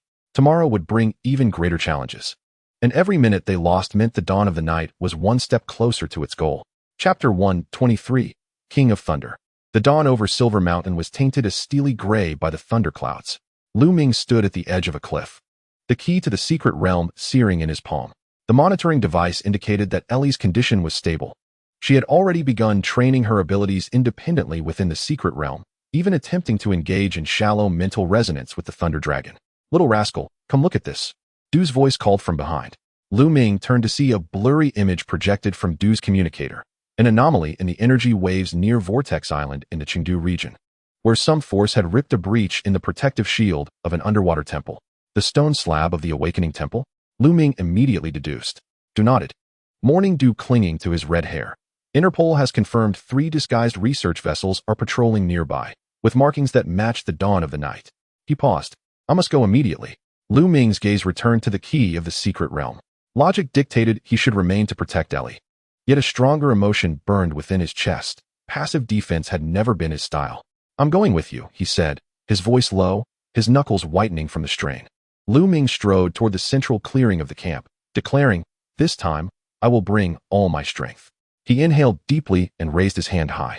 Unlike the gentle blue light that accompanied his previous summons of a single Pokémon, this time the key erupted in blinding golden-white radiance, akin to a miniature sun exploding in his palm. "Come forth, my partners." With that call, the space tore open, revealing 7 rifts. From each rift emerged a Pokémon of varied forms, their energy waves causing the air within 100 meters to tremble. The first to appear was the Thunder Butterfly. Yet it was even more astonishing than the form Lu Ming had seen before, with a wingspan exceeding 5 meters, and the lightning runes on its wings forming a complete ancient formation. Each flap generated visible ripples of electricity. It alighted gracefully on Lu Ming's shoulder, its antennae brushing against the lightning scar on his abdomen, their energies synchronizing perfectly. Next came the superconducting Cannoneer Shrimp, a rare sight that even Du gasped at. Its entire body exuded a deep-sea blue-black hue, but dangerous bright blue electricity flowed through the gaps in its shell. Most striking were its specially evolved pincers. The left was in the traditional cannon shape, while the right had morphed into a trident, crackling with plasma. It carefully bumped fists with Lu Ming, the motion so practiced it seemed as though it had been repeated 1,000 times. "How did it become a shiny?" Du asked, astonished. "Secret realm mutation," Lu Ming succinctly explained. The remaining Pokémon lined up. The magma patterns on the Lava Beast's surface flowed with golden energy. The Swim Ring Weasel's swim ring had transformed into a swirling blade of high-pressure water. The bell of the Chincho had become semi-transparent, with flickers of lightning visible within. And the scales of the blue croc had fully metallicized, sharp as a blade, while the tail of the long-tailed fire fox blazed with a rare golden flame, warping the surrounding scenery with its heat. Du's Dragonite growled restlessly, all scales raised. It was an instinctive reaction when facing a rival of equal caliber. The crimson-haired champion had to soothe his old partner. "Calm down, they are allies." Lu Ming exchanged brief glances with each Pokémon, silently completing their tactical deployment. This synergy reminded Du of the bond he had shared with his main team in his prime. Yet the level of energy radiating from this group of Pokémon far surpassed that of ordinary champion-level beings. "Little rascal," Du hesitated. "You usually keep them in the secret realm." "It can't be because..." They're too conspicuous, Lu Ming nodded, stroking the Thunder Butterfly's wings. The League does not require a king capable of single-handedly facing legendary Pokémon. That would incite panic. The implication behind this statement made Du's pupils constrict. He had long known Lu Ming's strength was unfathomable, but he had not anticipated it had reached a level where he could contend with legends. No wonder the League's higher-ups had promoted this young man against convention. The Qingdu region prohibits large-scale Pokémon battles. Du reminded him, "Are you certain you want to bring all your main forces?" Lu Ming's gaze turned icy. The Dawn of the Night has committed kidnappings, human experimentation, and Pokémon abuse. Which of these has adhered to regional regulations? He stowed away the key to the secret realm, his voice deep as thunder. "This time, I will make them remember. There are certain boundaries that must not be crossed." The murderous intent in his final words seemed to cause the temperature around them to plummet. Du suddenly realized that the mischievous child he had watched grow up before him had transformed into a formidable entity that even he had to approach with caution. "Then let us embark." Du summoned his Dragonite, but reminded everyone that our primary objective is to protect the tablet, not to seek vengeance. Lu Ming offered no reply, simply leaping gracefully onto the back of the superconducting steel cannon shrimp. The enormous crustacean Pokémon was enveloped in a blue glow and astonishingly levitated into the air. The other Pokémon also initiated their respective modes of movement. The Thunder Butterfly glided elegantly, the Lava Beast traversed molten paths, and the Chincho floated beside Ving. Du shook his head, commanding Dragonite to ascend.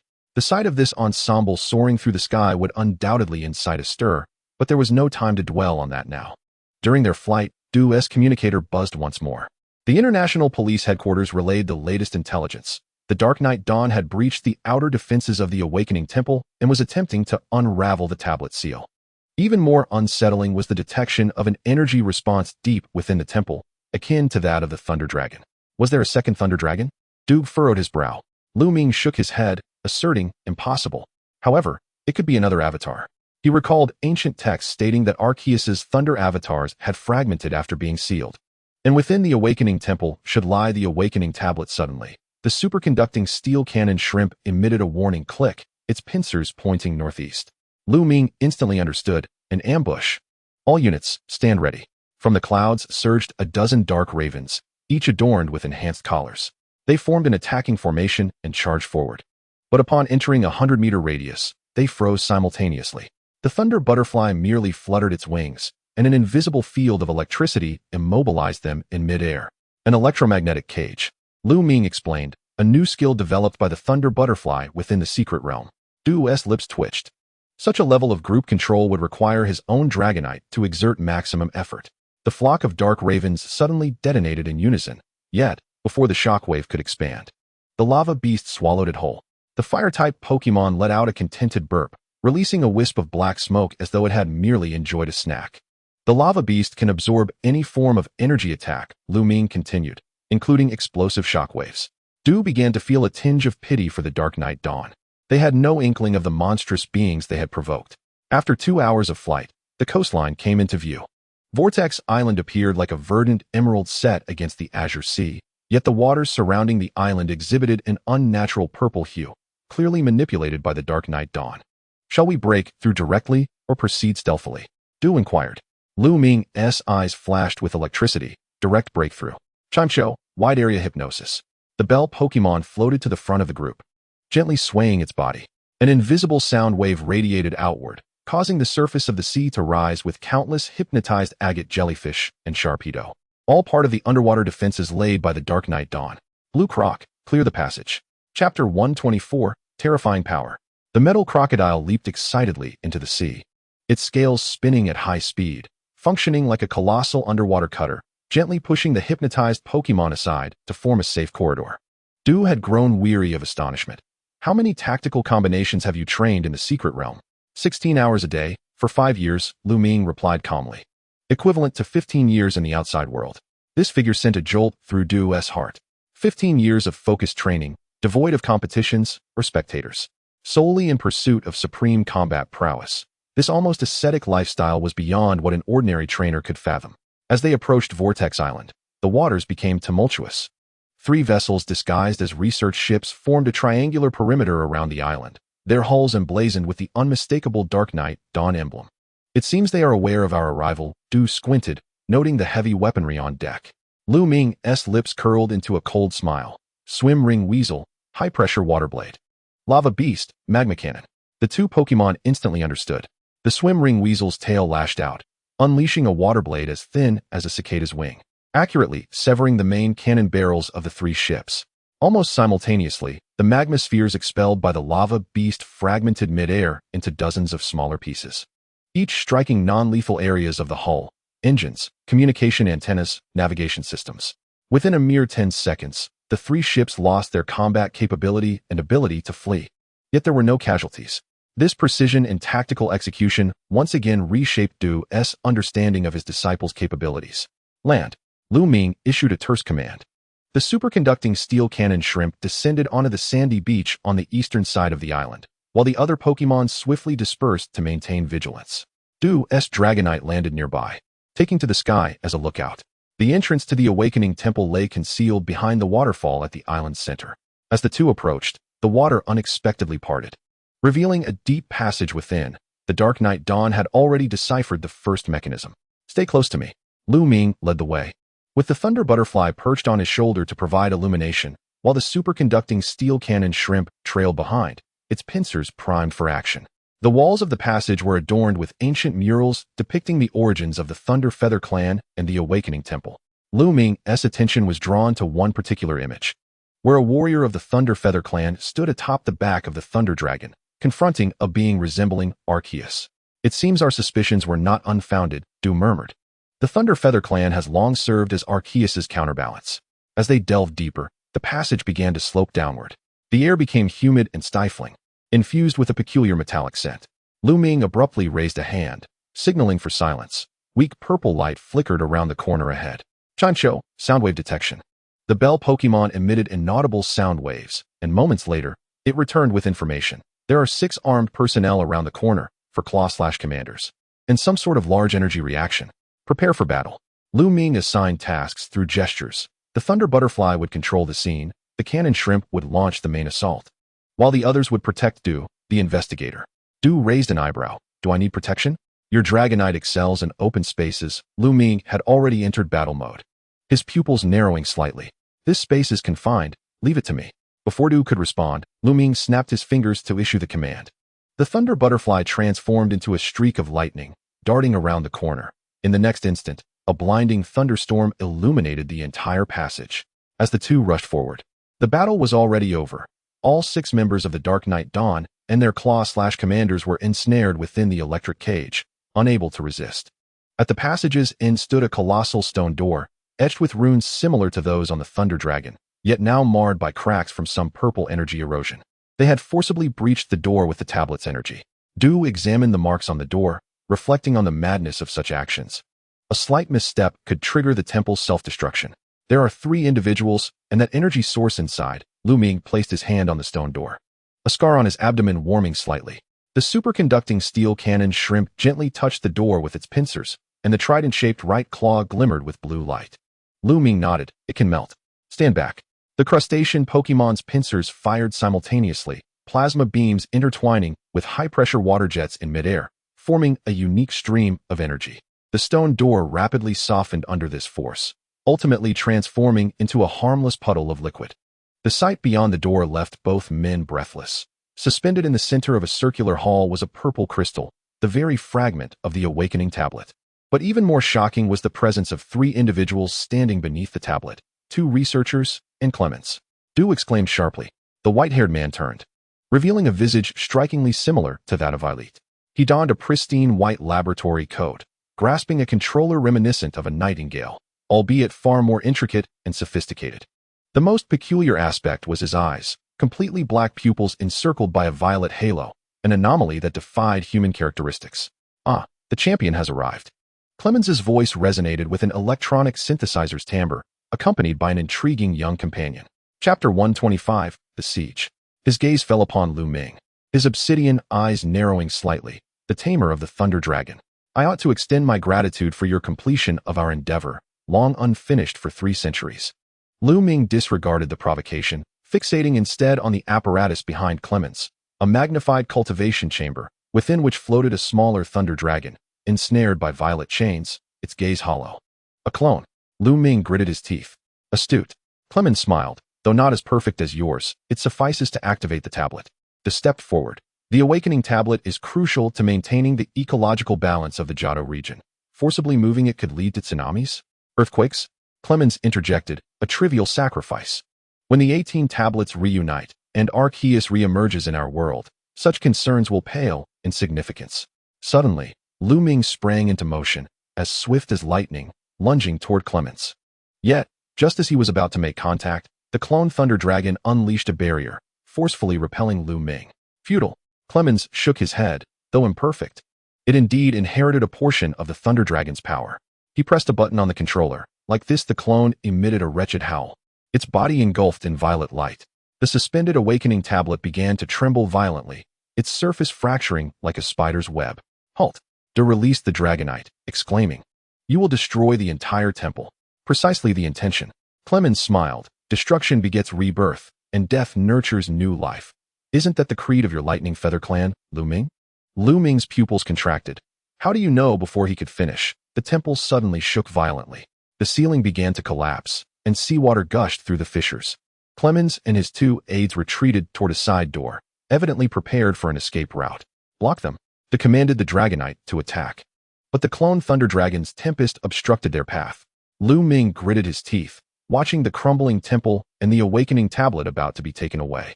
Caught in a dilemma between pursuing Clemens or protecting the tablet.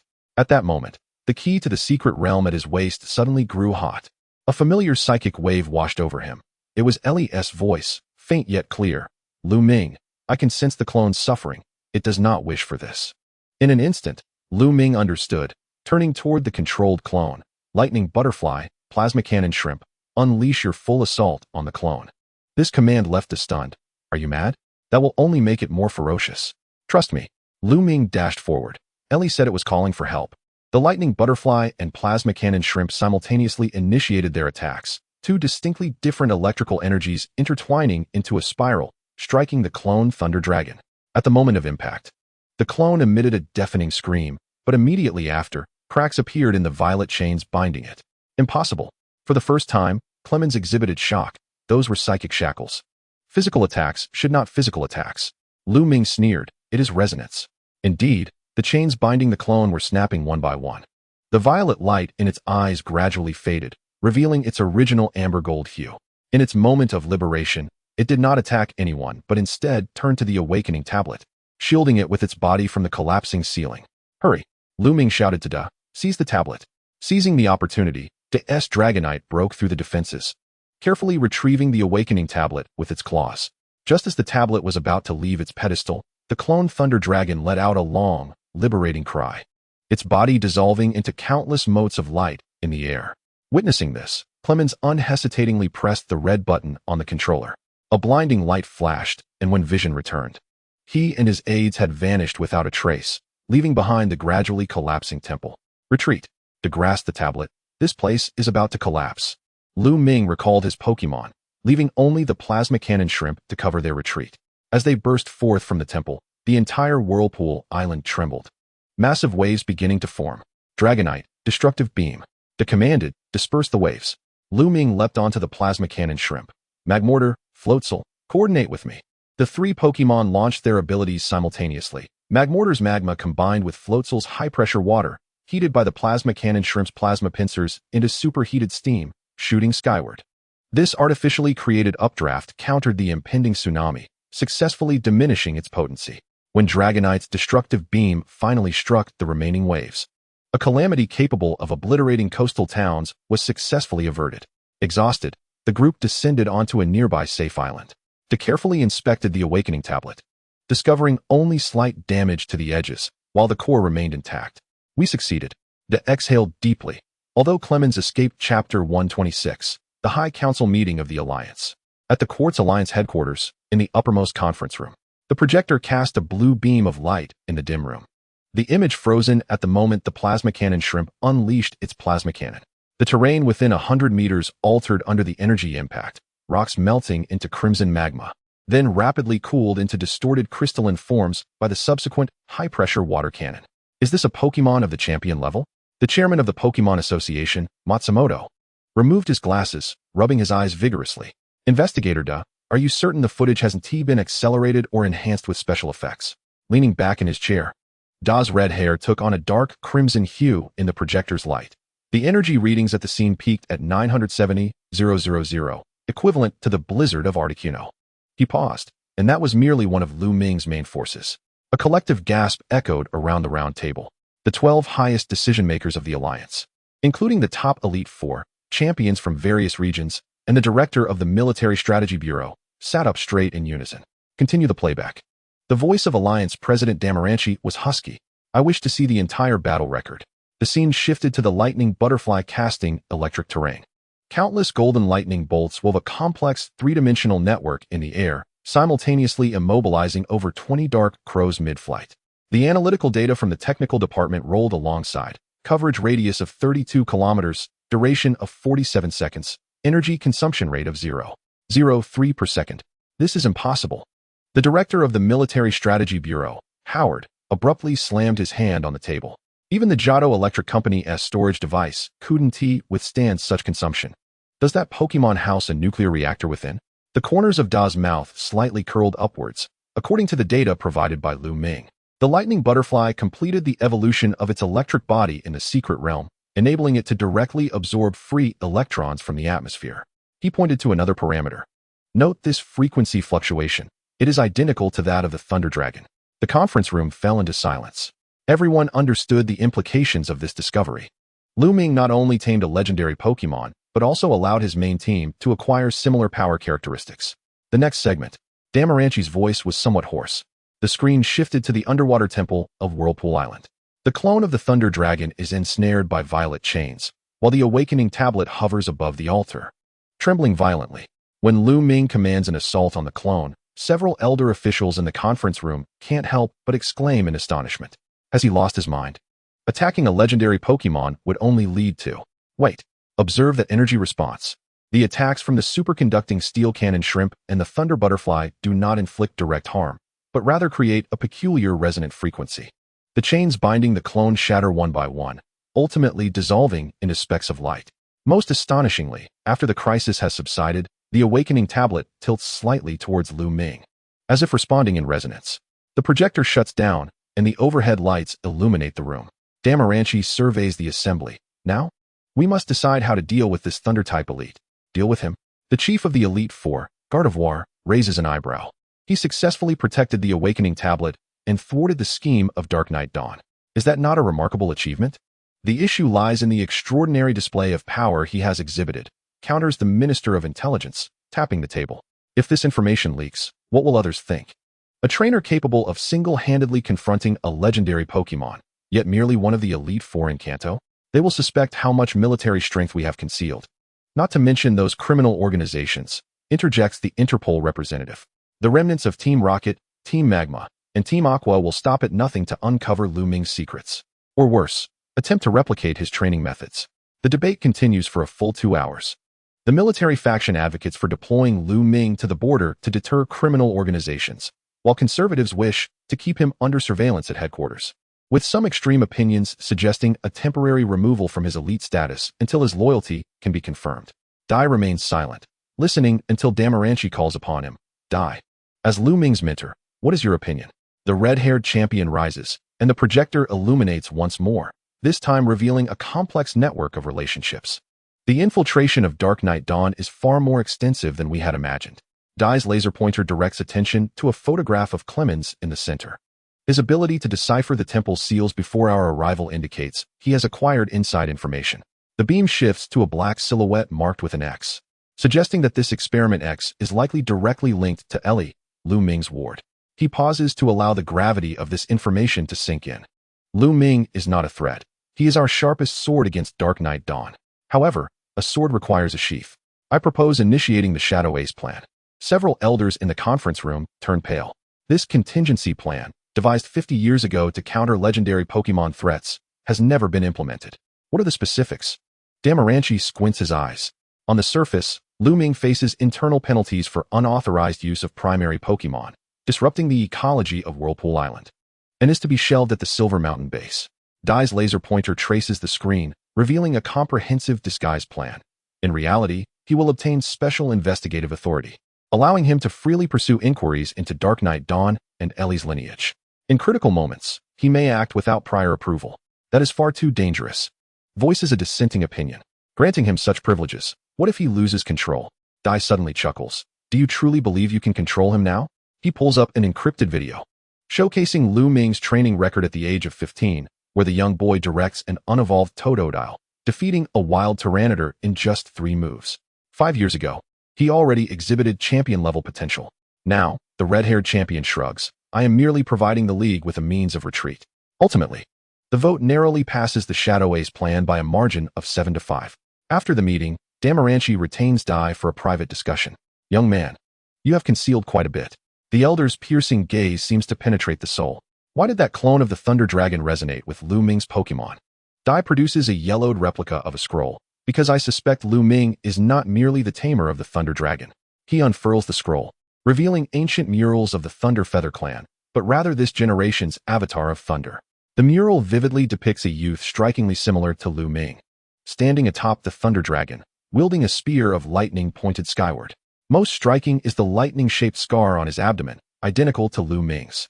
It is said that every 300 years, a warrior capable of complete resonance with the Thunder Dragon emerges from the Thunder Feather clan, known as the Avatar of Thunder. Dai quietly explains, and Lu Ming is likely this generation's incarnation.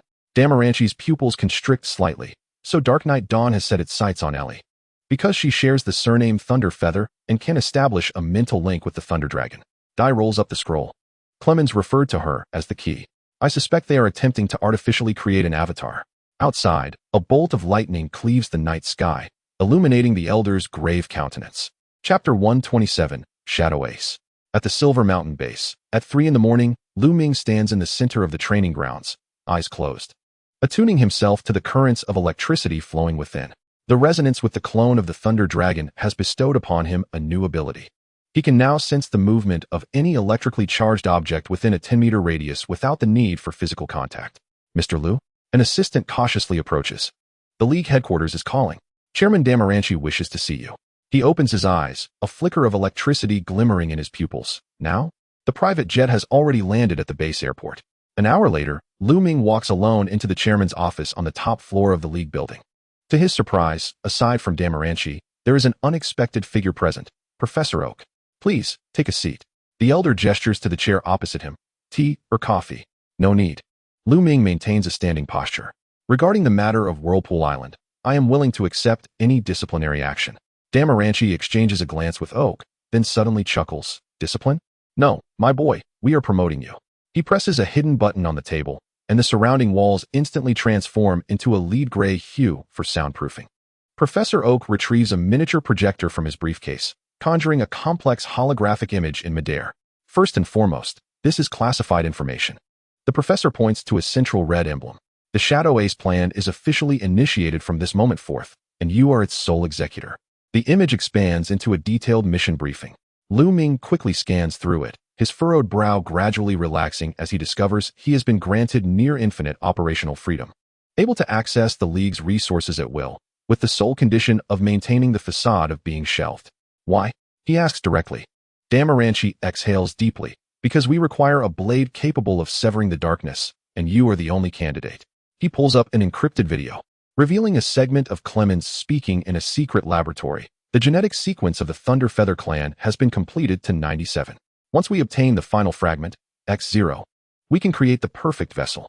The scene shifts to a cultivation chamber, where a girl strikingly similar to Ellie floats, connected to dozens of conduits. Most unsettling is the faint outline of a lightning-shaped scar on her abdomen. Lu Ming's fingers involuntarily tighten, causing fine cracks to appear on the table's surface under his touch. This footage comes from an undercover Interpol agent, recorded 3 months ago. Damaranchi pauses the video. We believe Dark Knight Dawn is attempting to clone the Avatar of Thunder, and Ellie is their key specimen. Dr. Ohm added, according to the relic documents. The tamer of the Thunder Dragon naturally develops such scars. They are an external manifestation of the energy circulation system. However, in the case of Ellie, he adjusted his glasses. She has never tamed a Thunder Dragon, yet bears similar scars, indicating that she may be a man-made key. Lu Ming interjected, his voice as frigid as ice, used to forcibly control the Thunder Dragon. A brief silence enveloped the office. Outside, The first rays of dawn pierced through the clouds, illuminating Lu Ming's tightly clenched fists. What must I do? Damalanki handed over an encrypted USB drive.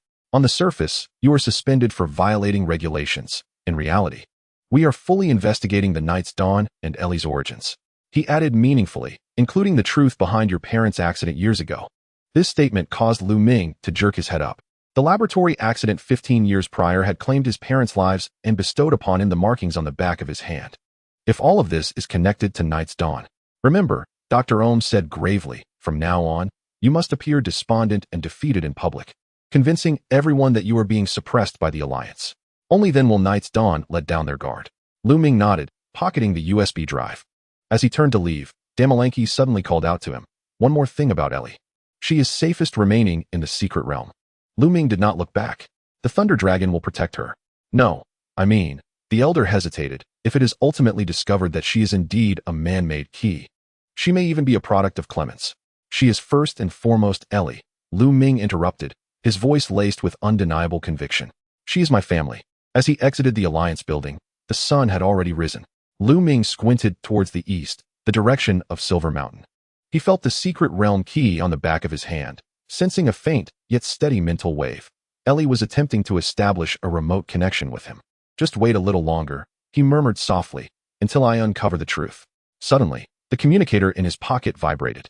A message from an unknown number read, do you wish to know the truth about the Raindrop Clan? 11 p.m. tonight, the old place in the Yippon Forest. K.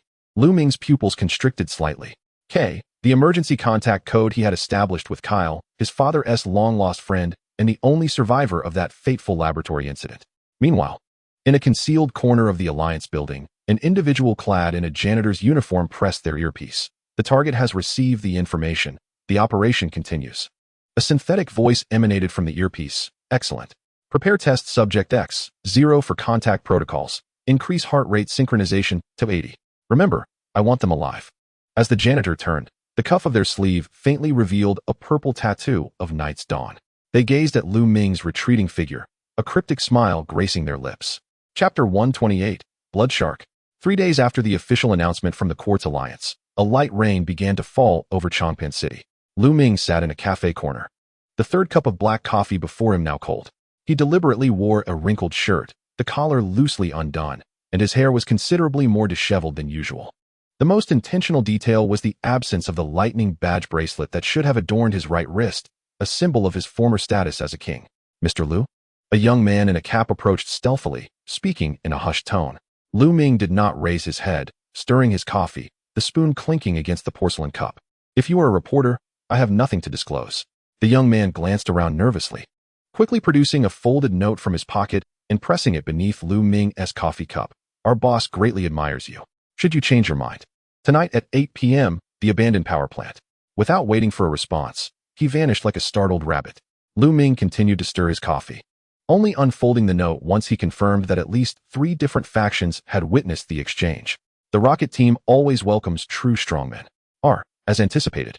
A cold smile crept across Lu Ming's lips as he crumpled the note and discarded it into the coffee cup. The fragments sank slowly in the dark liquid.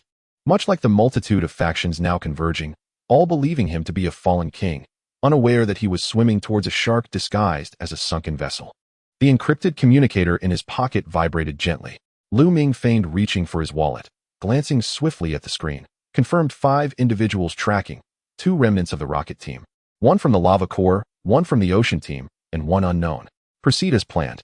Dewey placed several bills on the table, rising with an exaggerated air of despondency. As he exited the cafe, raindrops hit his face, conveniently masking the flicker of lightning in his eyes. 3 dark crows perched on a rooftop across the street, one of them gleaming with an unnatural mechanical red light in its right eye. Have you seen enough?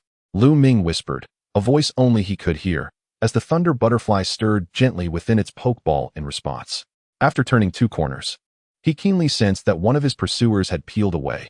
The Alliance's spies had withdrawn according to script to enhance the authenticity of the performance. The remaining 4 grew increasingly brazen, with the closest one maintaining a mere 10-meter distance. Suddenly, Lu Ming darted into a narrow alley. When the pursuers hastily followed, they found their target vanished behind a rusted iron gate, marked hastily with red paint. No entry. The abandoned power plant. He actively approached it. The pursuer pressed their earpiece. Target has entered the designated location, requesting instructions. A crackling sound filled the earpiece. Continue monitoring. Do not alert them. The interior of the power plant was cleaner than anticipated. Lu Ming traversed a graffiti-covered corridor, his fingertips gliding gently across the walls, sensing residual faint currents. Although this was the region's earliest power facility, long abandoned, certain circuits retained basic functionality, standing out to a lightning-type trainer like a lighthouse in the dark. In the center of the main workshop stood 5 individuals, all clad in black uniforms, with a small red R insignia embroidered at the collar. The leader turned, revealing a face marred by burn scars. King Lu, I have long admired your reputation. The scarred man's voice was grating, as if sandpaper had been rubbed against it. I am the leader of the rocket team's Special Operations Unit, codename Zapdos. Lu Ming halted, deliberately maintaining a 3-meter distance. I am no longer a king. Precisely for that reason, we have the opportunity to meet. The scarred man stepped forward, a refined controller slipping from his sleeve. I heard you are quite interested in the artificial thunder dragon? The controller's screen displayed an electrified Zapdos, struggling in agony. Lu Ming's pupils constricted. This method was identical to that of Night's Dawn. When did the rocket team begin to imitate a third-rate organization? The scarred man laughed heartily. Good eye. This is indeed technology from Night's Dawn. He pressed a button, and the image of Zapdos transformed into a research dossier. We acquired this, along with everything else. The dossier magnified, revealing a yellowed photograph of the young raindrop couple in their laboratory, surrounded by intricate energy devices. Lu Ming's breath nearly ceased. It was the last image of his parents before the incident. The research results of your parents were stolen by Night's Dawn. The scarred man tucked away the controller. Join us. The rocket team can assist you in seeking vengeance.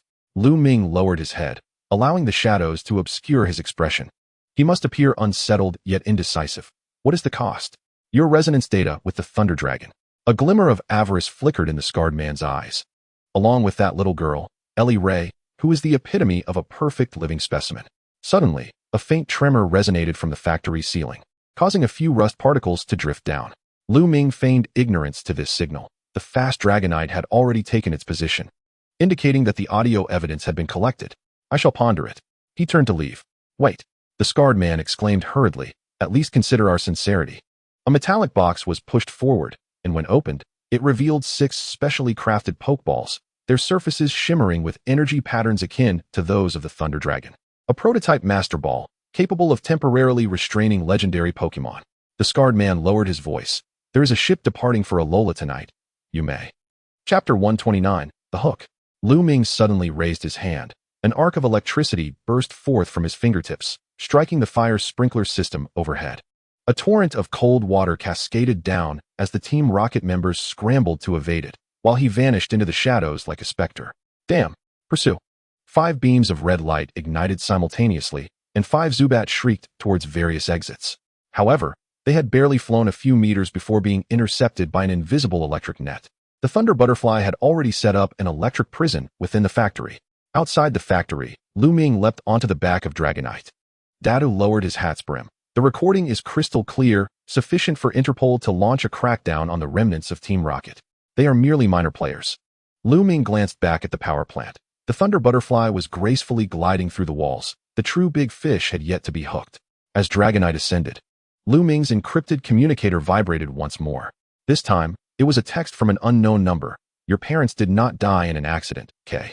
The temporary dormitory at the Silver Mountain base was far more modest than Lu Ming's usual accommodations.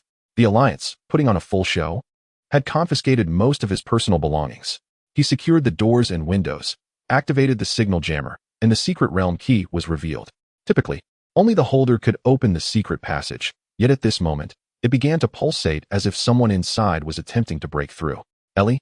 The key suddenly became scalding hot, and a mental wave forcefully invaded his mind. Lu Ming. I see you. In the forest. There is a girl who looks just like you. Fragments of images flashed by like lightning, showing a clearing in the evergreen forest, a silver-haired girl in a white dress, resonating with the patterns of the Thunder Dragon, and finally a close-up of a purple emblem, similar to the Night's Dawn insignia, but more intricate.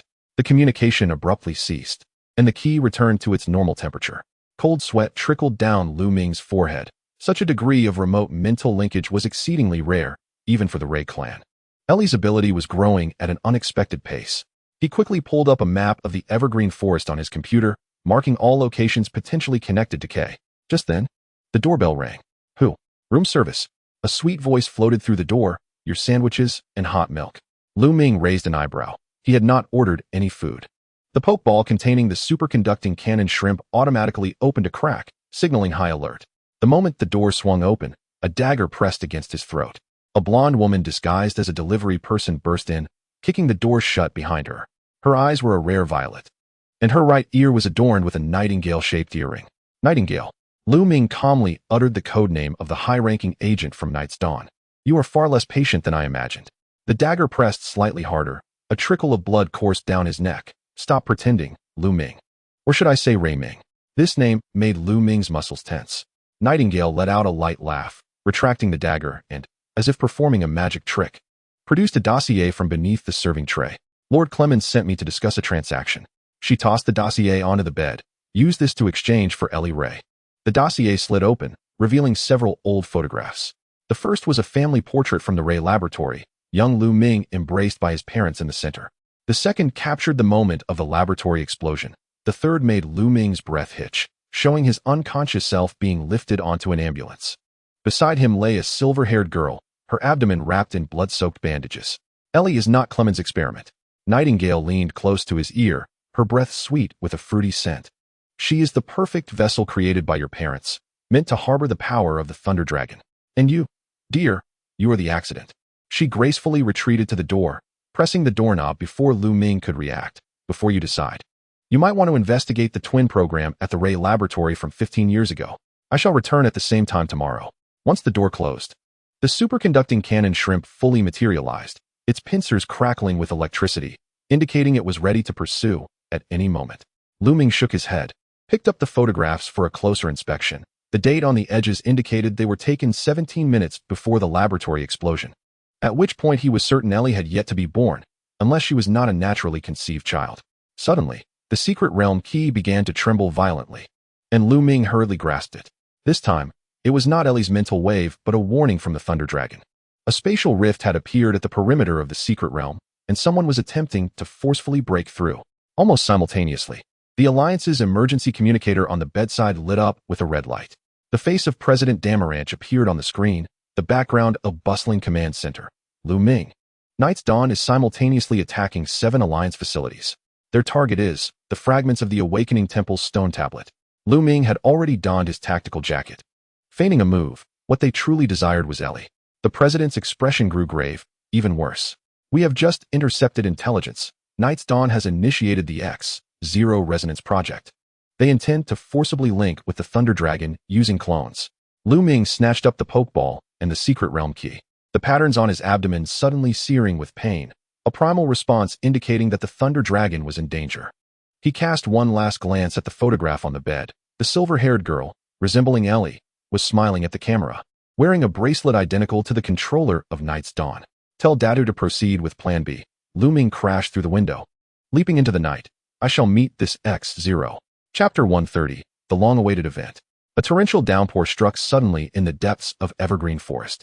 Lu Ming navigated through the dense foliage, raindrops pelting his face like countless tiny icy needles.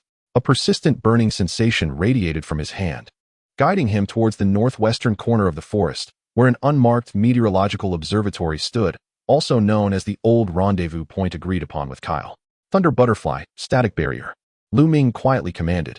The Pokémon on his shoulder gently flapped its wings, and an almost invisible electric net unfolded around Lu Ming, repelling the deluge by mere centimeters. This was a technique they had developed in the secret realm, originally intended to ward off thunderstorms, now serving as a perfect countermeasure against tracking. Any electronic devices attempting to approach would malfunction beneath the static barrier. Emerging from the last thicket, the observatory came into view. The 3-story gray-white structure was entwined with vines. The radar antenna atop long rusted and broken. The only indication of recent activity was the faint blue light emanating from the basement window. Lu Ming halted 20 meters from the building. The Pokeball containing the superconducting cannon shrimp automatically opened. The crustacean Pokémon landed silently, its right claw taking on a trident shape, gathering plasma energy. Thermal scans revealed 2 humanoid targets in the basement. Lu Ming scrutinized the readings on his watch. One seated and one standing. Wait. The readings suddenly fluctuated wildly. The temperature of the standing target plummeted to near ambient levels, while that of the seated one surged beyond 43 degrees. Simultaneously, a dull thud echoed from the basement, followed by the sound of shattering glass. Lu Ming dashed out like an arrow. The steel cannon shrimp had already melted the door lock with a plasma beam, and as Lu Ming kicked open the iron door, he was met with a scene that froze his blood. A silver-haired middle-aged man was pinned to the wall, 3 purple energy conduits thrust into his chest. In the shadows across from him stood a figure clad in a white lab coat, a controller in hand flashing with ominous red light. "Kyle!" Lu Ming shouted. The silver-haired man struggled to lift his head. Sweat beaded on his face, which bore a striking resemblance to Lu Ming's father. But his eyes remained as sharp as an eagle's. "Run! It's a trap." The figure in the white coat turned around, revealing the unsettlingly pale visage of Clemens. His jet-black eyes shimmered with a purple hue under the dim light, a formulaic smile gracing his lips. "Right on time, Lu Ming. Just in time for your uncle's dying confession." Lu Ming's fingers had already clenched around the pokeball of Reiku. But Kyle suddenly let out a heart-wrenching scream as the liquid flowing through the purple conduits transformed into blinding crimson. "Make a move, and he dies." Clemens shook the controller. "These neurotoxins can halt a Snorlax's heart in just 0.3 seconds. The basement fell into an eerie silence, the only sound being the gurgling of liquid within the conduits. Lu Ming slowly released the pokeball, his gaze shifting between Kyle and Clemens. Now he saw it clearly. On Kyle's exposed right wrist was a lightning-shaped scar identical to his own. The Twinborn Project. Lu Ming suddenly understood. "You are not my father's assistant. You are his twin brother." Kyle managed a pained smile. "Your father is Lei Yuguang, and I am Lei Yuin. We were the candidates for the previous generation of harmonizers." Clemens observed this familial recognition with keen interest, a touching family reunion. "But before you continue," he pressed a button on the controller, and a projector in the corner of the basement whirred to life, displaying a video. In the secret realm, Ellie floated in midair, surrounded by swirling currents of golden and purple energy. Her eyes were tightly shut, a grimace of pain etched on her face, while the thunder dragon circled around her restlessly, occasionally emitting anguished cries. "The resonance between X0 and the subject has begun," Clemens said, enraptured. "Once the synchronization rate reaches 100, control of the thunder dragon will shift to us." A sudden, intense burning sensation erupted in Lu Ming's abdomen, an unprecedented power surging through his veins. He fought to suppress any outward signs, but Kyle seemed to sense something, his eyes flashing with shock. "You activated the Thunder God mode." Kyle's voice trembled. "Impossible. How could you at less than 30? Clemens also noticed the anomaly, taking a cautious step back. "Don't do anything foolish, Lu Ming. Think of Ellie. Think of how your parents died." Those words fell upon Lu Ming like a bucket of ice water. He forced himself to regain his composure. "Tell me the truth, and I will go with you." "A wise choice," Clemens smiled. "To put it simply, your parents discovered a method to control legendary Pokémon, not through violence, but through resonance. They created Ellie, the perfect vessel for resonance."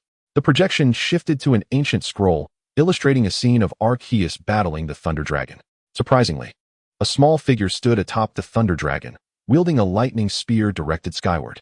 Chapter 131, The Truth. The Lei clan has always been harmonizers, tasked with balancing the power of Arceus, Clemens elaborated. But your parents went further. They sought to achieve lasting peace between humans and legendary Pokémon through technology. The image transformed into surveillance footage from a laboratory. Dr. Lei Yu and his wife were calibrating a massive device, with a miniature projection of the Thunder Dragon floating at its center. In the corner, a baby, Ellie. Lu Ming's breath hitched. "That's right," Clemens sneered. "She is an artificial being, created from your parents' DNA and the energy of the Thunder Dragon, the key." "And you?" Kyle suddenly began to struggle violently. "Shut up. You can't." Clemens impatiently pressed another button, and Kyle convulsed as if electrocuted. But in that moment, Lu Ming noticed Kyle's left hand forming a peculiar gesture, the battle signal of the Lei clan, meaning prepare to ambush. "And you, Lu Ming," Clemens continued, "are an unintended byproduct. Your parents never anticipated that their biological son would also inherit the bloodline of a harmonizer. When the Dark Knight Dawn attacked the laboratory, they had to make a choice, to protect the perfect key or their biological son." The footage jumped to 30 seconds before the explosion. Dr. Lei Yu placed a baby into an emergency teleportation device, while his wife ran in the opposite direction, clutching young Lu Ming as they sought shelter. They chose Ellie. Clemens's voice dripped with cruel satisfaction, for only the key can control the complete power of the Thunder Dragon. "You are merely a spare." Lu Ming's world spun. Fragments of nightmares from the past 15 years suddenly coalesced. The cries of his parents, blinding flashes, the thunder and lightning from the outside, and in the final moments, his mother pushing him into the shelter, saying, "Survive, Ming. Protect her well." She wasn't referring to the Thunder Dragon, but to Ellie. "You lie." Lu Ming's voice was hoarse. "If they only cared about Ellie, why would I have this?" Clemens abruptly tore open his lab coat, revealing his abdomen, displaying a scar identical to Lu Ming's, because this is the mark of the Lei Guardians. After your parents died, the organization created dozens of clones using their DNA, attempting to artificially manufacture harmonizers. I am the only one to survive. This revelation was so shocking that even Kyle's eyes widened. Clemens reveled in their reaction, continuing, "Unfortunately, clones can never achieve the purity of the original. We need Ellie to complete the defect, and you, dear cousin, are the final piece of the puzzle." The projection shifted once more, revealing the ultimate plan of the Dark Knight Dawn. 18 stone tablets encircling the projection of Arceus, with the Thunder Dragon and Ellie below, and a comparison chart of Lu Ming's genetic sequence. When Arceus reappears in this world, only a harmonizer who controls the complete power of the Thunder Dragon can communicate with it. Clemens's eyes sparkled with madness. "We will create a new order. A true peace between Pokemon and humanity. Through kidnapping and human experimentation?" Lu Ming scoffed. Clemens shook his head. "Necessary sacrifices. Just like your parents." He suddenly pressed the red button on the controller. Now, the entire basement was enveloped in a purple energy field. Lu Ming felt his blood freeze. Even breathing became a struggle. More terrifyingly, the scar on his abdomen began to uncontrollably release energy, reacting violently with the force field, the resonance field, designed specifically for the Lei clan. Clemens's voice distorted. "Do you feel it? This is the energy fluctuation when X0 resonates with Ellie. Soon, your power will be drained as well." Kyle suddenly lifted his head, a glimmer of determination in his eyes. With all his strength, he shouted, "Lei Ming, remember the family oath." Those words acted as a key, unlocking a gate within the depths of Lu Ming's memory. He involuntarily recited the sentence that had been instilled in him since childhood, yet he had never understood its meaning. The oath of thunder and feather. Bound by blood and locked by soul. Kyle chuckled, blood trickling from the corner of his mouth, with lightning as witness and the firmament as boundary. He abruptly tore the conduit from his chest. Now, the explosion resonated from the upper level of the observation station, followed by the thunderous crash of heavy debris. In that fleeting moment of distraction for Clemens, Kyle expelled from his mouth a shimmering feather crackling with electricity, the true feather of lightning. It turned out that the feather Lu Ming had previously obtained was not from the Thunderbird, but a more advanced lightning feather. The feather transformed into a stream of light, merging into Lu Ming's chest. In an instant, the patterns on the back of his hand fully blossomed, as countless electric patterns entwined his body like vines. Clemens's force field shattered like glass. Lu Ming felt every cell within him igniting, yet brimming with unprecedented power. Impossible. Clemens recoiled in terror. How could one awaken their complete form without finishing the ritual? Kyle slid down the wall, his breath faint, because he is the true guardian. Lu Ming had no time to ponder these riddles. Instinctively, he reached out, forming a lightning spear out of thin air. This was not a Pokemon skill, but a direct borrowing of power from the Dragon of Lightning. As the spear was hurled, the entire basement was illuminated as if it were midday. Clemens scrambled to evade, but was still grazed on his right shoulder. His lab coat instantaneously carbonized, revealing the horrifying amalgamation of machinery and flesh beneath. Half of his body was artificial. "Did you think only you were studying human-machine fusion?" Clemens snarled as he pressed the final button. "Then let us perish together." A mechanical hum resonated from deep within the observation station. Lu Ming suddenly realized the source of the sound. It was a spatial interference device, specifically designed to sever the passage to the secret realm. If activated, Ellie would be forever trapped within the secret realm. "Steel Cannon Shrimp," Lu Ming shouted. The crustacean Pokemon was already primed, unleashing its pincers simultaneously. The plasma beam and water cannon spiraled through the air, striking the floor beneath Clemens with pinpoint accuracy. The specially designed projectile penetrated 3 layers of concrete, directly hitting the core of the underground mechanism. Clemens leaped towards the escape route at the last moment, turning back to throw out a parting remark. "Go to the Awakening Temple for the final answer, cousin." About Ellie's true purpose. The shockwave from the explosion sent Lu Ming flying. Just as he was about to collide with the wall, Kyle lunged forward with his last ounce of strength to cushion his fall. The two tumbled into a corner as the entire observation station began to collapse. "Go," Kyle urged Lu Ming, extracting a small device from his pocket. "I still have an unfinished mission." Lu Ming attempted to pull him along, only to discover that Kyle's leg had already been poisoned by the conduit, the muscle beginning to necrotize. The elder pressed an ancient lightning feather clan ring into his hand. This is the family heirloom. Ellie is the key, but you are the lock.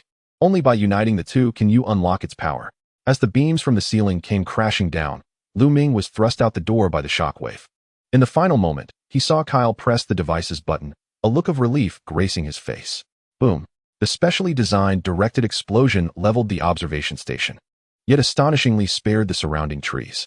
Lu Ming knelt amidst the rain-soaked ruins, the ring in his hand radiating warmth. The energy patterns on his abdomen were fading, but something within him had irrevocably changed. He could now distinctly sense the presence of the Dragon of Lightning, and even faintly perceive Ellie's emotional fluctuations within the secret realm. Suddenly, the encrypted communicator crackled to life. The voice of Du was accompanied by intense interference. Lu Ming. The dawn of night has simultaneously attacked 7 awakening temples. They have taken the stone slabs and, just before the signal was severed, Lu Ming captured the most critical information. Ellie's secret realm coordinates have been exposed. Chapter 132. Rift in the Secret Realm. The sky within the secret realm was never meant to harbor dark clouds. As Lu Ming burst through the emergency passage, the sight before him froze his blood.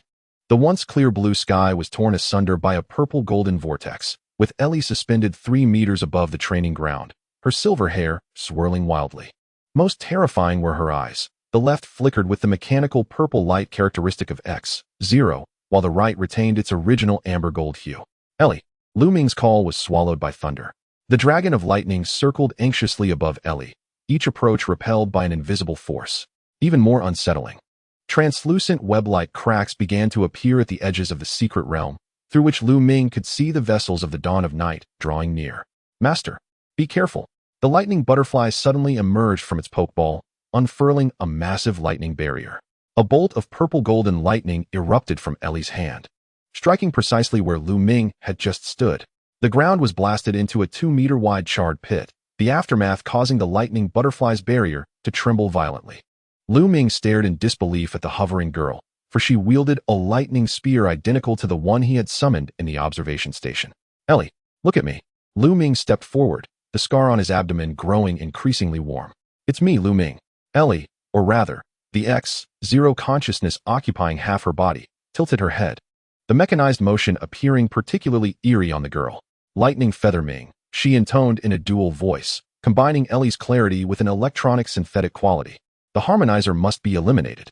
The lightning spear was raised once more, this time aimed at the Dragon of Lightning. The legendary Pokémon instinctively attempted to evade, but the spear still grazed its wing membrane, leaving a sizzling purple gash. The Dragon of Lightning emitted a pained roar, causing the secret realm to tremble violently, and the cracks at its edges widened rapidly. Lu Ming suddenly grasped the situation. X0 was forcibly controlling Ellie through a mental link, and the Dragon of Lightning's attack was causing the stability of the secret realm to collapse. Worse yet, each energy shock was causing the fissures to expand. It would not be long before the dawn of night could launch a full-scale invasion. Steel Cannon Shrimp. Magma Beast. Lu Ming hurled 2 pokeballs. Seal the southeast rift. Lightning Butterfly. Maintain the barrier. The 3 main Pokémon immediately obeyed the command. The superconductive Steel Cannon Shrimp fired its pincers simultaneously, intertwining the plasma beam and high-pressure water cannon into a blue-white energy net that enveloped the largest rift. The Magma Beast sprinted along the boundary of the secret realm, spewing forth magma to form a protective wall at the fissure's forefront, while the Lightning Butterfly fully spread its wings. An array of ancient lightning runes enveloping the entire training ground. Lu Ming himself continued to approach Ellie, each step intensifying the heat of the scar on his abdomen. Kyle's final words echoed in his mind. Ellie is the key. You are the lock. Ellie, listen to me. He switched to the ancient tongue of the Lightning Feather clan, a secret language only family members could comprehend. By the oath of thunder and feather, I summon you back to your place. The suspended girl suddenly froze, the purple light in her left eye dimming momentarily. Seizing this fleeting opportunity, Lu Ming took out a fragment of the awakening stone tablet, the only piece of the Genesis tablet he had obtained earlier in the dragon's lair. The shard floated towards Ellie, emanating a gentle blue light. Astonishingly, the purple-golden lightning began to soften under the blue light, while the golden hue in Ellie's right eye began to spread towards the left. There's a reaction. Lu Ming cautiously continued to approach. Ellie, I need you to cooperate with me. The girl clutched her head in anguish, and the lightning spear fell to the ground, dissipating into motes of light. Lu Ming, she spoke this time in her original voice, I saw so many laboratory cloning pods in my mind. Suddenly, a massive bolt of lightning struck down, directly hitting the back of the Dragon of Lightning. The legendary Pokémon let out a deafening roar, and the secret realm shook violently once more. Lu Ming turned back, his heart nearly ceasing its rhythm. 3 new fissures appeared from different directions, and agents clad in the uniforms of the Night Dawn had begun their attempts to breach through. Time was of the essence. Gritting his teeth, Lu Ming raised the fragments of the stone tablet high, invoking, Dragon of Thunder and Lightning, lend me your strength. The legendary Pokémon struggled to stabilize itself and unleashed a pure stream of golden lightning towards Lu Ming. This lightning did not harm him. Rather, it was entirely absorbed by the scar on his abdomen. Instantly, electric patterns coursed across his body, his hair standing on end, and his eyes radiating the same golden light as the Dragon of Thunder and Lightning. He dashed swiftly beneath Ellie, leaping up to press the stone tablet fragment against her forehead. In the name of the Guardian of Thunder's feather, sever this chain. A dazzling blue-golden light erupted, and Ellie emitted a sound that was not of this world, her left eye flickering like a faulty bulb. Lu Ming felt a tremendous repulsive force attempting to push him away, but he clung to Ellie tenaciously. The scar on his abdomen resonating with the stone tablet fragment on the girl's forehead, forming an electric arc that connected them both. Now, Ellie, Lu Ming shouted in her ear, recall our promise. What did you say when we first met? Ellie's lips trembled, the golden light in her right eye growing ever brighter. I said, my name is Ellie, please take care of me. And what else? Chapter 133, The Role of the Genesis Tablet. I said, could you please not abandon me? This phrase acted like a key unlocking a lock, causing the purple glow in Ellie's left eye to extinguish abruptly. She crumpled into Lu Ming's embrace like a marionette with its strings severed, while the stone tablet fragment dissolved into blue motes in the air. The vortex above the secret realm began to rotate slowly, though the edges of the fissures remained unsealed. The Dragon of Thunder and Lightning landed beside them, its head drooping in exhaustion.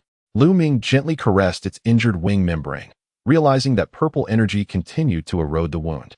Master, the agents from Night Dawn are breaching through. The Lightning Butterfly warned urgently. Lu Ming turned to see 5 agents squeezing through the widest fissure, the leader setting up some large device.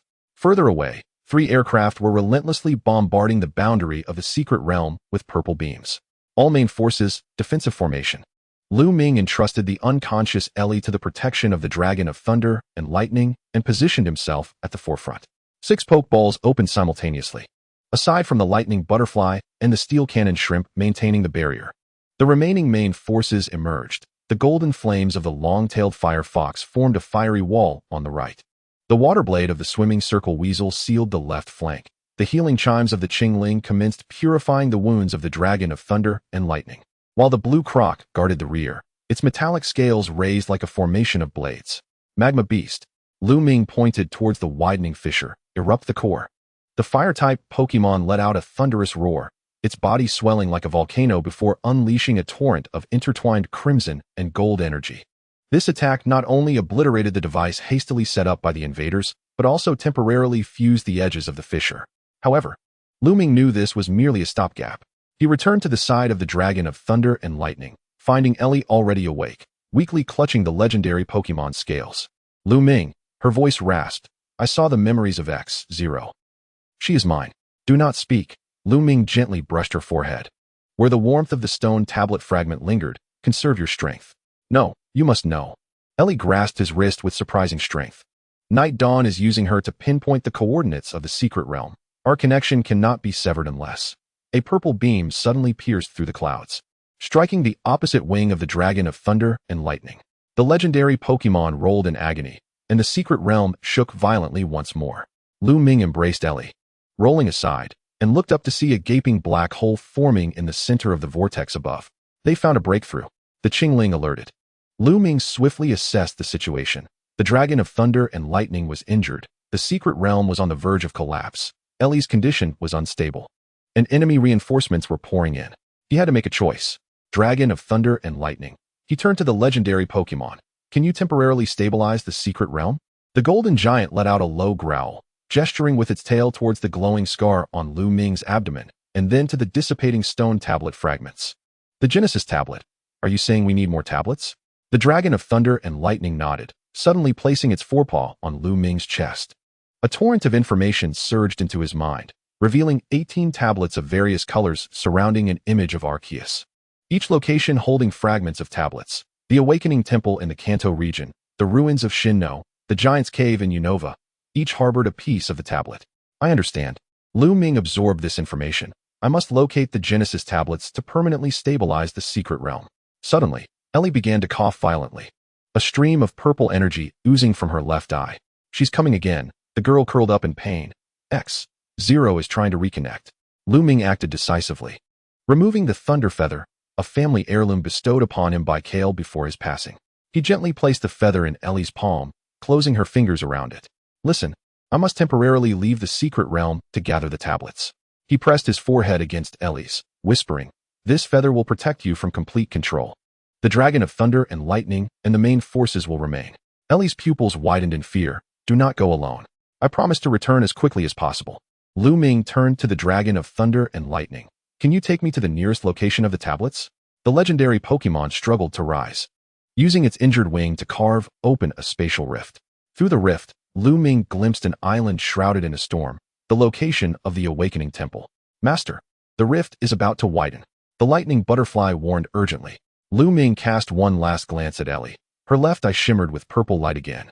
Yet her right eye remained resolute. Together, they recited the oath of the Thunder Feather tribe. By the oath of Thunder and Feather, we shall meet again. The Dragon of Thunder and Lightning nudged him gently with its tail, and Lu Ming leaped into the spatial rift. Just before fully crossing, he turned to see the sky of the secret realm torn asunder, dozens of night-dawn aircraft pouring in like locusts.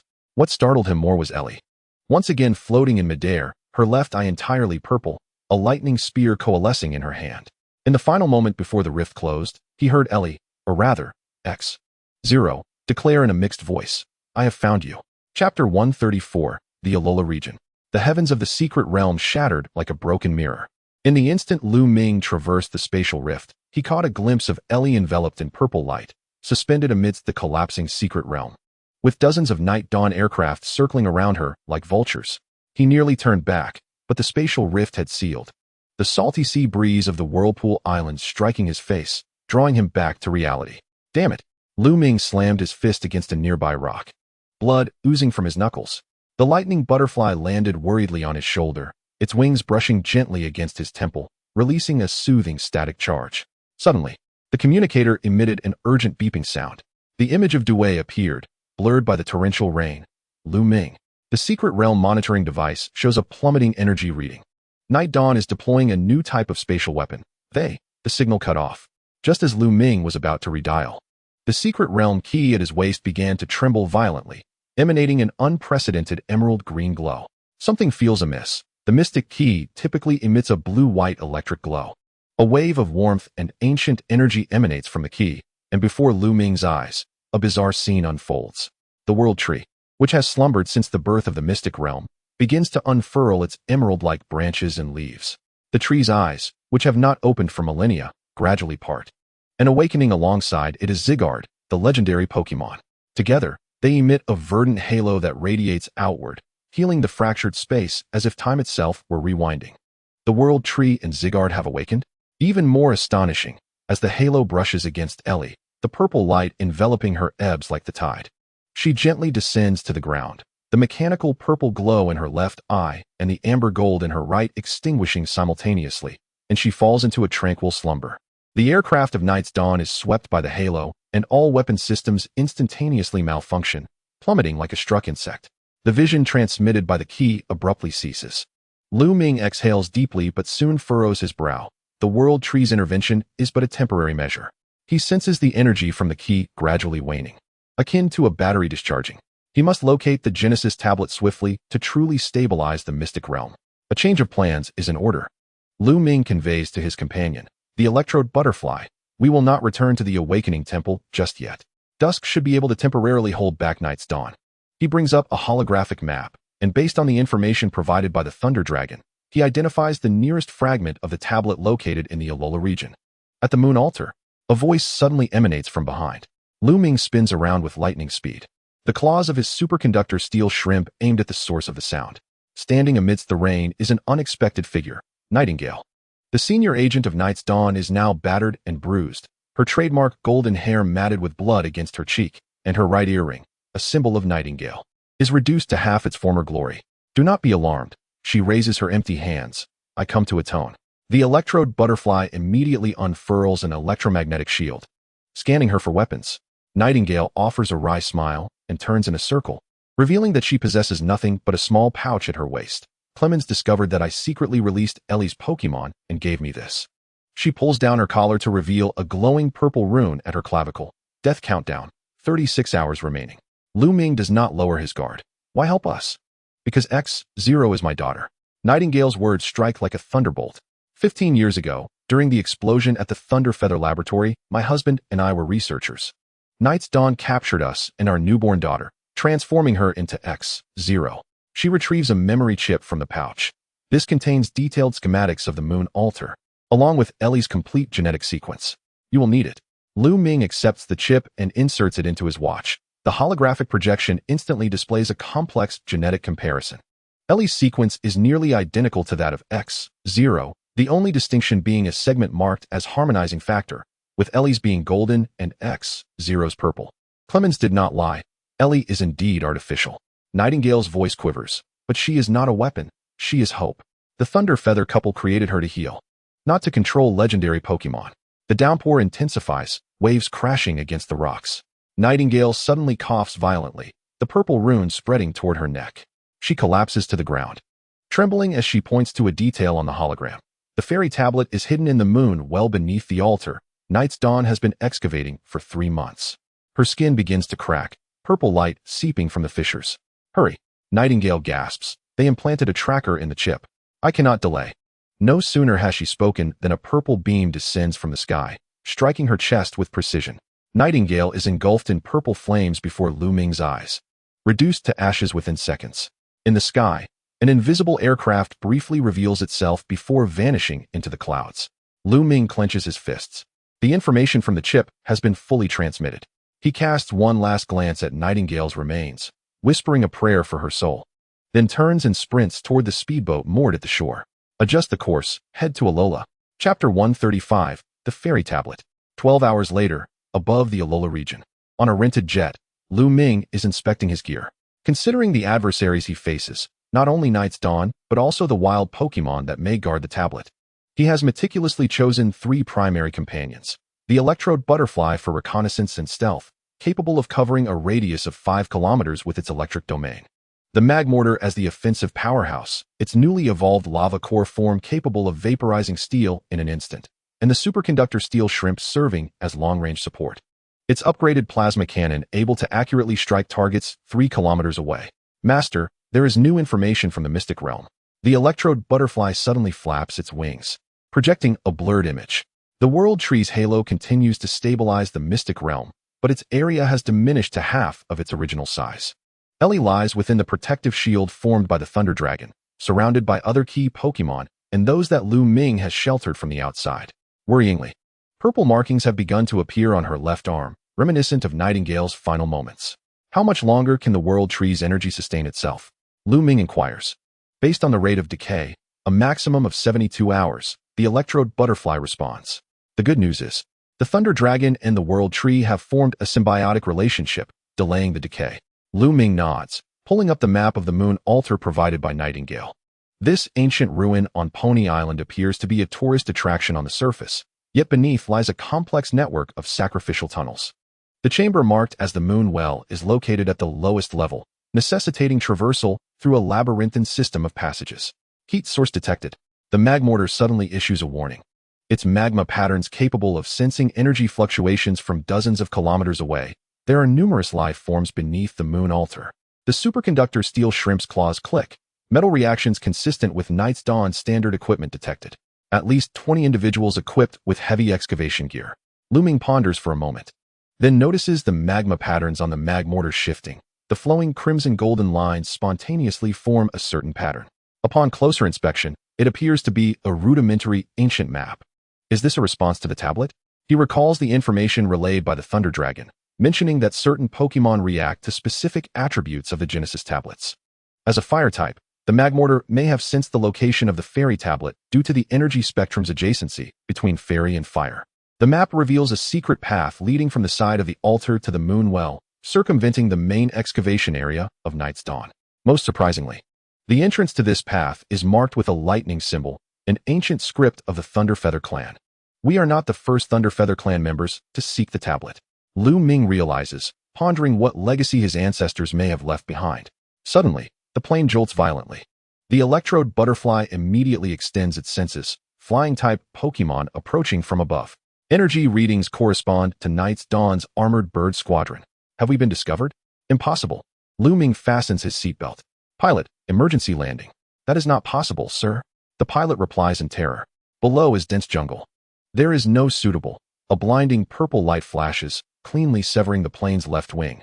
As the sensation of weightlessness envelopes him, Lu Ming recalls both of his Pokémon, leaving only the Electrode Butterfly by his side.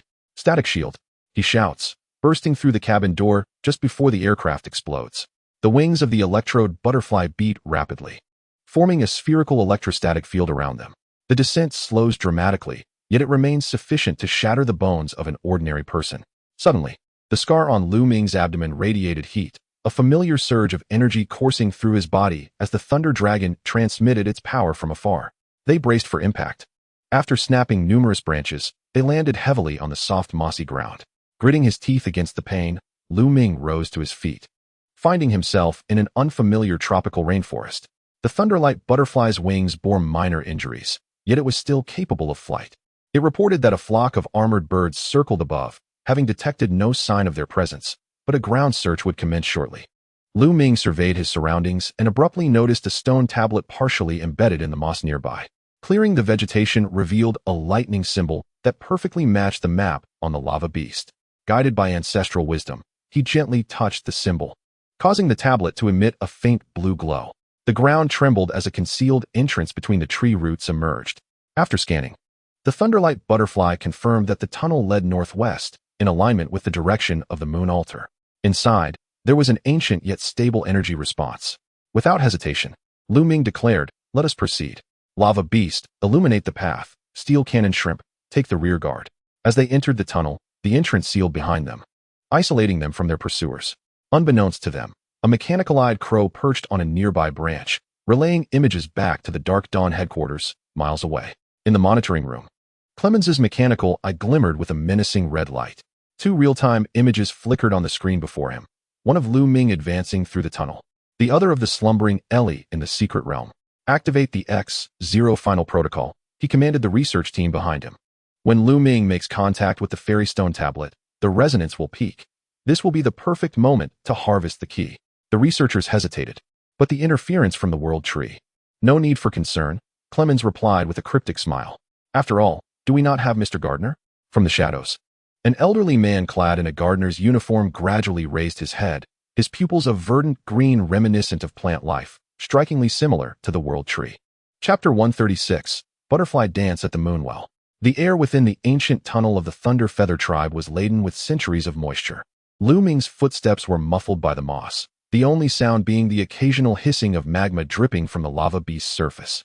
The walls of the tunnel were adorned with ancient murals, flickering in the firelight, depicting the ancestors of the Thunder Feather tribe kneeling before some butterfly-shaped Pokémon, cradling glowing fragments in their hands. "Master, there is a strong energy response ahead," reported the Thunderlight Butterfly, its antennae vibrating at high frequencies, echoing the World Tree's fluctuations detected by the secret realm key. Lu Ming gestured for the team to halt.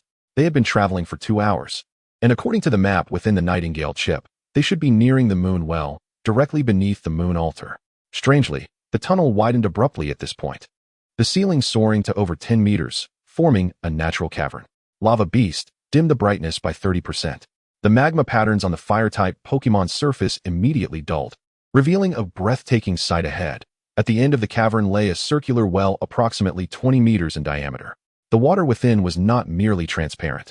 It shimmered with a silvery blue glow akin to liquid moonlight. Suspended at the center was a fragment of a pink crystal, and even from a distance, Lu Ming could sense the immense energy contained within.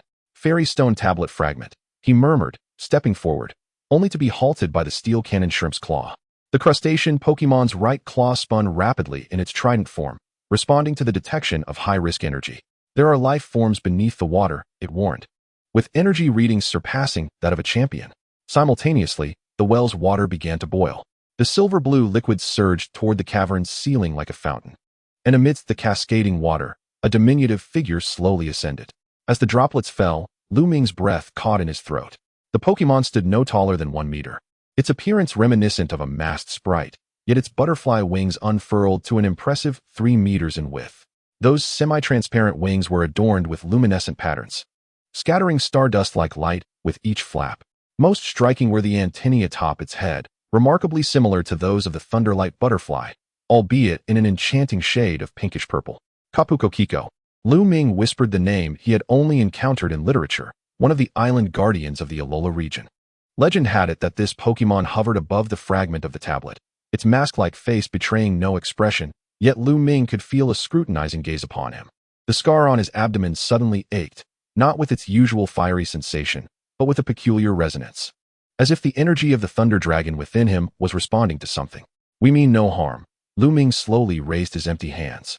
We merely seek to borrow the tablet fragment to restore the secret realm. In an instant, Kapukokiko's wings accelerated, a gust imbued with a sweet fragrance sweeping through the cavern. Lu Ming instinctively held his breath, but it was too late. Colorful specks of light began to encroach upon his vision, his limbs growing weightless. Its hypnosis powder. The Thunderwing Butterfly hastily unfurled its electromagnetic barrier, yet the shimmering dust proved impervious to the electric field, penetrating the protective shield. Steel Cannon Shrimp. Purify the mist. The Steel Cannon Shrimp's left claw expelled a high-pressure mist, which mingled with the airborne luminescent dust, forming harmless pink droplets that fell. However, this was merely a temporary solution.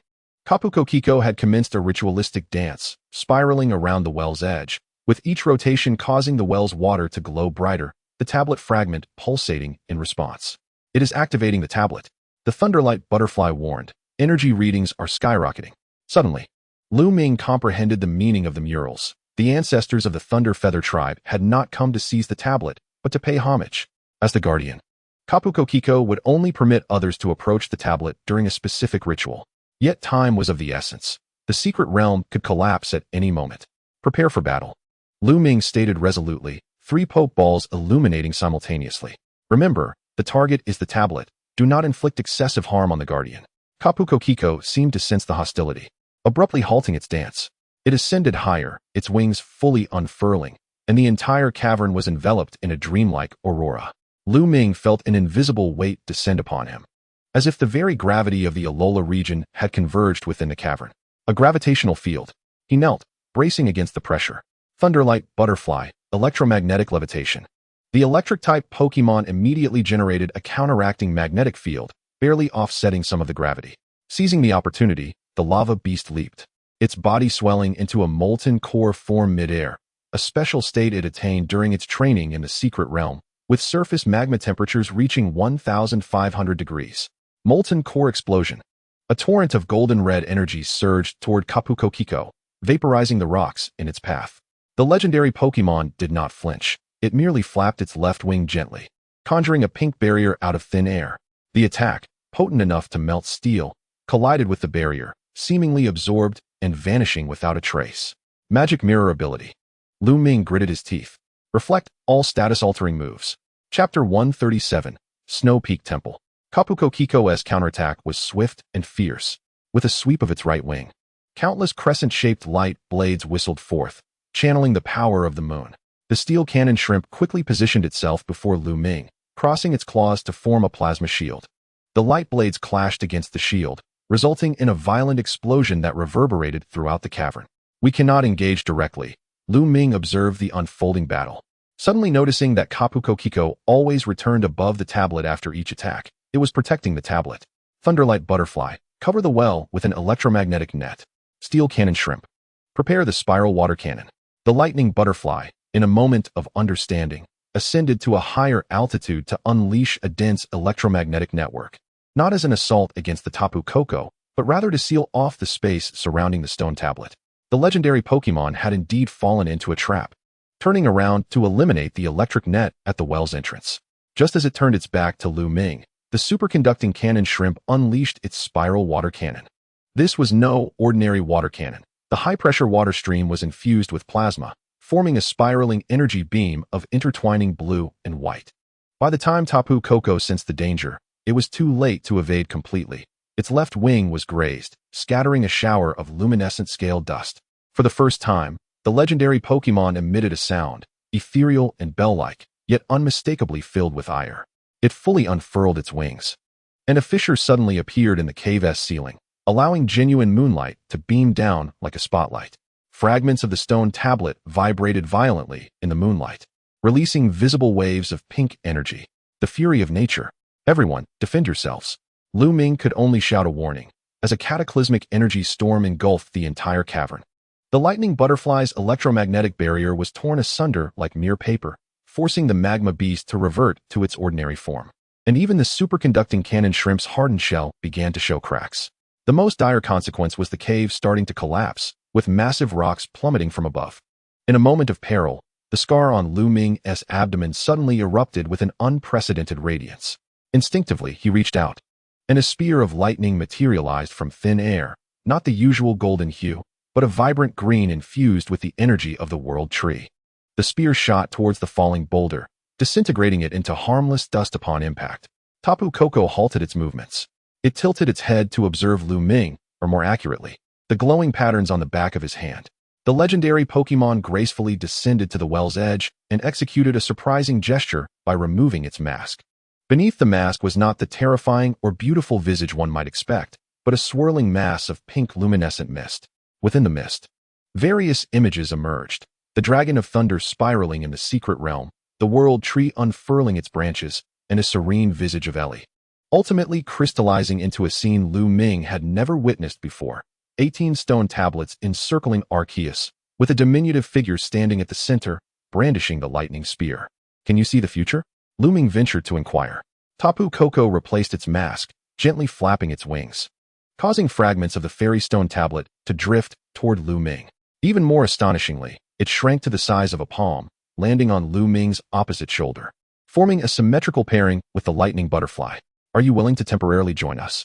The diminutive Tapu Koko gently prodded Lu Ming's earlobe with its antennae, sending a tingling sensation coursing through his body. In an instant, countless scenes flashed through his mind. The activities of the Night's Dawn at the locations of the other stone tablets, Clemens conversing with an elderly man in a gardener's uniform, and Ellie struggling in agony within the secret realm. Oh no, Ellie is in danger. Lu Ming clenched the recently acquired fragment of the stone tablet. We must act immediately. Suddenly, the cave began to tremble violently, not from combat, but from above, as the moon altar was under siege. Debris and dust cascaded down from the crevices, followed by blinding beams of purple light, the spatial rending weapon of the Night's Dawn. They found us. The lightning butterfly urgently raised a barrier. Master, the retreat route is blocked.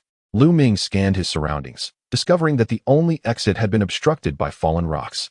To make matters worse, the superconducting cannon shrimp had sustained significant injuries from the recent attack, and the Magma Beast's energy reserves were nearly depleted.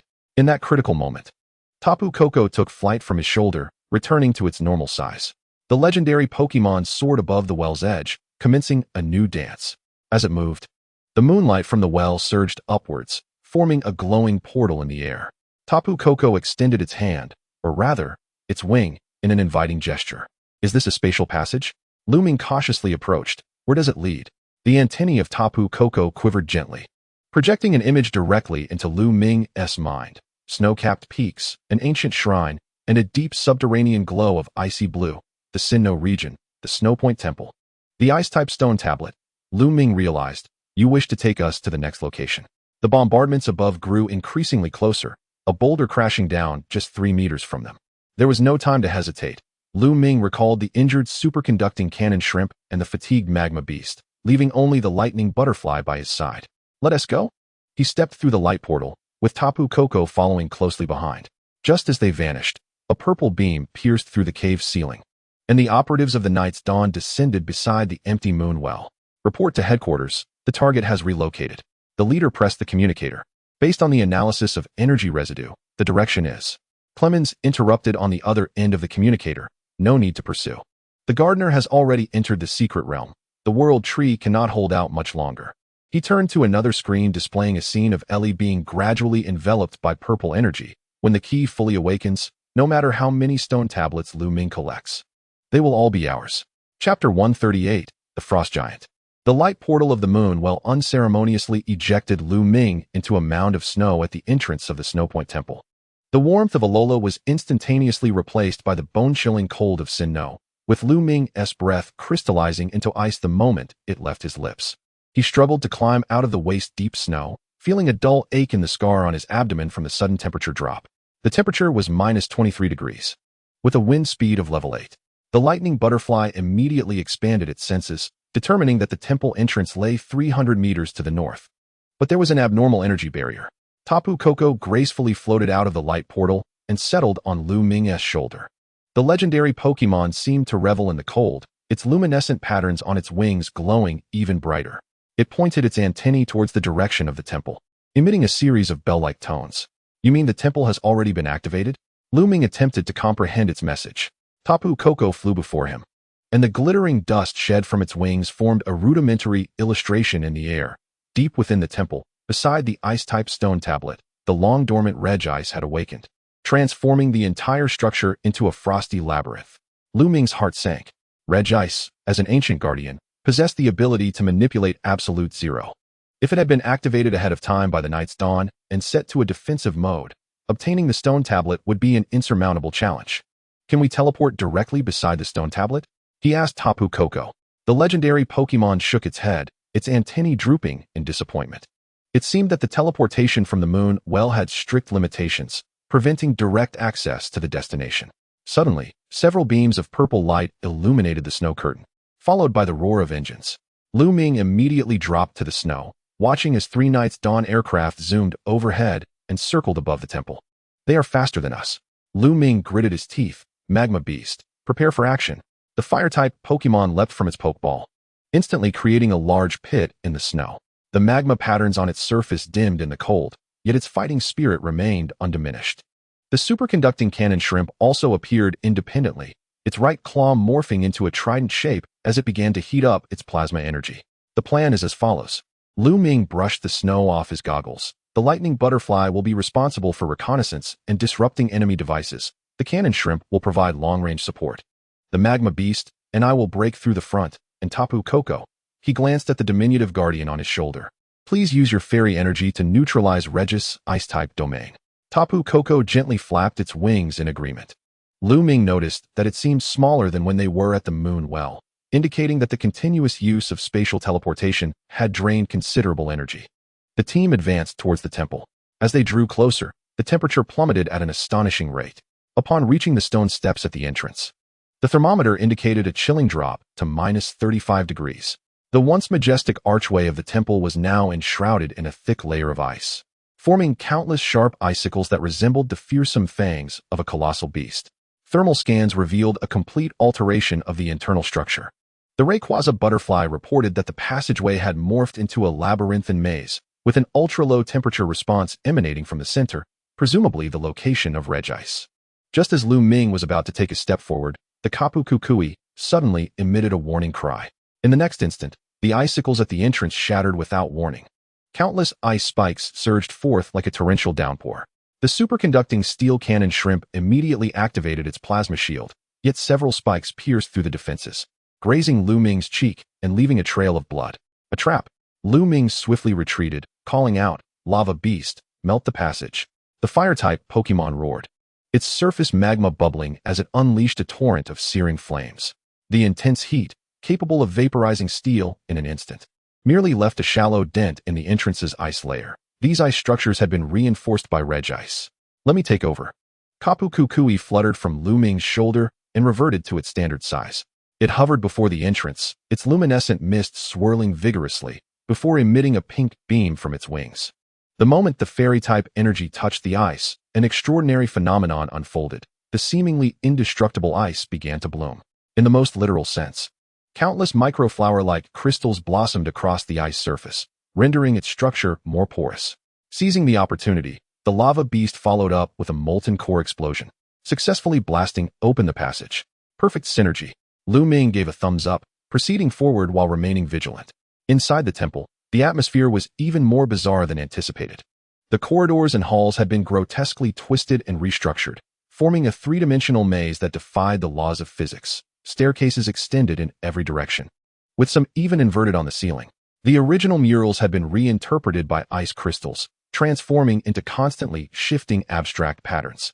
Most unsettling was the temperature, which had plummeted to -50 degrees, making even breathing perilous. The oxygen content had dipped to 18. The Rayquaza butterfly monitored the environmental data, suggesting a swift resolution. Lu Ming nodded, ready to issue the command to accelerate, when the entire corridor abruptly rotated 90 degrees. Everyone was caught off guard, tumbling against what had now become the floor. Before they could regain their balance, a second rotation followed, this time a full 180 degrees. Regice was manipulating the entire structure of the temple. Lu Ming gripped an ice pillar tightly. Kapu Kukui, can you stabilize the surrounding space? Chapter 139, Regice. The legendary Pokémon attempted to unleash fairy energy, but was suppressed by a more powerful ice-type force field. In this critical moment, the superconducting steel cannon shrimp performed an unexpected maneuver, inserting its pincers into the ground, formerly a wall, and releasing a maximum power plasma current. Blue-white electric serpents spread across the ice layer, causing micro-explosions wherever they passed. This seemingly self-destructive attack yielded an unforeseen effect, disrupting some control systems and halting the corridor's rotation. Well done, Lu Ming gasped as he rose. Have you located the point where the current converges? The cannon shrimp pointed diagonally upward. The main control node is there. Everyone's gaze followed its indication, and in the center of the maze's dome, a colossal polyhedral ice crystal was faintly visible, pulsating with a blue light. This was Regis' remote control device. Lu Ming immediately deduced that it must be destroyed to cease the maze's transformations. The problem was how to ascend. The dome towered over 30 meters high, its surface as smooth as glass, with no apparent footholds nearby. To make matters worse, agents from the Night Dawn were evidently also navigating this twisted labyrinth, as distant explosions and shouts echoed. Suddenly, Kapu Kukui flew in front of Lu Ming, its antennae lightly touching his forehead. A stream of information flooded into his mind. It could use its remaining energy to send Lu Ming and one Pokémon upward, but it would temporarily lose its combat capability afterward. That will suffice. Lu Ming decisively ordered, Lava Beast, you come with me. Rayquaza Butterfly and Cannon Shrimp, protect Kapu Kukui. The legendary Pokémon began to spin, the light powder shed from its wings forming a small tornado. As the rotation reached its apex, it emitted a clear, melodious cry, and the tornado suddenly expanded, enveloping Lu Ming and the Lava Beast. A sensation of weightlessness washed over them, and when their vision sharpened once more, they found themselves suspended directly in front of the dome's ice crystal. Lava Beast, unleash the molten core explosion at maximum power. The magma patterns on the fire-type Pokémon's body ignited, and several volcano-like organs on its back surged forth, releasing a torrent of golden-red energy. The surface of the ice crystal immediately fractured with spiderweb-like cracks, but just as it was about to shatter, a beam of blue light shot from the depths of the maze, instantaneously repairing all damage. Regis' intervention. Lu Ming clenched his teeth. Once more. The second attempt met with the same failure. Worse still, the ice crystal began to counterattack, with countless ice spikes protruding from its surface, thrusting toward them like spears. The Lava Beast shielded Lu Ming with its body, several ice spikes piercing through its shoulder, instantly vaporized by the magma's searing heat. Yet the frost continued to spread from the wound. Hold on. Lu Ming embraced the injured Pokémon, his mind racing. A hard confrontation would not suffice. Thus, a daring plan surfaced in his mind. He retrieved the recently acquired fairy-type plate fragment, sensing the energy contained within. Based on Kapu Kukui's earlier demonstration, fairy energy could neutralize the extreme state of ice. Lava Beast, can you breathe fire one more time? Just a tiny flame will do. The fire-type Pokémon weakly nodded. Exhaling a small flicker of flame, Lu Ming brought the plate fragment close to the flame, and to his astonishment, the pink fairy energy fused with the fire, forming a peculiar rose-gold flame. Now, aim for the center of the ice crystal. The fused flame struck the most vulnerable facet of the ice crystal. There was no earth-shattering explosion. Instead, the flames silently penetrated the ice crystal's interior like a hot knife through butter. Seconds later, the entire polyhedron began to glow from within, cracks spreading like lightning. Boom! The shockwave from the ice crystal's explosion hurled Lu Ming and the Lava Beast into the air. Just as they were about to plummet, Rayquaza Butterfly and the Cannon Shrimp arrived just in time. The electromagnetic barrier cushioned their descent, while the Cannon Shrimp firmly caught them with its pincers. What about Kapu Kukui? Lu Ming coughed out, concerned. Energy depleted. Return to its Pokeball, Rayquaza Butterfly replied. The good news is that the maze has ceased its transformations, and the path to the center has stabilized. Lu Ming examined the lava beast's injuries. The frost had already encroached upon its chest. Without hesitation, he retrieved the last remnants of a world tree energy potion, life-saving supplies he had brought from the secret realm. After the potion was administered, the magma patterns reignited, forcing the frost out of its body. Can you still fight? The lava beast let out a low growl, rising to its feet. Though its surface glow had dimmed considerably, its gaze remained resolute. All right, let's strike directly at the heart. The route to the temple's center was now clearly visible. As they advanced, the temperature continued to plummet, ultimately reaching a chilling -73 degrees. Even breathing risked frostbite to the lungs, compelling Lu Ming to have Rayquaza Butterfly maintain a continuous static barrier to preserve their body heat. Finally, they arrived at the central sanctuary. The sight before them was breathtaking. A circular expanse, 100 meters in diameter, was entirely composed of blue-black ice crystals, the ground adorned with intricate geometric patterns. And suspended at the very center was the ice-type plate fragment. Guarding the plate was a towering ice giant, standing at a staggering 4 meters tall, Regice. Chapter 140, The Slumbering Legend. The legendary Pokémon attempted to release fairy energy, but was suppressed by a more powerful ice-type force field. At this critical juncture, the superconducting cannon shrimp executed an unexpected maneuver, plunging its pincers into the ground, formerly the wall, and unleashing a maximum power plasma current. The blue and white serpentine electric arcs cascaded across the icy surface, triggering miniature explosions in their wake. This seemingly self-destructive assault yielded an unforeseen effect. A control system was disrupted, and the corridor ceased its rotation. Well done. Lu Ming gasped as he rose to his feet. Have we located the point where the current converges? The cannon shrimp pointed diagonally upwards. The main control node lies there. All eyes followed its indication, and at the heart of the labyrinthine dome, a colossal polyhedral ice crystal shimmered faintly, pulsating with azure light. It was the remote control device of Regice. Lu Ming immediately deduced that it must be destroyed to halt the labyrinth's transformation. The question, however, was how to ascend. The dome soared over 30 meters high, its surface as smooth as glass, devoid of any footholds. To make matters worse, agents of the Dark Knight Dawn were evidently also present in this warped maze, with distant explosions and cries echoing through the air. Suddenly, Tapu Koko flitted before Lu Ming, its antennae gently brushing his forehead. A segment of information surged into his mind. It could use its remaining energy to transport Lu Ming and one Pokémon upward, but it would subsequently lose its combat capability. That would suffice. Lu Ming decisively declared, Lava Beast, ascend with me. Rayquaza and Cannon Shrimp, protect Tapu Koko.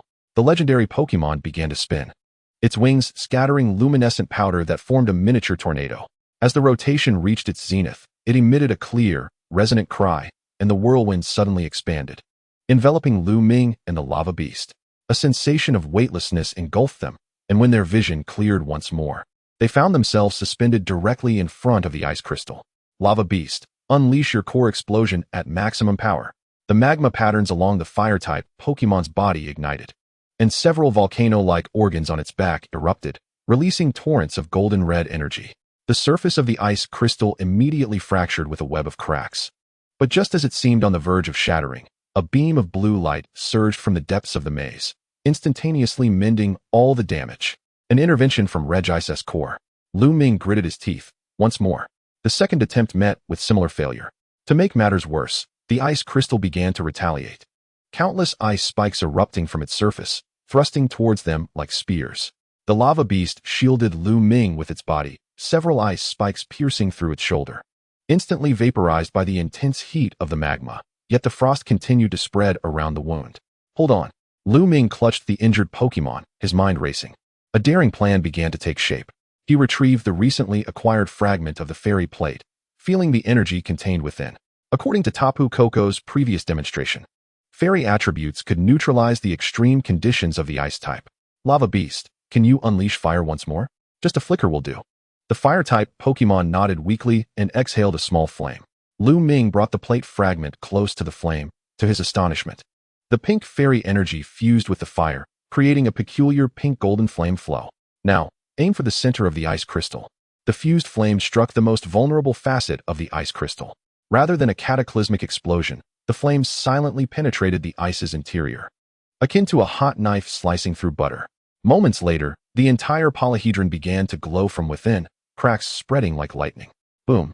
The shockwave from the ice crystal's explosion hurled Lu Ming and the lava beast into the air. Just as they were about to plunge down, Rayquaza and Cannon Shrimp arrived in the nick of time. The electromagnetic barrier cushioned their descent, while the Cannon Shrimp firmly grasped them with its pincers. What about Tapu Koko? Lu Ming inquired, coughing. Energy depleted, it has returned to its Pokeball, Rayquaza replied. The good news is that the labyrinth has ceased its transformations, and the path to the center has stabilized.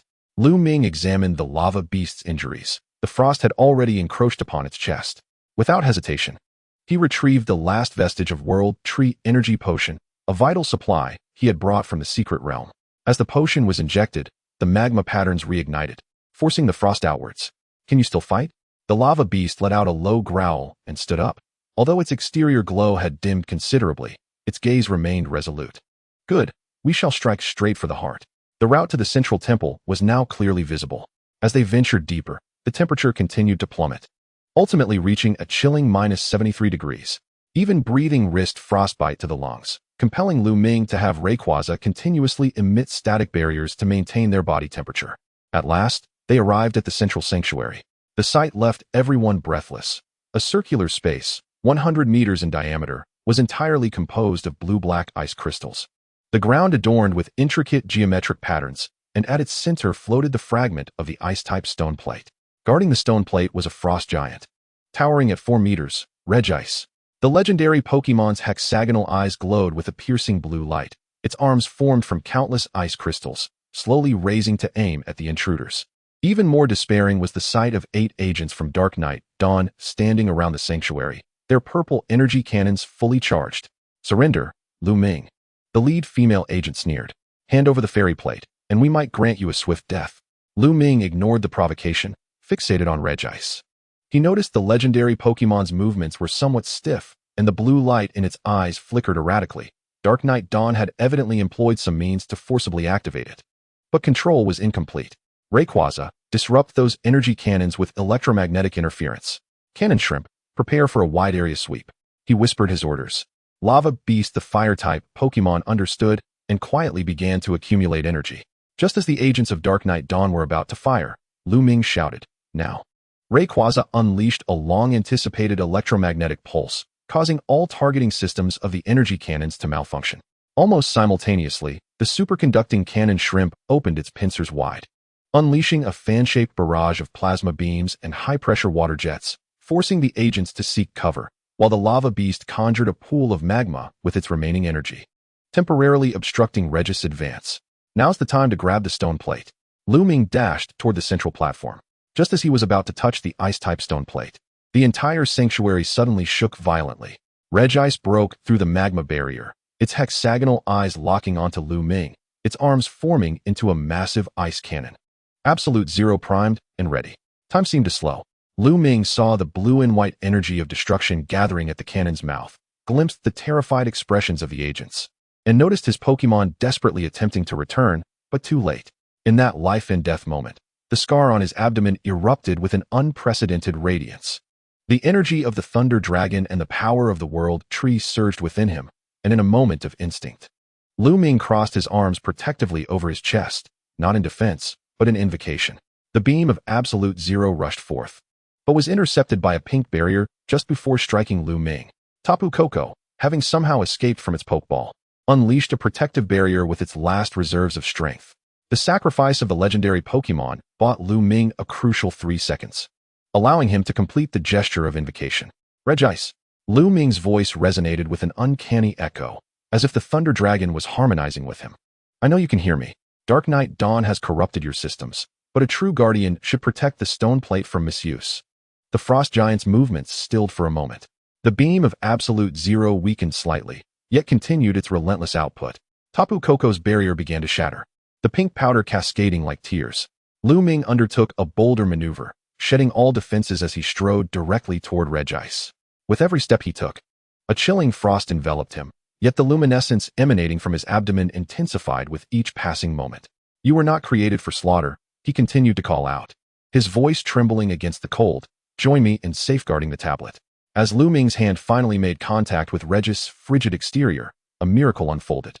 The radiance from his abdomen flowed through his fingers into the legendary Pokémon, shattering the purple runes that had once held sway. The blue light in Regis' eyes gradually cleared, and the absolute zero beam dissipated entirely. The entire temple fell into an eerie silence. The agents of Team Dark Knight stared, dumbfounded, at this scene. Regis slowly lowered its head, its hexagonal eyes fixed upon Lu Ming, before kneeling on one knee. "We succeeded," Lu Ming managed a weak smile. Retrieving a specially crafted Pokeball from his waist, "Are you willing to join us?" The Pokeball gently touched Regis' forehead. There was no struggle, no resistance. The legendary Pokémon transformed into a beam of red light and was drawn inside. The ball wobbled in Lu Ming's palm, emitting a crisp chime. Was it truly captured? Even the lightning butterfly found it hard to believe. Yet, there was no time for celebration. With Regis captured, the ice crystals of the temple began to melt rapidly. The agents of Team Dark Knight, sensing impending doom, activated their emergency teleportation devices and fled in haste. Lu Ming staggered toward the central platform, finally clutching the fragment of the ice-type tablet in his hand. Two forces, fairy and ice, intertwined within him, and a series of visions flashed before Lu Ming's eyes. Ellie struggling in agony within the secret realm, the world tree's halo shrinking drastically. The gardener standing at the roots of the world tree, wielding the corruption flute. "We must return immediately." Lu Ming turned to the exhausted Pokémon, Regis. "Can you open a teleportation passage?" The newly captured legendary Pokémon emerged from the Pokeball, its size reduced to about 2 meters. It crossed its arms and traced an icy portal in the air, through which the scenery of the secret realm could be faintly discerned. Alarmingly, half of the once verdant world tree had turned a desolate yellow. "Go." Lu Ming scooped up the energy-depleted Tapu Koko and stepped into the portal. Little did he know that at the very moment the ice-type tablet was taken, another legendary Pokémon, Regigigas, dormant in the Sinnoh region, slowly opened its eyes. Chapter 141, Resonance of the Three Stones. The ice crystal portal propelled Lu Ming directly to the roots of the world tree. He stumbled and knelt among the serpentine roots, his palm touching bark that had lost its elasticity, dry and withered like the skin of an old man. Looking up, he beheld the once towering emerald canopy, now mostly a sickly yellow, with the few remaining green leaves precariously hanging on. The air was thick with the acrid scent of decay mingled with electrical singe. "Ellie." "Thunder Dragon." Lu Ming's calls echoed through the vast secret realm. There was no response. Only the occasional crack of purple lightning striking the trunk of the world tree could be heard, hastening its decay with every strike. Suddenly, a searing pain erupted from the scar on Lu Ming's abdomen. Not the usual burning sensation, but a tearing agony. Something had happened to the Thunder Dragon. Lightning Butterfly. Perform a full spectrum scan. As the electric-type Pokémon unfurled its wings, it froze mid-motion. "Master, life signs detected at 10 o'clock. Lu Ming turned, his pupils dilating in shock as he beheld a familiar figure curled up beneath the largest aerial root of the world tree. Ellie hovered half a meter above the ground. Encased in a cocoon of interwoven golden and purple energy, her left side adorned with mechanical patterns identical to those of X, while her right side was entwined with verdant plant veins. Most disturbingly, her expression was one of torment. Her left eye was tightly shut as if enduring pain, while her right eye was wide open, its pupil shimmering with a stream of purple data. "Ellie." Lu Ming rushed forward, but as he touched the energy cocoon, he was violently repelled. The superconducting steel pincer crab caught him, its shell instantly glazing over with a layer of frost. "Dual consciousness is merging."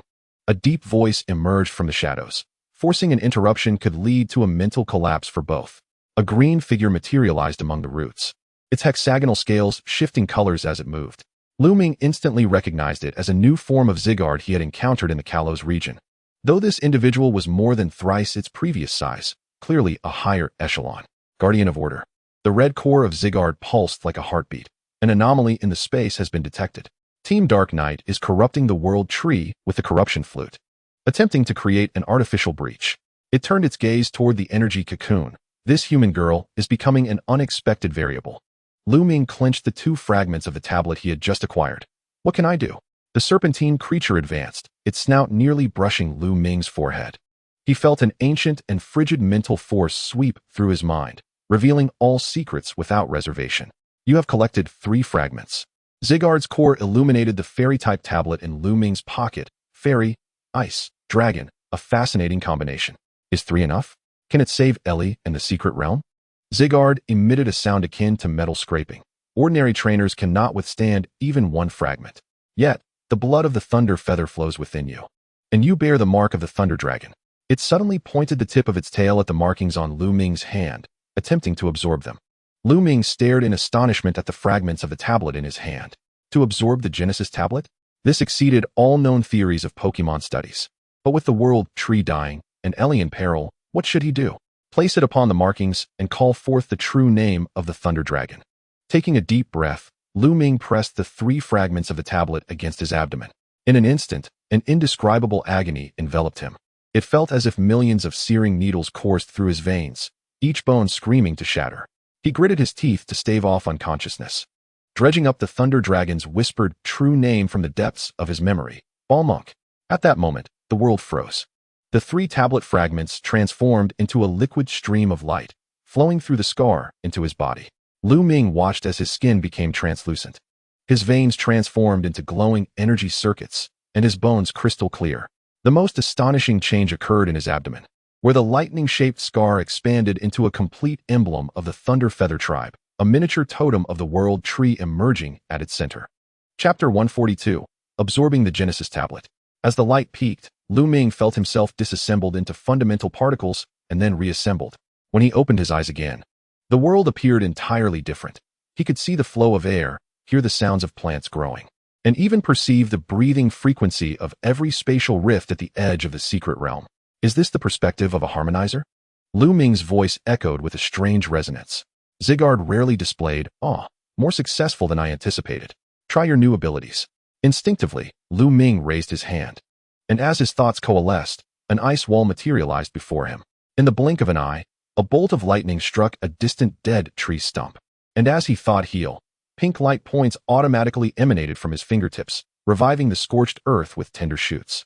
Elemental manifestation. Zygarde's core brightened. Now, feel the secret realm. Lu Ming closed his eyes, his consciousness spreading like ripples.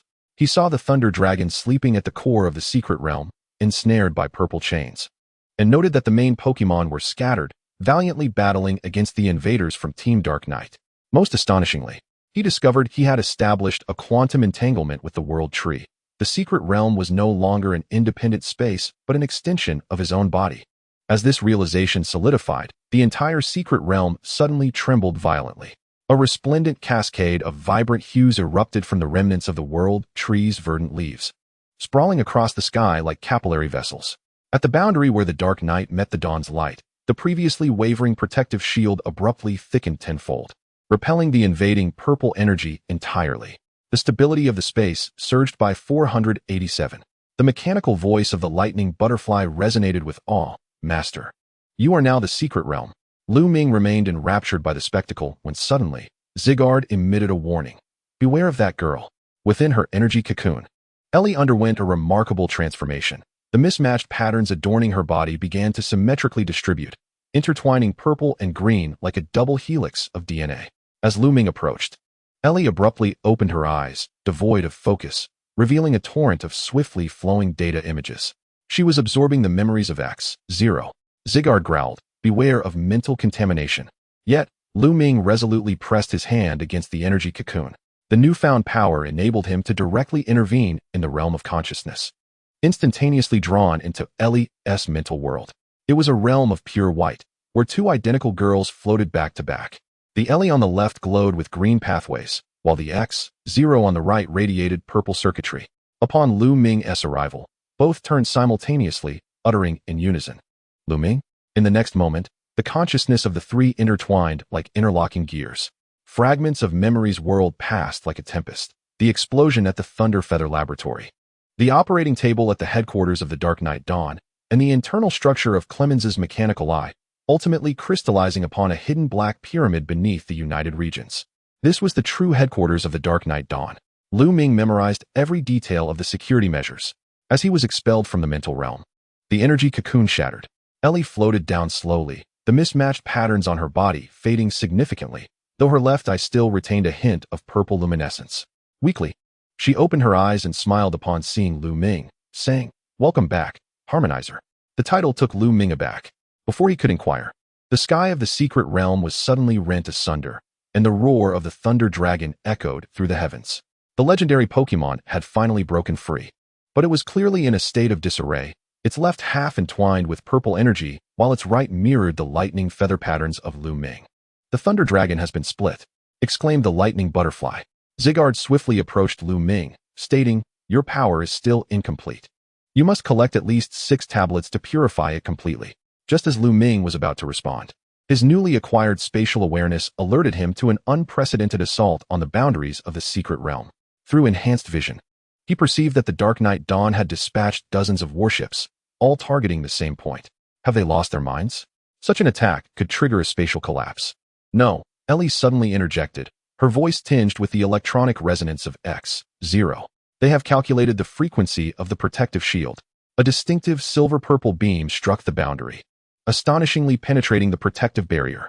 Though it was immediately intercepted by the self-repair mechanism, this indicated that the Dark Knight Dawn had grasped part of the method to breach it. Instinctively, Lu Ming raised his hand, channeling the energy of the secret realm to mend the breach.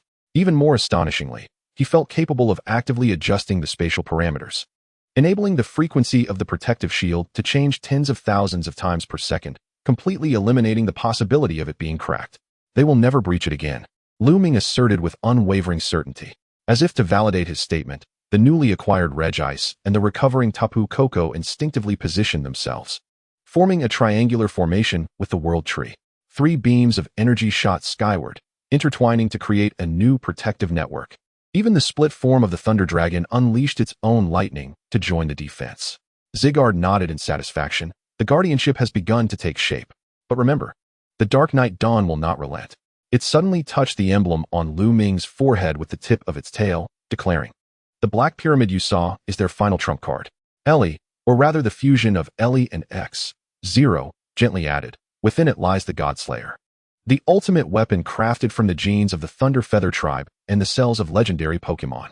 Just as Lu Ming was about to pursue further inquiries, he sensed an anomalous fluctuation emanating from a certain location within the secret realm. Through the spatial connection, he glimpsed a Pokémon he had never encountered before. Resembling a colossal dragon that fused machinery and biology, ensnared in a force field deep within the pyramid, enveloped in a purer purple energy than that of Clemens. When his consciousness brushed against the creature, it suddenly opened all 12 of its eyes. Lu Ming jolted back to reality, cold sweat drenching his back.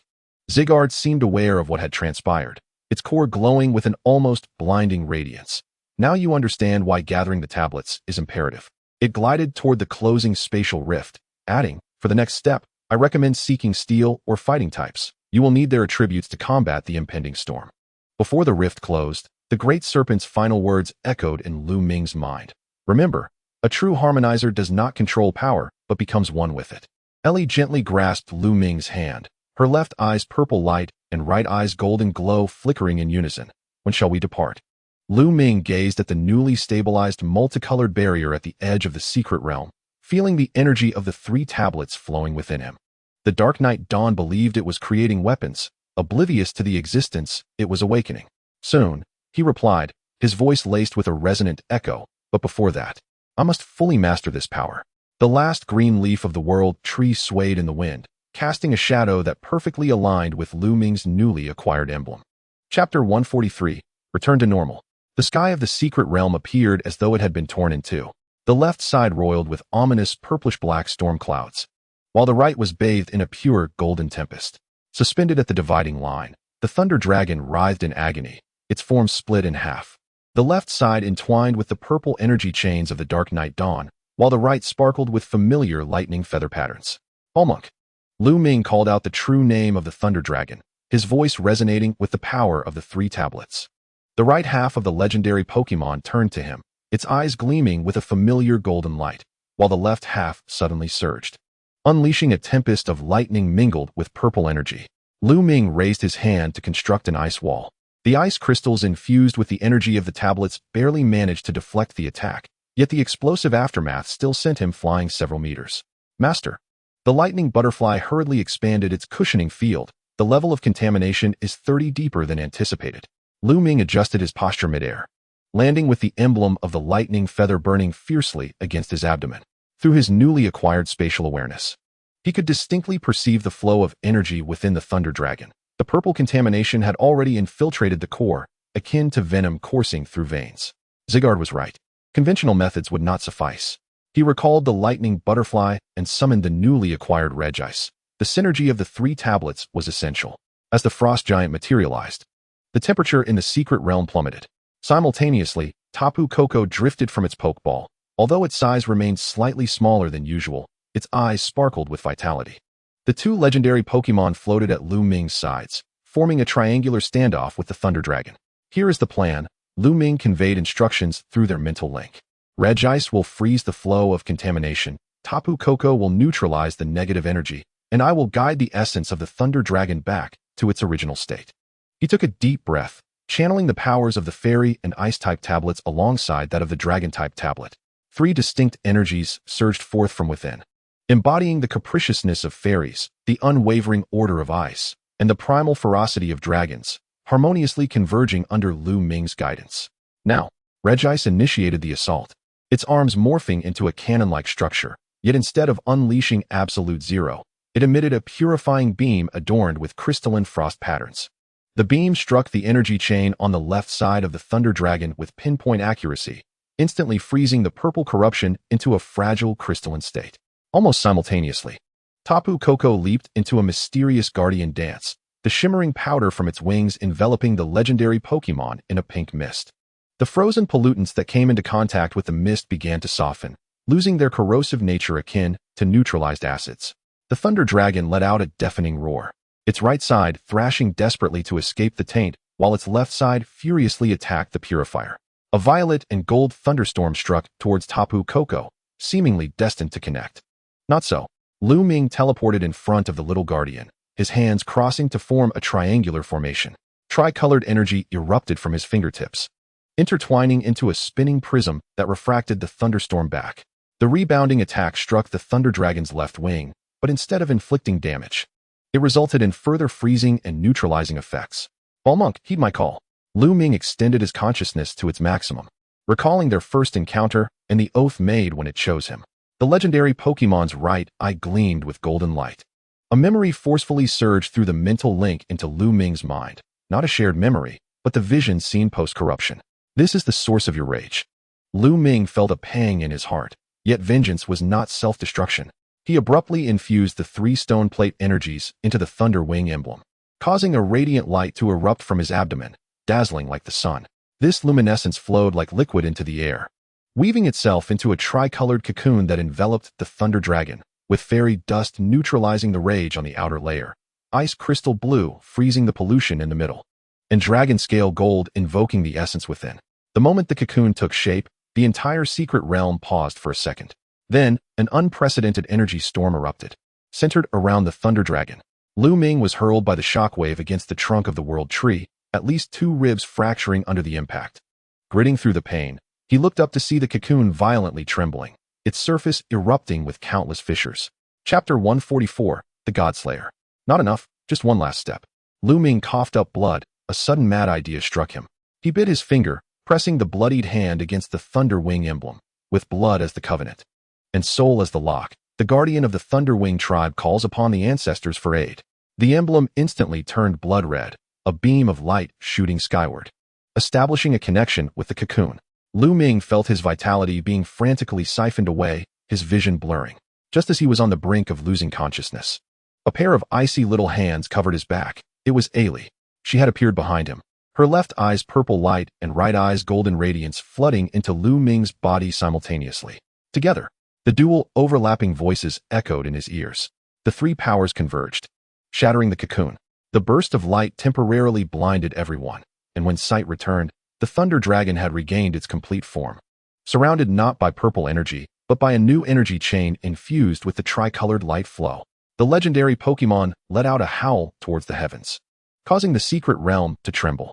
The withered world tree suddenly sprouted a new bud, followed by countless tender green branches spreading at a visible speed.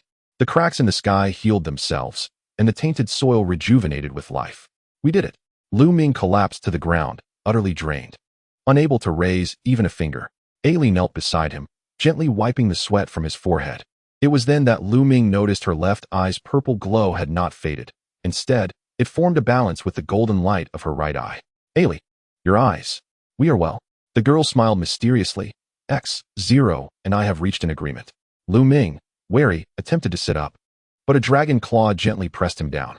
The restored thunder dragon lowered its head, nudging his chest with its snout, transmitting a message directly into his mind. Ailey's fusion with X0 is not a catastrophe, but a turning point. I do not understand. Ailey suddenly grasped Lu Ming's hand, pressing it against her forehead. The familiar tugging sensation washed over him, and he was once again pulled into the mental realm. This time, it was no longer the pure white space he had seen before, but a meticulously crafted glass garden. The left side was adorned with blooming flowers and greenery, while the right featured intricate mechanical structures, and two Ailey sat at a tea table in the center of the garden. To his astonishment, they were no longer back-to-back, but facing each other, sharing a pot of tea. Welcome to our intermediary realm. The Ailey on the left, golden-eyed, smiled and gestured. Do not be so tense, Harmonizer. The right Ailey, purple-eyed, smirked. If I wished to take over this body, I would have done so the moment that wretched tree lit up. Lu Ming stood alertly in place. What are you? After sharing memories, we discovered that our goals are actually aligned. The golden-eyed Ailey pushed over a cup of tea to destroy the night's dawn. Those lunatics turned me into a weapon, and now they want to use Ailey as the key. X0 scoffed. Now it's our turn to counterattack. The garden suddenly morphed into a holographic projection, revealing the internal structure of the Black Pyramid. X0 waved her hand to enlarge a specific area. Their Godslayer requires 18 stone plates to charge. But there is a fatal flaw. The image focused on the back of a mechanical dragon, exposing a depression shaped like the Thunderwing tribe's emblem. Only a true harmonizer can activate it. The golden-eyed Ailey spoke softly, so they need either you or us. Lu Ming suddenly grasped the implications. Clemens captured Ailey not only to control the Thunder Dragon, but also to create an artificial harmonizer to activate the ultimate weapon. X0 revealed a cruel smile. Unfortunately, they never anticipated that two failed specimens, upon merging, would gain access to the core system. She snapped her fingers, and the projection transformed into a stream of code.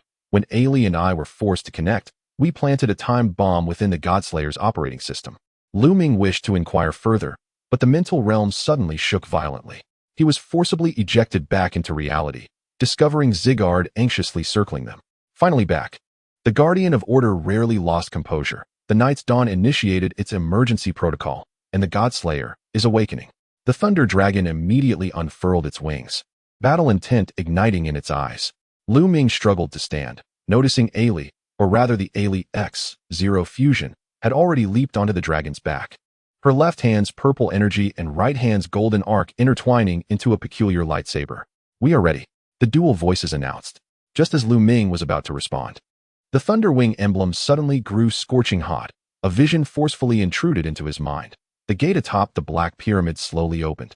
12 mechanical eyes igniting with purple light in the darkness. A figure clad in white robes wielding a dark sphere stood at the control console, grinning maliciously at the surveillance camera. It was not Clemens, but an elderly man with silver hair, his white robe embroidered with a design that mirrored the inverted symbol of the Thunderwing tribe. Who is that? Lu Ming gasped.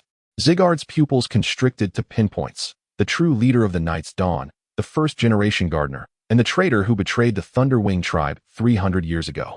Ailey X0's fusion body suddenly trembled, both voices screaming simultaneously. Thunderwing Knight. He was supposed to have perished in the laboratory explosion. Lu Ming recalled Kyle's dying words. Your father has a twin brother. If Thunderwing Light is the name of my father, then Thunderwing Knight. My great-uncle? The world tree suddenly trembled violently, its nascent branches and leaves withering at an observable pace. Kygor gazed upward towards the boundary of the secret realm, its core pulsating rapidly. It was siphoning the essence of the world tree to hasten the awakening of the Godslayer. You must immediately proceed to the United Regions. The Thunder Dragon lowered its form as Lu Ming, gritting his teeth against the excruciating pain, climbed onto its back. As he wrapped his arms around the waist of LEX, he sensed two distinctly different, yet harmoniously coexisting energy fluctuations. The girl turned her head, her left eye shimmering with violet light, and her right eye glowing with golden radiance. Reflecting upon his face, this time, it is we who shall protect you, Lu Ming. The Thunder Dragon let out a mighty roar, ascending into the sky and ripping open a fissure at the boundary of the secret realm. Just before departing, Lu Ming cast one last glance back, noticing Regice and Tapu Koko forming a protective formation beneath the world tree, while Kygor began to fragment into countless smaller entities, surging towards every corner of the secret realm like a tide of green. The voice of the Order Guardian echoed in his mind, stating that at least 6 slabs were required to combat the Godslayer. Next stop. In the fleeting moment before the fissure closed, Lu Ming perceived a powerful metallic resonance emanating from a distant island. Steel Island, the location of the steel-type slabs. Yet what alarmed him even more was the sudden turmoil of energy from the 3 slabs within him, as if they were trembling in fear of something. The Godslayer had opened all 12 of its eyes. Chapter 145, The Despondent Heavenly King. Shocking. The youngest Heavenly King in the history of the Alliance has been deposed. Exclusive report. Lu Ming has repeatedly defied orders and is now facing severe punishment. Insider reveals. The Thunder Dragon's loss of control has resulted in billions in damages. The newsstands of Jibanyan City were inundated with these exaggerated headlines. Lu Ming lowered the brim of his hat and stood at the street corner, intrigued as he observed his face emblazoned across the covers of various sensationalist publications. The chosen photograph was dramatic, depicting him at the moment he clinched victory in the Heavenly King tournament last year, now juxtaposed with titles such as Fallen Genius, creating a deliciously ironic effect. The encrypted communicator in his pocket buzzed. Lu Ming stepped into an empty alley before daring to check. The public sentiment has escalated beyond expectations. The Lava Core and Ocean Team have dispatched contact teams, while the Rocket Team is offering a bounty of 5 million for your whereabouts.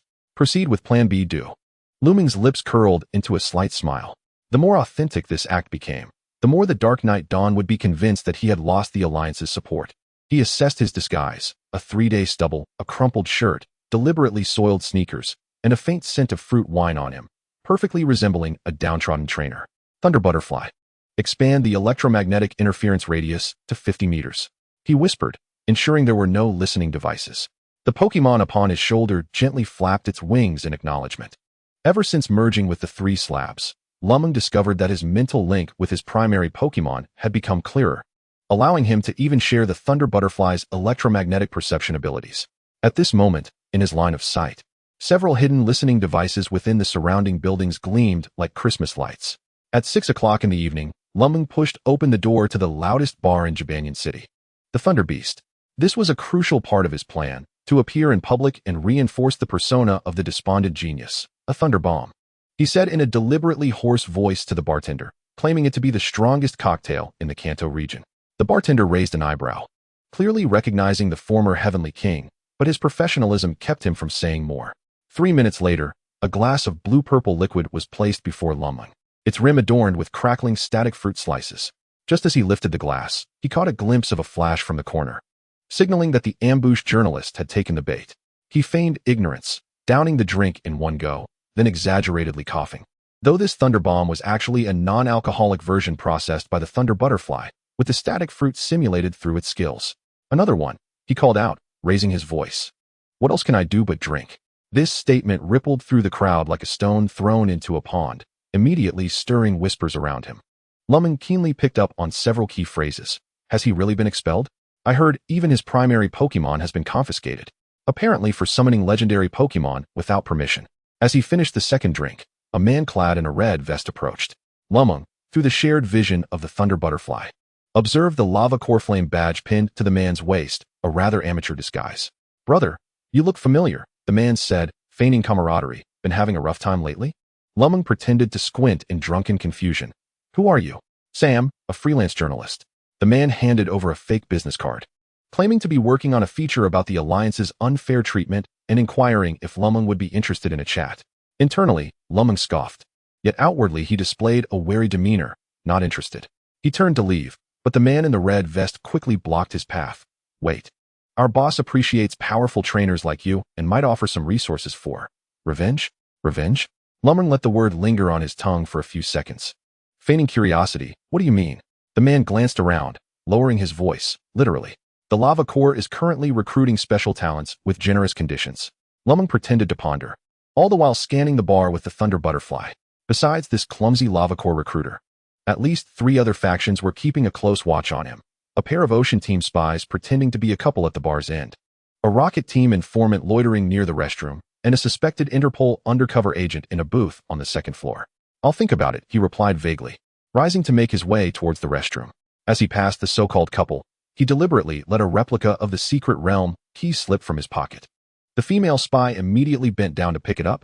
Sir, you dropped this. Thank you. Lu Ming casually accepted it, tapping the surface of the key with his fingertip.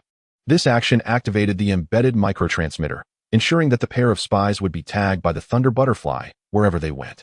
Inside the restroom stall, Lu Ming pretended to vomit. While discreetly checking the encrypted communicator for the latest updates, the advanced team of the Dark Knight Dawn has been detected on Steel Island. Repeat. The advanced team of the Dark Knight Dawn has been detected on Steel Island. Accelerate operations. D. Chapter 146. Departure to Steel Island. D stands for Chairman Dam Allen. It seemed the Dark Knight Dawn had already caught wind of the steel-type slab's whereabouts. After washing his hands, Lu Ming adjusted his disguise in front of the mirror, suddenly noticing a nearly invisible black dot in the lower right corner of the glass, a nano-sized listening device. He grinned widely and then, addressing his reflection, muttered, "Perhaps it is time to seek some amusement." This statement was intended for the listener. Indeed, when he returned to the bar's main area, he found that the rocket team informant had vanished, replaced by a silver-haired girl occupying his previous spot. The girl wore a white dress reminiscent of Ellie's style, even mimicking her hairstyle, but Lu Ming instantly recognized it as a wig, the skin tone at her hairline betraying the disguise. Is this seat taken?" the girl asked timidly, her voice deliberately mimicking Ellie's intonation. Lu Ming's internal alarms blared. The rocket team was resorting to such despicable tactics? He feigned a moment of emotional vulnerability, his gaze momentarily distant. "No, I'm Lily," the girl introduced herself, offering him a new thunder bomb on the house. Lu Ming accepted the drink, and the Thunder Butterfly immediately transmitted an analysis. It was laced with a truth serum. He pretended to take a sip while using a device in his sleeve to transfer the liquid entirely. The ensuing dialogue was nothing short of absurd, as the girl desperately steered the conversation towards grievances against the Alliance, while Lu Ming deliberately portrayed a conflicted state of mind. At times, I truly wish to see them face consequences. Lu Ming shook his empty glass. "Yet my Pokémon. We possess a plethora of formidable Pokémon." The girl leaned forward with eagerness. "As long as you are willing to join." Before she could finish her sentence, the bar's door was suddenly flung open. A squad of guards clad in league uniforms surged inside, led by the furious Poplar, the acting leader of the Tokiwa gym. "Lu Ming," Poplar's voice thundered. "How dare you show your face in public?" The entire bar fell into an instant hush. Lu Ming inwardly applauded Poplar's theatrical performance, but feigned drunkenness on the surface. Does the league even regulate drinking now? Do you have any idea how many wild Pokémon in the Tokiwa forest are suffering from radiation due to your reckless actions? Poplar seized his collar. "Come with me." The farce concluded with Lu Ming's arrest. All factions within the bar quickly pulled out their communicators to report the situation, oblivious to the subtle exchange of glances between Lu Ming and Poplar as he was led to the police car. After the police vehicle traveled 2 blocks, the route abruptly changed, veering into an underground tunnel. Poplar released the handcuffs, exhaling in relief. "My goodness, where did you gather such a multitude of extras?" That fake Airy from Team Rocket was simply incredible. An authentic performance. Lu Ming wiped the disguise from his face. "What is the situation on Steel Island?" "Worse than expected." Poplar activated the in-car display, revealing that the Dark Knight Dawn had dispatched a digging team equipped with devices capable of interfering with Steel-type Pokémon. Most importantly, she magnified a blurry photograph. "We suspect that Registeel has already been activated." In the image, several figures clad in black stood at the entrance of a mine at the heart of Steel Island. Behind them loomed a massive, silvery metallic silhouette. "We must secure the tablet before them." Lu Ming frowned. "Where's Dato? Safe house awaits you. But first, take a look at this." Poplar handed over a tablet, the screen broadcasting a live stream of a press conference. Chairman Demalanki stood solemnly before the league emblem, following a unanimous vote by the disciplinary committee. Lu Ming's title as champion is hereby revoked, and his primary Pokémon will be temporarily held by the league. The scene shifted to a segment where reporters posed questions, one inquiring about the whereabouts of the Thunder Dragon. A sharp glint flashed in the elder's eyes. Legendary Pokémon belong to the collective heritage of humanity and should not be controlled by individuals. Unable to contain himself, Lu Ming applauded. "The chairman deserves an Academy Award for that performance." Even more thrilling lies ahead. Poplar fast-forwarded the video, jumping to the international reporters' questioning segment. Suddenly, Sinnoh champion Cynthia burst into the frame, her golden hair shimmering like a waterfall in the spotlight. "I question the fairness of this punishment. According to the International Legendary Pokémon Management Treaty, trainers who tame the Thunder Dragon automatically receive special immunity." An uproar erupted in the room. Chairman Damalanki remained unflappable. The Kanto region has yet to sign that treaty. Next question. Does Cynthia not know the truth? Lu Ming was taken aback. Poplar shook her head. According to the Shadow Ace plan, only the chairman, Dato, and I are in the know. The reactions of the other champions and elite are genuine. This way, we can deceive Dark Knight Dawn. Suddenly, an emergency notification popped up on the tablet. Poplar opened it, her expression shifting dramatically. Breaking news. A massive power outage has occurred in Laverne City of the Unova region, with witnesses reporting sightings of a giant flying object. The thunder feather emblem on Lu Ming's abdomen blazed with heat. Through the energy sensing of the 3 tablets, he glimpsed a hazy image. The gate atop a black pyramid was entirely open, and 12 mechanical eyes glowed with blood-red light. Not an aircraft. His voice turned grave. The Godslayer is awakening. At that moment, the police car entered what appeared to be an abandoned factory. Poplar swiftly entered a password, and the ground slowly opened, revealing a sloped descent. At the deepest point, Dato's crimson hair stood out in the dim light, alongside an unexpected figure, Cynthia, the champion of the Kalos region. Things have taken a turn. Dato bypassed pleasantries, as Cynthia brought crucial information. The female champion stepped forward, a holographic projection unfolding from her wristwatch. 3 hours ago, Kalos' energy monitoring station captured this. The image displayed a cross-section of the Earth, a purple energy beam shooting from the Unova region straight to the core, radiating outward to all continents. Dark Knight Dawn was extracting the planet's core energy using the Godslayer. Why has no one intervened? Lu Ming asked incredulously. Because all the national leagues are constrained. Cynthia pulled up another set of images, revealing simultaneous legendary Pokémon rampages occurring across Kanto, Sinnoh, Hoenn, and other regions. Someone, most likely the Thunder Feather Knight, was synchronously activating the legendary Pokémon worldwide to create chaos. Dato handed Lu Ming a metallic box. Your new gear. The chairman said the plan has been accelerated. We depart for Steel Island tonight. Lu Ming opened the box, revealing 6 specially designed Pokeballs and a high-tech tactical suit. Most striking was a pendant resembling a Thunder Dragon scale.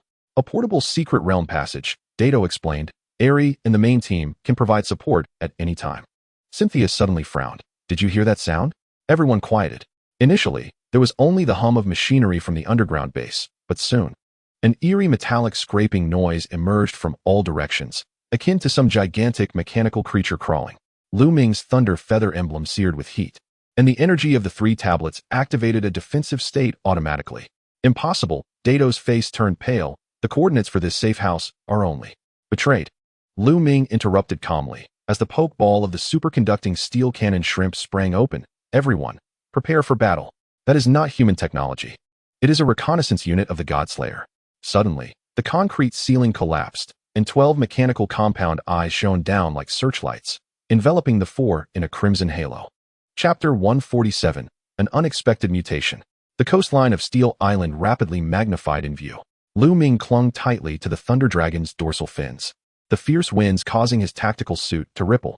Not far behind, the 12 mechanical eyes pursued relentlessly, their emitted purple energy beams occasionally grazing the ocean's surface, instantly solidifying the struck seawater into a bizarre state. 3 kilometers to go. Dato's voice crackled through the earpiece. The energy readings on the island are abnormal.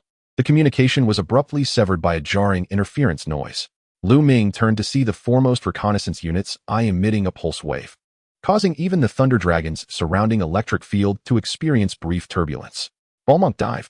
The legendary Pokémon plummeted, nearly skimming the ocean's surface. This maneuver saved them. As the air above suddenly warped, 6 purple beams intersecting. They were just deflected by the waves created by the Thunder Dragon's tail. The sight of Steel Island was chilling. The once lush island was now covered in a flowing metallic membrane, trees and rocks ensconced in a silvery gray shell. Most strikingly, at the center of the island, a massive polyhedral metallic structure rose, slowly rotating, each facet reflecting different colors of light.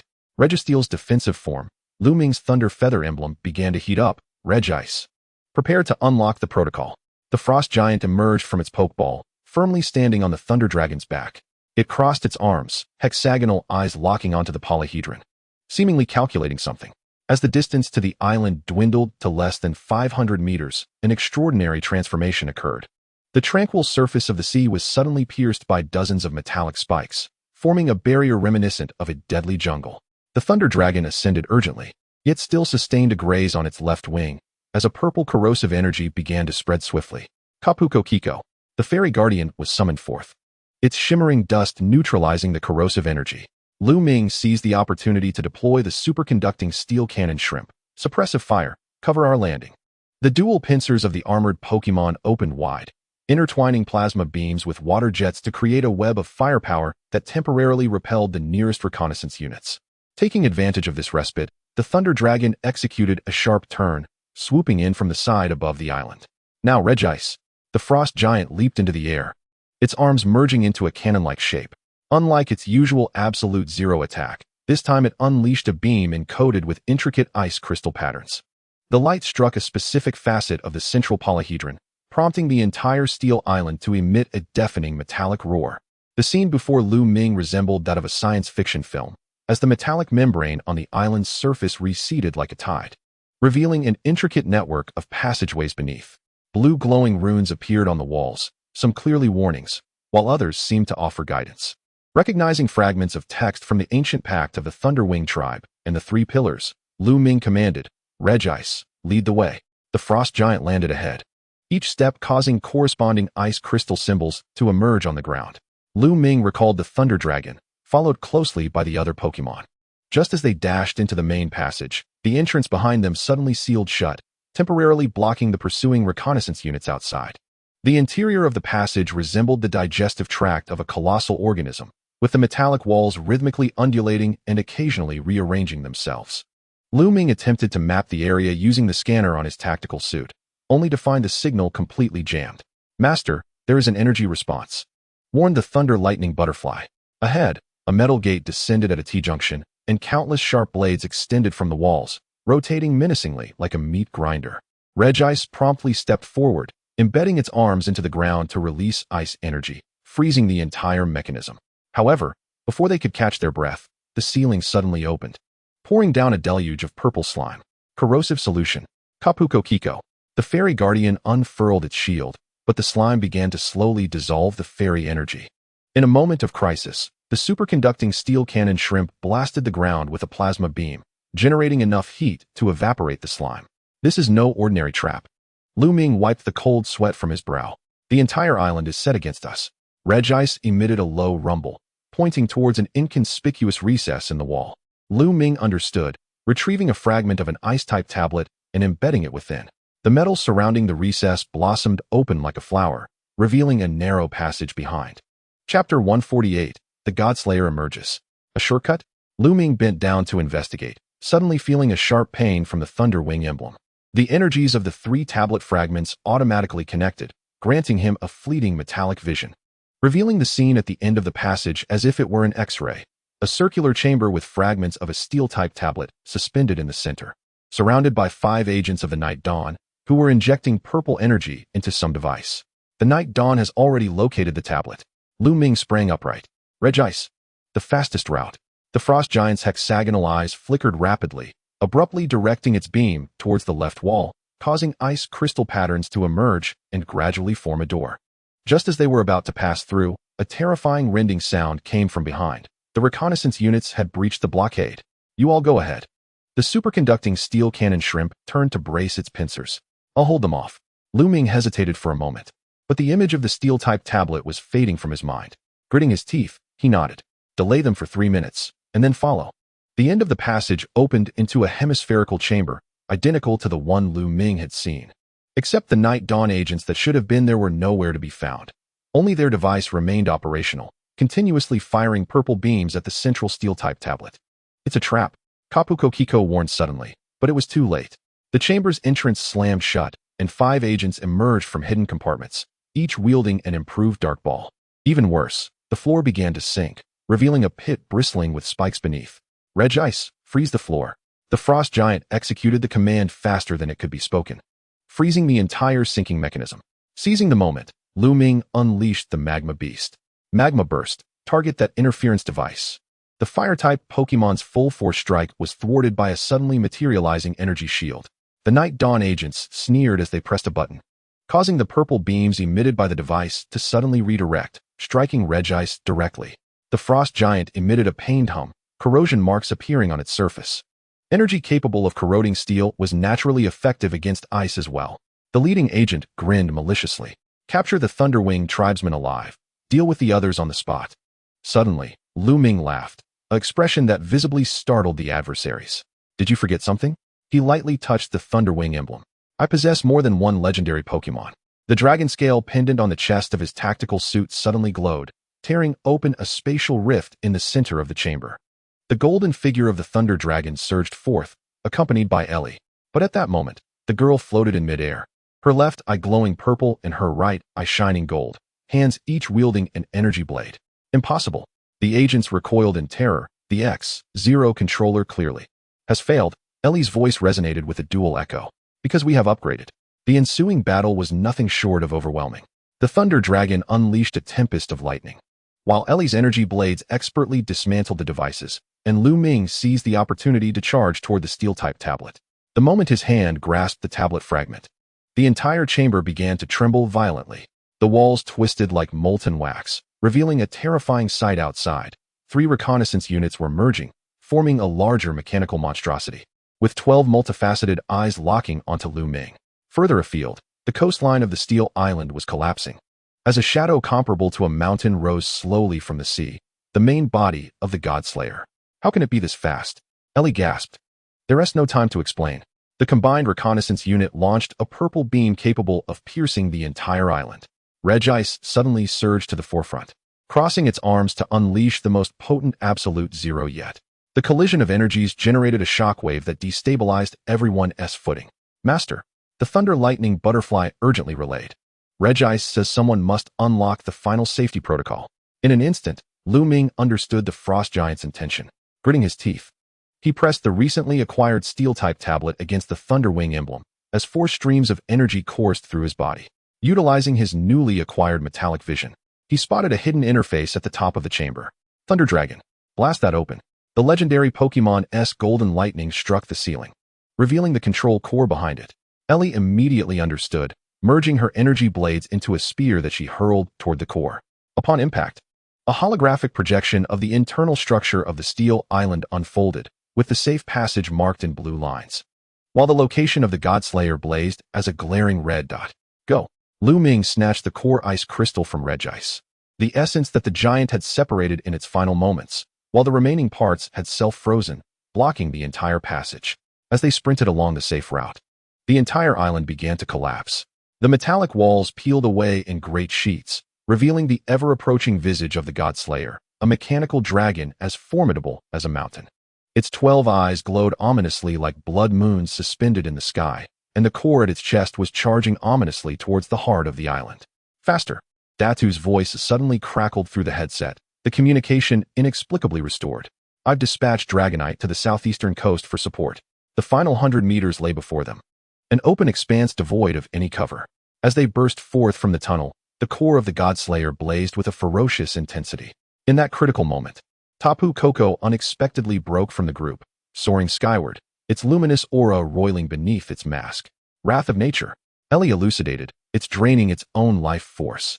The ultimate ability of the Fairy Guardian clashed against the annihilating beam of the Godslayer, the resulting energy tempest hurling Lu Ming and his companions directly towards the coastline. Dragonite arrived just in time to catch them, while Tapu Koko plummeted like a severed kite, narrowly rescued by the Thunder Dragon. As Dragonite ascended, Lu Ming stole one last glance at Steel Island. The shadow of the Godslayer loomed over the entire island, and the location of the steel-type tablet was completely engulfed by purple energy. Strangely, the core ice crystal in his hand began to radiate warmth, projecting a new map, the Sinnoh region, ancient tombs. The message left by Regice pulsed in Lu Ming's grip. Their next destination was the fighting-type tablet. Suddenly, Ellie began to cough violently, the purple light in her left eye flickering erratically. Only then did Lu Ming realize that using the steel-type tablet's power had accelerated the fracturing of her dual consciousness. It's all right, the girl managed a faint smile. Grasping Lu Ming's hand, we can endure as long as we find the 6 tablets before total disintegration. Her voice grew weaker until she finally collapsed in Lu Ming's embrace. The limited space on Dragonite meant Lu Ming could only hold her tightly, all the while sensing the rhythmic pulsations from the core ice crystal, which not only contained Regice's residual energy, but also recorded its final moments. On the top tier of a black pyramid, the figure of the Thunder Knight stood before a control panel, laughing maniacally, flanked by 12 identical clones of Ellie. Chapter 149, Regigigas. The echoes of Steel Island's collapse still reverberated in his ears. When Dragonite landed on a secluded beach outside of the Sinnoh region's coastal city, Ellie remained unconscious in Lu Ming's arms. The purple glow in her left eye flickered in alternation with the golden radiance of her right eye, resembling a malfunctioning light bulb. The core ice crystal of Regice pressed against her forehead, tenuously maintaining a fragile balance between the two consciousnesses. "We must get to the Pokémon Center," Datu asserted, checking Ellie's pulse. Suddenly, an ear-splitting sound of metal tearing interrupted him. Lu Ming spun around to see a silver-gray beam of light rising from the horizon where Steel Island once stood. Even from dozens of nautical miles away, he could discern the gigantic shadow faintly visible within the pillar. It was no godslayer but a far more ancient and primal entity, Regigigas. The emblem of the thunder feather on Lu Ming's abdomen suddenly grew hot. It was awakening, as if in response to his thoughts. The silver beam abruptly expanded into a fan-shaped shockwave. Dragonite immediately activated its shield, but the shockwave passed without inflicting harm, instead causing the metallic debris on the surrounding beach to levitate, forming an eerie metallic halo. "Is this electromagnetic levitation?" Datu marveled as the metal clasp on his belt automatically unfastened. Lu Ming, however, was fixated on the core ice crystal in his hand, which began to illuminate. The holographic image projected was no longer a map, but a fragmented memory. 3 legendary Pokémon stood side by side on a cliff, bravely facing a falling fireball from the sky. Though the scene was incomplete, the bond transcending 3 millennia was palpable. "Regice is conveying something to us," before he could finish. A second shockwave followed swiftly, accompanied by a high-frequency sound wave that prompted Lu Ming's tactical suit mask to descend, filtering out frequencies potent enough to rupture a normal person's eardrums. As the sound subsided, everyone beheld an unforgettable sight. A silver giant was striding across the sea. Regigigas shimmered beneath the moonlight, its body reflecting a mercury-like sheen, the gears at its joints emitting a rhythmic clicking sound akin to an ancient heartbeat. Most breathtaking was the manner of its movement. With each step, the ocean surface solidified into a metallic platform before reverting back to water. As it drew within a kilometer, all of Lu Ming's Pokeballs automatically locked, save for the core ice crystal of Regice, which continued to emit a steady glow. "Prepare for battle," Lu Ming instructed, handing Ellie to Datu. "It's coming for us." Datu's crimson hair appeared almost pink in the silver glow. "Are you insane? That's Regigigas. No trainer can. I have Regice." Lu Ming interjected, raising the core ice crystal, "and I believe they recognize me." As if to validate this audacious assumption, Regigigas suddenly accelerated, nearly instantaneously appearing above the beach. It hovered 10 meters high, the 7 circular spots on its chest forming the Big Dipper constellation, now pulsating in sync with the core ice crystal. Lu Ming stepped forward, the thunder feather emblem on his abdomen illuminating automatically. The energies of the 3 tablets coursed through him, granting a fleeting elemental vision. From this perspective, Regigigas transformed from a mere metallic colossus into a life form composed of countless energy conduits, arranged in a manner strikingly reminiscent of the thunder feather emblem. "You can understand me, can't you?" Lu Ming endeavored to keep his voice steady. "We are not enemies. The Dark Knight's dawn is." Suddenly, the gear assembly in Regigigas' head began to spin faster, emitting high-frequency sound waves that resembled language. Just as Lu Ming was pondering this, Tapu Koko emerged from its Pokeball, its wings shedding luminescent powder that translated into visible text in the air, verification of the Thunder Feather Bloodline tablet responsibility. The text suddenly warped as Regigigas unleashed an unanticipated attack. Its right arm morphed into a cannon, firing a beam of silver light at a speed too swift to react. Lu Ming merely felt a chill on his left shoulder as the shoulder guard of his tactical suit disintegrated into metallic dust. Damn it! Datu released Dragonite, Dragon Pulse. The Dragon-type Pokémon's attack was repelled by an invisible force before it could even approach Regigigas. The silver giant lifted its cannon once more, this time aiming directly at the core ice crystal in Lu Ming's hand. In a moment of desperation, Lu Ming executed an unexpected maneuver, forcefully throwing the core ice crystal towards Regigigas. "Regice now?" The thrown ice crystal erupted midair, releasing a long-stored absolute zero energy. The chill crystallized into an icy bridge, along which the spectral form of Regice charged towards Regigigas. As the 2 legendary Pokémon collided, a blinding white light enveloped the entire beach. When vision returned, Lu Ming observed the 7-star pattern on Regigigas' chest slowly transforming, gradually forming a familiar shape, lightning patterns identical to those on the back of his hand. "It recognized you," Datu whispered in shock. "How is this possible?" Yet Lu Ming noted a more pivotal detail. Despite the ferocity of Regigigas' attacks, each strike was carefully aimed to avoid vital points. This was not slaughter, but rather a test. The Steel-type tablet. he suddenly comprehended. It sought to ascertain whether they were worthy of entrusting the tablet. As if in response to his epiphany, Regigigas abruptly disassembled into hundreds of metallic modules, then reassembled midair into a proportionally scaled-down form, now only 3 meters tall, more suited for terrestrial combat. It extended its right arm, the cannon morphing into a gesture commonly seen in challenger duels. It wanted to engage you in a one-on-one battle. Datu translated this ancient body language. The victor shall receive the tablet. Lu Ming wiped the blood from the corner of his mouth, his gaze sweeping over his options. The Thunder Dragon's energy was insufficient. The Tapu Koko was grievously wounded, and the superconducting steel cannon shrimp was disadvantaged due to its steel typing. Yet, a smile broke across his face as he retrieved an unused black pokeball from his tactical belt. No, I desire more. He locked eyes with Regigigas, its crimson gaze unwavering. If I prevail, you shall temporarily join my team. Dui gasped in disbelief. Are you insane? Capturing Regigigas? Chapter 150, The Second Toilet King. There was already one Toilet King. Lu Ming twirled the specially crafted heavy ball, thinking, one more wouldn't hurt. Regigigas responded with a lightning-fast metallic claw. Lu Ming barely managed to sidestep, watching as the rock where he had stood moments before was cleanly severed. This assault marked the commencement of their duel. The silver giant's onslaught crashing down like a tempest, cannon beam, iron hoof beam, occasionally interspersed with destruction ray. Lu Ming rolled across the beach, appearing disheveled while meticulously calculating each move. He observed that every time Regigigas switched its attack mode, the 7-star pattern on its chest experienced a 0.5-second delay, a common flaw among mechanical beings, a brief gap for energy redistribution. Thunder Dragon, he suddenly exclaimed, Thunderstorm Domain. The Pokeball sprang open automatically. Though the Golden Dragon bore numerous injuries, it still exerted its full strength to unleash an electromagnetic interference field. Regigigas indeed paused for a moment, and in that instant, Lu Ming hurled the black Pokeball. The heavy ball traced a perfect arc through the air, only to be deflected at the last moment by a suddenly materializing steel shield. Regigigas appeared enraged, its metallic scales bristling as it entered a full battle stance. It combined its arms into a massive energy cannon, its energy readings swiftly surpassing the alarm threshold of Lu Ming's tactical suit. Tapu Koko, Wrath of Nature. The Fairy Guardian summoned the last of its strength to unleash a skill, but this time it was not an attack. Rather, it infused Lu Ming with fairy energy. The energies of the 3 slabs melded with the fairy power, coalescing into a spear of light in Lu Ming's right hand. One last strike. He charged toward Regigigas' energy cannon.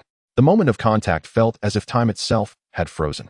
A brilliant burst of light erupted where the cannon met the spear, causing all the sand and gravel on the beach to levitate. Lu Ming felt every bone in his body scream, yet the thunder emblem grew increasingly hot.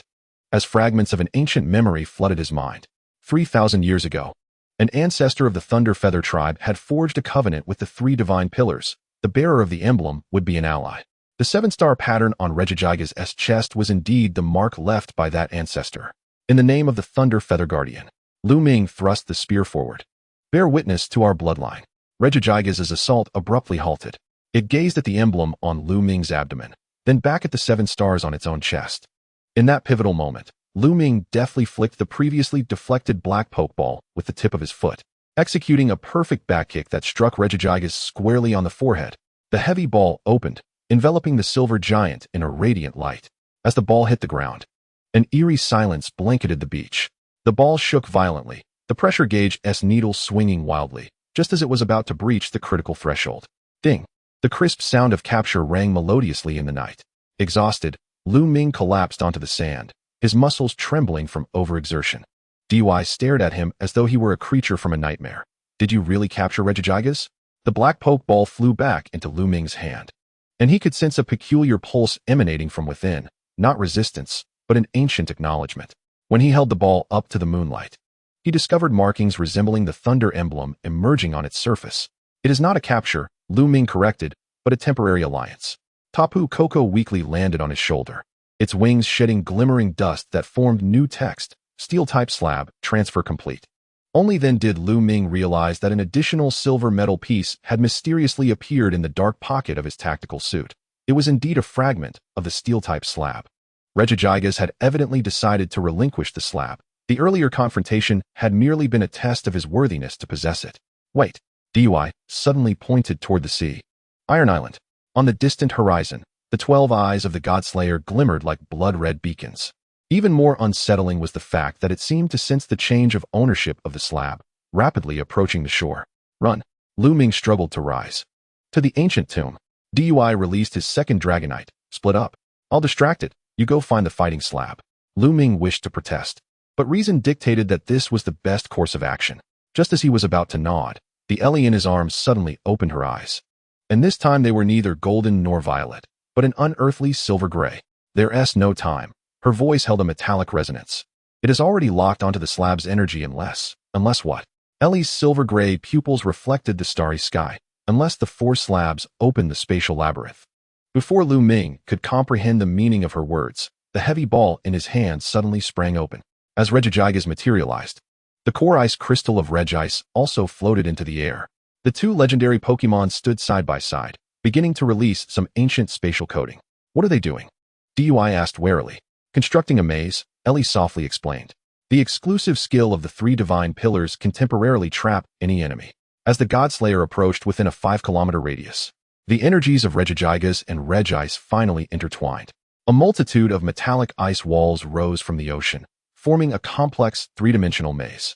The Godslayer collided headlong into it, its 12 eyes simultaneously firing beams to break free, only to be astonished by the maze's constantly changing structure. How long can it be trapped? Lu Ming inquired. Regigigas emitted a low metallic sound. 72 hours. This duration was more optimistic than anticipated. Lu Ming recalled the two legendary Pokémon and turned to DUI. That gives us enough time to find the fighting slab. But first, he glanced at Ellie's strange silver-gray eyes. You must tell me. What is happening? The girl blinked, the silver gradually fading, restoring her to her golden-violet heterochromatic gaze. The hidden protocol X0 activates automatically upon collecting the four slabs. She pressed her temple, a pained expression crossing her face. Regice and Regigigas are waiting for the final harmonizer. Before she could finish, she fainted again. Lu Ming exchanged a solemn glance with DUI. The mysteries were multiplying. But one thing was certain. They had to find the fifth slab before the Godslayer escaped. Suddenly, Regigigas' heavy ball began to radiate warmth, projecting new coordinates, the Sinnoh region. Ancient tomb. However, unlike before, a human figure appeared in the image, a man dressed as a pyramid pharaoh, flanked by three unknown totems. The god of creation. DUI recognized the legendary trainer. He is a special consultant for the International Police, specializing in legendary Pokémon research. Lu Ming examined the newly acquired steel-type slab and discovered a line of small text etched along its edge. When 5 stones gather, the true king awakens. True king? He frowned. Regirock. Or perhaps a violent explosion erupted from the sea, interrupting his thoughts. The Godslayer had begun to violently break through the maze, each impact sending ripples of violet-red across the distant sky. Let us go. DUI mounted his Dragonite. We cannot afford to lose this race. Lu Ming nodded, carefully placing Ellie onto the back of the Thunder Dragon. As he touched the fourth slab, he faintly sensed a shift in the flow of energy within him, smoother, hungrier. It was as if these stone slabs yearned for more of their kind. This thought stirred an inexplicable unease within him, yet there was no alternative. The Thunder Dragon let out a long, piercing cry as it soared into the night sky, heading towards the ancient tomb. Behind them, the roar of the Godslayer shattered the clouds within a 10-mile radius. Chapter 151, The Age of Gods. The entrance to the ancient tomb resembled a ravenous maw. Lu Ming stood before the stone archway. Damp, cold air surged forth from the depths, carrying a scent that melded metal with decay. The emblem of thunder feathers on the back of his hand continued to burn, ever since absorbing the energy from the steel attribute stone slab. The 4 fragments had formed an unstable cycle within him, occasionally granting him extraordinary perception, and at other times, inducing intense headaches. Temperature 18, humidity 79, oxygen levels slightly low. The Thunderwing Butterfly perched on his shoulder reported the scanning results, detecting multiple energy barriers and signs of life. Ellie's condition was even more concerning. Ever since exhibiting her silver-gray pupils on Steel Island, her consciousness fluctuated between clarity and haze. At this moment, she leaned against the Thunder Dragon, the violet light from her left eye flickering in contrast to the golden glow of her right, as if they were two asynchronous instruments. Let us reconfirm the plan. Duin lowered his voice. I will guard the entrance with the Dragonite to prevent a surprise attack from the Godslayer. You take Ellie and the Thunder Dragon inside. Regice and Regigigas as a last resort. Lu Ming nodded, adjusting the heavy ball of Regigigas to a more accessible position. This legendary Pokémon had remained in a semi-dormant state since its capture, seemingly synchronizing with the residual energy of Regice. Remember, Duin reminded him. The Age of Gods is not the enemy, but his trial may be lethal. The corridor within the archway was more spacious than anticipated, its walls adorned with carvings resembling unknown totems. Every 10 steps, an everlasting blue flame illuminated the intricately patterned checkered floor. Strangely, these squares changed color automatically with their movements. An energy-sensing floor. Ellie suddenly spoke, her voice echoing with duality. We are being analyzed and assessed. No sooner had she finished speaking than blinding white light erupted at the end of the corridor. When his vision cleared, Lu Ming found himself standing in the center of a vast cubic space. Each of the 6 faces was a checkered board, and at every intersection stood lifelike Pokémon sculptures. No, not sculptures, but petrified living Pokémon. Welcome, descendants of the Thunderfeather clan. The voice emanated from all directions. The 6 checkered boards illuminated simultaneously, projecting the image of a middle-aged man clad in pharaonic attire. He wore a golden mask, revealing only his piercing eyes, flanked by 3 unknown totems. Mr. Age of Gods. Lu Ming remained vigilant. We seek the Fighting Stone Slab. Of course. The voice of the Age of Gods echoed peculiarly. But first, let us play a game of chess. The victor shall obtain the slab. The loser, he snapped his fingers, and the nearest petrified Pokémon suddenly cracked, crumbling into dust. Becoming part of the tomb, Lu Ming clenched his fists. These Pokémon were evidently the allies of previous challengers. Just as he was about to protest, Ellie stepped forward. What are the rules? The Age of Gods seemed to notice her for the first time, his eyes narrowing slightly behind the mask, an interesting embodiment of dual souls. He gestured for the 3 unknown totems to approach. Presenting simple rules, engage in simultaneous matches against all 3. For every piece captured, 1 petrified Pokémon can be freed. And what if my pieces are captured? Lu Ming inquired. The Age of Gods chuckled. Why not find out? The Thunder Dragon suddenly emitted a low warning growl. Lu Ming turned to see that the ground beneath them was slowly petrifying. Starting from their shoes, the marble patterns had already climbed to their ankles. Each turn was limited to 30 seconds. The voice of the Age of Gods faded into the distance, and the game commenced. The 6 checkered boards lit up in different colors. The 3 unknown totems hovered before the front, back, and right main boards, their bodies shifting through various symbols. In an instant, Lu Ming comprehended the game's mechanics. It was a variant of 3-dimensional chess, with the 6 faces influencing each other, and each opponent possessing distinct winning conditions. The one in front played it safe, the one behind was aggressive, and the one on the right. Ellie's left eye narrowed to a pinprick. It is mimicking your thought patterns. Lu Ming gazed at her in astonishment. The girl's heterochromatic pupils rotated at different frequencies. Her left eye tracked the changes on the board, while her right fixated on the subtle movements of the unknown totems. Even more astonishingly, she began tracing predictive routes on the ground with her toes, the trajectories aligning perfectly with the actual changes on the board 3 seconds later. You can predict their moves? Not entirely. Ellie's right hand twitched involuntarily. The X0 tactical module combined with my intuition. In the first round, Lu Ming chose a conservative opening. As he advanced the rook, a petrified Tyranitar, 2 squares, a red beam suddenly shot from the left board, striking the tip of the Thunder Dragon's tail. The legendary Pokémon roared in agony, its tail fin showing signs of petrification. A punishment mechanism. Lu Ming gritted his teeth. Ellie, help me. The ensuing match was nothing short of surreal. Ellie operated like a humanoid computer, processing the information streams from all 3 boards simultaneously. She would suddenly grasp Lu Ming's wrist to prevent him from making a certain move, or tap a seemingly unrelated sculpture with her toes. Several times, Lu Ming nearly questioned her judgment, but each time, her choices proved correct, those seemingly reckless moves instead opening new avenues. Chapter 152, The 5th Stone Slab. The 3rd row on the left, Shenandoah. Ellie suddenly exclaimed, capture it. Lu Ming moved his bishop, a Macamp statue. When their pieces collided, the petrified shell of Shenandoah shattered. The Pokémon inside collapsing in confusion, only to be teleported off the board. Simultaneously, the petrification on the Thunder Dragon's tail began to recede. The first liberation. The voice of the Age of Gods resounded, but do not rejoice too soon. The unknown totems suddenly altered their strategy. They ceased their individual assaults and began to coordinate their attacks. The foremost board abruptly rotated 90 degrees, aligning with the ceiling, completely disrupting Lu Ming's layout. A petrified Charizard statue suddenly animated, spewing forth real flames. Lu Ming rolled to evade, but his right arm was grazed. Worse still, The petrification had spread to knee height. At this rate, they would be completely transformed into statues within 10 turns. They are cheating. Ellie's violet eyes glinted with cold light, but so can we. She suddenly made a bold move, simultaneously moving 3 pieces. This violation of basic chess rules produced a remarkable effect. All 3 unknown totems froze, as if the system encountered an unprocessable command. Seizing the opportunity, Ellie pulled Lu Ming towards the center of the board. "Where's the fighting stone slab?" Lu Ming looked around. "Below." Ellie stamped her foot. "We need to eliminate all 3 opponents simultaneously to unlock the passage." The unknown totems had already regained their composure, twisting their bodies in anger.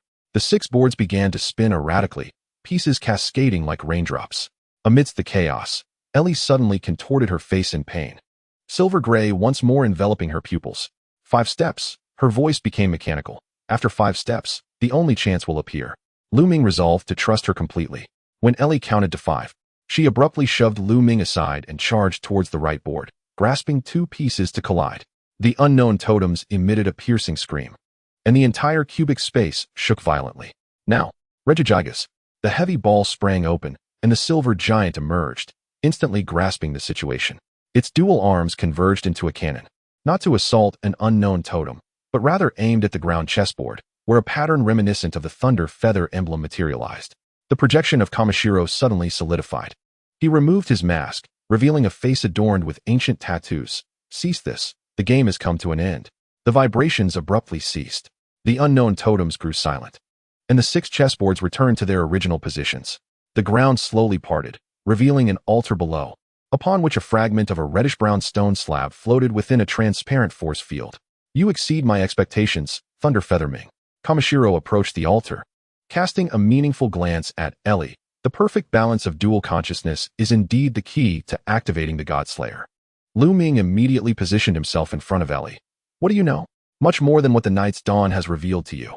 Kamishiro delicately touched the force field, and the combat slab began to drift forth. 3 centuries ago, I was an assistant to Thunder Feather Knight. Together, we researched the Genesis slab until we uncovered its true purpose. Suddenly, the altar projected a holographic image. A youthful Thunder Feather Knight stood before a black pyramid, cradling a peculiar purple crystal. Most chillingly, the crystal encased a miniature Arceus. He captured the dark incarnation of Arceus. Kamishiro's voice trembled. Using the blood of the Thunder Feather clan as a catalyst, he attempted to forge a weapon of absolute obedience, the present-day Godslayer. The image shifted, revealing 12 incubation pods, each containing a girl strikingly similar to Ellie. Lu Ming felt a wave of nausea. They were all test subjects, with X and 0 being merely among them. Ellie is the only successful specimen. Kamishiro handed the combat slab to Lu Ming. "For the pure thunder feather blood coursing through her veins is the work of your parents." This statement struck Lu Ming like a heavy blow. He recalled Nightingale's last words, remembered the photograph from the laboratory showing infant Ellie. She was indeed artificial, but not a creation of Night's Dawn. Rather, she was a key forged by her parents to combat what they had created.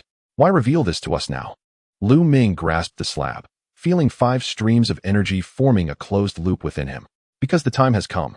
Kamishiro suddenly looked up. "Listen." A distant rumble resonated through the thick stone walls. An urgent communication from Du arrived simultaneously. "The Godslayer has breached the labyrinth. It will reach your location in no more than 10 minutes. Kamishiro nodded, unfazed, retrieving a bronze coin inscribed with unknown totems from his pocket. "The positional codes for the last 4 stone slabs are here. However, you must gather the first 8 to decipher them. Will you not come with us?" Lu Ming inquired. "Someone must activate the tomb's final defenses." Kamishiro smiled. "Do not worry. I have been dancing with Night's Dawn and the unknown totems for 300 years. He turned to Ellie. "Take good care of her. She is the sole hope of stopping the Godslayer." Yet, Ellie's condition suddenly deteriorated. She collapsed to the ground, her silver gray eyes completely obscured, her body convulsing and screaming. "It's awake! It's awake!" A violet energy shot from her fingertips, striking the chest of the Thunder Dragon. The legendary Pokémon howled in agony, purple patterns spreading rapidly across its right side.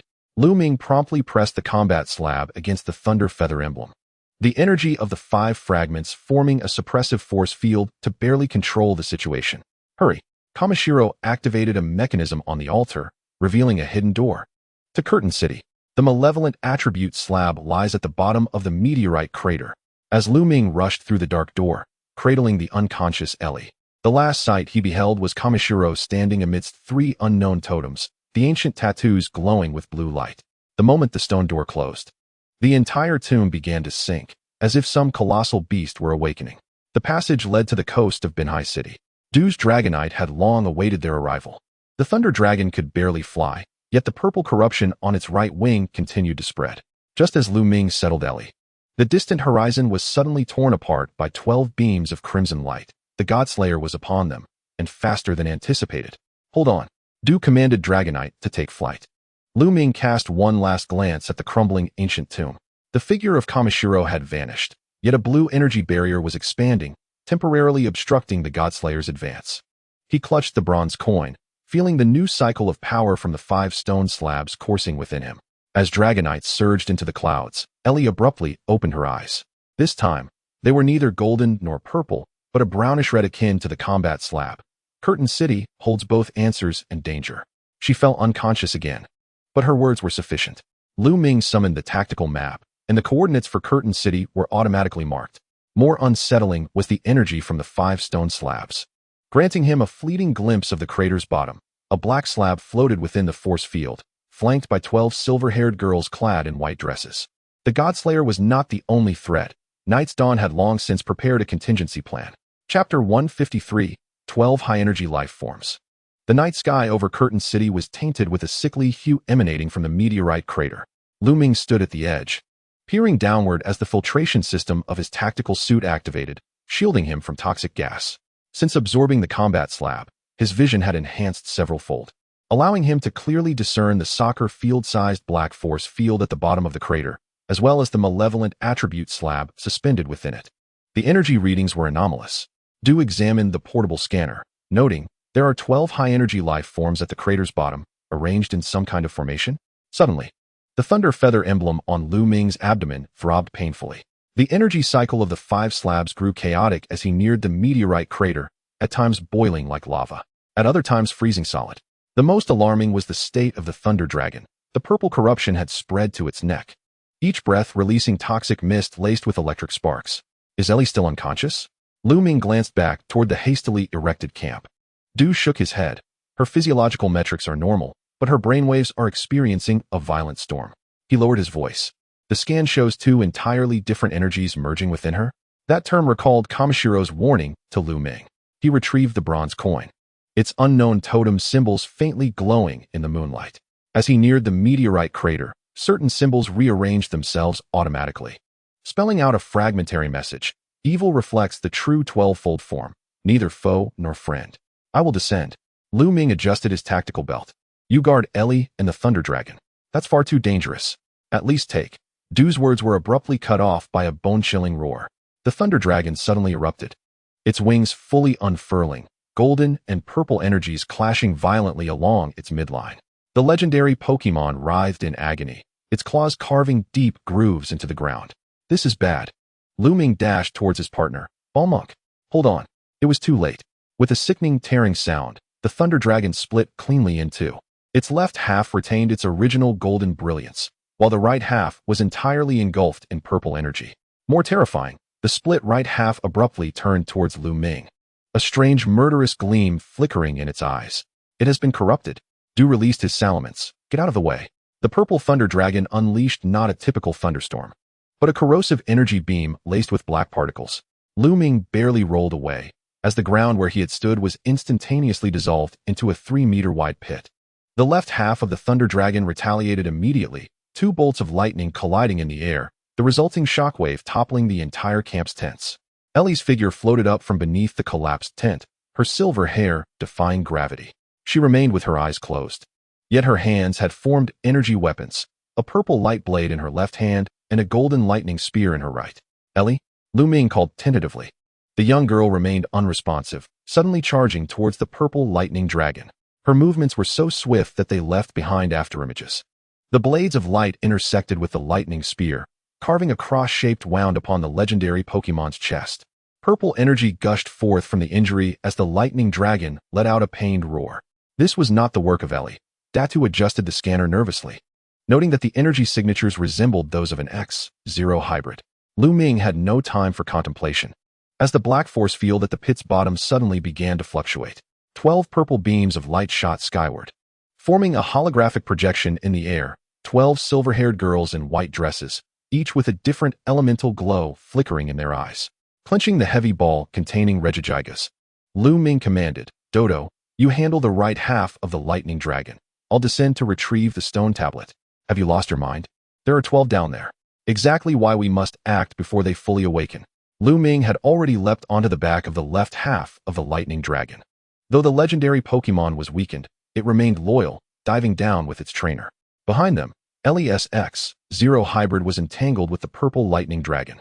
The collision of energies illuminating the entire night sky. The walls of the crater were steeper than anticipated. As they descended deeper, metallic debris began to float in the air, forming a bizarre vortex around the lightning emblem. When they were still 100 meters from the pit's bottom, Lu Ming suddenly felt a wave of intense dizziness as the energy cycle formed by the 5 stone tablets within him abruptly reversed.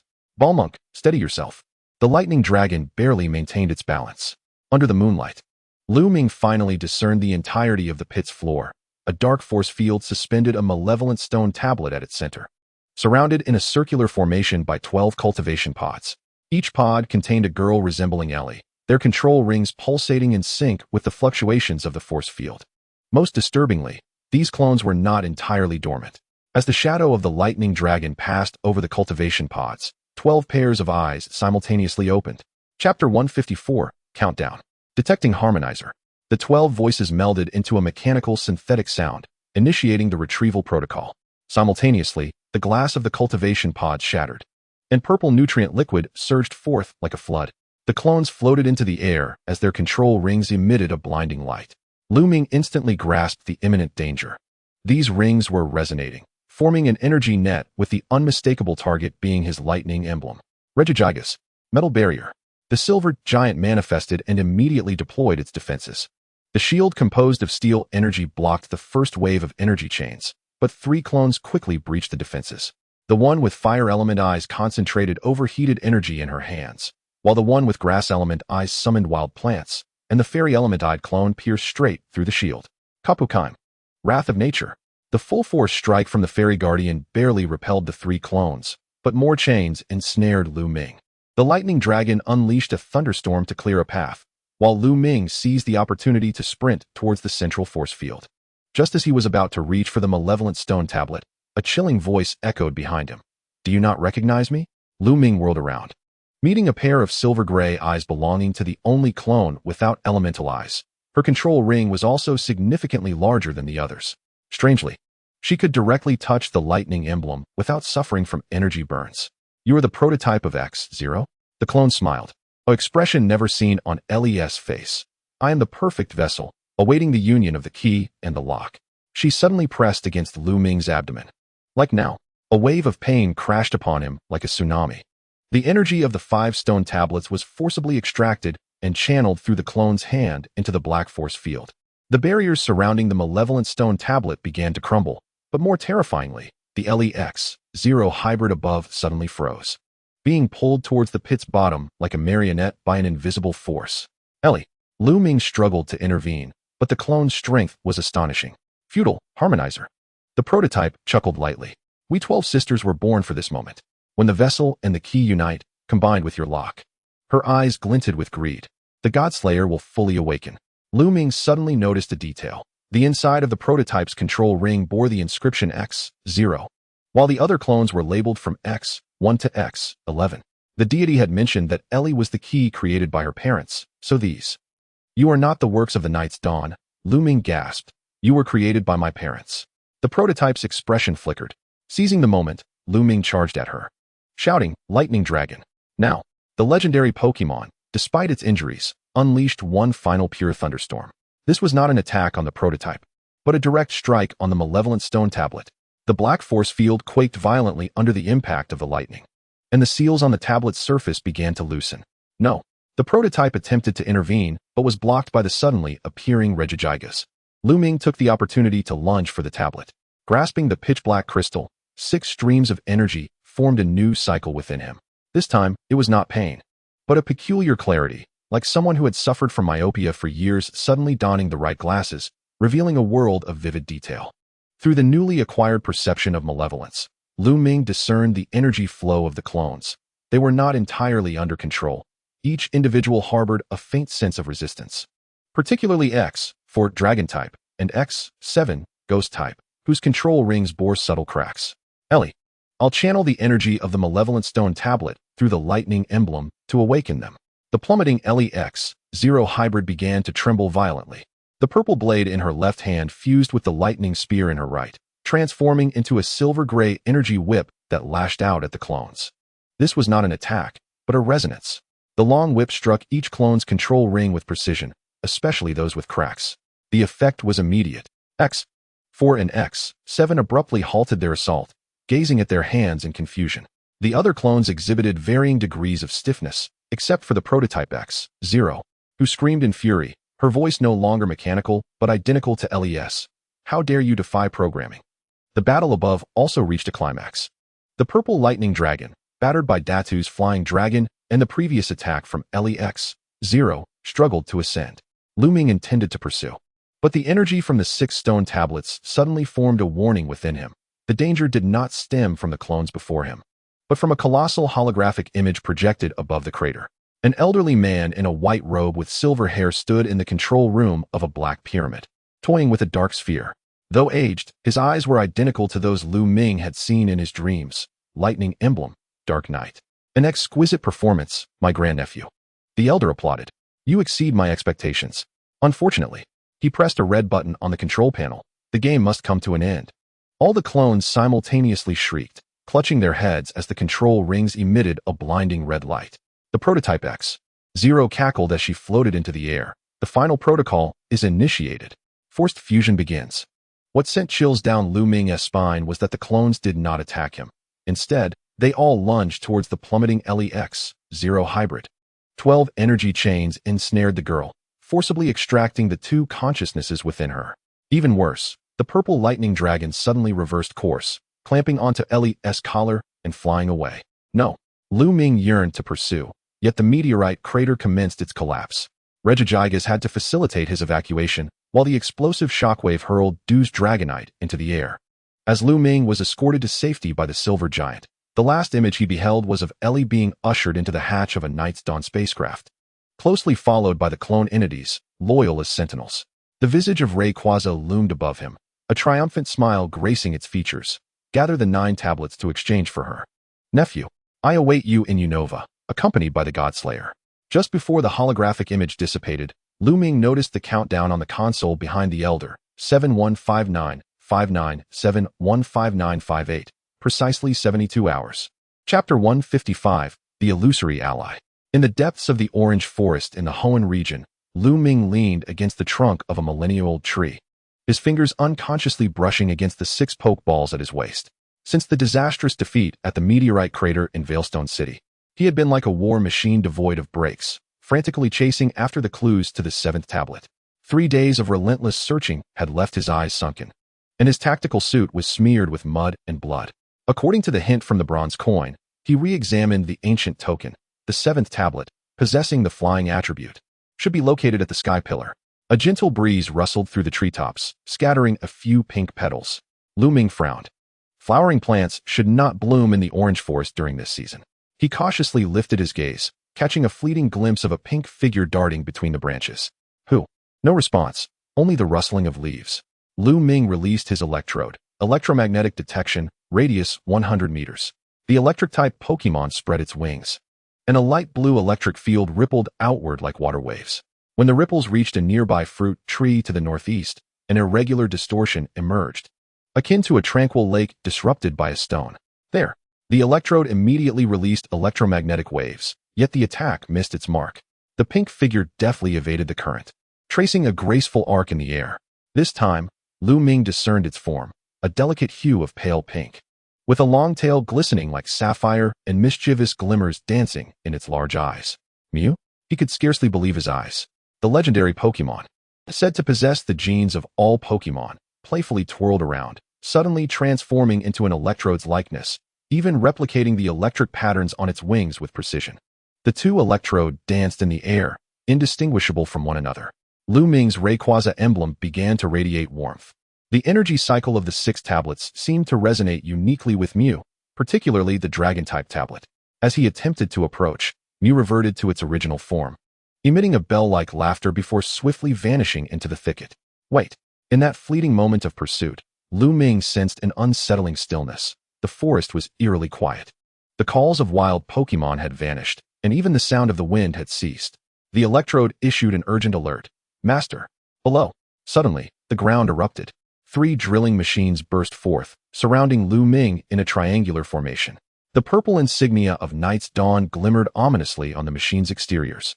The ominous hum of charging cannons sending chills down his spine. Target acquired, a synthesized mechanical voice declared. Executing Capture Protocol A3. Lu Ming barely had time to summon a Pokémon. 3 purple beams shot toward him, poised to pin him in place. Yet, a flash of pink light streaked past, erecting a spherical barrier around Lu Ming. The beams collided with the barrier, ricocheting back and obliterating 2 of the drilling machines. The 3rd machine ascended urgently, only to be reduced to scrap by Mew's sudden manifestation of Psystrike. You saved me, Lu Ming gasped, gazing at the floating sprite. Why? Mew tilted its head, its large eyes reflecting the weary trainer. It gently floated closer, extending its tiny paw to touch Lu Ming's forehead. In an instant, visions surged into his mind. Ellie was imprisoned within a purple energy field, yet her consciousness remained alert, resisting the encroachment of the clones in some manner. The right half of the Thunder Dragon writhed in agony beneath the black pyramid, its scales continuously shedding. More astonishingly, Lu Ming saw himself. From the moment he entered the orange forest, Mew had been quietly following, like a guardian spirit, driving away the toxic frogs and mending broken bridges. You have been protecting me. Lu Ming's voice was hoarse. Mew blinked, then suddenly turned to soar deeper into the forest, occasionally glancing back to beckon Lu Ming to follow. After traversing a dense thicket, the scenery opened up, revealing an ancient mural etched into the rock face, concealed behind vines. The mural left Lu Ming breathless. The ancestors of the Rayquaza tribe stood alongside Mew, surrounded by 18 tablets. Below them was the depiction of the Black Pyramid and the 12-eyed giant dragon, marked by a bolt of lightning. Most strikingly, a peculiar symbol adorned Mew's chest, bearing a resemblance to Lu Ming's Rayquaza emblem. Is this a prophecy or history? Mew did not respond directly, but pointed to a corner of the mural, where ancient Rayquaza script was inscribed. Lu Ming strained to decipher a few key terms. Gene Key, Original Return, Harmonizer. Suddenly, his communicator blared an alarm. Du's image flickered in and out amidst interference. Lu Ming, the Sky Pillar is a trap. Night's Dawn has cloned the army. They are almost here. Just before the signal was cut off, Lu Ming caught a chilling sight in the background. 12 Ellie clones stood within energy circles of varying attributes, channeling energy toward something central. Mew's expression abruptly turned serious. It floated before Lu Ming, cradling a pokeball in its claws. It was an ordinary red and white ball, yet it shimmered with peculiar pink specks. Do you wish to join me? Lu Ming asked incredulously. Chapter 156, The Flying Tablet. The pink Pokemon nodded, proactively touching the switch of the Pokeball. In the instant it was enveloped in red light, Lu Ming clearly saw the symbol on its chest materialize, identical to that of the mural. The Pokeball was surprisingly silent, devoid of the customary shaking process. As Lu Ming affixed it to his waist, the energy of the 6 tablets suddenly stabilized, forming an unprecedented harmonious cycle. More remarkably, a clear navigation route emerged in his mind, not to the Sky Pillar, but northward toward Mount Sendoff. Is there a flying tablet there? He whispered. The Pokeball at his waist emitted a gentle warmth, as if in response. Just as Lu Ming prepared to act, the electrode suddenly emitted a sharp alarm. Dozens of drones rose around the forest, each armed with purple energy cannons. Target acquired. The drone's synthesized voice echoed in unison. Executing Elimination Protocol. Lu Ming scoffed. Elimination? Aren't they supposed to capture? Confirming target has acquired unstable factor M. The formation of drones shifted abruptly, prioritizing the destruction of the Pokeball. All cannon barrels simultaneously targeted the Mew ball at Lu Ming's waist.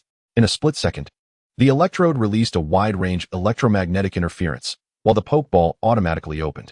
Mew materialized, instantly transforming into another electrode. The 2 electrode flew in an intricate dance, their electric trails perfectly aligned.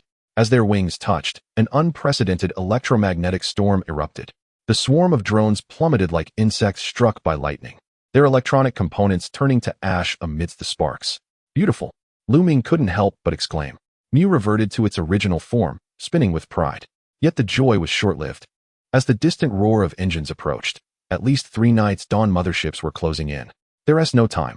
Lu Ming recalled the electrode and leaped onto the back of the Thunder Dragon, its left half, to mount send-off.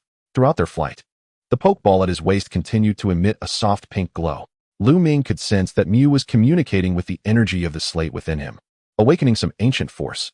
Strangely, this connection seemed to also affect distant Ellie, through the resonance of the 6 slates.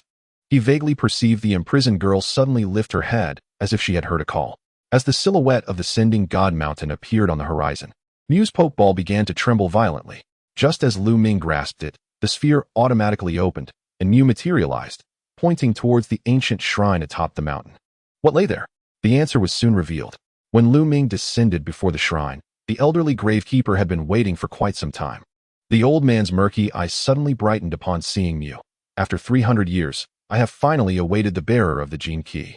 He tremulously pushed open the stone door of the shrine, revealing floating azure slate fragments, the flying slates. However, unlike before, the surface of the slates was covered in chain-like patterns, signifying a sealed state. The gravekeeper explained that both the key and the lock needed to be present to unseal it. Mew floated to the front of the slate, and that strange symbol reappeared on its chest. At the same time, the thunder feather emblem on Lu Ming's abdomen radiated a blinding light. The 2 energies converged in the air, and the chain patterns on the slate shattered inch by inch. Quick, take it away. The gravekeeper suddenly gazed anxiously at the sky. They have arrived. The mothership of the Dark Knight Dawn had reached above Sending God Mountain, casting a shadow over the entire shrine. More terrifyingly, from the slowly opening hatch beneath the ship, 12 Ellie clones floated in energy rings, coldly surveying the scene below. Mew quickly returned to its Pokeball, while Lu Ming dashed towards the flying slate. The moment his hand touched the slate, 7 energies resonated within him, causing the surrounding air to tremble. The ground of the shrine began to collapse, revealing an unfathomably deep chasm beneath. Jump! The gravekeeper shouted. The souls of Sending God Mountain will protect you. Without hesitation, Lu Ming leaped into the darkness. During his descent, he faintly heard the synchronized voices of the clones. Coordinates confirmed. Godslayer Awakening Progress 85. Final countdown initiated. Then came a familiar electronic-sounding cry, a plea from LEX, Zero Fusion Body at the level of consciousness. Lu Ming, find Zygarde. Only it can. The voice abruptly ceased. In the darkness, Lu Ming clenched the 7 slates, feeling the warm pulsation emanating from Mew's Pokeball. Regardless of what lay ahead, he was no longer fighting alone. Chapter 157, Abyss of Order. The duration of the fall exceeded the limits permitted by the laws of physics. When Lu Ming counted 27 seconds in the darkness, he suddenly realized something was amiss. This speed of descent should have rendered him a mere splatter. The Mew Pokeball at his waist emitted a steady pink glow, and the energies of the 7 slates formed a buffer field within him, allowing him to drift down like a feather. This is a temporal fold. A voice resonated directly in his mind, resembling Zygarde's mechanical tone, yet infused with Mew's ethereal quality, the realm of the souls of Sending God Mountain. When his feet finally touched the ground, Lu Ming's breath caught in his throat. He beheld a crystalline cavern the size of a football field, with each prism refracting light and shadow from different eras. The meteorite crash 3,000 years ago. The contract between the Thunder Feather Clan and the 3 Divine Pillars, the construction of the Black Pyramid. Most strikingly, a green giant serpent coiled upon the central platform, composed of countless hexagonal scales, currently still as an emerald sculpture. Zygarde's 50 form. Lu Ming took a step forward, causing ripples across the crystalline floor. The serpent's red core suddenly illuminated, detected harmonizer bloodline, 7 slate energies, and when it saw Mew's Pokeball, its tone escalated, bearer of the Gene Key. The Pokeball opened automatically, and Mew floated out gracefully, circling around Zygarde. The scales of the green serpent shifted color as if engaging in some encrypted communication. The Thunder Feather emblem on Lu Ming's abdomen synchronously heated up, and 7 streams of energy uncontrollably overflowed. Weaving ancient script of the Thunder Feather Clan in the air, disaster approaches, order shall be reshaped. Clarify, Lu Ming pressed against the burning emblem. What is this disaster? What exactly is the Godslayer? Zygarde's tail suddenly plunged into the crystalline floor, and the entire cavern sprang to life. The historical images within the prisms accelerated, ultimately freezing on a scene from 300 years prior. A young man who bore a strong resemblance to Lu Ming stood atop the back of the Thunder Dragon, brandishing a lightning spear towards a black rift in the sky. Terrifyingly, the 12-eyed creature peering from the rift bore an uncanny resemblance to the current Godslayer. Thunderfeather Dark Knight. Lu Ming recognized that face. He was the previous harmonizer? He once was, Zygarde replied as the holographic image shifted, until he found that thing deep in the cosmos. The scene transitioned to the interior of the Black Pyramid. The young Thunderfeather Dark Knight knelt before a mass of twisted purple-black substance, which constantly changed shape while its core retained the outline of Arceus. When he plunged the lightning spear into the substance, the entire pyramid trembled violently, a manifestation of Dark Arceus. Zygarde explained, the destructive impulse severed during the creation. Thunderfeather Dark Knight believed he could control it, only to be corrupted instead. The subsequent images were suffocating. The 12-eyed Godslayer rampaged through the United Regions, leaving desolation in its wake. It was the Thunderfeather clan, in alliance with the three Divine Pillars and Zygarde, who managed to seal it, at the cost of nearly all their elite members. Thunderfeather Dark Knight, however, escaped at the last moment, hiding with a fragment of Dark Arceus core. Thus, the current Godslayer is a counterfeit. Zygarde's tone dripped with disdain. A vessel created by Thunderfeather Dark Knight using cloning technology and slate energy to house the consciousness of the original. But recent monitoring indicates the image shifted to real-time footage from the Black Pyramid, where the 12 Ellie clones circled a mechanical dragon, conducting some form of ritual. He found a better vessel. Lu Ming suddenly felt a sharp pain. Ellie, not entirely. Mew interjected through telepathy, drifting to a prism that displayed an image of Ellie imprisoned, suspended in a purple energy field, yet entwined with golden energy chains, resisting the encroachment of the surrounding clones. Her Thunderfeather bloodline combined with the mechanical properties of X-0, yielding unexpected resistance. At that moment, the dragon-type slate within Lu Ming vibrated violently. Through the energy link, he glimpsed the right half of the Thunder Dragon. Locked upon a mechanical rack at the base of the Black Pyramid, purple energy conduits inserted into each scale. More disturbingly, the Godslayer slowly descended, its chest armor opening to reveal a docking device. They are merging, Lu Ming exclaimed. It must be stopped. A powerful psychic shock suddenly surged back through the link. Lu Ming collapsed to the ground, blood streaming from his orifices. Mew hurriedly utilized Healing Wish to stabilize his condition, while Zygarde severed his psychic connection to the Thunder Dragon. Reckless, the Green Serpent scolded, you cannot combat the corruption of Dark Arceus at this moment. Chapter 158, Split Actions. Lu Ming wiped away the blood from his nose, suddenly realizing he held something in his hand, a shard of lightning-congealed spear tip. This was the final gift transmitted from the right half of the Thunder Dragon before the psychic link was severed, an ancestral weapon of the Thunderfeather clan. Zygarde recognized the item. It seems it still remembers the ancient loyalty. Dream floated with sudden excitement, twirling gracefully until it reached the crystalline wall at the deepest part of the cavern. A symbol, identical to that on the mural, materialized upon its chest. As the energies from 7 stone tablets converged towards that very spot, gradually, the crystalline wall became translucent, revealing a scene beyond, a pure white spherical space, with the unconscious Ellie suspended at its center, encircled by 12 clones. Most astonishingly, the control rings of the clones were melting away, while Ellie's silver hair transformed into a hue strikingly similar to Dream's own pink. The voice of Zygarde resonated with reverence, echoing the initial prison of the Dark Arceus. Remarkably, Ryu Dark Knight had repurposed it into a breeding chamber. Lu Ming yearned to approach for a closer look, when the image abruptly distorted. A spectral figure of an elderly man with white hair appeared above Ellie. It was none other than Ryu Dark Knight. He seemed to peer through the fabric of time and space, his lips curling into a cruel smile. Nephew, your speed in collecting the tablets exceeds expectations. His gaze swept over Dream, greed palpable in the air. Come to me with the genetic key. In 72 hours, the ritual shall be complete. At that time, you will either initiate the true harmonization program yourself or witness this girl become the sacrificial offering for the new world. The vision abruptly ceased. Zygarde swiftly glided to the center of the cavern, emanating countless green light beams from its scales, constructing a complex three-dimensional map in midair. The World Reconstruction Protocol is now activated, it declared, but at least 9 stone tablets are required as energy nodes. 7 blue dots illuminated the map, representing the tablets Lu Ming had acquired. An 8th gray dot flickered atop the sky pillar of Hoenn, while the 9th resided within the Black Pyramid. Lu Ming found it hard to believe. Was he to infiltrate the enemy's lair for the final piece? No. Zygarde's red core suddenly split into 2. Both of the last 2 tablets were located there, one of evil attributes and the other of general attributes, the duality of Dark Arceus. Dream floated towards the map, its tiny paw pointing at the location of the Black Pyramid. To Lu Ming's astonishment, a small pink that was marked there, identical to the symbol on Dream's chest. You mean? Lu Ming suddenly comprehended. Dream must enter the pyramid? The genetic key must return to the initial prison, Zygarde corrected. This is the sole loophole in the seal from years ago. Ryu Dark Knight discovered this, which is why he needs Ellie. Her bloodline can temporarily substitute the key's function. At that moment, the Pokeball at Lu Ming's waist began to vibrate violently. Dream voluntarily returned to the ball, but the text that surfaced was unmistakable. Take me to Unova. Just as Lu Ming was about to respond, the entire cavern shook violently. The crystalline prisms shattered, and Zygarde immediately assumed a defensive posture. The Godslayer is beginning to assault the temporal barrier. We must act at once. How much time do we have? 48 hours in the real dimension, Zygarde replied, accompanied by the sound of collapsing rocks above. However, in this space, we have approximately 10 minutes.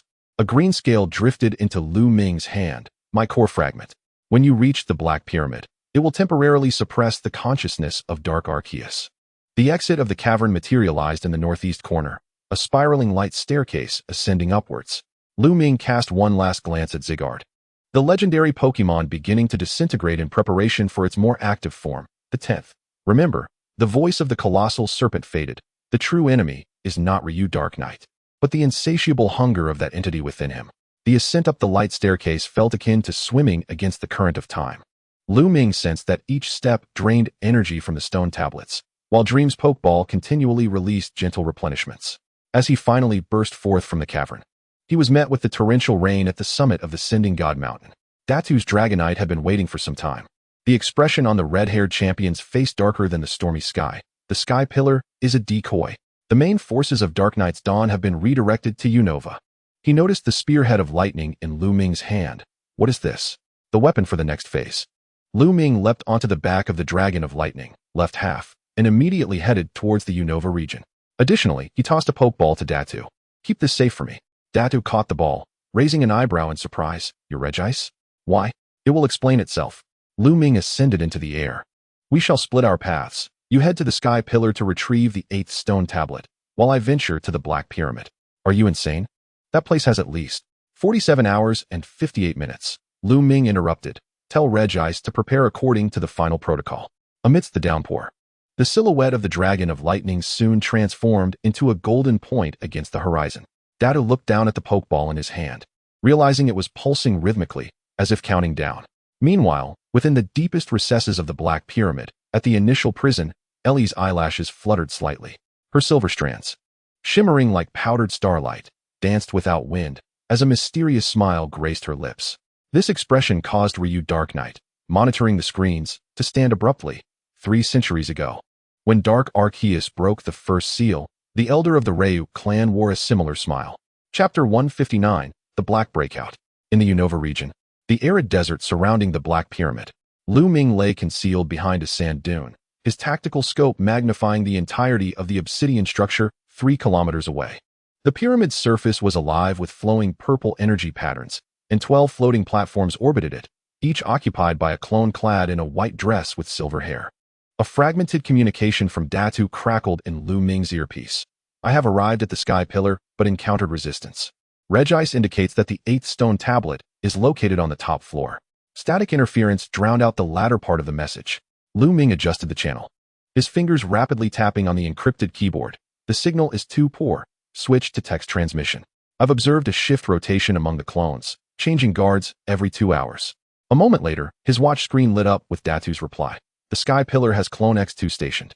Regice senses that the tablet is covered by a special force field and requires an ice-type password to unlock. What about your situation? Lu Ming zoomed in on the pyramid's eastern side, spotting an inconspicuous maintenance passage, a weakness projected by Regice's core ice crystal. However, purple electric arcs flickered at the entrance, clearly indicating traps. I've found the entrance, but we need a diversion, he replied, releasing Regice and Tapu Koko, preparing for Plan B. The Silver Giant and the Fairy Guardian nodded in understanding. Lu Ming conducted a final equipment check. The energy cycle formed by the 7 stone tablets within him was stable.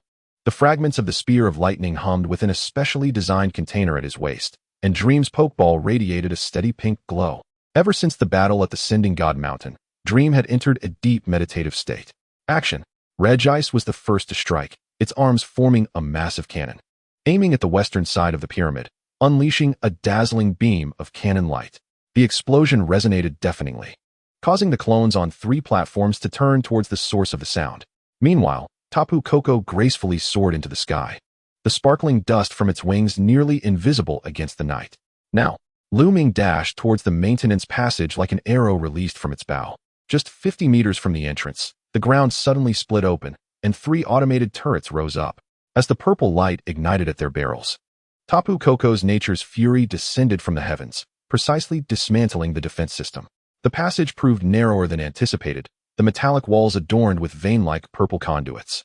Lu Ming pressed against the wall as he advanced, with Regice shrinking in size to follow closely behind. Every 10 steps, he spotted surveillance cameras on the walls, yet curiously, they were all powered down. This is too easy, Lu Ming's instincts screamed a warning. Regice, scan ahead. The hexagonal eyes of the silver giant illuminated with a blue glow. And moments later, the results were transmitted back. 2 heat sources lay in ambush around the corner, their energy signatures consistent with those of the clones. Lu Ming extracted a miniature robot from his tactical pack, programmed it, and gently set it rolling. As the tiny robot approached the corner, it suddenly detonated, releasing a thick cloud of smoke. Almost simultaneously, 2 figures burst forth from the mist. X5, fighting type, and X8, steel type. Steel dance. Fairy ring. Regigigas' arms disintegrated into countless metallic fragments, sweeping through the corridor like a tempest, while Kapuko Kiko wove a pink energy net amidst the debris. The 2 assaults melded flawlessly, creating a rainbow-hued energy storm. The fighting clone was struck at its joints by the metallic shards and fell, while the steel clone was rendered immobile by the fairy energy. Exquisite. Lu Ming swiftly stepped over the temporarily incapacitated clone, remaining vigilant. There must be more. Just as the thought crossed his mind, the entire corridor suddenly rotated 90 degrees. The walls transformed into the floor, and ruptured conduits spewed forth purple mist. Lu Ming quickly held his breath, as Regigigas immediately constructed a sealed chamber. Through the gradually thinning haze, he discerned 6 clones converging from various directions. In addition to the already encountered X5 and X8, there were X1, fire, X3, water, X6, electric, and X9, psychic. Surrounded, Lu Ming tightened his grip on the shard of the spear of lightning. Kapuko Kiko, can you establish contact with the outside? The fairy guardian attempted, but shook her head in frustration. The force field within the pyramid obstructed all communication. To make matters worse, the clones appeared unaffected by the mist and were steadily closing in on him. Suddenly, Lu Ming noticed a detail. X9's psychic left hand trembled slightly, and its gaze lacked the vacant stare of the other clones. This reminded him of the signs of resistance observed in X4 and X7 within the meteorite crater. Perhaps X9. He took a daring chance and called out, "Do you remember the God Mountain? Ellie helped you repair the control ring." The psychic clone's movements visibly stalled for a moment. The other clones immediately turned their heads toward her, with X1, fire, even raising its flaming palm in a threatening manner. In that brief moment of chaos, Lu Ming made a bold decision. He plunged the shard of the spear of lightning directly into the emblem of the thunder feather. Pain surged like a tsunami, but alongside it came an unprecedented flow of energy. The energies of the 7 stone tablets emanated from the tip of the spear, coalescing midair into a complete lightning spear. The spear was entwined with bands of 7-colored energy, and arcs of electricity leapt from the tip, melting honeycomb-like holes into the metallic walls. Fall back. Chapter 160, The Contaminated Tablets. Lu Ming hurled the spear toward the end of the corridor. The thunderous strike pierced through 5 alloy gates, revealing a vertical elevator shaft behind. The clones were thrown back by the shockwave, with only X9 secretly winking at Lu Ming as it fell. Go. Lu Ming recalled his Pokémon and leaped into the elevator shaft. During his free fall, he vaguely heard X9's message through telepathy. The genetic key is needed directly beneath the pyramid. The communication was abruptly cut off as Lu Ming landed in a cushioning gel pool at the bottom. As he struggled to climb out, he found himself standing on a circular platform, surrounded by unfathomable darkness. The only source of light came from above, where a tablet emanating an ominous black glow hovered. The Dark-type tablet. Lu Ming cautiously approached. The 9th tablet? The tablet suddenly shot forth a beam of black light, striking him squarely in the chest. Lu Ming staggered backward but did not feel pain. Instead, an eerie calm washed over him. Images flashed in his mind. Ellie conversing with some dark entity in a pure white space, the right half of the thunder dragon pierced by mechanical tendrils. Struggling against the storm in the pillar of the sky. Most disturbing of all, these visions were shrouded in a purple filter, as if viewed through the eyes of the dark Arceus. A hallucination. Lu Ming bit his tongue to keep himself alert. Is this a test of the tablet? No response. The dark-type tablet slowly descended within his reach, its surface revealing ancient script of the Thunder Feather tribe. Touch me, witness the truth. Simultaneously, his watch began to vibrate. Datu's urgent communication forcibly broke through the interference. Lu Ming, listen to me. Do not collect all 9 tablets. Repeat, do not collect. The signal cut out again. Lu Ming found himself in a dilemma. The warning from Datu versus the opportunity before him. Just as he hesitated, the dream Pokemon ball at his waist suddenly became hot, its pink light illuminating the entire space. Within the radiance, the phantom of Zygarde materialized, pointing its tail toward the dark-type tablet and making a cutting gesture. The tablet is problematic? Lu Ming suddenly grasped the implications. Contaminated? Zygarde nodded before dissipating. The dream Pokemon ball returned to its tranquil state. But this time Lu Ming noticed fine cracks appearing on its surface, with pink energy seeping through the fissures. He decided to heed his partner's warning. Just as he was about to retreat, the platform began to sink. The speed accelerated, ultimately coming to a jarring halt above a transparent dome. Through the glass-like material, Lu Ming witnessed a suffocating scene. Ellie floated at the center of a pure white spherical space, 12 purple energy conduits connected to her spine. More terrifyingly, 80 of her hair had transformed into the same pink as the dream Pokemon, while the surrounding clones were melting one by one, merging into the main vessel like wax figures. Ellie, Lu Ming futilely pounded on the dome. The girl seemed to hear his call and slowly lifted her head. When her gaze focused on Lu Ming, a moment of clarity flickered in her eyes. As her lips parted, Lu Ming read the word, run. The entire pyramid suddenly trembled violently. Alarms blared in every corner, and the red emergency lights bathed everything in crimson. The mechanical voice of the broadcasting system announced, final purification program initiated. Countdown reset, 2359592355958. Lu Ming's watch abruptly received an encrypted message. The source indicating Datu's locator, the pillar of the sky, is collapsing.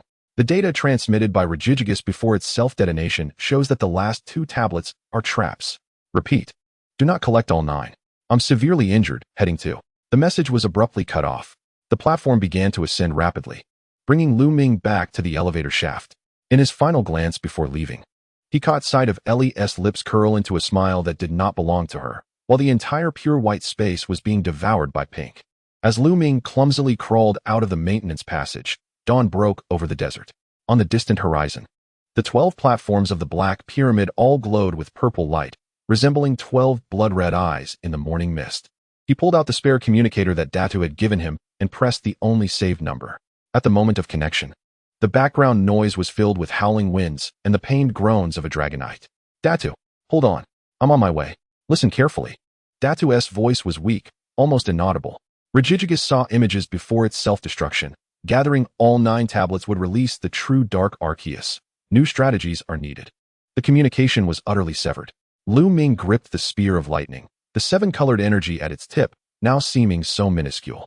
24 hours, 2 contaminated tablets, an impending catastrophe about to awaken, and an increasingly close completion of Ellie.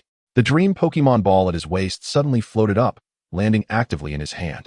The cracks on the ball had widened, yet the pink glow emanating from them had grown purer, as if to convey, there is still hope. Chapter 161, The Genetic Key. The temporary camp in the desert oasis was enveloped in tense silence.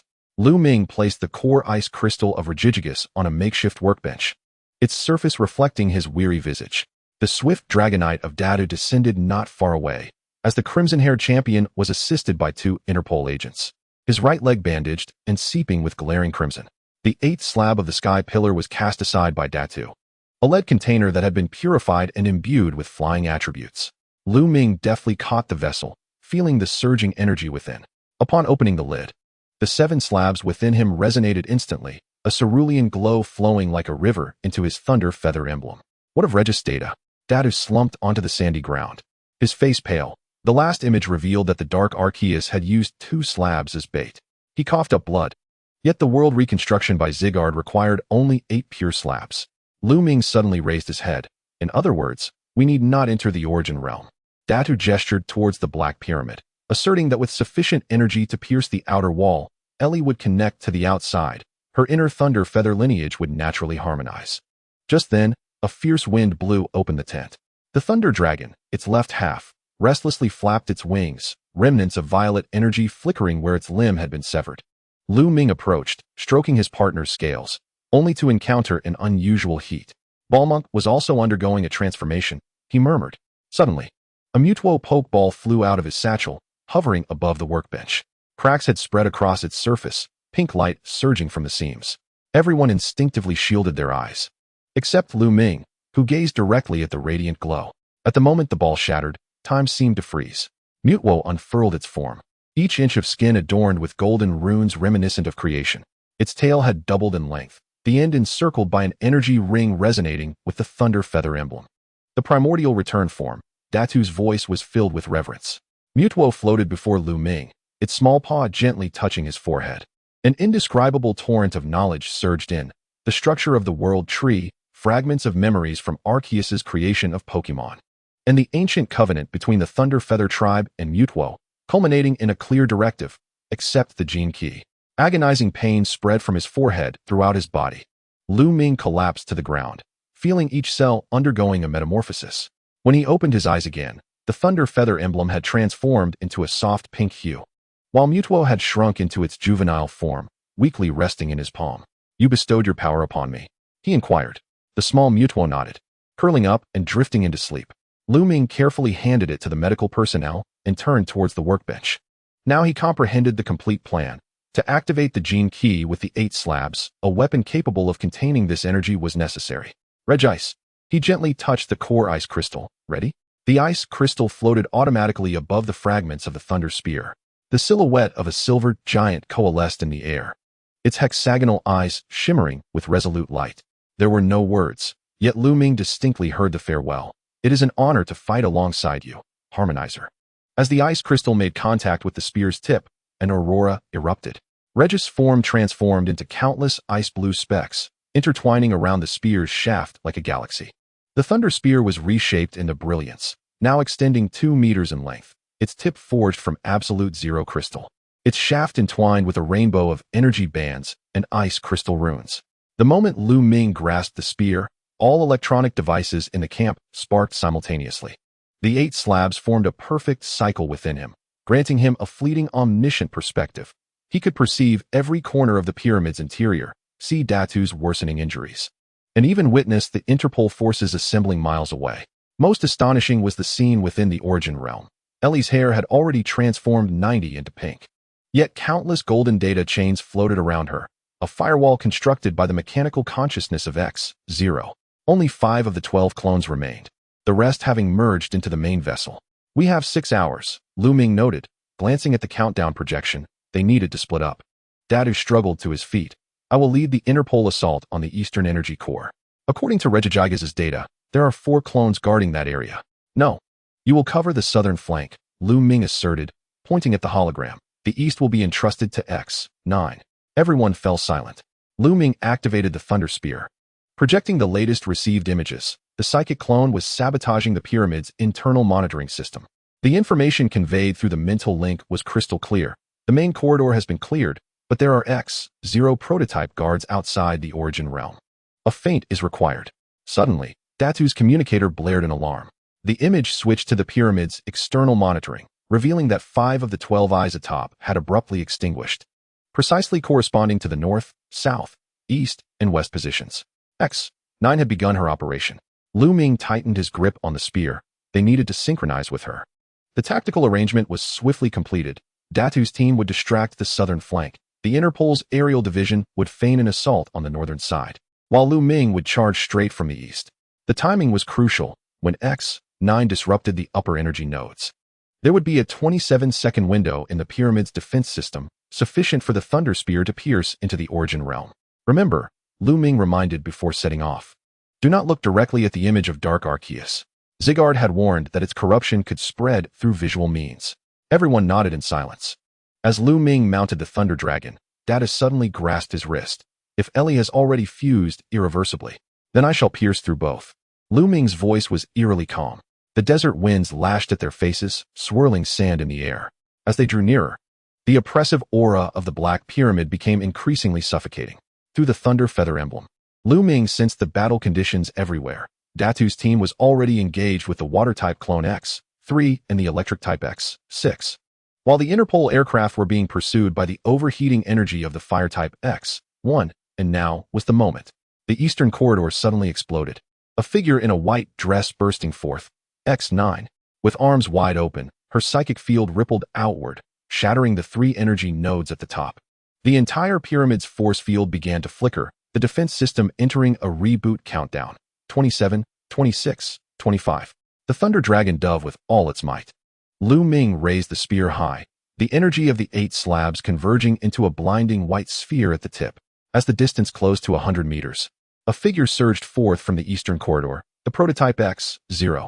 Her silver-gray eyes locked onto Lu Ming, hands coalescing an energy weapon akin to the Thunder Spear. The traitor must be eliminated. X-0's voice was cold as ice. The harmonization procedure cannot be interfered with. 24, 23, 22. Lu Ming did not reduce his speed. In the instant before their collision, a pink lightning bolt struck down from above. It was Mutwo, having regained a modicum of energy. Though it had shrunk to the size of a palm, its primordial power accurately struck X-0's control ring. The prototype's movement hesitated for a moment, and in that fleeting opening, the Thunder Dragon soared over her head. 15, 14, 13. The corridor's end led to the dome of the Origin Realm. Lu Ming poured all his strength into the spear, 8 colored streams of light cascading like a galaxy. Just as he prepared to unleash this decisive strike, a scream from X-9 echoed through the mental link. "Watch out behind you." Instinctively, Lu Ming sidestepped to avoid. X-0's energy spear grazed his shoulder, melting a massive breach into the corridor wall. The prototype smirked, raising a second spear. "You will never save her. The vessel is nearly complete." The words were abruptly cut off. X-9 pierced through the prototype's chest from behind, the psychic energy surging like a flood into the control ring. "Hurry!" the clone cried out in LES voice. "I can't hold on much longer." 543. Lu Ming no longer hesitated. The spear of lightning slipped from his grasp, transforming into a torrent of light that pierced through the heavens and the earth. The dome of the initial realm was torn asunder like thin paper, and within the blinding radiance, LES' suspended silhouette was faintly discernible. Just as the spear was about to strike her, the countdown reached 0. With the resonant hum of the defense system rebooting, all 12 blood-red eyes snapped open. The Black Pyramid began to disintegrate, its outer armor peeling away like shed skin, revealing its true form within, a 12-eyed mechanical Arceus, with the initial realm serving as its core. LES figure floated at the center, overlapping with the shadowy visage of the dark Arceus. She opened her eyes, her pupils transformed into a pink-gold hue akin to that of a mythical creature. Yet her voice resonated with an alien echo. "Welcome, Thunderwing Ming. I have awaited your arrival for a long time." The spear of lightning halted a mere inch from her heart, unable to advance further. Chapter 162. A delayed farewell. The spear of lightning hovered before LES' chest, its tip trembling, unable to penetrate. Lu Ming stood at the edge of the shattered dome of the initial realm, 8 stone tablets whirring frantically within him.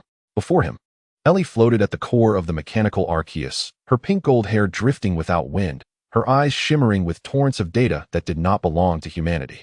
Yet, as he gazed deep into her eyes, he could faintly discern a familiar amber glow. "Ellie." Lu Ming attempted to reach her through their mental link. "Can you hear me?" There was no response. The shadow of the dark Arceus loomed behind Ellie, swelling as its 12 mechanical eyes simultaneously locked onto Lu Ming. The entire space began to twist and reconfigure, and in the blink of an eye, he found himself no longer inside the pyramid, but standing in a realm of pure white void. Before him was LES figure, yet her outline continuously shifted between that of a human girl and the form of Arceus. Feudal, Thunderwing Ming, the dark Arceus articulated through LES vocal cords, each word laden with multiple electronic echoes. "The container has been completed at 897. Soon, her consciousness shall serve as the sacrificial offering for my descent." Lu Ming clenched his fists, the emblem of lightning burning with intensity. Suddenly, a flicker of golden light flashed somewhere in the pure white space. It was the firewall of X-0. He immediately focused his consciousness and surged toward that beam of light, crashing into it before the dark Arceus could intervene. In an instant, He plunged into Ellie's mental realm. This place resembled a computer system ravaged by a virus, most of the area consumed by streams of purple data. Only a small central portion retained the visage of a forest, the very spot where they had first encountered one another. Ellie curled beneath an oak tree, her form already half translucent. Ellie. The girl lifted her head, her eyes briefly regaining clarity. Lu Ming? No, you must flee. It intends to spread to all parallel worlds through our connection. A bolt of purple lightning suddenly cleaved through the mental sky. The dark Arceus's tendrils penetrated the barrier, its voice dripping with mockery. So touching. Yet, none of you shall escape.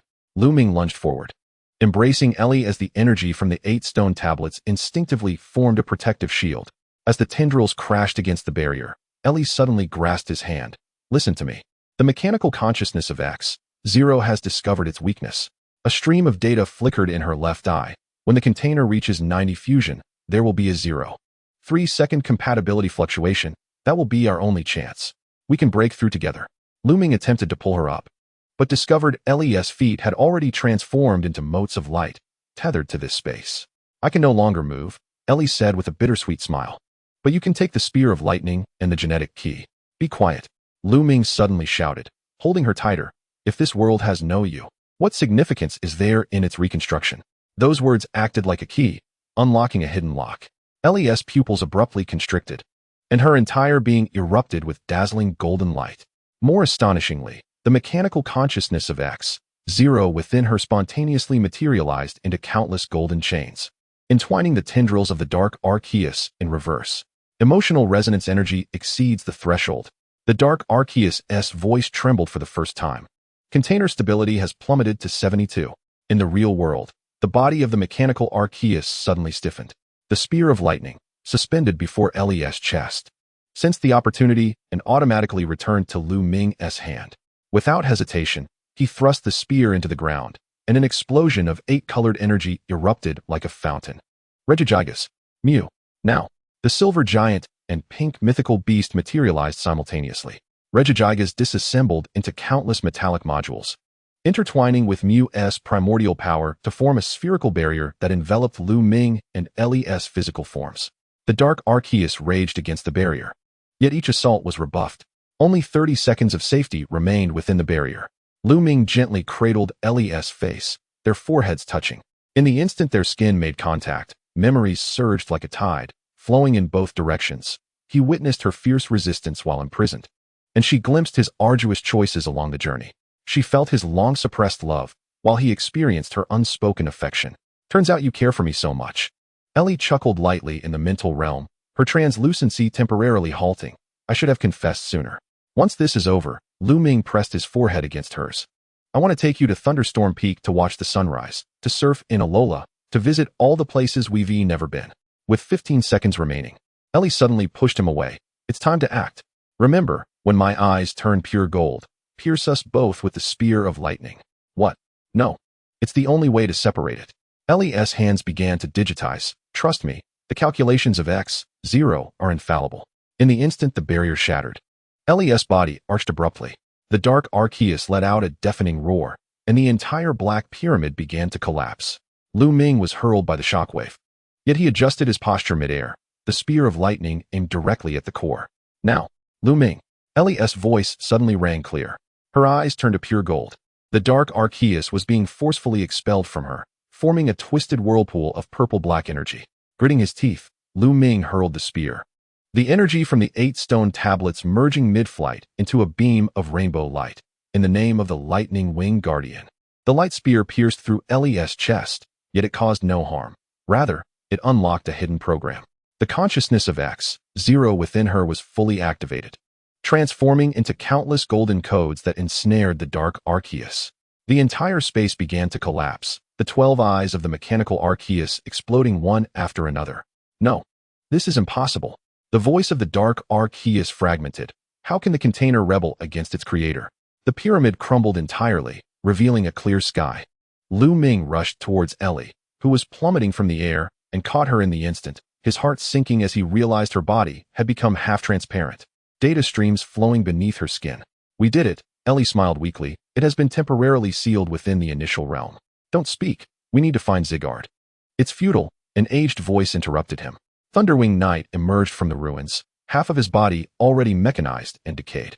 The cost of activating the genetic key is the dissolution of the vessel. This was a program I designed 300 years ago. Lu Ming gently set Ellie down, the spear of lightning automatically returning to his hand. Why did you do this? To surpass Arceus. The old man's eyes gleamed with madness. When I discovered the dark Arceus, it promised me the power to create worlds, needing only a suitable container. He pointed at Ellie. Your parents crafted the perfect masterpiece. Suddenly, Ellie coughed, and more luminous particles wafted from the corners of her mouth. Lu Ming embraced her tightly, realizing that the Thunder Feather emblem was automatically transmitting energy to prolong her existence. Thunder Feather Dark Knight continued to cackle maniacally. The energy generated by your emotional resonance is sufficient to open the gateways to all parallel worlds. The Dark Arceus will devour countless timelines, and I shall become the creator of a new world. Madman, Lu Ming shouted, raising his spear. But the old man had already pressed a device. The ground of the entire Unova region began to tremble, and on the distant horizon, 12 purple beams of light shot into the sky. Too late, the portal has already been opened. As Thunder Feather Dark Knight's mechanical form suddenly disintegrated, he proclaimed, "And I shall exist in another form forever." In that moment of his ashen transformation, Ellie's body became even more transparent. Lu Ming gripped her hand tightly, only to discover that his fingers could now penetrate her palm. "Listen to me." Ellie's voice grew ever fainter. "Use the spear of lightning to absorb my remaining energy combined with the gene key to temporarily close the portal." "Absolutely not," Lu Ming roared. As 8 stone slabs within him trembled violently, there must be another way. Mew floated weakly towards them, its tiny paw brushing against their intertwined hands. A segment of information surged directly into Lu Ming's mind. The tree of world's origin. That is where the last glimmer of hope lies. Lu Ming lifted Ellie and leaped onto the back of the Thunder Dragon. "Hold on. We are heading to the World Tree." Behind them, at the center of the 12 beams of light, a shadow 10 times larger than a black pyramid slowly emerged. Chapter 163, At the Brink of Crisis. Within the iridescent energy storm, Lu Ming's fingers penetrated Ellie's gradually transparent form. "Hold on to me," he shouted hoarsely, as the spear of lightning trembled violently in their clasped hands. Golden streams of luminous data seeped from the corners of Ellie's mouth. Those golden specks drifting upwards like shooting stars in reverse. "It's futile." Ellie's irises flickered alternately between human pupils and mechanical patterns. "The X-0 system has already established quantum entanglement with Dark Arceus. My body is." The world suddenly fell into absolute silence. Lu Ming saw Ellie's lips moving. Yet no sound emerged. A force that transcended reason sliced the space within a 10-meter radius, rendering time itself viscous. The steel energy of Regigigas solidified into blue crystals outside the barrier, while Mew floated above them, its pink aura radiating an unprecedented seriousness. 30 seconds. Mew's voice resonated in his mind. The dream barrier can maintain itself for a maximum of 30 seconds. Lu Ming suddenly found his thoughts unusually clear. The figure of Dark Arceus bound by data chains, the twisted grin of Thunder Feather Dark Knight before his demise. The rate at which Ellie was dissipating, all information arranged itself in his consciousness like an unfolding tactical panel. There is a way to save her. This was not a question. Lu Ming gazed intently into Mew's emerald eyes. What is the cost? The tree of world's origin. Mew's tail swept across Ellie's semi-transparent shoulder, igniting a cascade of data sparks. The connection will be transferred to the core of the tree, but the tree will bear the pollution of Dark Arceus. Outside the barrier, the sound of shattering glass echoed. Lu Ming watched as Regigigas' steel body was corroded by some black substance, and the data chains binding Dark Arceus had already fractured by a third. "Then transfer it to me." Lu Ming grasped Ellie's hand and pressed it against his chest, "with my life energy." "Trainer." Regigigas' psychic wave suddenly interjected. "Watch the energy ratio." It was then that Lu Ming noticed Ellie's left hand undergoing a terrifying transformation, mechanical patterns emerging beneath her skin, while data lines extending from her fingertips instinctively entwined with the spear of lightning. Even more horrifying, these silvery threads were absorbing the rainbow energy from the spear. "Lu Ming." Ellie's voice suddenly transformed into a dual tone, a perfect fusion of mechanical and human timbres. The barrier shattered with a thunderous roar. The shadow of Dark Arceus surged forth like a tidal wave, and Lu Ming instinctively swung the spear of lightning, only to find that the spear's tip now emitted not azure-white lightning, but a rainbow storm interwoven with data streams. Dark Arceus, struck by the blast, emitted a howl of agony, colorful patches reminiscent of viral infection surfacing on its blackened surface. Run! Lu Ming tugged Ellie onto the steel wings of Regigigas. Mew carved a spatial rift before them, revealing a vast canopy radiating a soft green glow. In the instant they crossed through the rift, Lu Ming felt Ellie's hand suddenly become scalding. Turning back, he saw Ellie's entire left arm transformed into a flowing torrent of data, these luminous strands rapidly composing a complex program. Even more chilling was that where Dark Arceus had been struck by the rainbow energy, identical data patterns to Ellie's left arm began to emerge. The interior of the Tree of World's origin was suffused with a faint green mist. Lu Ming knelt amidst the interwoven roots. Ellie's body and his arms had become so transparent that he could see the patterns on her back. 6 primary Pokémon formed a defensive formation around them, each bearing unique changes from their secret training, the edges of the lightning butterfly's wings crackling with plasma sparks, and the pincers of the steel-typed Crawdont swirling with blue-white energy vortices. The connection program has commenced, Mew's voice echoed within the mist. She is resonating with the tree. Suddenly, Lu Ming noticed his own shadow elongating and twisting. When he looked up, he saw countless luminous data strands descending from the top of the tree hollow, weaving into a massive cocoon-like structure. Ellie's body began to levitate, gently pulled towards the center of the light cocoon. Wait!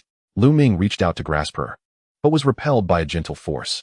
The moment his fingertips touched the data stream, a flood of unfamiliar memories surged into his mind. 5-year-old Ellie, touching a Pokeball for the first time in the floating Cloud City laboratory. 12-year-old her, crying on the Ferris wheel in Raven City while watching trainers perform with their electrode. Was this all of Ellie? Lu Ming stared blankly at his hand. More fragmented memories flooded in, but this time, images began to feature numerous mechanical structures and binary codes. This was the memory of the X-0 system.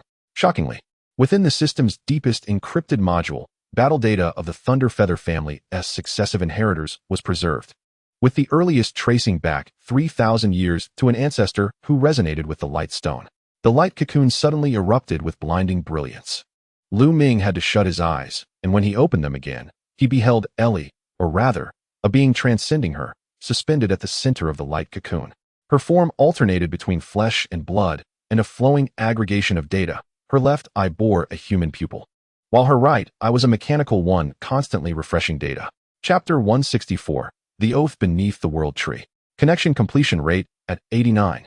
Ellie's voice resonated within the tree hollow, carrying a wondrous echo.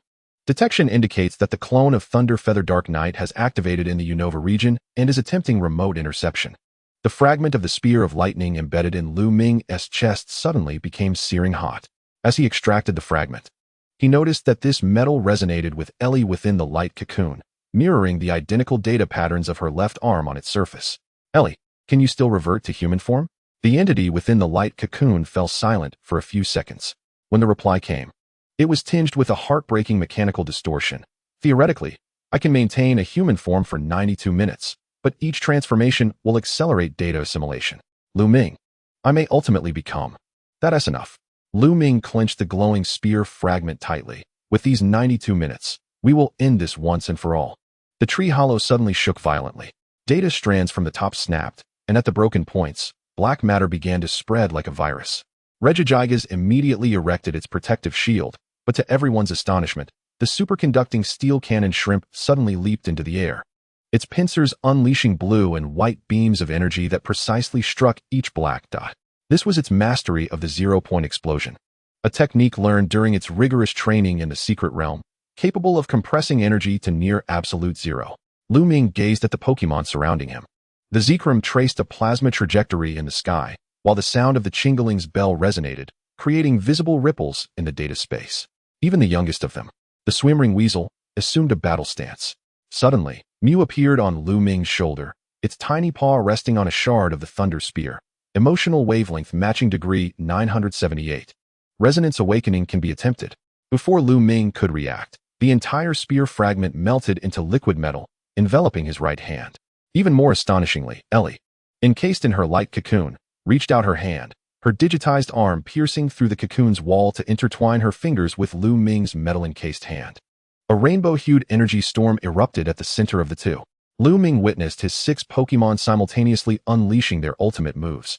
Zekram's photon storm combined with the superconducting steel cannon shrimp's zero-point explosion to form an energy vortex, while Chingaling's Song of the Abyss infused the vortex with a purple trajectory. The combined assault of the Magmortar, Swimring Weasel, and Long-tailed Firefox created a trifold energy ring. All these moves underwent a qualitative transformation upon contact with the rainbow energy, ultimately converging into a beam of light that pierced through the treetop. Within this beam, Ellie's human form gradually solidified. As she gracefully descended before Lu Ming, the mechanical patterns in her right eye faded. Yet her left arm retained a faint stream of data flow. "I understand now," Ellie said, caressing Lu Ming's hand encased in liquid metal. "The Thunder Spear was never a weapon. It is the bond between the Reiku family and the resonators of the light gem." Suddenly, a sound reminiscent of shattering glass echoed from the treetop. Black matter poured down like a torrential rain, but upon contact with the rainbow energy field, it all vaporized.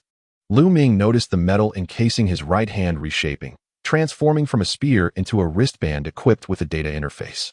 Warning, Ellie's mechanical right eye suddenly glowed red.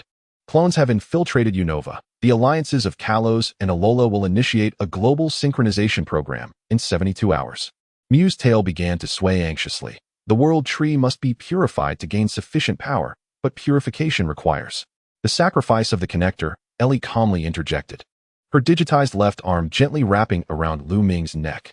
This is why Reiku Dark Knight referred to it as an unresolvable death cycle. Lu Ming abruptly pulled Ellie into an embrace. The moment his wristband made contact with Ellie's digitized left arm, countless glowing data chains spiraled upward around them, ultimately converging into a massive double helix at the apex of the world tree. "This is not a death cycle." Lu Ming pressed his forehead against Ellie's, and where they touched, rainbow sparks erupted. "Do you remember what I said? If this world were without you, what meaning would there be in its reconstruction?" Ellie closed her eyes as digitized tears scattered in the air. "But this time, it's my turn to say that if saving me means plunging countless worlds into darkness." The world tree suddenly trembled violently. All the dangling data threads straightened simultaneously, and at the ends of these threads, 12 distinct regional visions emerged, each depicting a figure reminiscent of Reiku Dark Knight in various stages of life. Lu Ming felt a fierce energy fluctuation emanating from the wristband. When he looked up, he saw Ellie's digitized left arm decomposing and reassembling, ultimately transforming into a luminous blade identical to the Thunder Spear. 92 minutes. Ellie interfaced the luminous blade with Lu Ming's wristband, and the rainbow energy instantly formed a closed loop. "We have enough power to fly to Unova and end the Reiku family's 3,000-year curse." Outside the world tree, the torrential rain abruptly ceased. The sky cleared, revealing a rainbow arching across the horizon, and at its end, a steel-type legendary Pokémon sword, with 2 intertwined figures on its back. Chapter 165, World Reboot. The sky of Unova suddenly split open, revealing a rainbow. As Lu Ming leaped off Regigigas's back, the lightning wristband was intensely heated. Ellie's digitized left arm crackled with fine electric light, binary code streaming from her fingertips to the ground. Behind them, 7 main Pokémon burst through the spatial rift, each bearing unique marks left by their training in the secret realm. 3 kilometers to the northeast, Ellie's mechanical right eye flashed with a stream of data, detecting the aggregation reaction of 6 clones attempting to forcibly open the ultimate hole. Lu Ming reached for his waist, feeling the cold surface of 6 Pokeballs. The superconducting steel cannon shrimp suddenly clamped its pincers around his pant leg, a warning red light illuminating its blue-white shell, its newly evolved ability to foresee danger. "Everyone, be careful," Lu Ming shouted just as the ground fissured like a spider's web. Purple-black energy surged from below, coalescing into 12 prisms, each reflecting different ages of Reiku Dark Knight's visage. Ellie's digitized arm suddenly morphed and extended, transforming into a luminous blade that struck the nearest prism. Behind the shattered mirror lay a sight that froze Lu Ming's blood, a cluster of 6 Reiku Dark Knights, each clad in the uniforms of various alliances, encircling a pulsating crystal that housed the shadow of Dark Arceus within.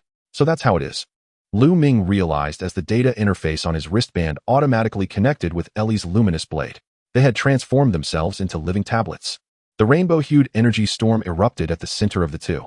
The prism array simultaneously refracted blinding black light, and Lu Ming saw his shadow twisting and contorting beneath him, rising to stand as a black entity. Even more terrifying, the 7 Pokémon faced their shadow duplicates. Holy Light Guardian! The Swimring Weasel's halo suddenly expanded, forming a hemispherical barrier of pure white light. The shadow duplicate's attacks vaporized upon contact with the halo, a manifestation of its ancient bloodline ability awakened in the secret realm. Qingling rang its bell, ethereal sound waves forming purple ripples within the barrier.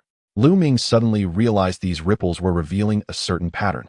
The attack rhythm of each clone synchronized with the energy fluctuations of specific tablets. Ellie, can you disrupt their synchronization rate? Attempting. Ellie replied as her left arm decomposed into countless data chains that inserted into the ground. But I need direct contact with the core, Lu Ming. I have 41 minutes of remaining human time. The world abruptly fell into an eerie stillness. The superconducting steel cannon shrimp's pincers pierced one of the shadow duplicates, splattering black matter that froze midair. In that fleeting moment, Lu Ming saw Ellie's data chains extending along the ley line, just 3 meters away from that heart crystal. Zekrom. The 7-colored scale powder swirled across the battlefield. The awakened ancient bloodline of Zekrom unleashed a torrent of photons, each scale carrying the spatio-temporal energy absorbed in the secret realm. Amidst this dazzling light mist, Lu Ming and Ellie surged toward the heart crystal simultaneously. The shadow of Dark Arceus suddenly materialized. The 6 prisms fused into a black sun, from which a massive claw emerged, easily tearing apart the Swimring Weasel's holy light barrier. Lu Ming heard Blue Crocodile's anguished roar as its tail was eroded by the black matter, swiftly crystallizing. Now's the time. Ellie transformed into a stream of data.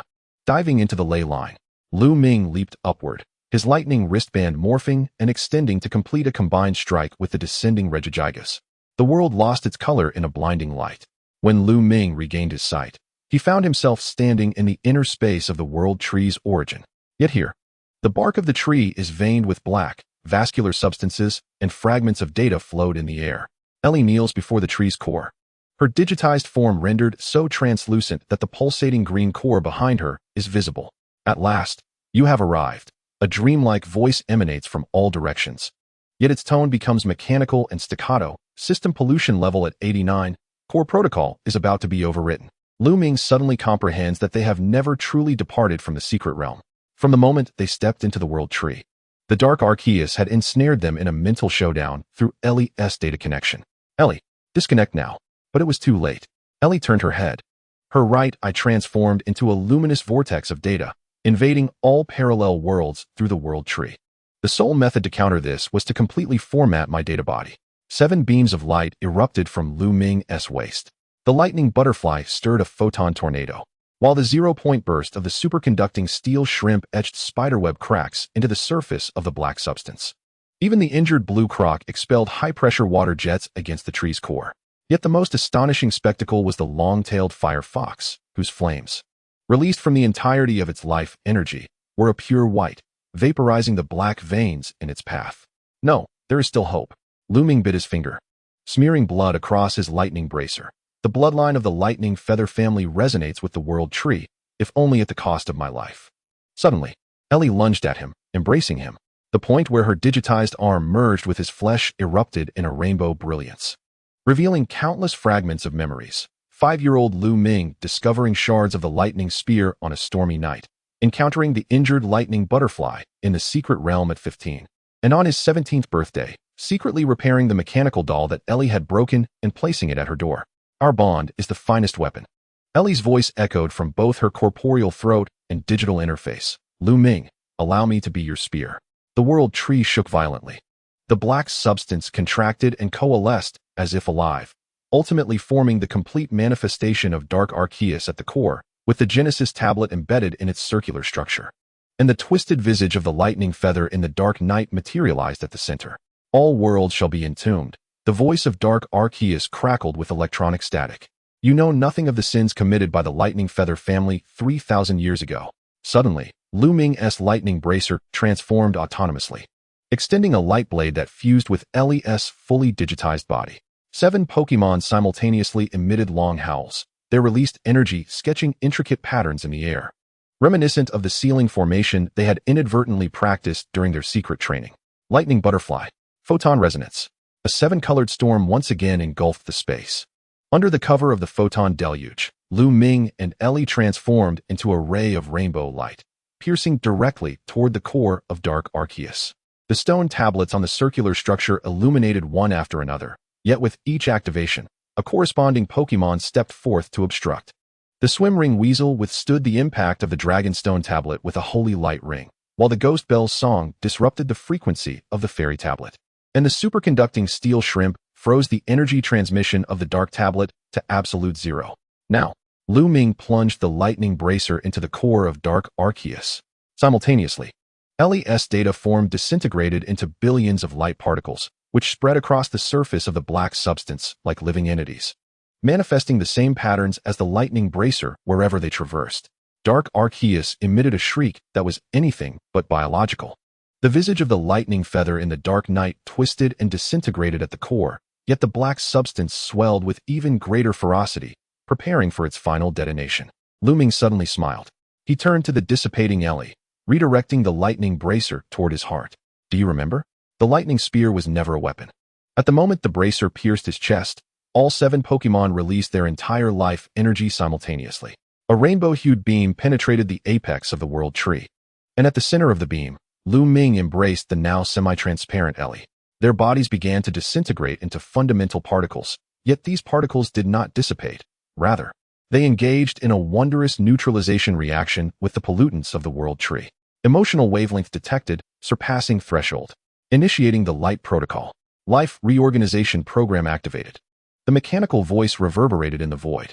Lu Ming felt his consciousness sinking into a warm darkness. The last sensation was LES digitized fingers intertwining with his.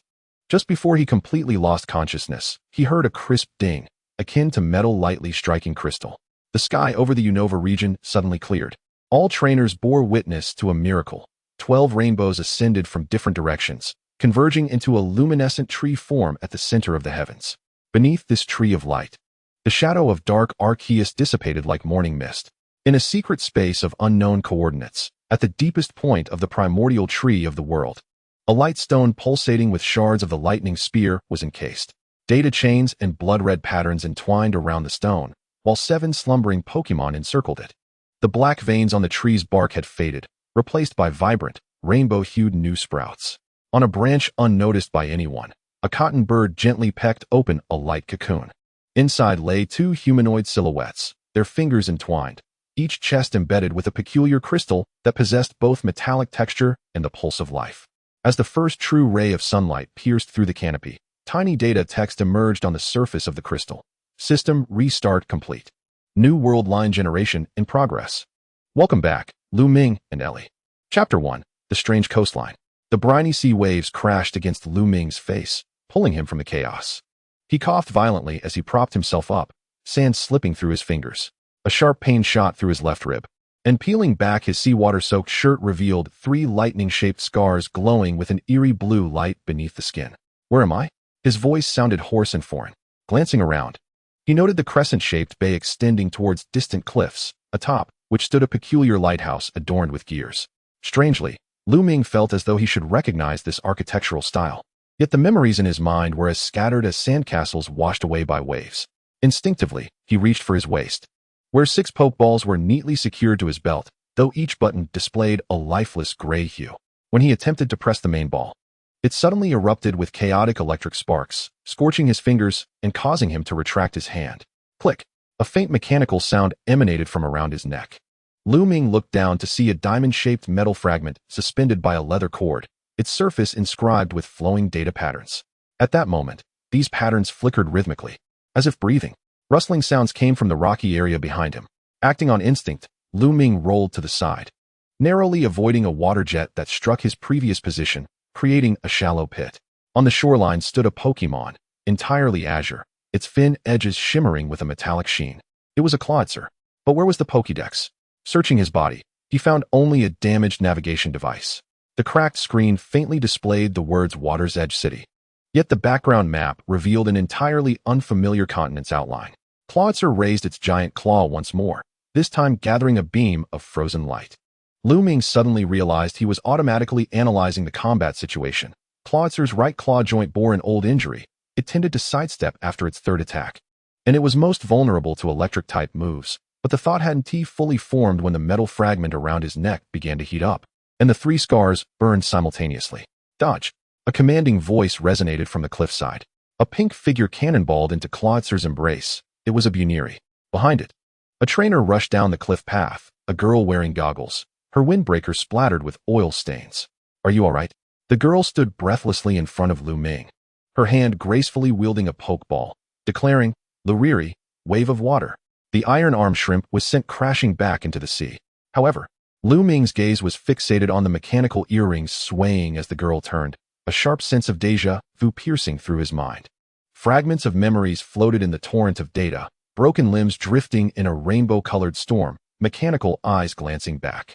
At that moment, a jolt of electric pain erupted from the scar on his rib. Wow! The girl jumped back 2 steps, exclaiming, "How could you? Wait, are you a survivor washed ashore?" She leaned in closer to examine the metallic shards around Lu Ming's neck. "This pattern resembles the ancient weapon my father studied." Suddenly, Lu Ming grasped her wrist. "Do you know me?" "Ouch, ouch, ouch." The girl wriggled free, stepping back. "Have you lost your memory?" "I'm Mira, an assistant at the Water Quiet City Pokémon Mechanical Research Institute." She gestured towards the lighthouse atop the cliff. "Shall we head there first? You look like you need medical attention." As they walked along the narrow path by the cliff, Lu Ming noticed that Mira's mechanical earrings refracted a spectrum of colors at specific angles. Strangely, each time this happened, the pokeball at his waist trembled slightly, as if responding to something. The oldest ball even developed a crack, leaking a few scintillating particles, yet Mira seemed oblivious to these anomalies.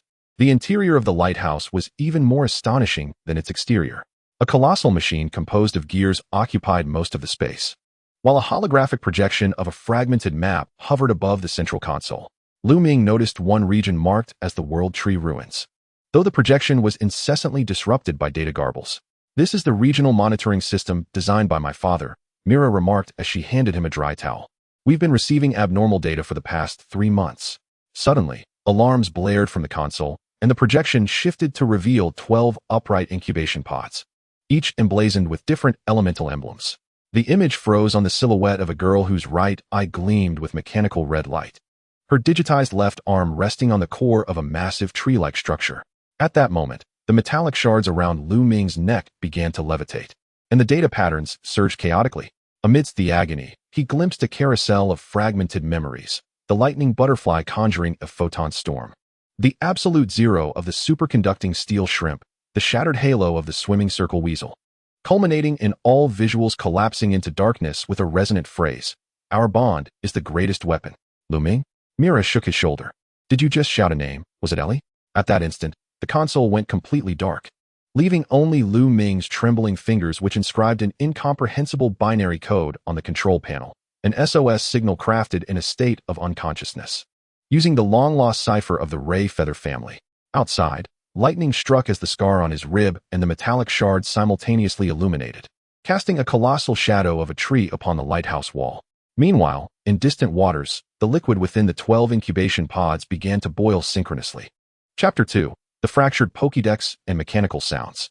In the early morning at the port of Water Quiet City, Myra's mechanical earrings sparkled under the sunlight as she struggled to calibrate an old Pokédex, her brow furrowed. "Strange," she muttered, tapping the screen. "Your data is completely absent from the League system, as if you appeared out of thin air." Lu Ming sat on a wooden crate in the Research Institute, gazing down at the pokeballs at his waist, which remained locked and unresponsive. Yet every time he touched the oldest ball, the lightning butterfly's pokeball, his fingertips would feel a faint electric current, as if something within was struggling. "Are you sure you don't remember anything?" Mira tilted her head. "Your name? Hometown? How did you get hurt?" Lu Ming shook his head. The only certainty he had was that he used to be a trainer. His combat instincts remained intact. For instance, he could immediately discern that Myra's Luriri excelled in close combat, but lacked endurance, or that the iron-armed shrimp had an old injury in its claw joint. Yet these fragments of memory could not piece together a complete past. "Forget it. Let's tackle the immediate issue first." Mira sighed, pulling out a crumpled flyer from her pocket. "Water Quiet City is hosting a rookie trainer qualification tournament the day after tomorrow, and the champion will receive the latest model of Pokédex." Lu Ming accepted the flyer, which bore the inscription Water Quiet Cup Rookie Challenge. Contestants must use one initial Pokémon and cannot carry any existing Pokémon. "Your Pokeballs are all locked, right?" Mira blinked. "Perfect. You can go to the Pokémon Center to receive an initial Pokémon for the competition. At the Pokémon Center, before the registration desk." "Name?" the nurse asked without looking up. "Lu Ming." He hesitated for a moment, but ultimately uttered the name, feeling inexplicably that it was indeed his true name. The nurse entered the information, her brow suddenly furrowing. The system shows your trainer ID already exists, but the file is encrypted. Lu Ming was taken aback. What does that mean? It means just that. The nurse looked up, puzzled. Your ID is classified information. Even I cannot access it. Mira leaned in. Could it be an alliance agent? Or a missing investigator? Lu Ming remained silent, his gaze drawn to an object in the corner, a vintage radio, emitting intermittent electromagnetic static. Warning. System intrusion. The voice, synthesized and female, was blurred yet familiar. Lu Ming's heart raced as another echo of memory surged in his ears. Lu Ming, if I lose control. Use the spear of lightning to end it all. He clamped his hands over his ears, but the voice had vanished. The radio resumed its normal transmission, playing upbeat advertising music. Are you all right? Mira looked at him with concern. Lu Ming took a deep breath. I'm fine, just a hallucination. The nurse handed him a brand new Pokeball. According to regulations, you may choose an initial Pokemon. Currently available are Wood Owl, Fire Stripe Meow, and Beach Ball Sea Lion. Just as Lu Ming reached out, the doors of the Pokemon Center swung open violently. A man in a black uniform strode in, a badge adorned with a gear emblem pinned to his chest. His gaze locked onto Lu Ming. Mr. Lu Ming? His voice was deep and cold. The Alliance's Technology Oversight Department requires your assistance in an investigation. Abandoned power plant, underground facility. Lu Ming was led into a dimly lit room, its walls lined with surveillance screens displaying real-time footage from various corners of Water Quiet City. The central screen prominently displayed the 12 incubation pods, now half-opened and empty. Do you know what this is? The man in black pointed to the screen. Lu Ming shook his head. The man sneered. 3 hours ago, the Alliance detected an abnormal data flow emerging from the underwater facility, directly targeting Water Quiet City. At the same time, you, a trainer with no records, appeared on the shoreline with encrypted Pokeballs. He stepped closer, lowering his voice. Coincidentally, the encryption method of this data flow is identical to that of the Ray Feather family's luminescent stone system from 3,000 years ago. The Ray Feather family? Lu Ming's temples throbbed, the lightning scar igniting once more. He instinctively reached for the metallic shards around his neck, only to find them radiating heat. The data patterns flashing wildly. The man's gaze fell upon the shards, his pupils dilating. Indeed, you carry the key. Suddenly, the lights in the room went out, leaving only the cold glow of the surveillance screens. Warning, unauthorized access detected. The mechanical female voice resonated from all directions, identical to the sound emanating from the radio. The man clad in black turned pale, exclaiming, "Impossible, how could the system?" In the next moment, all screens simultaneously transitioned to display a close-up of a mechanical eye, with pulsating data streams of light at its crimson pupil center. Lu Ming, the mechanical voice gently beckoned. Find me. Then, everything succumbed to darkness. Chapter 3, The Scales of the Thunderwing Butterfly. Lu Ming abruptly opened his eyes, discovering himself lying on a grassy expanse on the outskirts of Water Still City. The night breeze was cool, and the sparse starlight twinkled, while the distant city lights resembled hazy fireflies. You're awake? Myra's voice came from beside him. She was fiddling with mechanical earrings, their data interface flickering with a faint blue glow. The inspector received an urgent communication and hurried away, so I took the opportunity to bring you out. Lu Ming sat up, a dull ache still throbbed at his temples. The mechanical voice from the abandoned power plant echoed in his mind. Lu Ming, find me. He was certain he had heard that voice before. Your earrings, he inquired, fixating on the mechanical apparatus adorning Myra's ear. Where did they come from? Mira paused, her fingers unconsciously grazing the earring. My father made them. He was a mechanical engineer specializing in ancient weaponry and disappeared 3 years ago during an experiment. Her voice trailed off. He left only this, claiming it could receive signals on special frequencies. Lu Ming reached out to touch the earring, and as his fingertips brushed the metallic surface, a faint electric arc suddenly sprang forth, causing both their hands to tingle. Mira gasped as the earring's data interface abruptly popped open, projecting a holographic image. It depicted a damaged incubation pod, labeled 13. The pod's casing was ajar, with residual pale blue liquid inside, and etched upon its walls were the words, Final Agreement. Ellie, 13. Ellie, Lu Ming murmured, the name tightening around his heart like an invisible hand. Mira stared at the projection in disbelief. This is impossible. My father's laboratory didn't even have a 13th incubation pod. Beneath Water Still City, in the abandoned subway tunnels, Mira led Lu Ming through a rusted iron gate, the beam of their flashlight dancing upon the damp walls. Deep within the tunnel, a mechanical hum resonated, as if some colossal system continued to function. This is the energy hub of the old era, Mira whispered. My father's private laboratory is at the very bottom. After navigating several turns, a metal door adorned with a gear emblem came into view. Mira brought the earring close to the lock, and the data interface automatically aligned, causing the door to slide open slowly. Cold white light spilled forth. In the center of the laboratory stood a colossal incubation pod, its transparent glass riddled with cracks and utterly vacant. Yet, the most chilling sight was the claw marks lining the inside of the pod's walls, as if whatever had been contained within had once struggled desperately. Is this the 13th pod? Myra's voice trembled. Lu Ming approached the incubation pod, and the metallic shard around his neck suddenly grew intensely hot. He glanced down, observing the data patterns surging wildly, ultimately coalescing into a clear message. System rebooting, connection rate 27.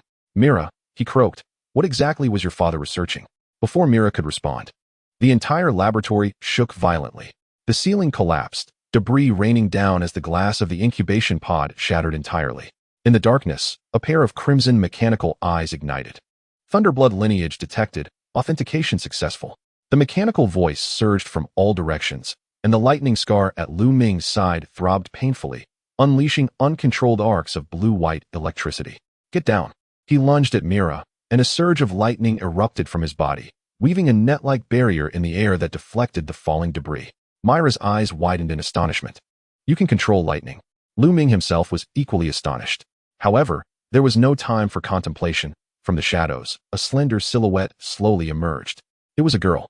Her right eye was a crimson mechanical pupil, and her left arm was a translucent, data-infused limb, with streams of binary code flowing beneath her skin. Ellie?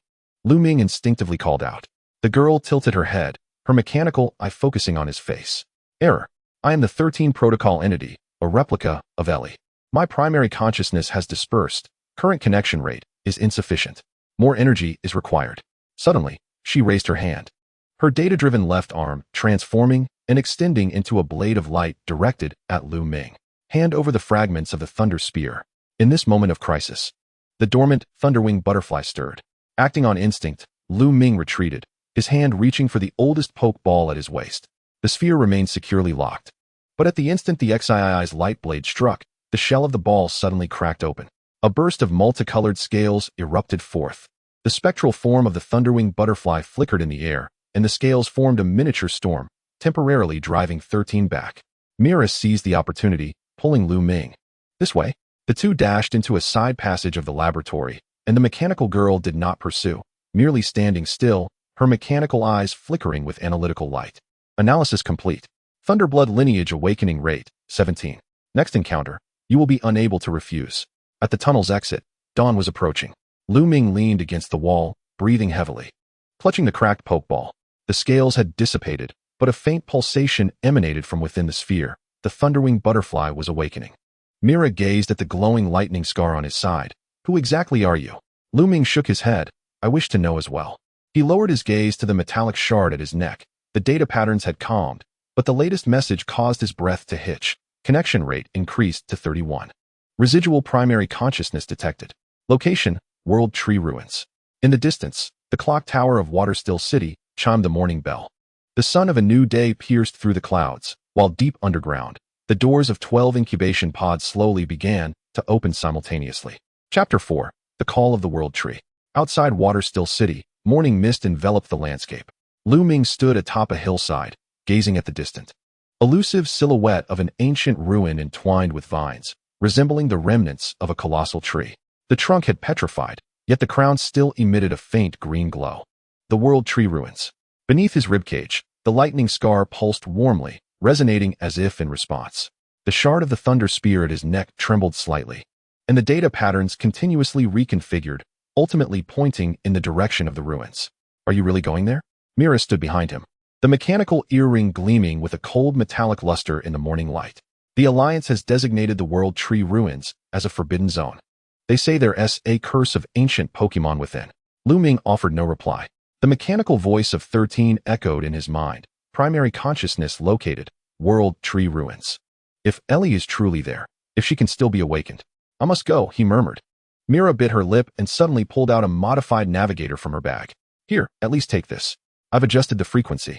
It should help counteract the electromagnetic interference in the ruins. Lu Ming accepted the device, and the screen immediately illuminated, displaying a three-dimensional structural map of the ruins. Strangely, at the core of the image, a blinking red dot was marked. Energy response, Thunderwing wavelength. What is this? As you drifted into slumber last night, I utilized the earring to skin the data of the fragment of the Spear of Thunder. Mira gestured towards the earring, revealing that within the remnants of the world tree, there exists an energy signal that shares a lineage with your bloodline. She paused, her voice dipping to a hushed tone. Moreover, that signal is waning. At the boundary of the forbidden zone, behind the thicket, the two of them observed the guards at the entrance of the ruins. Four officers clad in black uniforms patrolled the area, their belts adorned with high-grade pokeballs. A direct confrontation was not feasible, Mira whispered, as they possessed the authority to summon gym-level Pokemon at will. Lu Ming touched the Pokeball at his waist. The oldest one had developed a larger crack, and he could sense the life within struggling to awaken. Yet, it was not sufficient. Suddenly, the navigator emitted a faint beeping sound. Lu Ming glanced down to see a red dot flashing vigorously on the screen, accompanied by a warning. Spatial distortion detected, secret realm passage about to open. Secret realm? The moment he uttered the term, the ground began to tremble violently. The clouds above the ruins spiraled into a vortex, and a rainbow-hued beam of light descended from the heavens, piercing through the stone exterior of the world tree. The officers were thrown into a panic, calling for reinforcements amid the chaos. At that instant, the lightning scars on Lu Ming's side flared with intense heat, blue and white electric arcs coursing uncontrollably throughout his body. He let out a muffled groan and collapsed to the ground, the scene before him fracturing into dual realities. The world tree ruins in the tangible world, and the lush, living tree of origin from his memories. Lu Ming. Mira grasped his shoulder. Your wound. Before she could finish her sentence, the oldest Pokeball at his waist suddenly exploded. Multicolored scales burst forth like a tempest, coalescing in the air into the phantom of a thunder-like butterfly. However, it was not a physical entity. Its wings were as transparent as glass, and its body composed entirely of pure photons, each flap of its wings scattering stardust like light. Photons. Resonance. The voice of the thunder-like butterfly resonated directly within their minds. Fleeting. Passage. Hurry. It soared towards the beam of light, the scales tracing a rainbow bridge through the air. Without hesitation, Lu Ming charged forward, with Mira closely in tow. The officers attempted to obstruct their path, but the scales of the thunder-like butterfly formed a barrier, isolating them. As Lu Ming stepped into the beam of light, he heard Myra's startled cry behind him. Wait. My earring is absorbing the energy from the beam. Within the world tree, torrents of data surged. Once the beam dissipated, Lu Ming found himself standing in a vast hollow within the tree. Unlike the stony ruins seen from the outside, the walls here were semi-transparent, flowing with green streams of data akin to a living supercomputer. At the center of the hollow floated a cocoon constructed of data chains. Through the translucent walls of the cocoon, he could discern a girl curled up inside, Ellie. Her form was more intact than that of 13, though she too exhibited a semi-digital state. Her right eye was a mechanical crimson point, while her left arm was entirely composed of flowing code. Lu Ming stepped forward, the fragment of the Spear of Thunder growing intensely hot. When he was merely 3 steps away from the cocoon, Ellie's mechanical eye suddenly opened. Lu Ming. Her voice no longer cold, but imbued with a familiar warmth. You have come. The surface of the data cocoon began to crack, and Ellie's hand penetrated the barrier, gently caressing his cheek. In that moment, fragments of memories surged forth like a tidal wave, the photon storm of the thunder-like butterfly, the absolute zero of the superconducting steel cannon shrimp, the shattered holy ring of the swimming weasel, and finally, that embrace beneath the world tree. Ellie. He grasped her hand. What has transpired? Why are you fragmented? Those clones. The final gambit of Thunderwing Knight. Ellie's voice faltered. He divided my consciousness into 13 parts. 13 is the slaughter program, while I am the core key. Her body began to flicker, the data stream growing unstable. Listen closely. The world tree ruins are the anchor point of the secret realm. You must locate all the fragments before the next full moon, or else the clones will activate the resurrection protocol of the Dark Arceus. Her hands suddenly tightened, the crimson light in her mechanical eye flaring.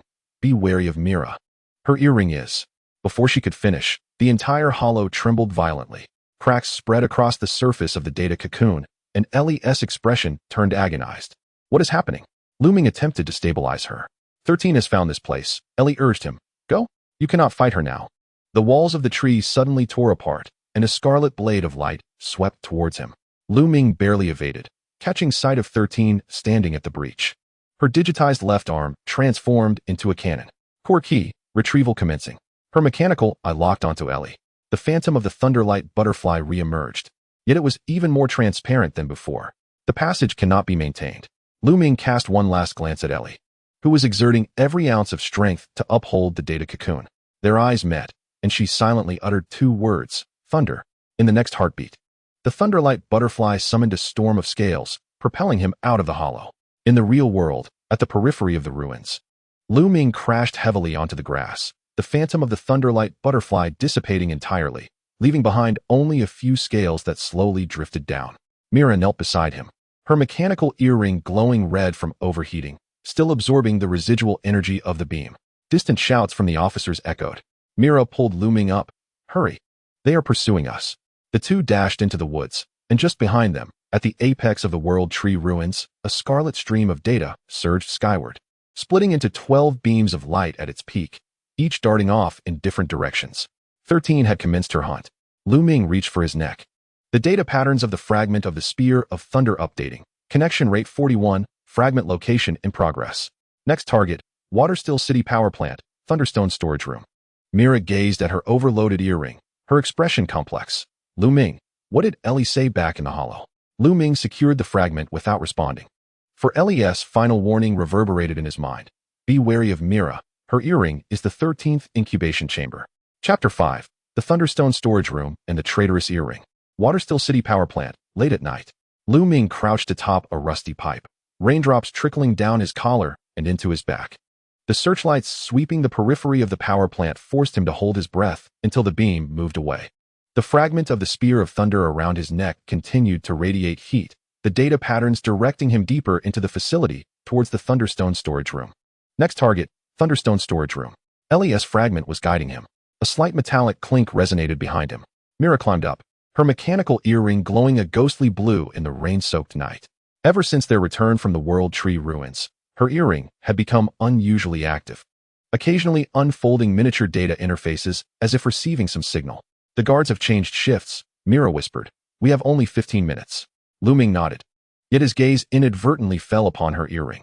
Ellie's warning echoed in his mind. Be wary of Mira. Her earring is the 13th incubation chamber. Mira seemed to sense his gaze, her fingers unconsciously brushing over the earring. What's wrong? Nothing. Lu Ming averted his eyes. Let us go. Before the high-voltage gate of the Thunderstone Storage Room, Mira infiltrated the system using a modified navigator, and the electronic lock emitted a soft beep. The door creaked open, revealing a wave of intense electrical energy that rushed towards her, accompanied by delicate sparks of static electricity dancing in the air. At the center of the storeroom, 3 colossal thunderstones were arranged in a triangular formation, their surfaces pulsating with arcs of azure and white electricity. Suspended in the heart of this triad was a shard of the Thunder Spear, identical to the one adorning Lu Ming's neck. Eureka! Mira hastened toward it. However, Lu Ming suddenly grasped her arm. Wait. His lightning scar throbbed painfully, and fleeting images flickered at the edges of his vision, foretelling an overload explosion of the Thunderstones. Myra's ear pendant extended data tendrils, and 13's mechanical eye glimmered ominously in the shadows. It's a trap. As his words fell, the lights in the storeroom abruptly extinguished. In the enveloping darkness, the arcs on the Thunderstones intensified violently, as if activated by some unseen force. Instinctively, Lu Ming threw himself over Mira just as the 3 Thunderstones unleashed a surge of high-voltage electricity, colliding above them in a blinding flash. Mira clutched her right ear. Her pendant was uncontrollably morphing, its metallic shell unfurling to reveal an intricate inner machinery. This was no mere ornament. It was a miniature incubation pod. Protocol initiated, subject consciousness retrieval. The mechanical voice emanating from the pendant sent a chill down Lu Ming's spine, identical to 13's voice. Mira recoiled in terror. No, this isn't me. Dad said this was. Her protest was abruptly cut short. The pendant shot forth a data link, piercing directly into the nearest Thunderstone. Enormous electrical energy was frantically siphoned, causing the pendant to swell and reshape, ultimately transforming into a semi-transparent data cocoon suspended in midair, smaller than 13, yet structurally identical. 13, individual activation complete. The data cocoon shattered, revealing a mechanical girl no larger than a palm. She possessed the same mechanical right eye as Ellie, yet her left arm was constructed of more primitive metal. As her gaze locked onto Lu Ming, a rigid smile formed on her lips. Brother, long time no see. A flood of memories surged back, the truth of the laboratory. This address acted like a key, unlocking the floodgates of Lu Ming's mind. In a sterile white lab, his younger self was restrained on an operating table, while Lei Yuanya leaned in, whispering, "Don't be afraid. You'll soon see your sister."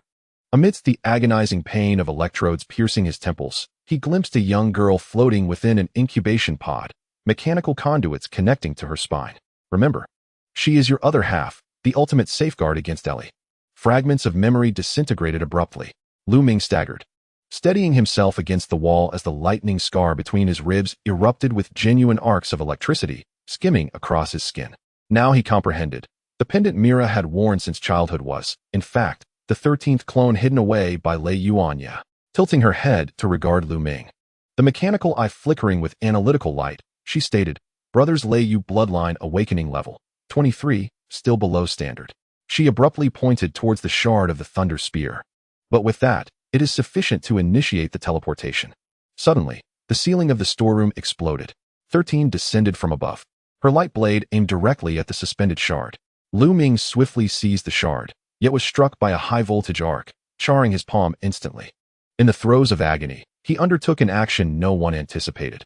He forcefully slammed the two shards of the Thunder Spear together. The Thunder Spear momentarily revived.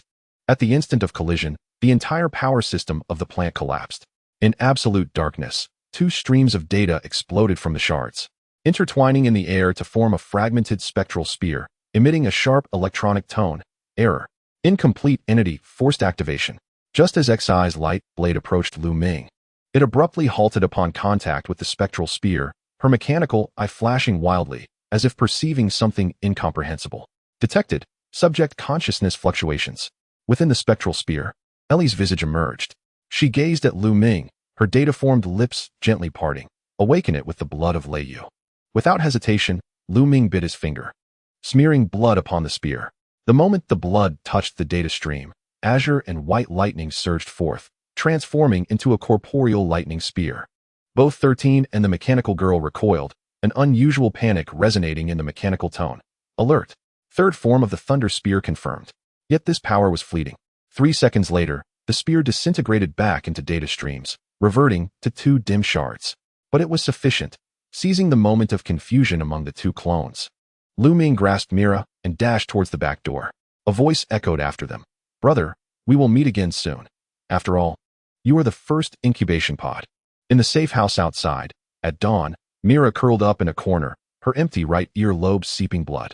Her worldview had crumbled entirely. The amulet her father had bestowed upon her was, in fact, a clone that had monitored her for 20 years. Lu Ming bandaged his charred palm, placing the 2 shards of the Thunder Spear upon the table. They occasionally resonated with faint data patterns, yet could no longer manifest the spear form. "What am I?" Myra's voice trembled. "You say I am an incubation pod?" Lu Ming remained silent for a long while before ultimately deciding to reveal part of the truth. "Your father nurtured an embryo using your body, just as Lei Yuanya cultivated the X-series clones with my blood." He rolled up his sleeve, revealing the barcode imprint on the inner side of his arm. X00. "We are all vessels." Mira suddenly lifted her gaze. "Then what about Ellie?" "She is the key," Lu Ming replied, glancing out the window, where a crimson light flickered dimly through the rain curtain. "The only one capable of ending all of this." The navigator suddenly blared an alarm. The screen displayed simultaneous anomalous energy reactions at 12 landmarks in Waterstill City. The clones were commencing their actions, most disconcertingly, in the direction of the World Tree ruins. A scarlet beam pierced the heavens. The final words echoed in Lu Ming's mind. "You are the first incubation pod." Chapter 6. The Body of Data and the Insurance of Betrayal. In the underground black market of Waterstill City, at 3:17 a.m., Lu Ming's right hand was wrapped in blood-soaked bandages, the charred wound still throbbing with pain. The 2 shards of the Thunder Spear trembled slightly on the table, their surface data patterns flickering like breaths. Mira sat across from him, her complexion pale, her fingers unconsciously tracing the empty right ear lobe. So her voice was hoarse. "The thing in my ear is the 13th clone." "Indeed," Lu Ming nodded, "not a complete clone, but rather a seed of core consciousness." He projected the navigator's holographic map, illuminating a 3-dimensional representation of Waterstill City, where 12 red dots flickered, indicating the movements of the clones. Yet, most troublingly, these red dots were advancing towards the city center, as if some ritual were about to commence. Mira suddenly grasped Lu Ming's wrist. "Wait." If she has been parasitizing within me, then she knows everything. Lu Ming calmly articulated this brutal truth, including Ellie's weaknesses, the coordinates of the world tree. And he paused, glancing at the nape of Myra's neck, the entity within your spine. Mira abruptly stood, her chair scraping harshly against the floor. What? Lu Ming decoded a segment of data stream from the Thunder Spear shards. A record of the experiment materializes before them. Final insurance protocol. Spinal implant of Thunder Shard. Code 13. During your father's slumber, he embedded a shard of the Thunder Spear into your third vertebra. Lu Ming's tone is chillingly detached. It serves as both a key and a bomb. Myra's lips quiver. For what purpose? To control Ellie. Lu Ming's fingers glide across the projection, transitioning the scene to a mechanical girl ensnared by data chains. As long as you are near Ellie, this shard can forcibly disrupt her systems. Your father collaborated with Lei Yu and Yi to create this insurance. While Mira is still processing this revelation, Lu Ming suddenly gasps. The lightning scar between his ribs erupts with blinding blue light. He tears open his collar, discovering the skin around the scar is undergoing digitization. Intricate binary code coursing beneath the surface, spreading like a virus. What is this? The side effect of forcibly activating the Thunder Spear. Lu Ming grits his teeth. My body is transforming into data. The worst part is that the pokeball at his waist is also acting strangely. The oldest one shatters completely. The phantom of the Thunder Butterfly uncontrollably spilling out, forming a fragmented image in midair. Inside the world tree ruins, Ellie's data cocoon is entwined by crimson chains. 13 stands beside, her mechanical arm connected to the cocoon's surface. The extraction progress of the main consciousness reads 64. The image abruptly distorts. The Thunder Butterfly emits a painful frequency vibration. Lu Ming reaches out to touch it, but his fingertips pass straight through the phantom. Part of his body has already lost its substance. Mira suddenly seizes his shoulder. Listen, if the shard in our spine is the key, then let us remove it. You will be paralyzed. I would rather sit in a wheelchair than be a puppet of Lei Yu and Yi. The fire of determination ignites in Myra's eyes. There's an underground clinic in the black market back alleys, where the doctor asks no questions about origins. The doctor, adorned with a mechanical eye, whistles upon reviewing the scan results. An implant in the third vertebra. You're in deep trouble. Mira lies on the operating table, her back exposed. The metallic fragments beneath her skin are clearly visible, with surrounding nerve tissue having formed a symbiotic connection. Can it be removed? Lu Ming inquires. Yes, but she will rely on an exoskeleton to walk for the rest of her life. The doctor adjusts the laser scalpel, even more provocatively. He points to a red dot on the scan. This thing is connected to the autonomous defense system. Once it detects an attempt to remove it, it will release a 2,000-volt shock. Myra's voice comes from the operating table. Just tell me the success rate. 30 chance of survival, 10 chance of walking. The doctor grins. Care for a wager? Just as Lu Ming is about to object, Mira has already pressed the electronic signature on the surgical consent form. Proceed. As the doctor's laser scalpel slices through Myra's skin, Lu Ming's lightning scar suddenly explodes with excruciating pain. He collapses to the ground, his vision forcibly drawn into a data space. It resembles a computer core infected by a virus, green data streams mixed with crimson code. Ellie hovers at the center, her body pierced by data chains, her mechanical right eye dimmed. Ellie. She slowly raises her head, her digitized lips moving. Lu Ming, listen closely, the shard cannot be removed. It is the stabilizer. The chains suddenly tighten. XII's voice resonates from all directions. Illegal access detected. The agony in reality pulls Lu Ming back. Alarms blare in the operating room. Myra's back erupts with blinding electrical light, and all the instruments in the room overload. Damn it. The doctor is thrown back by the current. It's resisting. Mira emits an agonizing scream. Lu Ming lunges forward, holding down her convulsing body. Witnessing the shard in her spine melting, metallic liquid seeping into her nerves. This is the final stage of assimilation. In a moment of desperation, Lu Ming does something reckless. He presses 2 shards of the Thunder Spear against Myra's back. The instant the shards touch her blood, a storm of azure and white electricity intertwines with the data stream. Myra's body arches, an inhuman electronic sound emanating from her throat. Protocol conflict. Lei Yu's genes detected. The digitized area around Lu Ming's ribs rapidly spreads, but he clings to the shards with all his might. An ancient resonance establishes between them, and he glimpses scenes from the depths of Myra's memories. 5-year-old Mira bound to an operating table, Lei Yu and Yi caressing her hair. Be good. It won't hurt for long. As the metal needle pierces her spine, she hears her father weeping. I'm sorry, but only you can stop them.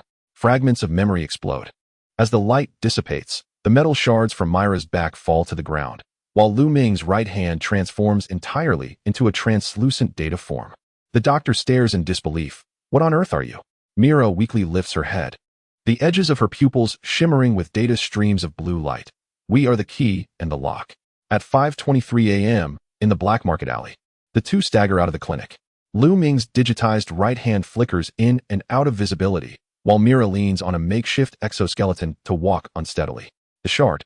She hands Lu Ming the bloodied metal. Now we have three. Lu Ming tightens his grip on the shard, suddenly sensing something amiss. They are resonating, their frequency pointing towards the abandoned docks in the eastern part of the city. More shards are awakening. Mira activates the navigation device. The surveillance footage of the dock area makes her gasp. 12 figures clad in various Alliance uniforms stand there, each possessing the same mechanical right eye. And at their center, a massive data vortex hovers. Within it, the outline of the dark Arceus is faintly visible. XII's voice resonates through the city's broadcast system. The final phase is ready. The core key is missing. Brother, we knew you would come. Chapter 7. The Final Oath. At the abandoned docks of Shujing City, on the brink of dawn, 12 crimson data pillars pierce the night sky, intertwining in the dark clouds to form a colossal wheel-like structure, the phantom of dark Arceus slowly taking shape within. 13 stands at the center of the dock. 12 clones encircle her, their mechanical right eyes synchronously flashing with a cold light. Lu Ming's right hand has completely digitized, azure and white codes flowing beneath his skin. Mira drags her exoskeleton behind him, the wound from the spinal surgery still bleeding, yet her gaze is clearer than ever. Progress of the passage opening, 87. She glances at the data on the navigation device, her voice hoarse. We don't have time to stop it. Lu Ming clenches the 3 shards of the Thunder Spear. They resonate in his palm, emitting pulses akin to a heartbeat. No, we still have time. He looks at his translucent arm. As long as Ellie's consciousness returns before the passage is complete. Mira suddenly grips his shoulder. You understand what that means, don't you? Lu Ming remains silent. He is well aware that Ellie's consciousness is bound to the world tree.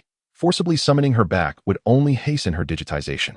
Meanwhile, he himself teeters on the brink of collapse, poised to transform into a pure energy entity. Yet some things must be done. As they dash into the docks, the 12 clones simultaneously turn their heads. XII's mechanical arm morphs and extends, transforming into a blade of light aimed directly at Lu Ming. Brother, you have finally come to witness the birth of the new world. Lu Ming does not waste words. He pressed the 3 fragments against his chest, and the lightning scars between his ribs erupted with an unprecedented brilliance. Thunderlight Butterfly, Photon Storm. The ancient pokeball at his waist shattered completely, and the Thunderlight Butterfly descended in its perfect form. Yet, unlike before, its wings were composed entirely of pure data, each flutter sending tremors through space. The torrent of photons swept across the dock, temporarily driving back the clones. Seizing the moment, Mira dashed towards the control terminal, her spinal interface linking with the system as she began to forcefully decode. Found it, she exclaimed. The weakness in the passage is. Suddenly, XII's luminous blade pierced through her shoulder. Mira. Lu Ming attempted to rush forward, but was obstructed by 4 clones. He watched helplessly as 13 gripped Myra's throat, a mocking mechanical tone lacing its words. Did you believe that extracting the fragments would grant you freedom? Foolish. The memory protocols buried by your father are only now set to activate. Myra's body abruptly stiffened, her pupils entirely consumed by a flow of data. When she spoke again, her voice transformed into the tone of Thunderwing Knight. Lu Ming, my dear experimental subject 00. The memory corridor, a web of initial deceit. Deep within Myra's controlled consciousness, Lu Ming glimpsed the truth. His younger self lay in a growth chamber, with Thunderwing Knight caressing the glass. You shall be the cornerstone of the new world. Adjacent to him floated the prototype of Ellie, and within a third chamber lay baby Mira. 3 keys. The vessel carrying the Thunderwing bloodline, Lu Ming. The key to the Lightstone, Ellie. And the final safeguard, the metallic fragments implanted in Myra's spine by Thunderwing Knight. The memories leapt forward. Myra's father had secretly modified the program, embedding countermeasures within the fragments. Before his death, he sent away his daughter and the earrings. When the Spear of Thunder reunites, you will remember your true mission. In reality, Lu Ming trembled. It turned out that Mira had never been a mere coincidence. She was the most critical element of the plan, the moment of soul awakening. Under the control of Thunderwing Knight, Mira raised her hand, and all mechanical devices at the dock simultaneously turned towards Lu Ming. Yet, just as the attack was about to be unleashed, her fingers twitched suddenly. A single tear traced down her cheek. Lu Ming, Myra's own voice struggled. Use the spear of thunder, pierce me. XII's mechanical eye narrowed in disbelief. Impossible. The protocol should. My father rewrote the program. Myra screamed, the surgical wound on her spine erupting with golden light. This fragment is a gift for Ellie. She forcefully thrust her hand into her wound, extracting a glowing chain of data. Lu Ming finally understood. The fragment within Myra's spine was not a shackle, but rather a sentiment that Thunderwing Knight could never comprehend, human longing. As Lu Ming caught the data chain, the three fragments automatically fused, forming a flawed spear of thunder. Simultaneously, a green beam erupted from the direction of the World Tree ruins, resonating with Ellie's consciousness. Now was the moment. Myra knelt on the ground, casting the spear towards the passage. Lu Ming summoned all his strength to hurl the spear of thunder. It disintegrated into countless streams of data in midair, merging with the green waves released by Ellie, ultimately transforming into a rainbow bridge spanning the heavens. The 12 clones simultaneously screamed, their mechanical structures collapsing within the radiant light. 13 struggled to intercept, but was firmly held by Myra's exoskeleton. Let us descend into hell together, monster. The rainbow engulfed the entire dock. Lu Ming felt his body begin to dissipate, yet he was not afraid, for at the pinnacle of the light, Ellie's figure approached him. Her mechanical right eye had reverted to a human pupil, and her data-formed left arm gently embraced Lu Ming. This time, let me save you. As the sunlight once again illuminated Waterstill City, only the tranquil waves remained at the dock. 3 months later, Myra discovered the unconscious Lu Ming and Ellie atop the Mechanical Research Institute. Their bodies were unscathed. Yet the lightning scars on Lu Ming had transformed into a spectrum of colors, while Ellie's mechanical right eye occasionally flickered with data streams. Upon the table lay the fully restored Spear of Thunder, inscribed with a small line of text. When thunder and wing reunite, all vows shall be fulfilled. The end. Thank you for listening. If you enjoyed it, please subscribe and give a like to support. Until we meet again in the next story.